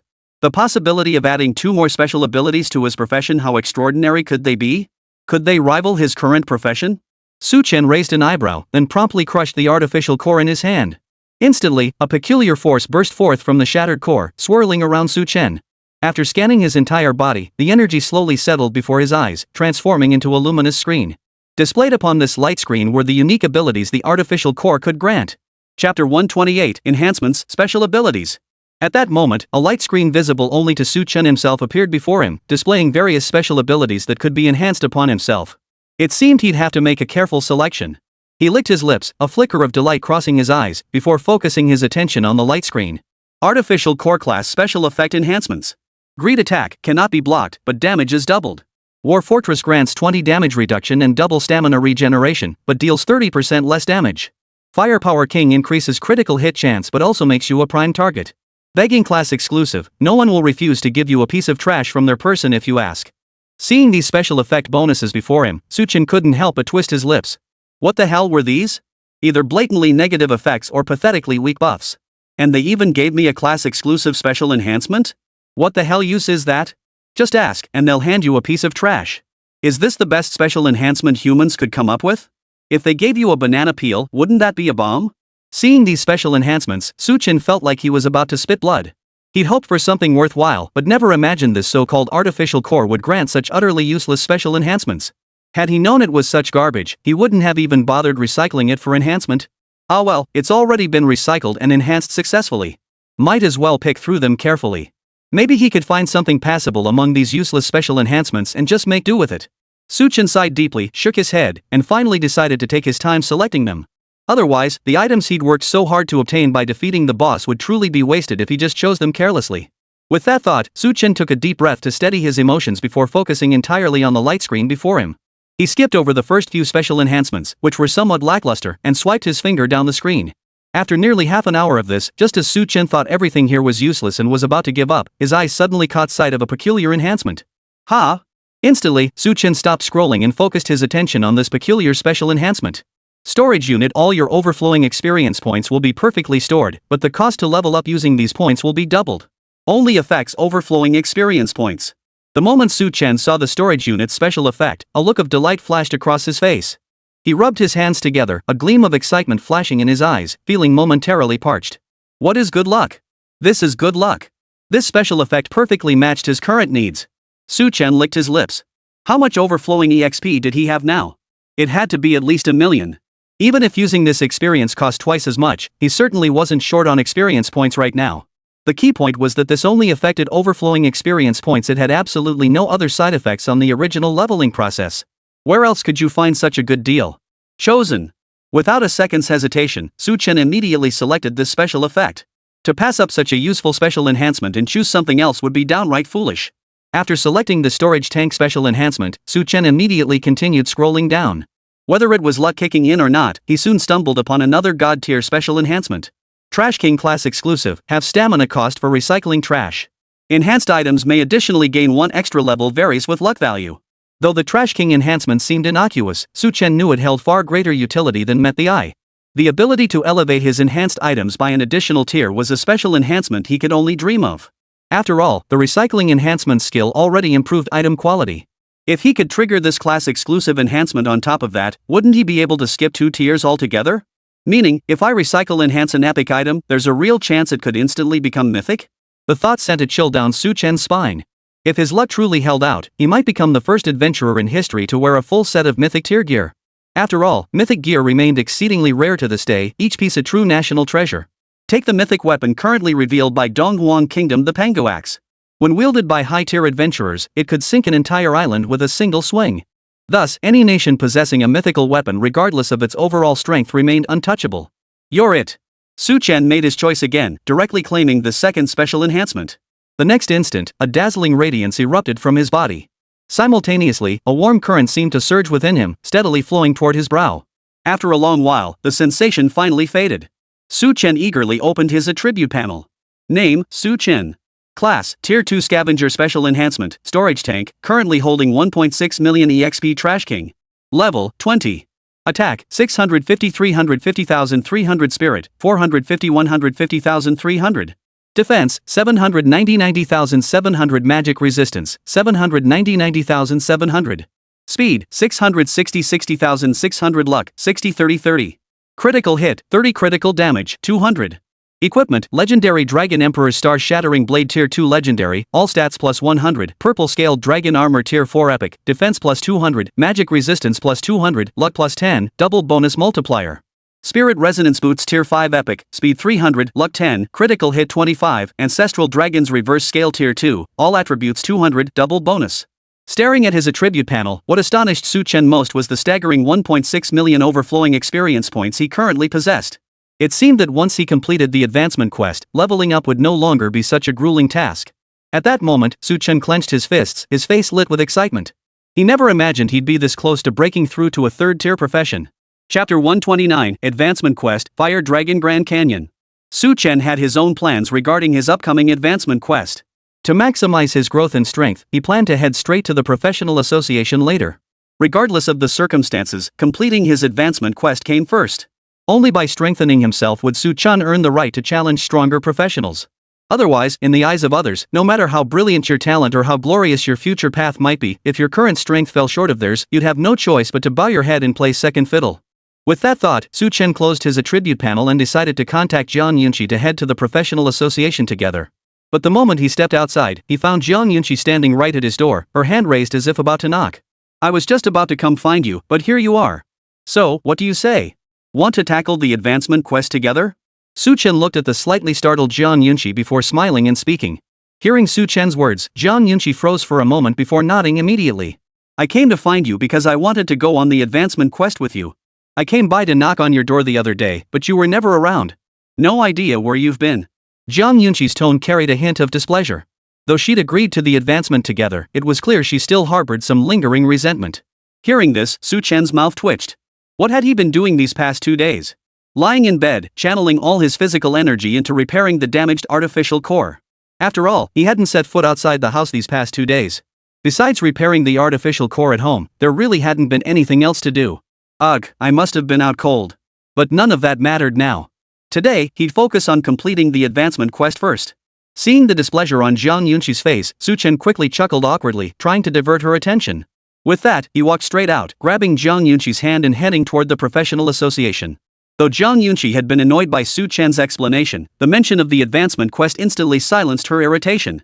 After all, these trivial matters couldn't compare to the importance of the advancement quest. Crucially, she'd been keeping a close eye on Su Chen these past 2 days and hadn't seen him leave the dorm at all. And that white fox hadn't come either. The thought of that vixen by Wanyu made Jiang Yunqi seethe, but as they drew nearer to the professional association, the anger faded from her face and she reverted to her usual well-behaved self. Seeing the professional association just a stone's throw away, Su Chen didn't hesitate. He simply grabbed Jiang Yunqi's hand and walked straight inside. They located a staff member, handed over their profession cards, and immediately stated their intention to undertake an advancement mission. What? You two want to undertake the advancement quest together? The staff member's eyes widened in disbelief at the sight of Su Chen and Jiang Yunqi intending to undertake the advancement quest together. Not only would undertaking the task together drastically increase its difficulty, but more importantly, both of these young people were merely high school graduates, freshmen at Ryu University, no less. It was well known that even students from these prestigious universities typically didn't break through to become third-tier professionals until at least the second semester of their freshman year or even their sophomore year.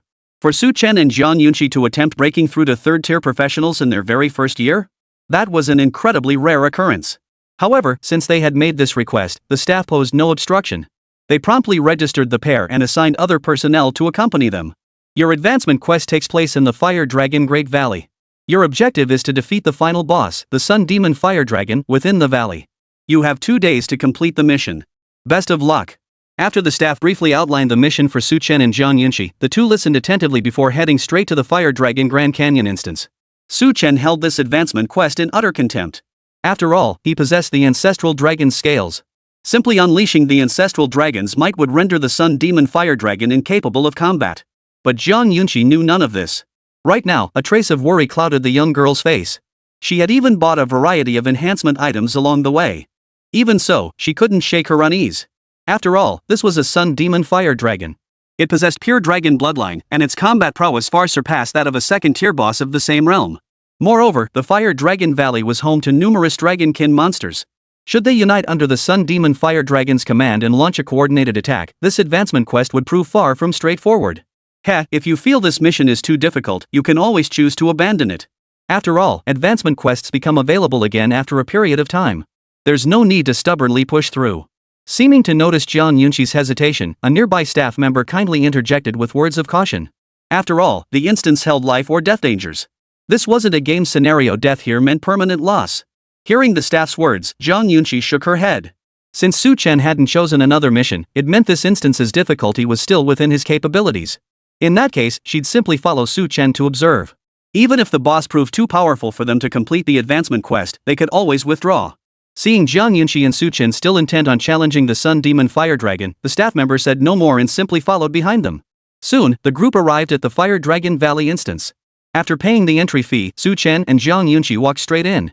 The moment they stepped inside, a wave of scorching heat washed over them. Focusing their gaze, they saw patches of molten lava scattered throughout the surroundings. The scorching heat permeated the air, as if intent on burning everything to ashes. Above, creatures bearing dragon bloodlines circled the skies. The slightest disturbance below would send them swooping down in packs to attack. In the distance, Su Chen could clearly see over a dozen massive monsters searching for prey. Judging by their pace, they would reach them within minutes. Prepare for battle. Observing the monsters, Su Chen murmured a warning. Jiang Yunqi nodded in response before promptly crushing a cooling scroll. Immunity to heat effects, duration, until exiting dungeon. As the prompt flashed before his eyes, Su Chen felt the scorching heat vanish completely, his body returning to its most comfortable state. With that, he cracked his knuckles and charged straight toward the horde of monsters ahead. Chapter 130, Dragon Might? One-shot kill. Su Chen charged straight into the horde of monsters ahead. Facing these creatures bearing dragon bloodlines, his expression remained utterly relaxed, showing not a shred of regard for his opponents. Seeing Su Chen act with such carelessness, the staff member watching nearby narrowed his eyes slightly. He was fully prepared the moment Su Chen got bogged down in a tough fight, he'd rush in to lend a hand. Such contempt for these dragonkin monsters, this kid was in for a world of trouble. The staff member had already assessed the situation. Even though Su Chen possessed formidable strength, he was currently unprepared. A fierce battle was likely imminent. Of course, without his own intervention, Su Chen's chances of victory were slim. With this thought, he shifted his gaze toward Su Chen charging into the monster horde only to witness a scene that stunned him. There he was, charging into the horde like a tiger among sheep, unleashing a slaughter. Each punch and palm strike radiated terrifying destructive force. Though the dragonkin monsters possessed formidable attributes, they crumbled like paper before Su Chen. Boom! Gripping one monster in each hand, Su Chen exerted tremendous force, instantly shattering both creatures' skulls and ending their lives. As for the remaining monsters closing in, Su Chen handled them with effortless ease, slaughtering every last one within mere minutes. Surveying the scattered corpses, the third-tier professional from the Professional Association stared in utter shock and disbelief. To dispatch over a dozen dragonkin monsters with such ruthless efficiency, not only was it beyond Su Chen, it was beyond even his own capabilities. Who would have thought this freshman student possessed such terrifying strength? Truly horrifying. Let's keep moving forward.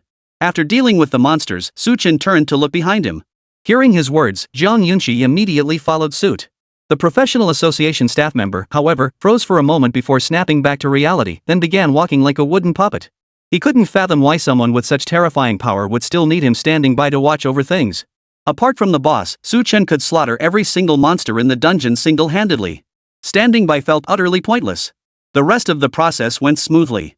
These simple monsters were no match for Su Chen. He could dispatch all the minor foes with a single punch. Even when encountering stronger elite monsters, Su Chen would simply draw the Dragon Emperor Star Shattering Blade and cleave them in two with a single stroke. The staff member, who had been stunned at first, had now grown somewhat numb to the spectacle. Now, even if Su Chen were to swat an elite monster to death with a single slap, the staff member wouldn't bat an eye. As for whether Su Chen could successfully complete this advancement quest, the staff member had initially been uncertain. But after witnessing Su Chen's combat prowess, he now found himself wondering how long it would take Su Chen to directly slay the Demon Sun Fire Dragon.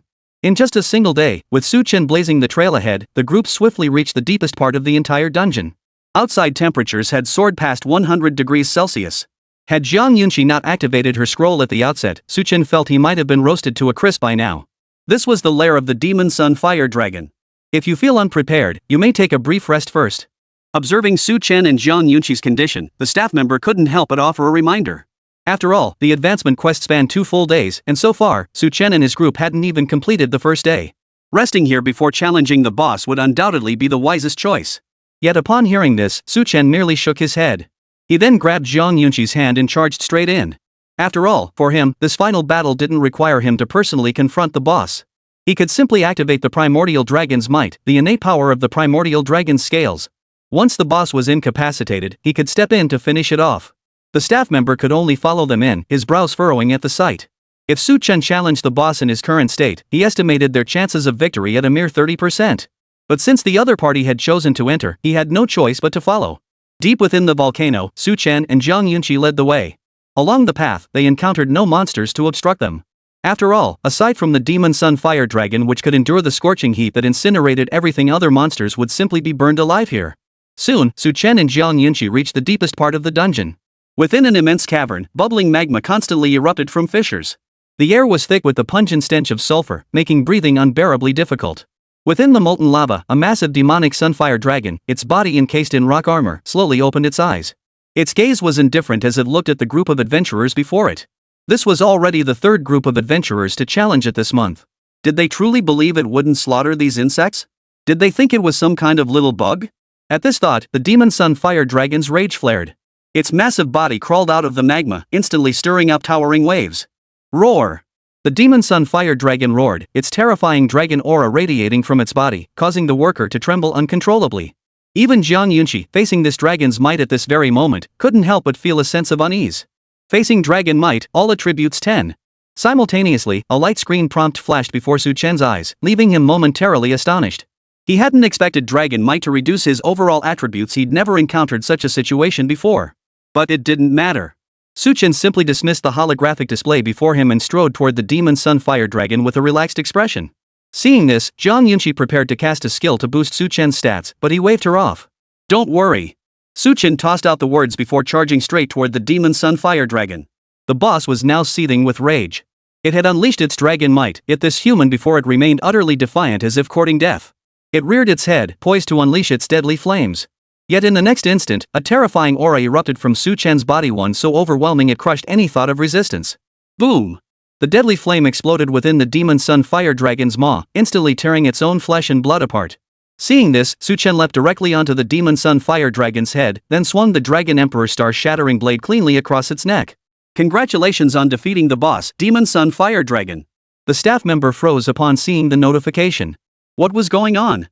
The demon sun fire dragon, the gatekeeper boss for the team advancement quest, had been instantly killed? Chapter 131, 3rd tier practitioner, level explosion. The boss before them had been instantly killed by Su Chen with a single strike. Such a scene left the staff member frozen in disbelief, utterly unable to comprehend what had just unfolded. This was a tier 3 boss. Even a team of tier 3 professionals wouldn't necessarily defeat it so effortlessly. Yet here it was, unable to withstand even a single strike from this 2nd tier professional. Was this guy really just a 2nd tier professional? But while the staffer's mind raced with confusion, Su Chen and Zhang Yunqi wore expressions of pure relief. The advancement quest was finally complete. From now on, they were 3rd tier practitioners. Su Chen gazed at the corpse of the demon sun fire dragon, his face radiant with delight. For him, nothing could be more exhilarating than achieving 3rd tier status. As for whether showcasing his combat prowess might raise suspicions among others, that was not a concern he needed to dwell on now. Besides, with his current strength, anyone looking to cause trouble would have to carefully weigh their own capabilities first. Besides, with the Combat Academy and Sunlight University backing him, anyone targeting him would have to think twice about the 2 major powers standing behind him. The rank-up quest was complete. Time to head back. Zhang Yunqi jogged over with a beaming smile, her voice brimming with delight.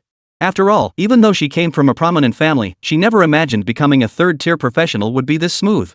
After all, since arriving in Stone City, she had relied entirely on her own strength, without any support from her family.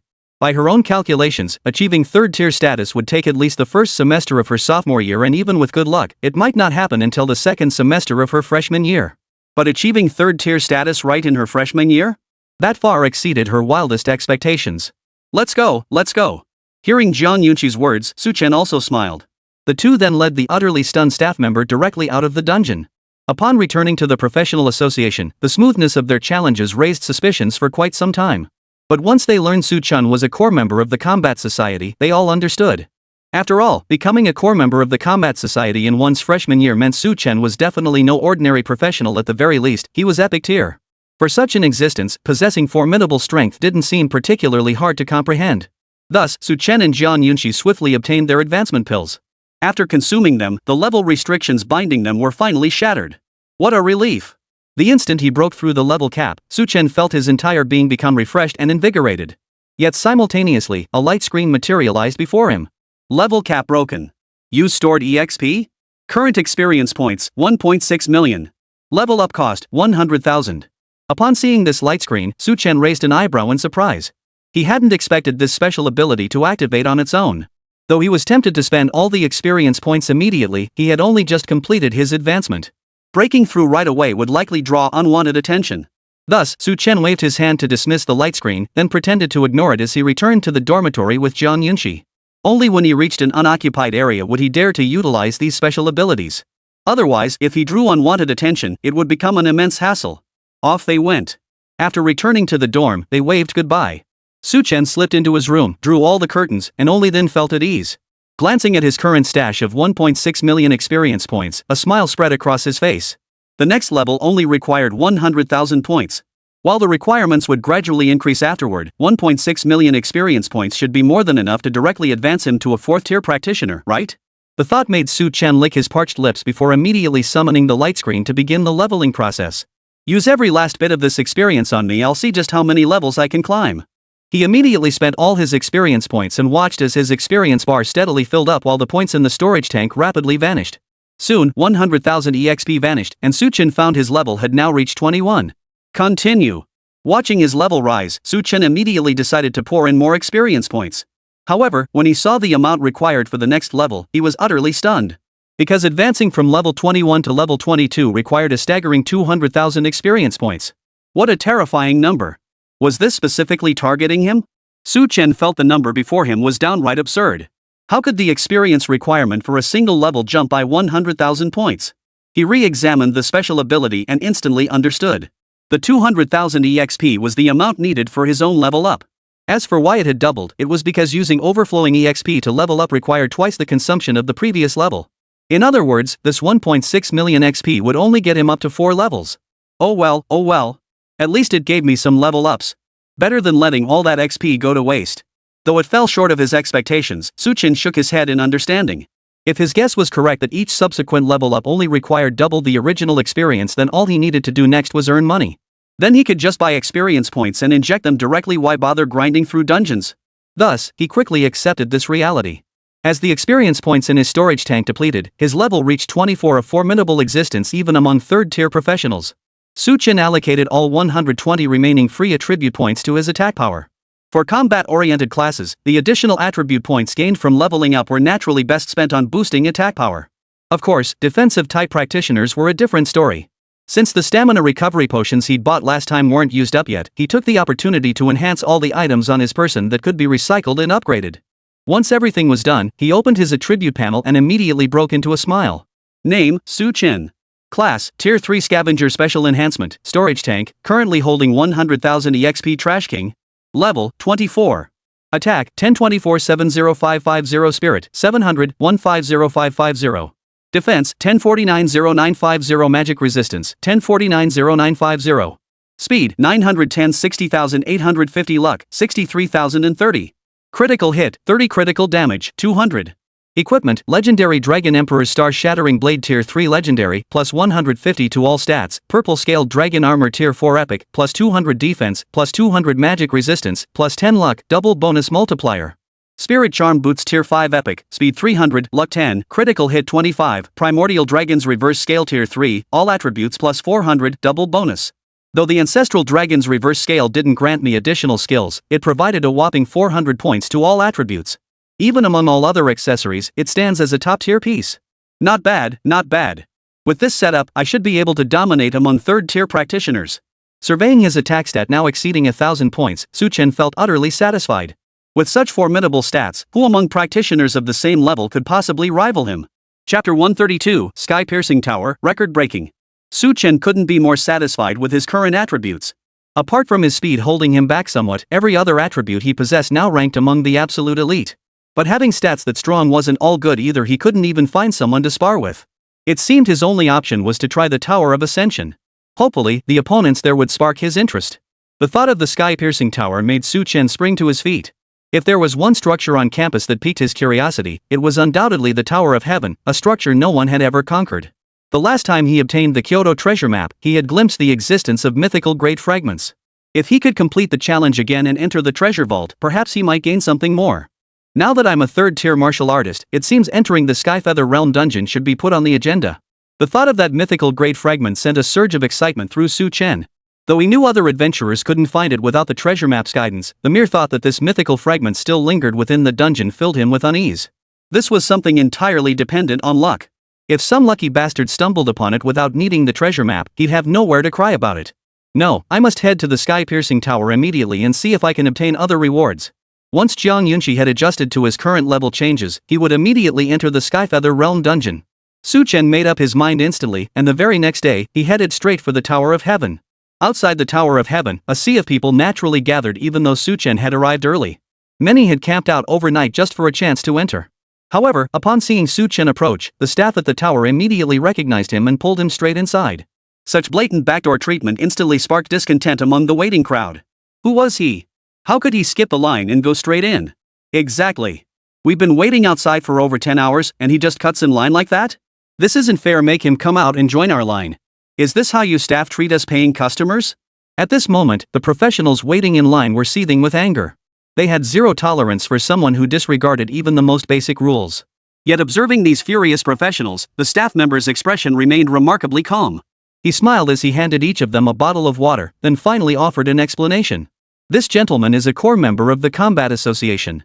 He's only a freshman and already a third-tier professional. With just that simple statement, all the professionals who had been seething with rage immediately fell silent, each wearing an expression of sudden realization. So he was a student of the Combat Association? They had assumed he was some rule-breaking, backdoor-using brat. And this freshman was already a Tier 3 professional? Such terrifying talent, not only should they make way for him, but investing money in him wouldn't be out of the question either. In an instant, upon learning Su Chen's identity, everyone calmed down. Faced with such a terrifying prodigy, they had nothing to say. If he was cutting in line, so be it. Making him wait in line would only waste his time. Seeing the professionals finally satisfied, the staff smiled and proceeded to arrange entry into the sky-piercing tower according to the normal order. As for Su Chen, he remained completely unaware of this. Upon entering the Tower of Ascension, he was immediately ushered in without a moment's delay. The real priority was to clear the tower swiftly. Su Chen took a deep breath and began his normal progression.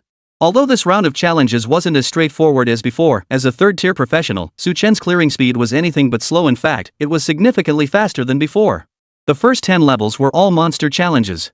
With Su Chen's attack power now exceeding 1,000, dispatching these monsters was as easy as throwing a casual punch. In just a few minutes, he had cleared the first 10 floors of the sky-piercing tower. As for the subsequent levels, Su Chen was surprised to find they were identical to his previous run. Familiar with the mechanics, Su Chen's pace accelerated even further. Tasks like identifying monster weaknesses or locating the true form amidst a horde of monsters were now child's play for him. Even back when he was a Tier 2 professional, these monsters couldn't stand in his way, let alone now that he'd ascended to Tier 3. Slaughtering these monsters was now nothing more than a casual task. In a mere 10 minutes, Su Chen consecutively cleared 20 floors, cutting his completion time in half.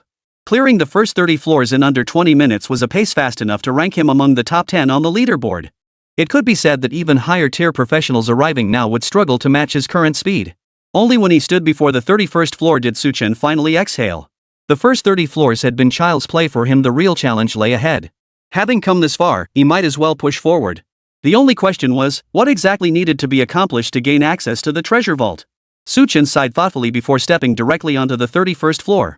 Yet as he ascended another level, the professionals outside were now gaping in utter astonishment.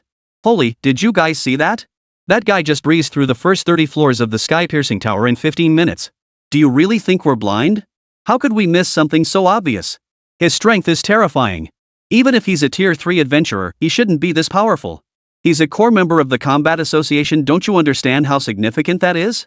Truly, the new generation pushes aside the old perish on the shore. I'm only 30, yet I already feel ancient. Watching Su Chen shatter the record right before their eyes, these practitioners were utterly stunned. Such terrifying prowess, and he's merely a freshman? Where does that leave the pride of us old-timers who lived decades? Yet as these professionals marveled at Su Chen's prowess, within the Combat Association, Bai Wanyu stared at the records displayed on the sky-piercing tower. At this very moment, a hint of curiosity flickered in her beautiful eyes. Her fingers traced her red lips as her gaze fixed intently on the sky-piercing tower records displayed on the large screen. She yearned to fly to Su Chen's side immediately to uncover the truth. You've certainly piqued my curiosity. How does a third-tier professional possess such formidable combat prowess? Chapter 133, Clear without a scratch? Still one shot. The 31st floor of the sky-piercing tower was an insurmountable barrier for many. Second-tier professionals who could clear the 31st floor were truly a rare breed. Even some third-tier professionals find it no easy feat to push through. That's why from level 31 to level 40, clearing the floor is determined by damage taken. Chen raised an eyebrow as he read the clearance guidelines. For the next 10 floors of the sky-piercing tower, the less damage you took, the higher your clearance rating would be. Suffering less than 80 damage points grants direct access to the 41st floor. To achieve a record-breaking score, however, damage must be kept below 25 points. After all, the current lowest damage record for these 10 floors was a mere 13. Even the top 50 ranked players hadn't exceeded 26 points of damage taken. Seems this stage won't be a walk in the park. Chen glanced at the stage description, a gleam of determination flashing in his eyes. Each subsequent stage would unleash waves of diverse monsters, bombarding him with relentless attacks. While the attack patterns remained consistent across levels, he must eliminate a sufficient number of monsters within a strict time limit. This stage clearly tested not just speed, but also offensive power. Chen licked his lips before closing the level description. If that was the case, then wouldn't instantly eliminating the monsters in a single strike count as a perfect clear? The thought sent a thrill through him. Without hesitation, he stepped into the 31st level before him. If it's a challenge, bring on something truly challenging. With that thought, he initiated the challenge. The moment Chen stepped into the stage's boundaries, countless monsters erupted from all around. These creatures attacked him the moment they appeared, some engaging in close combat while others fired from a distance. A hail of fire covered the entire area like a downpour, leaving not a single gap. Seeing this, Chen couldn't help but raise an eyebrow. Such overwhelming firepower practically made passing the challenge impossible. But unfortunately for them, I fear nothing more than concentrated firepower. A faint smile touched Chen's lips as he drew the Dragon Emperor Star's shattering blade. He needed to stay in this level for at least 30 seconds, but if he could kill 5 monsters, he could clear it immediately. However, the attributes of these monsters far surpassed those of the first 30 layers. For a typical third-tier practitioner, clearing this stage meant either enduring the onslaught or resorting to skill usage. But what about the subsequent stages if skills were used here? Thus, for the average third-tier practitioner, clearing this stage was an incredibly difficult task. But what good are high stats to me? Are they higher than mine? Chen snorted coldly, then swung his blade forward. The Dragon Emperor's star-shattering blade descended steadily toward the front. Boom! The terrifying attack unleashed a whirlwind that blocked part of the incoming assault. The icy blade light then sliced cleanly across the monsters' foreheads, instantly slaying over a dozen of them. The moment these creatures perished, the attacks poised to strike Chen abruptly dissipated. A notification screen appeared before his eyes. Congratulations on completing the kill count. Stage cleared. Seeing the notification screen, Chen's lips curved into a faint smile. He dismissed it and headed straight for the 32nd floor of the sky-piercing tower. If defeating monsters was all it took to clear a stage, then these challenges held no real test for him. Upon reaching the 32nd floor, Chen immediately began his assault. Though this level featured more monsters, they were essentially no different. With a single swing of his blade, Chen struck down the monsters. Before the attacks could even land on him, the stage-clearing task was completed. The entire process was so swift that Chen barely registered it before realizing he'd already cleared the stage. Seriously? This challenge is way too easy. Is this really the sky-piercing tower? Chen scratched his head in confusion, but in the end, he can only sigh deeply before heading to the next floor. If anyone else had heard him utter those words, they'd probably want to punch him in the head until he got a bump. How dare he complain about the difficulty being too low?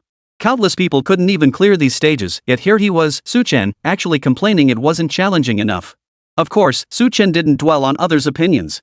All he wanted now was to charge straight to the 40th floor and see what the reward for clearing it was. Meanwhile, those watching the progress outside were utterly dumbfounded. Chen had cleared the first 30 floors of the sky-piercing tower in just 15 minutes.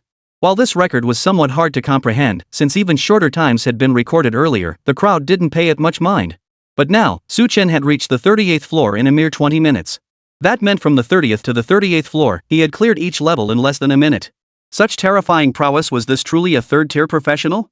Why did they feel even 4th-tier or 5th-tier professionals couldn't achieve such feats? Is this even human? How could anyone clear stages this fast? All I can say is this speed beats mine after all. I still have to drop my pants when working at night. Dude, don't even go there. Talking about it just makes me want to cry. I've got to ask, Chen's damage taken is still 0. What reward would you get for clearing the 40th floor with 0 damage taken? Holy crap, you know what? It seems no one has ever achieved that condition. Forget no damage, haven't you seen the current best record is 13?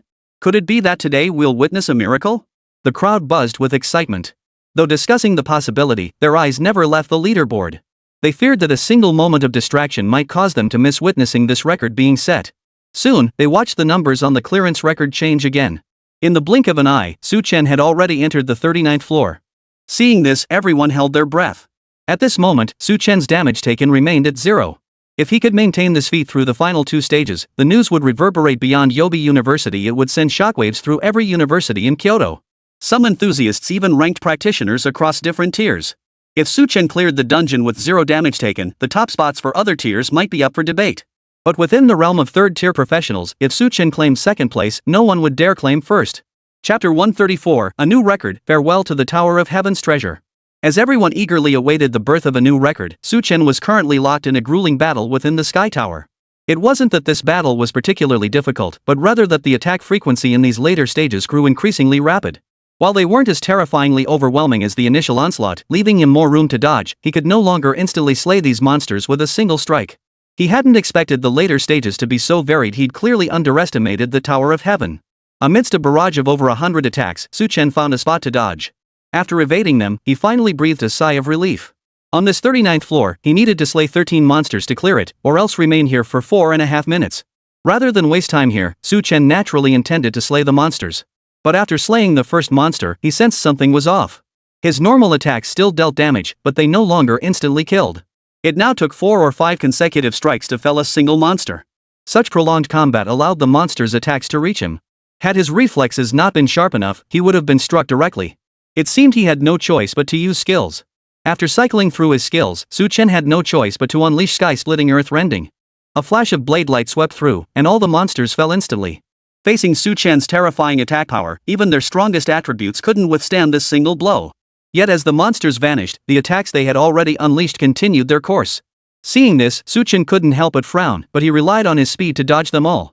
Had he not remained vigilant, he would have been hit just now. Su Chen now understood, the attacks on the 39th floor wouldn't vanish. Even after the monsters died, the projectiles would keep firing at him. If this floor was already like this, what kind of situation would await on the 40th floor? Could it be that the monsters would continue attacking even after death? If that were the case, he wouldn't need to go through the trouble of slaying them. Simply dodging attacks would suffice. The thought made him exhale a heavy breath. After a minute or two to catch his breath, he finally set off toward the 40th floor. Upon reaching this final layer, Su Chen hesitated not a moment, immediately drawing the Dragon Emperor star-shattering blade before him. The moment he entered the combat zone, he would unleash Dragon Transformation and Dragon's Apocalypse. Other considerations could wait. First, he had to eliminate the monsters. After all, once the monsters were dead, surely the Skeleton King couldn't summon them back to attack him again? Watching the 40th floor of the sky-piercing tower, Su Chen stepped inside and initiated the challenge. The instant his foot touched the 40th floor, a terrifying sensation washed over him. Looking up, he saw a terrifying pillar of light descending from the heavens, seemingly poised to fill the entire level. Before he could even attempt to dodge, he suddenly felt movement beneath his feet. Looking down, Su Chen discovered sharp spikes erupting from the ground, now sprouting wildly like weeds. Damn it! They're attacking me from above and below? Faced with this situation, Su Chen couldn't help but curse under his breath. Then, with a flick of his toes, his entire body shot into midair. The next second, the spikes beneath him shot upward violently, growing taller than a person in an instant. Simultaneously, the pillar of light from above crashed down, violently punching a massive crater into the ground. Witnessing this, Su Chen couldn't help but suck in a sharp breath.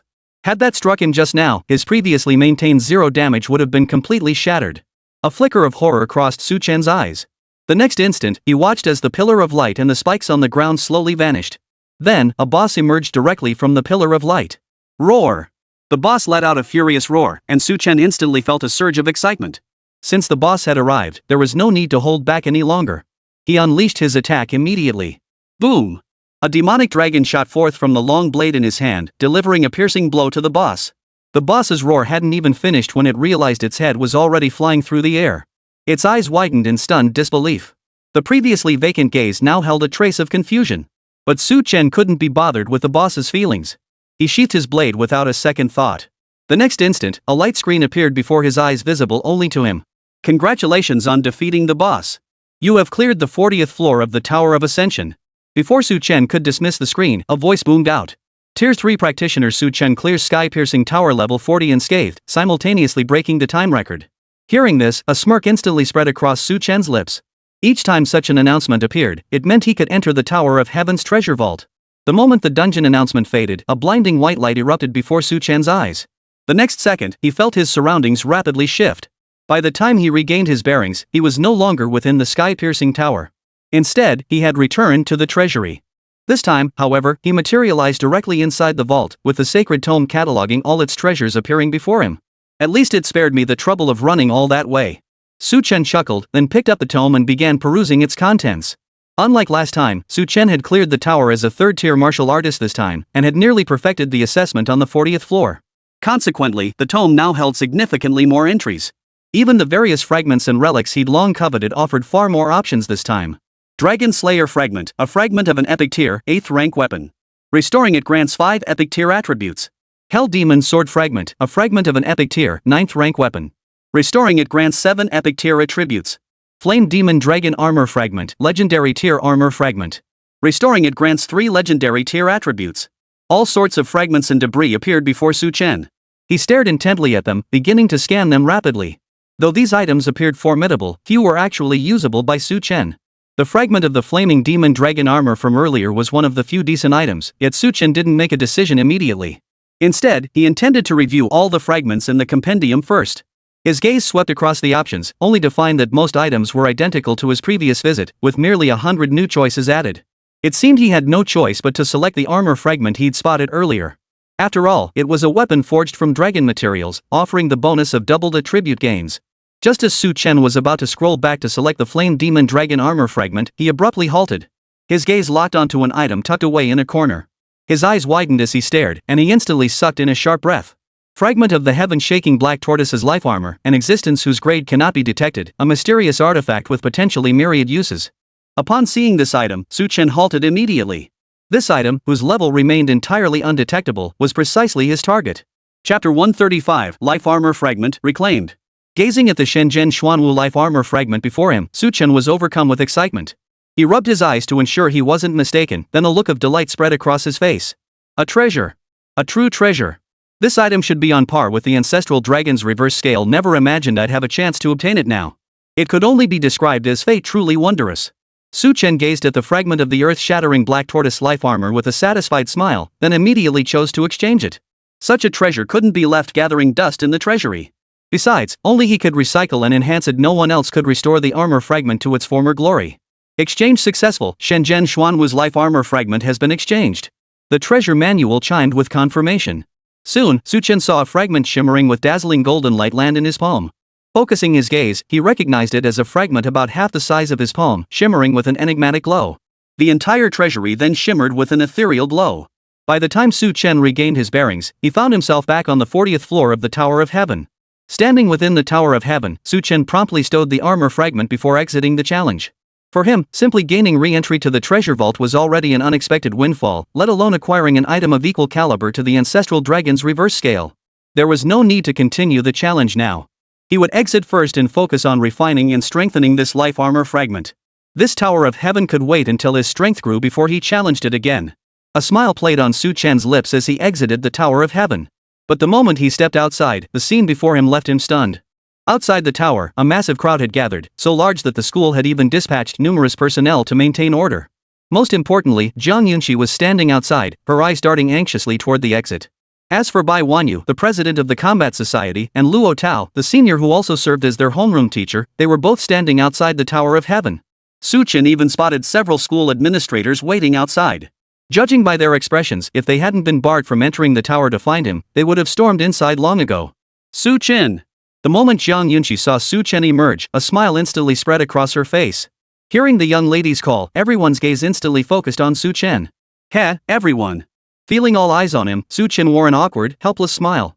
He had anticipated that the commotion he caused might draw some attention, but he hadn't expected such a grand spectacle. Clearing 40 floors with damage absorption? You really know how to surprise people. Luo Tao stepped forward, his face lit with satisfaction as he patted Su Chen on the shoulder.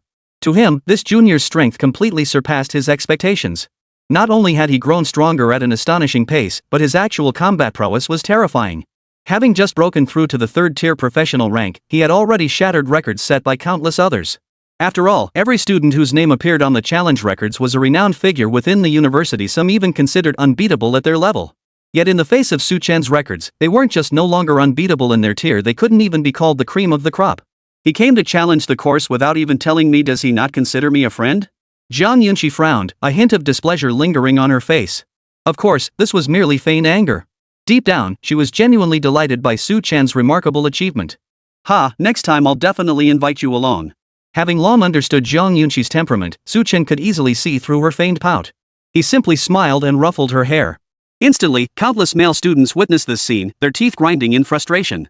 Their goddess was being so intimate with Su Chen right now, it was enough to make them jealous enough to grind their teeth to dust. Alright, everyone disperse. There's nothing more to see here. Just then, Bai Wanyu, president of the Combat Society, stepped forward. After all, with so many people crowding the entrance to the sky-piercing tower, they had completely blocked the path. At this moment, many were trapped outside, unable to move forward or back. At the president of the Combat Association's command, the crowd that had been blocking the area finally dispersed. Luo Tao seized the moment to pull Su Chen and Zhang Yunqi aside, giving them a meaningful look. Looks like you snagged another treasure trove this time, kid. Truly enviable. But whatever good stuff you got, don't go flaunting it around. You don't want to attract unwanted attention. Alright, I'll leave it at that. Remember to attend class when you have time. Luo Tao curled his lips in a dismissive smirk before turning to leave. Seeing this, Zhang Yunqi promptly applied to enter the Tower of Heaven. For this young lady, Su Chen's current strength had already become something she could scarcely hope to match. To keep pace with Su Chen, she knew she'd have to push herself even harder. Watching them both leave, Su Chen shrugged before heading straight back to his dorm. After securing the necessary confidentiality measures, Su Chen sat down on his bed, clutching the life armor of the earth-shattering black tortoise in his hand, his body still trembling slightly. Recycle and enhance. Gritting his teeth, Su Chen steeled himself and initiated the enhancement process. The stamina recovery potion had been prepared long ago and was now gulped down like a drink. The very second he committed to the process, Su Chen felt his stamina rapidly drained. Though seated cross-legged on the bed, his legs suddenly went weak, nearly causing him to tumble backward. Fortunately, the potency of the stamina recovery potion allowed Su Chen to barely maintain a balance between stamina generation and depletion. He stared at the fragment of the life armor in his hand, a look of confusion now clouding his eyes. This had happened before when he reclaimed the ancestral dragon's scales, yet now that his stamina drain was halved, why was this occurring again? Could this fragment of the life armor be even more terrifying than the ancestral dragon's reverse scale? The thought sent a chill down Su Chen's spine, causing goosebumps to erupt all over his body. If his conjecture was correct, then judging by the grade of the ancestral dragon's reverse scale, this life armor fragment was at least a top-tier legendary accessory. That was a conservative estimate. If he dared to speculate further, it might even be a mythic-tier artifact. The only question was whether it would deliver the surprise he hoped for. Su Chen stared intently at the fragment, his tongue darting out to moisten his parched lips. If the complete life armor truly was a mythic-tier item, then this time around, he'd really hit the jackpot. Chapter 136, The Black Tortoise Life Armor, Dungeon Run. As time swiftly passed, Su Chen felt his stamina gradually waning. Although the stamina cost for recycling and enhancing items was now halved, it seemed to make little difference when dealing with items of this caliber. Yet just as Su Chen assumed this enhancement would consume several more days, he suddenly sensed his stamina depletion slowing. Could the enhancement be nearing completion? Feeling the shift in his body, Su Chen raised an eyebrow, a hint of surprise and delight in his expression. He hadn't expected that having the stamina cost wouldn't just mean he wouldn't suffer from exhaustion like before. Most importantly, the recycling and enhancement time itself had significantly shortened. Watching the black tortoise life armor in his hands gradually emit a multicolored glow, Su Chen took a deep breath to steady his emotions. Once his stamina ceased draining entirely, the black tortoise life armor in his hands erupted in a blinding burst of multicolored radiance. Holy crap, is this even more badass than the Geron's reverse scale? Witnessing this spectacle, Su Chen felt his heart racing. Once his eyes adjusted to the dazzling light, he slowly brought the armor up to his face. Tier 3 Xuanwu Life Armor, the sole surviving armor of the heaven-shaking Xuanwu, possessing terrifying defensive capabilities against all threats. Treat as an additional accessory that does not occupy the original accessory slot. Grants plus 200 to all attributes and unlocks the skill Guardian of Heaven and Earth. Legendary Guardian of Heaven and Earth, complete immunity to critical damage. For half an hour after activating the skill, the armor automatically blocks attacks and absorbs damage. Upon reaching the critical threshold, it unleashes a super powerful counterattack. When receiving fatal damage, it fully reflects the attack. Staring at the black tortoise life armor in his hands, Su Chen couldn't help but suck in a sharp breath. This thing before him could easily be called the strongest defensive gear he'd ever seen. Though its stat bonuses couldn't match the Geron scales, the key advantage was that it didn't consume an accessory slot, meaning he could equip one more piece of gear. Truly a marvelous piece. Su Chen licked his lips before fastening the black tortoise life armor directly across his chest. As for the ancestral dragon's reverse scale, he slung it over his waist. After all, the black tortoise life armor was indestructible. Even without activating its skill, it served as an unparalleled defensive piece of equipment. Should anyone launch a surprise attack, the Xuanwu life armor protecting his chest would leave him unscathed. After equipping the Xuanwu life armor, Su Chen immediately opened his attribute panel. Name, Su Chen. Class, Tier 3 Scavenger Special Enhancement, Storage Tank, currently holding 100,000 EXP Trash King. Level, 24. Attack, 1220-470750 Spirit, 900-150750. Defense, 1240-901150 Magic Resistance, 1240-901150. Speed, 1110-601050 Luck, 60-30-30. Critical hit, 30 critical damage, 200. Equipment, Legendary Dragon Emperor Star Shattering Blade Tier 3 Legendary, plus 150 to all stats, Purple Scaled Dragon Armor Tier 4 Epic, plus 200 Defense, plus 200 Magic Resistance, plus 10 Luck, Double Bonus Multiplier. Spirit Charm Boots Tier 5 Epic, Speed 300, Luck 10, Critical Hit 25, Ancestral Dragons Reverse Scale Tier 3, All Stats plus 400, Double Bonus, Black Tortoise Life Armor Tier 3, All Stats plus 200.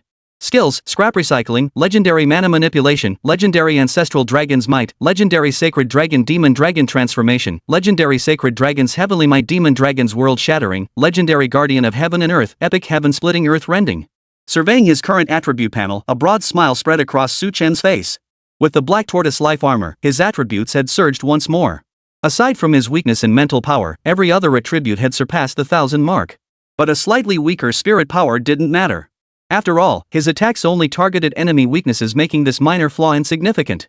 Su Chen licked his lips, then grinned as he closed his stats panel. He glanced at the time. A full 2.5 days had passed since he emerged from the Tower of Heaven. Having been in a constant state of recovery and enhancement, he'd completely lost track of time. He just wondered what that little minx Zhang Yunqi had been up to during these past 2.5 days. He opened his phone to contact her directly, only to discover Zhang Yunqi had just returned from the sky-piercing tower herself. Dungeon run? Sounds good. Let's head out tomorrow. Upon learning Su Chen planned to tackle a Tier 3 instance, Zhang Yunqi didn't hesitate to agree. Though she'd endured grueling battles in the Tower of Heaven, her name now appeared in the support class's clear records. Not a wasted trip after all. The next morning, Su Chen and Zhang Yunqi met up and immediately set off for the Skyfeather realm. Su Chen had taken advantage of yesterday to thoroughly research this dungeon. Though inhabited by intelligent beings called feathered folk, these creatures were nearly indistinguishable from demons, savage by nature and intensely hostile toward humans. Previous attempts by human adventurers to trade with them ended disastrously. Goods were always stolen, and bodies were left behind. After several failed attempts, the Adventurers Guild had officially designated these creatures as targets for extermination, leaving no room for further negotiations. So this was the Skyfeather Kingdom? The two entered the instance directly. Surrounded by breathtakingly beautiful scenery, Su Chen found himself momentarily lost in thought. In his imagination, this place should have been barren and inhospitable. After all, if the environment were so favorable, why would these winged people antagonize human adventurers? Any being with a shred of sense would realize that if they could team up with human adventurers for trade, this place would undoubtedly become a tourist paradise. How beautiful. It hardly feels like a dungeon. Zhang Yunqi gazed at the surrounding meadows and streams, unable to suppress a sigh of admiration. Even among the countless beautiful scenes she had witnessed, the beauty of this instance's environment was truly unparalleled. Still, caution was needed. This place wasn't as peaceful as it appeared. Yet, just as Zhang Yunqi was lost in the surroundings, Su Chen surveyed the area and his tone suddenly turned serious. His eyes narrowed as he studied the stark white bones scattered across the ground.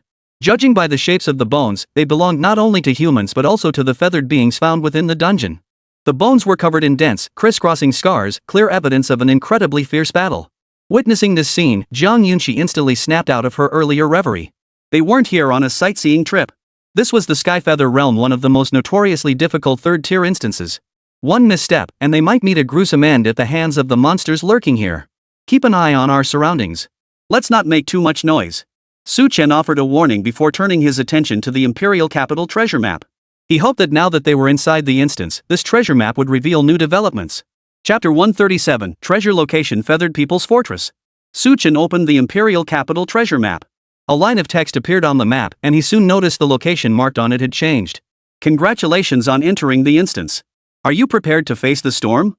This journey won't be easy, you might even lose your life. Immediately, the location details sharpened into focus.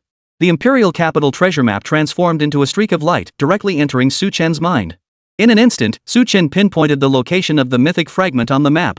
Yet upon seeing the exact location of the mythic fragment, his eyes narrowed sharply, a look of alertness flashing within. It's here! Su Chen murmured to himself, fingering his chin as he came to an abrupt halt. In his mind's eye, the location of the mythic fragment was now vividly clear, the treasury of the Skyfeather realm.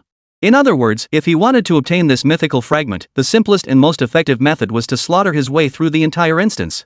Feathered beings, elite monsters, bosses slaughter every creature with a visible health bar in sight. That was the most efficient way to obtain the mythic fragment. However, for Su Chen, though his current strength was decent, clearing the entire instance remained quite challenging. After all, he wasn't facing a mere feathered tribe, he was confronting an entire nation composed entirely of feathered people. Damn it, it seems getting this mythic fragment in one go is probably impossible. Su Chen gritted his teeth in frustration. Had he known that obtaining the mythic fragment required breaching the Skyfeather Nation's treasury, he never would have entered this dungeon now. But now the die was cast. There was no turning back. He had no choice but to grit his teeth and push forward. Just then, Jiang Yunqi approached, pointing in a certain direction with a look of intense vigilance in her eyes. Up ahead, a tower loomed, likely the Feathered One's stronghold. Following the direction of Jiang Yunqi's finger, Su Chen narrowed his eyes slightly and quickly discerned what lay ahead. As a nation built by an intelligent race, the structure ahead resembled a beacon tower. Scanning the surroundings, Su Chen discovered it wasn't the only one. Numerous beacon towers dotted the landscape in every direction. Judging by the setup, these feathered folk weren't lacking in intelligence, they even knew to build beacon towers to relay enemy intelligence. This instance seems to be quite challenging. Su Chen's voice was unmistakably serious. Yet, to gauge these creatures' strength, he led Jiang Yunqi toward one of the beacon towers. Hearing Su Chen's words, Jiang Yunqi nodded slightly before taking a teleportation scroll in her hand. Should a life-threatening crisis arise, she would shatter it instantly, teleporting both of them out of the instance. However, as they advanced across the grassland, still several kilometers from the beacon tower, Su Chen sensed something amiss. He led Jiang Yunqi into the grassy cover, where they observed feathered beings circling down from the sky onto the beacon tower. They then began surveying the surrounding area. Finding no anomalies, these towering winged beings formally took flight, soaring toward another beacon tower. Witnessing this, Su Chen and Jiang Yunqi exchanged a glance. They hadn't expected these creatures' flight capabilities to be so formidable they could take off without needing a running start or strong winds. In combat, the advantage of flight was simply irreplaceable. Just imagine, you're raising your blade to strike, only for them to flat their wings and vanish from your attack range. How could you possibly fight them? This is going to be tricky. Su Chen muttered under his breath, his expression turning grave. Just then, he suddenly felt the ground tremble. Turning to look, he saw the feathered warriors from earlier hovering just over 10 meters above the ground. Each held a spear, thrusting downward as if battling some unseen foe. Roar! Su Chen and Jiang Yunqi heard a furious roar, though the tremor in the voice suggested its owner was nearing collapse. The two exchanged a glance, and Su Chen made his decision quickly. The enemy of my enemy is my friend. Perhaps they could rescue this monster first and worry about the rest later. Most importantly, they could observe the Feathered One's combat tactics from the sidelines. After all, this was an entirely new instance, and the enemy's combat patterns were completely different from anything they'd encountered before. Watching a live battle might make dealing with these creatures a bit easier. Let's go. We'll take a look. Su Chen gave Jiang Yunqi a quick reminder before the two of them crawled forward, flattened against the grass. Before gauging the feathered people's strength, he dared not reveal his position. Otherwise, if these creatures surrounded them, escaping this place would likely become a difficult task. Creeping through the grass toward the battle site, they soon hid within a massive hollow tree. Through the slits in the tree trunk, they could clearly observe the situation outside. 5 winged feathered ones, each wielding a spear, advanced in what appeared to be a disciplined formation. Their attacks were remarkably orderly. Beneath their spears, a monster covered in spiked armor, its body resembling a miniature tank, was now wailing in agony. Despite its sharp spiked armor, the creature could only stand rooted to the spot like a target against the feathered one's relentless assault. Kill it! The tallest winged being commanded coldly. Seeing this, the others thrust their spears toward the creature's head. Realizing its life was in jeopardy, the creature's eyes instantly turned bloodshot. I said I surrendered. Why must you exterminate me? If not for our heavy rock mystic turtle's aid back then, how could you have withstood the human assault? Do you truly intend to exterminate our entire race before you can rest easy? The voice of the heavy rock black turtle now carried a tone of bitter resentment. After all, without the aid of their clan, humans would have conquered this instance long ago. Yet now that humans had retreated and ceased large-scale assaults, the feathered folk intended to exterminate these very allies who had fought alongside them. Such actions enraged countless races, including the heavy rock black turtles. Ha! We drove back the humans. What business is it of yours, you worthless trash? Now, die! The lead feathered one let out a savage laugh before leading his squad into the fray. Witnessing this, Su Chen narrowed his eyes slightly as his right hand gripped the Dragon Emperor's star-shattering blade. Judging by the heavy rock mystic turtle's words, these creatures seemed to possess some intelligence. Perhaps a proper conversation was possible. Get ready to rescue the turtle. Su Chen murmured the command before bursting through the withered tree trunk and charging straight at the feathered warriors ahead. Chapter 138, The Hidden Truth of the Great Battle. Su Chen gripped the Dragon Emperor's star-shattering blade in his hand, a ruthless gleam flashing in his eyes. Kill! He growled lowly, then brought the long blade crashing down before him. Sensing the deadly threat, the feathered warriors who had just moments ago been mercilessly attacking the heavy rock mystic turtle turned their terrified gazes toward him. They couldn't comprehend why someone would suddenly appear within the dungeon to target them. Did this man not fear being hunted down by the feathered people kingdom? Before they could process it, Su Chen was already upon them, his blade plunging toward one of the feathered ones. Boom! Terrifying force hurled the towering feathered human flying backward. Judging by the blood trail streaming from his body, the others could tell he'd been cleaved clean in two by Su Chen's single strike. Damn it! Arrogant! The remaining winged beings erupted in fury, preparing to soar upward and turn their weapons toward Su Chen. Before they could act, however, they suddenly felt their bodies grow heavy. The heavy rock-black tortoise, lying prone below, now shimmered with an earthen glow. A gravitational force radiating from the ground, overwhelming the feathered warriors' resistance, sent their bodies tumbling downward. Seeing this, Su Chen was overjoyed. He had thought this ambush would only allow him to kill one unlucky target, but he never expected the heavy rock-like tortoise to aid him. Well then, they'd all be staying here. He bellowed the command, then flicked his blade in a series of elegant arcs, instantly cutting down the unlucky feathered ones before him. Gazing at the fallen bodies, Su Chen felt no mercy. He raised his blade and brought it down, ending them all. The air thickened with the pungent stench of blood. No trace of the feathered beings remained, leaving only Su Chen, Zhang Yunqi, and the dying heavy rock-like turtle before them. Save it! Su Chen urgently urged Zhang Yunqi to unleash her skill. After all, judging from the recent events, this creature wasn't entirely mindless, it possessed its own intelligence. If they could save it, perhaps their journey through this dungeon would become considerably easier. Hearing Su Chen's words, Zhang Yunqi hesitated not a moment, immediately casting a healing skill upon the heavy rock-like tortoise. Instantly, the heavy rock-like tortoise, whose head had been dangling as if on the verge of death moments ago, began to rapidly heal its wounds. Even its breathing steadied considerably. Before long, the unconscious heavy rock mystic turtle finally stirred and slowly regained consciousness. Its gaze fell upon the scene before it with a look of utter bewilderment, its expression filled with confusion. Why would you humans save me? The heavy rock-like turtle now stared at the two humans before it, its eyes holding nothing but terror and bewilderment. Back when the human adventurers invaded the dungeon, its clan had contributed greatly. Now, the feathered ones they had aided were slaughtering their former comrades in arms, while the very humans they had fought alongside had saved its life. It felt like the heavens had turned upside down. Hearing this creature's words, Su Chen and Zhang Yunqi exchanged a glance before shaking their heads helplessly in explanation. We have no quarrel with you. Why would we kill you?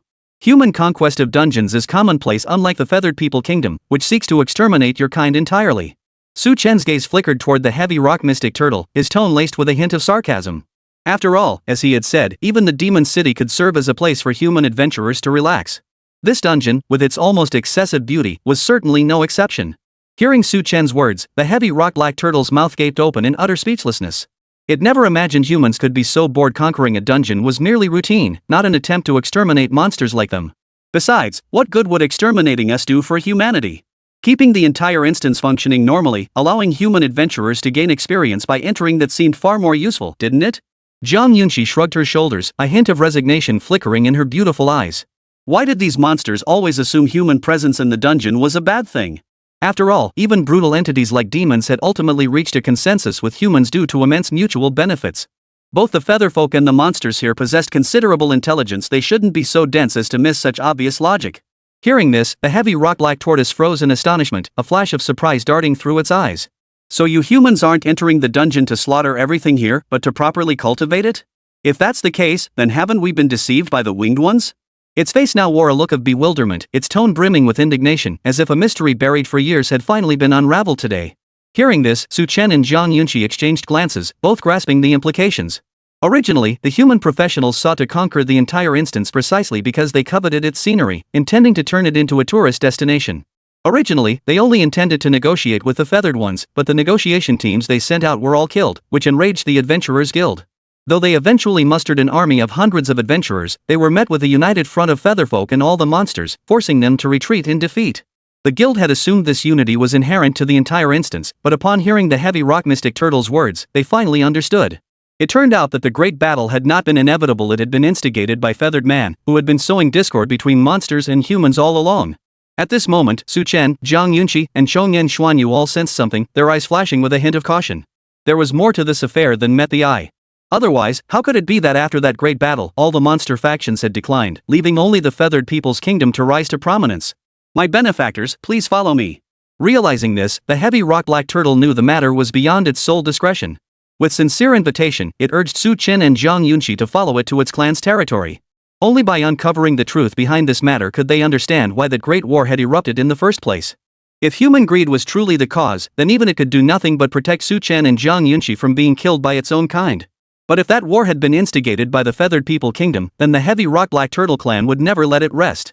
They had suffered heavy casualties back then, and now they were being targeted for extermination by the Feathered People Kingdom.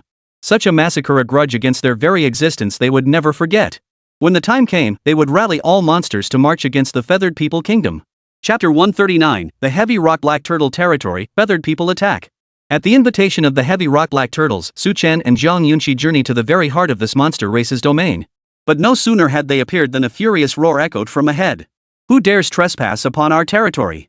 A massive heavy rock black turtle, its body as large as a small mountain, emerged from the ground. Its eyes blazed with fury as it fixed its gaze upon Chen and Zhang Yunxi. Upon seeing the heavy rock black tortoise, the little one beside them immediately jumped forward. Tribe leader, it's me, Xianjia. Xianjia immediately stepped forward, running to stand before the heavy rock black tortoise. Seeing Xianjia's appearance, a flicker of confusion crossed the rock-heavy black tortoise clan chief's eyes. It couldn't fathom why this youngster was mingling with humans. Moreover, by the looks of it, Xianjia seemed unusually close to these two humans. Xuanjia, why are you associating with humans? The clan chief's tone carried doubt. Though Chen and Zhang Yunxi showed no hostility, he remained utterly vigilant. At that moment, a strange and heavy energy swirled around him. Should the two humans make any sudden move, he would strike without hesitation. Chief, don't attack. Here's what happened. Seeing the situation unfold, Xuanjia knew it was time to step forward. He proceeded to recount the events that had just transpired. Upon hearing that his young kin had been attacked by those feathered creatures while out exploring, the chieftain's face darkened with fury. Yet upon learning that these two humans had rescued Xuanjia, the clan chief found it utterly absurd. After all, the heavy rock black turtle clan had once stood alongside the feathered ones against humanity. Now, their former allies had turned against them, persecuting their kind, while the humans, the original invaders, were now offering aid to the heavy rock black turtles. This turn of events left the clan chief utterly speechless. Chief, I've heard that humans don't intend to exterminate us entirely. Instead, they plan to develop this dungeon.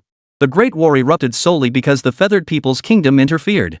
Now, nearly all our former allies have been exterminated by the feathered ones, with only a few clinging to life. If we don't unite to confront these arrogant creatures, we won't even need the humans to attack. The feathered people will wipe us out themselves. Xuanjia's tone was filled with urgency. Since his birth, the number of his kin had steadily dwindled. By now, the entire heavy rock black turtle clan numbered only 100 members. Even if a few scattered members still hid, their numbers couldn't be large. After all, the Feathered People Kingdom was exceptionally vigilant against them. The moment any trace was discovered, they would attack without hesitation. Hearing Xuanjia's words, the clan chieftain's eyes flickered. Though he didn't believe humans would be so kind as to help him, the current situation left no room for further hesitation. Otherwise, within a few years, the entire instance would be left with only the feathered people, while all other monsters would likely be wiped out. Please come in, honored guests. This matter requires careful consideration on my part. The clan chief of the heavy rock black turtles pressed his lips together before inviting Chen and Zhang Yunxi into the clan's territory. Though it still harbored wariness toward humans, the current situation was crystal clear. The feathered people were slaughtering monsters, and humans were offering aid. If the heavy rock black turtle clan wished to survive, it seemed they had no choice but to seek aid from the humans. Seeing this, Chen and Zhang Yunxi didn't dwell on the implications. They merely exchanged a glance before stepping into the monster's territory. Even if such actions seemed utterly unorthodox, even shocking to other adventurers, since the heavy rock mystic turtle could communicate normally, the two of them had little to worry about. The deep rock black turtle's lair looked promising. Not only did it offer shelter within rocky caverns, but it was also exceptionally well hidden. Surveying the surroundings, Chen couldn't help but let a hint of admiration flicker in his eyes. The clan leader had clearly chosen this territory for their group after careful consideration. Moreover, this location was far removed from the heartland of the Feathered People Kingdom. Even if they attempted to dispatch a large army to attack, it would ultimately prove a laborious endeavor with little reward. After all, while the feathered people could fly, traversing long distances still demanded considerable stamina. Unless the enemy disregarded all losses and sought only the complete annihilation of the heavy rock black turtles, these hundreds of creatures would ensure the invaders never returned. Most crucially, the heavy rock black turtles possessed the ability to manipulate gravity. In this regard, they could be said to hold a complete counter-advantage over the feathered people. Seeing humans dare to enter their territory, the heavy rock black turtles' faces lit up with curiosity. Most had only heard tales of the war against humanity long ago, so now, upon seeing these humans, every one of them wore an expression of wonder. So this is a human. Seems rather ordinary. Wingless feathered ones. I wonder if they'll attack us. I heard they saved Xuanjia. Could there be some hidden scheme behind this? Who knows? Feathered folk are the most brutal of all, these humans should be much the same, right? The heavy rock-black turtles whispered among themselves, though every word was heard clearly by Su Chen and Zhang Yunqi. But the two merely smiled in response, offering no rebuttal. They knew full well that human nature wasn't much better. If not for the restraints of the professional association, the entire world would likely have been thrown into chaos by the professionals long ago. First, they would rest and see if they could win over the heavy rock-black turtle clan. With their aid, dealing with the feathered ones shouldn't be too difficult. For Su Chen, the greatest challenge in this instance lay in the feathered ones, those who knew when to flee when outmatched. These flying creatures proved the most troublesome adversaries.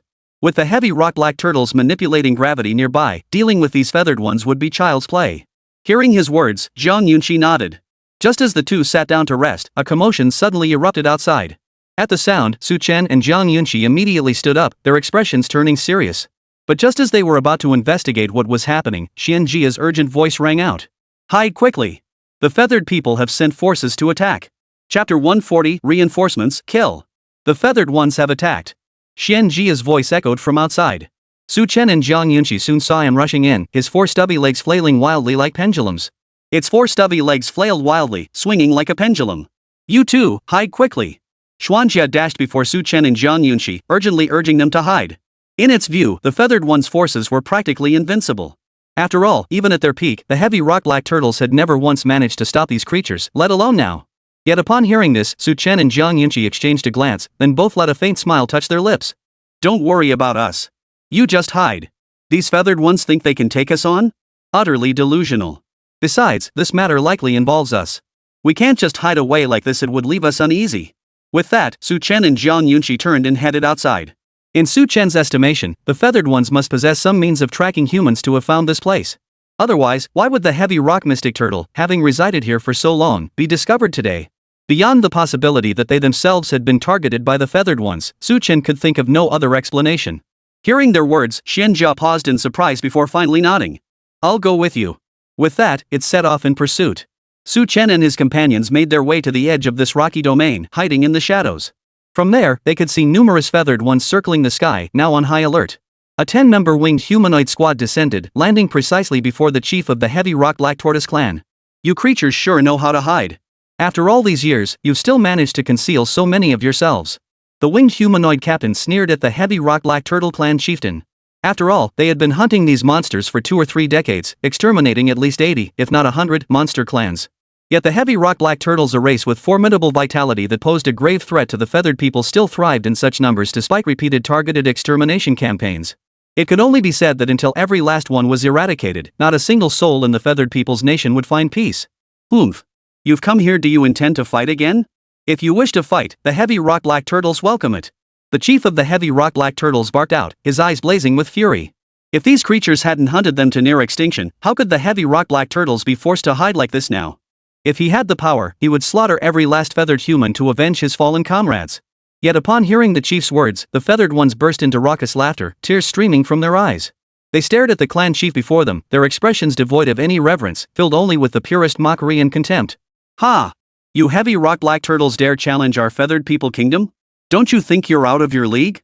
But since you insist on putting up a futile resistance, we see no need to hold back. Brothers, slaughter every last one of them. The feathered clan captain issued his command.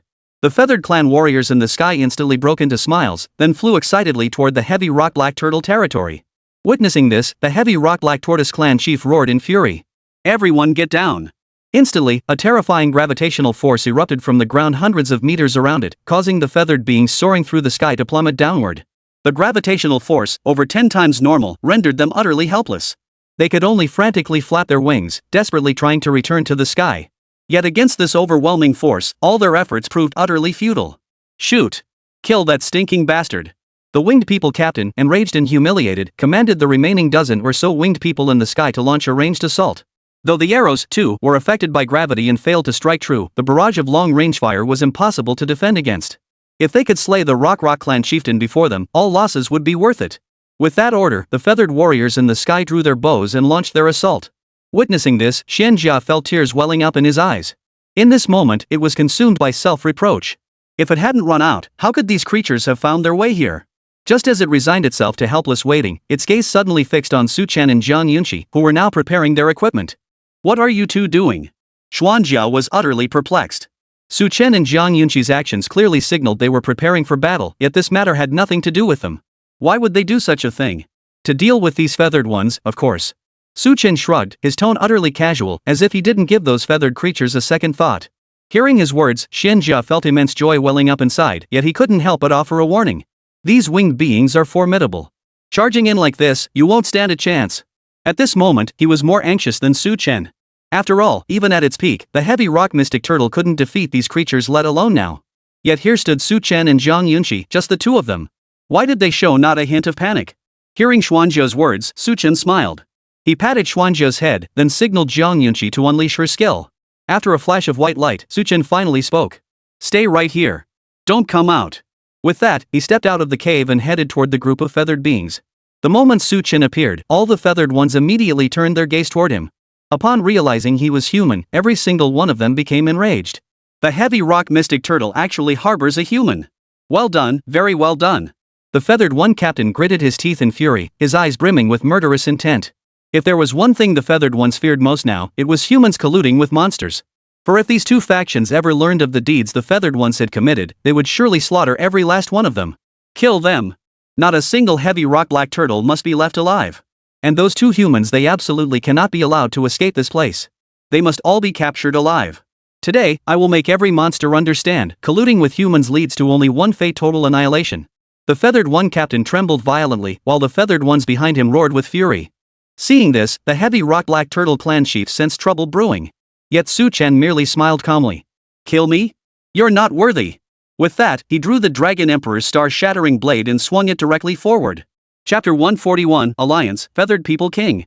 To Su Chen, these feathered ones were no match for him. Even if they all attacked together, he showed no sign of fear. His greatest concern, however, was that he might unleash his ultimate move only for these creatures to flap their wings and flee. If that happened, not only would his effort be wasted, but his skill would also enter cooldown, a complete waste of time. But now, with the heavy rock mystic turtle here, you have nowhere to run.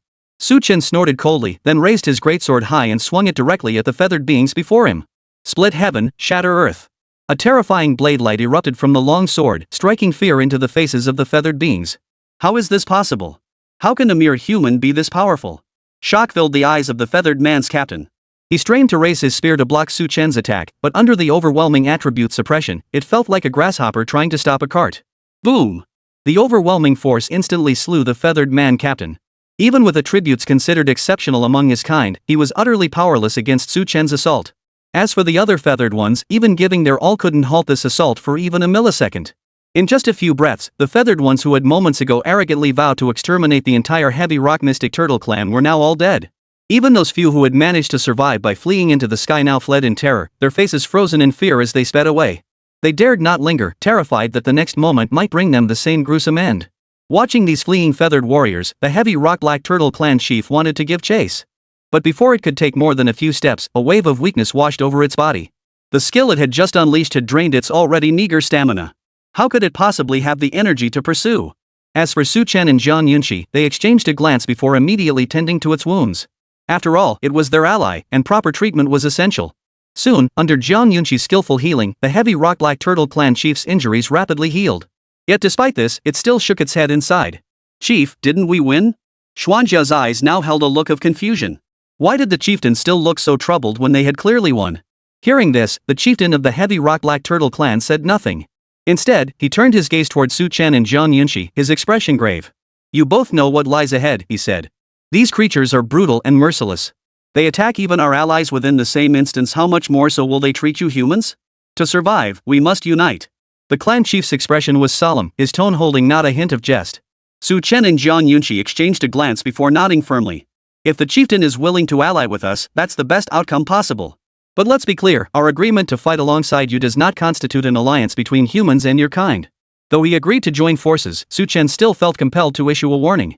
Should this place truly descend into war, this stipulation would prevent the other side from dragging the professional association into the conflict.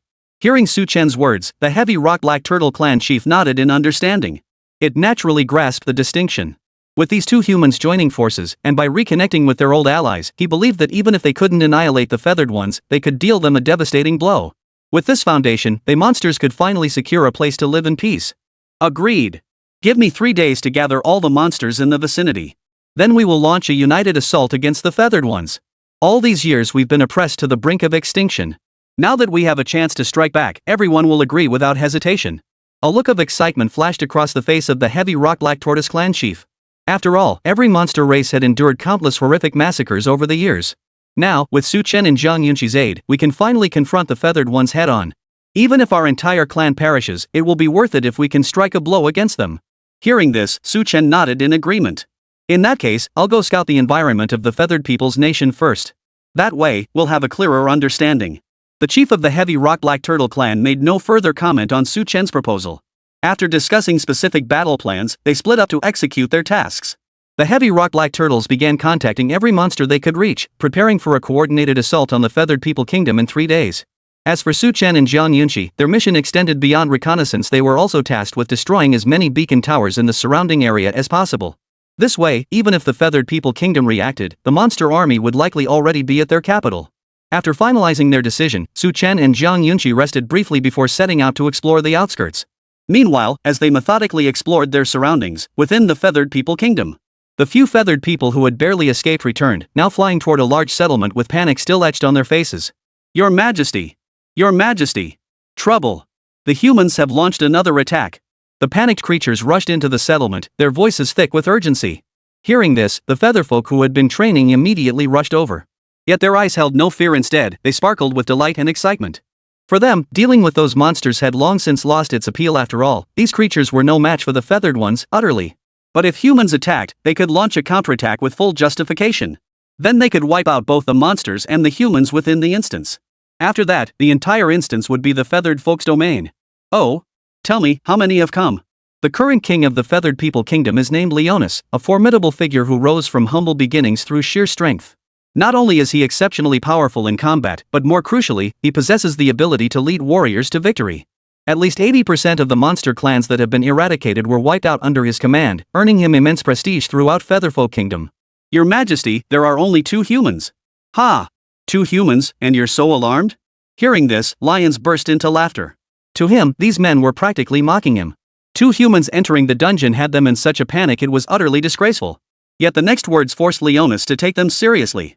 Your Majesty, the humans are with the heavy rock black turtle, and they've wiped out our entire 50-man squad. This subordinate fears these creatures may join forces to threaten Your Majesty.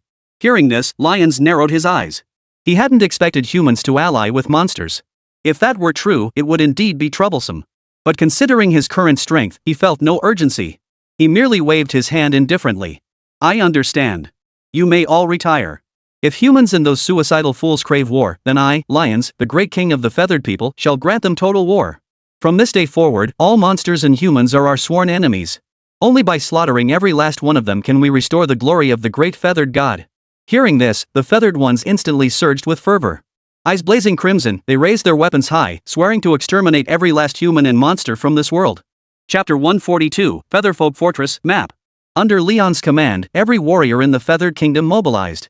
Each of them stood poised and ready, preparing to launch the final assault at the king's command. As for Su Chen and Zhang Yunqi, they had already destroyed several Featherfolk beacon towers. But contrary to their expectations, no Featherfolk garrison was stationed here. The place seemed utterly neglected, as if they genuinely remained unaware of the monster uprising unfolding nearby. I suspect they're consolidating their forces, preparing to launch a decisive battle. Inside one beacon tower, Su Chen analyzed the Featherfolk's nature. Every single one of these creatures was brutally savage. Now that they knew monsters and humans had joined forces, yet no large army had been dispatched to crush them, it could only mean one thing: their ambitions were enormous. Look at this beacon tower unmanned, not even a trace of supplies in sight. Add to that the group of winged creatures we just saw rushing in, glancing around briefly before hurrying away. These creatures must have an ambush waiting ahead, baiting us to charge headlong into it. Su Chen stroked his chin, eyes narrowing slightly as he analyzed the situation with practiced authority. Hearing his words, Zhang Yunqi didn't understand why he was so confident, but trusting Su Chen, she nodded in agreement. After all, his words made perfect sense, and since she knew little about military matters, trusting Su Chen seemed her only option. Yet to Su Chen, this was merely a hunch one he never imagined would prove entirely accurate. Just over 10 kilometers ahead, the Feathered People Kingdom had deployed its entire 1,000-strong army. This force represented 1/10 of the Uran Kingdom's able-bodied men. Mobilizing such a large army to deal with 2 humans and a monster clearly demonstrated Lions' level of concern.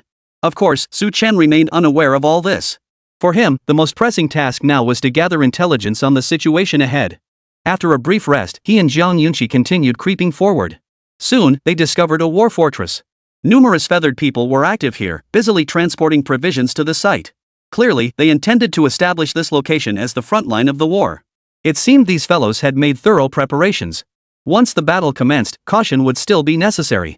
Watching them prepare for war, Chen narrowed his eyes slightly, a solemn expression crossing his gaze. So what now? Attack or retreat? Unfortunately, their faces were equally solemn. They had already scouted the area within 100 miles of the heavy rock black turtle territory. Logically speaking, they should have completed their mission. All that remained was to wait for the monster hordes to assemble, then launch a decisive assault to inflict heavy damage on the feathered people kingdom. That would give them leverage for negotiations. But upon hearing this, Chen shook his head. No, we must attack immediately. His eyes narrowed as he clenched his teeth and voiced his thoughts. If they allowed the monsters to continue preparing, the already disadvantaged monster faction would become even more passive. While they remain unaware of our presence here, we should strike while the iron is hot. After all, with the 2 of us working together, even if we can't completely destroy this war fortress, we can still retreat safely. Chen made his final decision, then turned his gaze to Zhang Yunqi, seeking her thoughts. Zhang Yunqi merely pursed her lips at Chen's decision. After inspecting her scroll, she nodded in agreement. Seeing this, Chen said nothing further. After Zhang Yunqi cast her full attribute enhancement on him, he crept forward alone. Zhang Yunqi, however, remained hidden in a secure area to avoid drawing the attention of the feathered beings. Amidst the chaotic battle, Chen had little energy to spare for her protection, leaving this as his only option. Before long, Chen reached the base of the war fortress's walls. On the wall, he could still see numerous magical imprints, likely left behind from previous battles against the human armies. I'm growing more and more curious about what this mythic fragment truly is, that it would be stored in the treasury of the winged people's nation. Chen licked his lips, his mind drifting to that mythical fragment. But he knew this wasn't the time for daydreaming. Shaking his head to clear his mind, he focused intently on how to breach this war fortress. He held little regard for the feathered ones. With his 200% all-attribute boost, he could easily wipe them out in one fell swoop. But the immediate priority was finding a way inside the war fortress. Having withstood the assault of a human army, there were bound to be some breaches. Perhaps he could slip through one of those openings. Chen licked his lips, searching the base of the walls for any openings. Just then, he spotted a fragment of torn Xian paper ahead. Picking it up, the information within instantly appeared. Map fragment, a piece of the dungeon's map recyclable for enhancement. Seeing the map fragment, Chen's eyebrows shot up in surprise. He hadn't expected such good fortune, another map in his hands. Recycle. He immediately recycled and enhanced it, and a complete map appeared before him. This real-time map unfolded before his eyes, comprehensively mapping the entire dungeon's current state. Not only could he see the troop deployments of the Feathered People Kingdom, but he could even make out the war fortress itself. So this was the weak point. Gazing at the war fortress, Chen narrowed his eyes, a hint of delight flickering in his gaze. On the map, he could clearly see remnants of siege magic scrolls left behind by the human army not far ahead. Though rendered ineffective by the passage of time, these items were like timely rain in Chen's eyes. Most crucially, the feathered ones had discarded the useless scrolls in one pile. He wouldn't even need to search for them. I really should thank these fellows after all. Chen licked his lips, then jogged over to the discarded scrolls. There were over a dozen scrolls in total. Each one, if left outside, would be worth hundreds of thousands, yet now they lay discarded like worthless paper. Chen picked up a blast scroll and immediately began recycling and enhancing it. Tier 4 explosive scroll, capable of completely demolishing a small city wall. When multiple scrolls are used together, they can create chain explosions. Reading the description before him, Chen felt an overwhelming surge of delight. You feathered ones claim to be brutal? Well then, today I'll treat you to a fireworks display as the prelude to our grand battle. Chapter 143, Explosions. The army moves out. Accept this grand gift.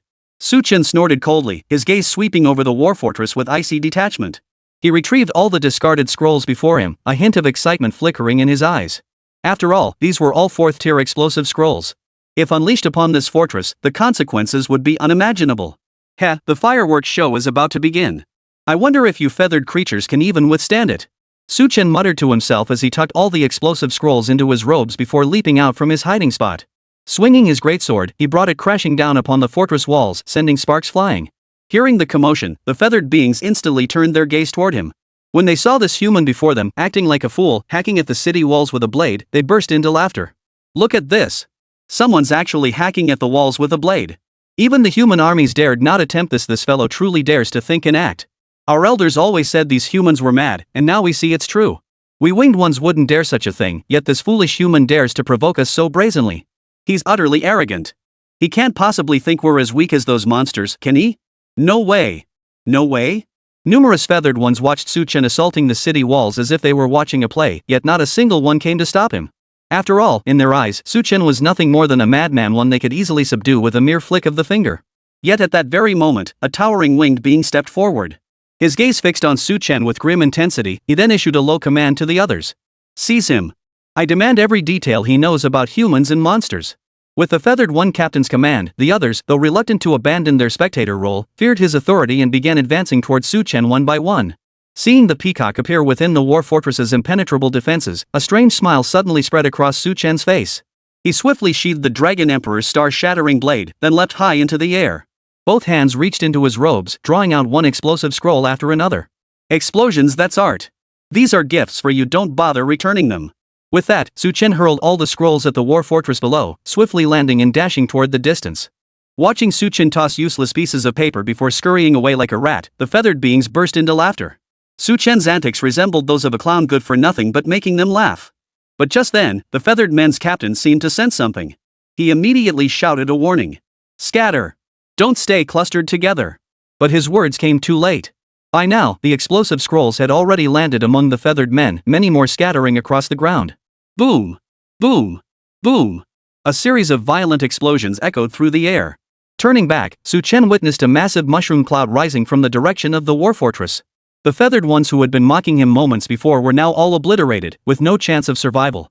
Even the seemingly impregnable war fortress crumbled into rubble under the explosions, its stored supplies reduced to dust.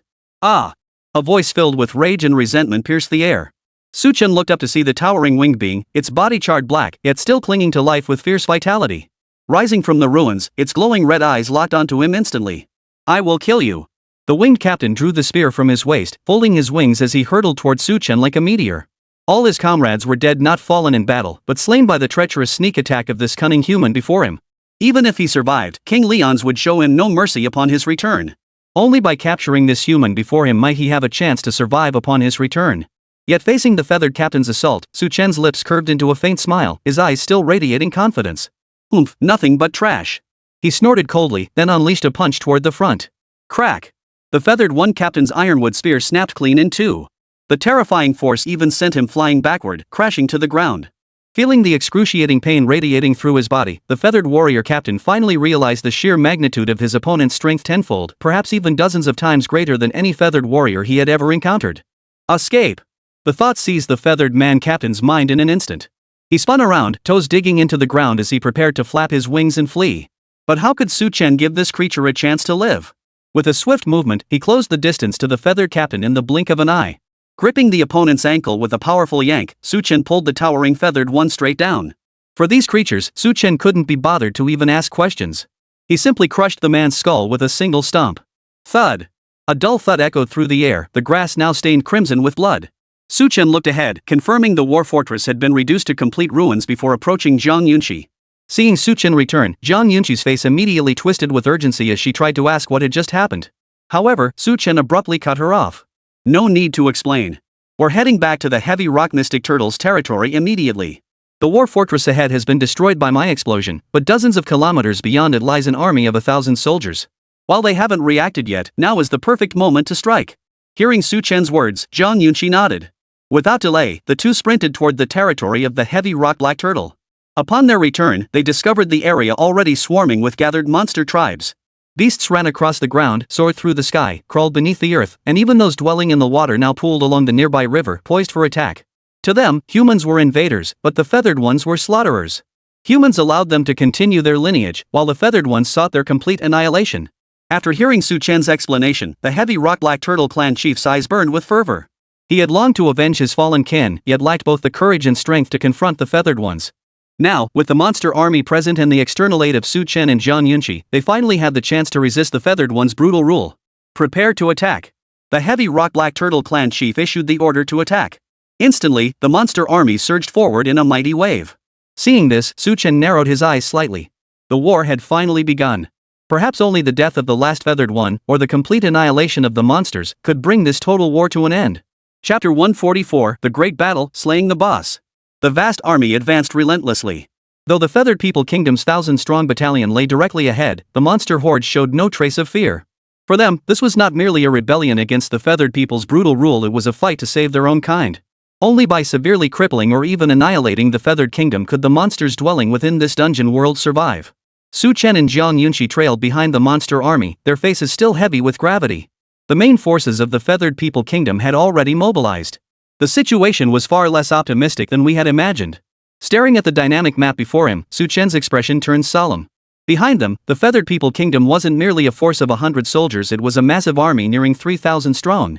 Judging by numbers alone, Chen held little confidence in certain victory. Destroying the Feathered People Kingdom seemed almost like a pipe dream at this point. However, if the goal was merely to weaken their strength, that was far more achievable. Soon, the army arrived before the shattered ruins of the Feathered People's war fortress. Gazing upon the war fortress now reduced to ruins before them, each of these creatures couldn't help but gasp in shock. They had long heard tales of how brutal the war with humans had been, though such stories existed only in oral tradition. Only now, witnessing the devastation before them, did they grasp the truly horrific price paid in that ancient conflict. Young friend Chen, surely you wouldn't treat us this way? The chieftain of the heavy rock black turtle clan fixed his gaze upon Chen, his tone laced with caution. Back then, to aid the Feathered People Kingdom, these monster clans had paid a tremendous price. Yet now, they faced betrayal from their allies once more. If these humans broke their oath after receiving aid, the monster clans would truly have no chance of survival. Hearing this, Chen smiled and shook his head. What benefit would slaughtering these monster races bring him? His greatest desire now was that mythical fragment. Once he obtained it, he wouldn't need anything else. You jest, chieftain. If I truly intended to attack the monstrous races, why would I have saved Xinjia? Chen shrugged with a smile. Hearing his counter-question, the heavy rock black turtle clan chief also smiled. True enough. If Chen were truly untrustworthy, he wouldn't have saved Xinjia. Most importantly, after uncovering the heavy rock black turtle territory, not only did he help eliminate the feathered men, but now he's joined my team. Without delving into other matters, at least I could see Chen's sincerity. May our cooperation endure. The clan chief of the heavy rock black turtles nodded. Just as Chen was about to respond, he suddenly sensed a commotion ahead. He looked up to see a dark, dense mass of feathered ones soaring up from the horizon, each face twisted with fury. These creatures gripped spears in their hands, teeth clenched, charging full speed toward the monster army. Witnessing this scene, even though these monsters harbored deep resentment, they still felt immense fear when facing the feathered people. At the very front of the feathered people's army stood a towering, 5-meter-tall warrior. He wore heavy armor, wielded a massive battle axe, and possessed wings that were more than twice the size of his comrades. At the sight of this feathered one, the monsters who had merely been wary moments before froze in their tracks, gasping in shock. It's the Mad Demon. What? The Mad Demon is here? How could it be this guy? Could it be that we'll fall to this creature before we even engage the Feathered Kingdom in formal battle? Upon seeing this feathered one named the Mad Demon, they instantly sucked in their breath, their eyes filled with terror and dread. Seeing these monsters so flustered, with some already attempting to flee, Chen couldn't help but turn his gaze toward the clan chief of the heavy rock black turtles. Before he could even ask, the other spoke up to explain. Mad Demon is the foremost general under King Lions of the Feathered Kingdom. At least 20 monster clans have been annihilated by his hand. Hearing this, Chen and Zhang Yunxi exchanged a glance before slowly nodding in understanding. So this guy had wiped out 20 monster clans before, no wonder these creatures were so terrified. With that thought, Chen fixed his gaze on the Mad Demon and immediately scanned the opponent's data. Mad Demon LV 27. Attack, 1200 Spirit, 800. Defense, 1000 Magic Resistance, 1000. Speed, 1100. Status, Berserk doubles damage and ignores pain, mighty physique, superhuman strength, immune to slow effects. The foremost general of the feathered people, a being who has slaughtered countless monster races, possessing unparalleled combat experience and fighting prowess. Surveying the feathered being before him, dubbed the Mad Demon, Chen couldn't help but raise an eyebrow. With stats like these, he couldn't see how this creature could possibly annihilate entire monster races. His gaze then swept over the monsters surrounding him, and his lips twitched involuntarily. Among these monsters, possessing a single attribute exceeding 800 points was already incredibly rare. If their skills weren't exceptionally powerful, they would have been wiped out long ago. I'll handle him. Since these monsters were useless, Chen decided to take matters into his own hands. He drew the Dragon Emperor's star-shattering blade and charged straight at the Mad Demon. Zhang Yunxi, witnessing this, prepared to unleash her attribute-boosting skill only to be waved off by Chen. For a monster of this caliber, he didn't need to waste such a precious buff skill. First, he needed to eliminate this Mad Demon. Once the main forces of the Feathered People's Kingdom arrived, it would be no too late to activate the buffs. Seeing this, Zhang Yunqi could only comply with Su Chen's request. Before long, Su Chen stood face to face with the Mad Demon. Gazing at the diminutive human before him, the Mad Demon's face twisted into a savage expression. He didn't even bother with words, swinging his massive axe directly at Su Chen. Useless human, die. The Mad Demon swung his axe with fierce momentum, certain that slaying this human before him would be child's play. He was the foremost general of the Feathered People Kingdom. What could this human possibly be? Even if he had destroyed the war fortress through cunning schemes, such efforts were utterly futile against his overwhelming might. The massive axe blade crashed down upon Su Chen's body. The monsters watching this scene stared in stunned silence, convinced Su Chen had been scared out of his wits. Boom! A thunderous explosion echoed through the air. The monsters looked up at Su Chen, only to freeze in place the very next second. The axe struck Su Chen's body, failing even to breach his defenses, let alone inflict any damage. Witnessing this, even the Mad Demon's face twisted with shock. He couldn't believe that his full power strike hadn't even torn the human's clothes. Now it's my turn. Seeing this, Su Chen let out a cold laugh. With a forceful jerk of his right hand, the axe flew straight out of the Mad Demon's grasp. He then thrust the Dragon Emperor star-shattering blade straight into the Mad Demon's heart. Ah! The first general of the Feathered People let out a wail of agony, attempting to flee only to find his head had been severed from his neck. The next second, the headless corpse of the Mad Demon crashed to the ground, kicking up a cloud of dust. Countless monsters stared blankly at Su Chen, their eyes filled with terror and awe. The man before them had slain the Feathered Kingdom's foremost general in a mere minute, a feat so astonishing it was beyond belief. Chapter 145, The Feathered Kingdom's Army, King Leon's. In the eyes of the monsters gathered there, Su Chen was now a figure akin to a god of war. How else could a maniac like the Mad Demon, who had slaughtered entire tribes, have fallen at his hands? It must be noted that while the Feathered Kingdom's forces were formidable, they were far from invincible. Had it not been for the Demon King's overwhelming power, coupled with the aid of other elite feathered ones, these monster races would have had ample opportunities to resist. As for the Feathered People themselves, they now stood frozen in place like wooden stakes. After all, in their eyes, the Mad Demon was akin to a godlike being who had led them to victory over countless formidable foes. Yet even so, they couldn't last a single minute against this human before them. Such terrifying power. Could this being before them truly be human and not some so-called demon? The Mad Demon is dead. Everyone, attack! While the Feathered Tribe reeled in shock, the chieftain of the heavy rock Black Turtle clan fixed his gaze upon the motionless Mad Demon lying on the ground. His eyes instantly blazed with fury. The previous chieftains who had fought in the Great War between humans and the Feathered People had all fallen at the frenzied demon's hands. Had he not been young and spared from hidden injuries, he too would likely have perished long ago. Now that the Mad Demon had been slain by Su Chen, they were determined to avenge their fallen kin.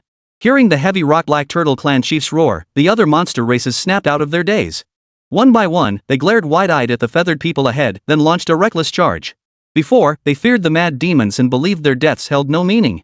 But now, with the Mad Demon slain by their human allies, they were utterly fearless. Kill! Avenge our fallen comrades!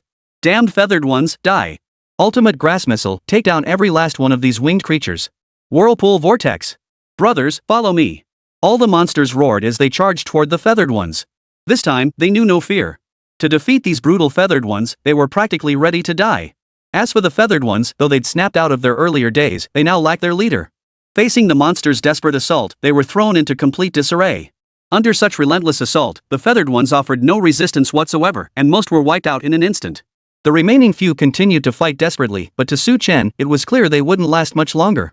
Soon, the heavy rock Black Turtle joined the fray. Terrifying gravitational force radiated from the ground, pulling every feathered one from the sky. Once on the ground, the feathered beings had no strength left to resist. In a mere 10 minutes, this army of over 1,000 was utterly annihilated, leaving not a single feathered being in sight. With the last feathered one vanquished, the monsters' previously anxious hearts finally settled.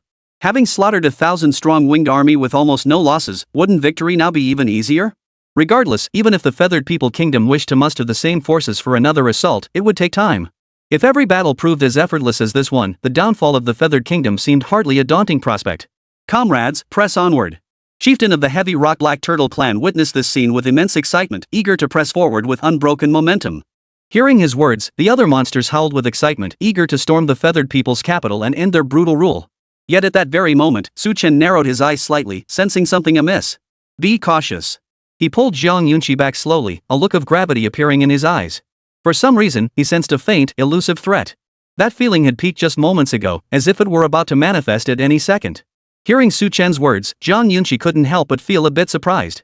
After all, for Su Chen to react this way, it could only mean that this threat had likely already become quite troublesome for him. MHM. Jiang Yunxi responded before taking cover behind Su Chen. The moment she took position, a terrifying tremor erupted from ahead. The monster horde, which had been in a frenzy moments ago, suddenly halted in their tracks. Their faces now wore expressions of confusion and fear as they stared ahead.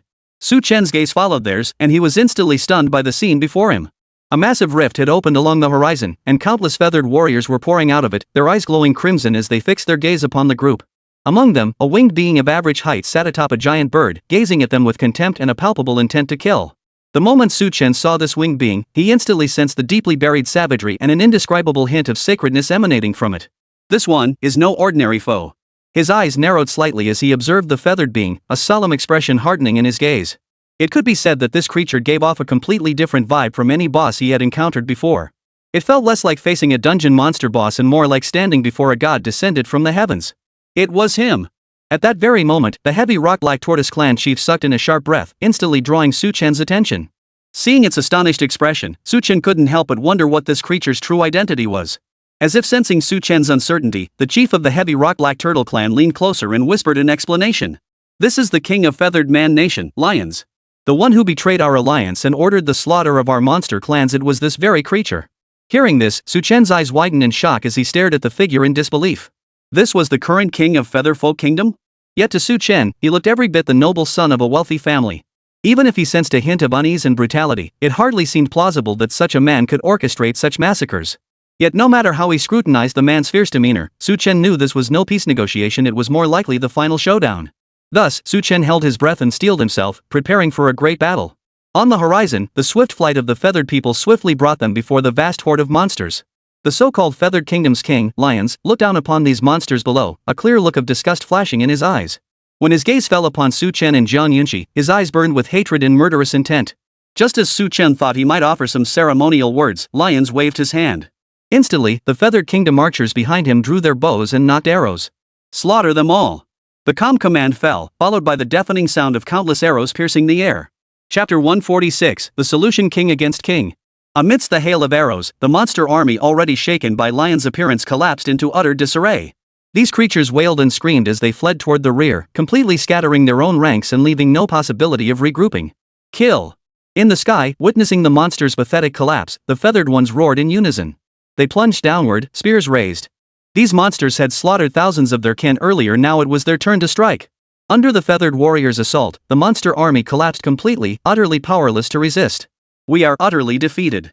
As long as Lions remains, we have no chance of victory.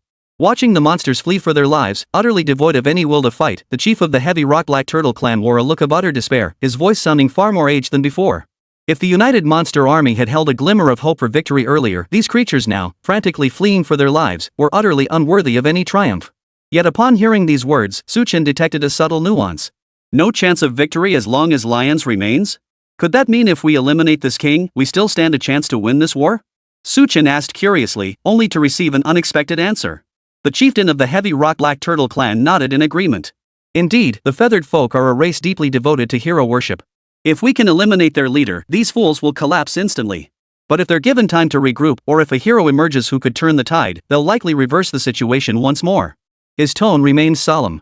Even as countless monsters raced past him, the chieftain of the heavy rock-like turtle clan showed not the slightest change in his demeanor. For him, this military campaign was a gamble where everything was staked on the line. Victory meant the survival of their kind, but defeat meant accepting their fate. Yet in the chieftain's eyes, what good was understanding this? No one here could possibly defeat Lions, not even Su Chen. After all, the enemy was protected by a massive army. Breaking through their defenses was as difficult as climbing to the heavens. Yet upon hearing these words, Su Chen felt a surge of excitement. In his eyes, any army before him was but a single stroke away. Even troublesome foes could be dispatched with just 2 strikes. If eliminating Lions could turn the tide of this situation, he wouldn't hesitate for a second. Ha! What's the big deal? As long as he could kill the king of the feathered people, it would be worth any hardship. Su Chen let out a loud laugh. Behind him, Jiang Yunxi understood his intent and immediately activated her buff skill. The next instant, a golden light flared around Su Chen. He felt his body surge with power. All attributes plus 300, with levitation effect. Duration, 30 minutes. Unexpectedly, he had gained the levitation effect this time. A hint of delight flashed across Su Chen's face. With the ability to float, he no longer needed to worry about the feathered one escaping his attack range. Here I come. Su Chen nodded with satisfaction, then soared into the air, charging straight toward Lyle above. At this moment, the feathered ones had descended into a killing frenzy. The creatures before him knew only to flee for their lives. Aside from a few who attempted to fight back, there was no other resistance. If anything truly troubled them, it was that some fled so swiftly that even their flight speed couldn't catch them. But just then, a figure shot upward, stirring a gust of air in its wake. A flash of blade light followed, and numerous feathered beings met a gruesome end within that ferocious blade's glow. Ha! At that very moment, Lions, who had been seated on the throne with his eyes closed, sensed something amiss and opened his eyes. He witnessed Su Chen moving through the battlefield as if unopposed, each swing of his blade claiming the lives of numerous feathered warriors. And the target was crystal clear himself. An interesting human. Though he knew Su Chen was coming for him, Leonis showed no sign of anger. Instead, a hint of curiosity flickered across his face. Since you wish to die early, then I, the great Lions, king of the feathered realm, shall grant you death today. He snorted coldly, his eyes, previously narrowed, suddenly widening. Between his brows, a sacred eye appeared. From within that sacred eye, a golden longsword slowly drifted forth, finally settling into Lion's hand. Witnessing this, Su Chen was stunned. He immediately began examining Lion's attributes. King Lions of Featherland LV 29. Attack, 2500 2000 plus 500 spirit, 1800. Defense, 1600 magic resistance, 1600. Speed, 1900. Status, son of the gods. Enemies expend triple stamina, king's authority. All featherfolk unconditionally obey commands, part of slaughter. Immune to fear, 30% resistance to other debuffs. Divine eye pierces illusions. King of featherfolk, legendary child of the gods. Though he has wrought countless atrocities, he has also elevated featherfolk's might to unprecedented heights. Staring at Lion's stats before him, Su Chen's eyes widened in shock. What kind of monster is this? His attack power is already 2500. Su Chen sucked in a sharp breath, his eyes flashing with disbelief. Though his own stats were already terrifying, this Lions before him didn't resemble a normal boss at all. In fact, this creature's stats were even more terrifying than the blood demon he had encountered before. Come on, human. Today, I grant you death. Lions now looked down upon the world with utter disdain, his voice carrying an authority impossible to resist. Instantly, all the feathered warriors were energized as if injected with adrenaline, pursuing the monsters with renewed ferocity. Seeing this, Su Chen knew he couldn't delay any longer. The monster army below had already begun to scatter, and now they showed no will to fight whatsoever. Oomph. Let me see what kind of skills you, the king, possess. Su Chen snorted coldly, then gripped the Dragon Emperor's star-shattering blade tightly in his hand. Instantly, he transformed into a streak of light, hurtling toward Lions. Witnessing this, Lions made no attempt to evade. Instead, he thrust his sacred golden sword directly at Su Chen. Boom! Their attacks collided with pinpoint accuracy, unleashing a storm that sent the surrounding feathered warriors reeling. Su Chen stared ahead in astonishment. This was the first time he'd encountered a boss whose offensive power could truly match his own. As for Lions, he was even more stunned. He was the son of the gods, yet he had been driven back by this human before him. To him, this was nothing short of a colossal humiliation. Their gazes locked, each seeing the murderous intent in the other's eyes. The earlier exchange had been a mere test. Now, it was time for all-out assault. Chapter 147, Second Form? Slay. Though Su Chen possessed no mind-reading abilities, the look in Lion's eyes told him the next strike would be delivered with full force. He, too, was now fully prepared. His gaze swept over Lion's guards. These men were already itching for a fight, seemingly ready to charge at any moment. Come on, then. I'll take them all out at once. Su Chen narrowed his eyes slightly, his gaze carrying a terrifying intent to kill. In the blink of an eye, his vision blurred as Lions vanished before him. When the figure reappeared, it had split into 5 identical copies. Kill. 5 lions charged at him simultaneously, leaving Su Chen momentarily overwhelmed. After all, no matter how powerful he was, he couldn't possibly defend against 5 directions simultaneously. Swoosh! Lion's terrifying attack power instantly carved several new wounds into Su Chen's body. Even his astonishing defense seemed utterly useless against the opponent's sacred golden sword. Ha! Human, aren't you so mighty? Keep attacking. Let me see what you're made of, you filthy insect. Lions was utterly arrogant now, his sacred golden sword repeatedly carving wounds into Su Chen's body. Moreover, the man's speed was so blindingly fast that Su Chen sometimes couldn't even see his figure at all, forced to rely on pure instinct to anticipate his opponent's movements. Even so, he was still being overwhelmed. Seeing their king gaining the upper hand, the guards slowly exhaled in relief. Yet Su Chen said nothing, merely raising the Dragon Emperor's star-shattering blade to parry the relentless attacks. Damn bastard, see that woman down there? I'll humiliate her right in front of you. Great King Leons of Featherland, you'll learn the consequences of defying Featherland. Lion's eyes burned crimson as profanities spewed from his mouth. He had shed all semblance of regal bearing, resembling instead a raving butcher. Hearing this, Su Chen's eyes narrowed. If earlier he had held back his full power after all, his opponent was the son of God, and Su Chen still had reserves to counter any surprises. But these words had struck Su Chen's Achilles heel. With a sudden surge of strength in his hands, he managed to block Leon's attack head-on, forcing him back with sheer force. Heh, you're asking for it. Magic energy manipulation, dragon transformation. Su Chen's gaze turned icy as he fixed it on Lion's, then immediately unleashed his enhancement skill. In the next instant, his entire body was enveloped in terrifying magical energy armor, his attributes surged dramatically, and the dragon transformation skill even converted his defense into offense. At this moment, Su Chen was pure offense, no defense. Even if it meant suffering severe injuries himself, he would kill the man before him. Whether you live or die now depends entirely on your own skill. With that, Su Chen transformed into a streak of light, streaking forward.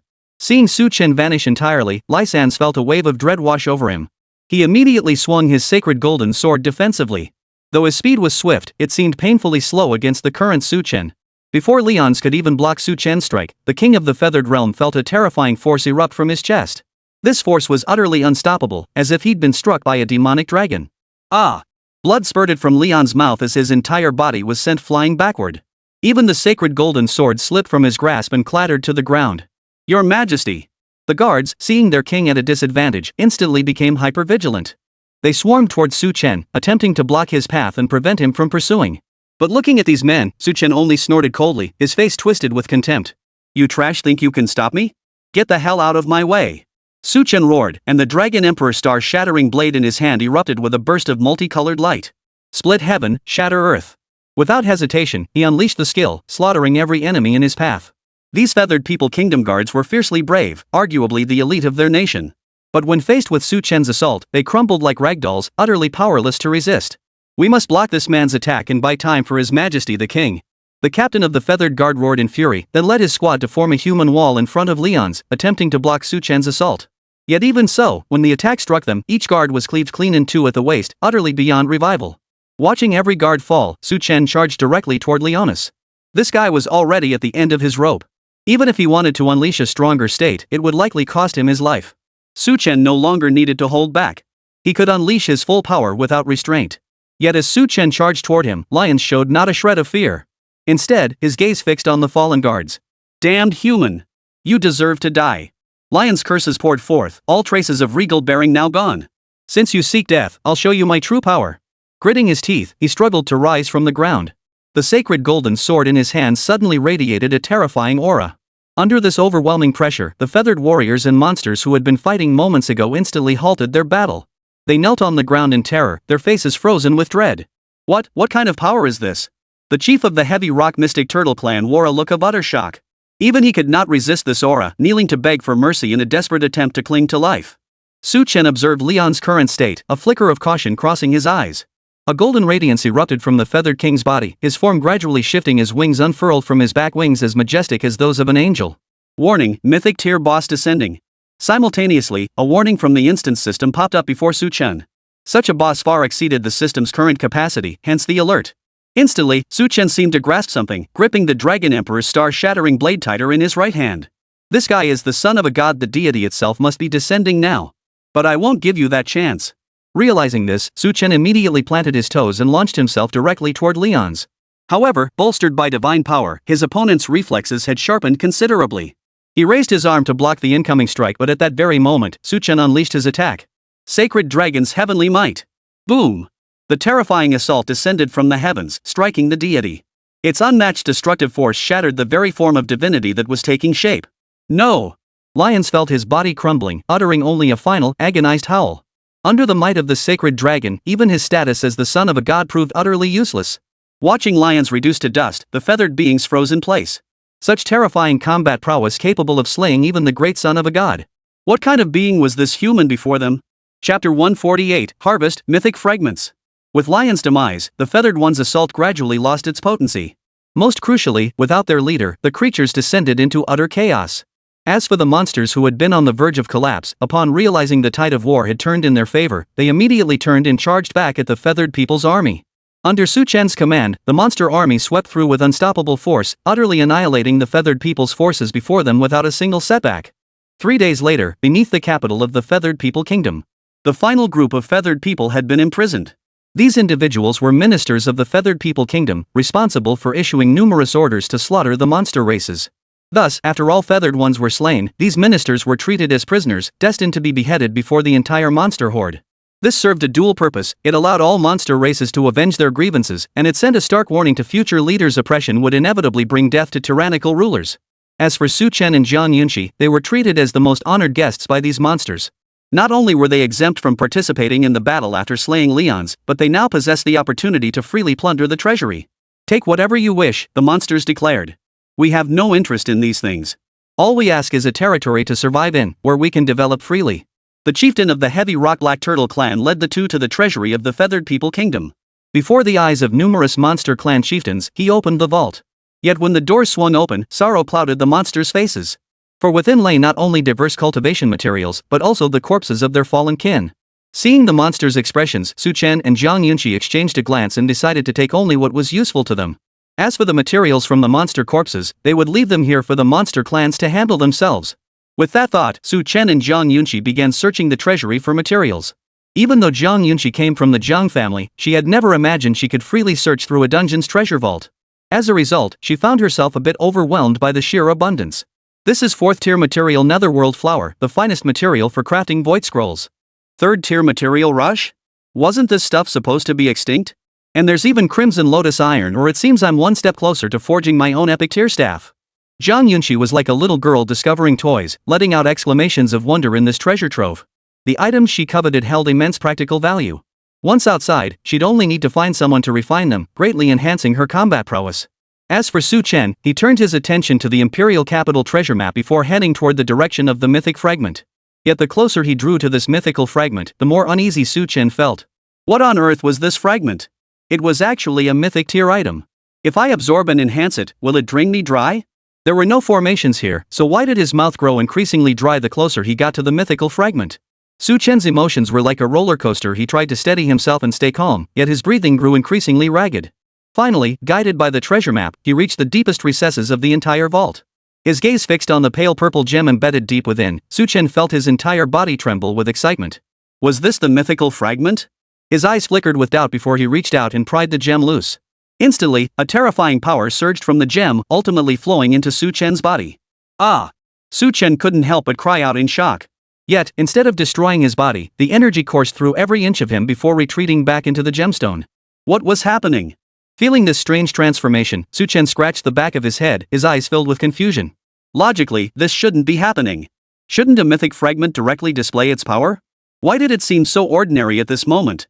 Yet just as his bewilderment deepened, a light screen materialized before his eyes. Purple Thunder Qilin's Broken Horn Fragment, Mythic Tier Fragment, a rare and elusive existence. Upon completion, its secrets may be uncovered, recyclable for enhancement. Staring at the light screen, Su Chen's face first showed a trace of doubt, but it quickly transformed into wild excitement. The shattered horn fragment of the Purple Thunder Qilin, though its purpose remained unknown, its very name made it clear this was undoubtedly a rare divine artifact. It sounded akin to the ancestral dragon's reverse scale or the black tortoise's life armor, so why weren't those two mythical grade accessories? Su Chen stared at the mythical fragment before him, then realized he possessed two similar items himself. He couldn't fathom why one was mythical grade while the other two showed no signs of such power whatsoever. Regardless, it was undoubtedly valuable. Best to stow it away for now. Though puzzled by the discrepancy, Su Chen stowed the Kirin's broken horn away discreetly, wary of others spotting it. While not as precious as the Dragon Emperor's star-shattering blade in his hand, once collected, they would be worth more than 100 legendary grade weapons. He then pretended to browse the treasure vault, finally selecting some invigorating materials before stopping. Clan Chief, we'll be on our way now. Having made their selections, Su Chen and Zhang Yunxi saw no reason to linger longer in the instance. They bid farewell to the monster groups and departed. This dungeon ultimately belonged to these native monsters. Even when the Future Professionals Association took over, they would ensure the monsters' livelihoods were well protected.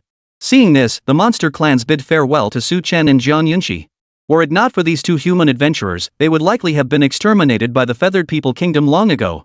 How could they possibly be celebrating their rebirth like this now?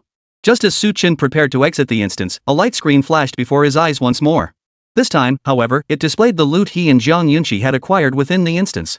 Congratulations on obtaining 100 Tier 2 material packs and 20 Tier 3 material packs. Congratulations on obtaining 2 million EXP and 10 gold coin chests. Congratulations on obtaining 1 divine golden sword. Sacred Golden Sword, legendary grade sword imbued with divine power. Defeating its divine phantom grants mastery over its myriad uses. All attributes plus 300. Capable of flight. Staring at the light screen before them, Chen and Jiang Yunqi exchanged a glance before both exiting the dungeon. This haul would keep them busy for quite some time. For both of them, the most crucial task now was to convert these gains into raw combat power. Only then could they complete their advancement quests, enter higher tier dungeons, and become even more formidable professionals. Chapter 149, Recycling Enhancement, Horn of the Purple Thunder Qilin. Staring at the mythical fragment before him, Chen licked his parched lips before clenching it tightly in his hand. Recycle and enhance. He activated the recycling enhancement immediately, eager to see what wonders this artifact held. But before that, Chen had made thorough preparations. Stamina recovery potions were already at the ready, poised to replenish his energy at any moment. The moment Chen uttered those words, he felt the mythical fragment in his hand suddenly release a terrifying gravitational pull. His stamina began draining rapidly, as if his entire being was being sucked dry. Holy! Feeling the speed of his stamina depletion, Chen couldn't help but suck in a sharp breath. Even with all the enhancements he'd undergone, the rate of his stamina depletion was still terrifying. If not for the astonishing effects of the stamina recovery potion, he would likely have been drained dry, lying motionless on the bed. As the stamina recovery potion took effect, Chen felt his energy rapidly replenishing. Yet even so, the mythic fragment in his hand felt like a bottomless well. No matter how much stamina he poured into it, it remained perpetually unfilled. Thus, Chen remained bedridden for nearly 4 or 5 days before he finally sensed a noticeable slowdown in the rate of his stamina depletion. Please don't let me down. Chen stared at the mythic fragment in his hand, which now flickered with a burst of multicolored light, his eyes filled with yearning. If he could fully restore the broken horn of the Purple Thunder Qilin, it might become another incredibly powerful accessory.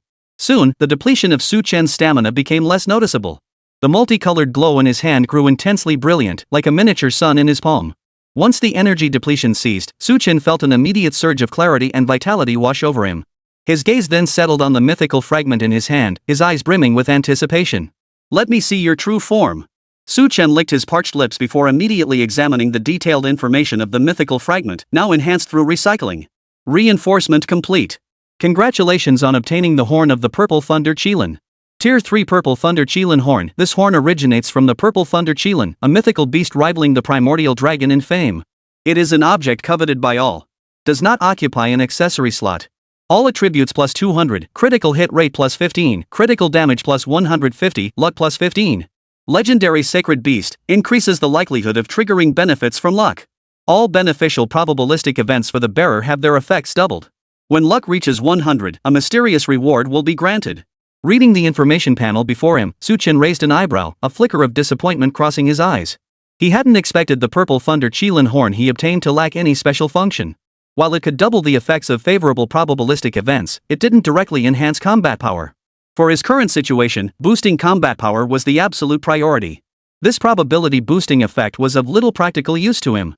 Still, it wasn't a complete loss. To console himself, Chen shook his head and shifted his focus elsewhere. At least I now know that the Ancestral Dragon and the Purple Thunder Qilin are divine beasts of the same tier. Then the Xuanwu Life Armor and the Ancestral Dragon's reverse scale should be mythical tier artifacts, just like the Qilin horn in his hand. Realizing this, Chen's mood instantly lifted with excitement. He had assumed the Qilin horn would be his first mythical tier item, yet he had already possessed such a treasure all along. However, to fully restore these items to their peak condition, he needed to rapidly elevate his own power tier. By doing so, perhaps recycling and enhancing all these accessories to tier 9 would finally unlock their true mythical potential. He glanced at the attribute panel. Chen placed the Qilin horn as a small pendant on his hand, then immediately opened the attribute panel. Name, Chen. Class, Tier 3 Scavenger Special Enhancement, Storage Canister, currently holding 600,000 EXP Trash King. Level, 30. Attack, 15 4500 90,950 Spirit, 12 50 300,950. Defense, 14 4900 1350 Magic Resistance, 14 4900 1350. Speed, 1310 601250 Luck, 60 30 45. Critical hit, 45 critical damage, 350. Equipment, Legendary Dragon Emperor's Star-Shattering Blade Tier 3 Legendary, plus 150 to all stats, Purple Scaled Dragon Armor Tier 4 Epic, plus 200 defense, plus 200 magic resistance, plus 10 luck, double bonus effect. Qilin Horn all stats plus 300, critical hit plus 15, critical damage plus 150, Spirit Resonance Boots Tier 5 Epic, speed plus 300, luck plus 10, critical hit plus 25. Ancestral Dragons Reverse Scale Tier 3, all attributes plus 400, double bonus, Black Tortoise Life Armor Tier 3, all attributes plus 200. Skills, Scrap Recycling, Legendary Tier Mana Manipulation, Legendary Tier Jerome's Dragon Might, Legendary Tier Sacred Dragon Demon Dragon Transformation, Legendary Tier Sacred Dragons Heavenly Might Demon Dragons World Shattering. Legendary Tier Guardians of Heaven and Earth, Epic Tier Cleaving Heaven and Splitting Earth, Legendary Tier Sacred Beast Passive. Gazing at this lengthy list of diverse attributes and skills before him, Chen couldn't help but feel a surge of excitement. Setting aside other considerations, he was now undeniably unmatched. Among third-tier practitioners, those who could withstand even one or two of his attacks were few and far between. As long as he didn't encounter a god-tier boss like the Blood Demon, he should be capable of handling any monster in Tier 3 dungeons. After splitting half the experience with Zhong Yunxi, what remained for him was now meager. Fortunately, he had already reached level 30. Once he completed the advancement quest, he would become a 4th-tier professional. Chen licked his lips. He hadn't realized that becoming a 4th-tier professional was just one advancement quest away. Such terrifying leveling speed would likely make him stand out even among all universities worldwide. With that thought, his gaze drifted toward the computer, ready to book his next advancement quest. Just then, a message arrived from Zhong Yunxi. Promoted? Seeing the message from the little girl, a smile instantly spread across Chen's face. It seemed this advancement quest would once again require both of them to complete together. After coordinating their schedules, they booked the advancement quest for 5 days hence. The time in between would serve as a breather for both of them, sparing them from the relentless grind of monster slaying just to level up. Just as Chen hung up Zhong Yunxi's call with a smile, Luo Tao sent another message. The National College Student Practitioner Competition was about to begin. All members of the Combat Society must participate. Reading the message in his hand, Chen couldn't help but raise an eyebrow. He'd heard about the National College Professional Practitioners Tournament before, and now he'd get to experience it firsthand. This competition I'm definitely in. A resolute gleam flashed in Chen's eyes. An opportunity to win substantial prizes and make a name for himself? He wouldn't let it slip away. Chapter 150, Level Up Quest, Mind-Blowing. Upon learning the National College Student Professional Competition was about to begin, Chen and Zhong Yunxi immediately made their decision. They were determined to participate in this kind of competition, and who knows, they might even make a big splash. Chen aimed for a top ranking not only for the rewards but also to build his reputation. After all, while strength mattered most for a professional, reputation couldn't be too shabby either. Otherwise, even if they gained the strength to form their own team in the future, they might still go under due to a lack of contracts. As for Zhong Yunxi, her desire to achieve a high ranking in this tournament stemmed from her own reasons. Coming from a prominent family, she couldn't control her own destiny. Her only form of resistance was proving her worth through her skills. Regardless of their individual motivations, both were certain to participate in this National College Professional Tournament. For the next 5 days, Chen and Zhong Yunxi took time to rest. Having spent nearly every day immersed in dungeons recently, their nerves were stretched to the limit.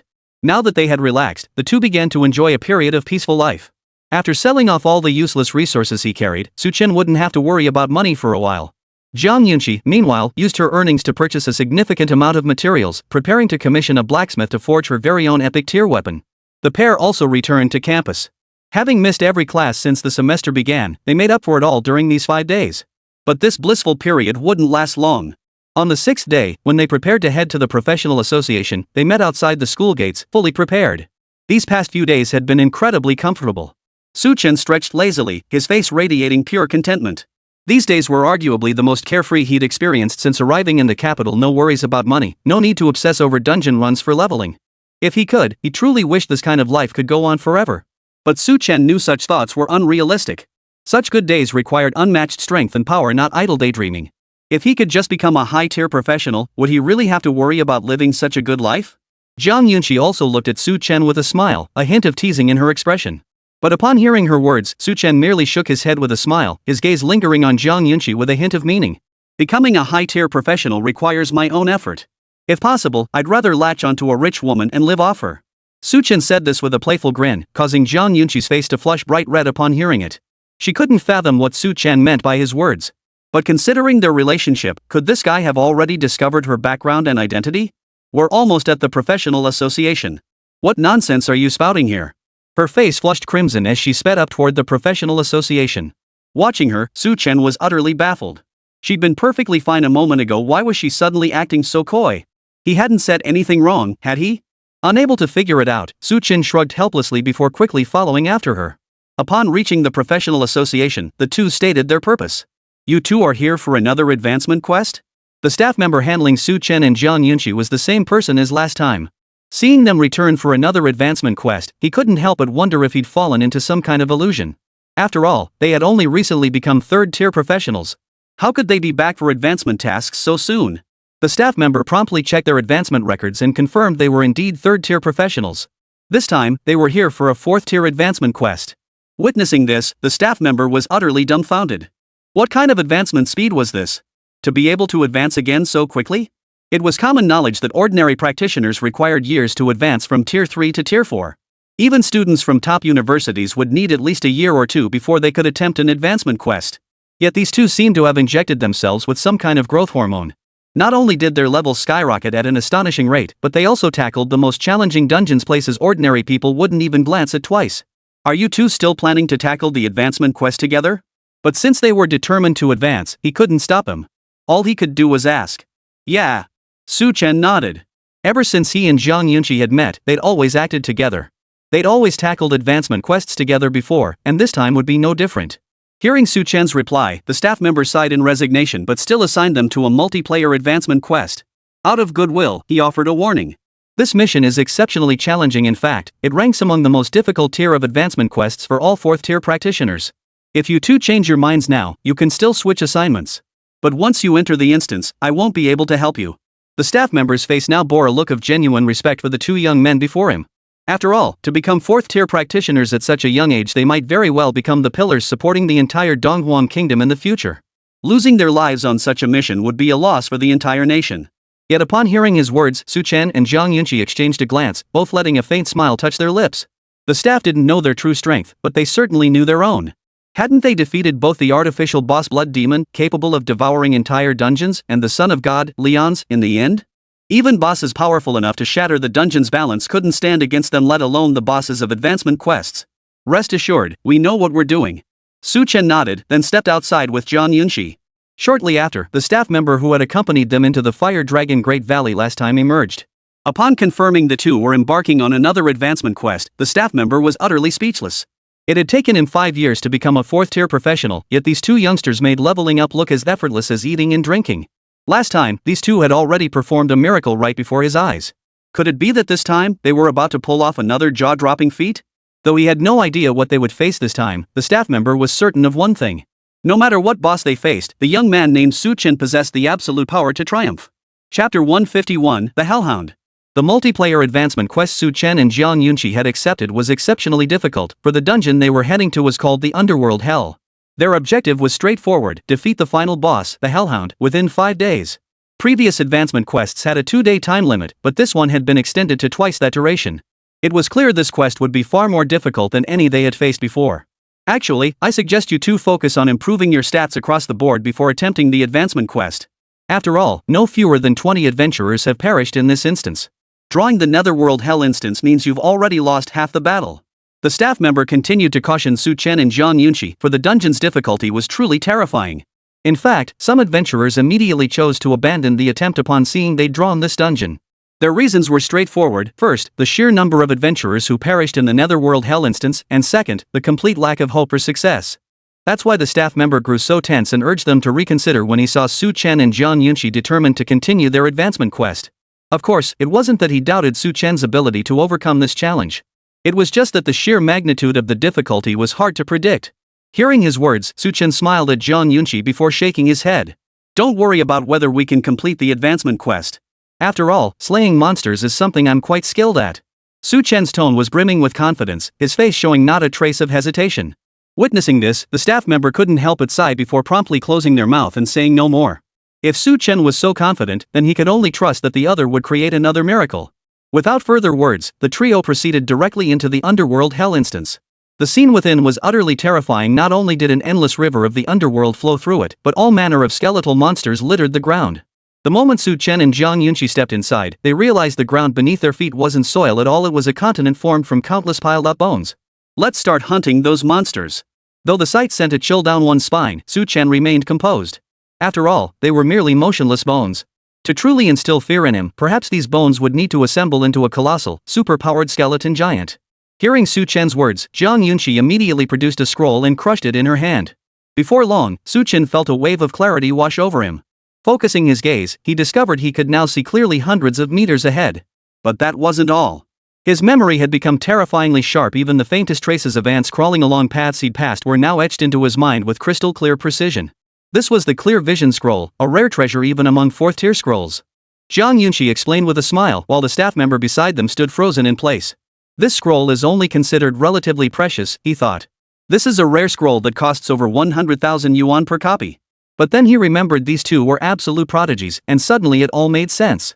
After all, geniuses of this caliber could have countless corporations groveling to hand them money whenever they wished. With that settled, it was time to hunt for the boss. Such a precious scroll couldn't be wasted. Chen chuckled wryly before leading his team into the exploration of the underworld hell instance. It must be said, this dungeon wasn't shunned by all adventurers without reason. After wandering through the dungeon for 2 or 3 days, Chen discovered that the bone continent beneath his feet not only spawned all manner of skeleton monsters but also steadily drained his stamina. Not to mention the river Styx, where elite monsters would occasionally leap out to disrupt their rhythm. Sometimes, while facing attacks from dozens of skeleton monsters, the river Styx would instantly unleash 3 venomous mermaids. Dealing with these monsters was no problem for someone of his strength, but the elite monsters would launch surprise attacks. When they realized he was a tough opponent, they'd simply turn and chase after Zhang Yunxi instead. Consequently, dealing with these creatures ended up consuming a significant portion of Chen's time. Fortunately, there were no major threats along the way. Though Chen and Zhang Yunxi had slain numerous monsters, their progress could still be considered smooth sailing. Finally, they reached the deepest part of the entire dungeon, the place where the Hellhound should reside. Gazing at the massive cage before him, Chen's expression was surprisingly relaxed. After all, he no longer had to worry about monsters suddenly leaping out to attack Zhang Yunxi. For him, the boss battle was actually a form of relaxation. Let's head in. Having reached the boss chamber, Zhang Yunxi didn't hesitate, immediately pulling out a recovery scroll to restore both their health and stamina. Chen naturally had no objections. He stepped forward and entered first. The material forming this prison cage was called Netherworld Meteorite. The weapons forged from this material were inherently weak. The blessings of the river of the underworld rendered it exceptionally sturdy, even surpassing the strength of some 4th-tier materials. Yet even on this fortified cage, Chen could discern the nod marks left behind. This meant the Hellhound imprisoned here hadn't settled down. It had grown enraged beyond measure, capable of launching a suicidal attack at any moment. Be careful. Witnessing this, Chen shielded Zhang Yunxi behind him while whispering a warning. Hearing this, Zhang Yunxi activated a life-saving scroll, granting her 10 seconds of protection against fatal damage. Chen crept forward, soon noticing peculiar phenomena emerging from the ground. Tufts of mane rolled across the ground, then vanished in a shower of sparks. A terrifying, low snort echoed throughout the prison, making him feel as if his own breath had been stifled. Clang! Clang! The clang of chains echoed abruptly. Chen instantly drew the Dragon Emperor star-shattering blade and looked up.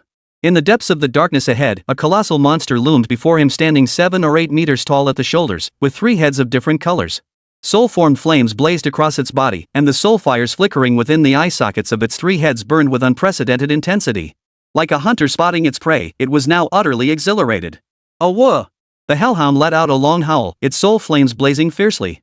Even from dozens of meters away, Chen could feel the bone-chilling aura radiating from it. The next instant, the Hellhound opened its massive jaws, lunging toward Chen. Seeing this, Chen immediately dodged to the side. But the next second, he regretted it. For this creature possessed 3 heads. The pitch-black canine head to his side now opened its mouth, spewing a thick plume of smoke. Instantly, a thunderous explosion reverberated throughout the entire prison cage. Amidst the thick smoke, Chen was sent flying backward, crashing into the cage before coming to a halt. Chapter 152, How many heads do you want me to chop off? Thud. Chen's body slammed heavily against the cage before collapsing limply onto the ground.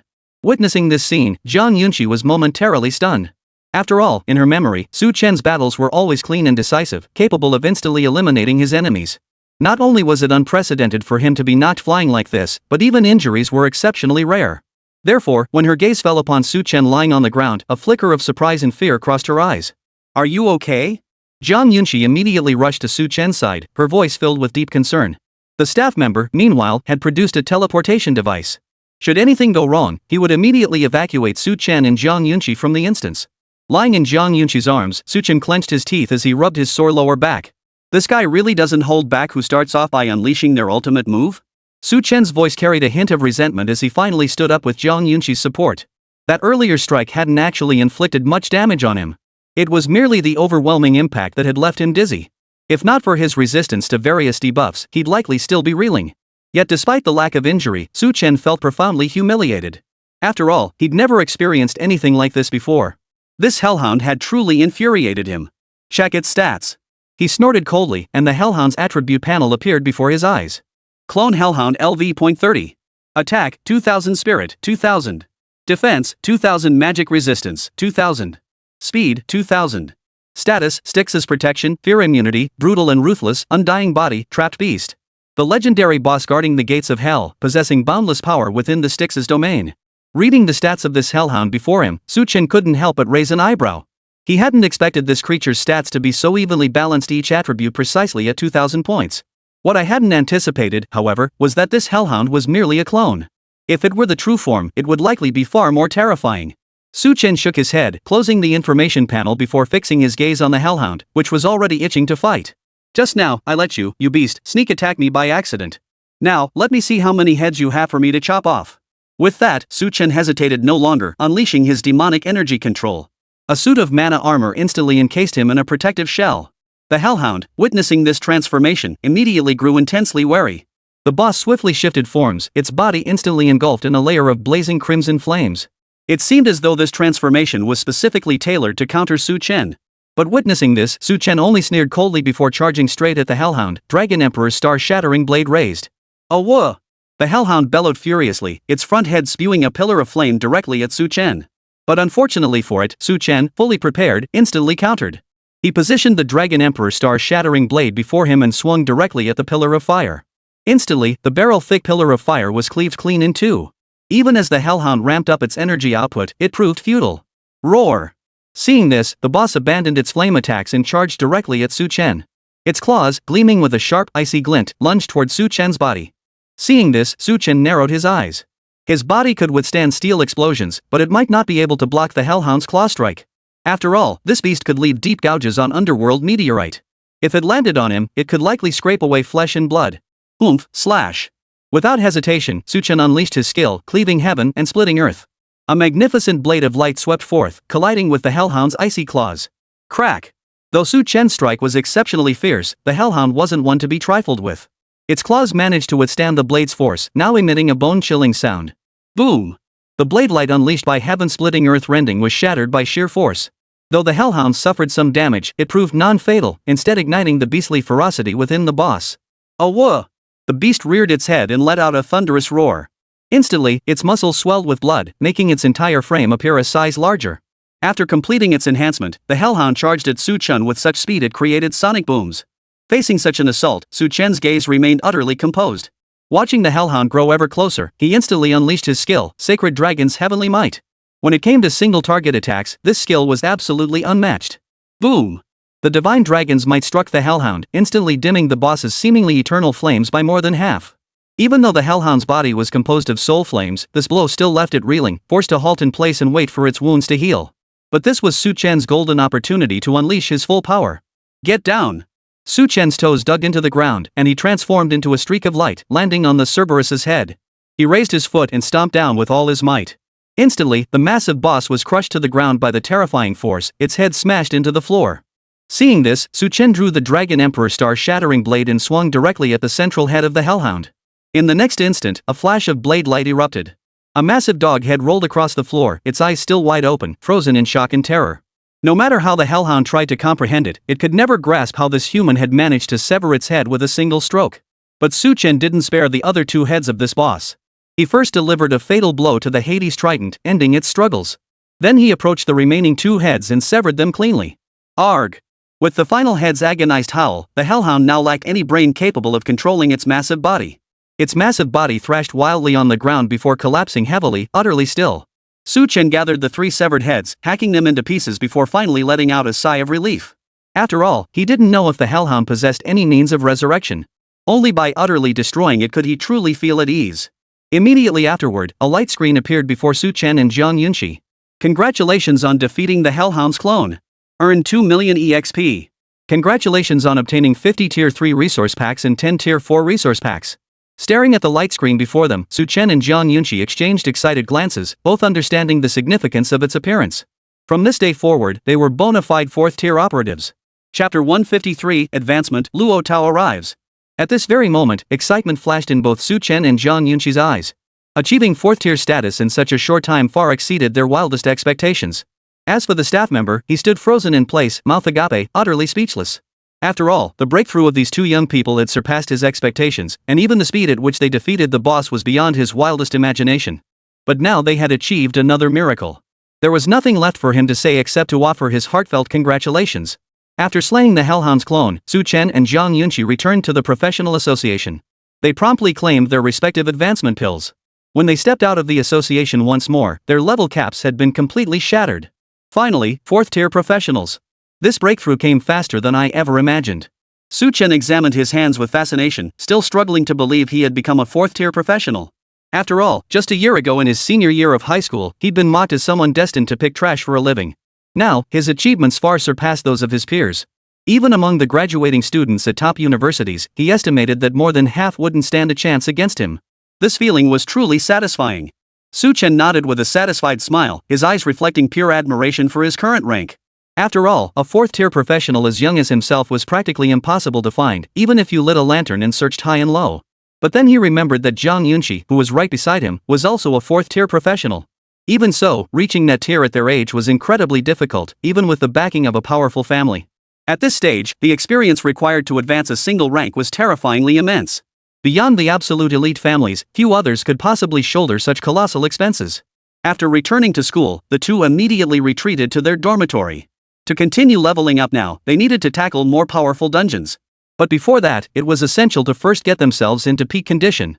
At least participating in the National College Professional Competition shouldn't be a problem now. Back in his dorm, Chen licked his parched lips, his eyes sparkling with excitement. While he couldn't say he'd been eagerly anticipating this National College Professional Gamer Tournament, the opportunity to participate still filled him with immense excitement.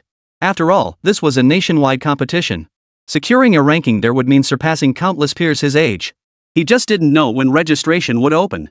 Honestly, he couldn't wait any longer. Chen finally managed to steady his nerves. Just as he was about to lie down and rest, his phone suddenly rang. Glancing down, he saw it was his senior classmate Luo Tao. And he wasn't calling for any other reason, it was precisely about this competition. Before long, Luo Tao arrived at Chen's doorstep, accompanied by Zhang Yunqi and Bai Wanyu. Seeing the trio before him, Chen couldn't help but twitch his lips. After all, Zhang Yunqi and Bai Wanyu had so much tension between them for reasons unknown. Now that they were together, who knew what might happen next? Come in. Watching the two girls exchange constant winks and glances, Chen could only welcome them into his dorm first. Once all four were seated, Luo Tao, as the former president of the Martial Arts Society, was well accustomed to such situations. He broke the silence first. After my recent inquiries, it seems several new rules have been added to this National College Practitioners Tournament. First, the competition will be integrated into all schools' internal networks. Your combat strength will undergo detailed system evaluations for ranking purposes. Moreover, all official competition rules have been released. Each school will send 5 official team members to compete, who will advance directly to the 64-player singles tournament after the preliminary rounds.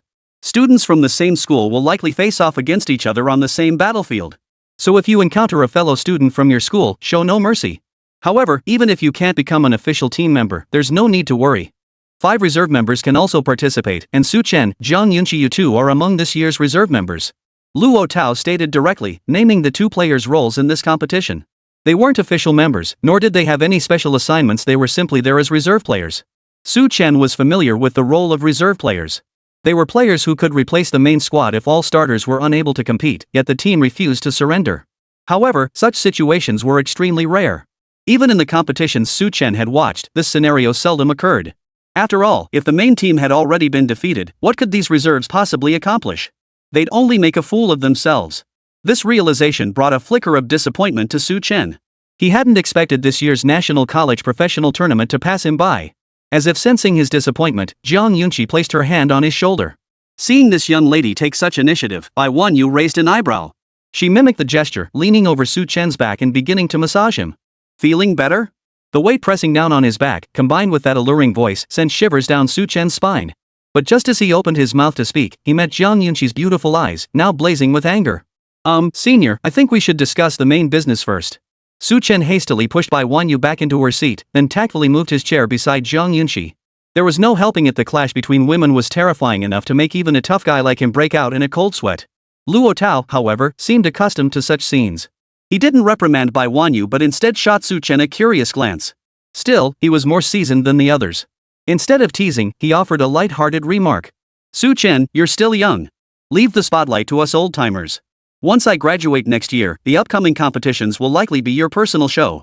Besides, don't get too disappointed. Who knows? Maybe all of us mainstays will slump this year. Then it might just be up to you to turn the tide. Luo Tao chuckled as he spoke, and Su Chen couldn't help but smile at his words. The main players all getting defeated, then him single-handedly turning the tide? He hadn't exactly never considered such a scenario, but it seemed a bit too far-fetched. After all, while he was a 4th-tier professional, Luo Tao and the others were all 5th-tier professionals. If even he were to lose, how could he possibly defeat those opponents? Maybe. Still, Su Chen laughed it off. After all, there was still a month left before the official competition began. Within that month, he must push his strength to the limit, ideally elevating his rank to 5th tier. Only then would he, Su Chen, have a chance to turn the tide. Chapter 154, Dungeon, an Old Acquaintance.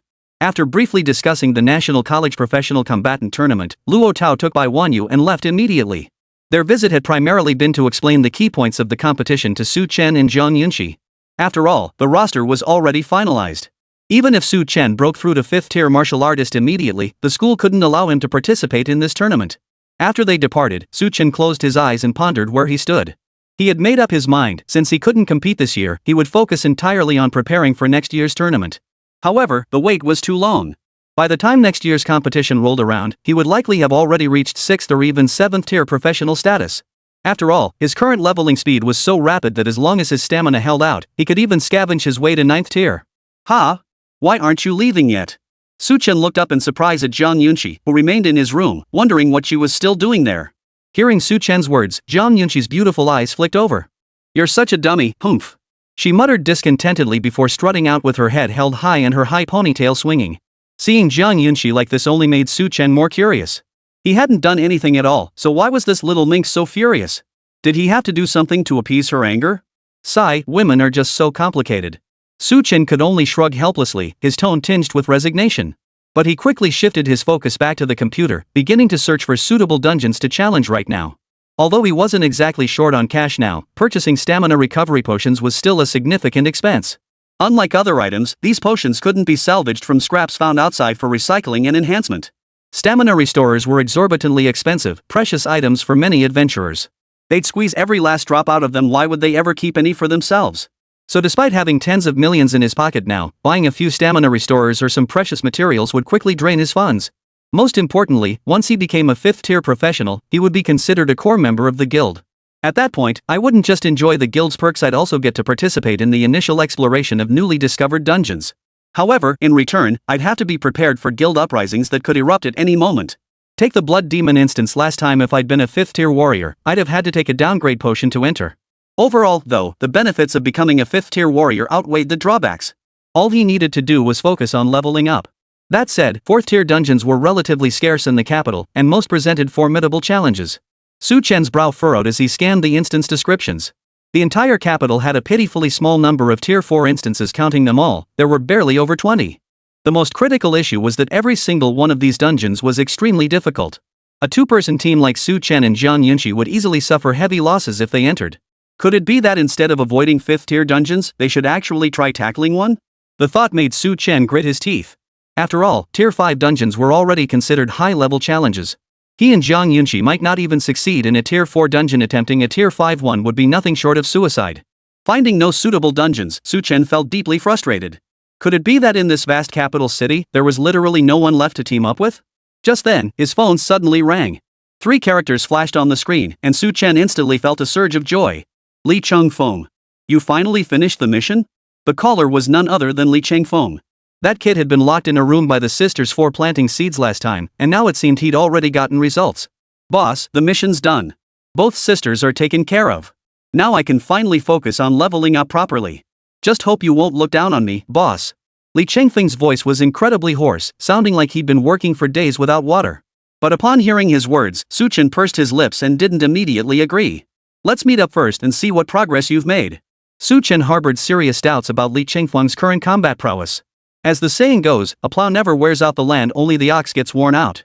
After being held captive for so long, could he still effectively slay monsters? No problem at all. I feel great right now. Li Chengfeng patted his chest emphatically, but judging by the sound, he seemed to be running on fumes. Nevertheless, Su Chen set a meeting time with him before hanging up. The next day, Su Chen arrived at the cafe where he was to meet Li Chengfeng. After walking into the reserved room, he froze in place. There sat Li Chengfeng, his face drained of color, lips pale enough to make one uneasy. As for the dark circles under his eyes, they had transformed into full-fledged panda eyes. If not for the whites of his eyes, Su Chen wouldn't even have been able to tell where his pupils were. The sight sent a chill down Su Chen's spine. If the Li Chengfeng of the past could still be considered robust, the man before him now was little more than a walking skeleton. Even as a second-tier professional whose strength was formidable, Su Chen found it hard to believe this man could muster any power left. Seriously, don't you need to rest for a while? After sitting down and closing the door, Su Chen couldn't help but rub his head. The Li Chengfeng before him looked like he could be blown over by a gust of wind. Su Chen genuinely feared that if he brought this guy into the dungeon, some monster might just knock him to pieces. If that rich daddy of his came knocking, Su Chen would be in deep trouble. It's fine. I'm already a third-tier professional, almost fourth tier. This temporary weakness is nothing, I'll recover in no time. Li Chengfeng waved his hands urgently, his face flushing an unhealthy crimson from sheer excitement. Hearing his words, Su Chen couldn't help but feel intensely curious. This guy spends most of his time in bed, where did he find the time to level up? Noticing Su Chen's puzzled gaze, Li Chengfeng felt compelled to explain. Both sisters possessed special professions that allowed them to channel all accumulated experience points into their companions. Though there's some loss in the process, the experience from two fourth-tier professionals still managed to push me up to this level. Li Chengfeng explained it this way, and upon hearing these words, Su Chen couldn't help but twist his lips. Money really does make the devil grind the millstone. He'd struggled through countless hardships just to become a fourth-tier professional, yet this guy could catch up after a single indulgence? It was utterly unfair. But since Li Chengfeng still had combat capability, Su Chen wouldn't let him off the hook. Fine then. You'll join me and Jiang Yunqi for the dungeon run. With three of us, even if we can't clear a fourth-tier dungeon unscathed, we should still stand a decent chance. Chapter 155, Entering the Dungeon Savage Beast Wilderness. In truth, when Jiang Yunqi saw Li Chengfeng again, her face was filled with bewilderment and astonishment. How long had it been since they last met?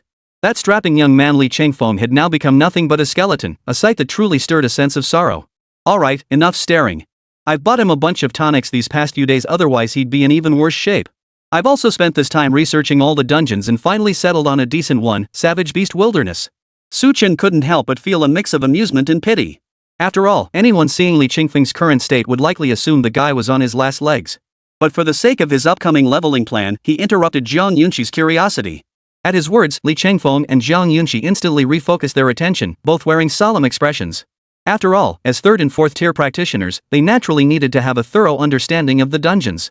While they couldn't be expected to know every single instance inside out, they needed to have a solid grasp of the current stage and the next one. Of course, Su Chen was an exception. His strength was simply too formidable. It could even be said that he himself didn't know whether the gains from this dungeon run might propel him directly to the next major tier. Thus, for Su Chen, there was absolutely no need to familiarize himself with the dungeon. This dungeon's difficulty isn't exactly low, is it? Jiang Yunqi frowned, a hint of confusion in her eyes. If her memory served her correctly, the Savage Beast Wilderness ranked among the tougher Tier 4 dungeons. Even she and Su Chen together might not stand a chance. Add in Li Chengfeng, who was now little more than a skeleton, and she could only say that completing the dungeon challenge would be extremely difficult. No worries, Li Chengfeng is already a Tier 4 professional now. The guy hadn't been idle these past few days, he'd been running dungeons more frequently than either of us. His combat power might still be lacking, but his strength had definitely improved. Su Chen chuckled as he explained this, since even he hadn't expected Li Chengfeng to be so relentless. To join them in the dungeon, he'd even spent a fortune assembling his own team just to enter, then hoarded all the experience for himself. In just 2 short days, he not only completed his advancement quest but also mastered the poisoned soul dagger I gifted him. The only question was how much money the kid had blown to complete that advancement quest. After all, judging by Li Chengfeng's condition when they met that day, he could barely catch his breath, let alone wield a blade. But now that he had become a 4th-tier professional, Su Chen saw no point in dwelling on it. He simply led the two of them into the dungeon.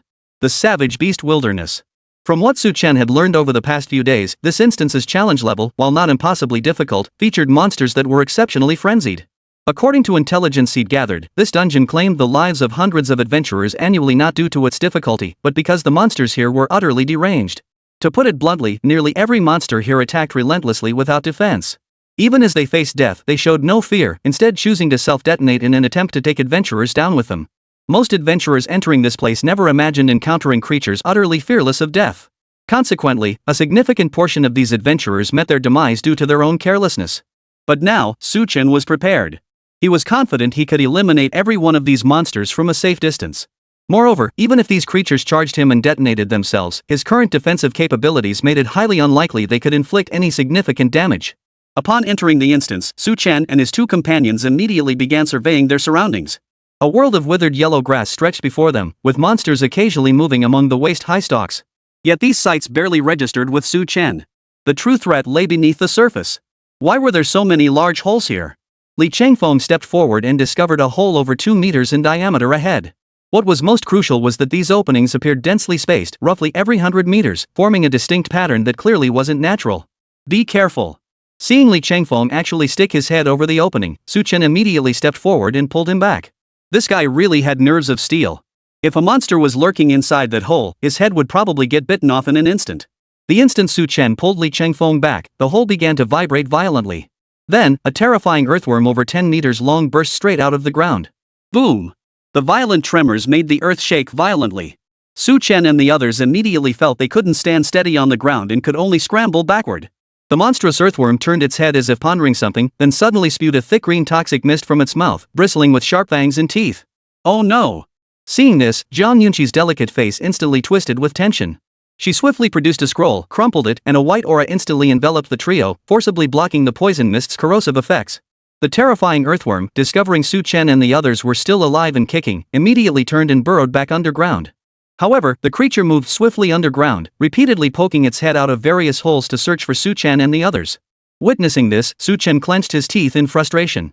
He hadn't expected the very first monster they encountered would prove so cunning. Check stats. Seizing the moment, Su Chen immediately checked the terrifying earthworm's attributes, hoping to find a way to kill it from its panel. Venomous Earthworm LV 35. Attack 1000 Spirit 2500. Defense 100 Magic Resistance 100. Speed 500-3000 in tunnels. Status Swift Earth Dragon, Corrosive Venom, Lubricating Fluid, Echo Blindness, Berserk Permanent, Unremovable. A common monster in the Feral Beast Wilderness instance. Though eyeless, it locates prey through echolocation and possesses terrifying destructive power when encountered in groups. Seeing this venomous earthworm's stats, Su Chen couldn't help but gasp in shock. He hadn't expected this creature's speed to be so astonishing, boasting an incredibly high 3000 speed stat within the passage. Most crucially, its mental attack stat reached a staggering 2,500 points, far exceeding the attributes of ordinary Tier 4 monsters. Fortunately, its physical and magic resistance were extremely low. Even some second-tier monsters possessed higher defenses than this creature. Given that, it seemed the only option was to fight head-on. Su Chen stroked his chin, finally deciding to charge head-on and settle this once and for all. Though it was said monsters here would self-destruct, with the venomous earthworm's speed, even if it charged out to explode, he could still retreat unhurriedly. Chapter 156, Another Squad. Yanjing University. The venomous earthworm continued burrowing underground, but Su Chen had already devised a plan to deal with it. If soft tactics wouldn't work, he'd try force. He wanted to see just how powerful this thing really was. First, freeze completely. This creature relied on echoes for navigation. Su Chen ordered Li Changfeng and Zhang Yunqi to freeze in place, immediately halting his own movements. As his words fell, Li Changfeng and Zhang Yunqi instantly froze, utterly still. The venomous earthworm, which had been burrowing underground, sensed no movement from the trio and immediately poked its head out. It sought to pinpoint Su Chen's location, but its pitiful, nearly vanished eyes could make no sense of the scene before it. Die! Seeing his chance, Su Chen wasted no words, hurling the Dragon Emperor star-shattering blade with all his might. After all, it was a legendary weapon. Nothing could damage it, even if it landed on the ground. The main issue was that he lacked ranged attacks, so this was his only option. Whoosh! The Dragon Emperor's star-shattering blade tore through the air toward the venomous earthworm. The monster instantly sensed the disturbance in the air and whipped its head around. But instead of dodging, it opened its mouth wide, ready to swallow the intruder whole. After all, its opponents were merely 3 fragile humans. Swallow one, and the remaining 2 would surely seek vengeance, only to end up as its next meal. What the venomous earthworm didn't know was that what flew toward it wasn't some human adventurer, but a legendary weapon. SSS. The venomous earthworm opened its mouth, spewing a cloud of poisonous mist, poised to swallow its prey. But the next second, its forehead was cleaved clean in two. Facing Su Chen's terrifying offensive power, even a 4th-tier monster stood no chance against his attack. Especially within this instance, where all monsters possess pitifully low physical and magic resistance, making defense utterly impossible. Boom! As its head was cleaved vertically in two, the venomous earthworm instantly felt a searing pain. Its body then burst completely out of the underground passageway, writhing and rolling on the ground. But in doing so, the monster's weak spot was now fully exposed to everyone. Die! Seeing his chance, Li Changfeng charged forward with his dagger, plunging it into the other head of the venomous earthworm. With that final blow, the creature lost all chance of survival. Its body twitched ever so slightly before falling utterly still. Watching the venomous earthworm finally meet its end, Su Chen breathed a sigh of relief. If this thing could still survive with both heads severed, he'd have to chop it into mincemeat. But though the monster was dead, Li Changfeng returned, panting heavily. No wonder after months of overworking himself, even the slightest movement now felt like it would kill him. "You okay?" Watching the scene, Su Chen couldn't help but twitch his lips. His conviction only deepened. Women were the greatest obstacle to a professional's progress. He would never touch one in his lifetime. Zhang Yunxi, however, walked over upon seeing this and disdainfully cast a healing spell on Li Changfeng. Though she was a virtuous young lady of good family, she understood the dynamics between men and women. She despised stubborn men like Li Changfeng the most. Fortunately, even with his stamina capped, Li Changfeng recovered remarkably fast. Before long, he was back on his feet and moving freely. Let's keep moving forward. Su Chen collected all the loot dropped by the venomous earthworm before leading the two others forward. After all, this instance was vast, and without a map or any other guidance, they were free to explore at will. Only upon finding the boss's trail could they confirm their objective. Thus, Su Chen prepared to lead them away immediately. Yet, at that very moment, he suddenly sensed movement. Instantly, he positioned the two behind him, his gaze turning sternly to the right. Seeing Su Chen's exaggerated reaction, Zhang Yunxi and Li Changfeng knew something unexpected had likely occurred and instantly assumed combat stances. Just then, the withered grass on the right parted, revealing a group emerging from within. This group consisted of only 5 members, 2 men and 3 women, each appearing remarkably young. Leading them was a slender, beautiful woman clad in a sleek combat suit. The exposed skin beneath her attire bore a healthy, sun-kissed tan, clearly the result of frequent dungeon battles. "Ha! You actually killed the venomous earthworm." The leader spotted Su Chen and his group, then noticed the dead venomous earthworm nearby. Her face immediately filled with astonishment. She rushed over to the corpse, examining its wounds with keen interest. That was a clean, decisive strike, split the monster's skull right down the middle. Whoever did this must be a real badass. Then she rushed to the other side, and her mouth twitched. What kind of attack is this? Weak and feeble, requiring multiple strikes just to smash the other side's brain. What a wimp. Her constant commentary flowed from her mouth, and upon hearing these words, Li Changfeng couldn't help but let a bitter smile creep across his face. Back in high school, he'd been mocked by everyone, but at least he was physically fit. Now, as a 4th-tier professional, being mocked as a weakling felt like an insult to his very manhood. Su Chen, however, paid no heed to these remarks. He stepped forward, his gaze wary as he studied the woman before him. "I'm Su Chen, a student at Yaori University. May I ask who you are?" he inquired, seeking to uncover her background. Hearing Su Chen's words, a boy in the group instantly flushed with anger. Stepping forward to block Su Chen, he frowned and growled a low, threatening warning. "So what if you're from Sunrise University? How dare you speak to our captain like that? Enough!" But just as the burly boy was about to issue further threats, the woman who had been examining the venomous earthworm spoke up sharply. She stepped forward, pulling her teammate back, then extended her hand with a smile toward Su Chen.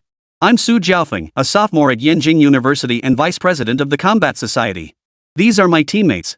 Su Jiaofeng smiled, and Su Chen shook her hand in response. This scene was witnessed by Zhang Yunxi, who clenched her teeth in fury. After exchanging greetings, Su Chen didn't intend to say more, but clearly, Su Jiaofeng was quite curious about him. The power and precision of that strike were quite impressive. But I'm curious about one thing. While I wouldn't claim to know every 4th-tier professional at Sun University, I've at least heard of some notable names. Yet I'd never heard of a 4th-tier practitioner named Su Chen. Could it be you're unwilling to reveal your name? Chapter 157, Hostility? Alliance. Could it be that you're unwilling to reveal your name? Su Jiaofeng's eyes now scrutinized Su Chen, her tone laced with a hint of teasing and mockery. In her view, a 4th-tier professional as young as Su Chen might not be world-renowned, but he certainly shouldn't be this obscure. Therefore, there was only one possibility: he simply didn't want to reveal his real name. Hearing this, Su Chen's lips twitched. Was his name some kind of precious treasure that needed to be hidden away? Thus, after hearing Su Jiaofeng's words, Su Chen replied in a low voice. "So what if it's my real name? Are you going to stop us?" Su Chen's tone carried a hint of hostility, his expression growing so cold and menacing it felt almost terrifying. After all, he was a professional who had fought his way to the top, not some spoiled brat who only knew how to soak up experience. Su Jiaofeng's words instantly made his gaze turn icy. He wasn't a violent man, but he certainly wasn't the type to smile and take threats lying down. Upon hearing Su Fengjiao's words, Su Chen instantly readied himself for battle. Seeing his stance, Li Changfeng and Zhang Yunxi turned without hesitation. Should he dare to attack, they would immediately follow suit. Seeing this, Su Fengjiao's group sprang into action, even forming a circle to surround Su Chen and his companions. In their eyes, their numerical superiority made dealing with Su Chen a piece of cake. Yet, despite the palpable tension, Su Jiaofeng still wore a faint smile. She rose and walked before Su Chen, her faint perfume causing him to frown involuntarily. No need to be so tense. We're all just being open and honest here.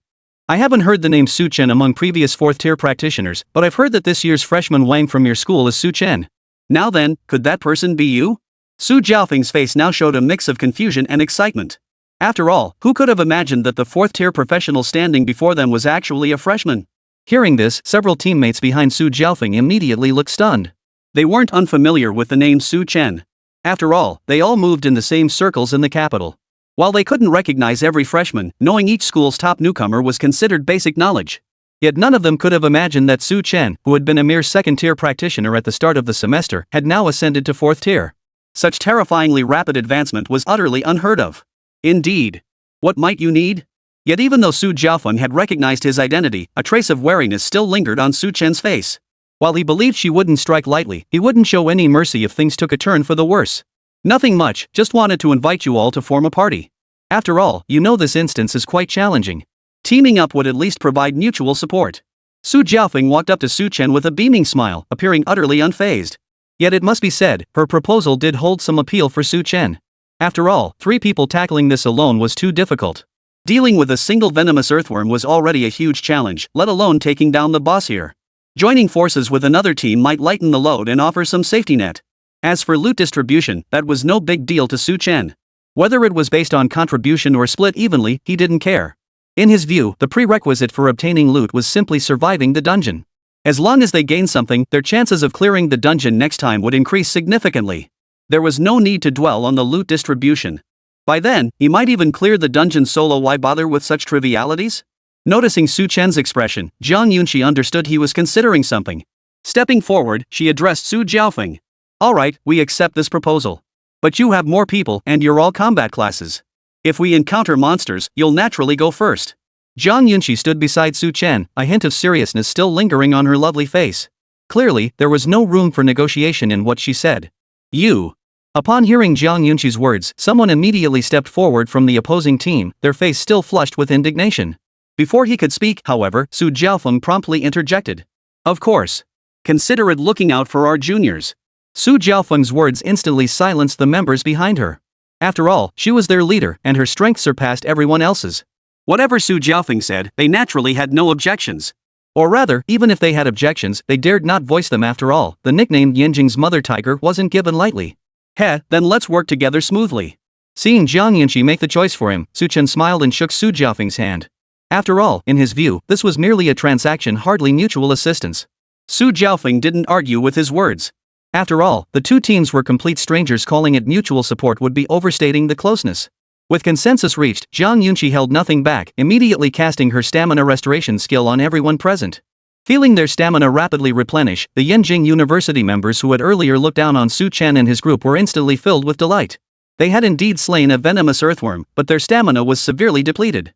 Now, under Zhang Yunqi's skill, they felt as though they'd never fought at all. In just a few short minutes, they had fully recovered to peak condition. Thank you. The group bowed respectfully toward Zhang Yunqi, their expressions brimming with utmost reverence. After all, useful support classes were already scarce, let alone a powerful one like Zhang Yunqi.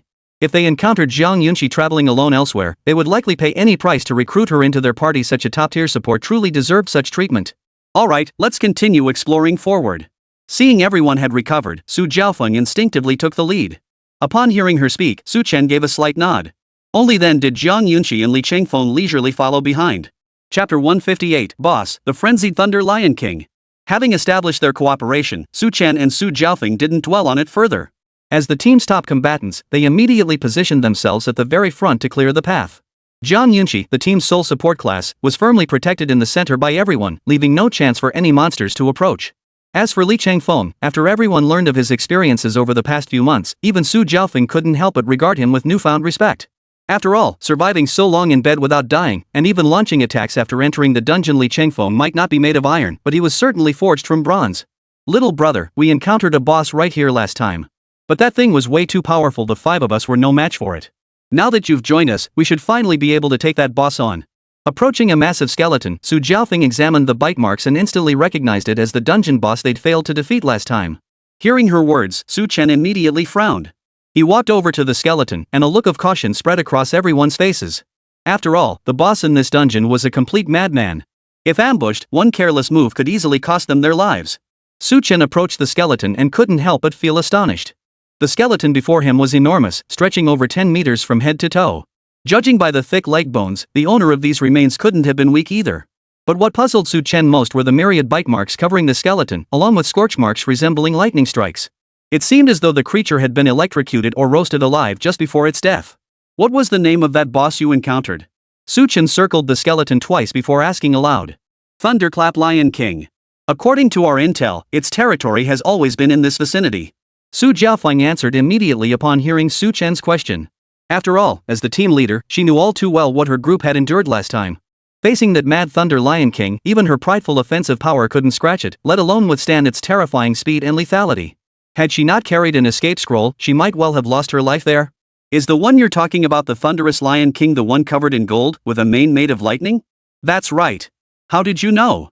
Just then, Li Chengfeng, who had been standing guard nearby, suddenly spoke up.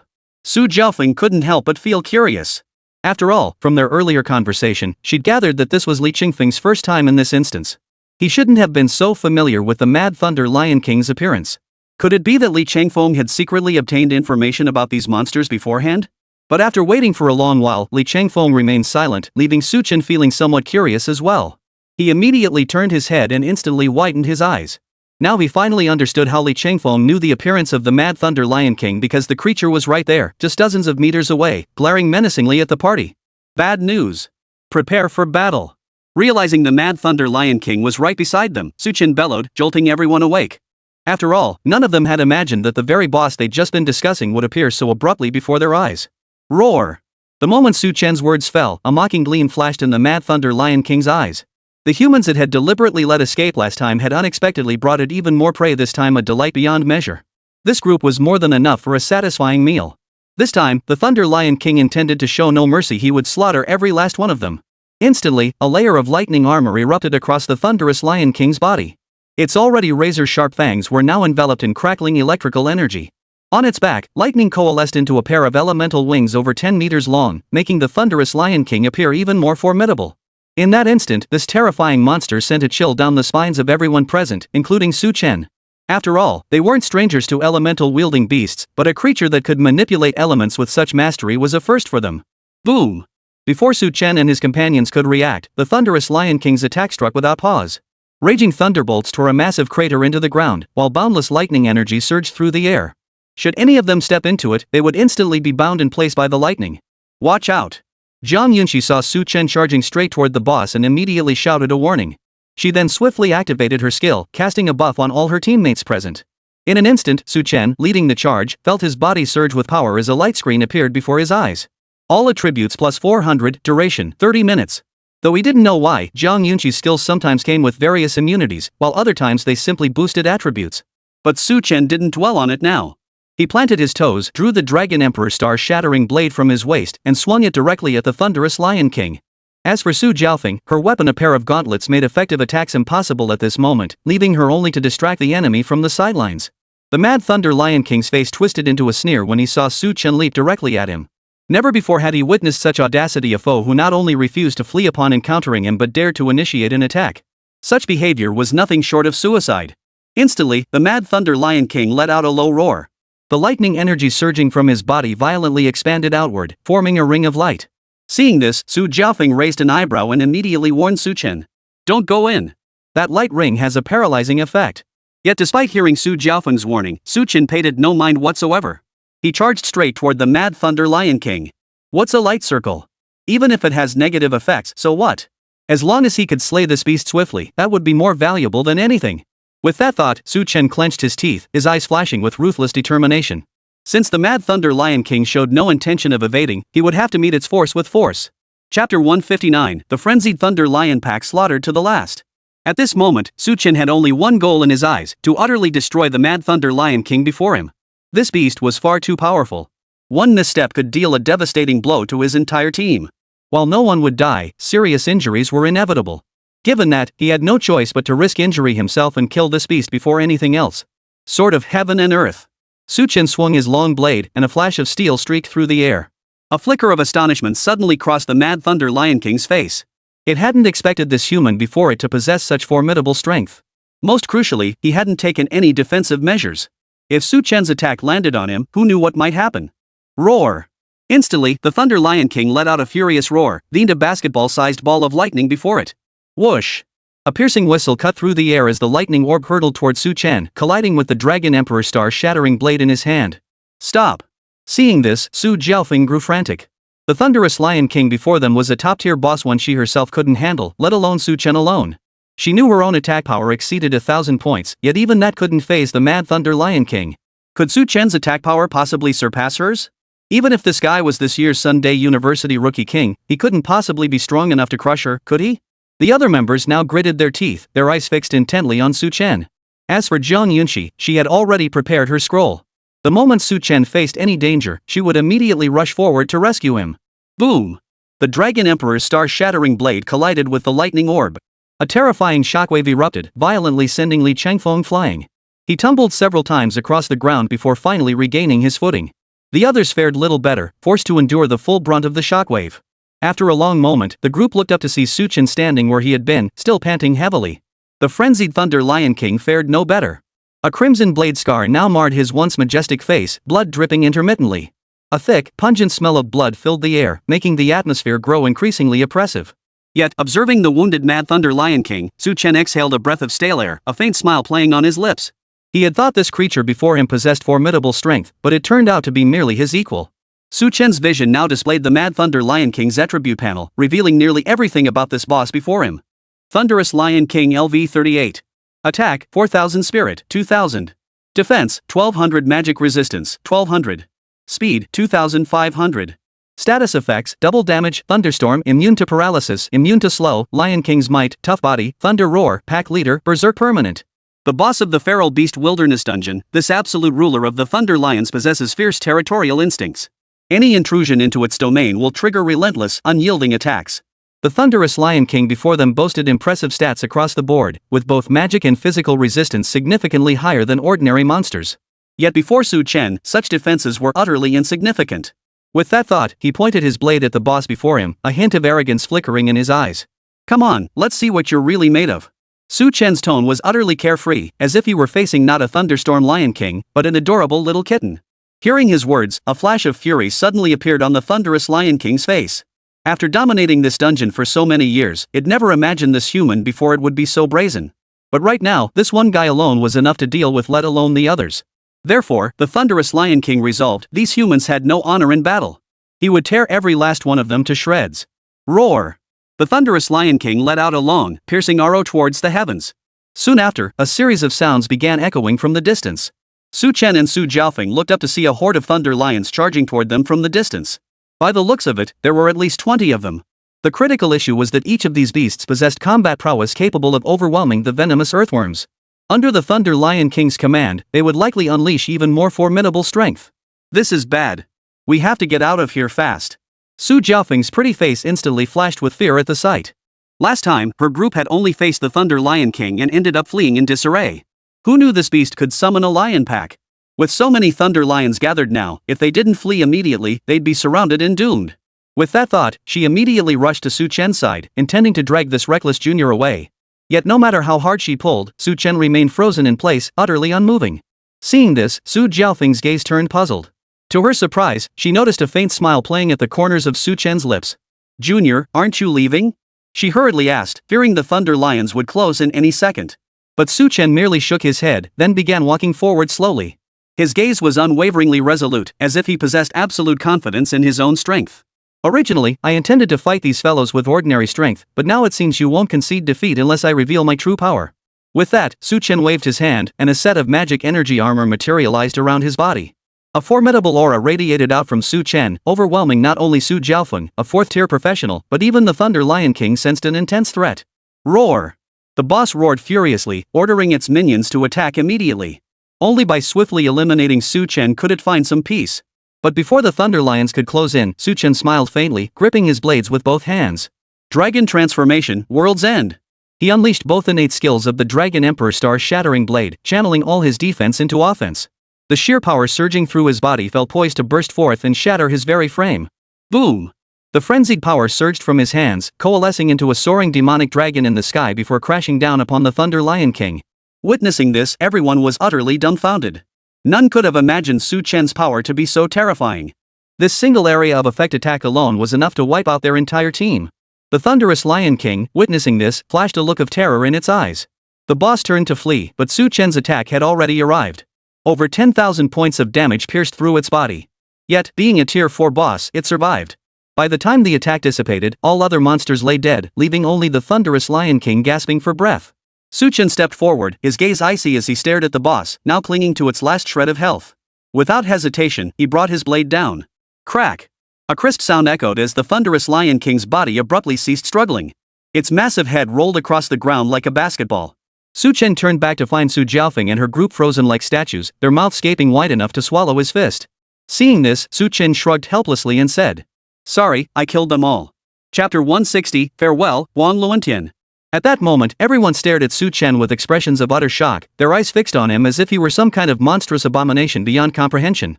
After all, in everyone's eyes, the Mad Thunder Lion King was an utterly formidable opponent. Even after it summoned its pack of Mad Thunder Lions, Su Jiaofeng had lost all desire to fight, her mind set solely on escape. Yet none could have imagined Su Chen would obliterate it with a single skill, slaughtering the once dominant boss and wiping out every summoned monster in its wake. Such terrifying combat prowess would place him among the elite, even among seniors. Little brother, you. Su Chen, you've given me quite the surprise. Su Jiaofeng's lips trembled for a long moment before she finally regained her composure. After all, the combat prowess Su Chen had just displayed was utterly mind-blowing. Not just her, even if they brought the school principal over, he'd probably be left speechless for a moment. Not at all. I didn't expect them to be so weak either. Su Chen shrugged, a hint of resignation on his face. After all, the information he'd found online claimed every monster here could single-handedly take down a professional, and even mentioned all sorts of fatalities. But he never imagined that with his full power unleashed, even the boss could be effortlessly destroyed. It was completely beyond his expectations. Hearing Su Chen's words, Su Jiaofeng's mouth twitched uncontrollably. What did he mean? I didn't expect these monsters to be so weak. Su Chen's words were downright arrogant. Yet, recalling the combat prowess Su Chen had displayed, Su Jiaofeng couldn't help but deflate. After all, a powerhouse like Su Chen, even if he accidentally struck someone, let alone if he forced her, Su Jiaofeng, to kneel and beg for mercy, she'd gladly do it to save her own skin. After all, who wouldn't be drawn to such a formidable force? Besides, Su Chen wasn't exactly unattractive. While not conventionally handsome, he certainly wasn't ugly either. Instantly, Su Jiaofeng's gaze towards Su Chen brimmed with suggestive meaning, and even her tone softened noticeably. Wow, with a junior as skilled as you, taking care of these monsters is no big deal. Looks like I'll just be doing the legwork from now on. Leave the tough bosses to you. Su Jiaofeng smiled, her face still flushed with a faint blush. Hearing this, Zhang Yunqi felt like she was about to vomit. He thought this guy was straightforward, but it turned out he was just another phony, truly nauseating. As for Su Chen himself, he hadn't even grasped what the other was trying to convey. He merely shrugged in confusion, offering no reply. After all, even if he couldn't decipher Su Jiaofeng's words, Zhang Yunqi's expression made it clear this wasn't good news. Better to stay silent. But what do you all think about dividing the spoils? At that moment, Li Chengfeng quickly shifted the topic. Hearing his words, everyone finally shifted their attention away from Su Jiaofeng's attitude toward Su Chen and began considering the distribution of this battle's spoils. After all, compared to the unpredictable moods of that tigress, the distribution of the Thunder Lion King's spoils was clearly more important. Even though most hadn't contributed much, everyone still harbored some anticipation. After all, this marked the first collaboration between the two squads, and the loot distribution directly determined whether they could maintain their unity moving forward. I say we split it evenly. Su Chen was about to suggest an equal split when suddenly, his gaze shifted to the side. Seeing his movement, everyone immediately followed his gaze. Unbeknownst to them, a group had crept up stealthily and now formed a semicircle around them, trapping the group. When? One member of the squad froze in disbelief. After all, every person present was a fourth-tier professional. It was utterly impossible for anyone to appear without making a sound. Regardless, a group had now surrounded them. Only by dealing with these intruders first could they properly handle the spoils of this battle. With that thought, the group instinctively guarded the corpse of the thunderous Lion King, their faces etched with vigilance and gravity. Yet the encircling adventurers suddenly dispersed, their backs turned as a voice boomed from behind them, brimming with arrogance and recklessness. Ha! Dreaming of dividing the spoils? Hearing this voice, Su Chen and Zhang Yunqi exchanged a glance, their eyes reflecting an oddly familiar expression. Why did this voice feel so familiar, as if they'd heard it countless times before? Just then, a figure emerged from the crowd. Su Chen and Jiang Yunqi instantly recognized who it was. Holy crap, it's Huang Luentian. He's a 4th-tier professional too? Li Chengfeng stared at the man before him, his breath catching in his throat. He never imagined that becoming a 4th-tier professional during freshman year something only a select few could achieve. Yet now, for individuals from Shicheng First High School were all 4th-tier practitioners, a development that truly caught everyone off guard. Huang Luentian seemed to recognize the group before him as well. His gaze turned icy cold as he fixed a look of pure hatred on Su Chen and Jiang Yunqi. Why are you two still haunting me? Huang Luentian practically gnashed his teeth as he spat out these words, his face unable to conceal the deep loathing. He had worked so hard, even risking his life training in dungeons, to become a 4th-tier professional with the support of the Huang family of Shicheng. Later, he had even become a collateral descendant of the imperial capital's Huang family, finally attaining some measure of status. Just when he thought Su Chen and he were worlds apart, he saw Su Chen and Jiang Yunqi again in this dungeon. The torment these two had inflicted upon him was something only he, Huang Luentian, truly understood. If not for Su Chen and Jiang Yunqi, he would never have ended up in this predicament. He, Huang Luentian, should have stood at a much higher level. He was an epic-tier professional. While epic-tier professionals weren't exactly rare within the capital, they remained exceptionally uncommon among the common folk. After all, such individuals weren't found just anywhere. Now, seeing Su Chen and Jiang Yunqi again, Huang Luentian was consumed by rage. He had been thoroughly taught a lesson by Su Chen last time, yet he refused to accept it. He was stronger now than ever before. Charge! Take them all down! Huang Luentian gritted his teeth, then commanded his forces to charge forward. He was determined to defeat Su Chen head-on and restore his reputation. Chapter 161, Kill? Get the hell out of here! At Huang Luentian's command, the 4th-tier professionals immediately charged forward. They weren't merely obeying Huang Luentian's orders, they were subordinates of the Huang family of the capital. The full extent of the Huang family's subordinates in the capital was beyond anyone's comprehension. But Jiang Yunqi, also born into one of the capital's great families, knew full well that if the Huang family's influence were transplanted elsewhere, it would rival that of a small nation. Damn it, who the hell are you? We're students of Yinjing University. How dare you lay a hand on us like this? How dare you openly attack students like this? Don't you fear disciplinary action from the university? Damn it, once we leave Yinjing University, we won't let you off the hook. The members of Su Jiaofeng's squad now wore expressions of fury. To them, Huang Luentian's actions were utterly unethical. After all, professionals are still bound by guild regulations. Unless there's a major conflict of interest, they'd never dare attack fellow professionals within the same instance. And these were students. The guild's restrictions were even stricter. It was widely understood that if students attacked fellow students within a dungeon, they would face severe disciplinary action from both the university and the professional association upon exiting. According to students who had experienced the association's discipline firsthand, the severity of such punishment could be described as excruciatingly painful. Consequently, most strictly adhered to this ironclad rule. Yet no one could have imagined Huang Luentian would be so brazen as to completely disregard even this fundamental rule of the professional association. Even after hearing the students' threats, a cruel smile suddenly spread across his face. Since you insist I can only tell you outside, then killing you all would settle the matter, wouldn't it? Huang Luentian's voice was deep and low, and anyone with ears could detect the murderous intent in his tone. Hearing his words, Su Chen couldn't help but curl his lips in disdain. If Su Jiaofeng's group hadn't threatened Huang Luentian, things might have been different. But now, after this warning, the other side was undoubtedly prepared to go all out. Fine. Follow me out. But now wasn't the time to dwell on such thoughts. Su Chen's expression hardened into unwavering resolve as he charged forward at the very front. After all, only by breaking through the attacks of these 4th-tier professionals could they have any chance of escape. Though his own strength was formidable, the problem was that he'd exhausted all his offensive skills earlier, and they were still on cooldown. Moreover, the group Huang Luentian had brought was not only numerous but also perfectly balanced in class composition, far beyond what his small team could hope to oppose. Hearing Su Chen's words, the expressions of the others visibly brightened. After all, his prowess was beyond question undoubtedly among the absolute elite. With him leading the charge, their chances of breaking out were significantly higher. Full enhancement. Jiang Yunqi gripped her staff and cast an enhancement skill upon the entire group. Instantly, every member of the team, including Su Chen, felt a surge of formidable power rising within them. Huang Luentian, witnessing this, clenched his teeth in fury. He then abruptly broke ranks and charged straight toward Su Chen. This wasn't a lapse in judgment. He knew that as long as Su Chen remained alive, these people would never surrender. Only by personally suppressing or even defeating Su Chen could this squad possibly lose its will to fight. Su Chen, I'm coming for you. Huang Luentian roared, his eyes filled with hatred as he charged toward Su Chen. A layer of spirit energy armor covered his body, though unlike before, this armor materialized faster and felt more solid. After months of teetering on the brink of life and death, Huang Luentian's strength had made a tremendous leap compared to before.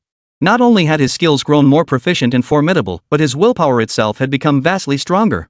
He had long anticipated this battle with Su Chen. If he could vanquish the inner demons haunting his soul, he believed his power would ascend to new heights. Die! Huang Luentian roared, a psychic greatsword materializing in his hand as he swung it straight for Su Chen's head. Seeing this, a trace of mockery flickered in Su Chen's eyes. Though this man's strength had changed dramatically, his combat style remained utterly unchanged, still relying on sweeping, unguarded attacks with no defense whatsoever. Such an attack style had its pros and cons. Against opponents of equal rank, sweeping, unguarded attacks could overwhelm the enemy head-on, even rendering them completely unable to counter. However, when facing a stronger adversary, this approach could easily prove fatal. After all, abandoning all defense in a battle against a peer was tantamount to suicide. Yet Su Chen paid no heed whatsoever, thrusting the Dragon Emperor star-shattering blade before him. No matter how formidable Huang Luentian's strength may be, Su Chen isn't one to be pushed around. If the other party wanted to suppress him head-on, then he'd grant that wish. He'd go toe-to-toe with Huang Luentian in a full-on showdown. Boom! Su Chen's strike struck Huang Luentian's greatsword squarely, triggering a violent explosion between them. The terrifying shockwave and pressure wave sliced through the weeds on the ground, forcing the 4th-tier professionals currently engaged in combat to halt their actions and immediately assume defensive stances. After all, the explosion was simply too terrifying. Even as 4th-tier professionals, if they didn't turn back to defend themselves, they would likely be instantly struck down with severe injuries. Was Su Chen's power truly this terrifying? Even Su Jiaofeng, the strongest among them, felt her heart tremble at that moment. The power Su Chen displayed was so overwhelming that she felt her own life could be snatched away at any moment. When the storm finally subsided, Su Jiaofeng looked up to find that, contrary to her expectation of an evenly matched battle, Su Chen was now overwhelming Huang Luentian. Cloaked in demonic energy armor, Su Chen now resembled a terrifying demonic entity risen from the depths of hell. Each punch and kick carried a whistling wind, while Huang Luentian was completely overwhelmed, utterly unable to retaliate. Ah! Huang Luentian grew increasingly frustrated with each blow. He had grown so powerful, why was Su Chen still crushing him? His roaring attacks grew faster, yet behind this seemingly relentless onslaught, Su Chen spotted a flaw. The attacks were fierce, but they also exposed weaknesses. Get out of my way! Seizing the moment, Su Chen's long blade sliced through Huang Luentian's defenses, piercing straight through his heart. Put! Huang Luentian, who had been attacking moments before, suddenly felt his chi and blood surge violently. He spat out a mouthful of blood and plummeted downward. Chapter 162, 5 million for a life. Thud! Huang Luentian plummeted from the sky, crashing heavily onto the ground. The mercenaries he brought with him immediately halted their fighting upon witnessing this. They swiftly surrounded him, forming a protective circle around him at the very center. To these mercenaries, Huang Luentian's life held little importance, but the Huang family's mission was paramount. Though he belonged to a collateral branch of the Huang family, his demonstrated potential suggested he might one day be integrated into the main lineage. At this critical moment, they had to protect Huang Luentian's life at all costs, even if it meant paying a heavy price. He couldn't suffer a single scratch. Witnessing this, Su Chen couldn't help but frown. This guy always brought a pack with him. Even if he defeated him, he couldn't finish him off completely. It was like a mosquito buzzing incessantly by your ear. No matter how hard you swatted, you couldn't land a fatal blow. You could only endure its constant annoyance. As for Su Jiaofeng, Zhang Yunxi, and the others, their faces were now twisted with fury. This sort of person, who relied on the power of a major family to act with impunity, yet now couldn't be given the punishment he deserved, it was enough to make anyone furious. Halt! We've already sent out a distress signal. One more step forward, and it's war with the Huang family of the capital. We're all classmates, why be so relentless? Leave some room for future encounters. Everyone, please disperse quickly. Seeing Su Chen striding toward them, these Huang family lackeys immediately began issuing threats. Each of them was tense beyond belief, yet they didn't retreat a single step, all for the sake of preserving Huang Luentian's life. After all, they each had families to support back home. If they failed to complete the Huang family's mission, they'd never be able to make a living in the capital again. Hearing these words, Su Jiaofeng and the others froze in place, momentarily at a loss. Both she and the members of her team were professionals from small towns. They possessed no strength capable of provoking the Huang family of the capital. Now that the other side had backed down, they hesitated. Should they take advantage of the situation and back off? Their gazes immediately turned to Su Chen. After all, Huang Luentian had just stated that while his encounter with them was coincidental, his hatred for Su Chen was utterly genuine. Seeing all eyes fixed on him, Su Chen couldn't help but frown. He was still no match for the Huang family of the capital. Killing Huang Luentian would bring momentary satisfaction, but it would inevitably lead to open hostility with the entire clan. Once such a powerful clan set their sights on him, his days would be far from easy. With this realization, Su Chen turned to Zhang Yunxi. She instantly grasped his thoughts and gave a slight nod. After all, Zhang Yunxi hadn't been in contact with her family much these past days and was completely unaware of the Huang family's maneuvers. They would spare Huang Luantian for now. Once she uncovered the Huang family's true intentions, they could deal with him later. Seeing this, Su Chen lowered his head slightly. He stepped before the group of fourth-tier professionals, his gaze sweeping over the unconscious Huang Luantian lying on the ground. His voice turned icy cold. "Sparing your lives is possible," he said. "But you just attacked us." Su Chen deliberately left his sentence unfinished, his gaze carrying a hint of amusement as he looked at the fourth-tier professionals before him. Hearing Su Chen's words, these seasoned veterans of the capital knew exactly what he implied. Instantly, one stepped forward. "This young man speaks well. We were in the wrong for attacking first. This card holds 5 million yuan, our expedition funds for this dungeon run. Consider it a token of our apology to you, young man." The middle-aged man's face bore a hint of humility, his tone brimming with respect. Without hesitation, Su Chen stepped forward and took the card. Though the sum wasn't enormous, everyone present except Li Chengfeng came from ordinary families. Even if they split the 5 million yuan evenly, it would be a huge sum for them. "Get lost." After checking the balance, Su Chen barked coldly. Hearing his words, the fourth-tier professionals immediately scrambled to carry Huang Luantian away, rushing frantically toward the distance. To them, Su Chen was nothing short of a demon. After all, Huang Luantian was already considered a formidable fourth-tier professional. Yet, in front of Su Chen, he couldn't even put up a fight before being utterly crushed. They weren't strangers to epic-tier professionals, but they'd never even heard of anyone possessing combat prowess as terrifying as Su Chen's. If any class could surpass an epic-tier practitioner, it would naturally be a legendary-tier practitioner. As for whether Su Chen was a mythic-tier professional, they dared not even entertain the thought. After all, a mythic-tier professional could single-handedly determine a nation's future. Such an existence was typically shielded by legions of formidable professionals. Needless to say, if Su Chen were a mythic-tier professional, the moment they had emerged, someone would have intervened to assist him. There was no way Huang Luantian would have been given such an opportunity to act so brazenly. After all these scoundrels had fled, Su Chen turned his gaze toward his own team members. "Everyone, should we split this money evenly?" He tossed the card into Su Jiaofeng's hands, handing over the decision entirely to her. After all, while 5 million was a significant sum to Su Chen, it would be well worth it if it helped expand his network. After all, his next dungeon run would likely yield more than 5 million. Even if he gave all this money to Su Jiaofeng, he could easily earn it back in his next run. Hearing Su Chen's words, Su Jiaofeng glanced at the card in her hand with a hint of longing. She trusted Su Chen wasn't the type to make empty promises. By giving her the choice, he was showing her his trust. Su Jiaofeng's lips trembled slightly before she finally made her decision. "Taking this money would feel like we were undeserving. Our team won't take a single cent of this 5 million. Nor will we participate in dividing the spoils from that Mad Thunder Lion King's carcass. This is your achievement, we naturally cannot take credit for it. I, Su Jiaofeng, understand these principles clearly." With that, she handed the card to Zhang Yunxi. Behind her, her teammates from Yenjing University collectively exhaled in relief. Though they too coveted a share of the spoils, they understood the stakes. Su Chen's strength was absolutely worth latching onto. If they could voluntarily step back from this spoils division, they might even build some rapport with him. Hearing this, Su Chen smiled. He bowed respectfully to Su Jiaofeng before instructing Zhang Yunxi to put the card away. With these Yenjing University professionals showing such good sense, he couldn't help but reciprocate. As for the other loot acquired in the instance, they were certainly entitled to share in that as well. Chapter 163, Hidden Dungeon, Underground Insect Nest. Just as Su Chen decided to give Su Jiaofeng and the others more loot from the dungeon, a sudden cry of alarm erupted from the group. "Ah! How could there be so many ants here?" A voice filled with astonishment rang out. Without a second thought, Su Chen quickly gathered all the loot dropped by the Thunder Lion King before rushing over. All eyes were fixed ahead. Hundreds of meters away, insects the size of hyenas were continuously emerging from the ground, swiftly devouring everything in their path. Whether it was monsters or the grassy areas, these insects spared nothing. They dismembered everything and carried it back. These creatures were like bottomless pits that could never be filled. After clearing everything in the immediate vicinity, they continued sweeping through the outer areas. Seeing this, Su Chen couldn't help but raise an eyebrow. His scans revealed these insects weren't particularly powerful, with all attributes maxing out at second-tier monster levels. What intrigued him most, however, was their seemingly endless numbers. Even as hundreds of insects covered the ground, countless more continued to emerge from beneath the earth. Within mere minutes, the insects closed to within just over 20 meters of Su Chen and his companions. Everything ahead had been completely devoured by the insects. If they continued waiting, they would likely be discovered by these monsters soon. What should they do? Su Jiaofeng turned her gaze to Su Chen. She had grown accustomed to having this big shot by her side. Hearing this, Su Chen's lips twitched.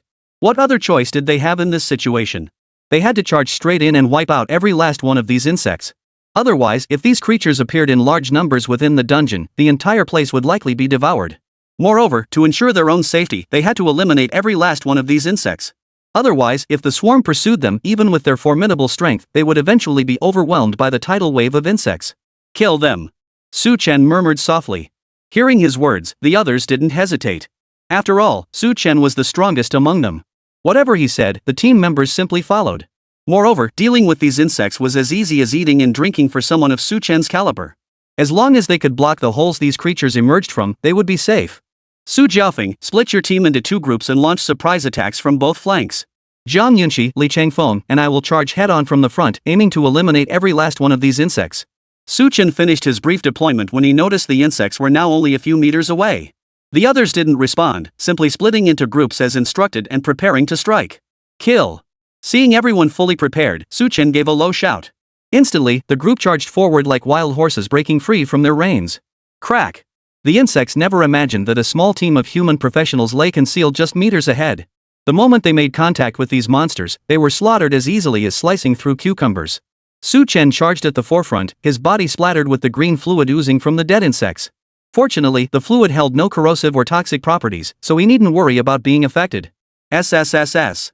After slaughtering dozens of insect monsters, the distant swarm finally detected the disturbance. A colossal insect, as large as a wooden house, charged toward them. Not only was this creature several times larger than ordinary insects, but its mouthparts had also undergone special reinforcement. Its razor-sharp mandibles gleamed with a chilling light, while pale blue venom dripped continuously from them. Clearly, getting bitten by this thing wouldn't be pleasant. Seeing this, Su Chen immediately scanned its attributes. Combat Power Insect LV 31. Attack 3000 Spirit 0. Defense 500 Magic Resistance 500. Speed 2000. Status Savage Charge, Sharp Mandibles, Incredible Strength. A monstrosity born in subterranean insect nests, this creature exists solely for combat. When the insect swarm faces peril, it will launch relentless attacks against intruders until death. Seeing this combat power bug, Su Chen couldn't help but raise an eyebrow. This creature actually came from the so-called underground insect nest, but crucially, this map didn't even exist within this instance. Therefore, Su Chen was certain this subterranean insect nest must be a hidden instance. As for its appearance, it was either a coincidence that the timing was right, or his earlier battle with Huang Luentian had drawn these insects out. But regardless, since the combat force bug had appeared, the underground hive must be nearby. If he could locate the passageway these creatures had emerged from earlier, following it would undoubtedly lead him to that hidden instance. Looks like he'd hit the jackpot this time. A flicker of excitement danced in Su Chen's eyes. Only seasoned adventurers who'd experienced hidden dungeons knew the immense rewards they held. Before he could dwell on it further, however, a combat bug charged straight at him. True to its reputation as a creature born for combat, the moment it made contact, Su Chen felt a numbing sensation in his hands. But the combat bug was ultimately just a mindless monster. Su Chen sidestepped, and the creature immediately charged off into the distance. Seizing the moment, Li Changfeng slashed his dagger clean through its skull. Instantly, the combat force bug lay utterly still, dead. With this obstacle removed, the remaining insects appeared no more threatening to Su Chen than ants. The Dragon Emperor star-shattering blade in his hand fell relentlessly. The once vast swarm steadily thinned until it was utterly annihilated. By the time the last insect fell, Su Chen and Su Jiaofeng had reunited with the others. Gazing at the gaping hole before them, over 10 meters in diameter, astonishment spread across their faces. Could this be? Su Jiaofeng seemed to realize something, her gaze shifting to Su Chen with a look of bewilderment. Yes, a hidden instance. Su Chen nodded, voicing his suspicion directly. Hearing this, every adventurer present instantly grew wildly excited. After all, hidden dungeons could make someone rich overnight. If they could clear this one, they might not have to worry about resources for months to come. Let's go. We've come this far, we can't back down now. Su Chen looked at the group, a faint smile still on his face. Instantly, everyone nodded in unison, their eyes hardening with unwavering resolve. Seeing this, Su Chen smiled and turned away, plunging headfirst into the passageway. Chapter 164, Dragon Devouring Worms, Traps. Su Chen charged straight into the subterranean insect nest. Seeing this, the others gritted their teeth and followed suit. Though hidden dungeons were considerably more challenging than regular ones, the corresponding rewards were far greater. These elite university professionals couldn't stand by and watch such riches slip through their fingers. Even if it meant risking severe injury, they were determined to venture inside. Not a single soul chose to retreat. They all followed closely behind Su Chen and plunged into the hidden instance. At that moment, within the passageway, Su Chen was rapidly descending. Over 10 minutes had passed, yet the bottom remained out of sight. To prevent getting lost, patches of glowing stones were scattered throughout the passageway, serving as guiding lights. While the effect wasn't particularly strong, it was sufficient for Su Chen to make out the shape of the area ahead. This place was surprisingly vast. Everyone said hidden instances were much smaller, but judging by the size of this subterranean insect nest, it could easily rival some regular instances. A hint of astonishment flickered in Su Chen's eyes. After all, larger wasn't necessarily better for a hidden instance. After all, almost no adventurers had ever ventured into such dungeons, making the number of monsters lurking within a complete unknown. Facing waves of countless insects, even someone of Su Chen's caliber wouldn't emerge unscathed. Judging by the sheer number of branching passages he'd glimpsed in the tunnels, this subterranean insect nest far exceeded the scale of a typical hidden instance. It was essentially another instance entirely. Let me see what this place has in store.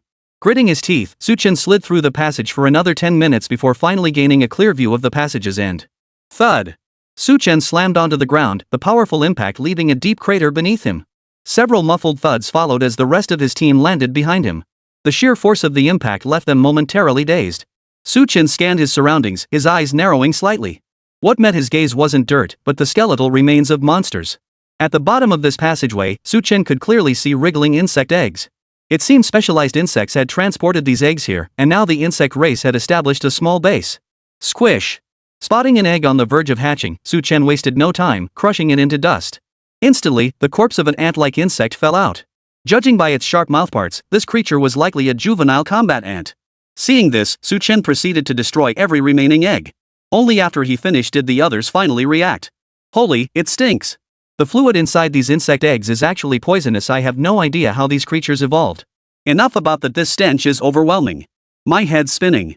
We need to vent this air out immediately. Look! There are traces left by the previous insects.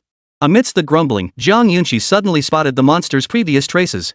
Hearing the sound, everyone immediately moved closer.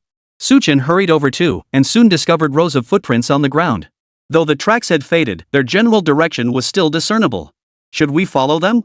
Su Jiaofeng was itching to act. After all, they had entered this instance to hunt monsters and claim loot. Discovering tracks and then backing down would be a disgrace to their profession. Hearing her words, Su Chen glanced around. Seeing no resistance from the team members, he nodded. Let's go. Let's see what this dungeon truly holds. With that, he followed the footprints deeper into the cavern. The others followed behind, adopting defensive stances. Jiang Yunqi, meanwhile, unfurled a scroll that illuminated the entire dungeon, leaving no opportunity for monsters to ambush them. Yet after following the footprints for some distance, they suddenly realized the tracks vanished without a trace. Before them lay a startling array of over a dozen branching paths. Staring at this scene, Li Changfeng couldn't help but stare in disbelief. What was going on? How could so many paths suddenly appear? Even if they were being cautious, there shouldn't be this many diverging paths. What should they do now? Everyone instinctively turned their gaze towards Su Chen, hoping this big shot would come up with a plan. Seeing this, Su Chen's mouth twitched uncontrollably. He had anticipated the insectoid race burying an army here to ambush the adventurers who entered. But he never imagined they'd dig so many branching paths. Worse still, those footprints had vanished right here. Without any pathfinding tools, Su Chen and his companions seemed to have no better option than to explore each passage one by one. I'll go check out this passage first. Gritting his teeth, Su Chen had no choice but to take the risk and explore the central passageway. There was no other way. Being the strongest among them, he had to lead the charge at this critical moment. Seeing this, the others quickly followed behind Su Chen, ready to provide immediate support should any unexpected danger arise. Stepping onto the ground of the central passageway, Su Chen felt the surface beneath his feet was incredibly hard, as if he were walking on stone pavers. It stood in stark contrast to the muddy paths they had traversed earlier. Stone-paved paths? Could this be the correct route to the insect nest?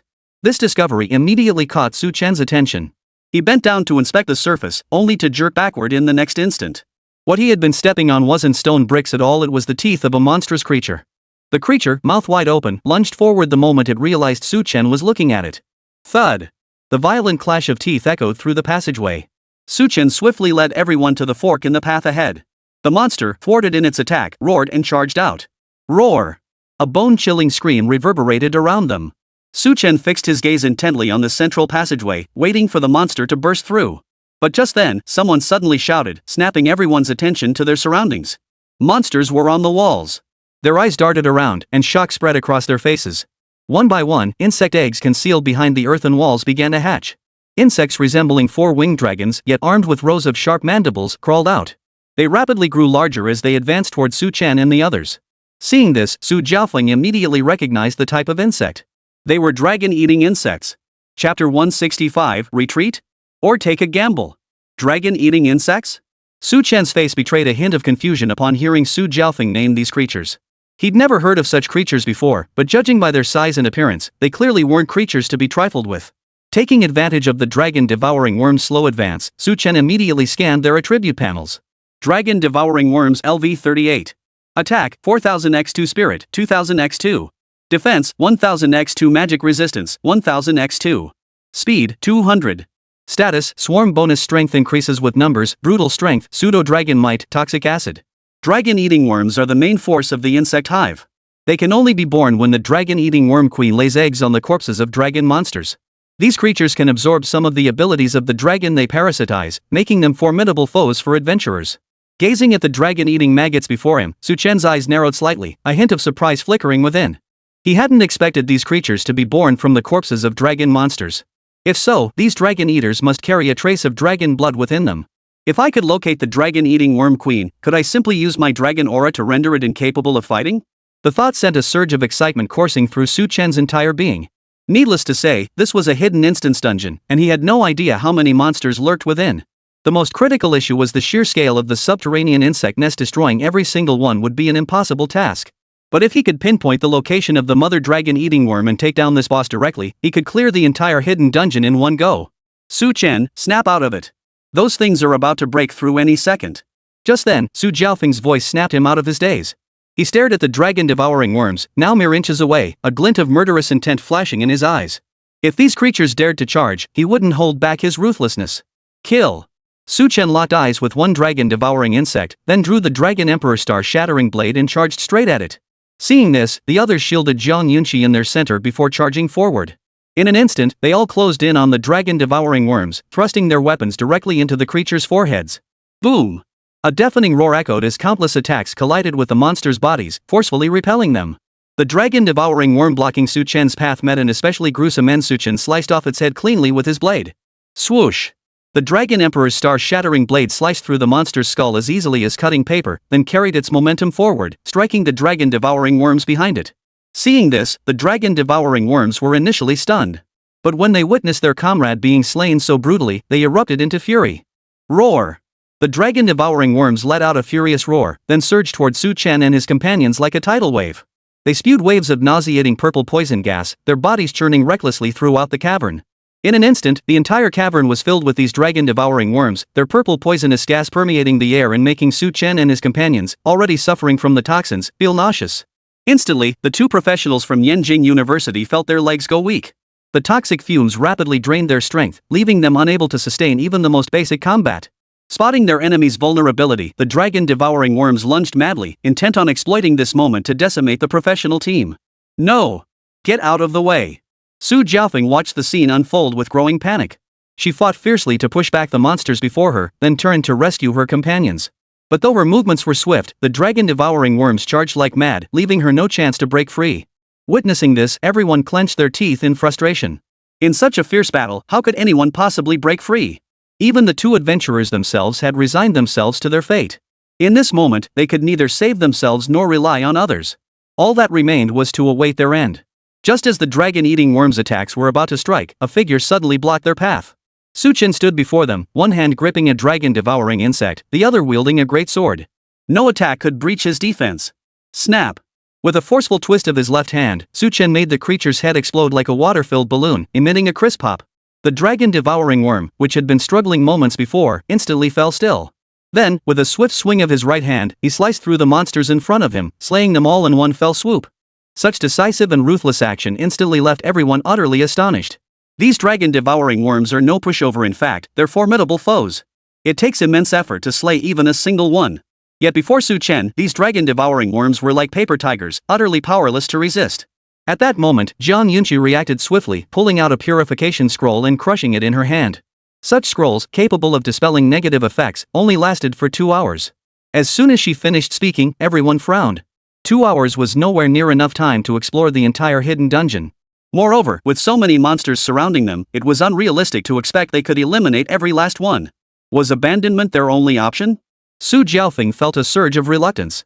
They had come this far. Returning now and handing this hidden dungeon over to others would leave any professional adventurer feeling bitterly frustrated. Yet, watching the dragon-eating worms still pouring out endlessly, she had to face reality. These monsters were truly beyond the capabilities of this small team. Only a specialized squad from the professional guild could likely eliminate these dragon-eating worms. No, I have an idea. Just then, Chen suddenly spoke up. Such an abrupt suggestion instantly left everyone deeply puzzled. Couldn't he see the entire squad was already in dire straits? Even if Chen was exceptionally powerful, they were still just a small team. Was he planning to have them act as meat shields up front while he charged the nest to kill the queen? Even if he succeeded, who would want to be the shield and end up dying? But Chen's gaze swept across the branching paths, finally settling on a passage where no dragon eaters had appeared. Only this passage remains untouched by monsters. I'm willing to bet this is the sole route into the hive. Chen stared at the passage, his gaze hardening into unwavering resolve. The others followed his gaze and noticed the anomaly as well. Instantly, all eyes met, and finally, they nodded. You lead the way. We're in. Seeing their decision, Chen's lips curved into a faint smile. He then led the group straight toward that passageway, charging forward. Chapter 166, Dead? Guarding Heaven and Earth. The decision was made. Having entered this hidden instance, they were determined to push to its deepest depths, come what may. Even if the Heavenly King himself descended to block their path, these young, impassioned adventurers would likely swat him aside with a single slap. Having found their way out, Chen hesitated not a moment longer, drawing his blade and charging forward. As the team's strongest combatant, he no longer held back his power. Though most of his attack skills were still on cooldown, he had now activated his magic energy manipulation. With his attributes doubled, even these dragon-devouring worms were no match for him. Boom! With a single swing of his blade, Chen cleaved the monster before him in two. Like a swift panther, he then darted through the gap between the corpses. Zhang Yunqi and the others behind him gritted their teeth and followed. With Chen clearing the path ahead, they only needed to ensure no other dragon-devouring worms came to interfere. Su Jiaofeng was now completely bloodthirsty. Her wheat-colored skin had turned slightly crimson, and she had even activated her own deathmatch mode. Under these conditions, her stamina would rapidly deplete, but each monster slain granted her temporary buffs and significant stamina recovery. In this state, Su Jiaofeng displayed astonishing combat prowess, holding her own against multiple monsters without faltering. Sword of Heaven and Earth. The swarm of earth-devouring dragon worms ahead grew ever denser, reaching a point where they seemed to blanket the sky. Witnessing this, Chen unleashed a skill. Instantly, a magnificent blade of light appeared, slicing every devouring dragon worm in front of him cleanly in half. Though these monsters possessed formidable defenses, they proved utterly useless against Chen's overwhelming offensive power. The terrifying assault forged a path through the horde, carving a clear route ahead. Exhausted, Chen gasped for breath. After resting for over 10 seconds, he finally resumed his advance. The passage stretched endlessly deep, and the group was now fighting with all their might to eliminate the monsters. Yet the dragon-eating worms surged forward like an unending tide, their numbers seemingly endless. I can't hold on much longer. Su Jiaofeng's voice trembled. Even with various buffs, she was reaching her limit. Even she was entering a weakened state, so needless to say, the others were panting heavily, their eyes bloodshot. If not for the burning desire to clear this hidden dungeon fueling their will, they would have collapsed long ago. Seeing this, a hint of worry flashed in Chen's eyes. Facing the seemingly endless swarm of dragon-eating worms ahead, he abandoned all defense. Guardian of Heaven and Earth. Gripping the black tortoise life armor, Chen activated this life-saving skill. Amidst a thunderous roar, a colossal Xuanwu suddenly materialized above Chen. The mere appearance of this divine beast instantly struck terror into the surrounding dragon-devouring insects. Even as a mere phantom, it radiated an oppressive aura that made breathing difficult. Go! Seeing the black tortoise life armor manifest beside him, Chen charged straight toward the densest cluster of monsters.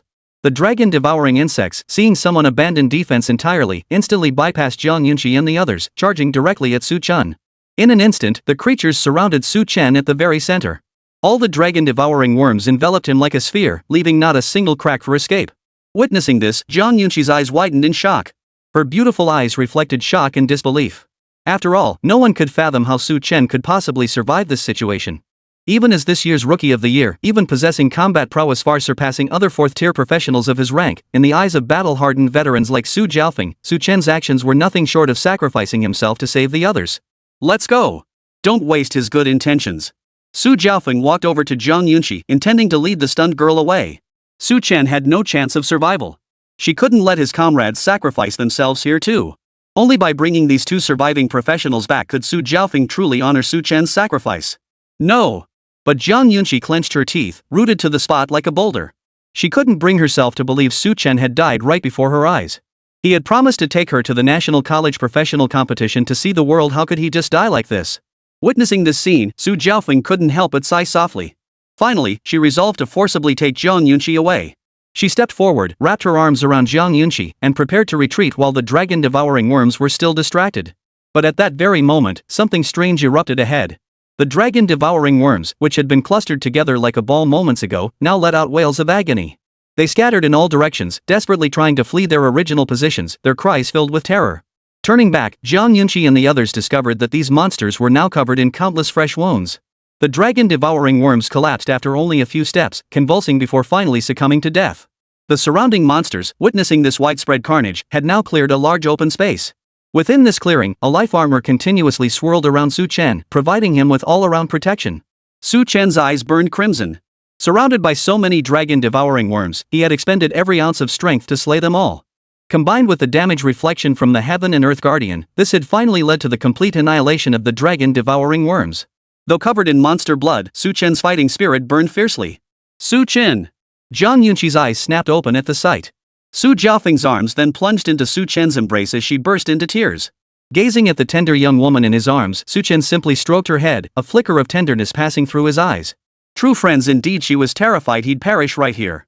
Look at that heartless bastard Li Chengfeng still panting in place, not a shred of concern for my life or death. The gap between people is truly vast, greater than that between humans and dogs. Su Chen thought to himself, unable to suppress a sigh. His gaze swept over the group before following the passageway ahead. The monsters blocking the path were all dead, leaving the way clear.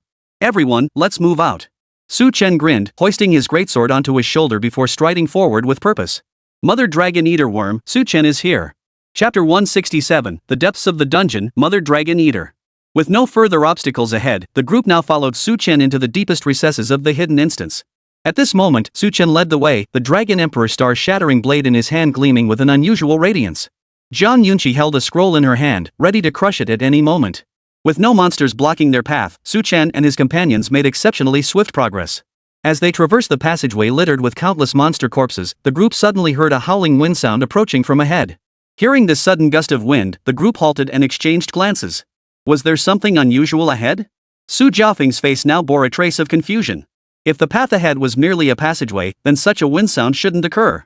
This anomaly immediately alerted her. After all, as a seasoned professional with extensive combat experience, she issued a warning in an instant. Seeing this, Su Chen couldn't help but rub his chin. Since this was an underground insect nest, logically speaking, there shouldn't be any other entrances or exits. After all, if there were more exits, this hidden dungeon wouldn't have remained undiscovered until now. The commotion ahead must be caused by the boss. What else could possibly linger in this hellhole besides the boss? Su Chen kicked a bone lying on the ground, a look of disgust crossing his face. The others nodded in agreement. After all, this place was crawling with monsters. The stench of decaying corpses and the toxic fumes emitted by various insects made it hard to imagine anything besides the boss surviving here. Su Chen's words instantly sharpened everyone's focus. After all, this was the hidden dungeon's boss. One misstep, and they'd likely face a total wipe. Let's go. After resting briefly, the group moved deeper into the dungeon at Su Chen's command. Yet as they walked, each gripped their weapon tightly, their expressions taut with tension.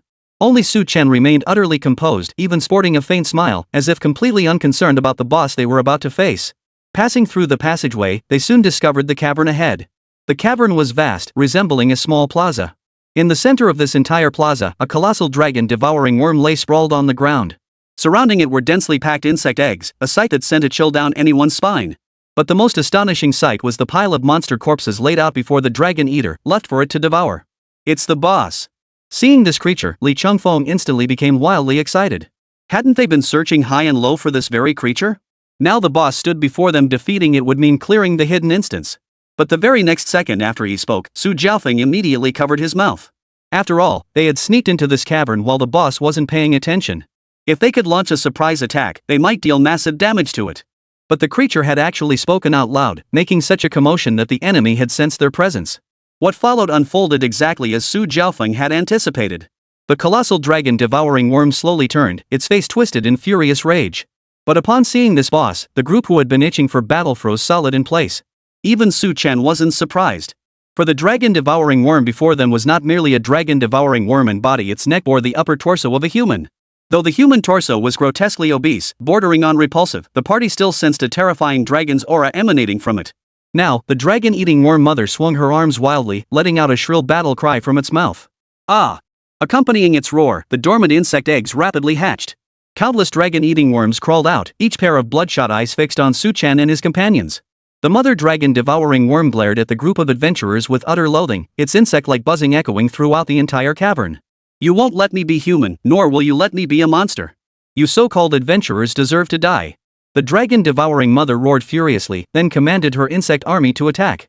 The earth shook violently as a tidal wave of monsters surged toward Su Chen and his companions. Witnessing this scene, Su Jiaofeng and the others were instantly thrown into panic. They immediately took defensive stances, attempting to block the dragon-devouring worm's onslaught. Yet at that very moment, Su Chen stepped forward slowly, a faint smile still playing on his face. Die! Seeing Su Chen so brazen, not only failing to defend against her attack, but even wearing a hint of arrogance in that smile, the dragon-devouring worm queen, as the boss, flew into a rage. After dwelling in this subterranean insect nest for so long, she had finally welcomed the first group of adventurers. This time, she would kill every last one of them, turning them into her sustenance. As the words left her mouth, the dragon-devouring mother worm instantly spewed a jet of deep blue venom. The venom splattered onto the ground, corroding the earth into a deep pit. Witnessing this, Su Jiaofeng and the others grew even more frantic. Zhang Yunqi couldn't help but warn Su Chen. Be careful. This toxin is too potent, my scroll might not work. Her voice carried urgency, but Su Chen paid no heed, continuing forward with a smile. His gaze fixed on the boss before him, one hand caressing the ancestral dragoness on his body. Kneel before me. Su Chen fixed a cold stare on the dragon-devouring worm queen before bellowing his command. Hearing his words, the boss erupted in fury, roaring as it lunged to tear Su Chen apart. Even the surrounding swarm of insects charged toward Su Chen, paying no heed to Zhang Yunqi and the others. Yet in the very next second, a terrifying aura erupted from Su Chen's body, one so overwhelming that resistance became impossible. Ancestral dragon's might. Though these dragon-eating worms belonged to the insectoid race, they still carried the bloodline of the dragon clan within their bodies. Faced with the overwhelming might of the ancestral dragon's aura, these creatures could only cower trembling on the ground, utterly paralyzed with fear. Even the boss-level dragon-devouring mother lost its ability to resist in an instant, its massive body now twitching on the ground. Gazing at this terrifying and repulsive boss before him, a flicker of disgust crossed Su Chen's eyes. It wasn't that he disliked bosses, rather, this creature was an eyesore, a stain on his vision. In fact, the very fact that this boss could manifest such a hideous humanoid form was an insult to the human race. Die! Amidst the stunned gazes of the others, Su Chen walked over to the boss and swiftly severed its head with a single stroke. Instantly, deprived of the queen's control, the dragon-eating worms froze like a system crash, utterly lifeless. The others stared in stunned silence, their eyes filled with disbelief. They had braced themselves for a fierce battle, only for you, Su Chen, to dispatch the boss with a single strike? Chapter 168, The Harvest, the Fragmented Essence of Life. At that moment, everyone stared at Su Chen in utter disbelief, their eyes filled with shock and incredulity. None could have imagined that the boss they had believed would require a grueling battle to defeat would prove as easy as a toy in Su Chen's hands. Regardless of the battle's outcome, the very fact that the dragon-devouring worm queen had surrendered without a fight was enough to leave everyone utterly stunned. You? Su Jiaofeng and the others stood there, lips trembling, utterly speechless. Her mind felt like a blank slate, unable to process the reality unfolding before her. The others were no better. These professionals from Yanjing University were utterly dumbfounded by the shock. Where was the composure of elite university prodigies? They felt like country bumpkins from remote villages seeing a big city for the first time in their lives. Even Li Chengfeng, who had once been Su Chen's teammate, stood frozen in place as if struck by lightning. After all, the combat prowess Su Chen had just displayed far exceeded everyone's wildest expectations. In fact, there was simply no comparable example to draw from. Such combat prowess was unheard of to them. Even online, it would likely be dismissed as nothing more than a joke. Who could have imagined such a thing would actually appear before their very eyes? Observing the expressions on everyone's faces, Su Chen's lips curved into a faint smile. After all, the dragon's reverse scale was something beyond anyone's wildest dreams, a legend straight out of myth. Had he not possessed the ability to recover and enhance it, even he, Su Chen, would never have dared to dream of such a thing. Alright, no need to get so worked up. The boss is dead. Without its host, these monsters are all finished.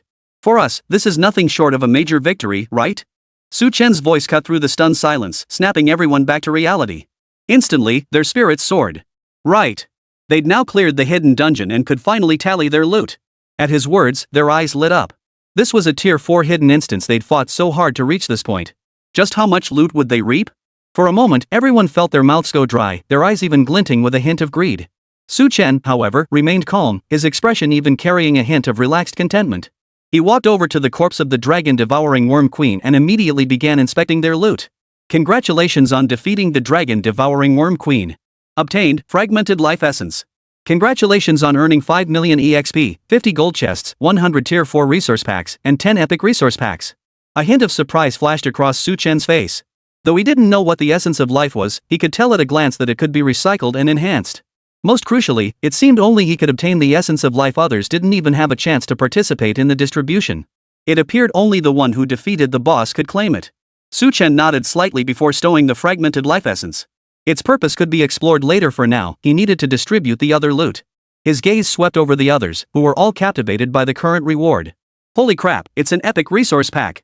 The sheer value of this thing is enough to make anyone drool. Wow, just an epic resource pack alone is enough to make anyone's heart race. This is the first time I've ever gotten my hands on a treasure of this caliber. I'm getting impatient. If I tag along with Chen on a few more hidden dungeons, could I craft an epic tier weapon outright? Stop it. I'm starting to regret applying to Yenjing University. If I teamed up with Chen at the same school, things would be so much easier. Everyone stared at Chen with burning eyes, waiting for his final loot distribution.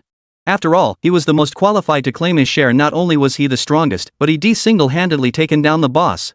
Feeling all eyes on him, Chen scratched his chin awkwardly, a faint smile touching his lips. Heh, I'll just take 2 million experience points. You guys can pick whatever you want first. For Chen, nothing mattered more than leveling up himself. Hearing his words, the others raised their eyebrows. But seeing Chen's expression, it seemed he had no intention of continuing to choose. Thus, Su Jiaofeng stepped forward first. As the team leader, she naturally had experience in dividing spoils. We'll split the remaining 3 million EXP points evenly. As for the epic resource packs, our squad will take 3, and the rest go to Chen. As for the resource packs, we'd like 10 each. You know our situation. When she reached the part about the resource packs, Su Jiaofeng's tone clearly faltered. After all, they hadn't lifted a finger yet and were demanding half the resource packs. Such brazenness made her words hard to utter. Chen casually waved his hand, even sporting a slight smile. You guys can take 10 gold chests each too.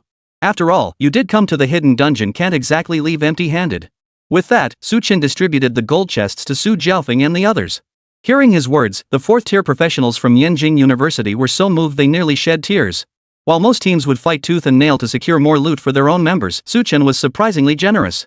He handed out resource packs without hesitation, and even made sure they each got a share of the gold chests. As for those epic resource packs, they didn't harbor any unrealistic expectations. After all, they hadn't lifted a finger during the battle against the hidden boss. They'd essentially coasted to victory. Yet here they were, receiving such a generous share of the spoils. The fact they hadn't dropped to their knees begging Chen to carry them showed they still had some backbone. Seeing this, Su Jiaofeng and the others hurriedly expressed their gratitude, while Li Chengfeng gracefully stepped back from the loot distribution. What could they do? He was loaded. To him, this stuff was nothing. He even directly approached Su Jiaofeng, offering 3 million yuan to purchase all the experience points earned by the Yenjing University group. Such a display of deep pockets made Su Jiaofeng and the others look at him with newfound respect. After all, no one could have imagined this weakling was so wealthy. Jiang Yunxi, meanwhile, took all the remaining epic resource packs. As she put it, she could now gather enough materials to craft an epic weapon. Chen didn't hesitate for a moment, handing these resource packs directly to Jiang Yunxi. After all, stronger teammates meant greater confidence for his future dungeon runs. With the loot divided, the group wasted no time exiting the dungeon. Such bounties demanded proper digestion and conversion into combat power. Chapter 169, Recycling and Enhancement, Complete Life Essence.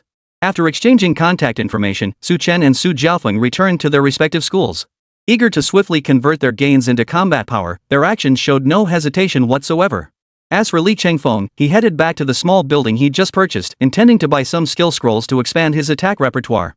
After returning to Sunrise University, Chen and Jiang Yunxi headed to their respective dorms.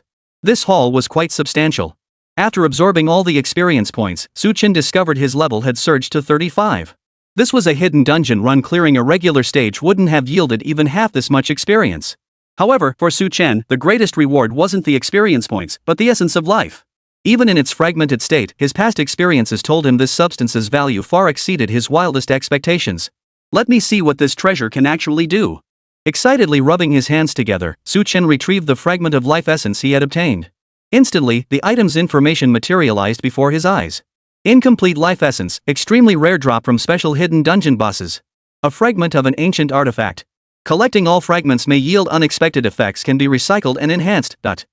Chen couldn't care less about the life source's actual function. All that mattered was whether he could recycle and enhance it. Now it seemed this item might indeed hold some mystery, but most importantly, he could directly restore the fragmented life essence to its complete state through recycling and enhancement. Seems he'd better stock up on more stamina recovery potions. Facing such an unknown entity, Chen couldn't shake the nagging fear that it might drain him dry. After much deliberation, he ended up purchasing nearly 10 large bottles of stamina recovery potions. These restoratives were unlike the ones he'd used before. This batch was all top-tier brands, renowned for their potent effects in generous quantities. It could be said that as long as there was a single breath left to open the potion, all depleted stamina could be fully restored within 10 minutes. Let me see your complete form. With everything prepared, Chen licked his lips, his gaze burning as he fixed it upon the fragmented life source. He seized it in his hand and instantly began refining it. Recycle and enhance. The moment the words left his mouth, Chen felt his stamina rapidly draining away so swiftly he could barely react. Had the bottle of stamina restorers not been right at his lips, he would have plunged into unconsciousness in an instant. Damn, that nearly drained me dry. Chen muttered with lingering dread, his gaze fixed on the source of life in his hand, a look of confusion spreading across his face. What the hell is this thing? It's terrifying. Even the ancestral dragon's reverse scale couldn't do this. It nearly drained me dry in an instant. How could this thing manage it? Could it be more terrifying than the ancestral dragon's reverse scale? Chen was now uncertain of the true level of the source of life in his hands. The ancestral dragon's reverse scale was already considered a mythical great artifact. If the source of life was even more terrifying than that, what could it possibly be? Could it be super god tier? Unlikely. In an instant, Chen dismissed this notion. After all, if it were truly super god tier, it would likely touch upon the secrets of life's origin and the very source of dungeon creation. If that were the case, not only would it bring him no benefit, but it could also lead to utter disaster. Most crucially, no one had ever discovered an item surpassing mythical tier. Therefore, the source of life in his hands was unlikely to be super divine. It was more probable that it belonged to the pinnacle of mythical existence. Now, I'm growing increasingly curious about what this source of life could possibly be used for. Chen's eyes now gleamed with an insatiable thirst for knowledge. He stared intently at the source of life, determined to unravel every hidden secret within it. As time passed, Chen noticed his physical energy depletion slowing considerably. The once dull source of life in his hand now radiated a brilliant glow. Witnessing this, Chen knew the recovery and enhancement process was nearing its end. He steeled himself, determined to examine the source of life closely the moment it was ready. Soon, the sensation of energy depletion vanished. The source of life in his hands emitted a gentle aura, and a light screen appeared before his eyes.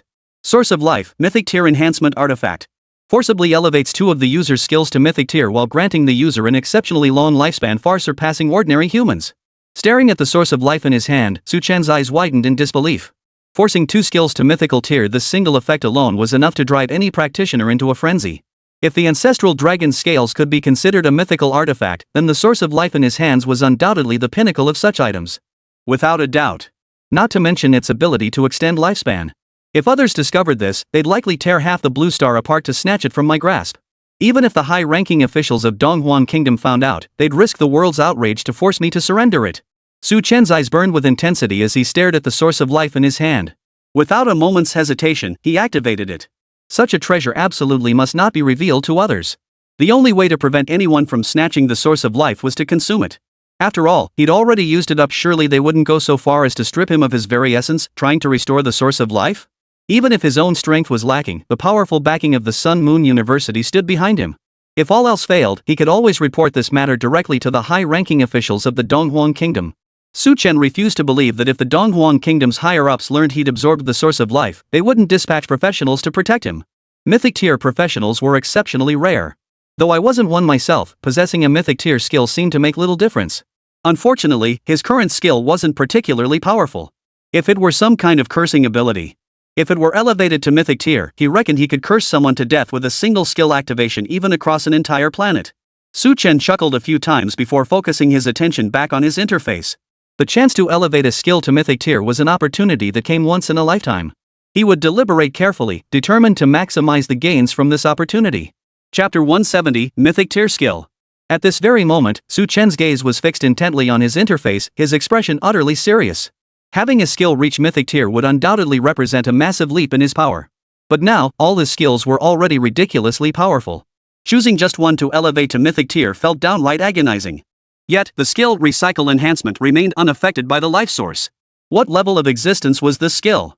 It wasn't even affected by the enhancement of the life source. Chen rubbed his chin in curiosity. His current status as a 4th-tier professional was inextricably linked to the Recycling Enhancement skill. Yet he discovered that no matter how the skill's quality improved, Recycling Enhancement remained completely unaffected.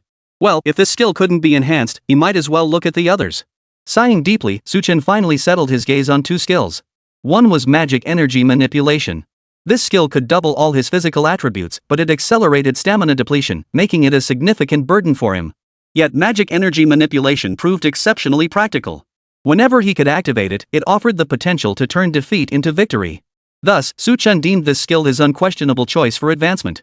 As for the second skill to upgrade, Su Chen hoped it would be heaven-splitting earth-rending. This skill was merely area of effect and lacked enemy targeting capabilities. Consequently, at this stage, it couldn't compare to the Dragon Emperor's star-shattering blade, which came equipped with the Dragon Slayer skill. But remember, this is merely an epic tier skill. Elevating it to mythic tier would likely bring substantial improvements. As for the skills inherent to weapons and accessories, these cannot be upgraded. After all, the quality of these skills is intrinsically tied to the weapon itself. Unless the quality of the weapon or accessory improves, there was no way to alter the skill's quality. Having made his choice, Su Chen wasted no time in selecting to enhance these two skills. The next instant, he felt a surging power coursing through his body. Simultaneously, the interface before his eyes began to emit a peculiar glow.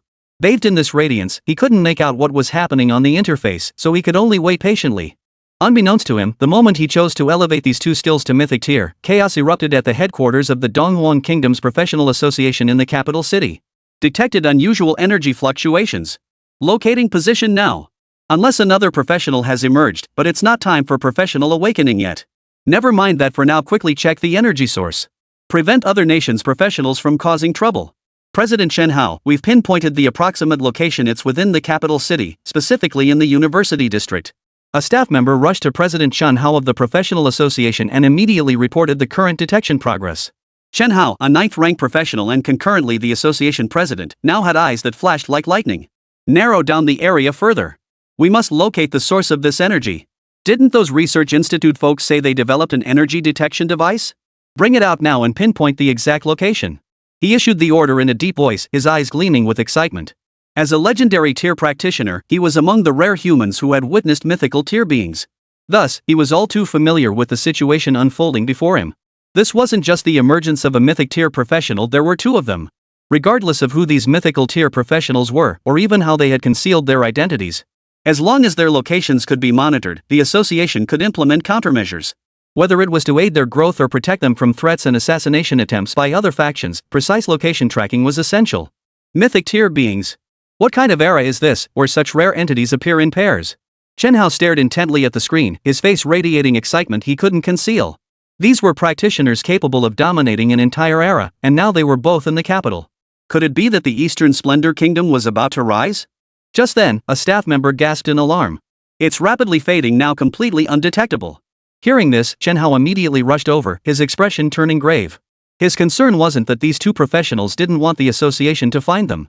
As long as they remained within the country, their true power would inevitably be exposed sooner or later. What terrified Chen most was that assassins lurking within the country had tracked down the mythical professionals and were preparing to strike.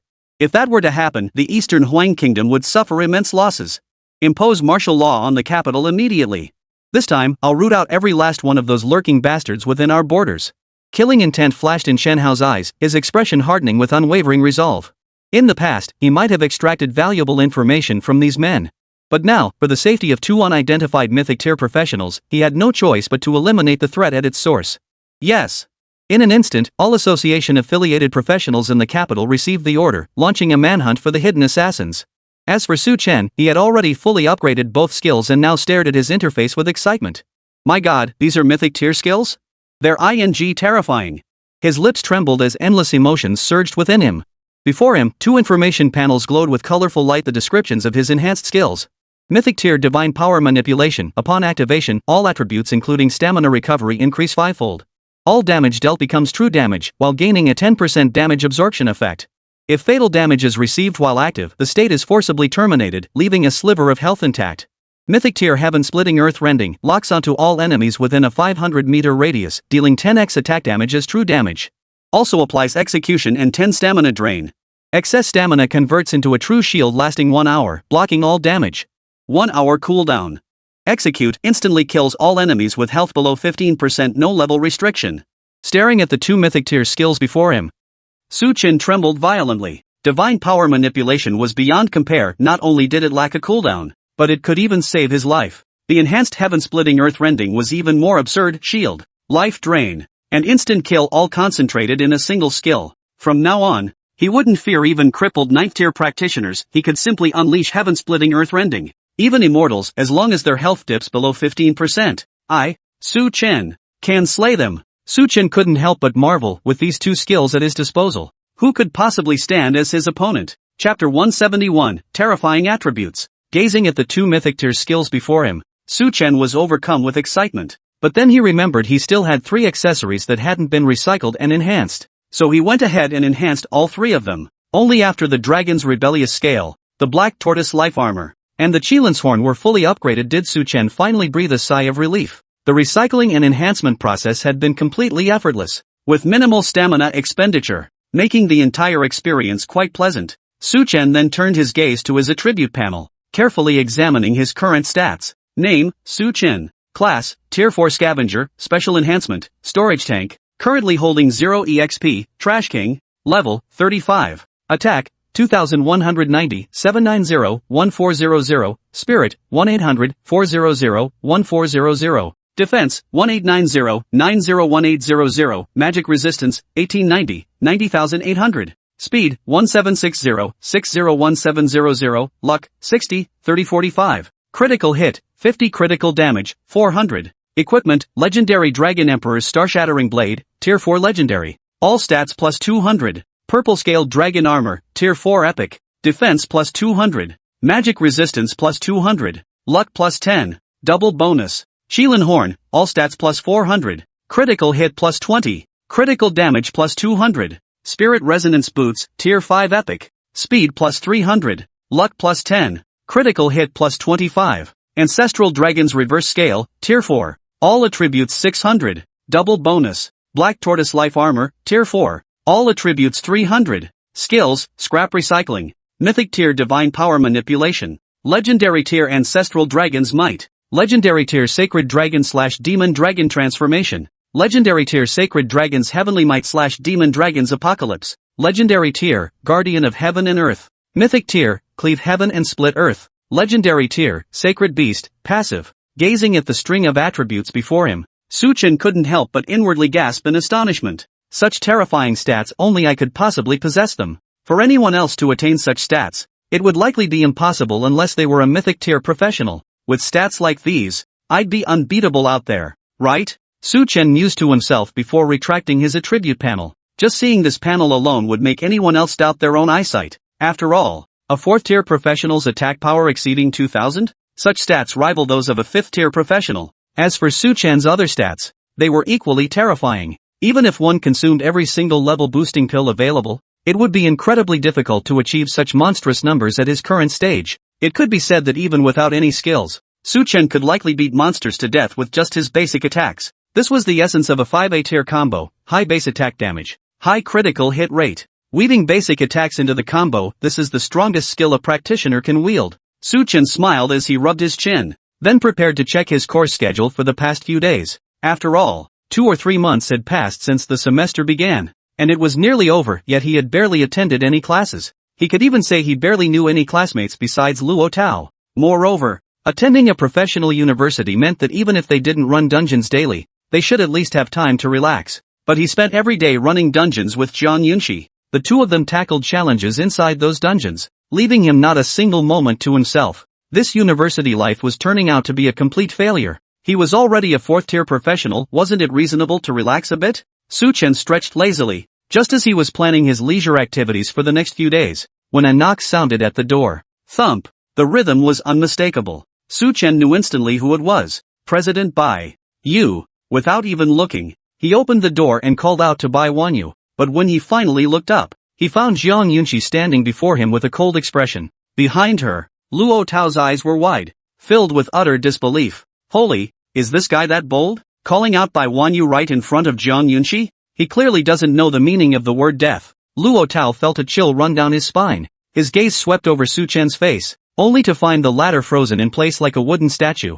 In truth, the moment Su Chen recognized the person before him as Zhang Yunxi, his mind had begun racing. This little minx wasn't exactly subtle. Calling Bai Wanyu right in front of him was practically suicide. Aha! I knew President Bai wouldn't come looking for me, it had to be you. Come on in. Take a seat. Don't stand on ceremony, make yourself at home. Su Chen immediately beamed as he pulled Zhang Yunxi inside. then ushered Luo Tao in. Hearing his words, Zhang Yunqi merely gave him a dismissive glance before sitting down on her own, pouting and completely ignoring Su Chen. Seeing the young lady throwing a tantrum, Su Chen realized he'd said something wrong earlier and momentarily didn't know how to ease the tension. Luo Tao, noticing the tension, shifted the focus to ease the current atmosphere. I called you two here today regarding the National College Student Practitioner Competition. It begins next week, and you'll be staying and eating at the Combat Studies Society during that time. This year's competition is being held at Huigui University. Though it's not far from us, as a team, we still need to coordinate our actions. Luo Tao outlined the details he knew. Upon hearing the competition would be held at Huigui University, Su Chen and Zhang Yunqi exchanged a glance. A look of gravity settled on both their faces. Huigui University was precisely where Huang Lu and Tian attended, and both of them had crossed someone from the Huang family of the capital. If they went there, that young master of the Huang family would likely take action. Luo Tao, however, remained unaware of these complications. His sole responsibility was fulfilling his duties as both a participating member and senior brother. The competing teams this time were all exceptionally strong. Though I was the former president of the Combat Society, I only ranked 5th within our own university. The top few ranked before me will all be returning for this tournament. The intensity of the battles then will absolutely surpass your wildest imaginations. Luo Tao spoke with a cheerful smile, his face still carrying a hint of excitement and anticipation. After all, though we're all students, that competitive spirit burns within us. The chance to shine in this competition was undoubtedly one of the most significant events in their lives. Hearing his words, Su Chen couldn't help but feel a surge of anticipation. Luo Tao was already exceptionally strong. Even Su Chen, without using his skills, could only hope to trade blows evenly with him at best. And just how formidable were those who surpassed Luo Tao? Su Chen found himself intensely curious. The National College Professional Tournament. Su Chen sighed inwardly. What a pity this year wasn't his home turf otherwise. He would have crushed everyone so badly they couldn't lift their heads. Chapter 172, Methods to Improve Strength. After a brief conversation, Luo Tao took Zhang Yunqi and left immediately. Tomorrow, all participants from Yaori University would return to campus, though no instructors would be supervising them. As a prominent figure, Luo Tao naturally didn't want to be late. As for Su Chen, he was simply going about his usual routine, eating and sleeping. After all, this tournament held no significance for him, he'd merely attended as a reserved spectator. However, since he would be staying at the Combat Association for the coming days, he had made considerable preparations. At the very least, he needed to get himself in top condition. After all, he was a Tier 4 professional. Even though he wasn't on the official roster, what if the main players all lost and he had to step in to save the day? What kind of dream was he having? The main team losing, and he wanting to turn things around? With that thought, Su Chen shrugged, a hint of resignation on his face. He desperately wanted to compete in this tournament, but the gap between himself and those top-tier fourth-year professionals was undeniably vast. Even if he did get to play, it would likely be an uphill battle. Victory itself would be an unknown. Forget it. Forget all that for now. Improving my own strength is what matters most to me. Shaking his head, Su Chen pushed those thoughts aside and began strategizing how to strengthen himself. Leveling up wasn't feasible anytime soon, he simply didn't have the time to run another dungeon. Without dungeon runs, his options for strengthening were severely limited. Whether it was an all-attribute enhancement pill or buying a skill scroll or two, they would all boost his strength, though the gains wouldn't be particularly significant.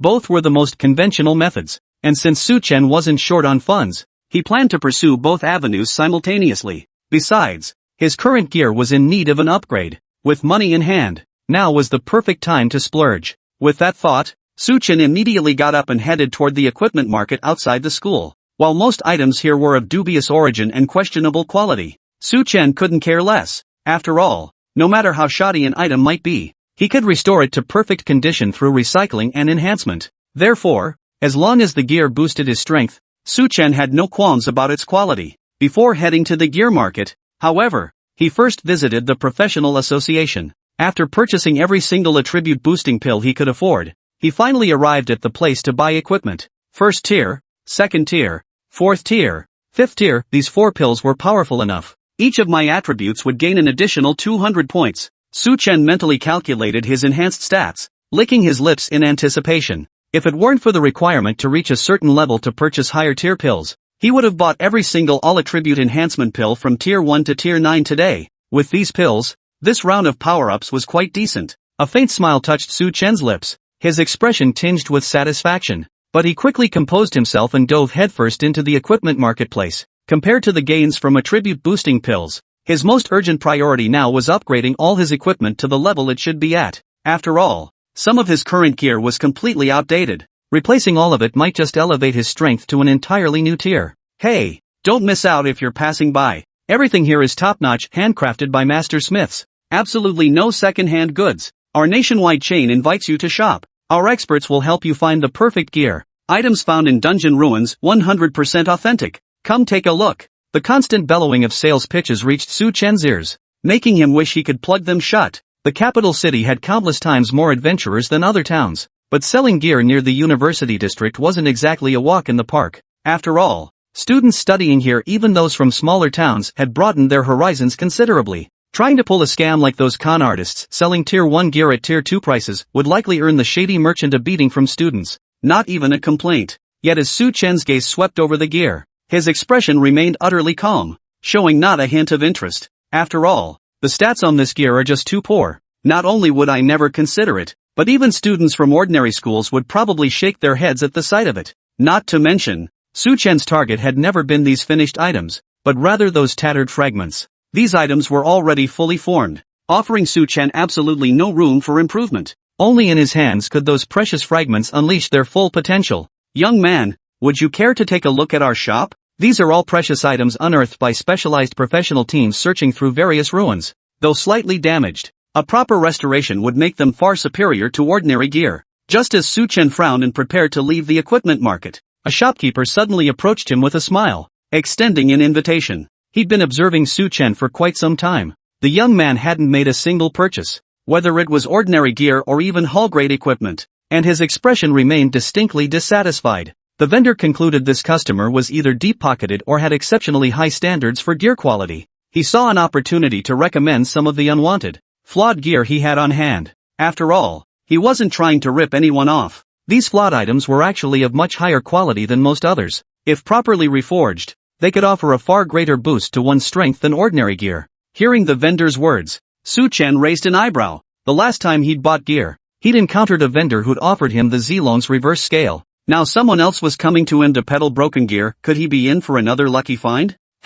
Lead the way. With that thought, a smile suddenly spread across Su Chen's face, and his tone softened. If he could truly acquire some top-tier gear, this trip would be a huge win. Seeing Su Chen being so courteous, the shopkeeper immediately smiled too. The two struck a deal instantly and headed straight to a shop. Surveying the gear inside, Su Chen raised an eyebrow. The items here were even better than he'd imagined. Chapter 173, Recycling, the Panlong Set. Su Chen's gaze swept across the shop, and he couldn't help but sigh inwardly. There are far more valuable items here than I anticipated. Looking around, he saw not only ordinary gear for sale, but also numerous equipment fragments and incomplete sets. Though these damaged pieces wouldn't fetch high prices, bargain hunters would still snap them up, even if they couldn't be reforged. Their value for money completely outclassed other ordinary gear. Not to mention, for Su Chen, this place was practically a treasure trove. So what if the gear is broken? As long as the base stats were decent when intact, he could fully restore them.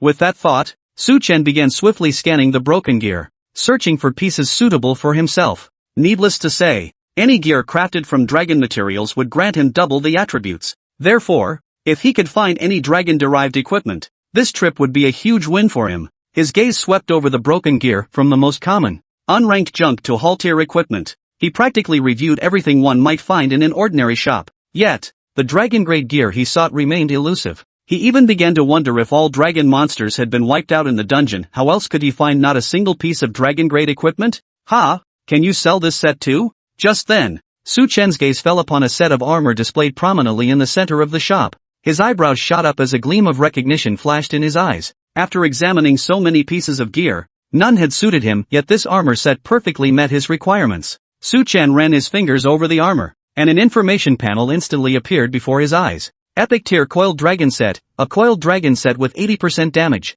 Though it no longer provides any attribute bonuses, its appearance remains flawless. Though he couldn't predict its effects, it remained a full set of epic gear. Even if it was subpar, it couldn't be that bad. Most importantly, it was crafted from dragon materials. For Su Chen, this gear was practically tailor-made for him. Seeing Su Chen fix his gaze on the coiled dragon set, the shopkeeper's face lit up with delight. This set had been sitting here for 2 or 3 years, yet not a single customer had ever inquired about its price. After all, no one would shell out big bucks for a set of junk gear just for looks. This was the first time he'd ever seen someone like Chen actively inquire about the price. The shopkeeper immediately rubbed his hands together as he approached Chen, a beaming smile lighting up his face. "Of course we sell this," he said, "but you should know it's an incomplete set of epic gear. We wouldn't sell the pieces separately." Still, to prevent Chen from changing his mind, the shopkeeper added a warning. "How much?" Chen didn't hesitate at all, asking directly for the price. The boost this set provided was absolutely worth the money he'd paid, which was why he was so straightforward. 5 million. It was done. The shopkeeper gritted his teeth and blurted out what he considered a steep price, but Chen didn't hesitate for a second and transferred the money immediately. 5 million for an epic tier set, albeit incomplete, was a steal. Not to mention he could recycle and enhance it. The resulting combat power boost was anyone's guess. Seeing Chen pay so decisively, the shopkeeper gritted his teeth in frustration. If only he'd quoted a higher price earlier. This young man was clearly so generous he wouldn't haggle. But now that the deal was done, he couldn't back out. So he could only politely add, "If you have any suitable equipment, feel free to bring it here for sale. Our shop deals fairly with all customers, young and old, and our prices are absolutely reasonable." Hearing this, Chen, who had been about to leave, turned back. He then pulled a long sword from his spatial pouch. It was none other than the sacred golden sword he had looted from the slain king of the Feathered People Kingdom. Since neither he nor anyone close to him was accustomed to wielding such a weapon, selling it for cash was undoubtedly the most sensible choice. The moment the shopkeeper laid eyes on the sacred golden sword, his gaze locked onto it, utterly transfixed. He could distinctly sense that this was a weapon imbued with the aura of a deity. Most crucially, it was an intact epic tier weapon even in chain stores. It would be a prized treasure. 20 million. Done. Chen felt no surprise that the sacred golden sword had fetched 20 million. After all, it was a flawless epic tier weapon with impressive attributes. It was absolutely worth the price. Any sword-wielding professional who obtained it could significantly boost their combat prowess. Thus, after the transaction, Chen not only paid nothing but walked away with over 10 million. The shopkeeper stood there momentarily, unsure whether to laugh or cry, before waving goodbye to Chen in a daze. Though he'd spent a considerable sum this time, possessing an epic tier weapon, even if only 5th tier, was more than sufficient. If he could obtain enhancement items in the future, the value of this weapon would likely quadruple or even quintuple. As for Chen, he headed straight back to his dorm. Glancing at the handful of all attribute enhancement pills in his hand, he swallowed them all in one go. Consumed Tier 1, Tier 2, Tier 4, Tier 5, all attributes plus 200. Just as Chen had expected, consuming these all attribute enhancement pills significantly boosted all his attributes. As for 6th tier or higher pills, those weren't so easy to come by. At least for him, acquiring such pills would require earning merit for the guild first. Next up was him. After consuming all the pills, Chen fixed his burning gaze on the coiled dragon set he had purchased. Although the set appeared outwardly intact, its internal damage was too severe for any other practitioner to utilize it. Thus, ending up in Chen's hands was arguably the best possible fate for the set. "Ha, let me see just how powerful you truly are in your complete form." Chen's hand rested on the coiled dragon set, and he murmured softly, "Recycle and enhance." The next second, he felt his stamina rapidly draining, while the coiled dragon set on the bed emitted an inexplicable aura. Chapter 174, What is Attribute Crushing? To Chen, the coiled dragon armor before him was hardly a precious item, but when worn by him, it could double his attributes. In other words, this single set of gear could function as 2 sets on him. That made the money well spent. Let me see how much this will boost my strength. Chen gazed at the coiling dragon armor set nearing completion of its enhancement, a flicker of excitement gradually appearing in his eyes. When he realized his stamina was finally no longer draining, the coiled dragon armor before him suddenly burst into a rainbow-hued glow. Reinforcement complete. Obtained epic tier coiled dragon set. Reading the notification before him, Chen's entire being instantly perked up. His gaze locked onto the coiled dragon armor. Epic tier coiled dragon set, all attributes plus 500. Critical hit rate plus 10. Critical damage plus 100. Luck plus 10. Epic dragon battles in the wild. Each time 1000 true damage is dealt to an enemy, a dragon spirit auxiliary attack is unleashed. Lasting 10 minutes, dragon spirit deals 10 damage. Staring at the coiled dragon set before him, Chen couldn't help but suck in a sharp breath. Though its base stats appeared merely average, after enhancement, each of his attributes would gain a 1000 point boost, not to mention the additional perks like critical strike rate. And this skill? It was practically tailor-made for him. Dealing true damage could summon a dragon spirit to assist in attacks? How absurd was that? Once I activate divine power control, all my damage becomes true damage. If this dragon spirit can assist in attacks, then I just need to focus on dealing damage. Won't the entire battlefield be filled with dragon spirits? Chen murmured in awe, his face lit with excitement. A single dragon spirit deals 10 damage and lasts 10 minutes, more than enough. After all, a single attack from him could deal tens of thousands of true damage points. It was like having another version of himself fighting alongside him.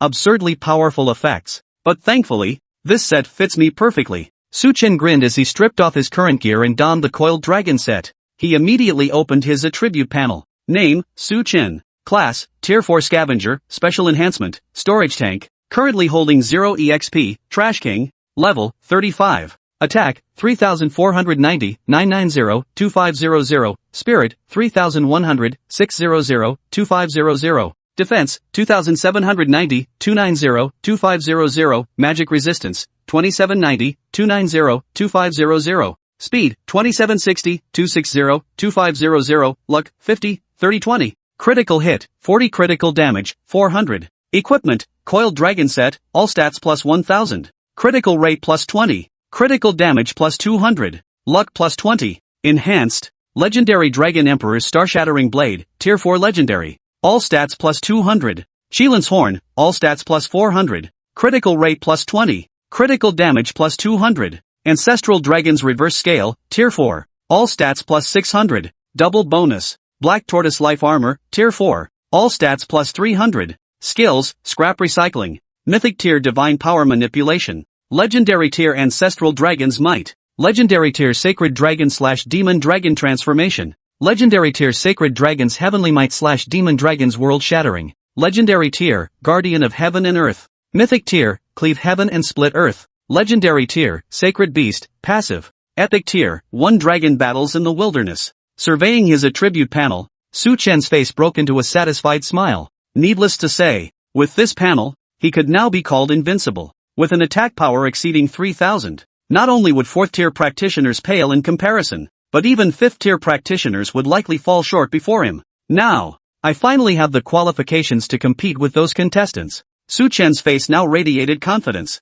his eyes gleaming with an unusual intensity. Although it was unlikely he'd participate in this year's tournament, he could still learn some combat techniques by sparring with those powerful 5th tier practitioners. After all, his combat repertoire had been limited thus far, relying almost entirely on brute force to overcome magic. Currently, this approach posed little issue. His overwhelming attribute advantages far surpassed those of practitioners at his level. But if he encountered someone of comparable strength, his lack of combat technique would become his greatest weakness. After all, their combat methods might be honed to perfection, with seamless transitions between techniques. If he only relied on brute force, he'd likely suffer a heavy loss. Future battles couldn't rely solely on attribute superiority, he must hone his combat skills.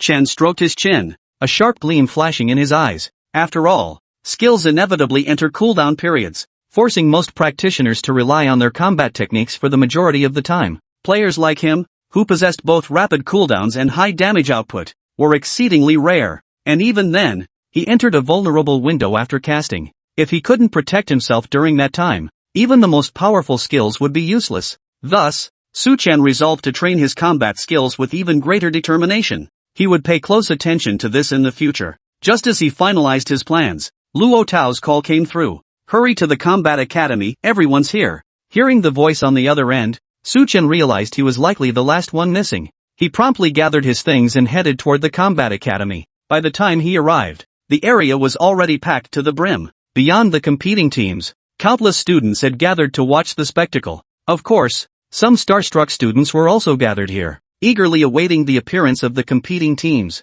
After all, in the world of professionals, strength reigns supreme. No amount of acting prowess or good looks could ever replace it. Only by constantly pushing their limits and setting one incredible record after another could they become the objects of students' admiration. But looking at the sea of people before him, Chen's mouth twitched uncontrollably. With so many people, how was he supposed to get through? But just then, Luo Tao emerged from inside, smiling. Wherever he passed, the onlookers instinctively stepped back, forcibly clearing a path for him. Let's go. We can't keep them waiting. This year's Rookie of the Year needs to show some real presence. Luo Tao teased with a smile, but Chen just shook his head. What presence did he have?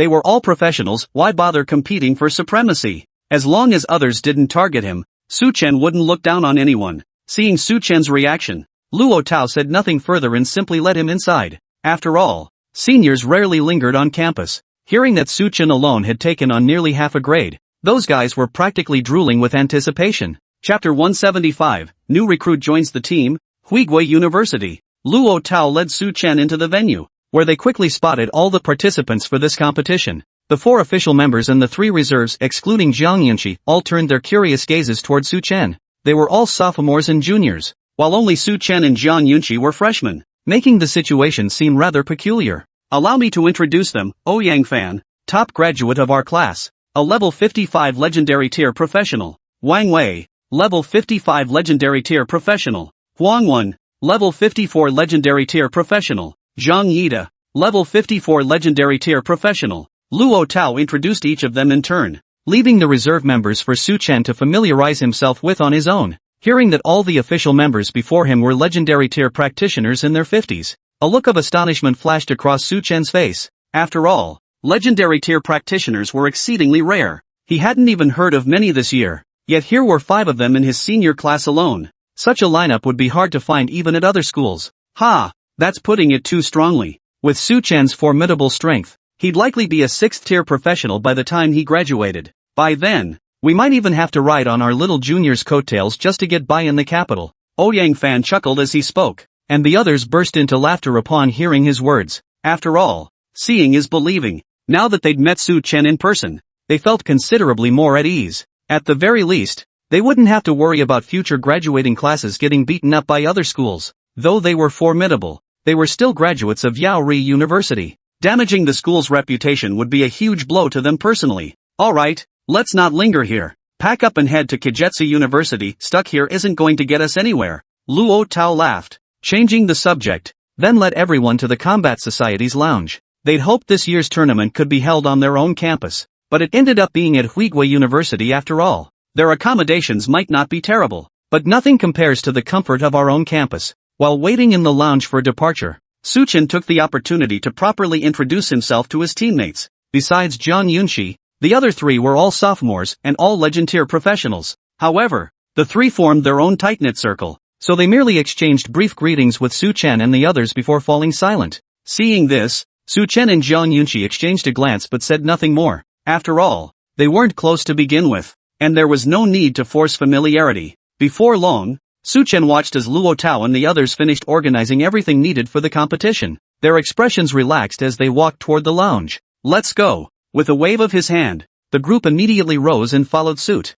After all, compared to the other professionals, Luo Tao had spent the longest time at the academy. As the former president of the Combat Society, his standing among everyone was naturally the highest, though his combat prowess might not match the others. When it came to leadership, all of them combined couldn't hold a candle to Luo Tao. The group marched toward Huigui University in full force, with Su Chen keeping pace alongside Luo Tao. The senior student took the opportunity to give him a detailed briefing on the current situation. Universities in the capital monopolized excessive resources and attracted the highest caliber students. Consequently, institutions from other regions harbored deep dissatisfaction, constantly seeking to prove themselves through such competitions. Moreover, our Sunrise University is arguably the youngest key university, appearing somewhat lacking in heritage and thus an easy target. This tournament will likely make us the primary target for students from other regions. Though it's an individual elimination tournament, trampling our Sunrise University underfoot will probably be one of their objectives. Luo Tao explained the overall situation to Su Chen.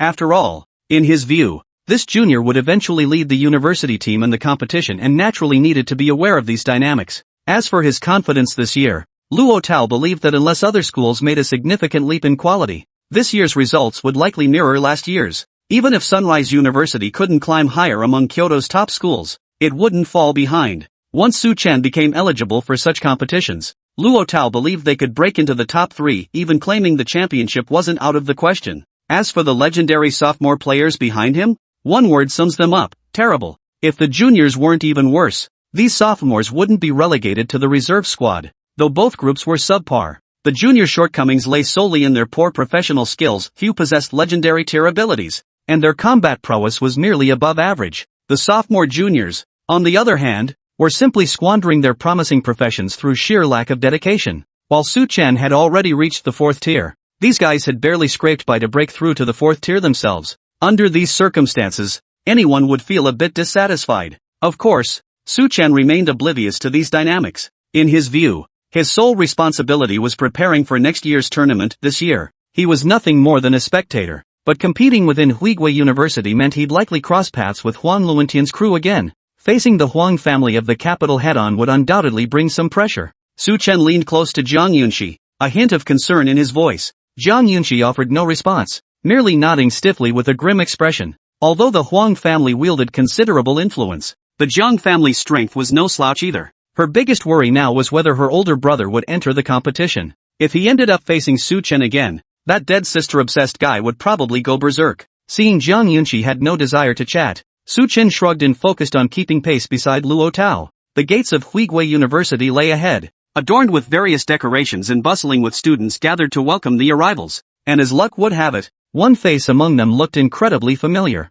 Who else could it be but Huang Luentian? What a coincidence! Contrary to Su Chen's expectations of tension, Huang Luentian approached with a warm smile, even greeting him with apparent familiarity. Seeing this, Su Chen merely nodded, shook hands with him, and ended the interaction there. But just as he was about to leave, a figure suddenly emerged from the crowd and knelt down with a thud at Su Chen's feet. This drew the attention of everyone present, who turned to see what had happened. Su Chen and Zhang Yunxi's expressions darkened instantly upon recognizing the person. For this individual was none other than Zhong Lan, a high school vampire who had clung to Su Chen like a leech. But the Zhong Lan before them bore no resemblance to the school beauty of old. Instead, she looked utterly wretched. Su Chen, you promised to love me forever. You can't just abandon me now. She grabbed Su Chen's hand and burst into tears. In an instant, all eyes turned toward them with curiosity. Su Chen, upon seeing this woman, turned ashen-faced. But then something occurred to him, and his gaze shifted toward Huang Luentian. There he stood,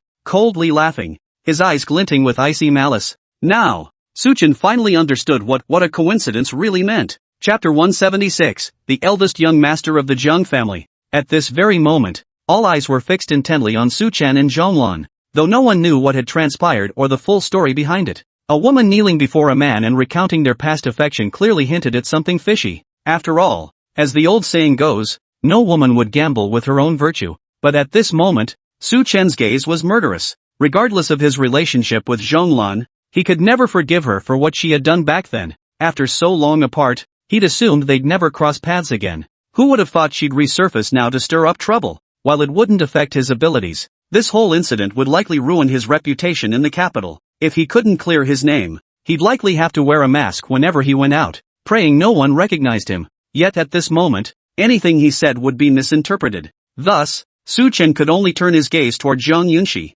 Only Zhang Yunxi speaking up now could help extricate him from this dire predicament. Zhang Yunxi was well aware of this. She stepped forward to help Zhong Lan to her feet, then offered a forced smile as she spoke. Zhong Lan, you're a person who values your reputation. You must know the consequences of slandering a 4th-tier professional. Just name the mastermind behind this, and I guarantee no one will ever harm you. Zhang Yunxi's voice was calm, yet anyone could detect the anger lurking beneath her tone. In an instant, all eyes turned back to Zhang Yunxi. Two girls arguing over a boy, and judging by the tension, there seemed to be some special entanglement between the three of them. Could it be that this love triangle was about to play out in the open? In that moment, the welcoming procession for Huigui University halted. Other school teams entering the venue quickly found their seats. As for the rest, they'd pulled out sunflower seeds and peanuts from who knows where, fully embracing their role as spectators. The faces of the Sunlight University contingent darkened, especially Luo Tao. He knew exactly what kind of person Su Chen was outside of raiding dungeons. Little else could capture this junior's interest. Now, a girl had rushed out to slander Su Chen's reputation. This wasn't just targeting Su Chen, it was targeting the entire Sunrise University behind him. Instantly, Luo Tao and the others' expressions darkened. Zhong Lan, however, froze upon hearing this. She never imagined that the useless loser she once looked down upon had now become a 4th-tier professional. What infuriated her most was the undeniably ambiguous relationship between Zhang Yunxi and Su Chen. Otherwise, why would she step forward at this critical moment? Instantly, rage boiled within Zhong Lan. If Su Chen were merely a 4th-tier professional, she might have backed down out of fear at this moment. But now, with the intricate ties between Su Chen and Zhang Yunxi, Zhong Lan felt a wave of unbearable injustice wash over her. Why was this guy thriving after she'd cast him aside? And she, one of the school beauties of Shicheng First High, was now reduced to groveling before Huan Luantian? She was the one who should be the darling of heaven. Humph. Hurt me? You two are the ones who've hurt me the most. If not for you two, how would my life have turned out like this? You, Su Chen, a heartless bastard with a conscience eaten by dogs. And you, Zhang Yunxi, you shameless. Zhong Lan was now in a frenzy. The overwhelming sense of imbalance had her completely disregarding Huang Luantian's instructions. Wasn't that guy going after Su Chen? As long as she made this spectacle bigger and bigger, preferably to the point of no return, then once Su Chen's reputation as a faithless bastard spread, Huang Luantian would absolutely crush him. What she didn't know was that upon witnessing this scene, Huang Luantian's face had turned ashen. After all, he'd only intended to humiliate Su Chen for his own satisfaction, not turn him into a mortal enemy. But now, Su Chen knew he was the mastermind behind this. After this incident, he would definitely come looking for trouble. Worst of all, the situation had spiraled beyond containment. Should unforeseen complications arise beyond his control, the Huang family wouldn't protect him. The onlookers around them, upon hearing these words, instantly wore expressions of unease. Yet among the young nobles present, some felt goosebumps rise instantly upon seeing Zhang Yunxi. It wasn't Zhang Yunxi they feared, but the man behind her, Zhang Yunian, the sister-obsessed man notorious throughout the capital. Back in junior high, when someone dared to pursue Zhang Yunxi, Zhang Yunian had broken that suitor's leg. Although the Zhang family later punished the young upstart, the victim remained bedridden for half a year after losing a leg, while the perpetrator was back on his feet after just a month of house arrest. Thus, an unwritten rule spread throughout the capital: if Zhang Yunxi was bullied, just tell Zhang Yunian. Even if he couldn't help, he'd gladly make a friend. Now Zhong Lan had dared to humiliate Zhang Yunxi so brazenly, while the latter had grown so intimately close to a young man. If that dead sister got her hands on him, wouldn't she turn the entire capital upside down? So some people pulled out their phones and immediately contacted Zhang Yunian. Of course, Su Chen and Zhang Yunxi remained completely unaware of these developments. At that very moment, upon hearing this exchange, Su Chen's face darkened to a deep, ominous shade. If it were nighttime now, Su Chen's face would be so dark that he'd blend into the night. At this very moment, consumed by rage, he cared little for anything else. Taking a step forward, Su Chen stood before Zhong Lan, his eyes narrowing instantly. Speak up, did Huang Luantian send you here? I let you off once in Stone City, and now you dare to show your face before me? Do you two really think I, Su Chen, am afraid to kill? His voice dripped with menace. Zhong Lan could feel it acutely. If not for the crowd surrounding them, a single misplaced gesture from him could have ended her life instantly. But now, in broad daylight, Su Chen dared not act. Thus, Zhong Lan stood utterly unafraid. How dare you threaten me now? You abandoned me after using me. Are you too cowardly to own up to your actions? Zhong Lan stood up, pointing directly at Su Chen's nose as she berated him. Hearing this, the crowd immediately turned their accusing stares toward Su Chen. While they dared not voice complaints against Sunrise University, accepting a student like Su Chen? Humph, the school couldn't be much better either. Just as Su Chen felt his lungs were about to explode with rage, a luxury car suddenly pulled up in the distance. A young man stepped out, none other than the one Su Chen had seen in Shicheng last time. The crowd turned their gaze toward him and instantly sucked in a sharp breath. Damn it, it was Zhang Yinian, the eldest scion of the Zhang family, the most notorious playboy in the capital, and the universally acknowledged sister-obsessed maniac. Seeing Zhang Yinian arrive, Zhang Yunxi froze in place. She hadn't expected her big brother to show up so quickly. Brother! She greeted him in a sweet voice, sending a chill down the spines of the onlookers. Holy, this girl was the Zhang family's eldest daughter. What gossip had they just been swallowing? That could be deadly. And you still recognize me as your brother? Zhang Yunxi's face lit up with delight as Zhang Yunian ruffled her hair affectionately, but he immediately turned around, shot Su Chen a displeased look, then shoved him aside forcefully. His gaze finally locked onto Zhong Lan. Looking at the woman before him, Zhang Yunian's anger boiled over. He kicked her hard, sending her flying. You ing bastard, dare to bully my sister? I'll toss you into a pigsty full of aphrodisiac-fed hogs. The words sent shockwaves through the crowd, leaving Su Chen utterly speechless. He'd expected Zhang Yinian to be uncivilized, but this was beyond the pale. Chapter 177, You Kept Me in the Dark. At that moment, everyone stared at Zhang Yinian in utter shock. The eldest son of the Zhang family had displayed such appalling manners. Coming from a prominent family, how could he be worse than street thugs? To actually suggest throwing a girl into a pigsty? That crossed every boundary anyone could have imagined. Look at your mother. Look, I told you my sister was being bullied. You all just stand there and watch. I'll be the one cleaning up the mess later. Zhang Yinian directly hurled insults at one of the family's young members. Upon hearing this, the young man dared only to offer a forced smile, completely unable to say anything more. It wasn't just because Zhang Yinian came from the Zhang family, but also because this seemingly low-class guy was a legendary tier professional. His prowess was even ranked among the top in all of the capital. According to last year's Capital Outstanding Youth Rankings, though Zhang Yinian didn't make the top 3, he secured 5th place, just behind his son-in-law who had married into a Zhang family branch. As the eldest son of the Zhang family, even if he committed outrageous acts, no one could truly hold him accountable. Seeing Zhang Yunxi being bullied right now filled him with uncontrollable rage. Frankly, if Zhang Yunxi weren't still standing there, he'd have beaten Su Chen to a pulp too. Mark my words, if you dare mess with my sister, I'll break your legs. As for my sister making a mistake, how could she possibly make a mistake? You must have got it all wrong. Zhang Yinian glanced back at Zhang Yunxi, his face brimming with doting affection. Yet when his gaze swept over Su Chen, his eyes turned as cold as an ice cellar. If his sister had truly done anything wrong, it was getting too close to this bastard named Su Chen. While he couldn't deny the formidable combat prowess this guy displayed, his sister was his precious jewel. Not even an entire nation could make him trade her away. Hearing Zhang Yunyan's words, Zhong Lan, lying motionless on the ground, dared not utter a sound. She was, after all, just a girl and merely a second-tier professional at that. Facing an existence of this caliber, merely staying alive was already a stroke of luck. Seeing this, Zhang Yinian snorted coldly. With a wave of his hand, a black-clad bodyguard promptly handed him a glass of rare vintage wine. The man merely swished it around his mouth before spitting it onto the ground. He then turned and strode toward the interior of Huigui University. Such behavior instantly made the faces of the Huigui University welcoming party twitch uncontrollably. Yet, constrained by the Zhang family's formidable influence, they could only remain silent, pretending not to see anything. As for Su Chen, his gaze now bore a questioning intensity as he looked at Zhang Yunxi. Though he remained silent, the meaning he sought to convey was plain in his eyes. Facing Su Chen's questioning gaze, Zhang Yunxi's cheeks flushed crimson. Just as she opened her mouth to explain, Su Chen approached her, his eyes sparkling. Your family is so prestigious, why didn't you tell me sooner? You kept me in the dark for so long. You're a little rich girl, why would I need to grind through dungeons so hard?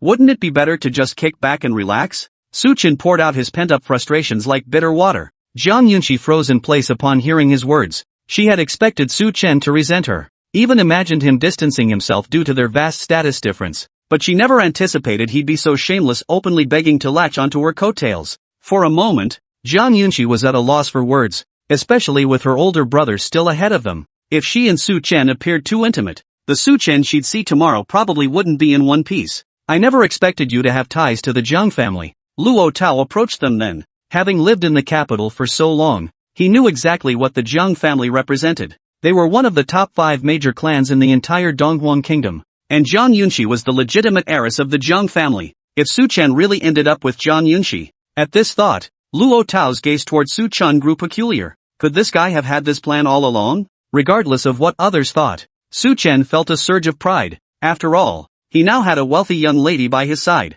Who in the capital would dare cross him from now on? As for Huang Luantian, upon learning Zhang Yunxi's true identity, he turned deathly pale. He'd witnessed Zhang Yunyan's actions earlier. If he'd been that ruthless with Zhong Lan, what would he do to someone like himself? The thought sent shivers down Huang Luantian's spine. That bastard would probably skin him alive, dismember him, then toss him into a cauldron of boiling oil until he turned golden brown and melted in the mouth, before finally dumping the remains into the sea to feed the fish. But now that this farce had ended and Zhang Yinian had already entered Huiguan University, the supervising teacher began restoring order. Seeing this, the crowd didn't linger but began entering the campus. Yet they deliberately avoided the Sun Moon University group, fearing any entanglement with its members. In an instant, the previously packed passageway opened up. Su Chen realized his group was treated like a plague, with everyone scrambling to keep their distance. At the crowded campus entrance, a gap of 2 or 3 meters had formed between them and the others. Even his own teammates now wore peculiar expressions,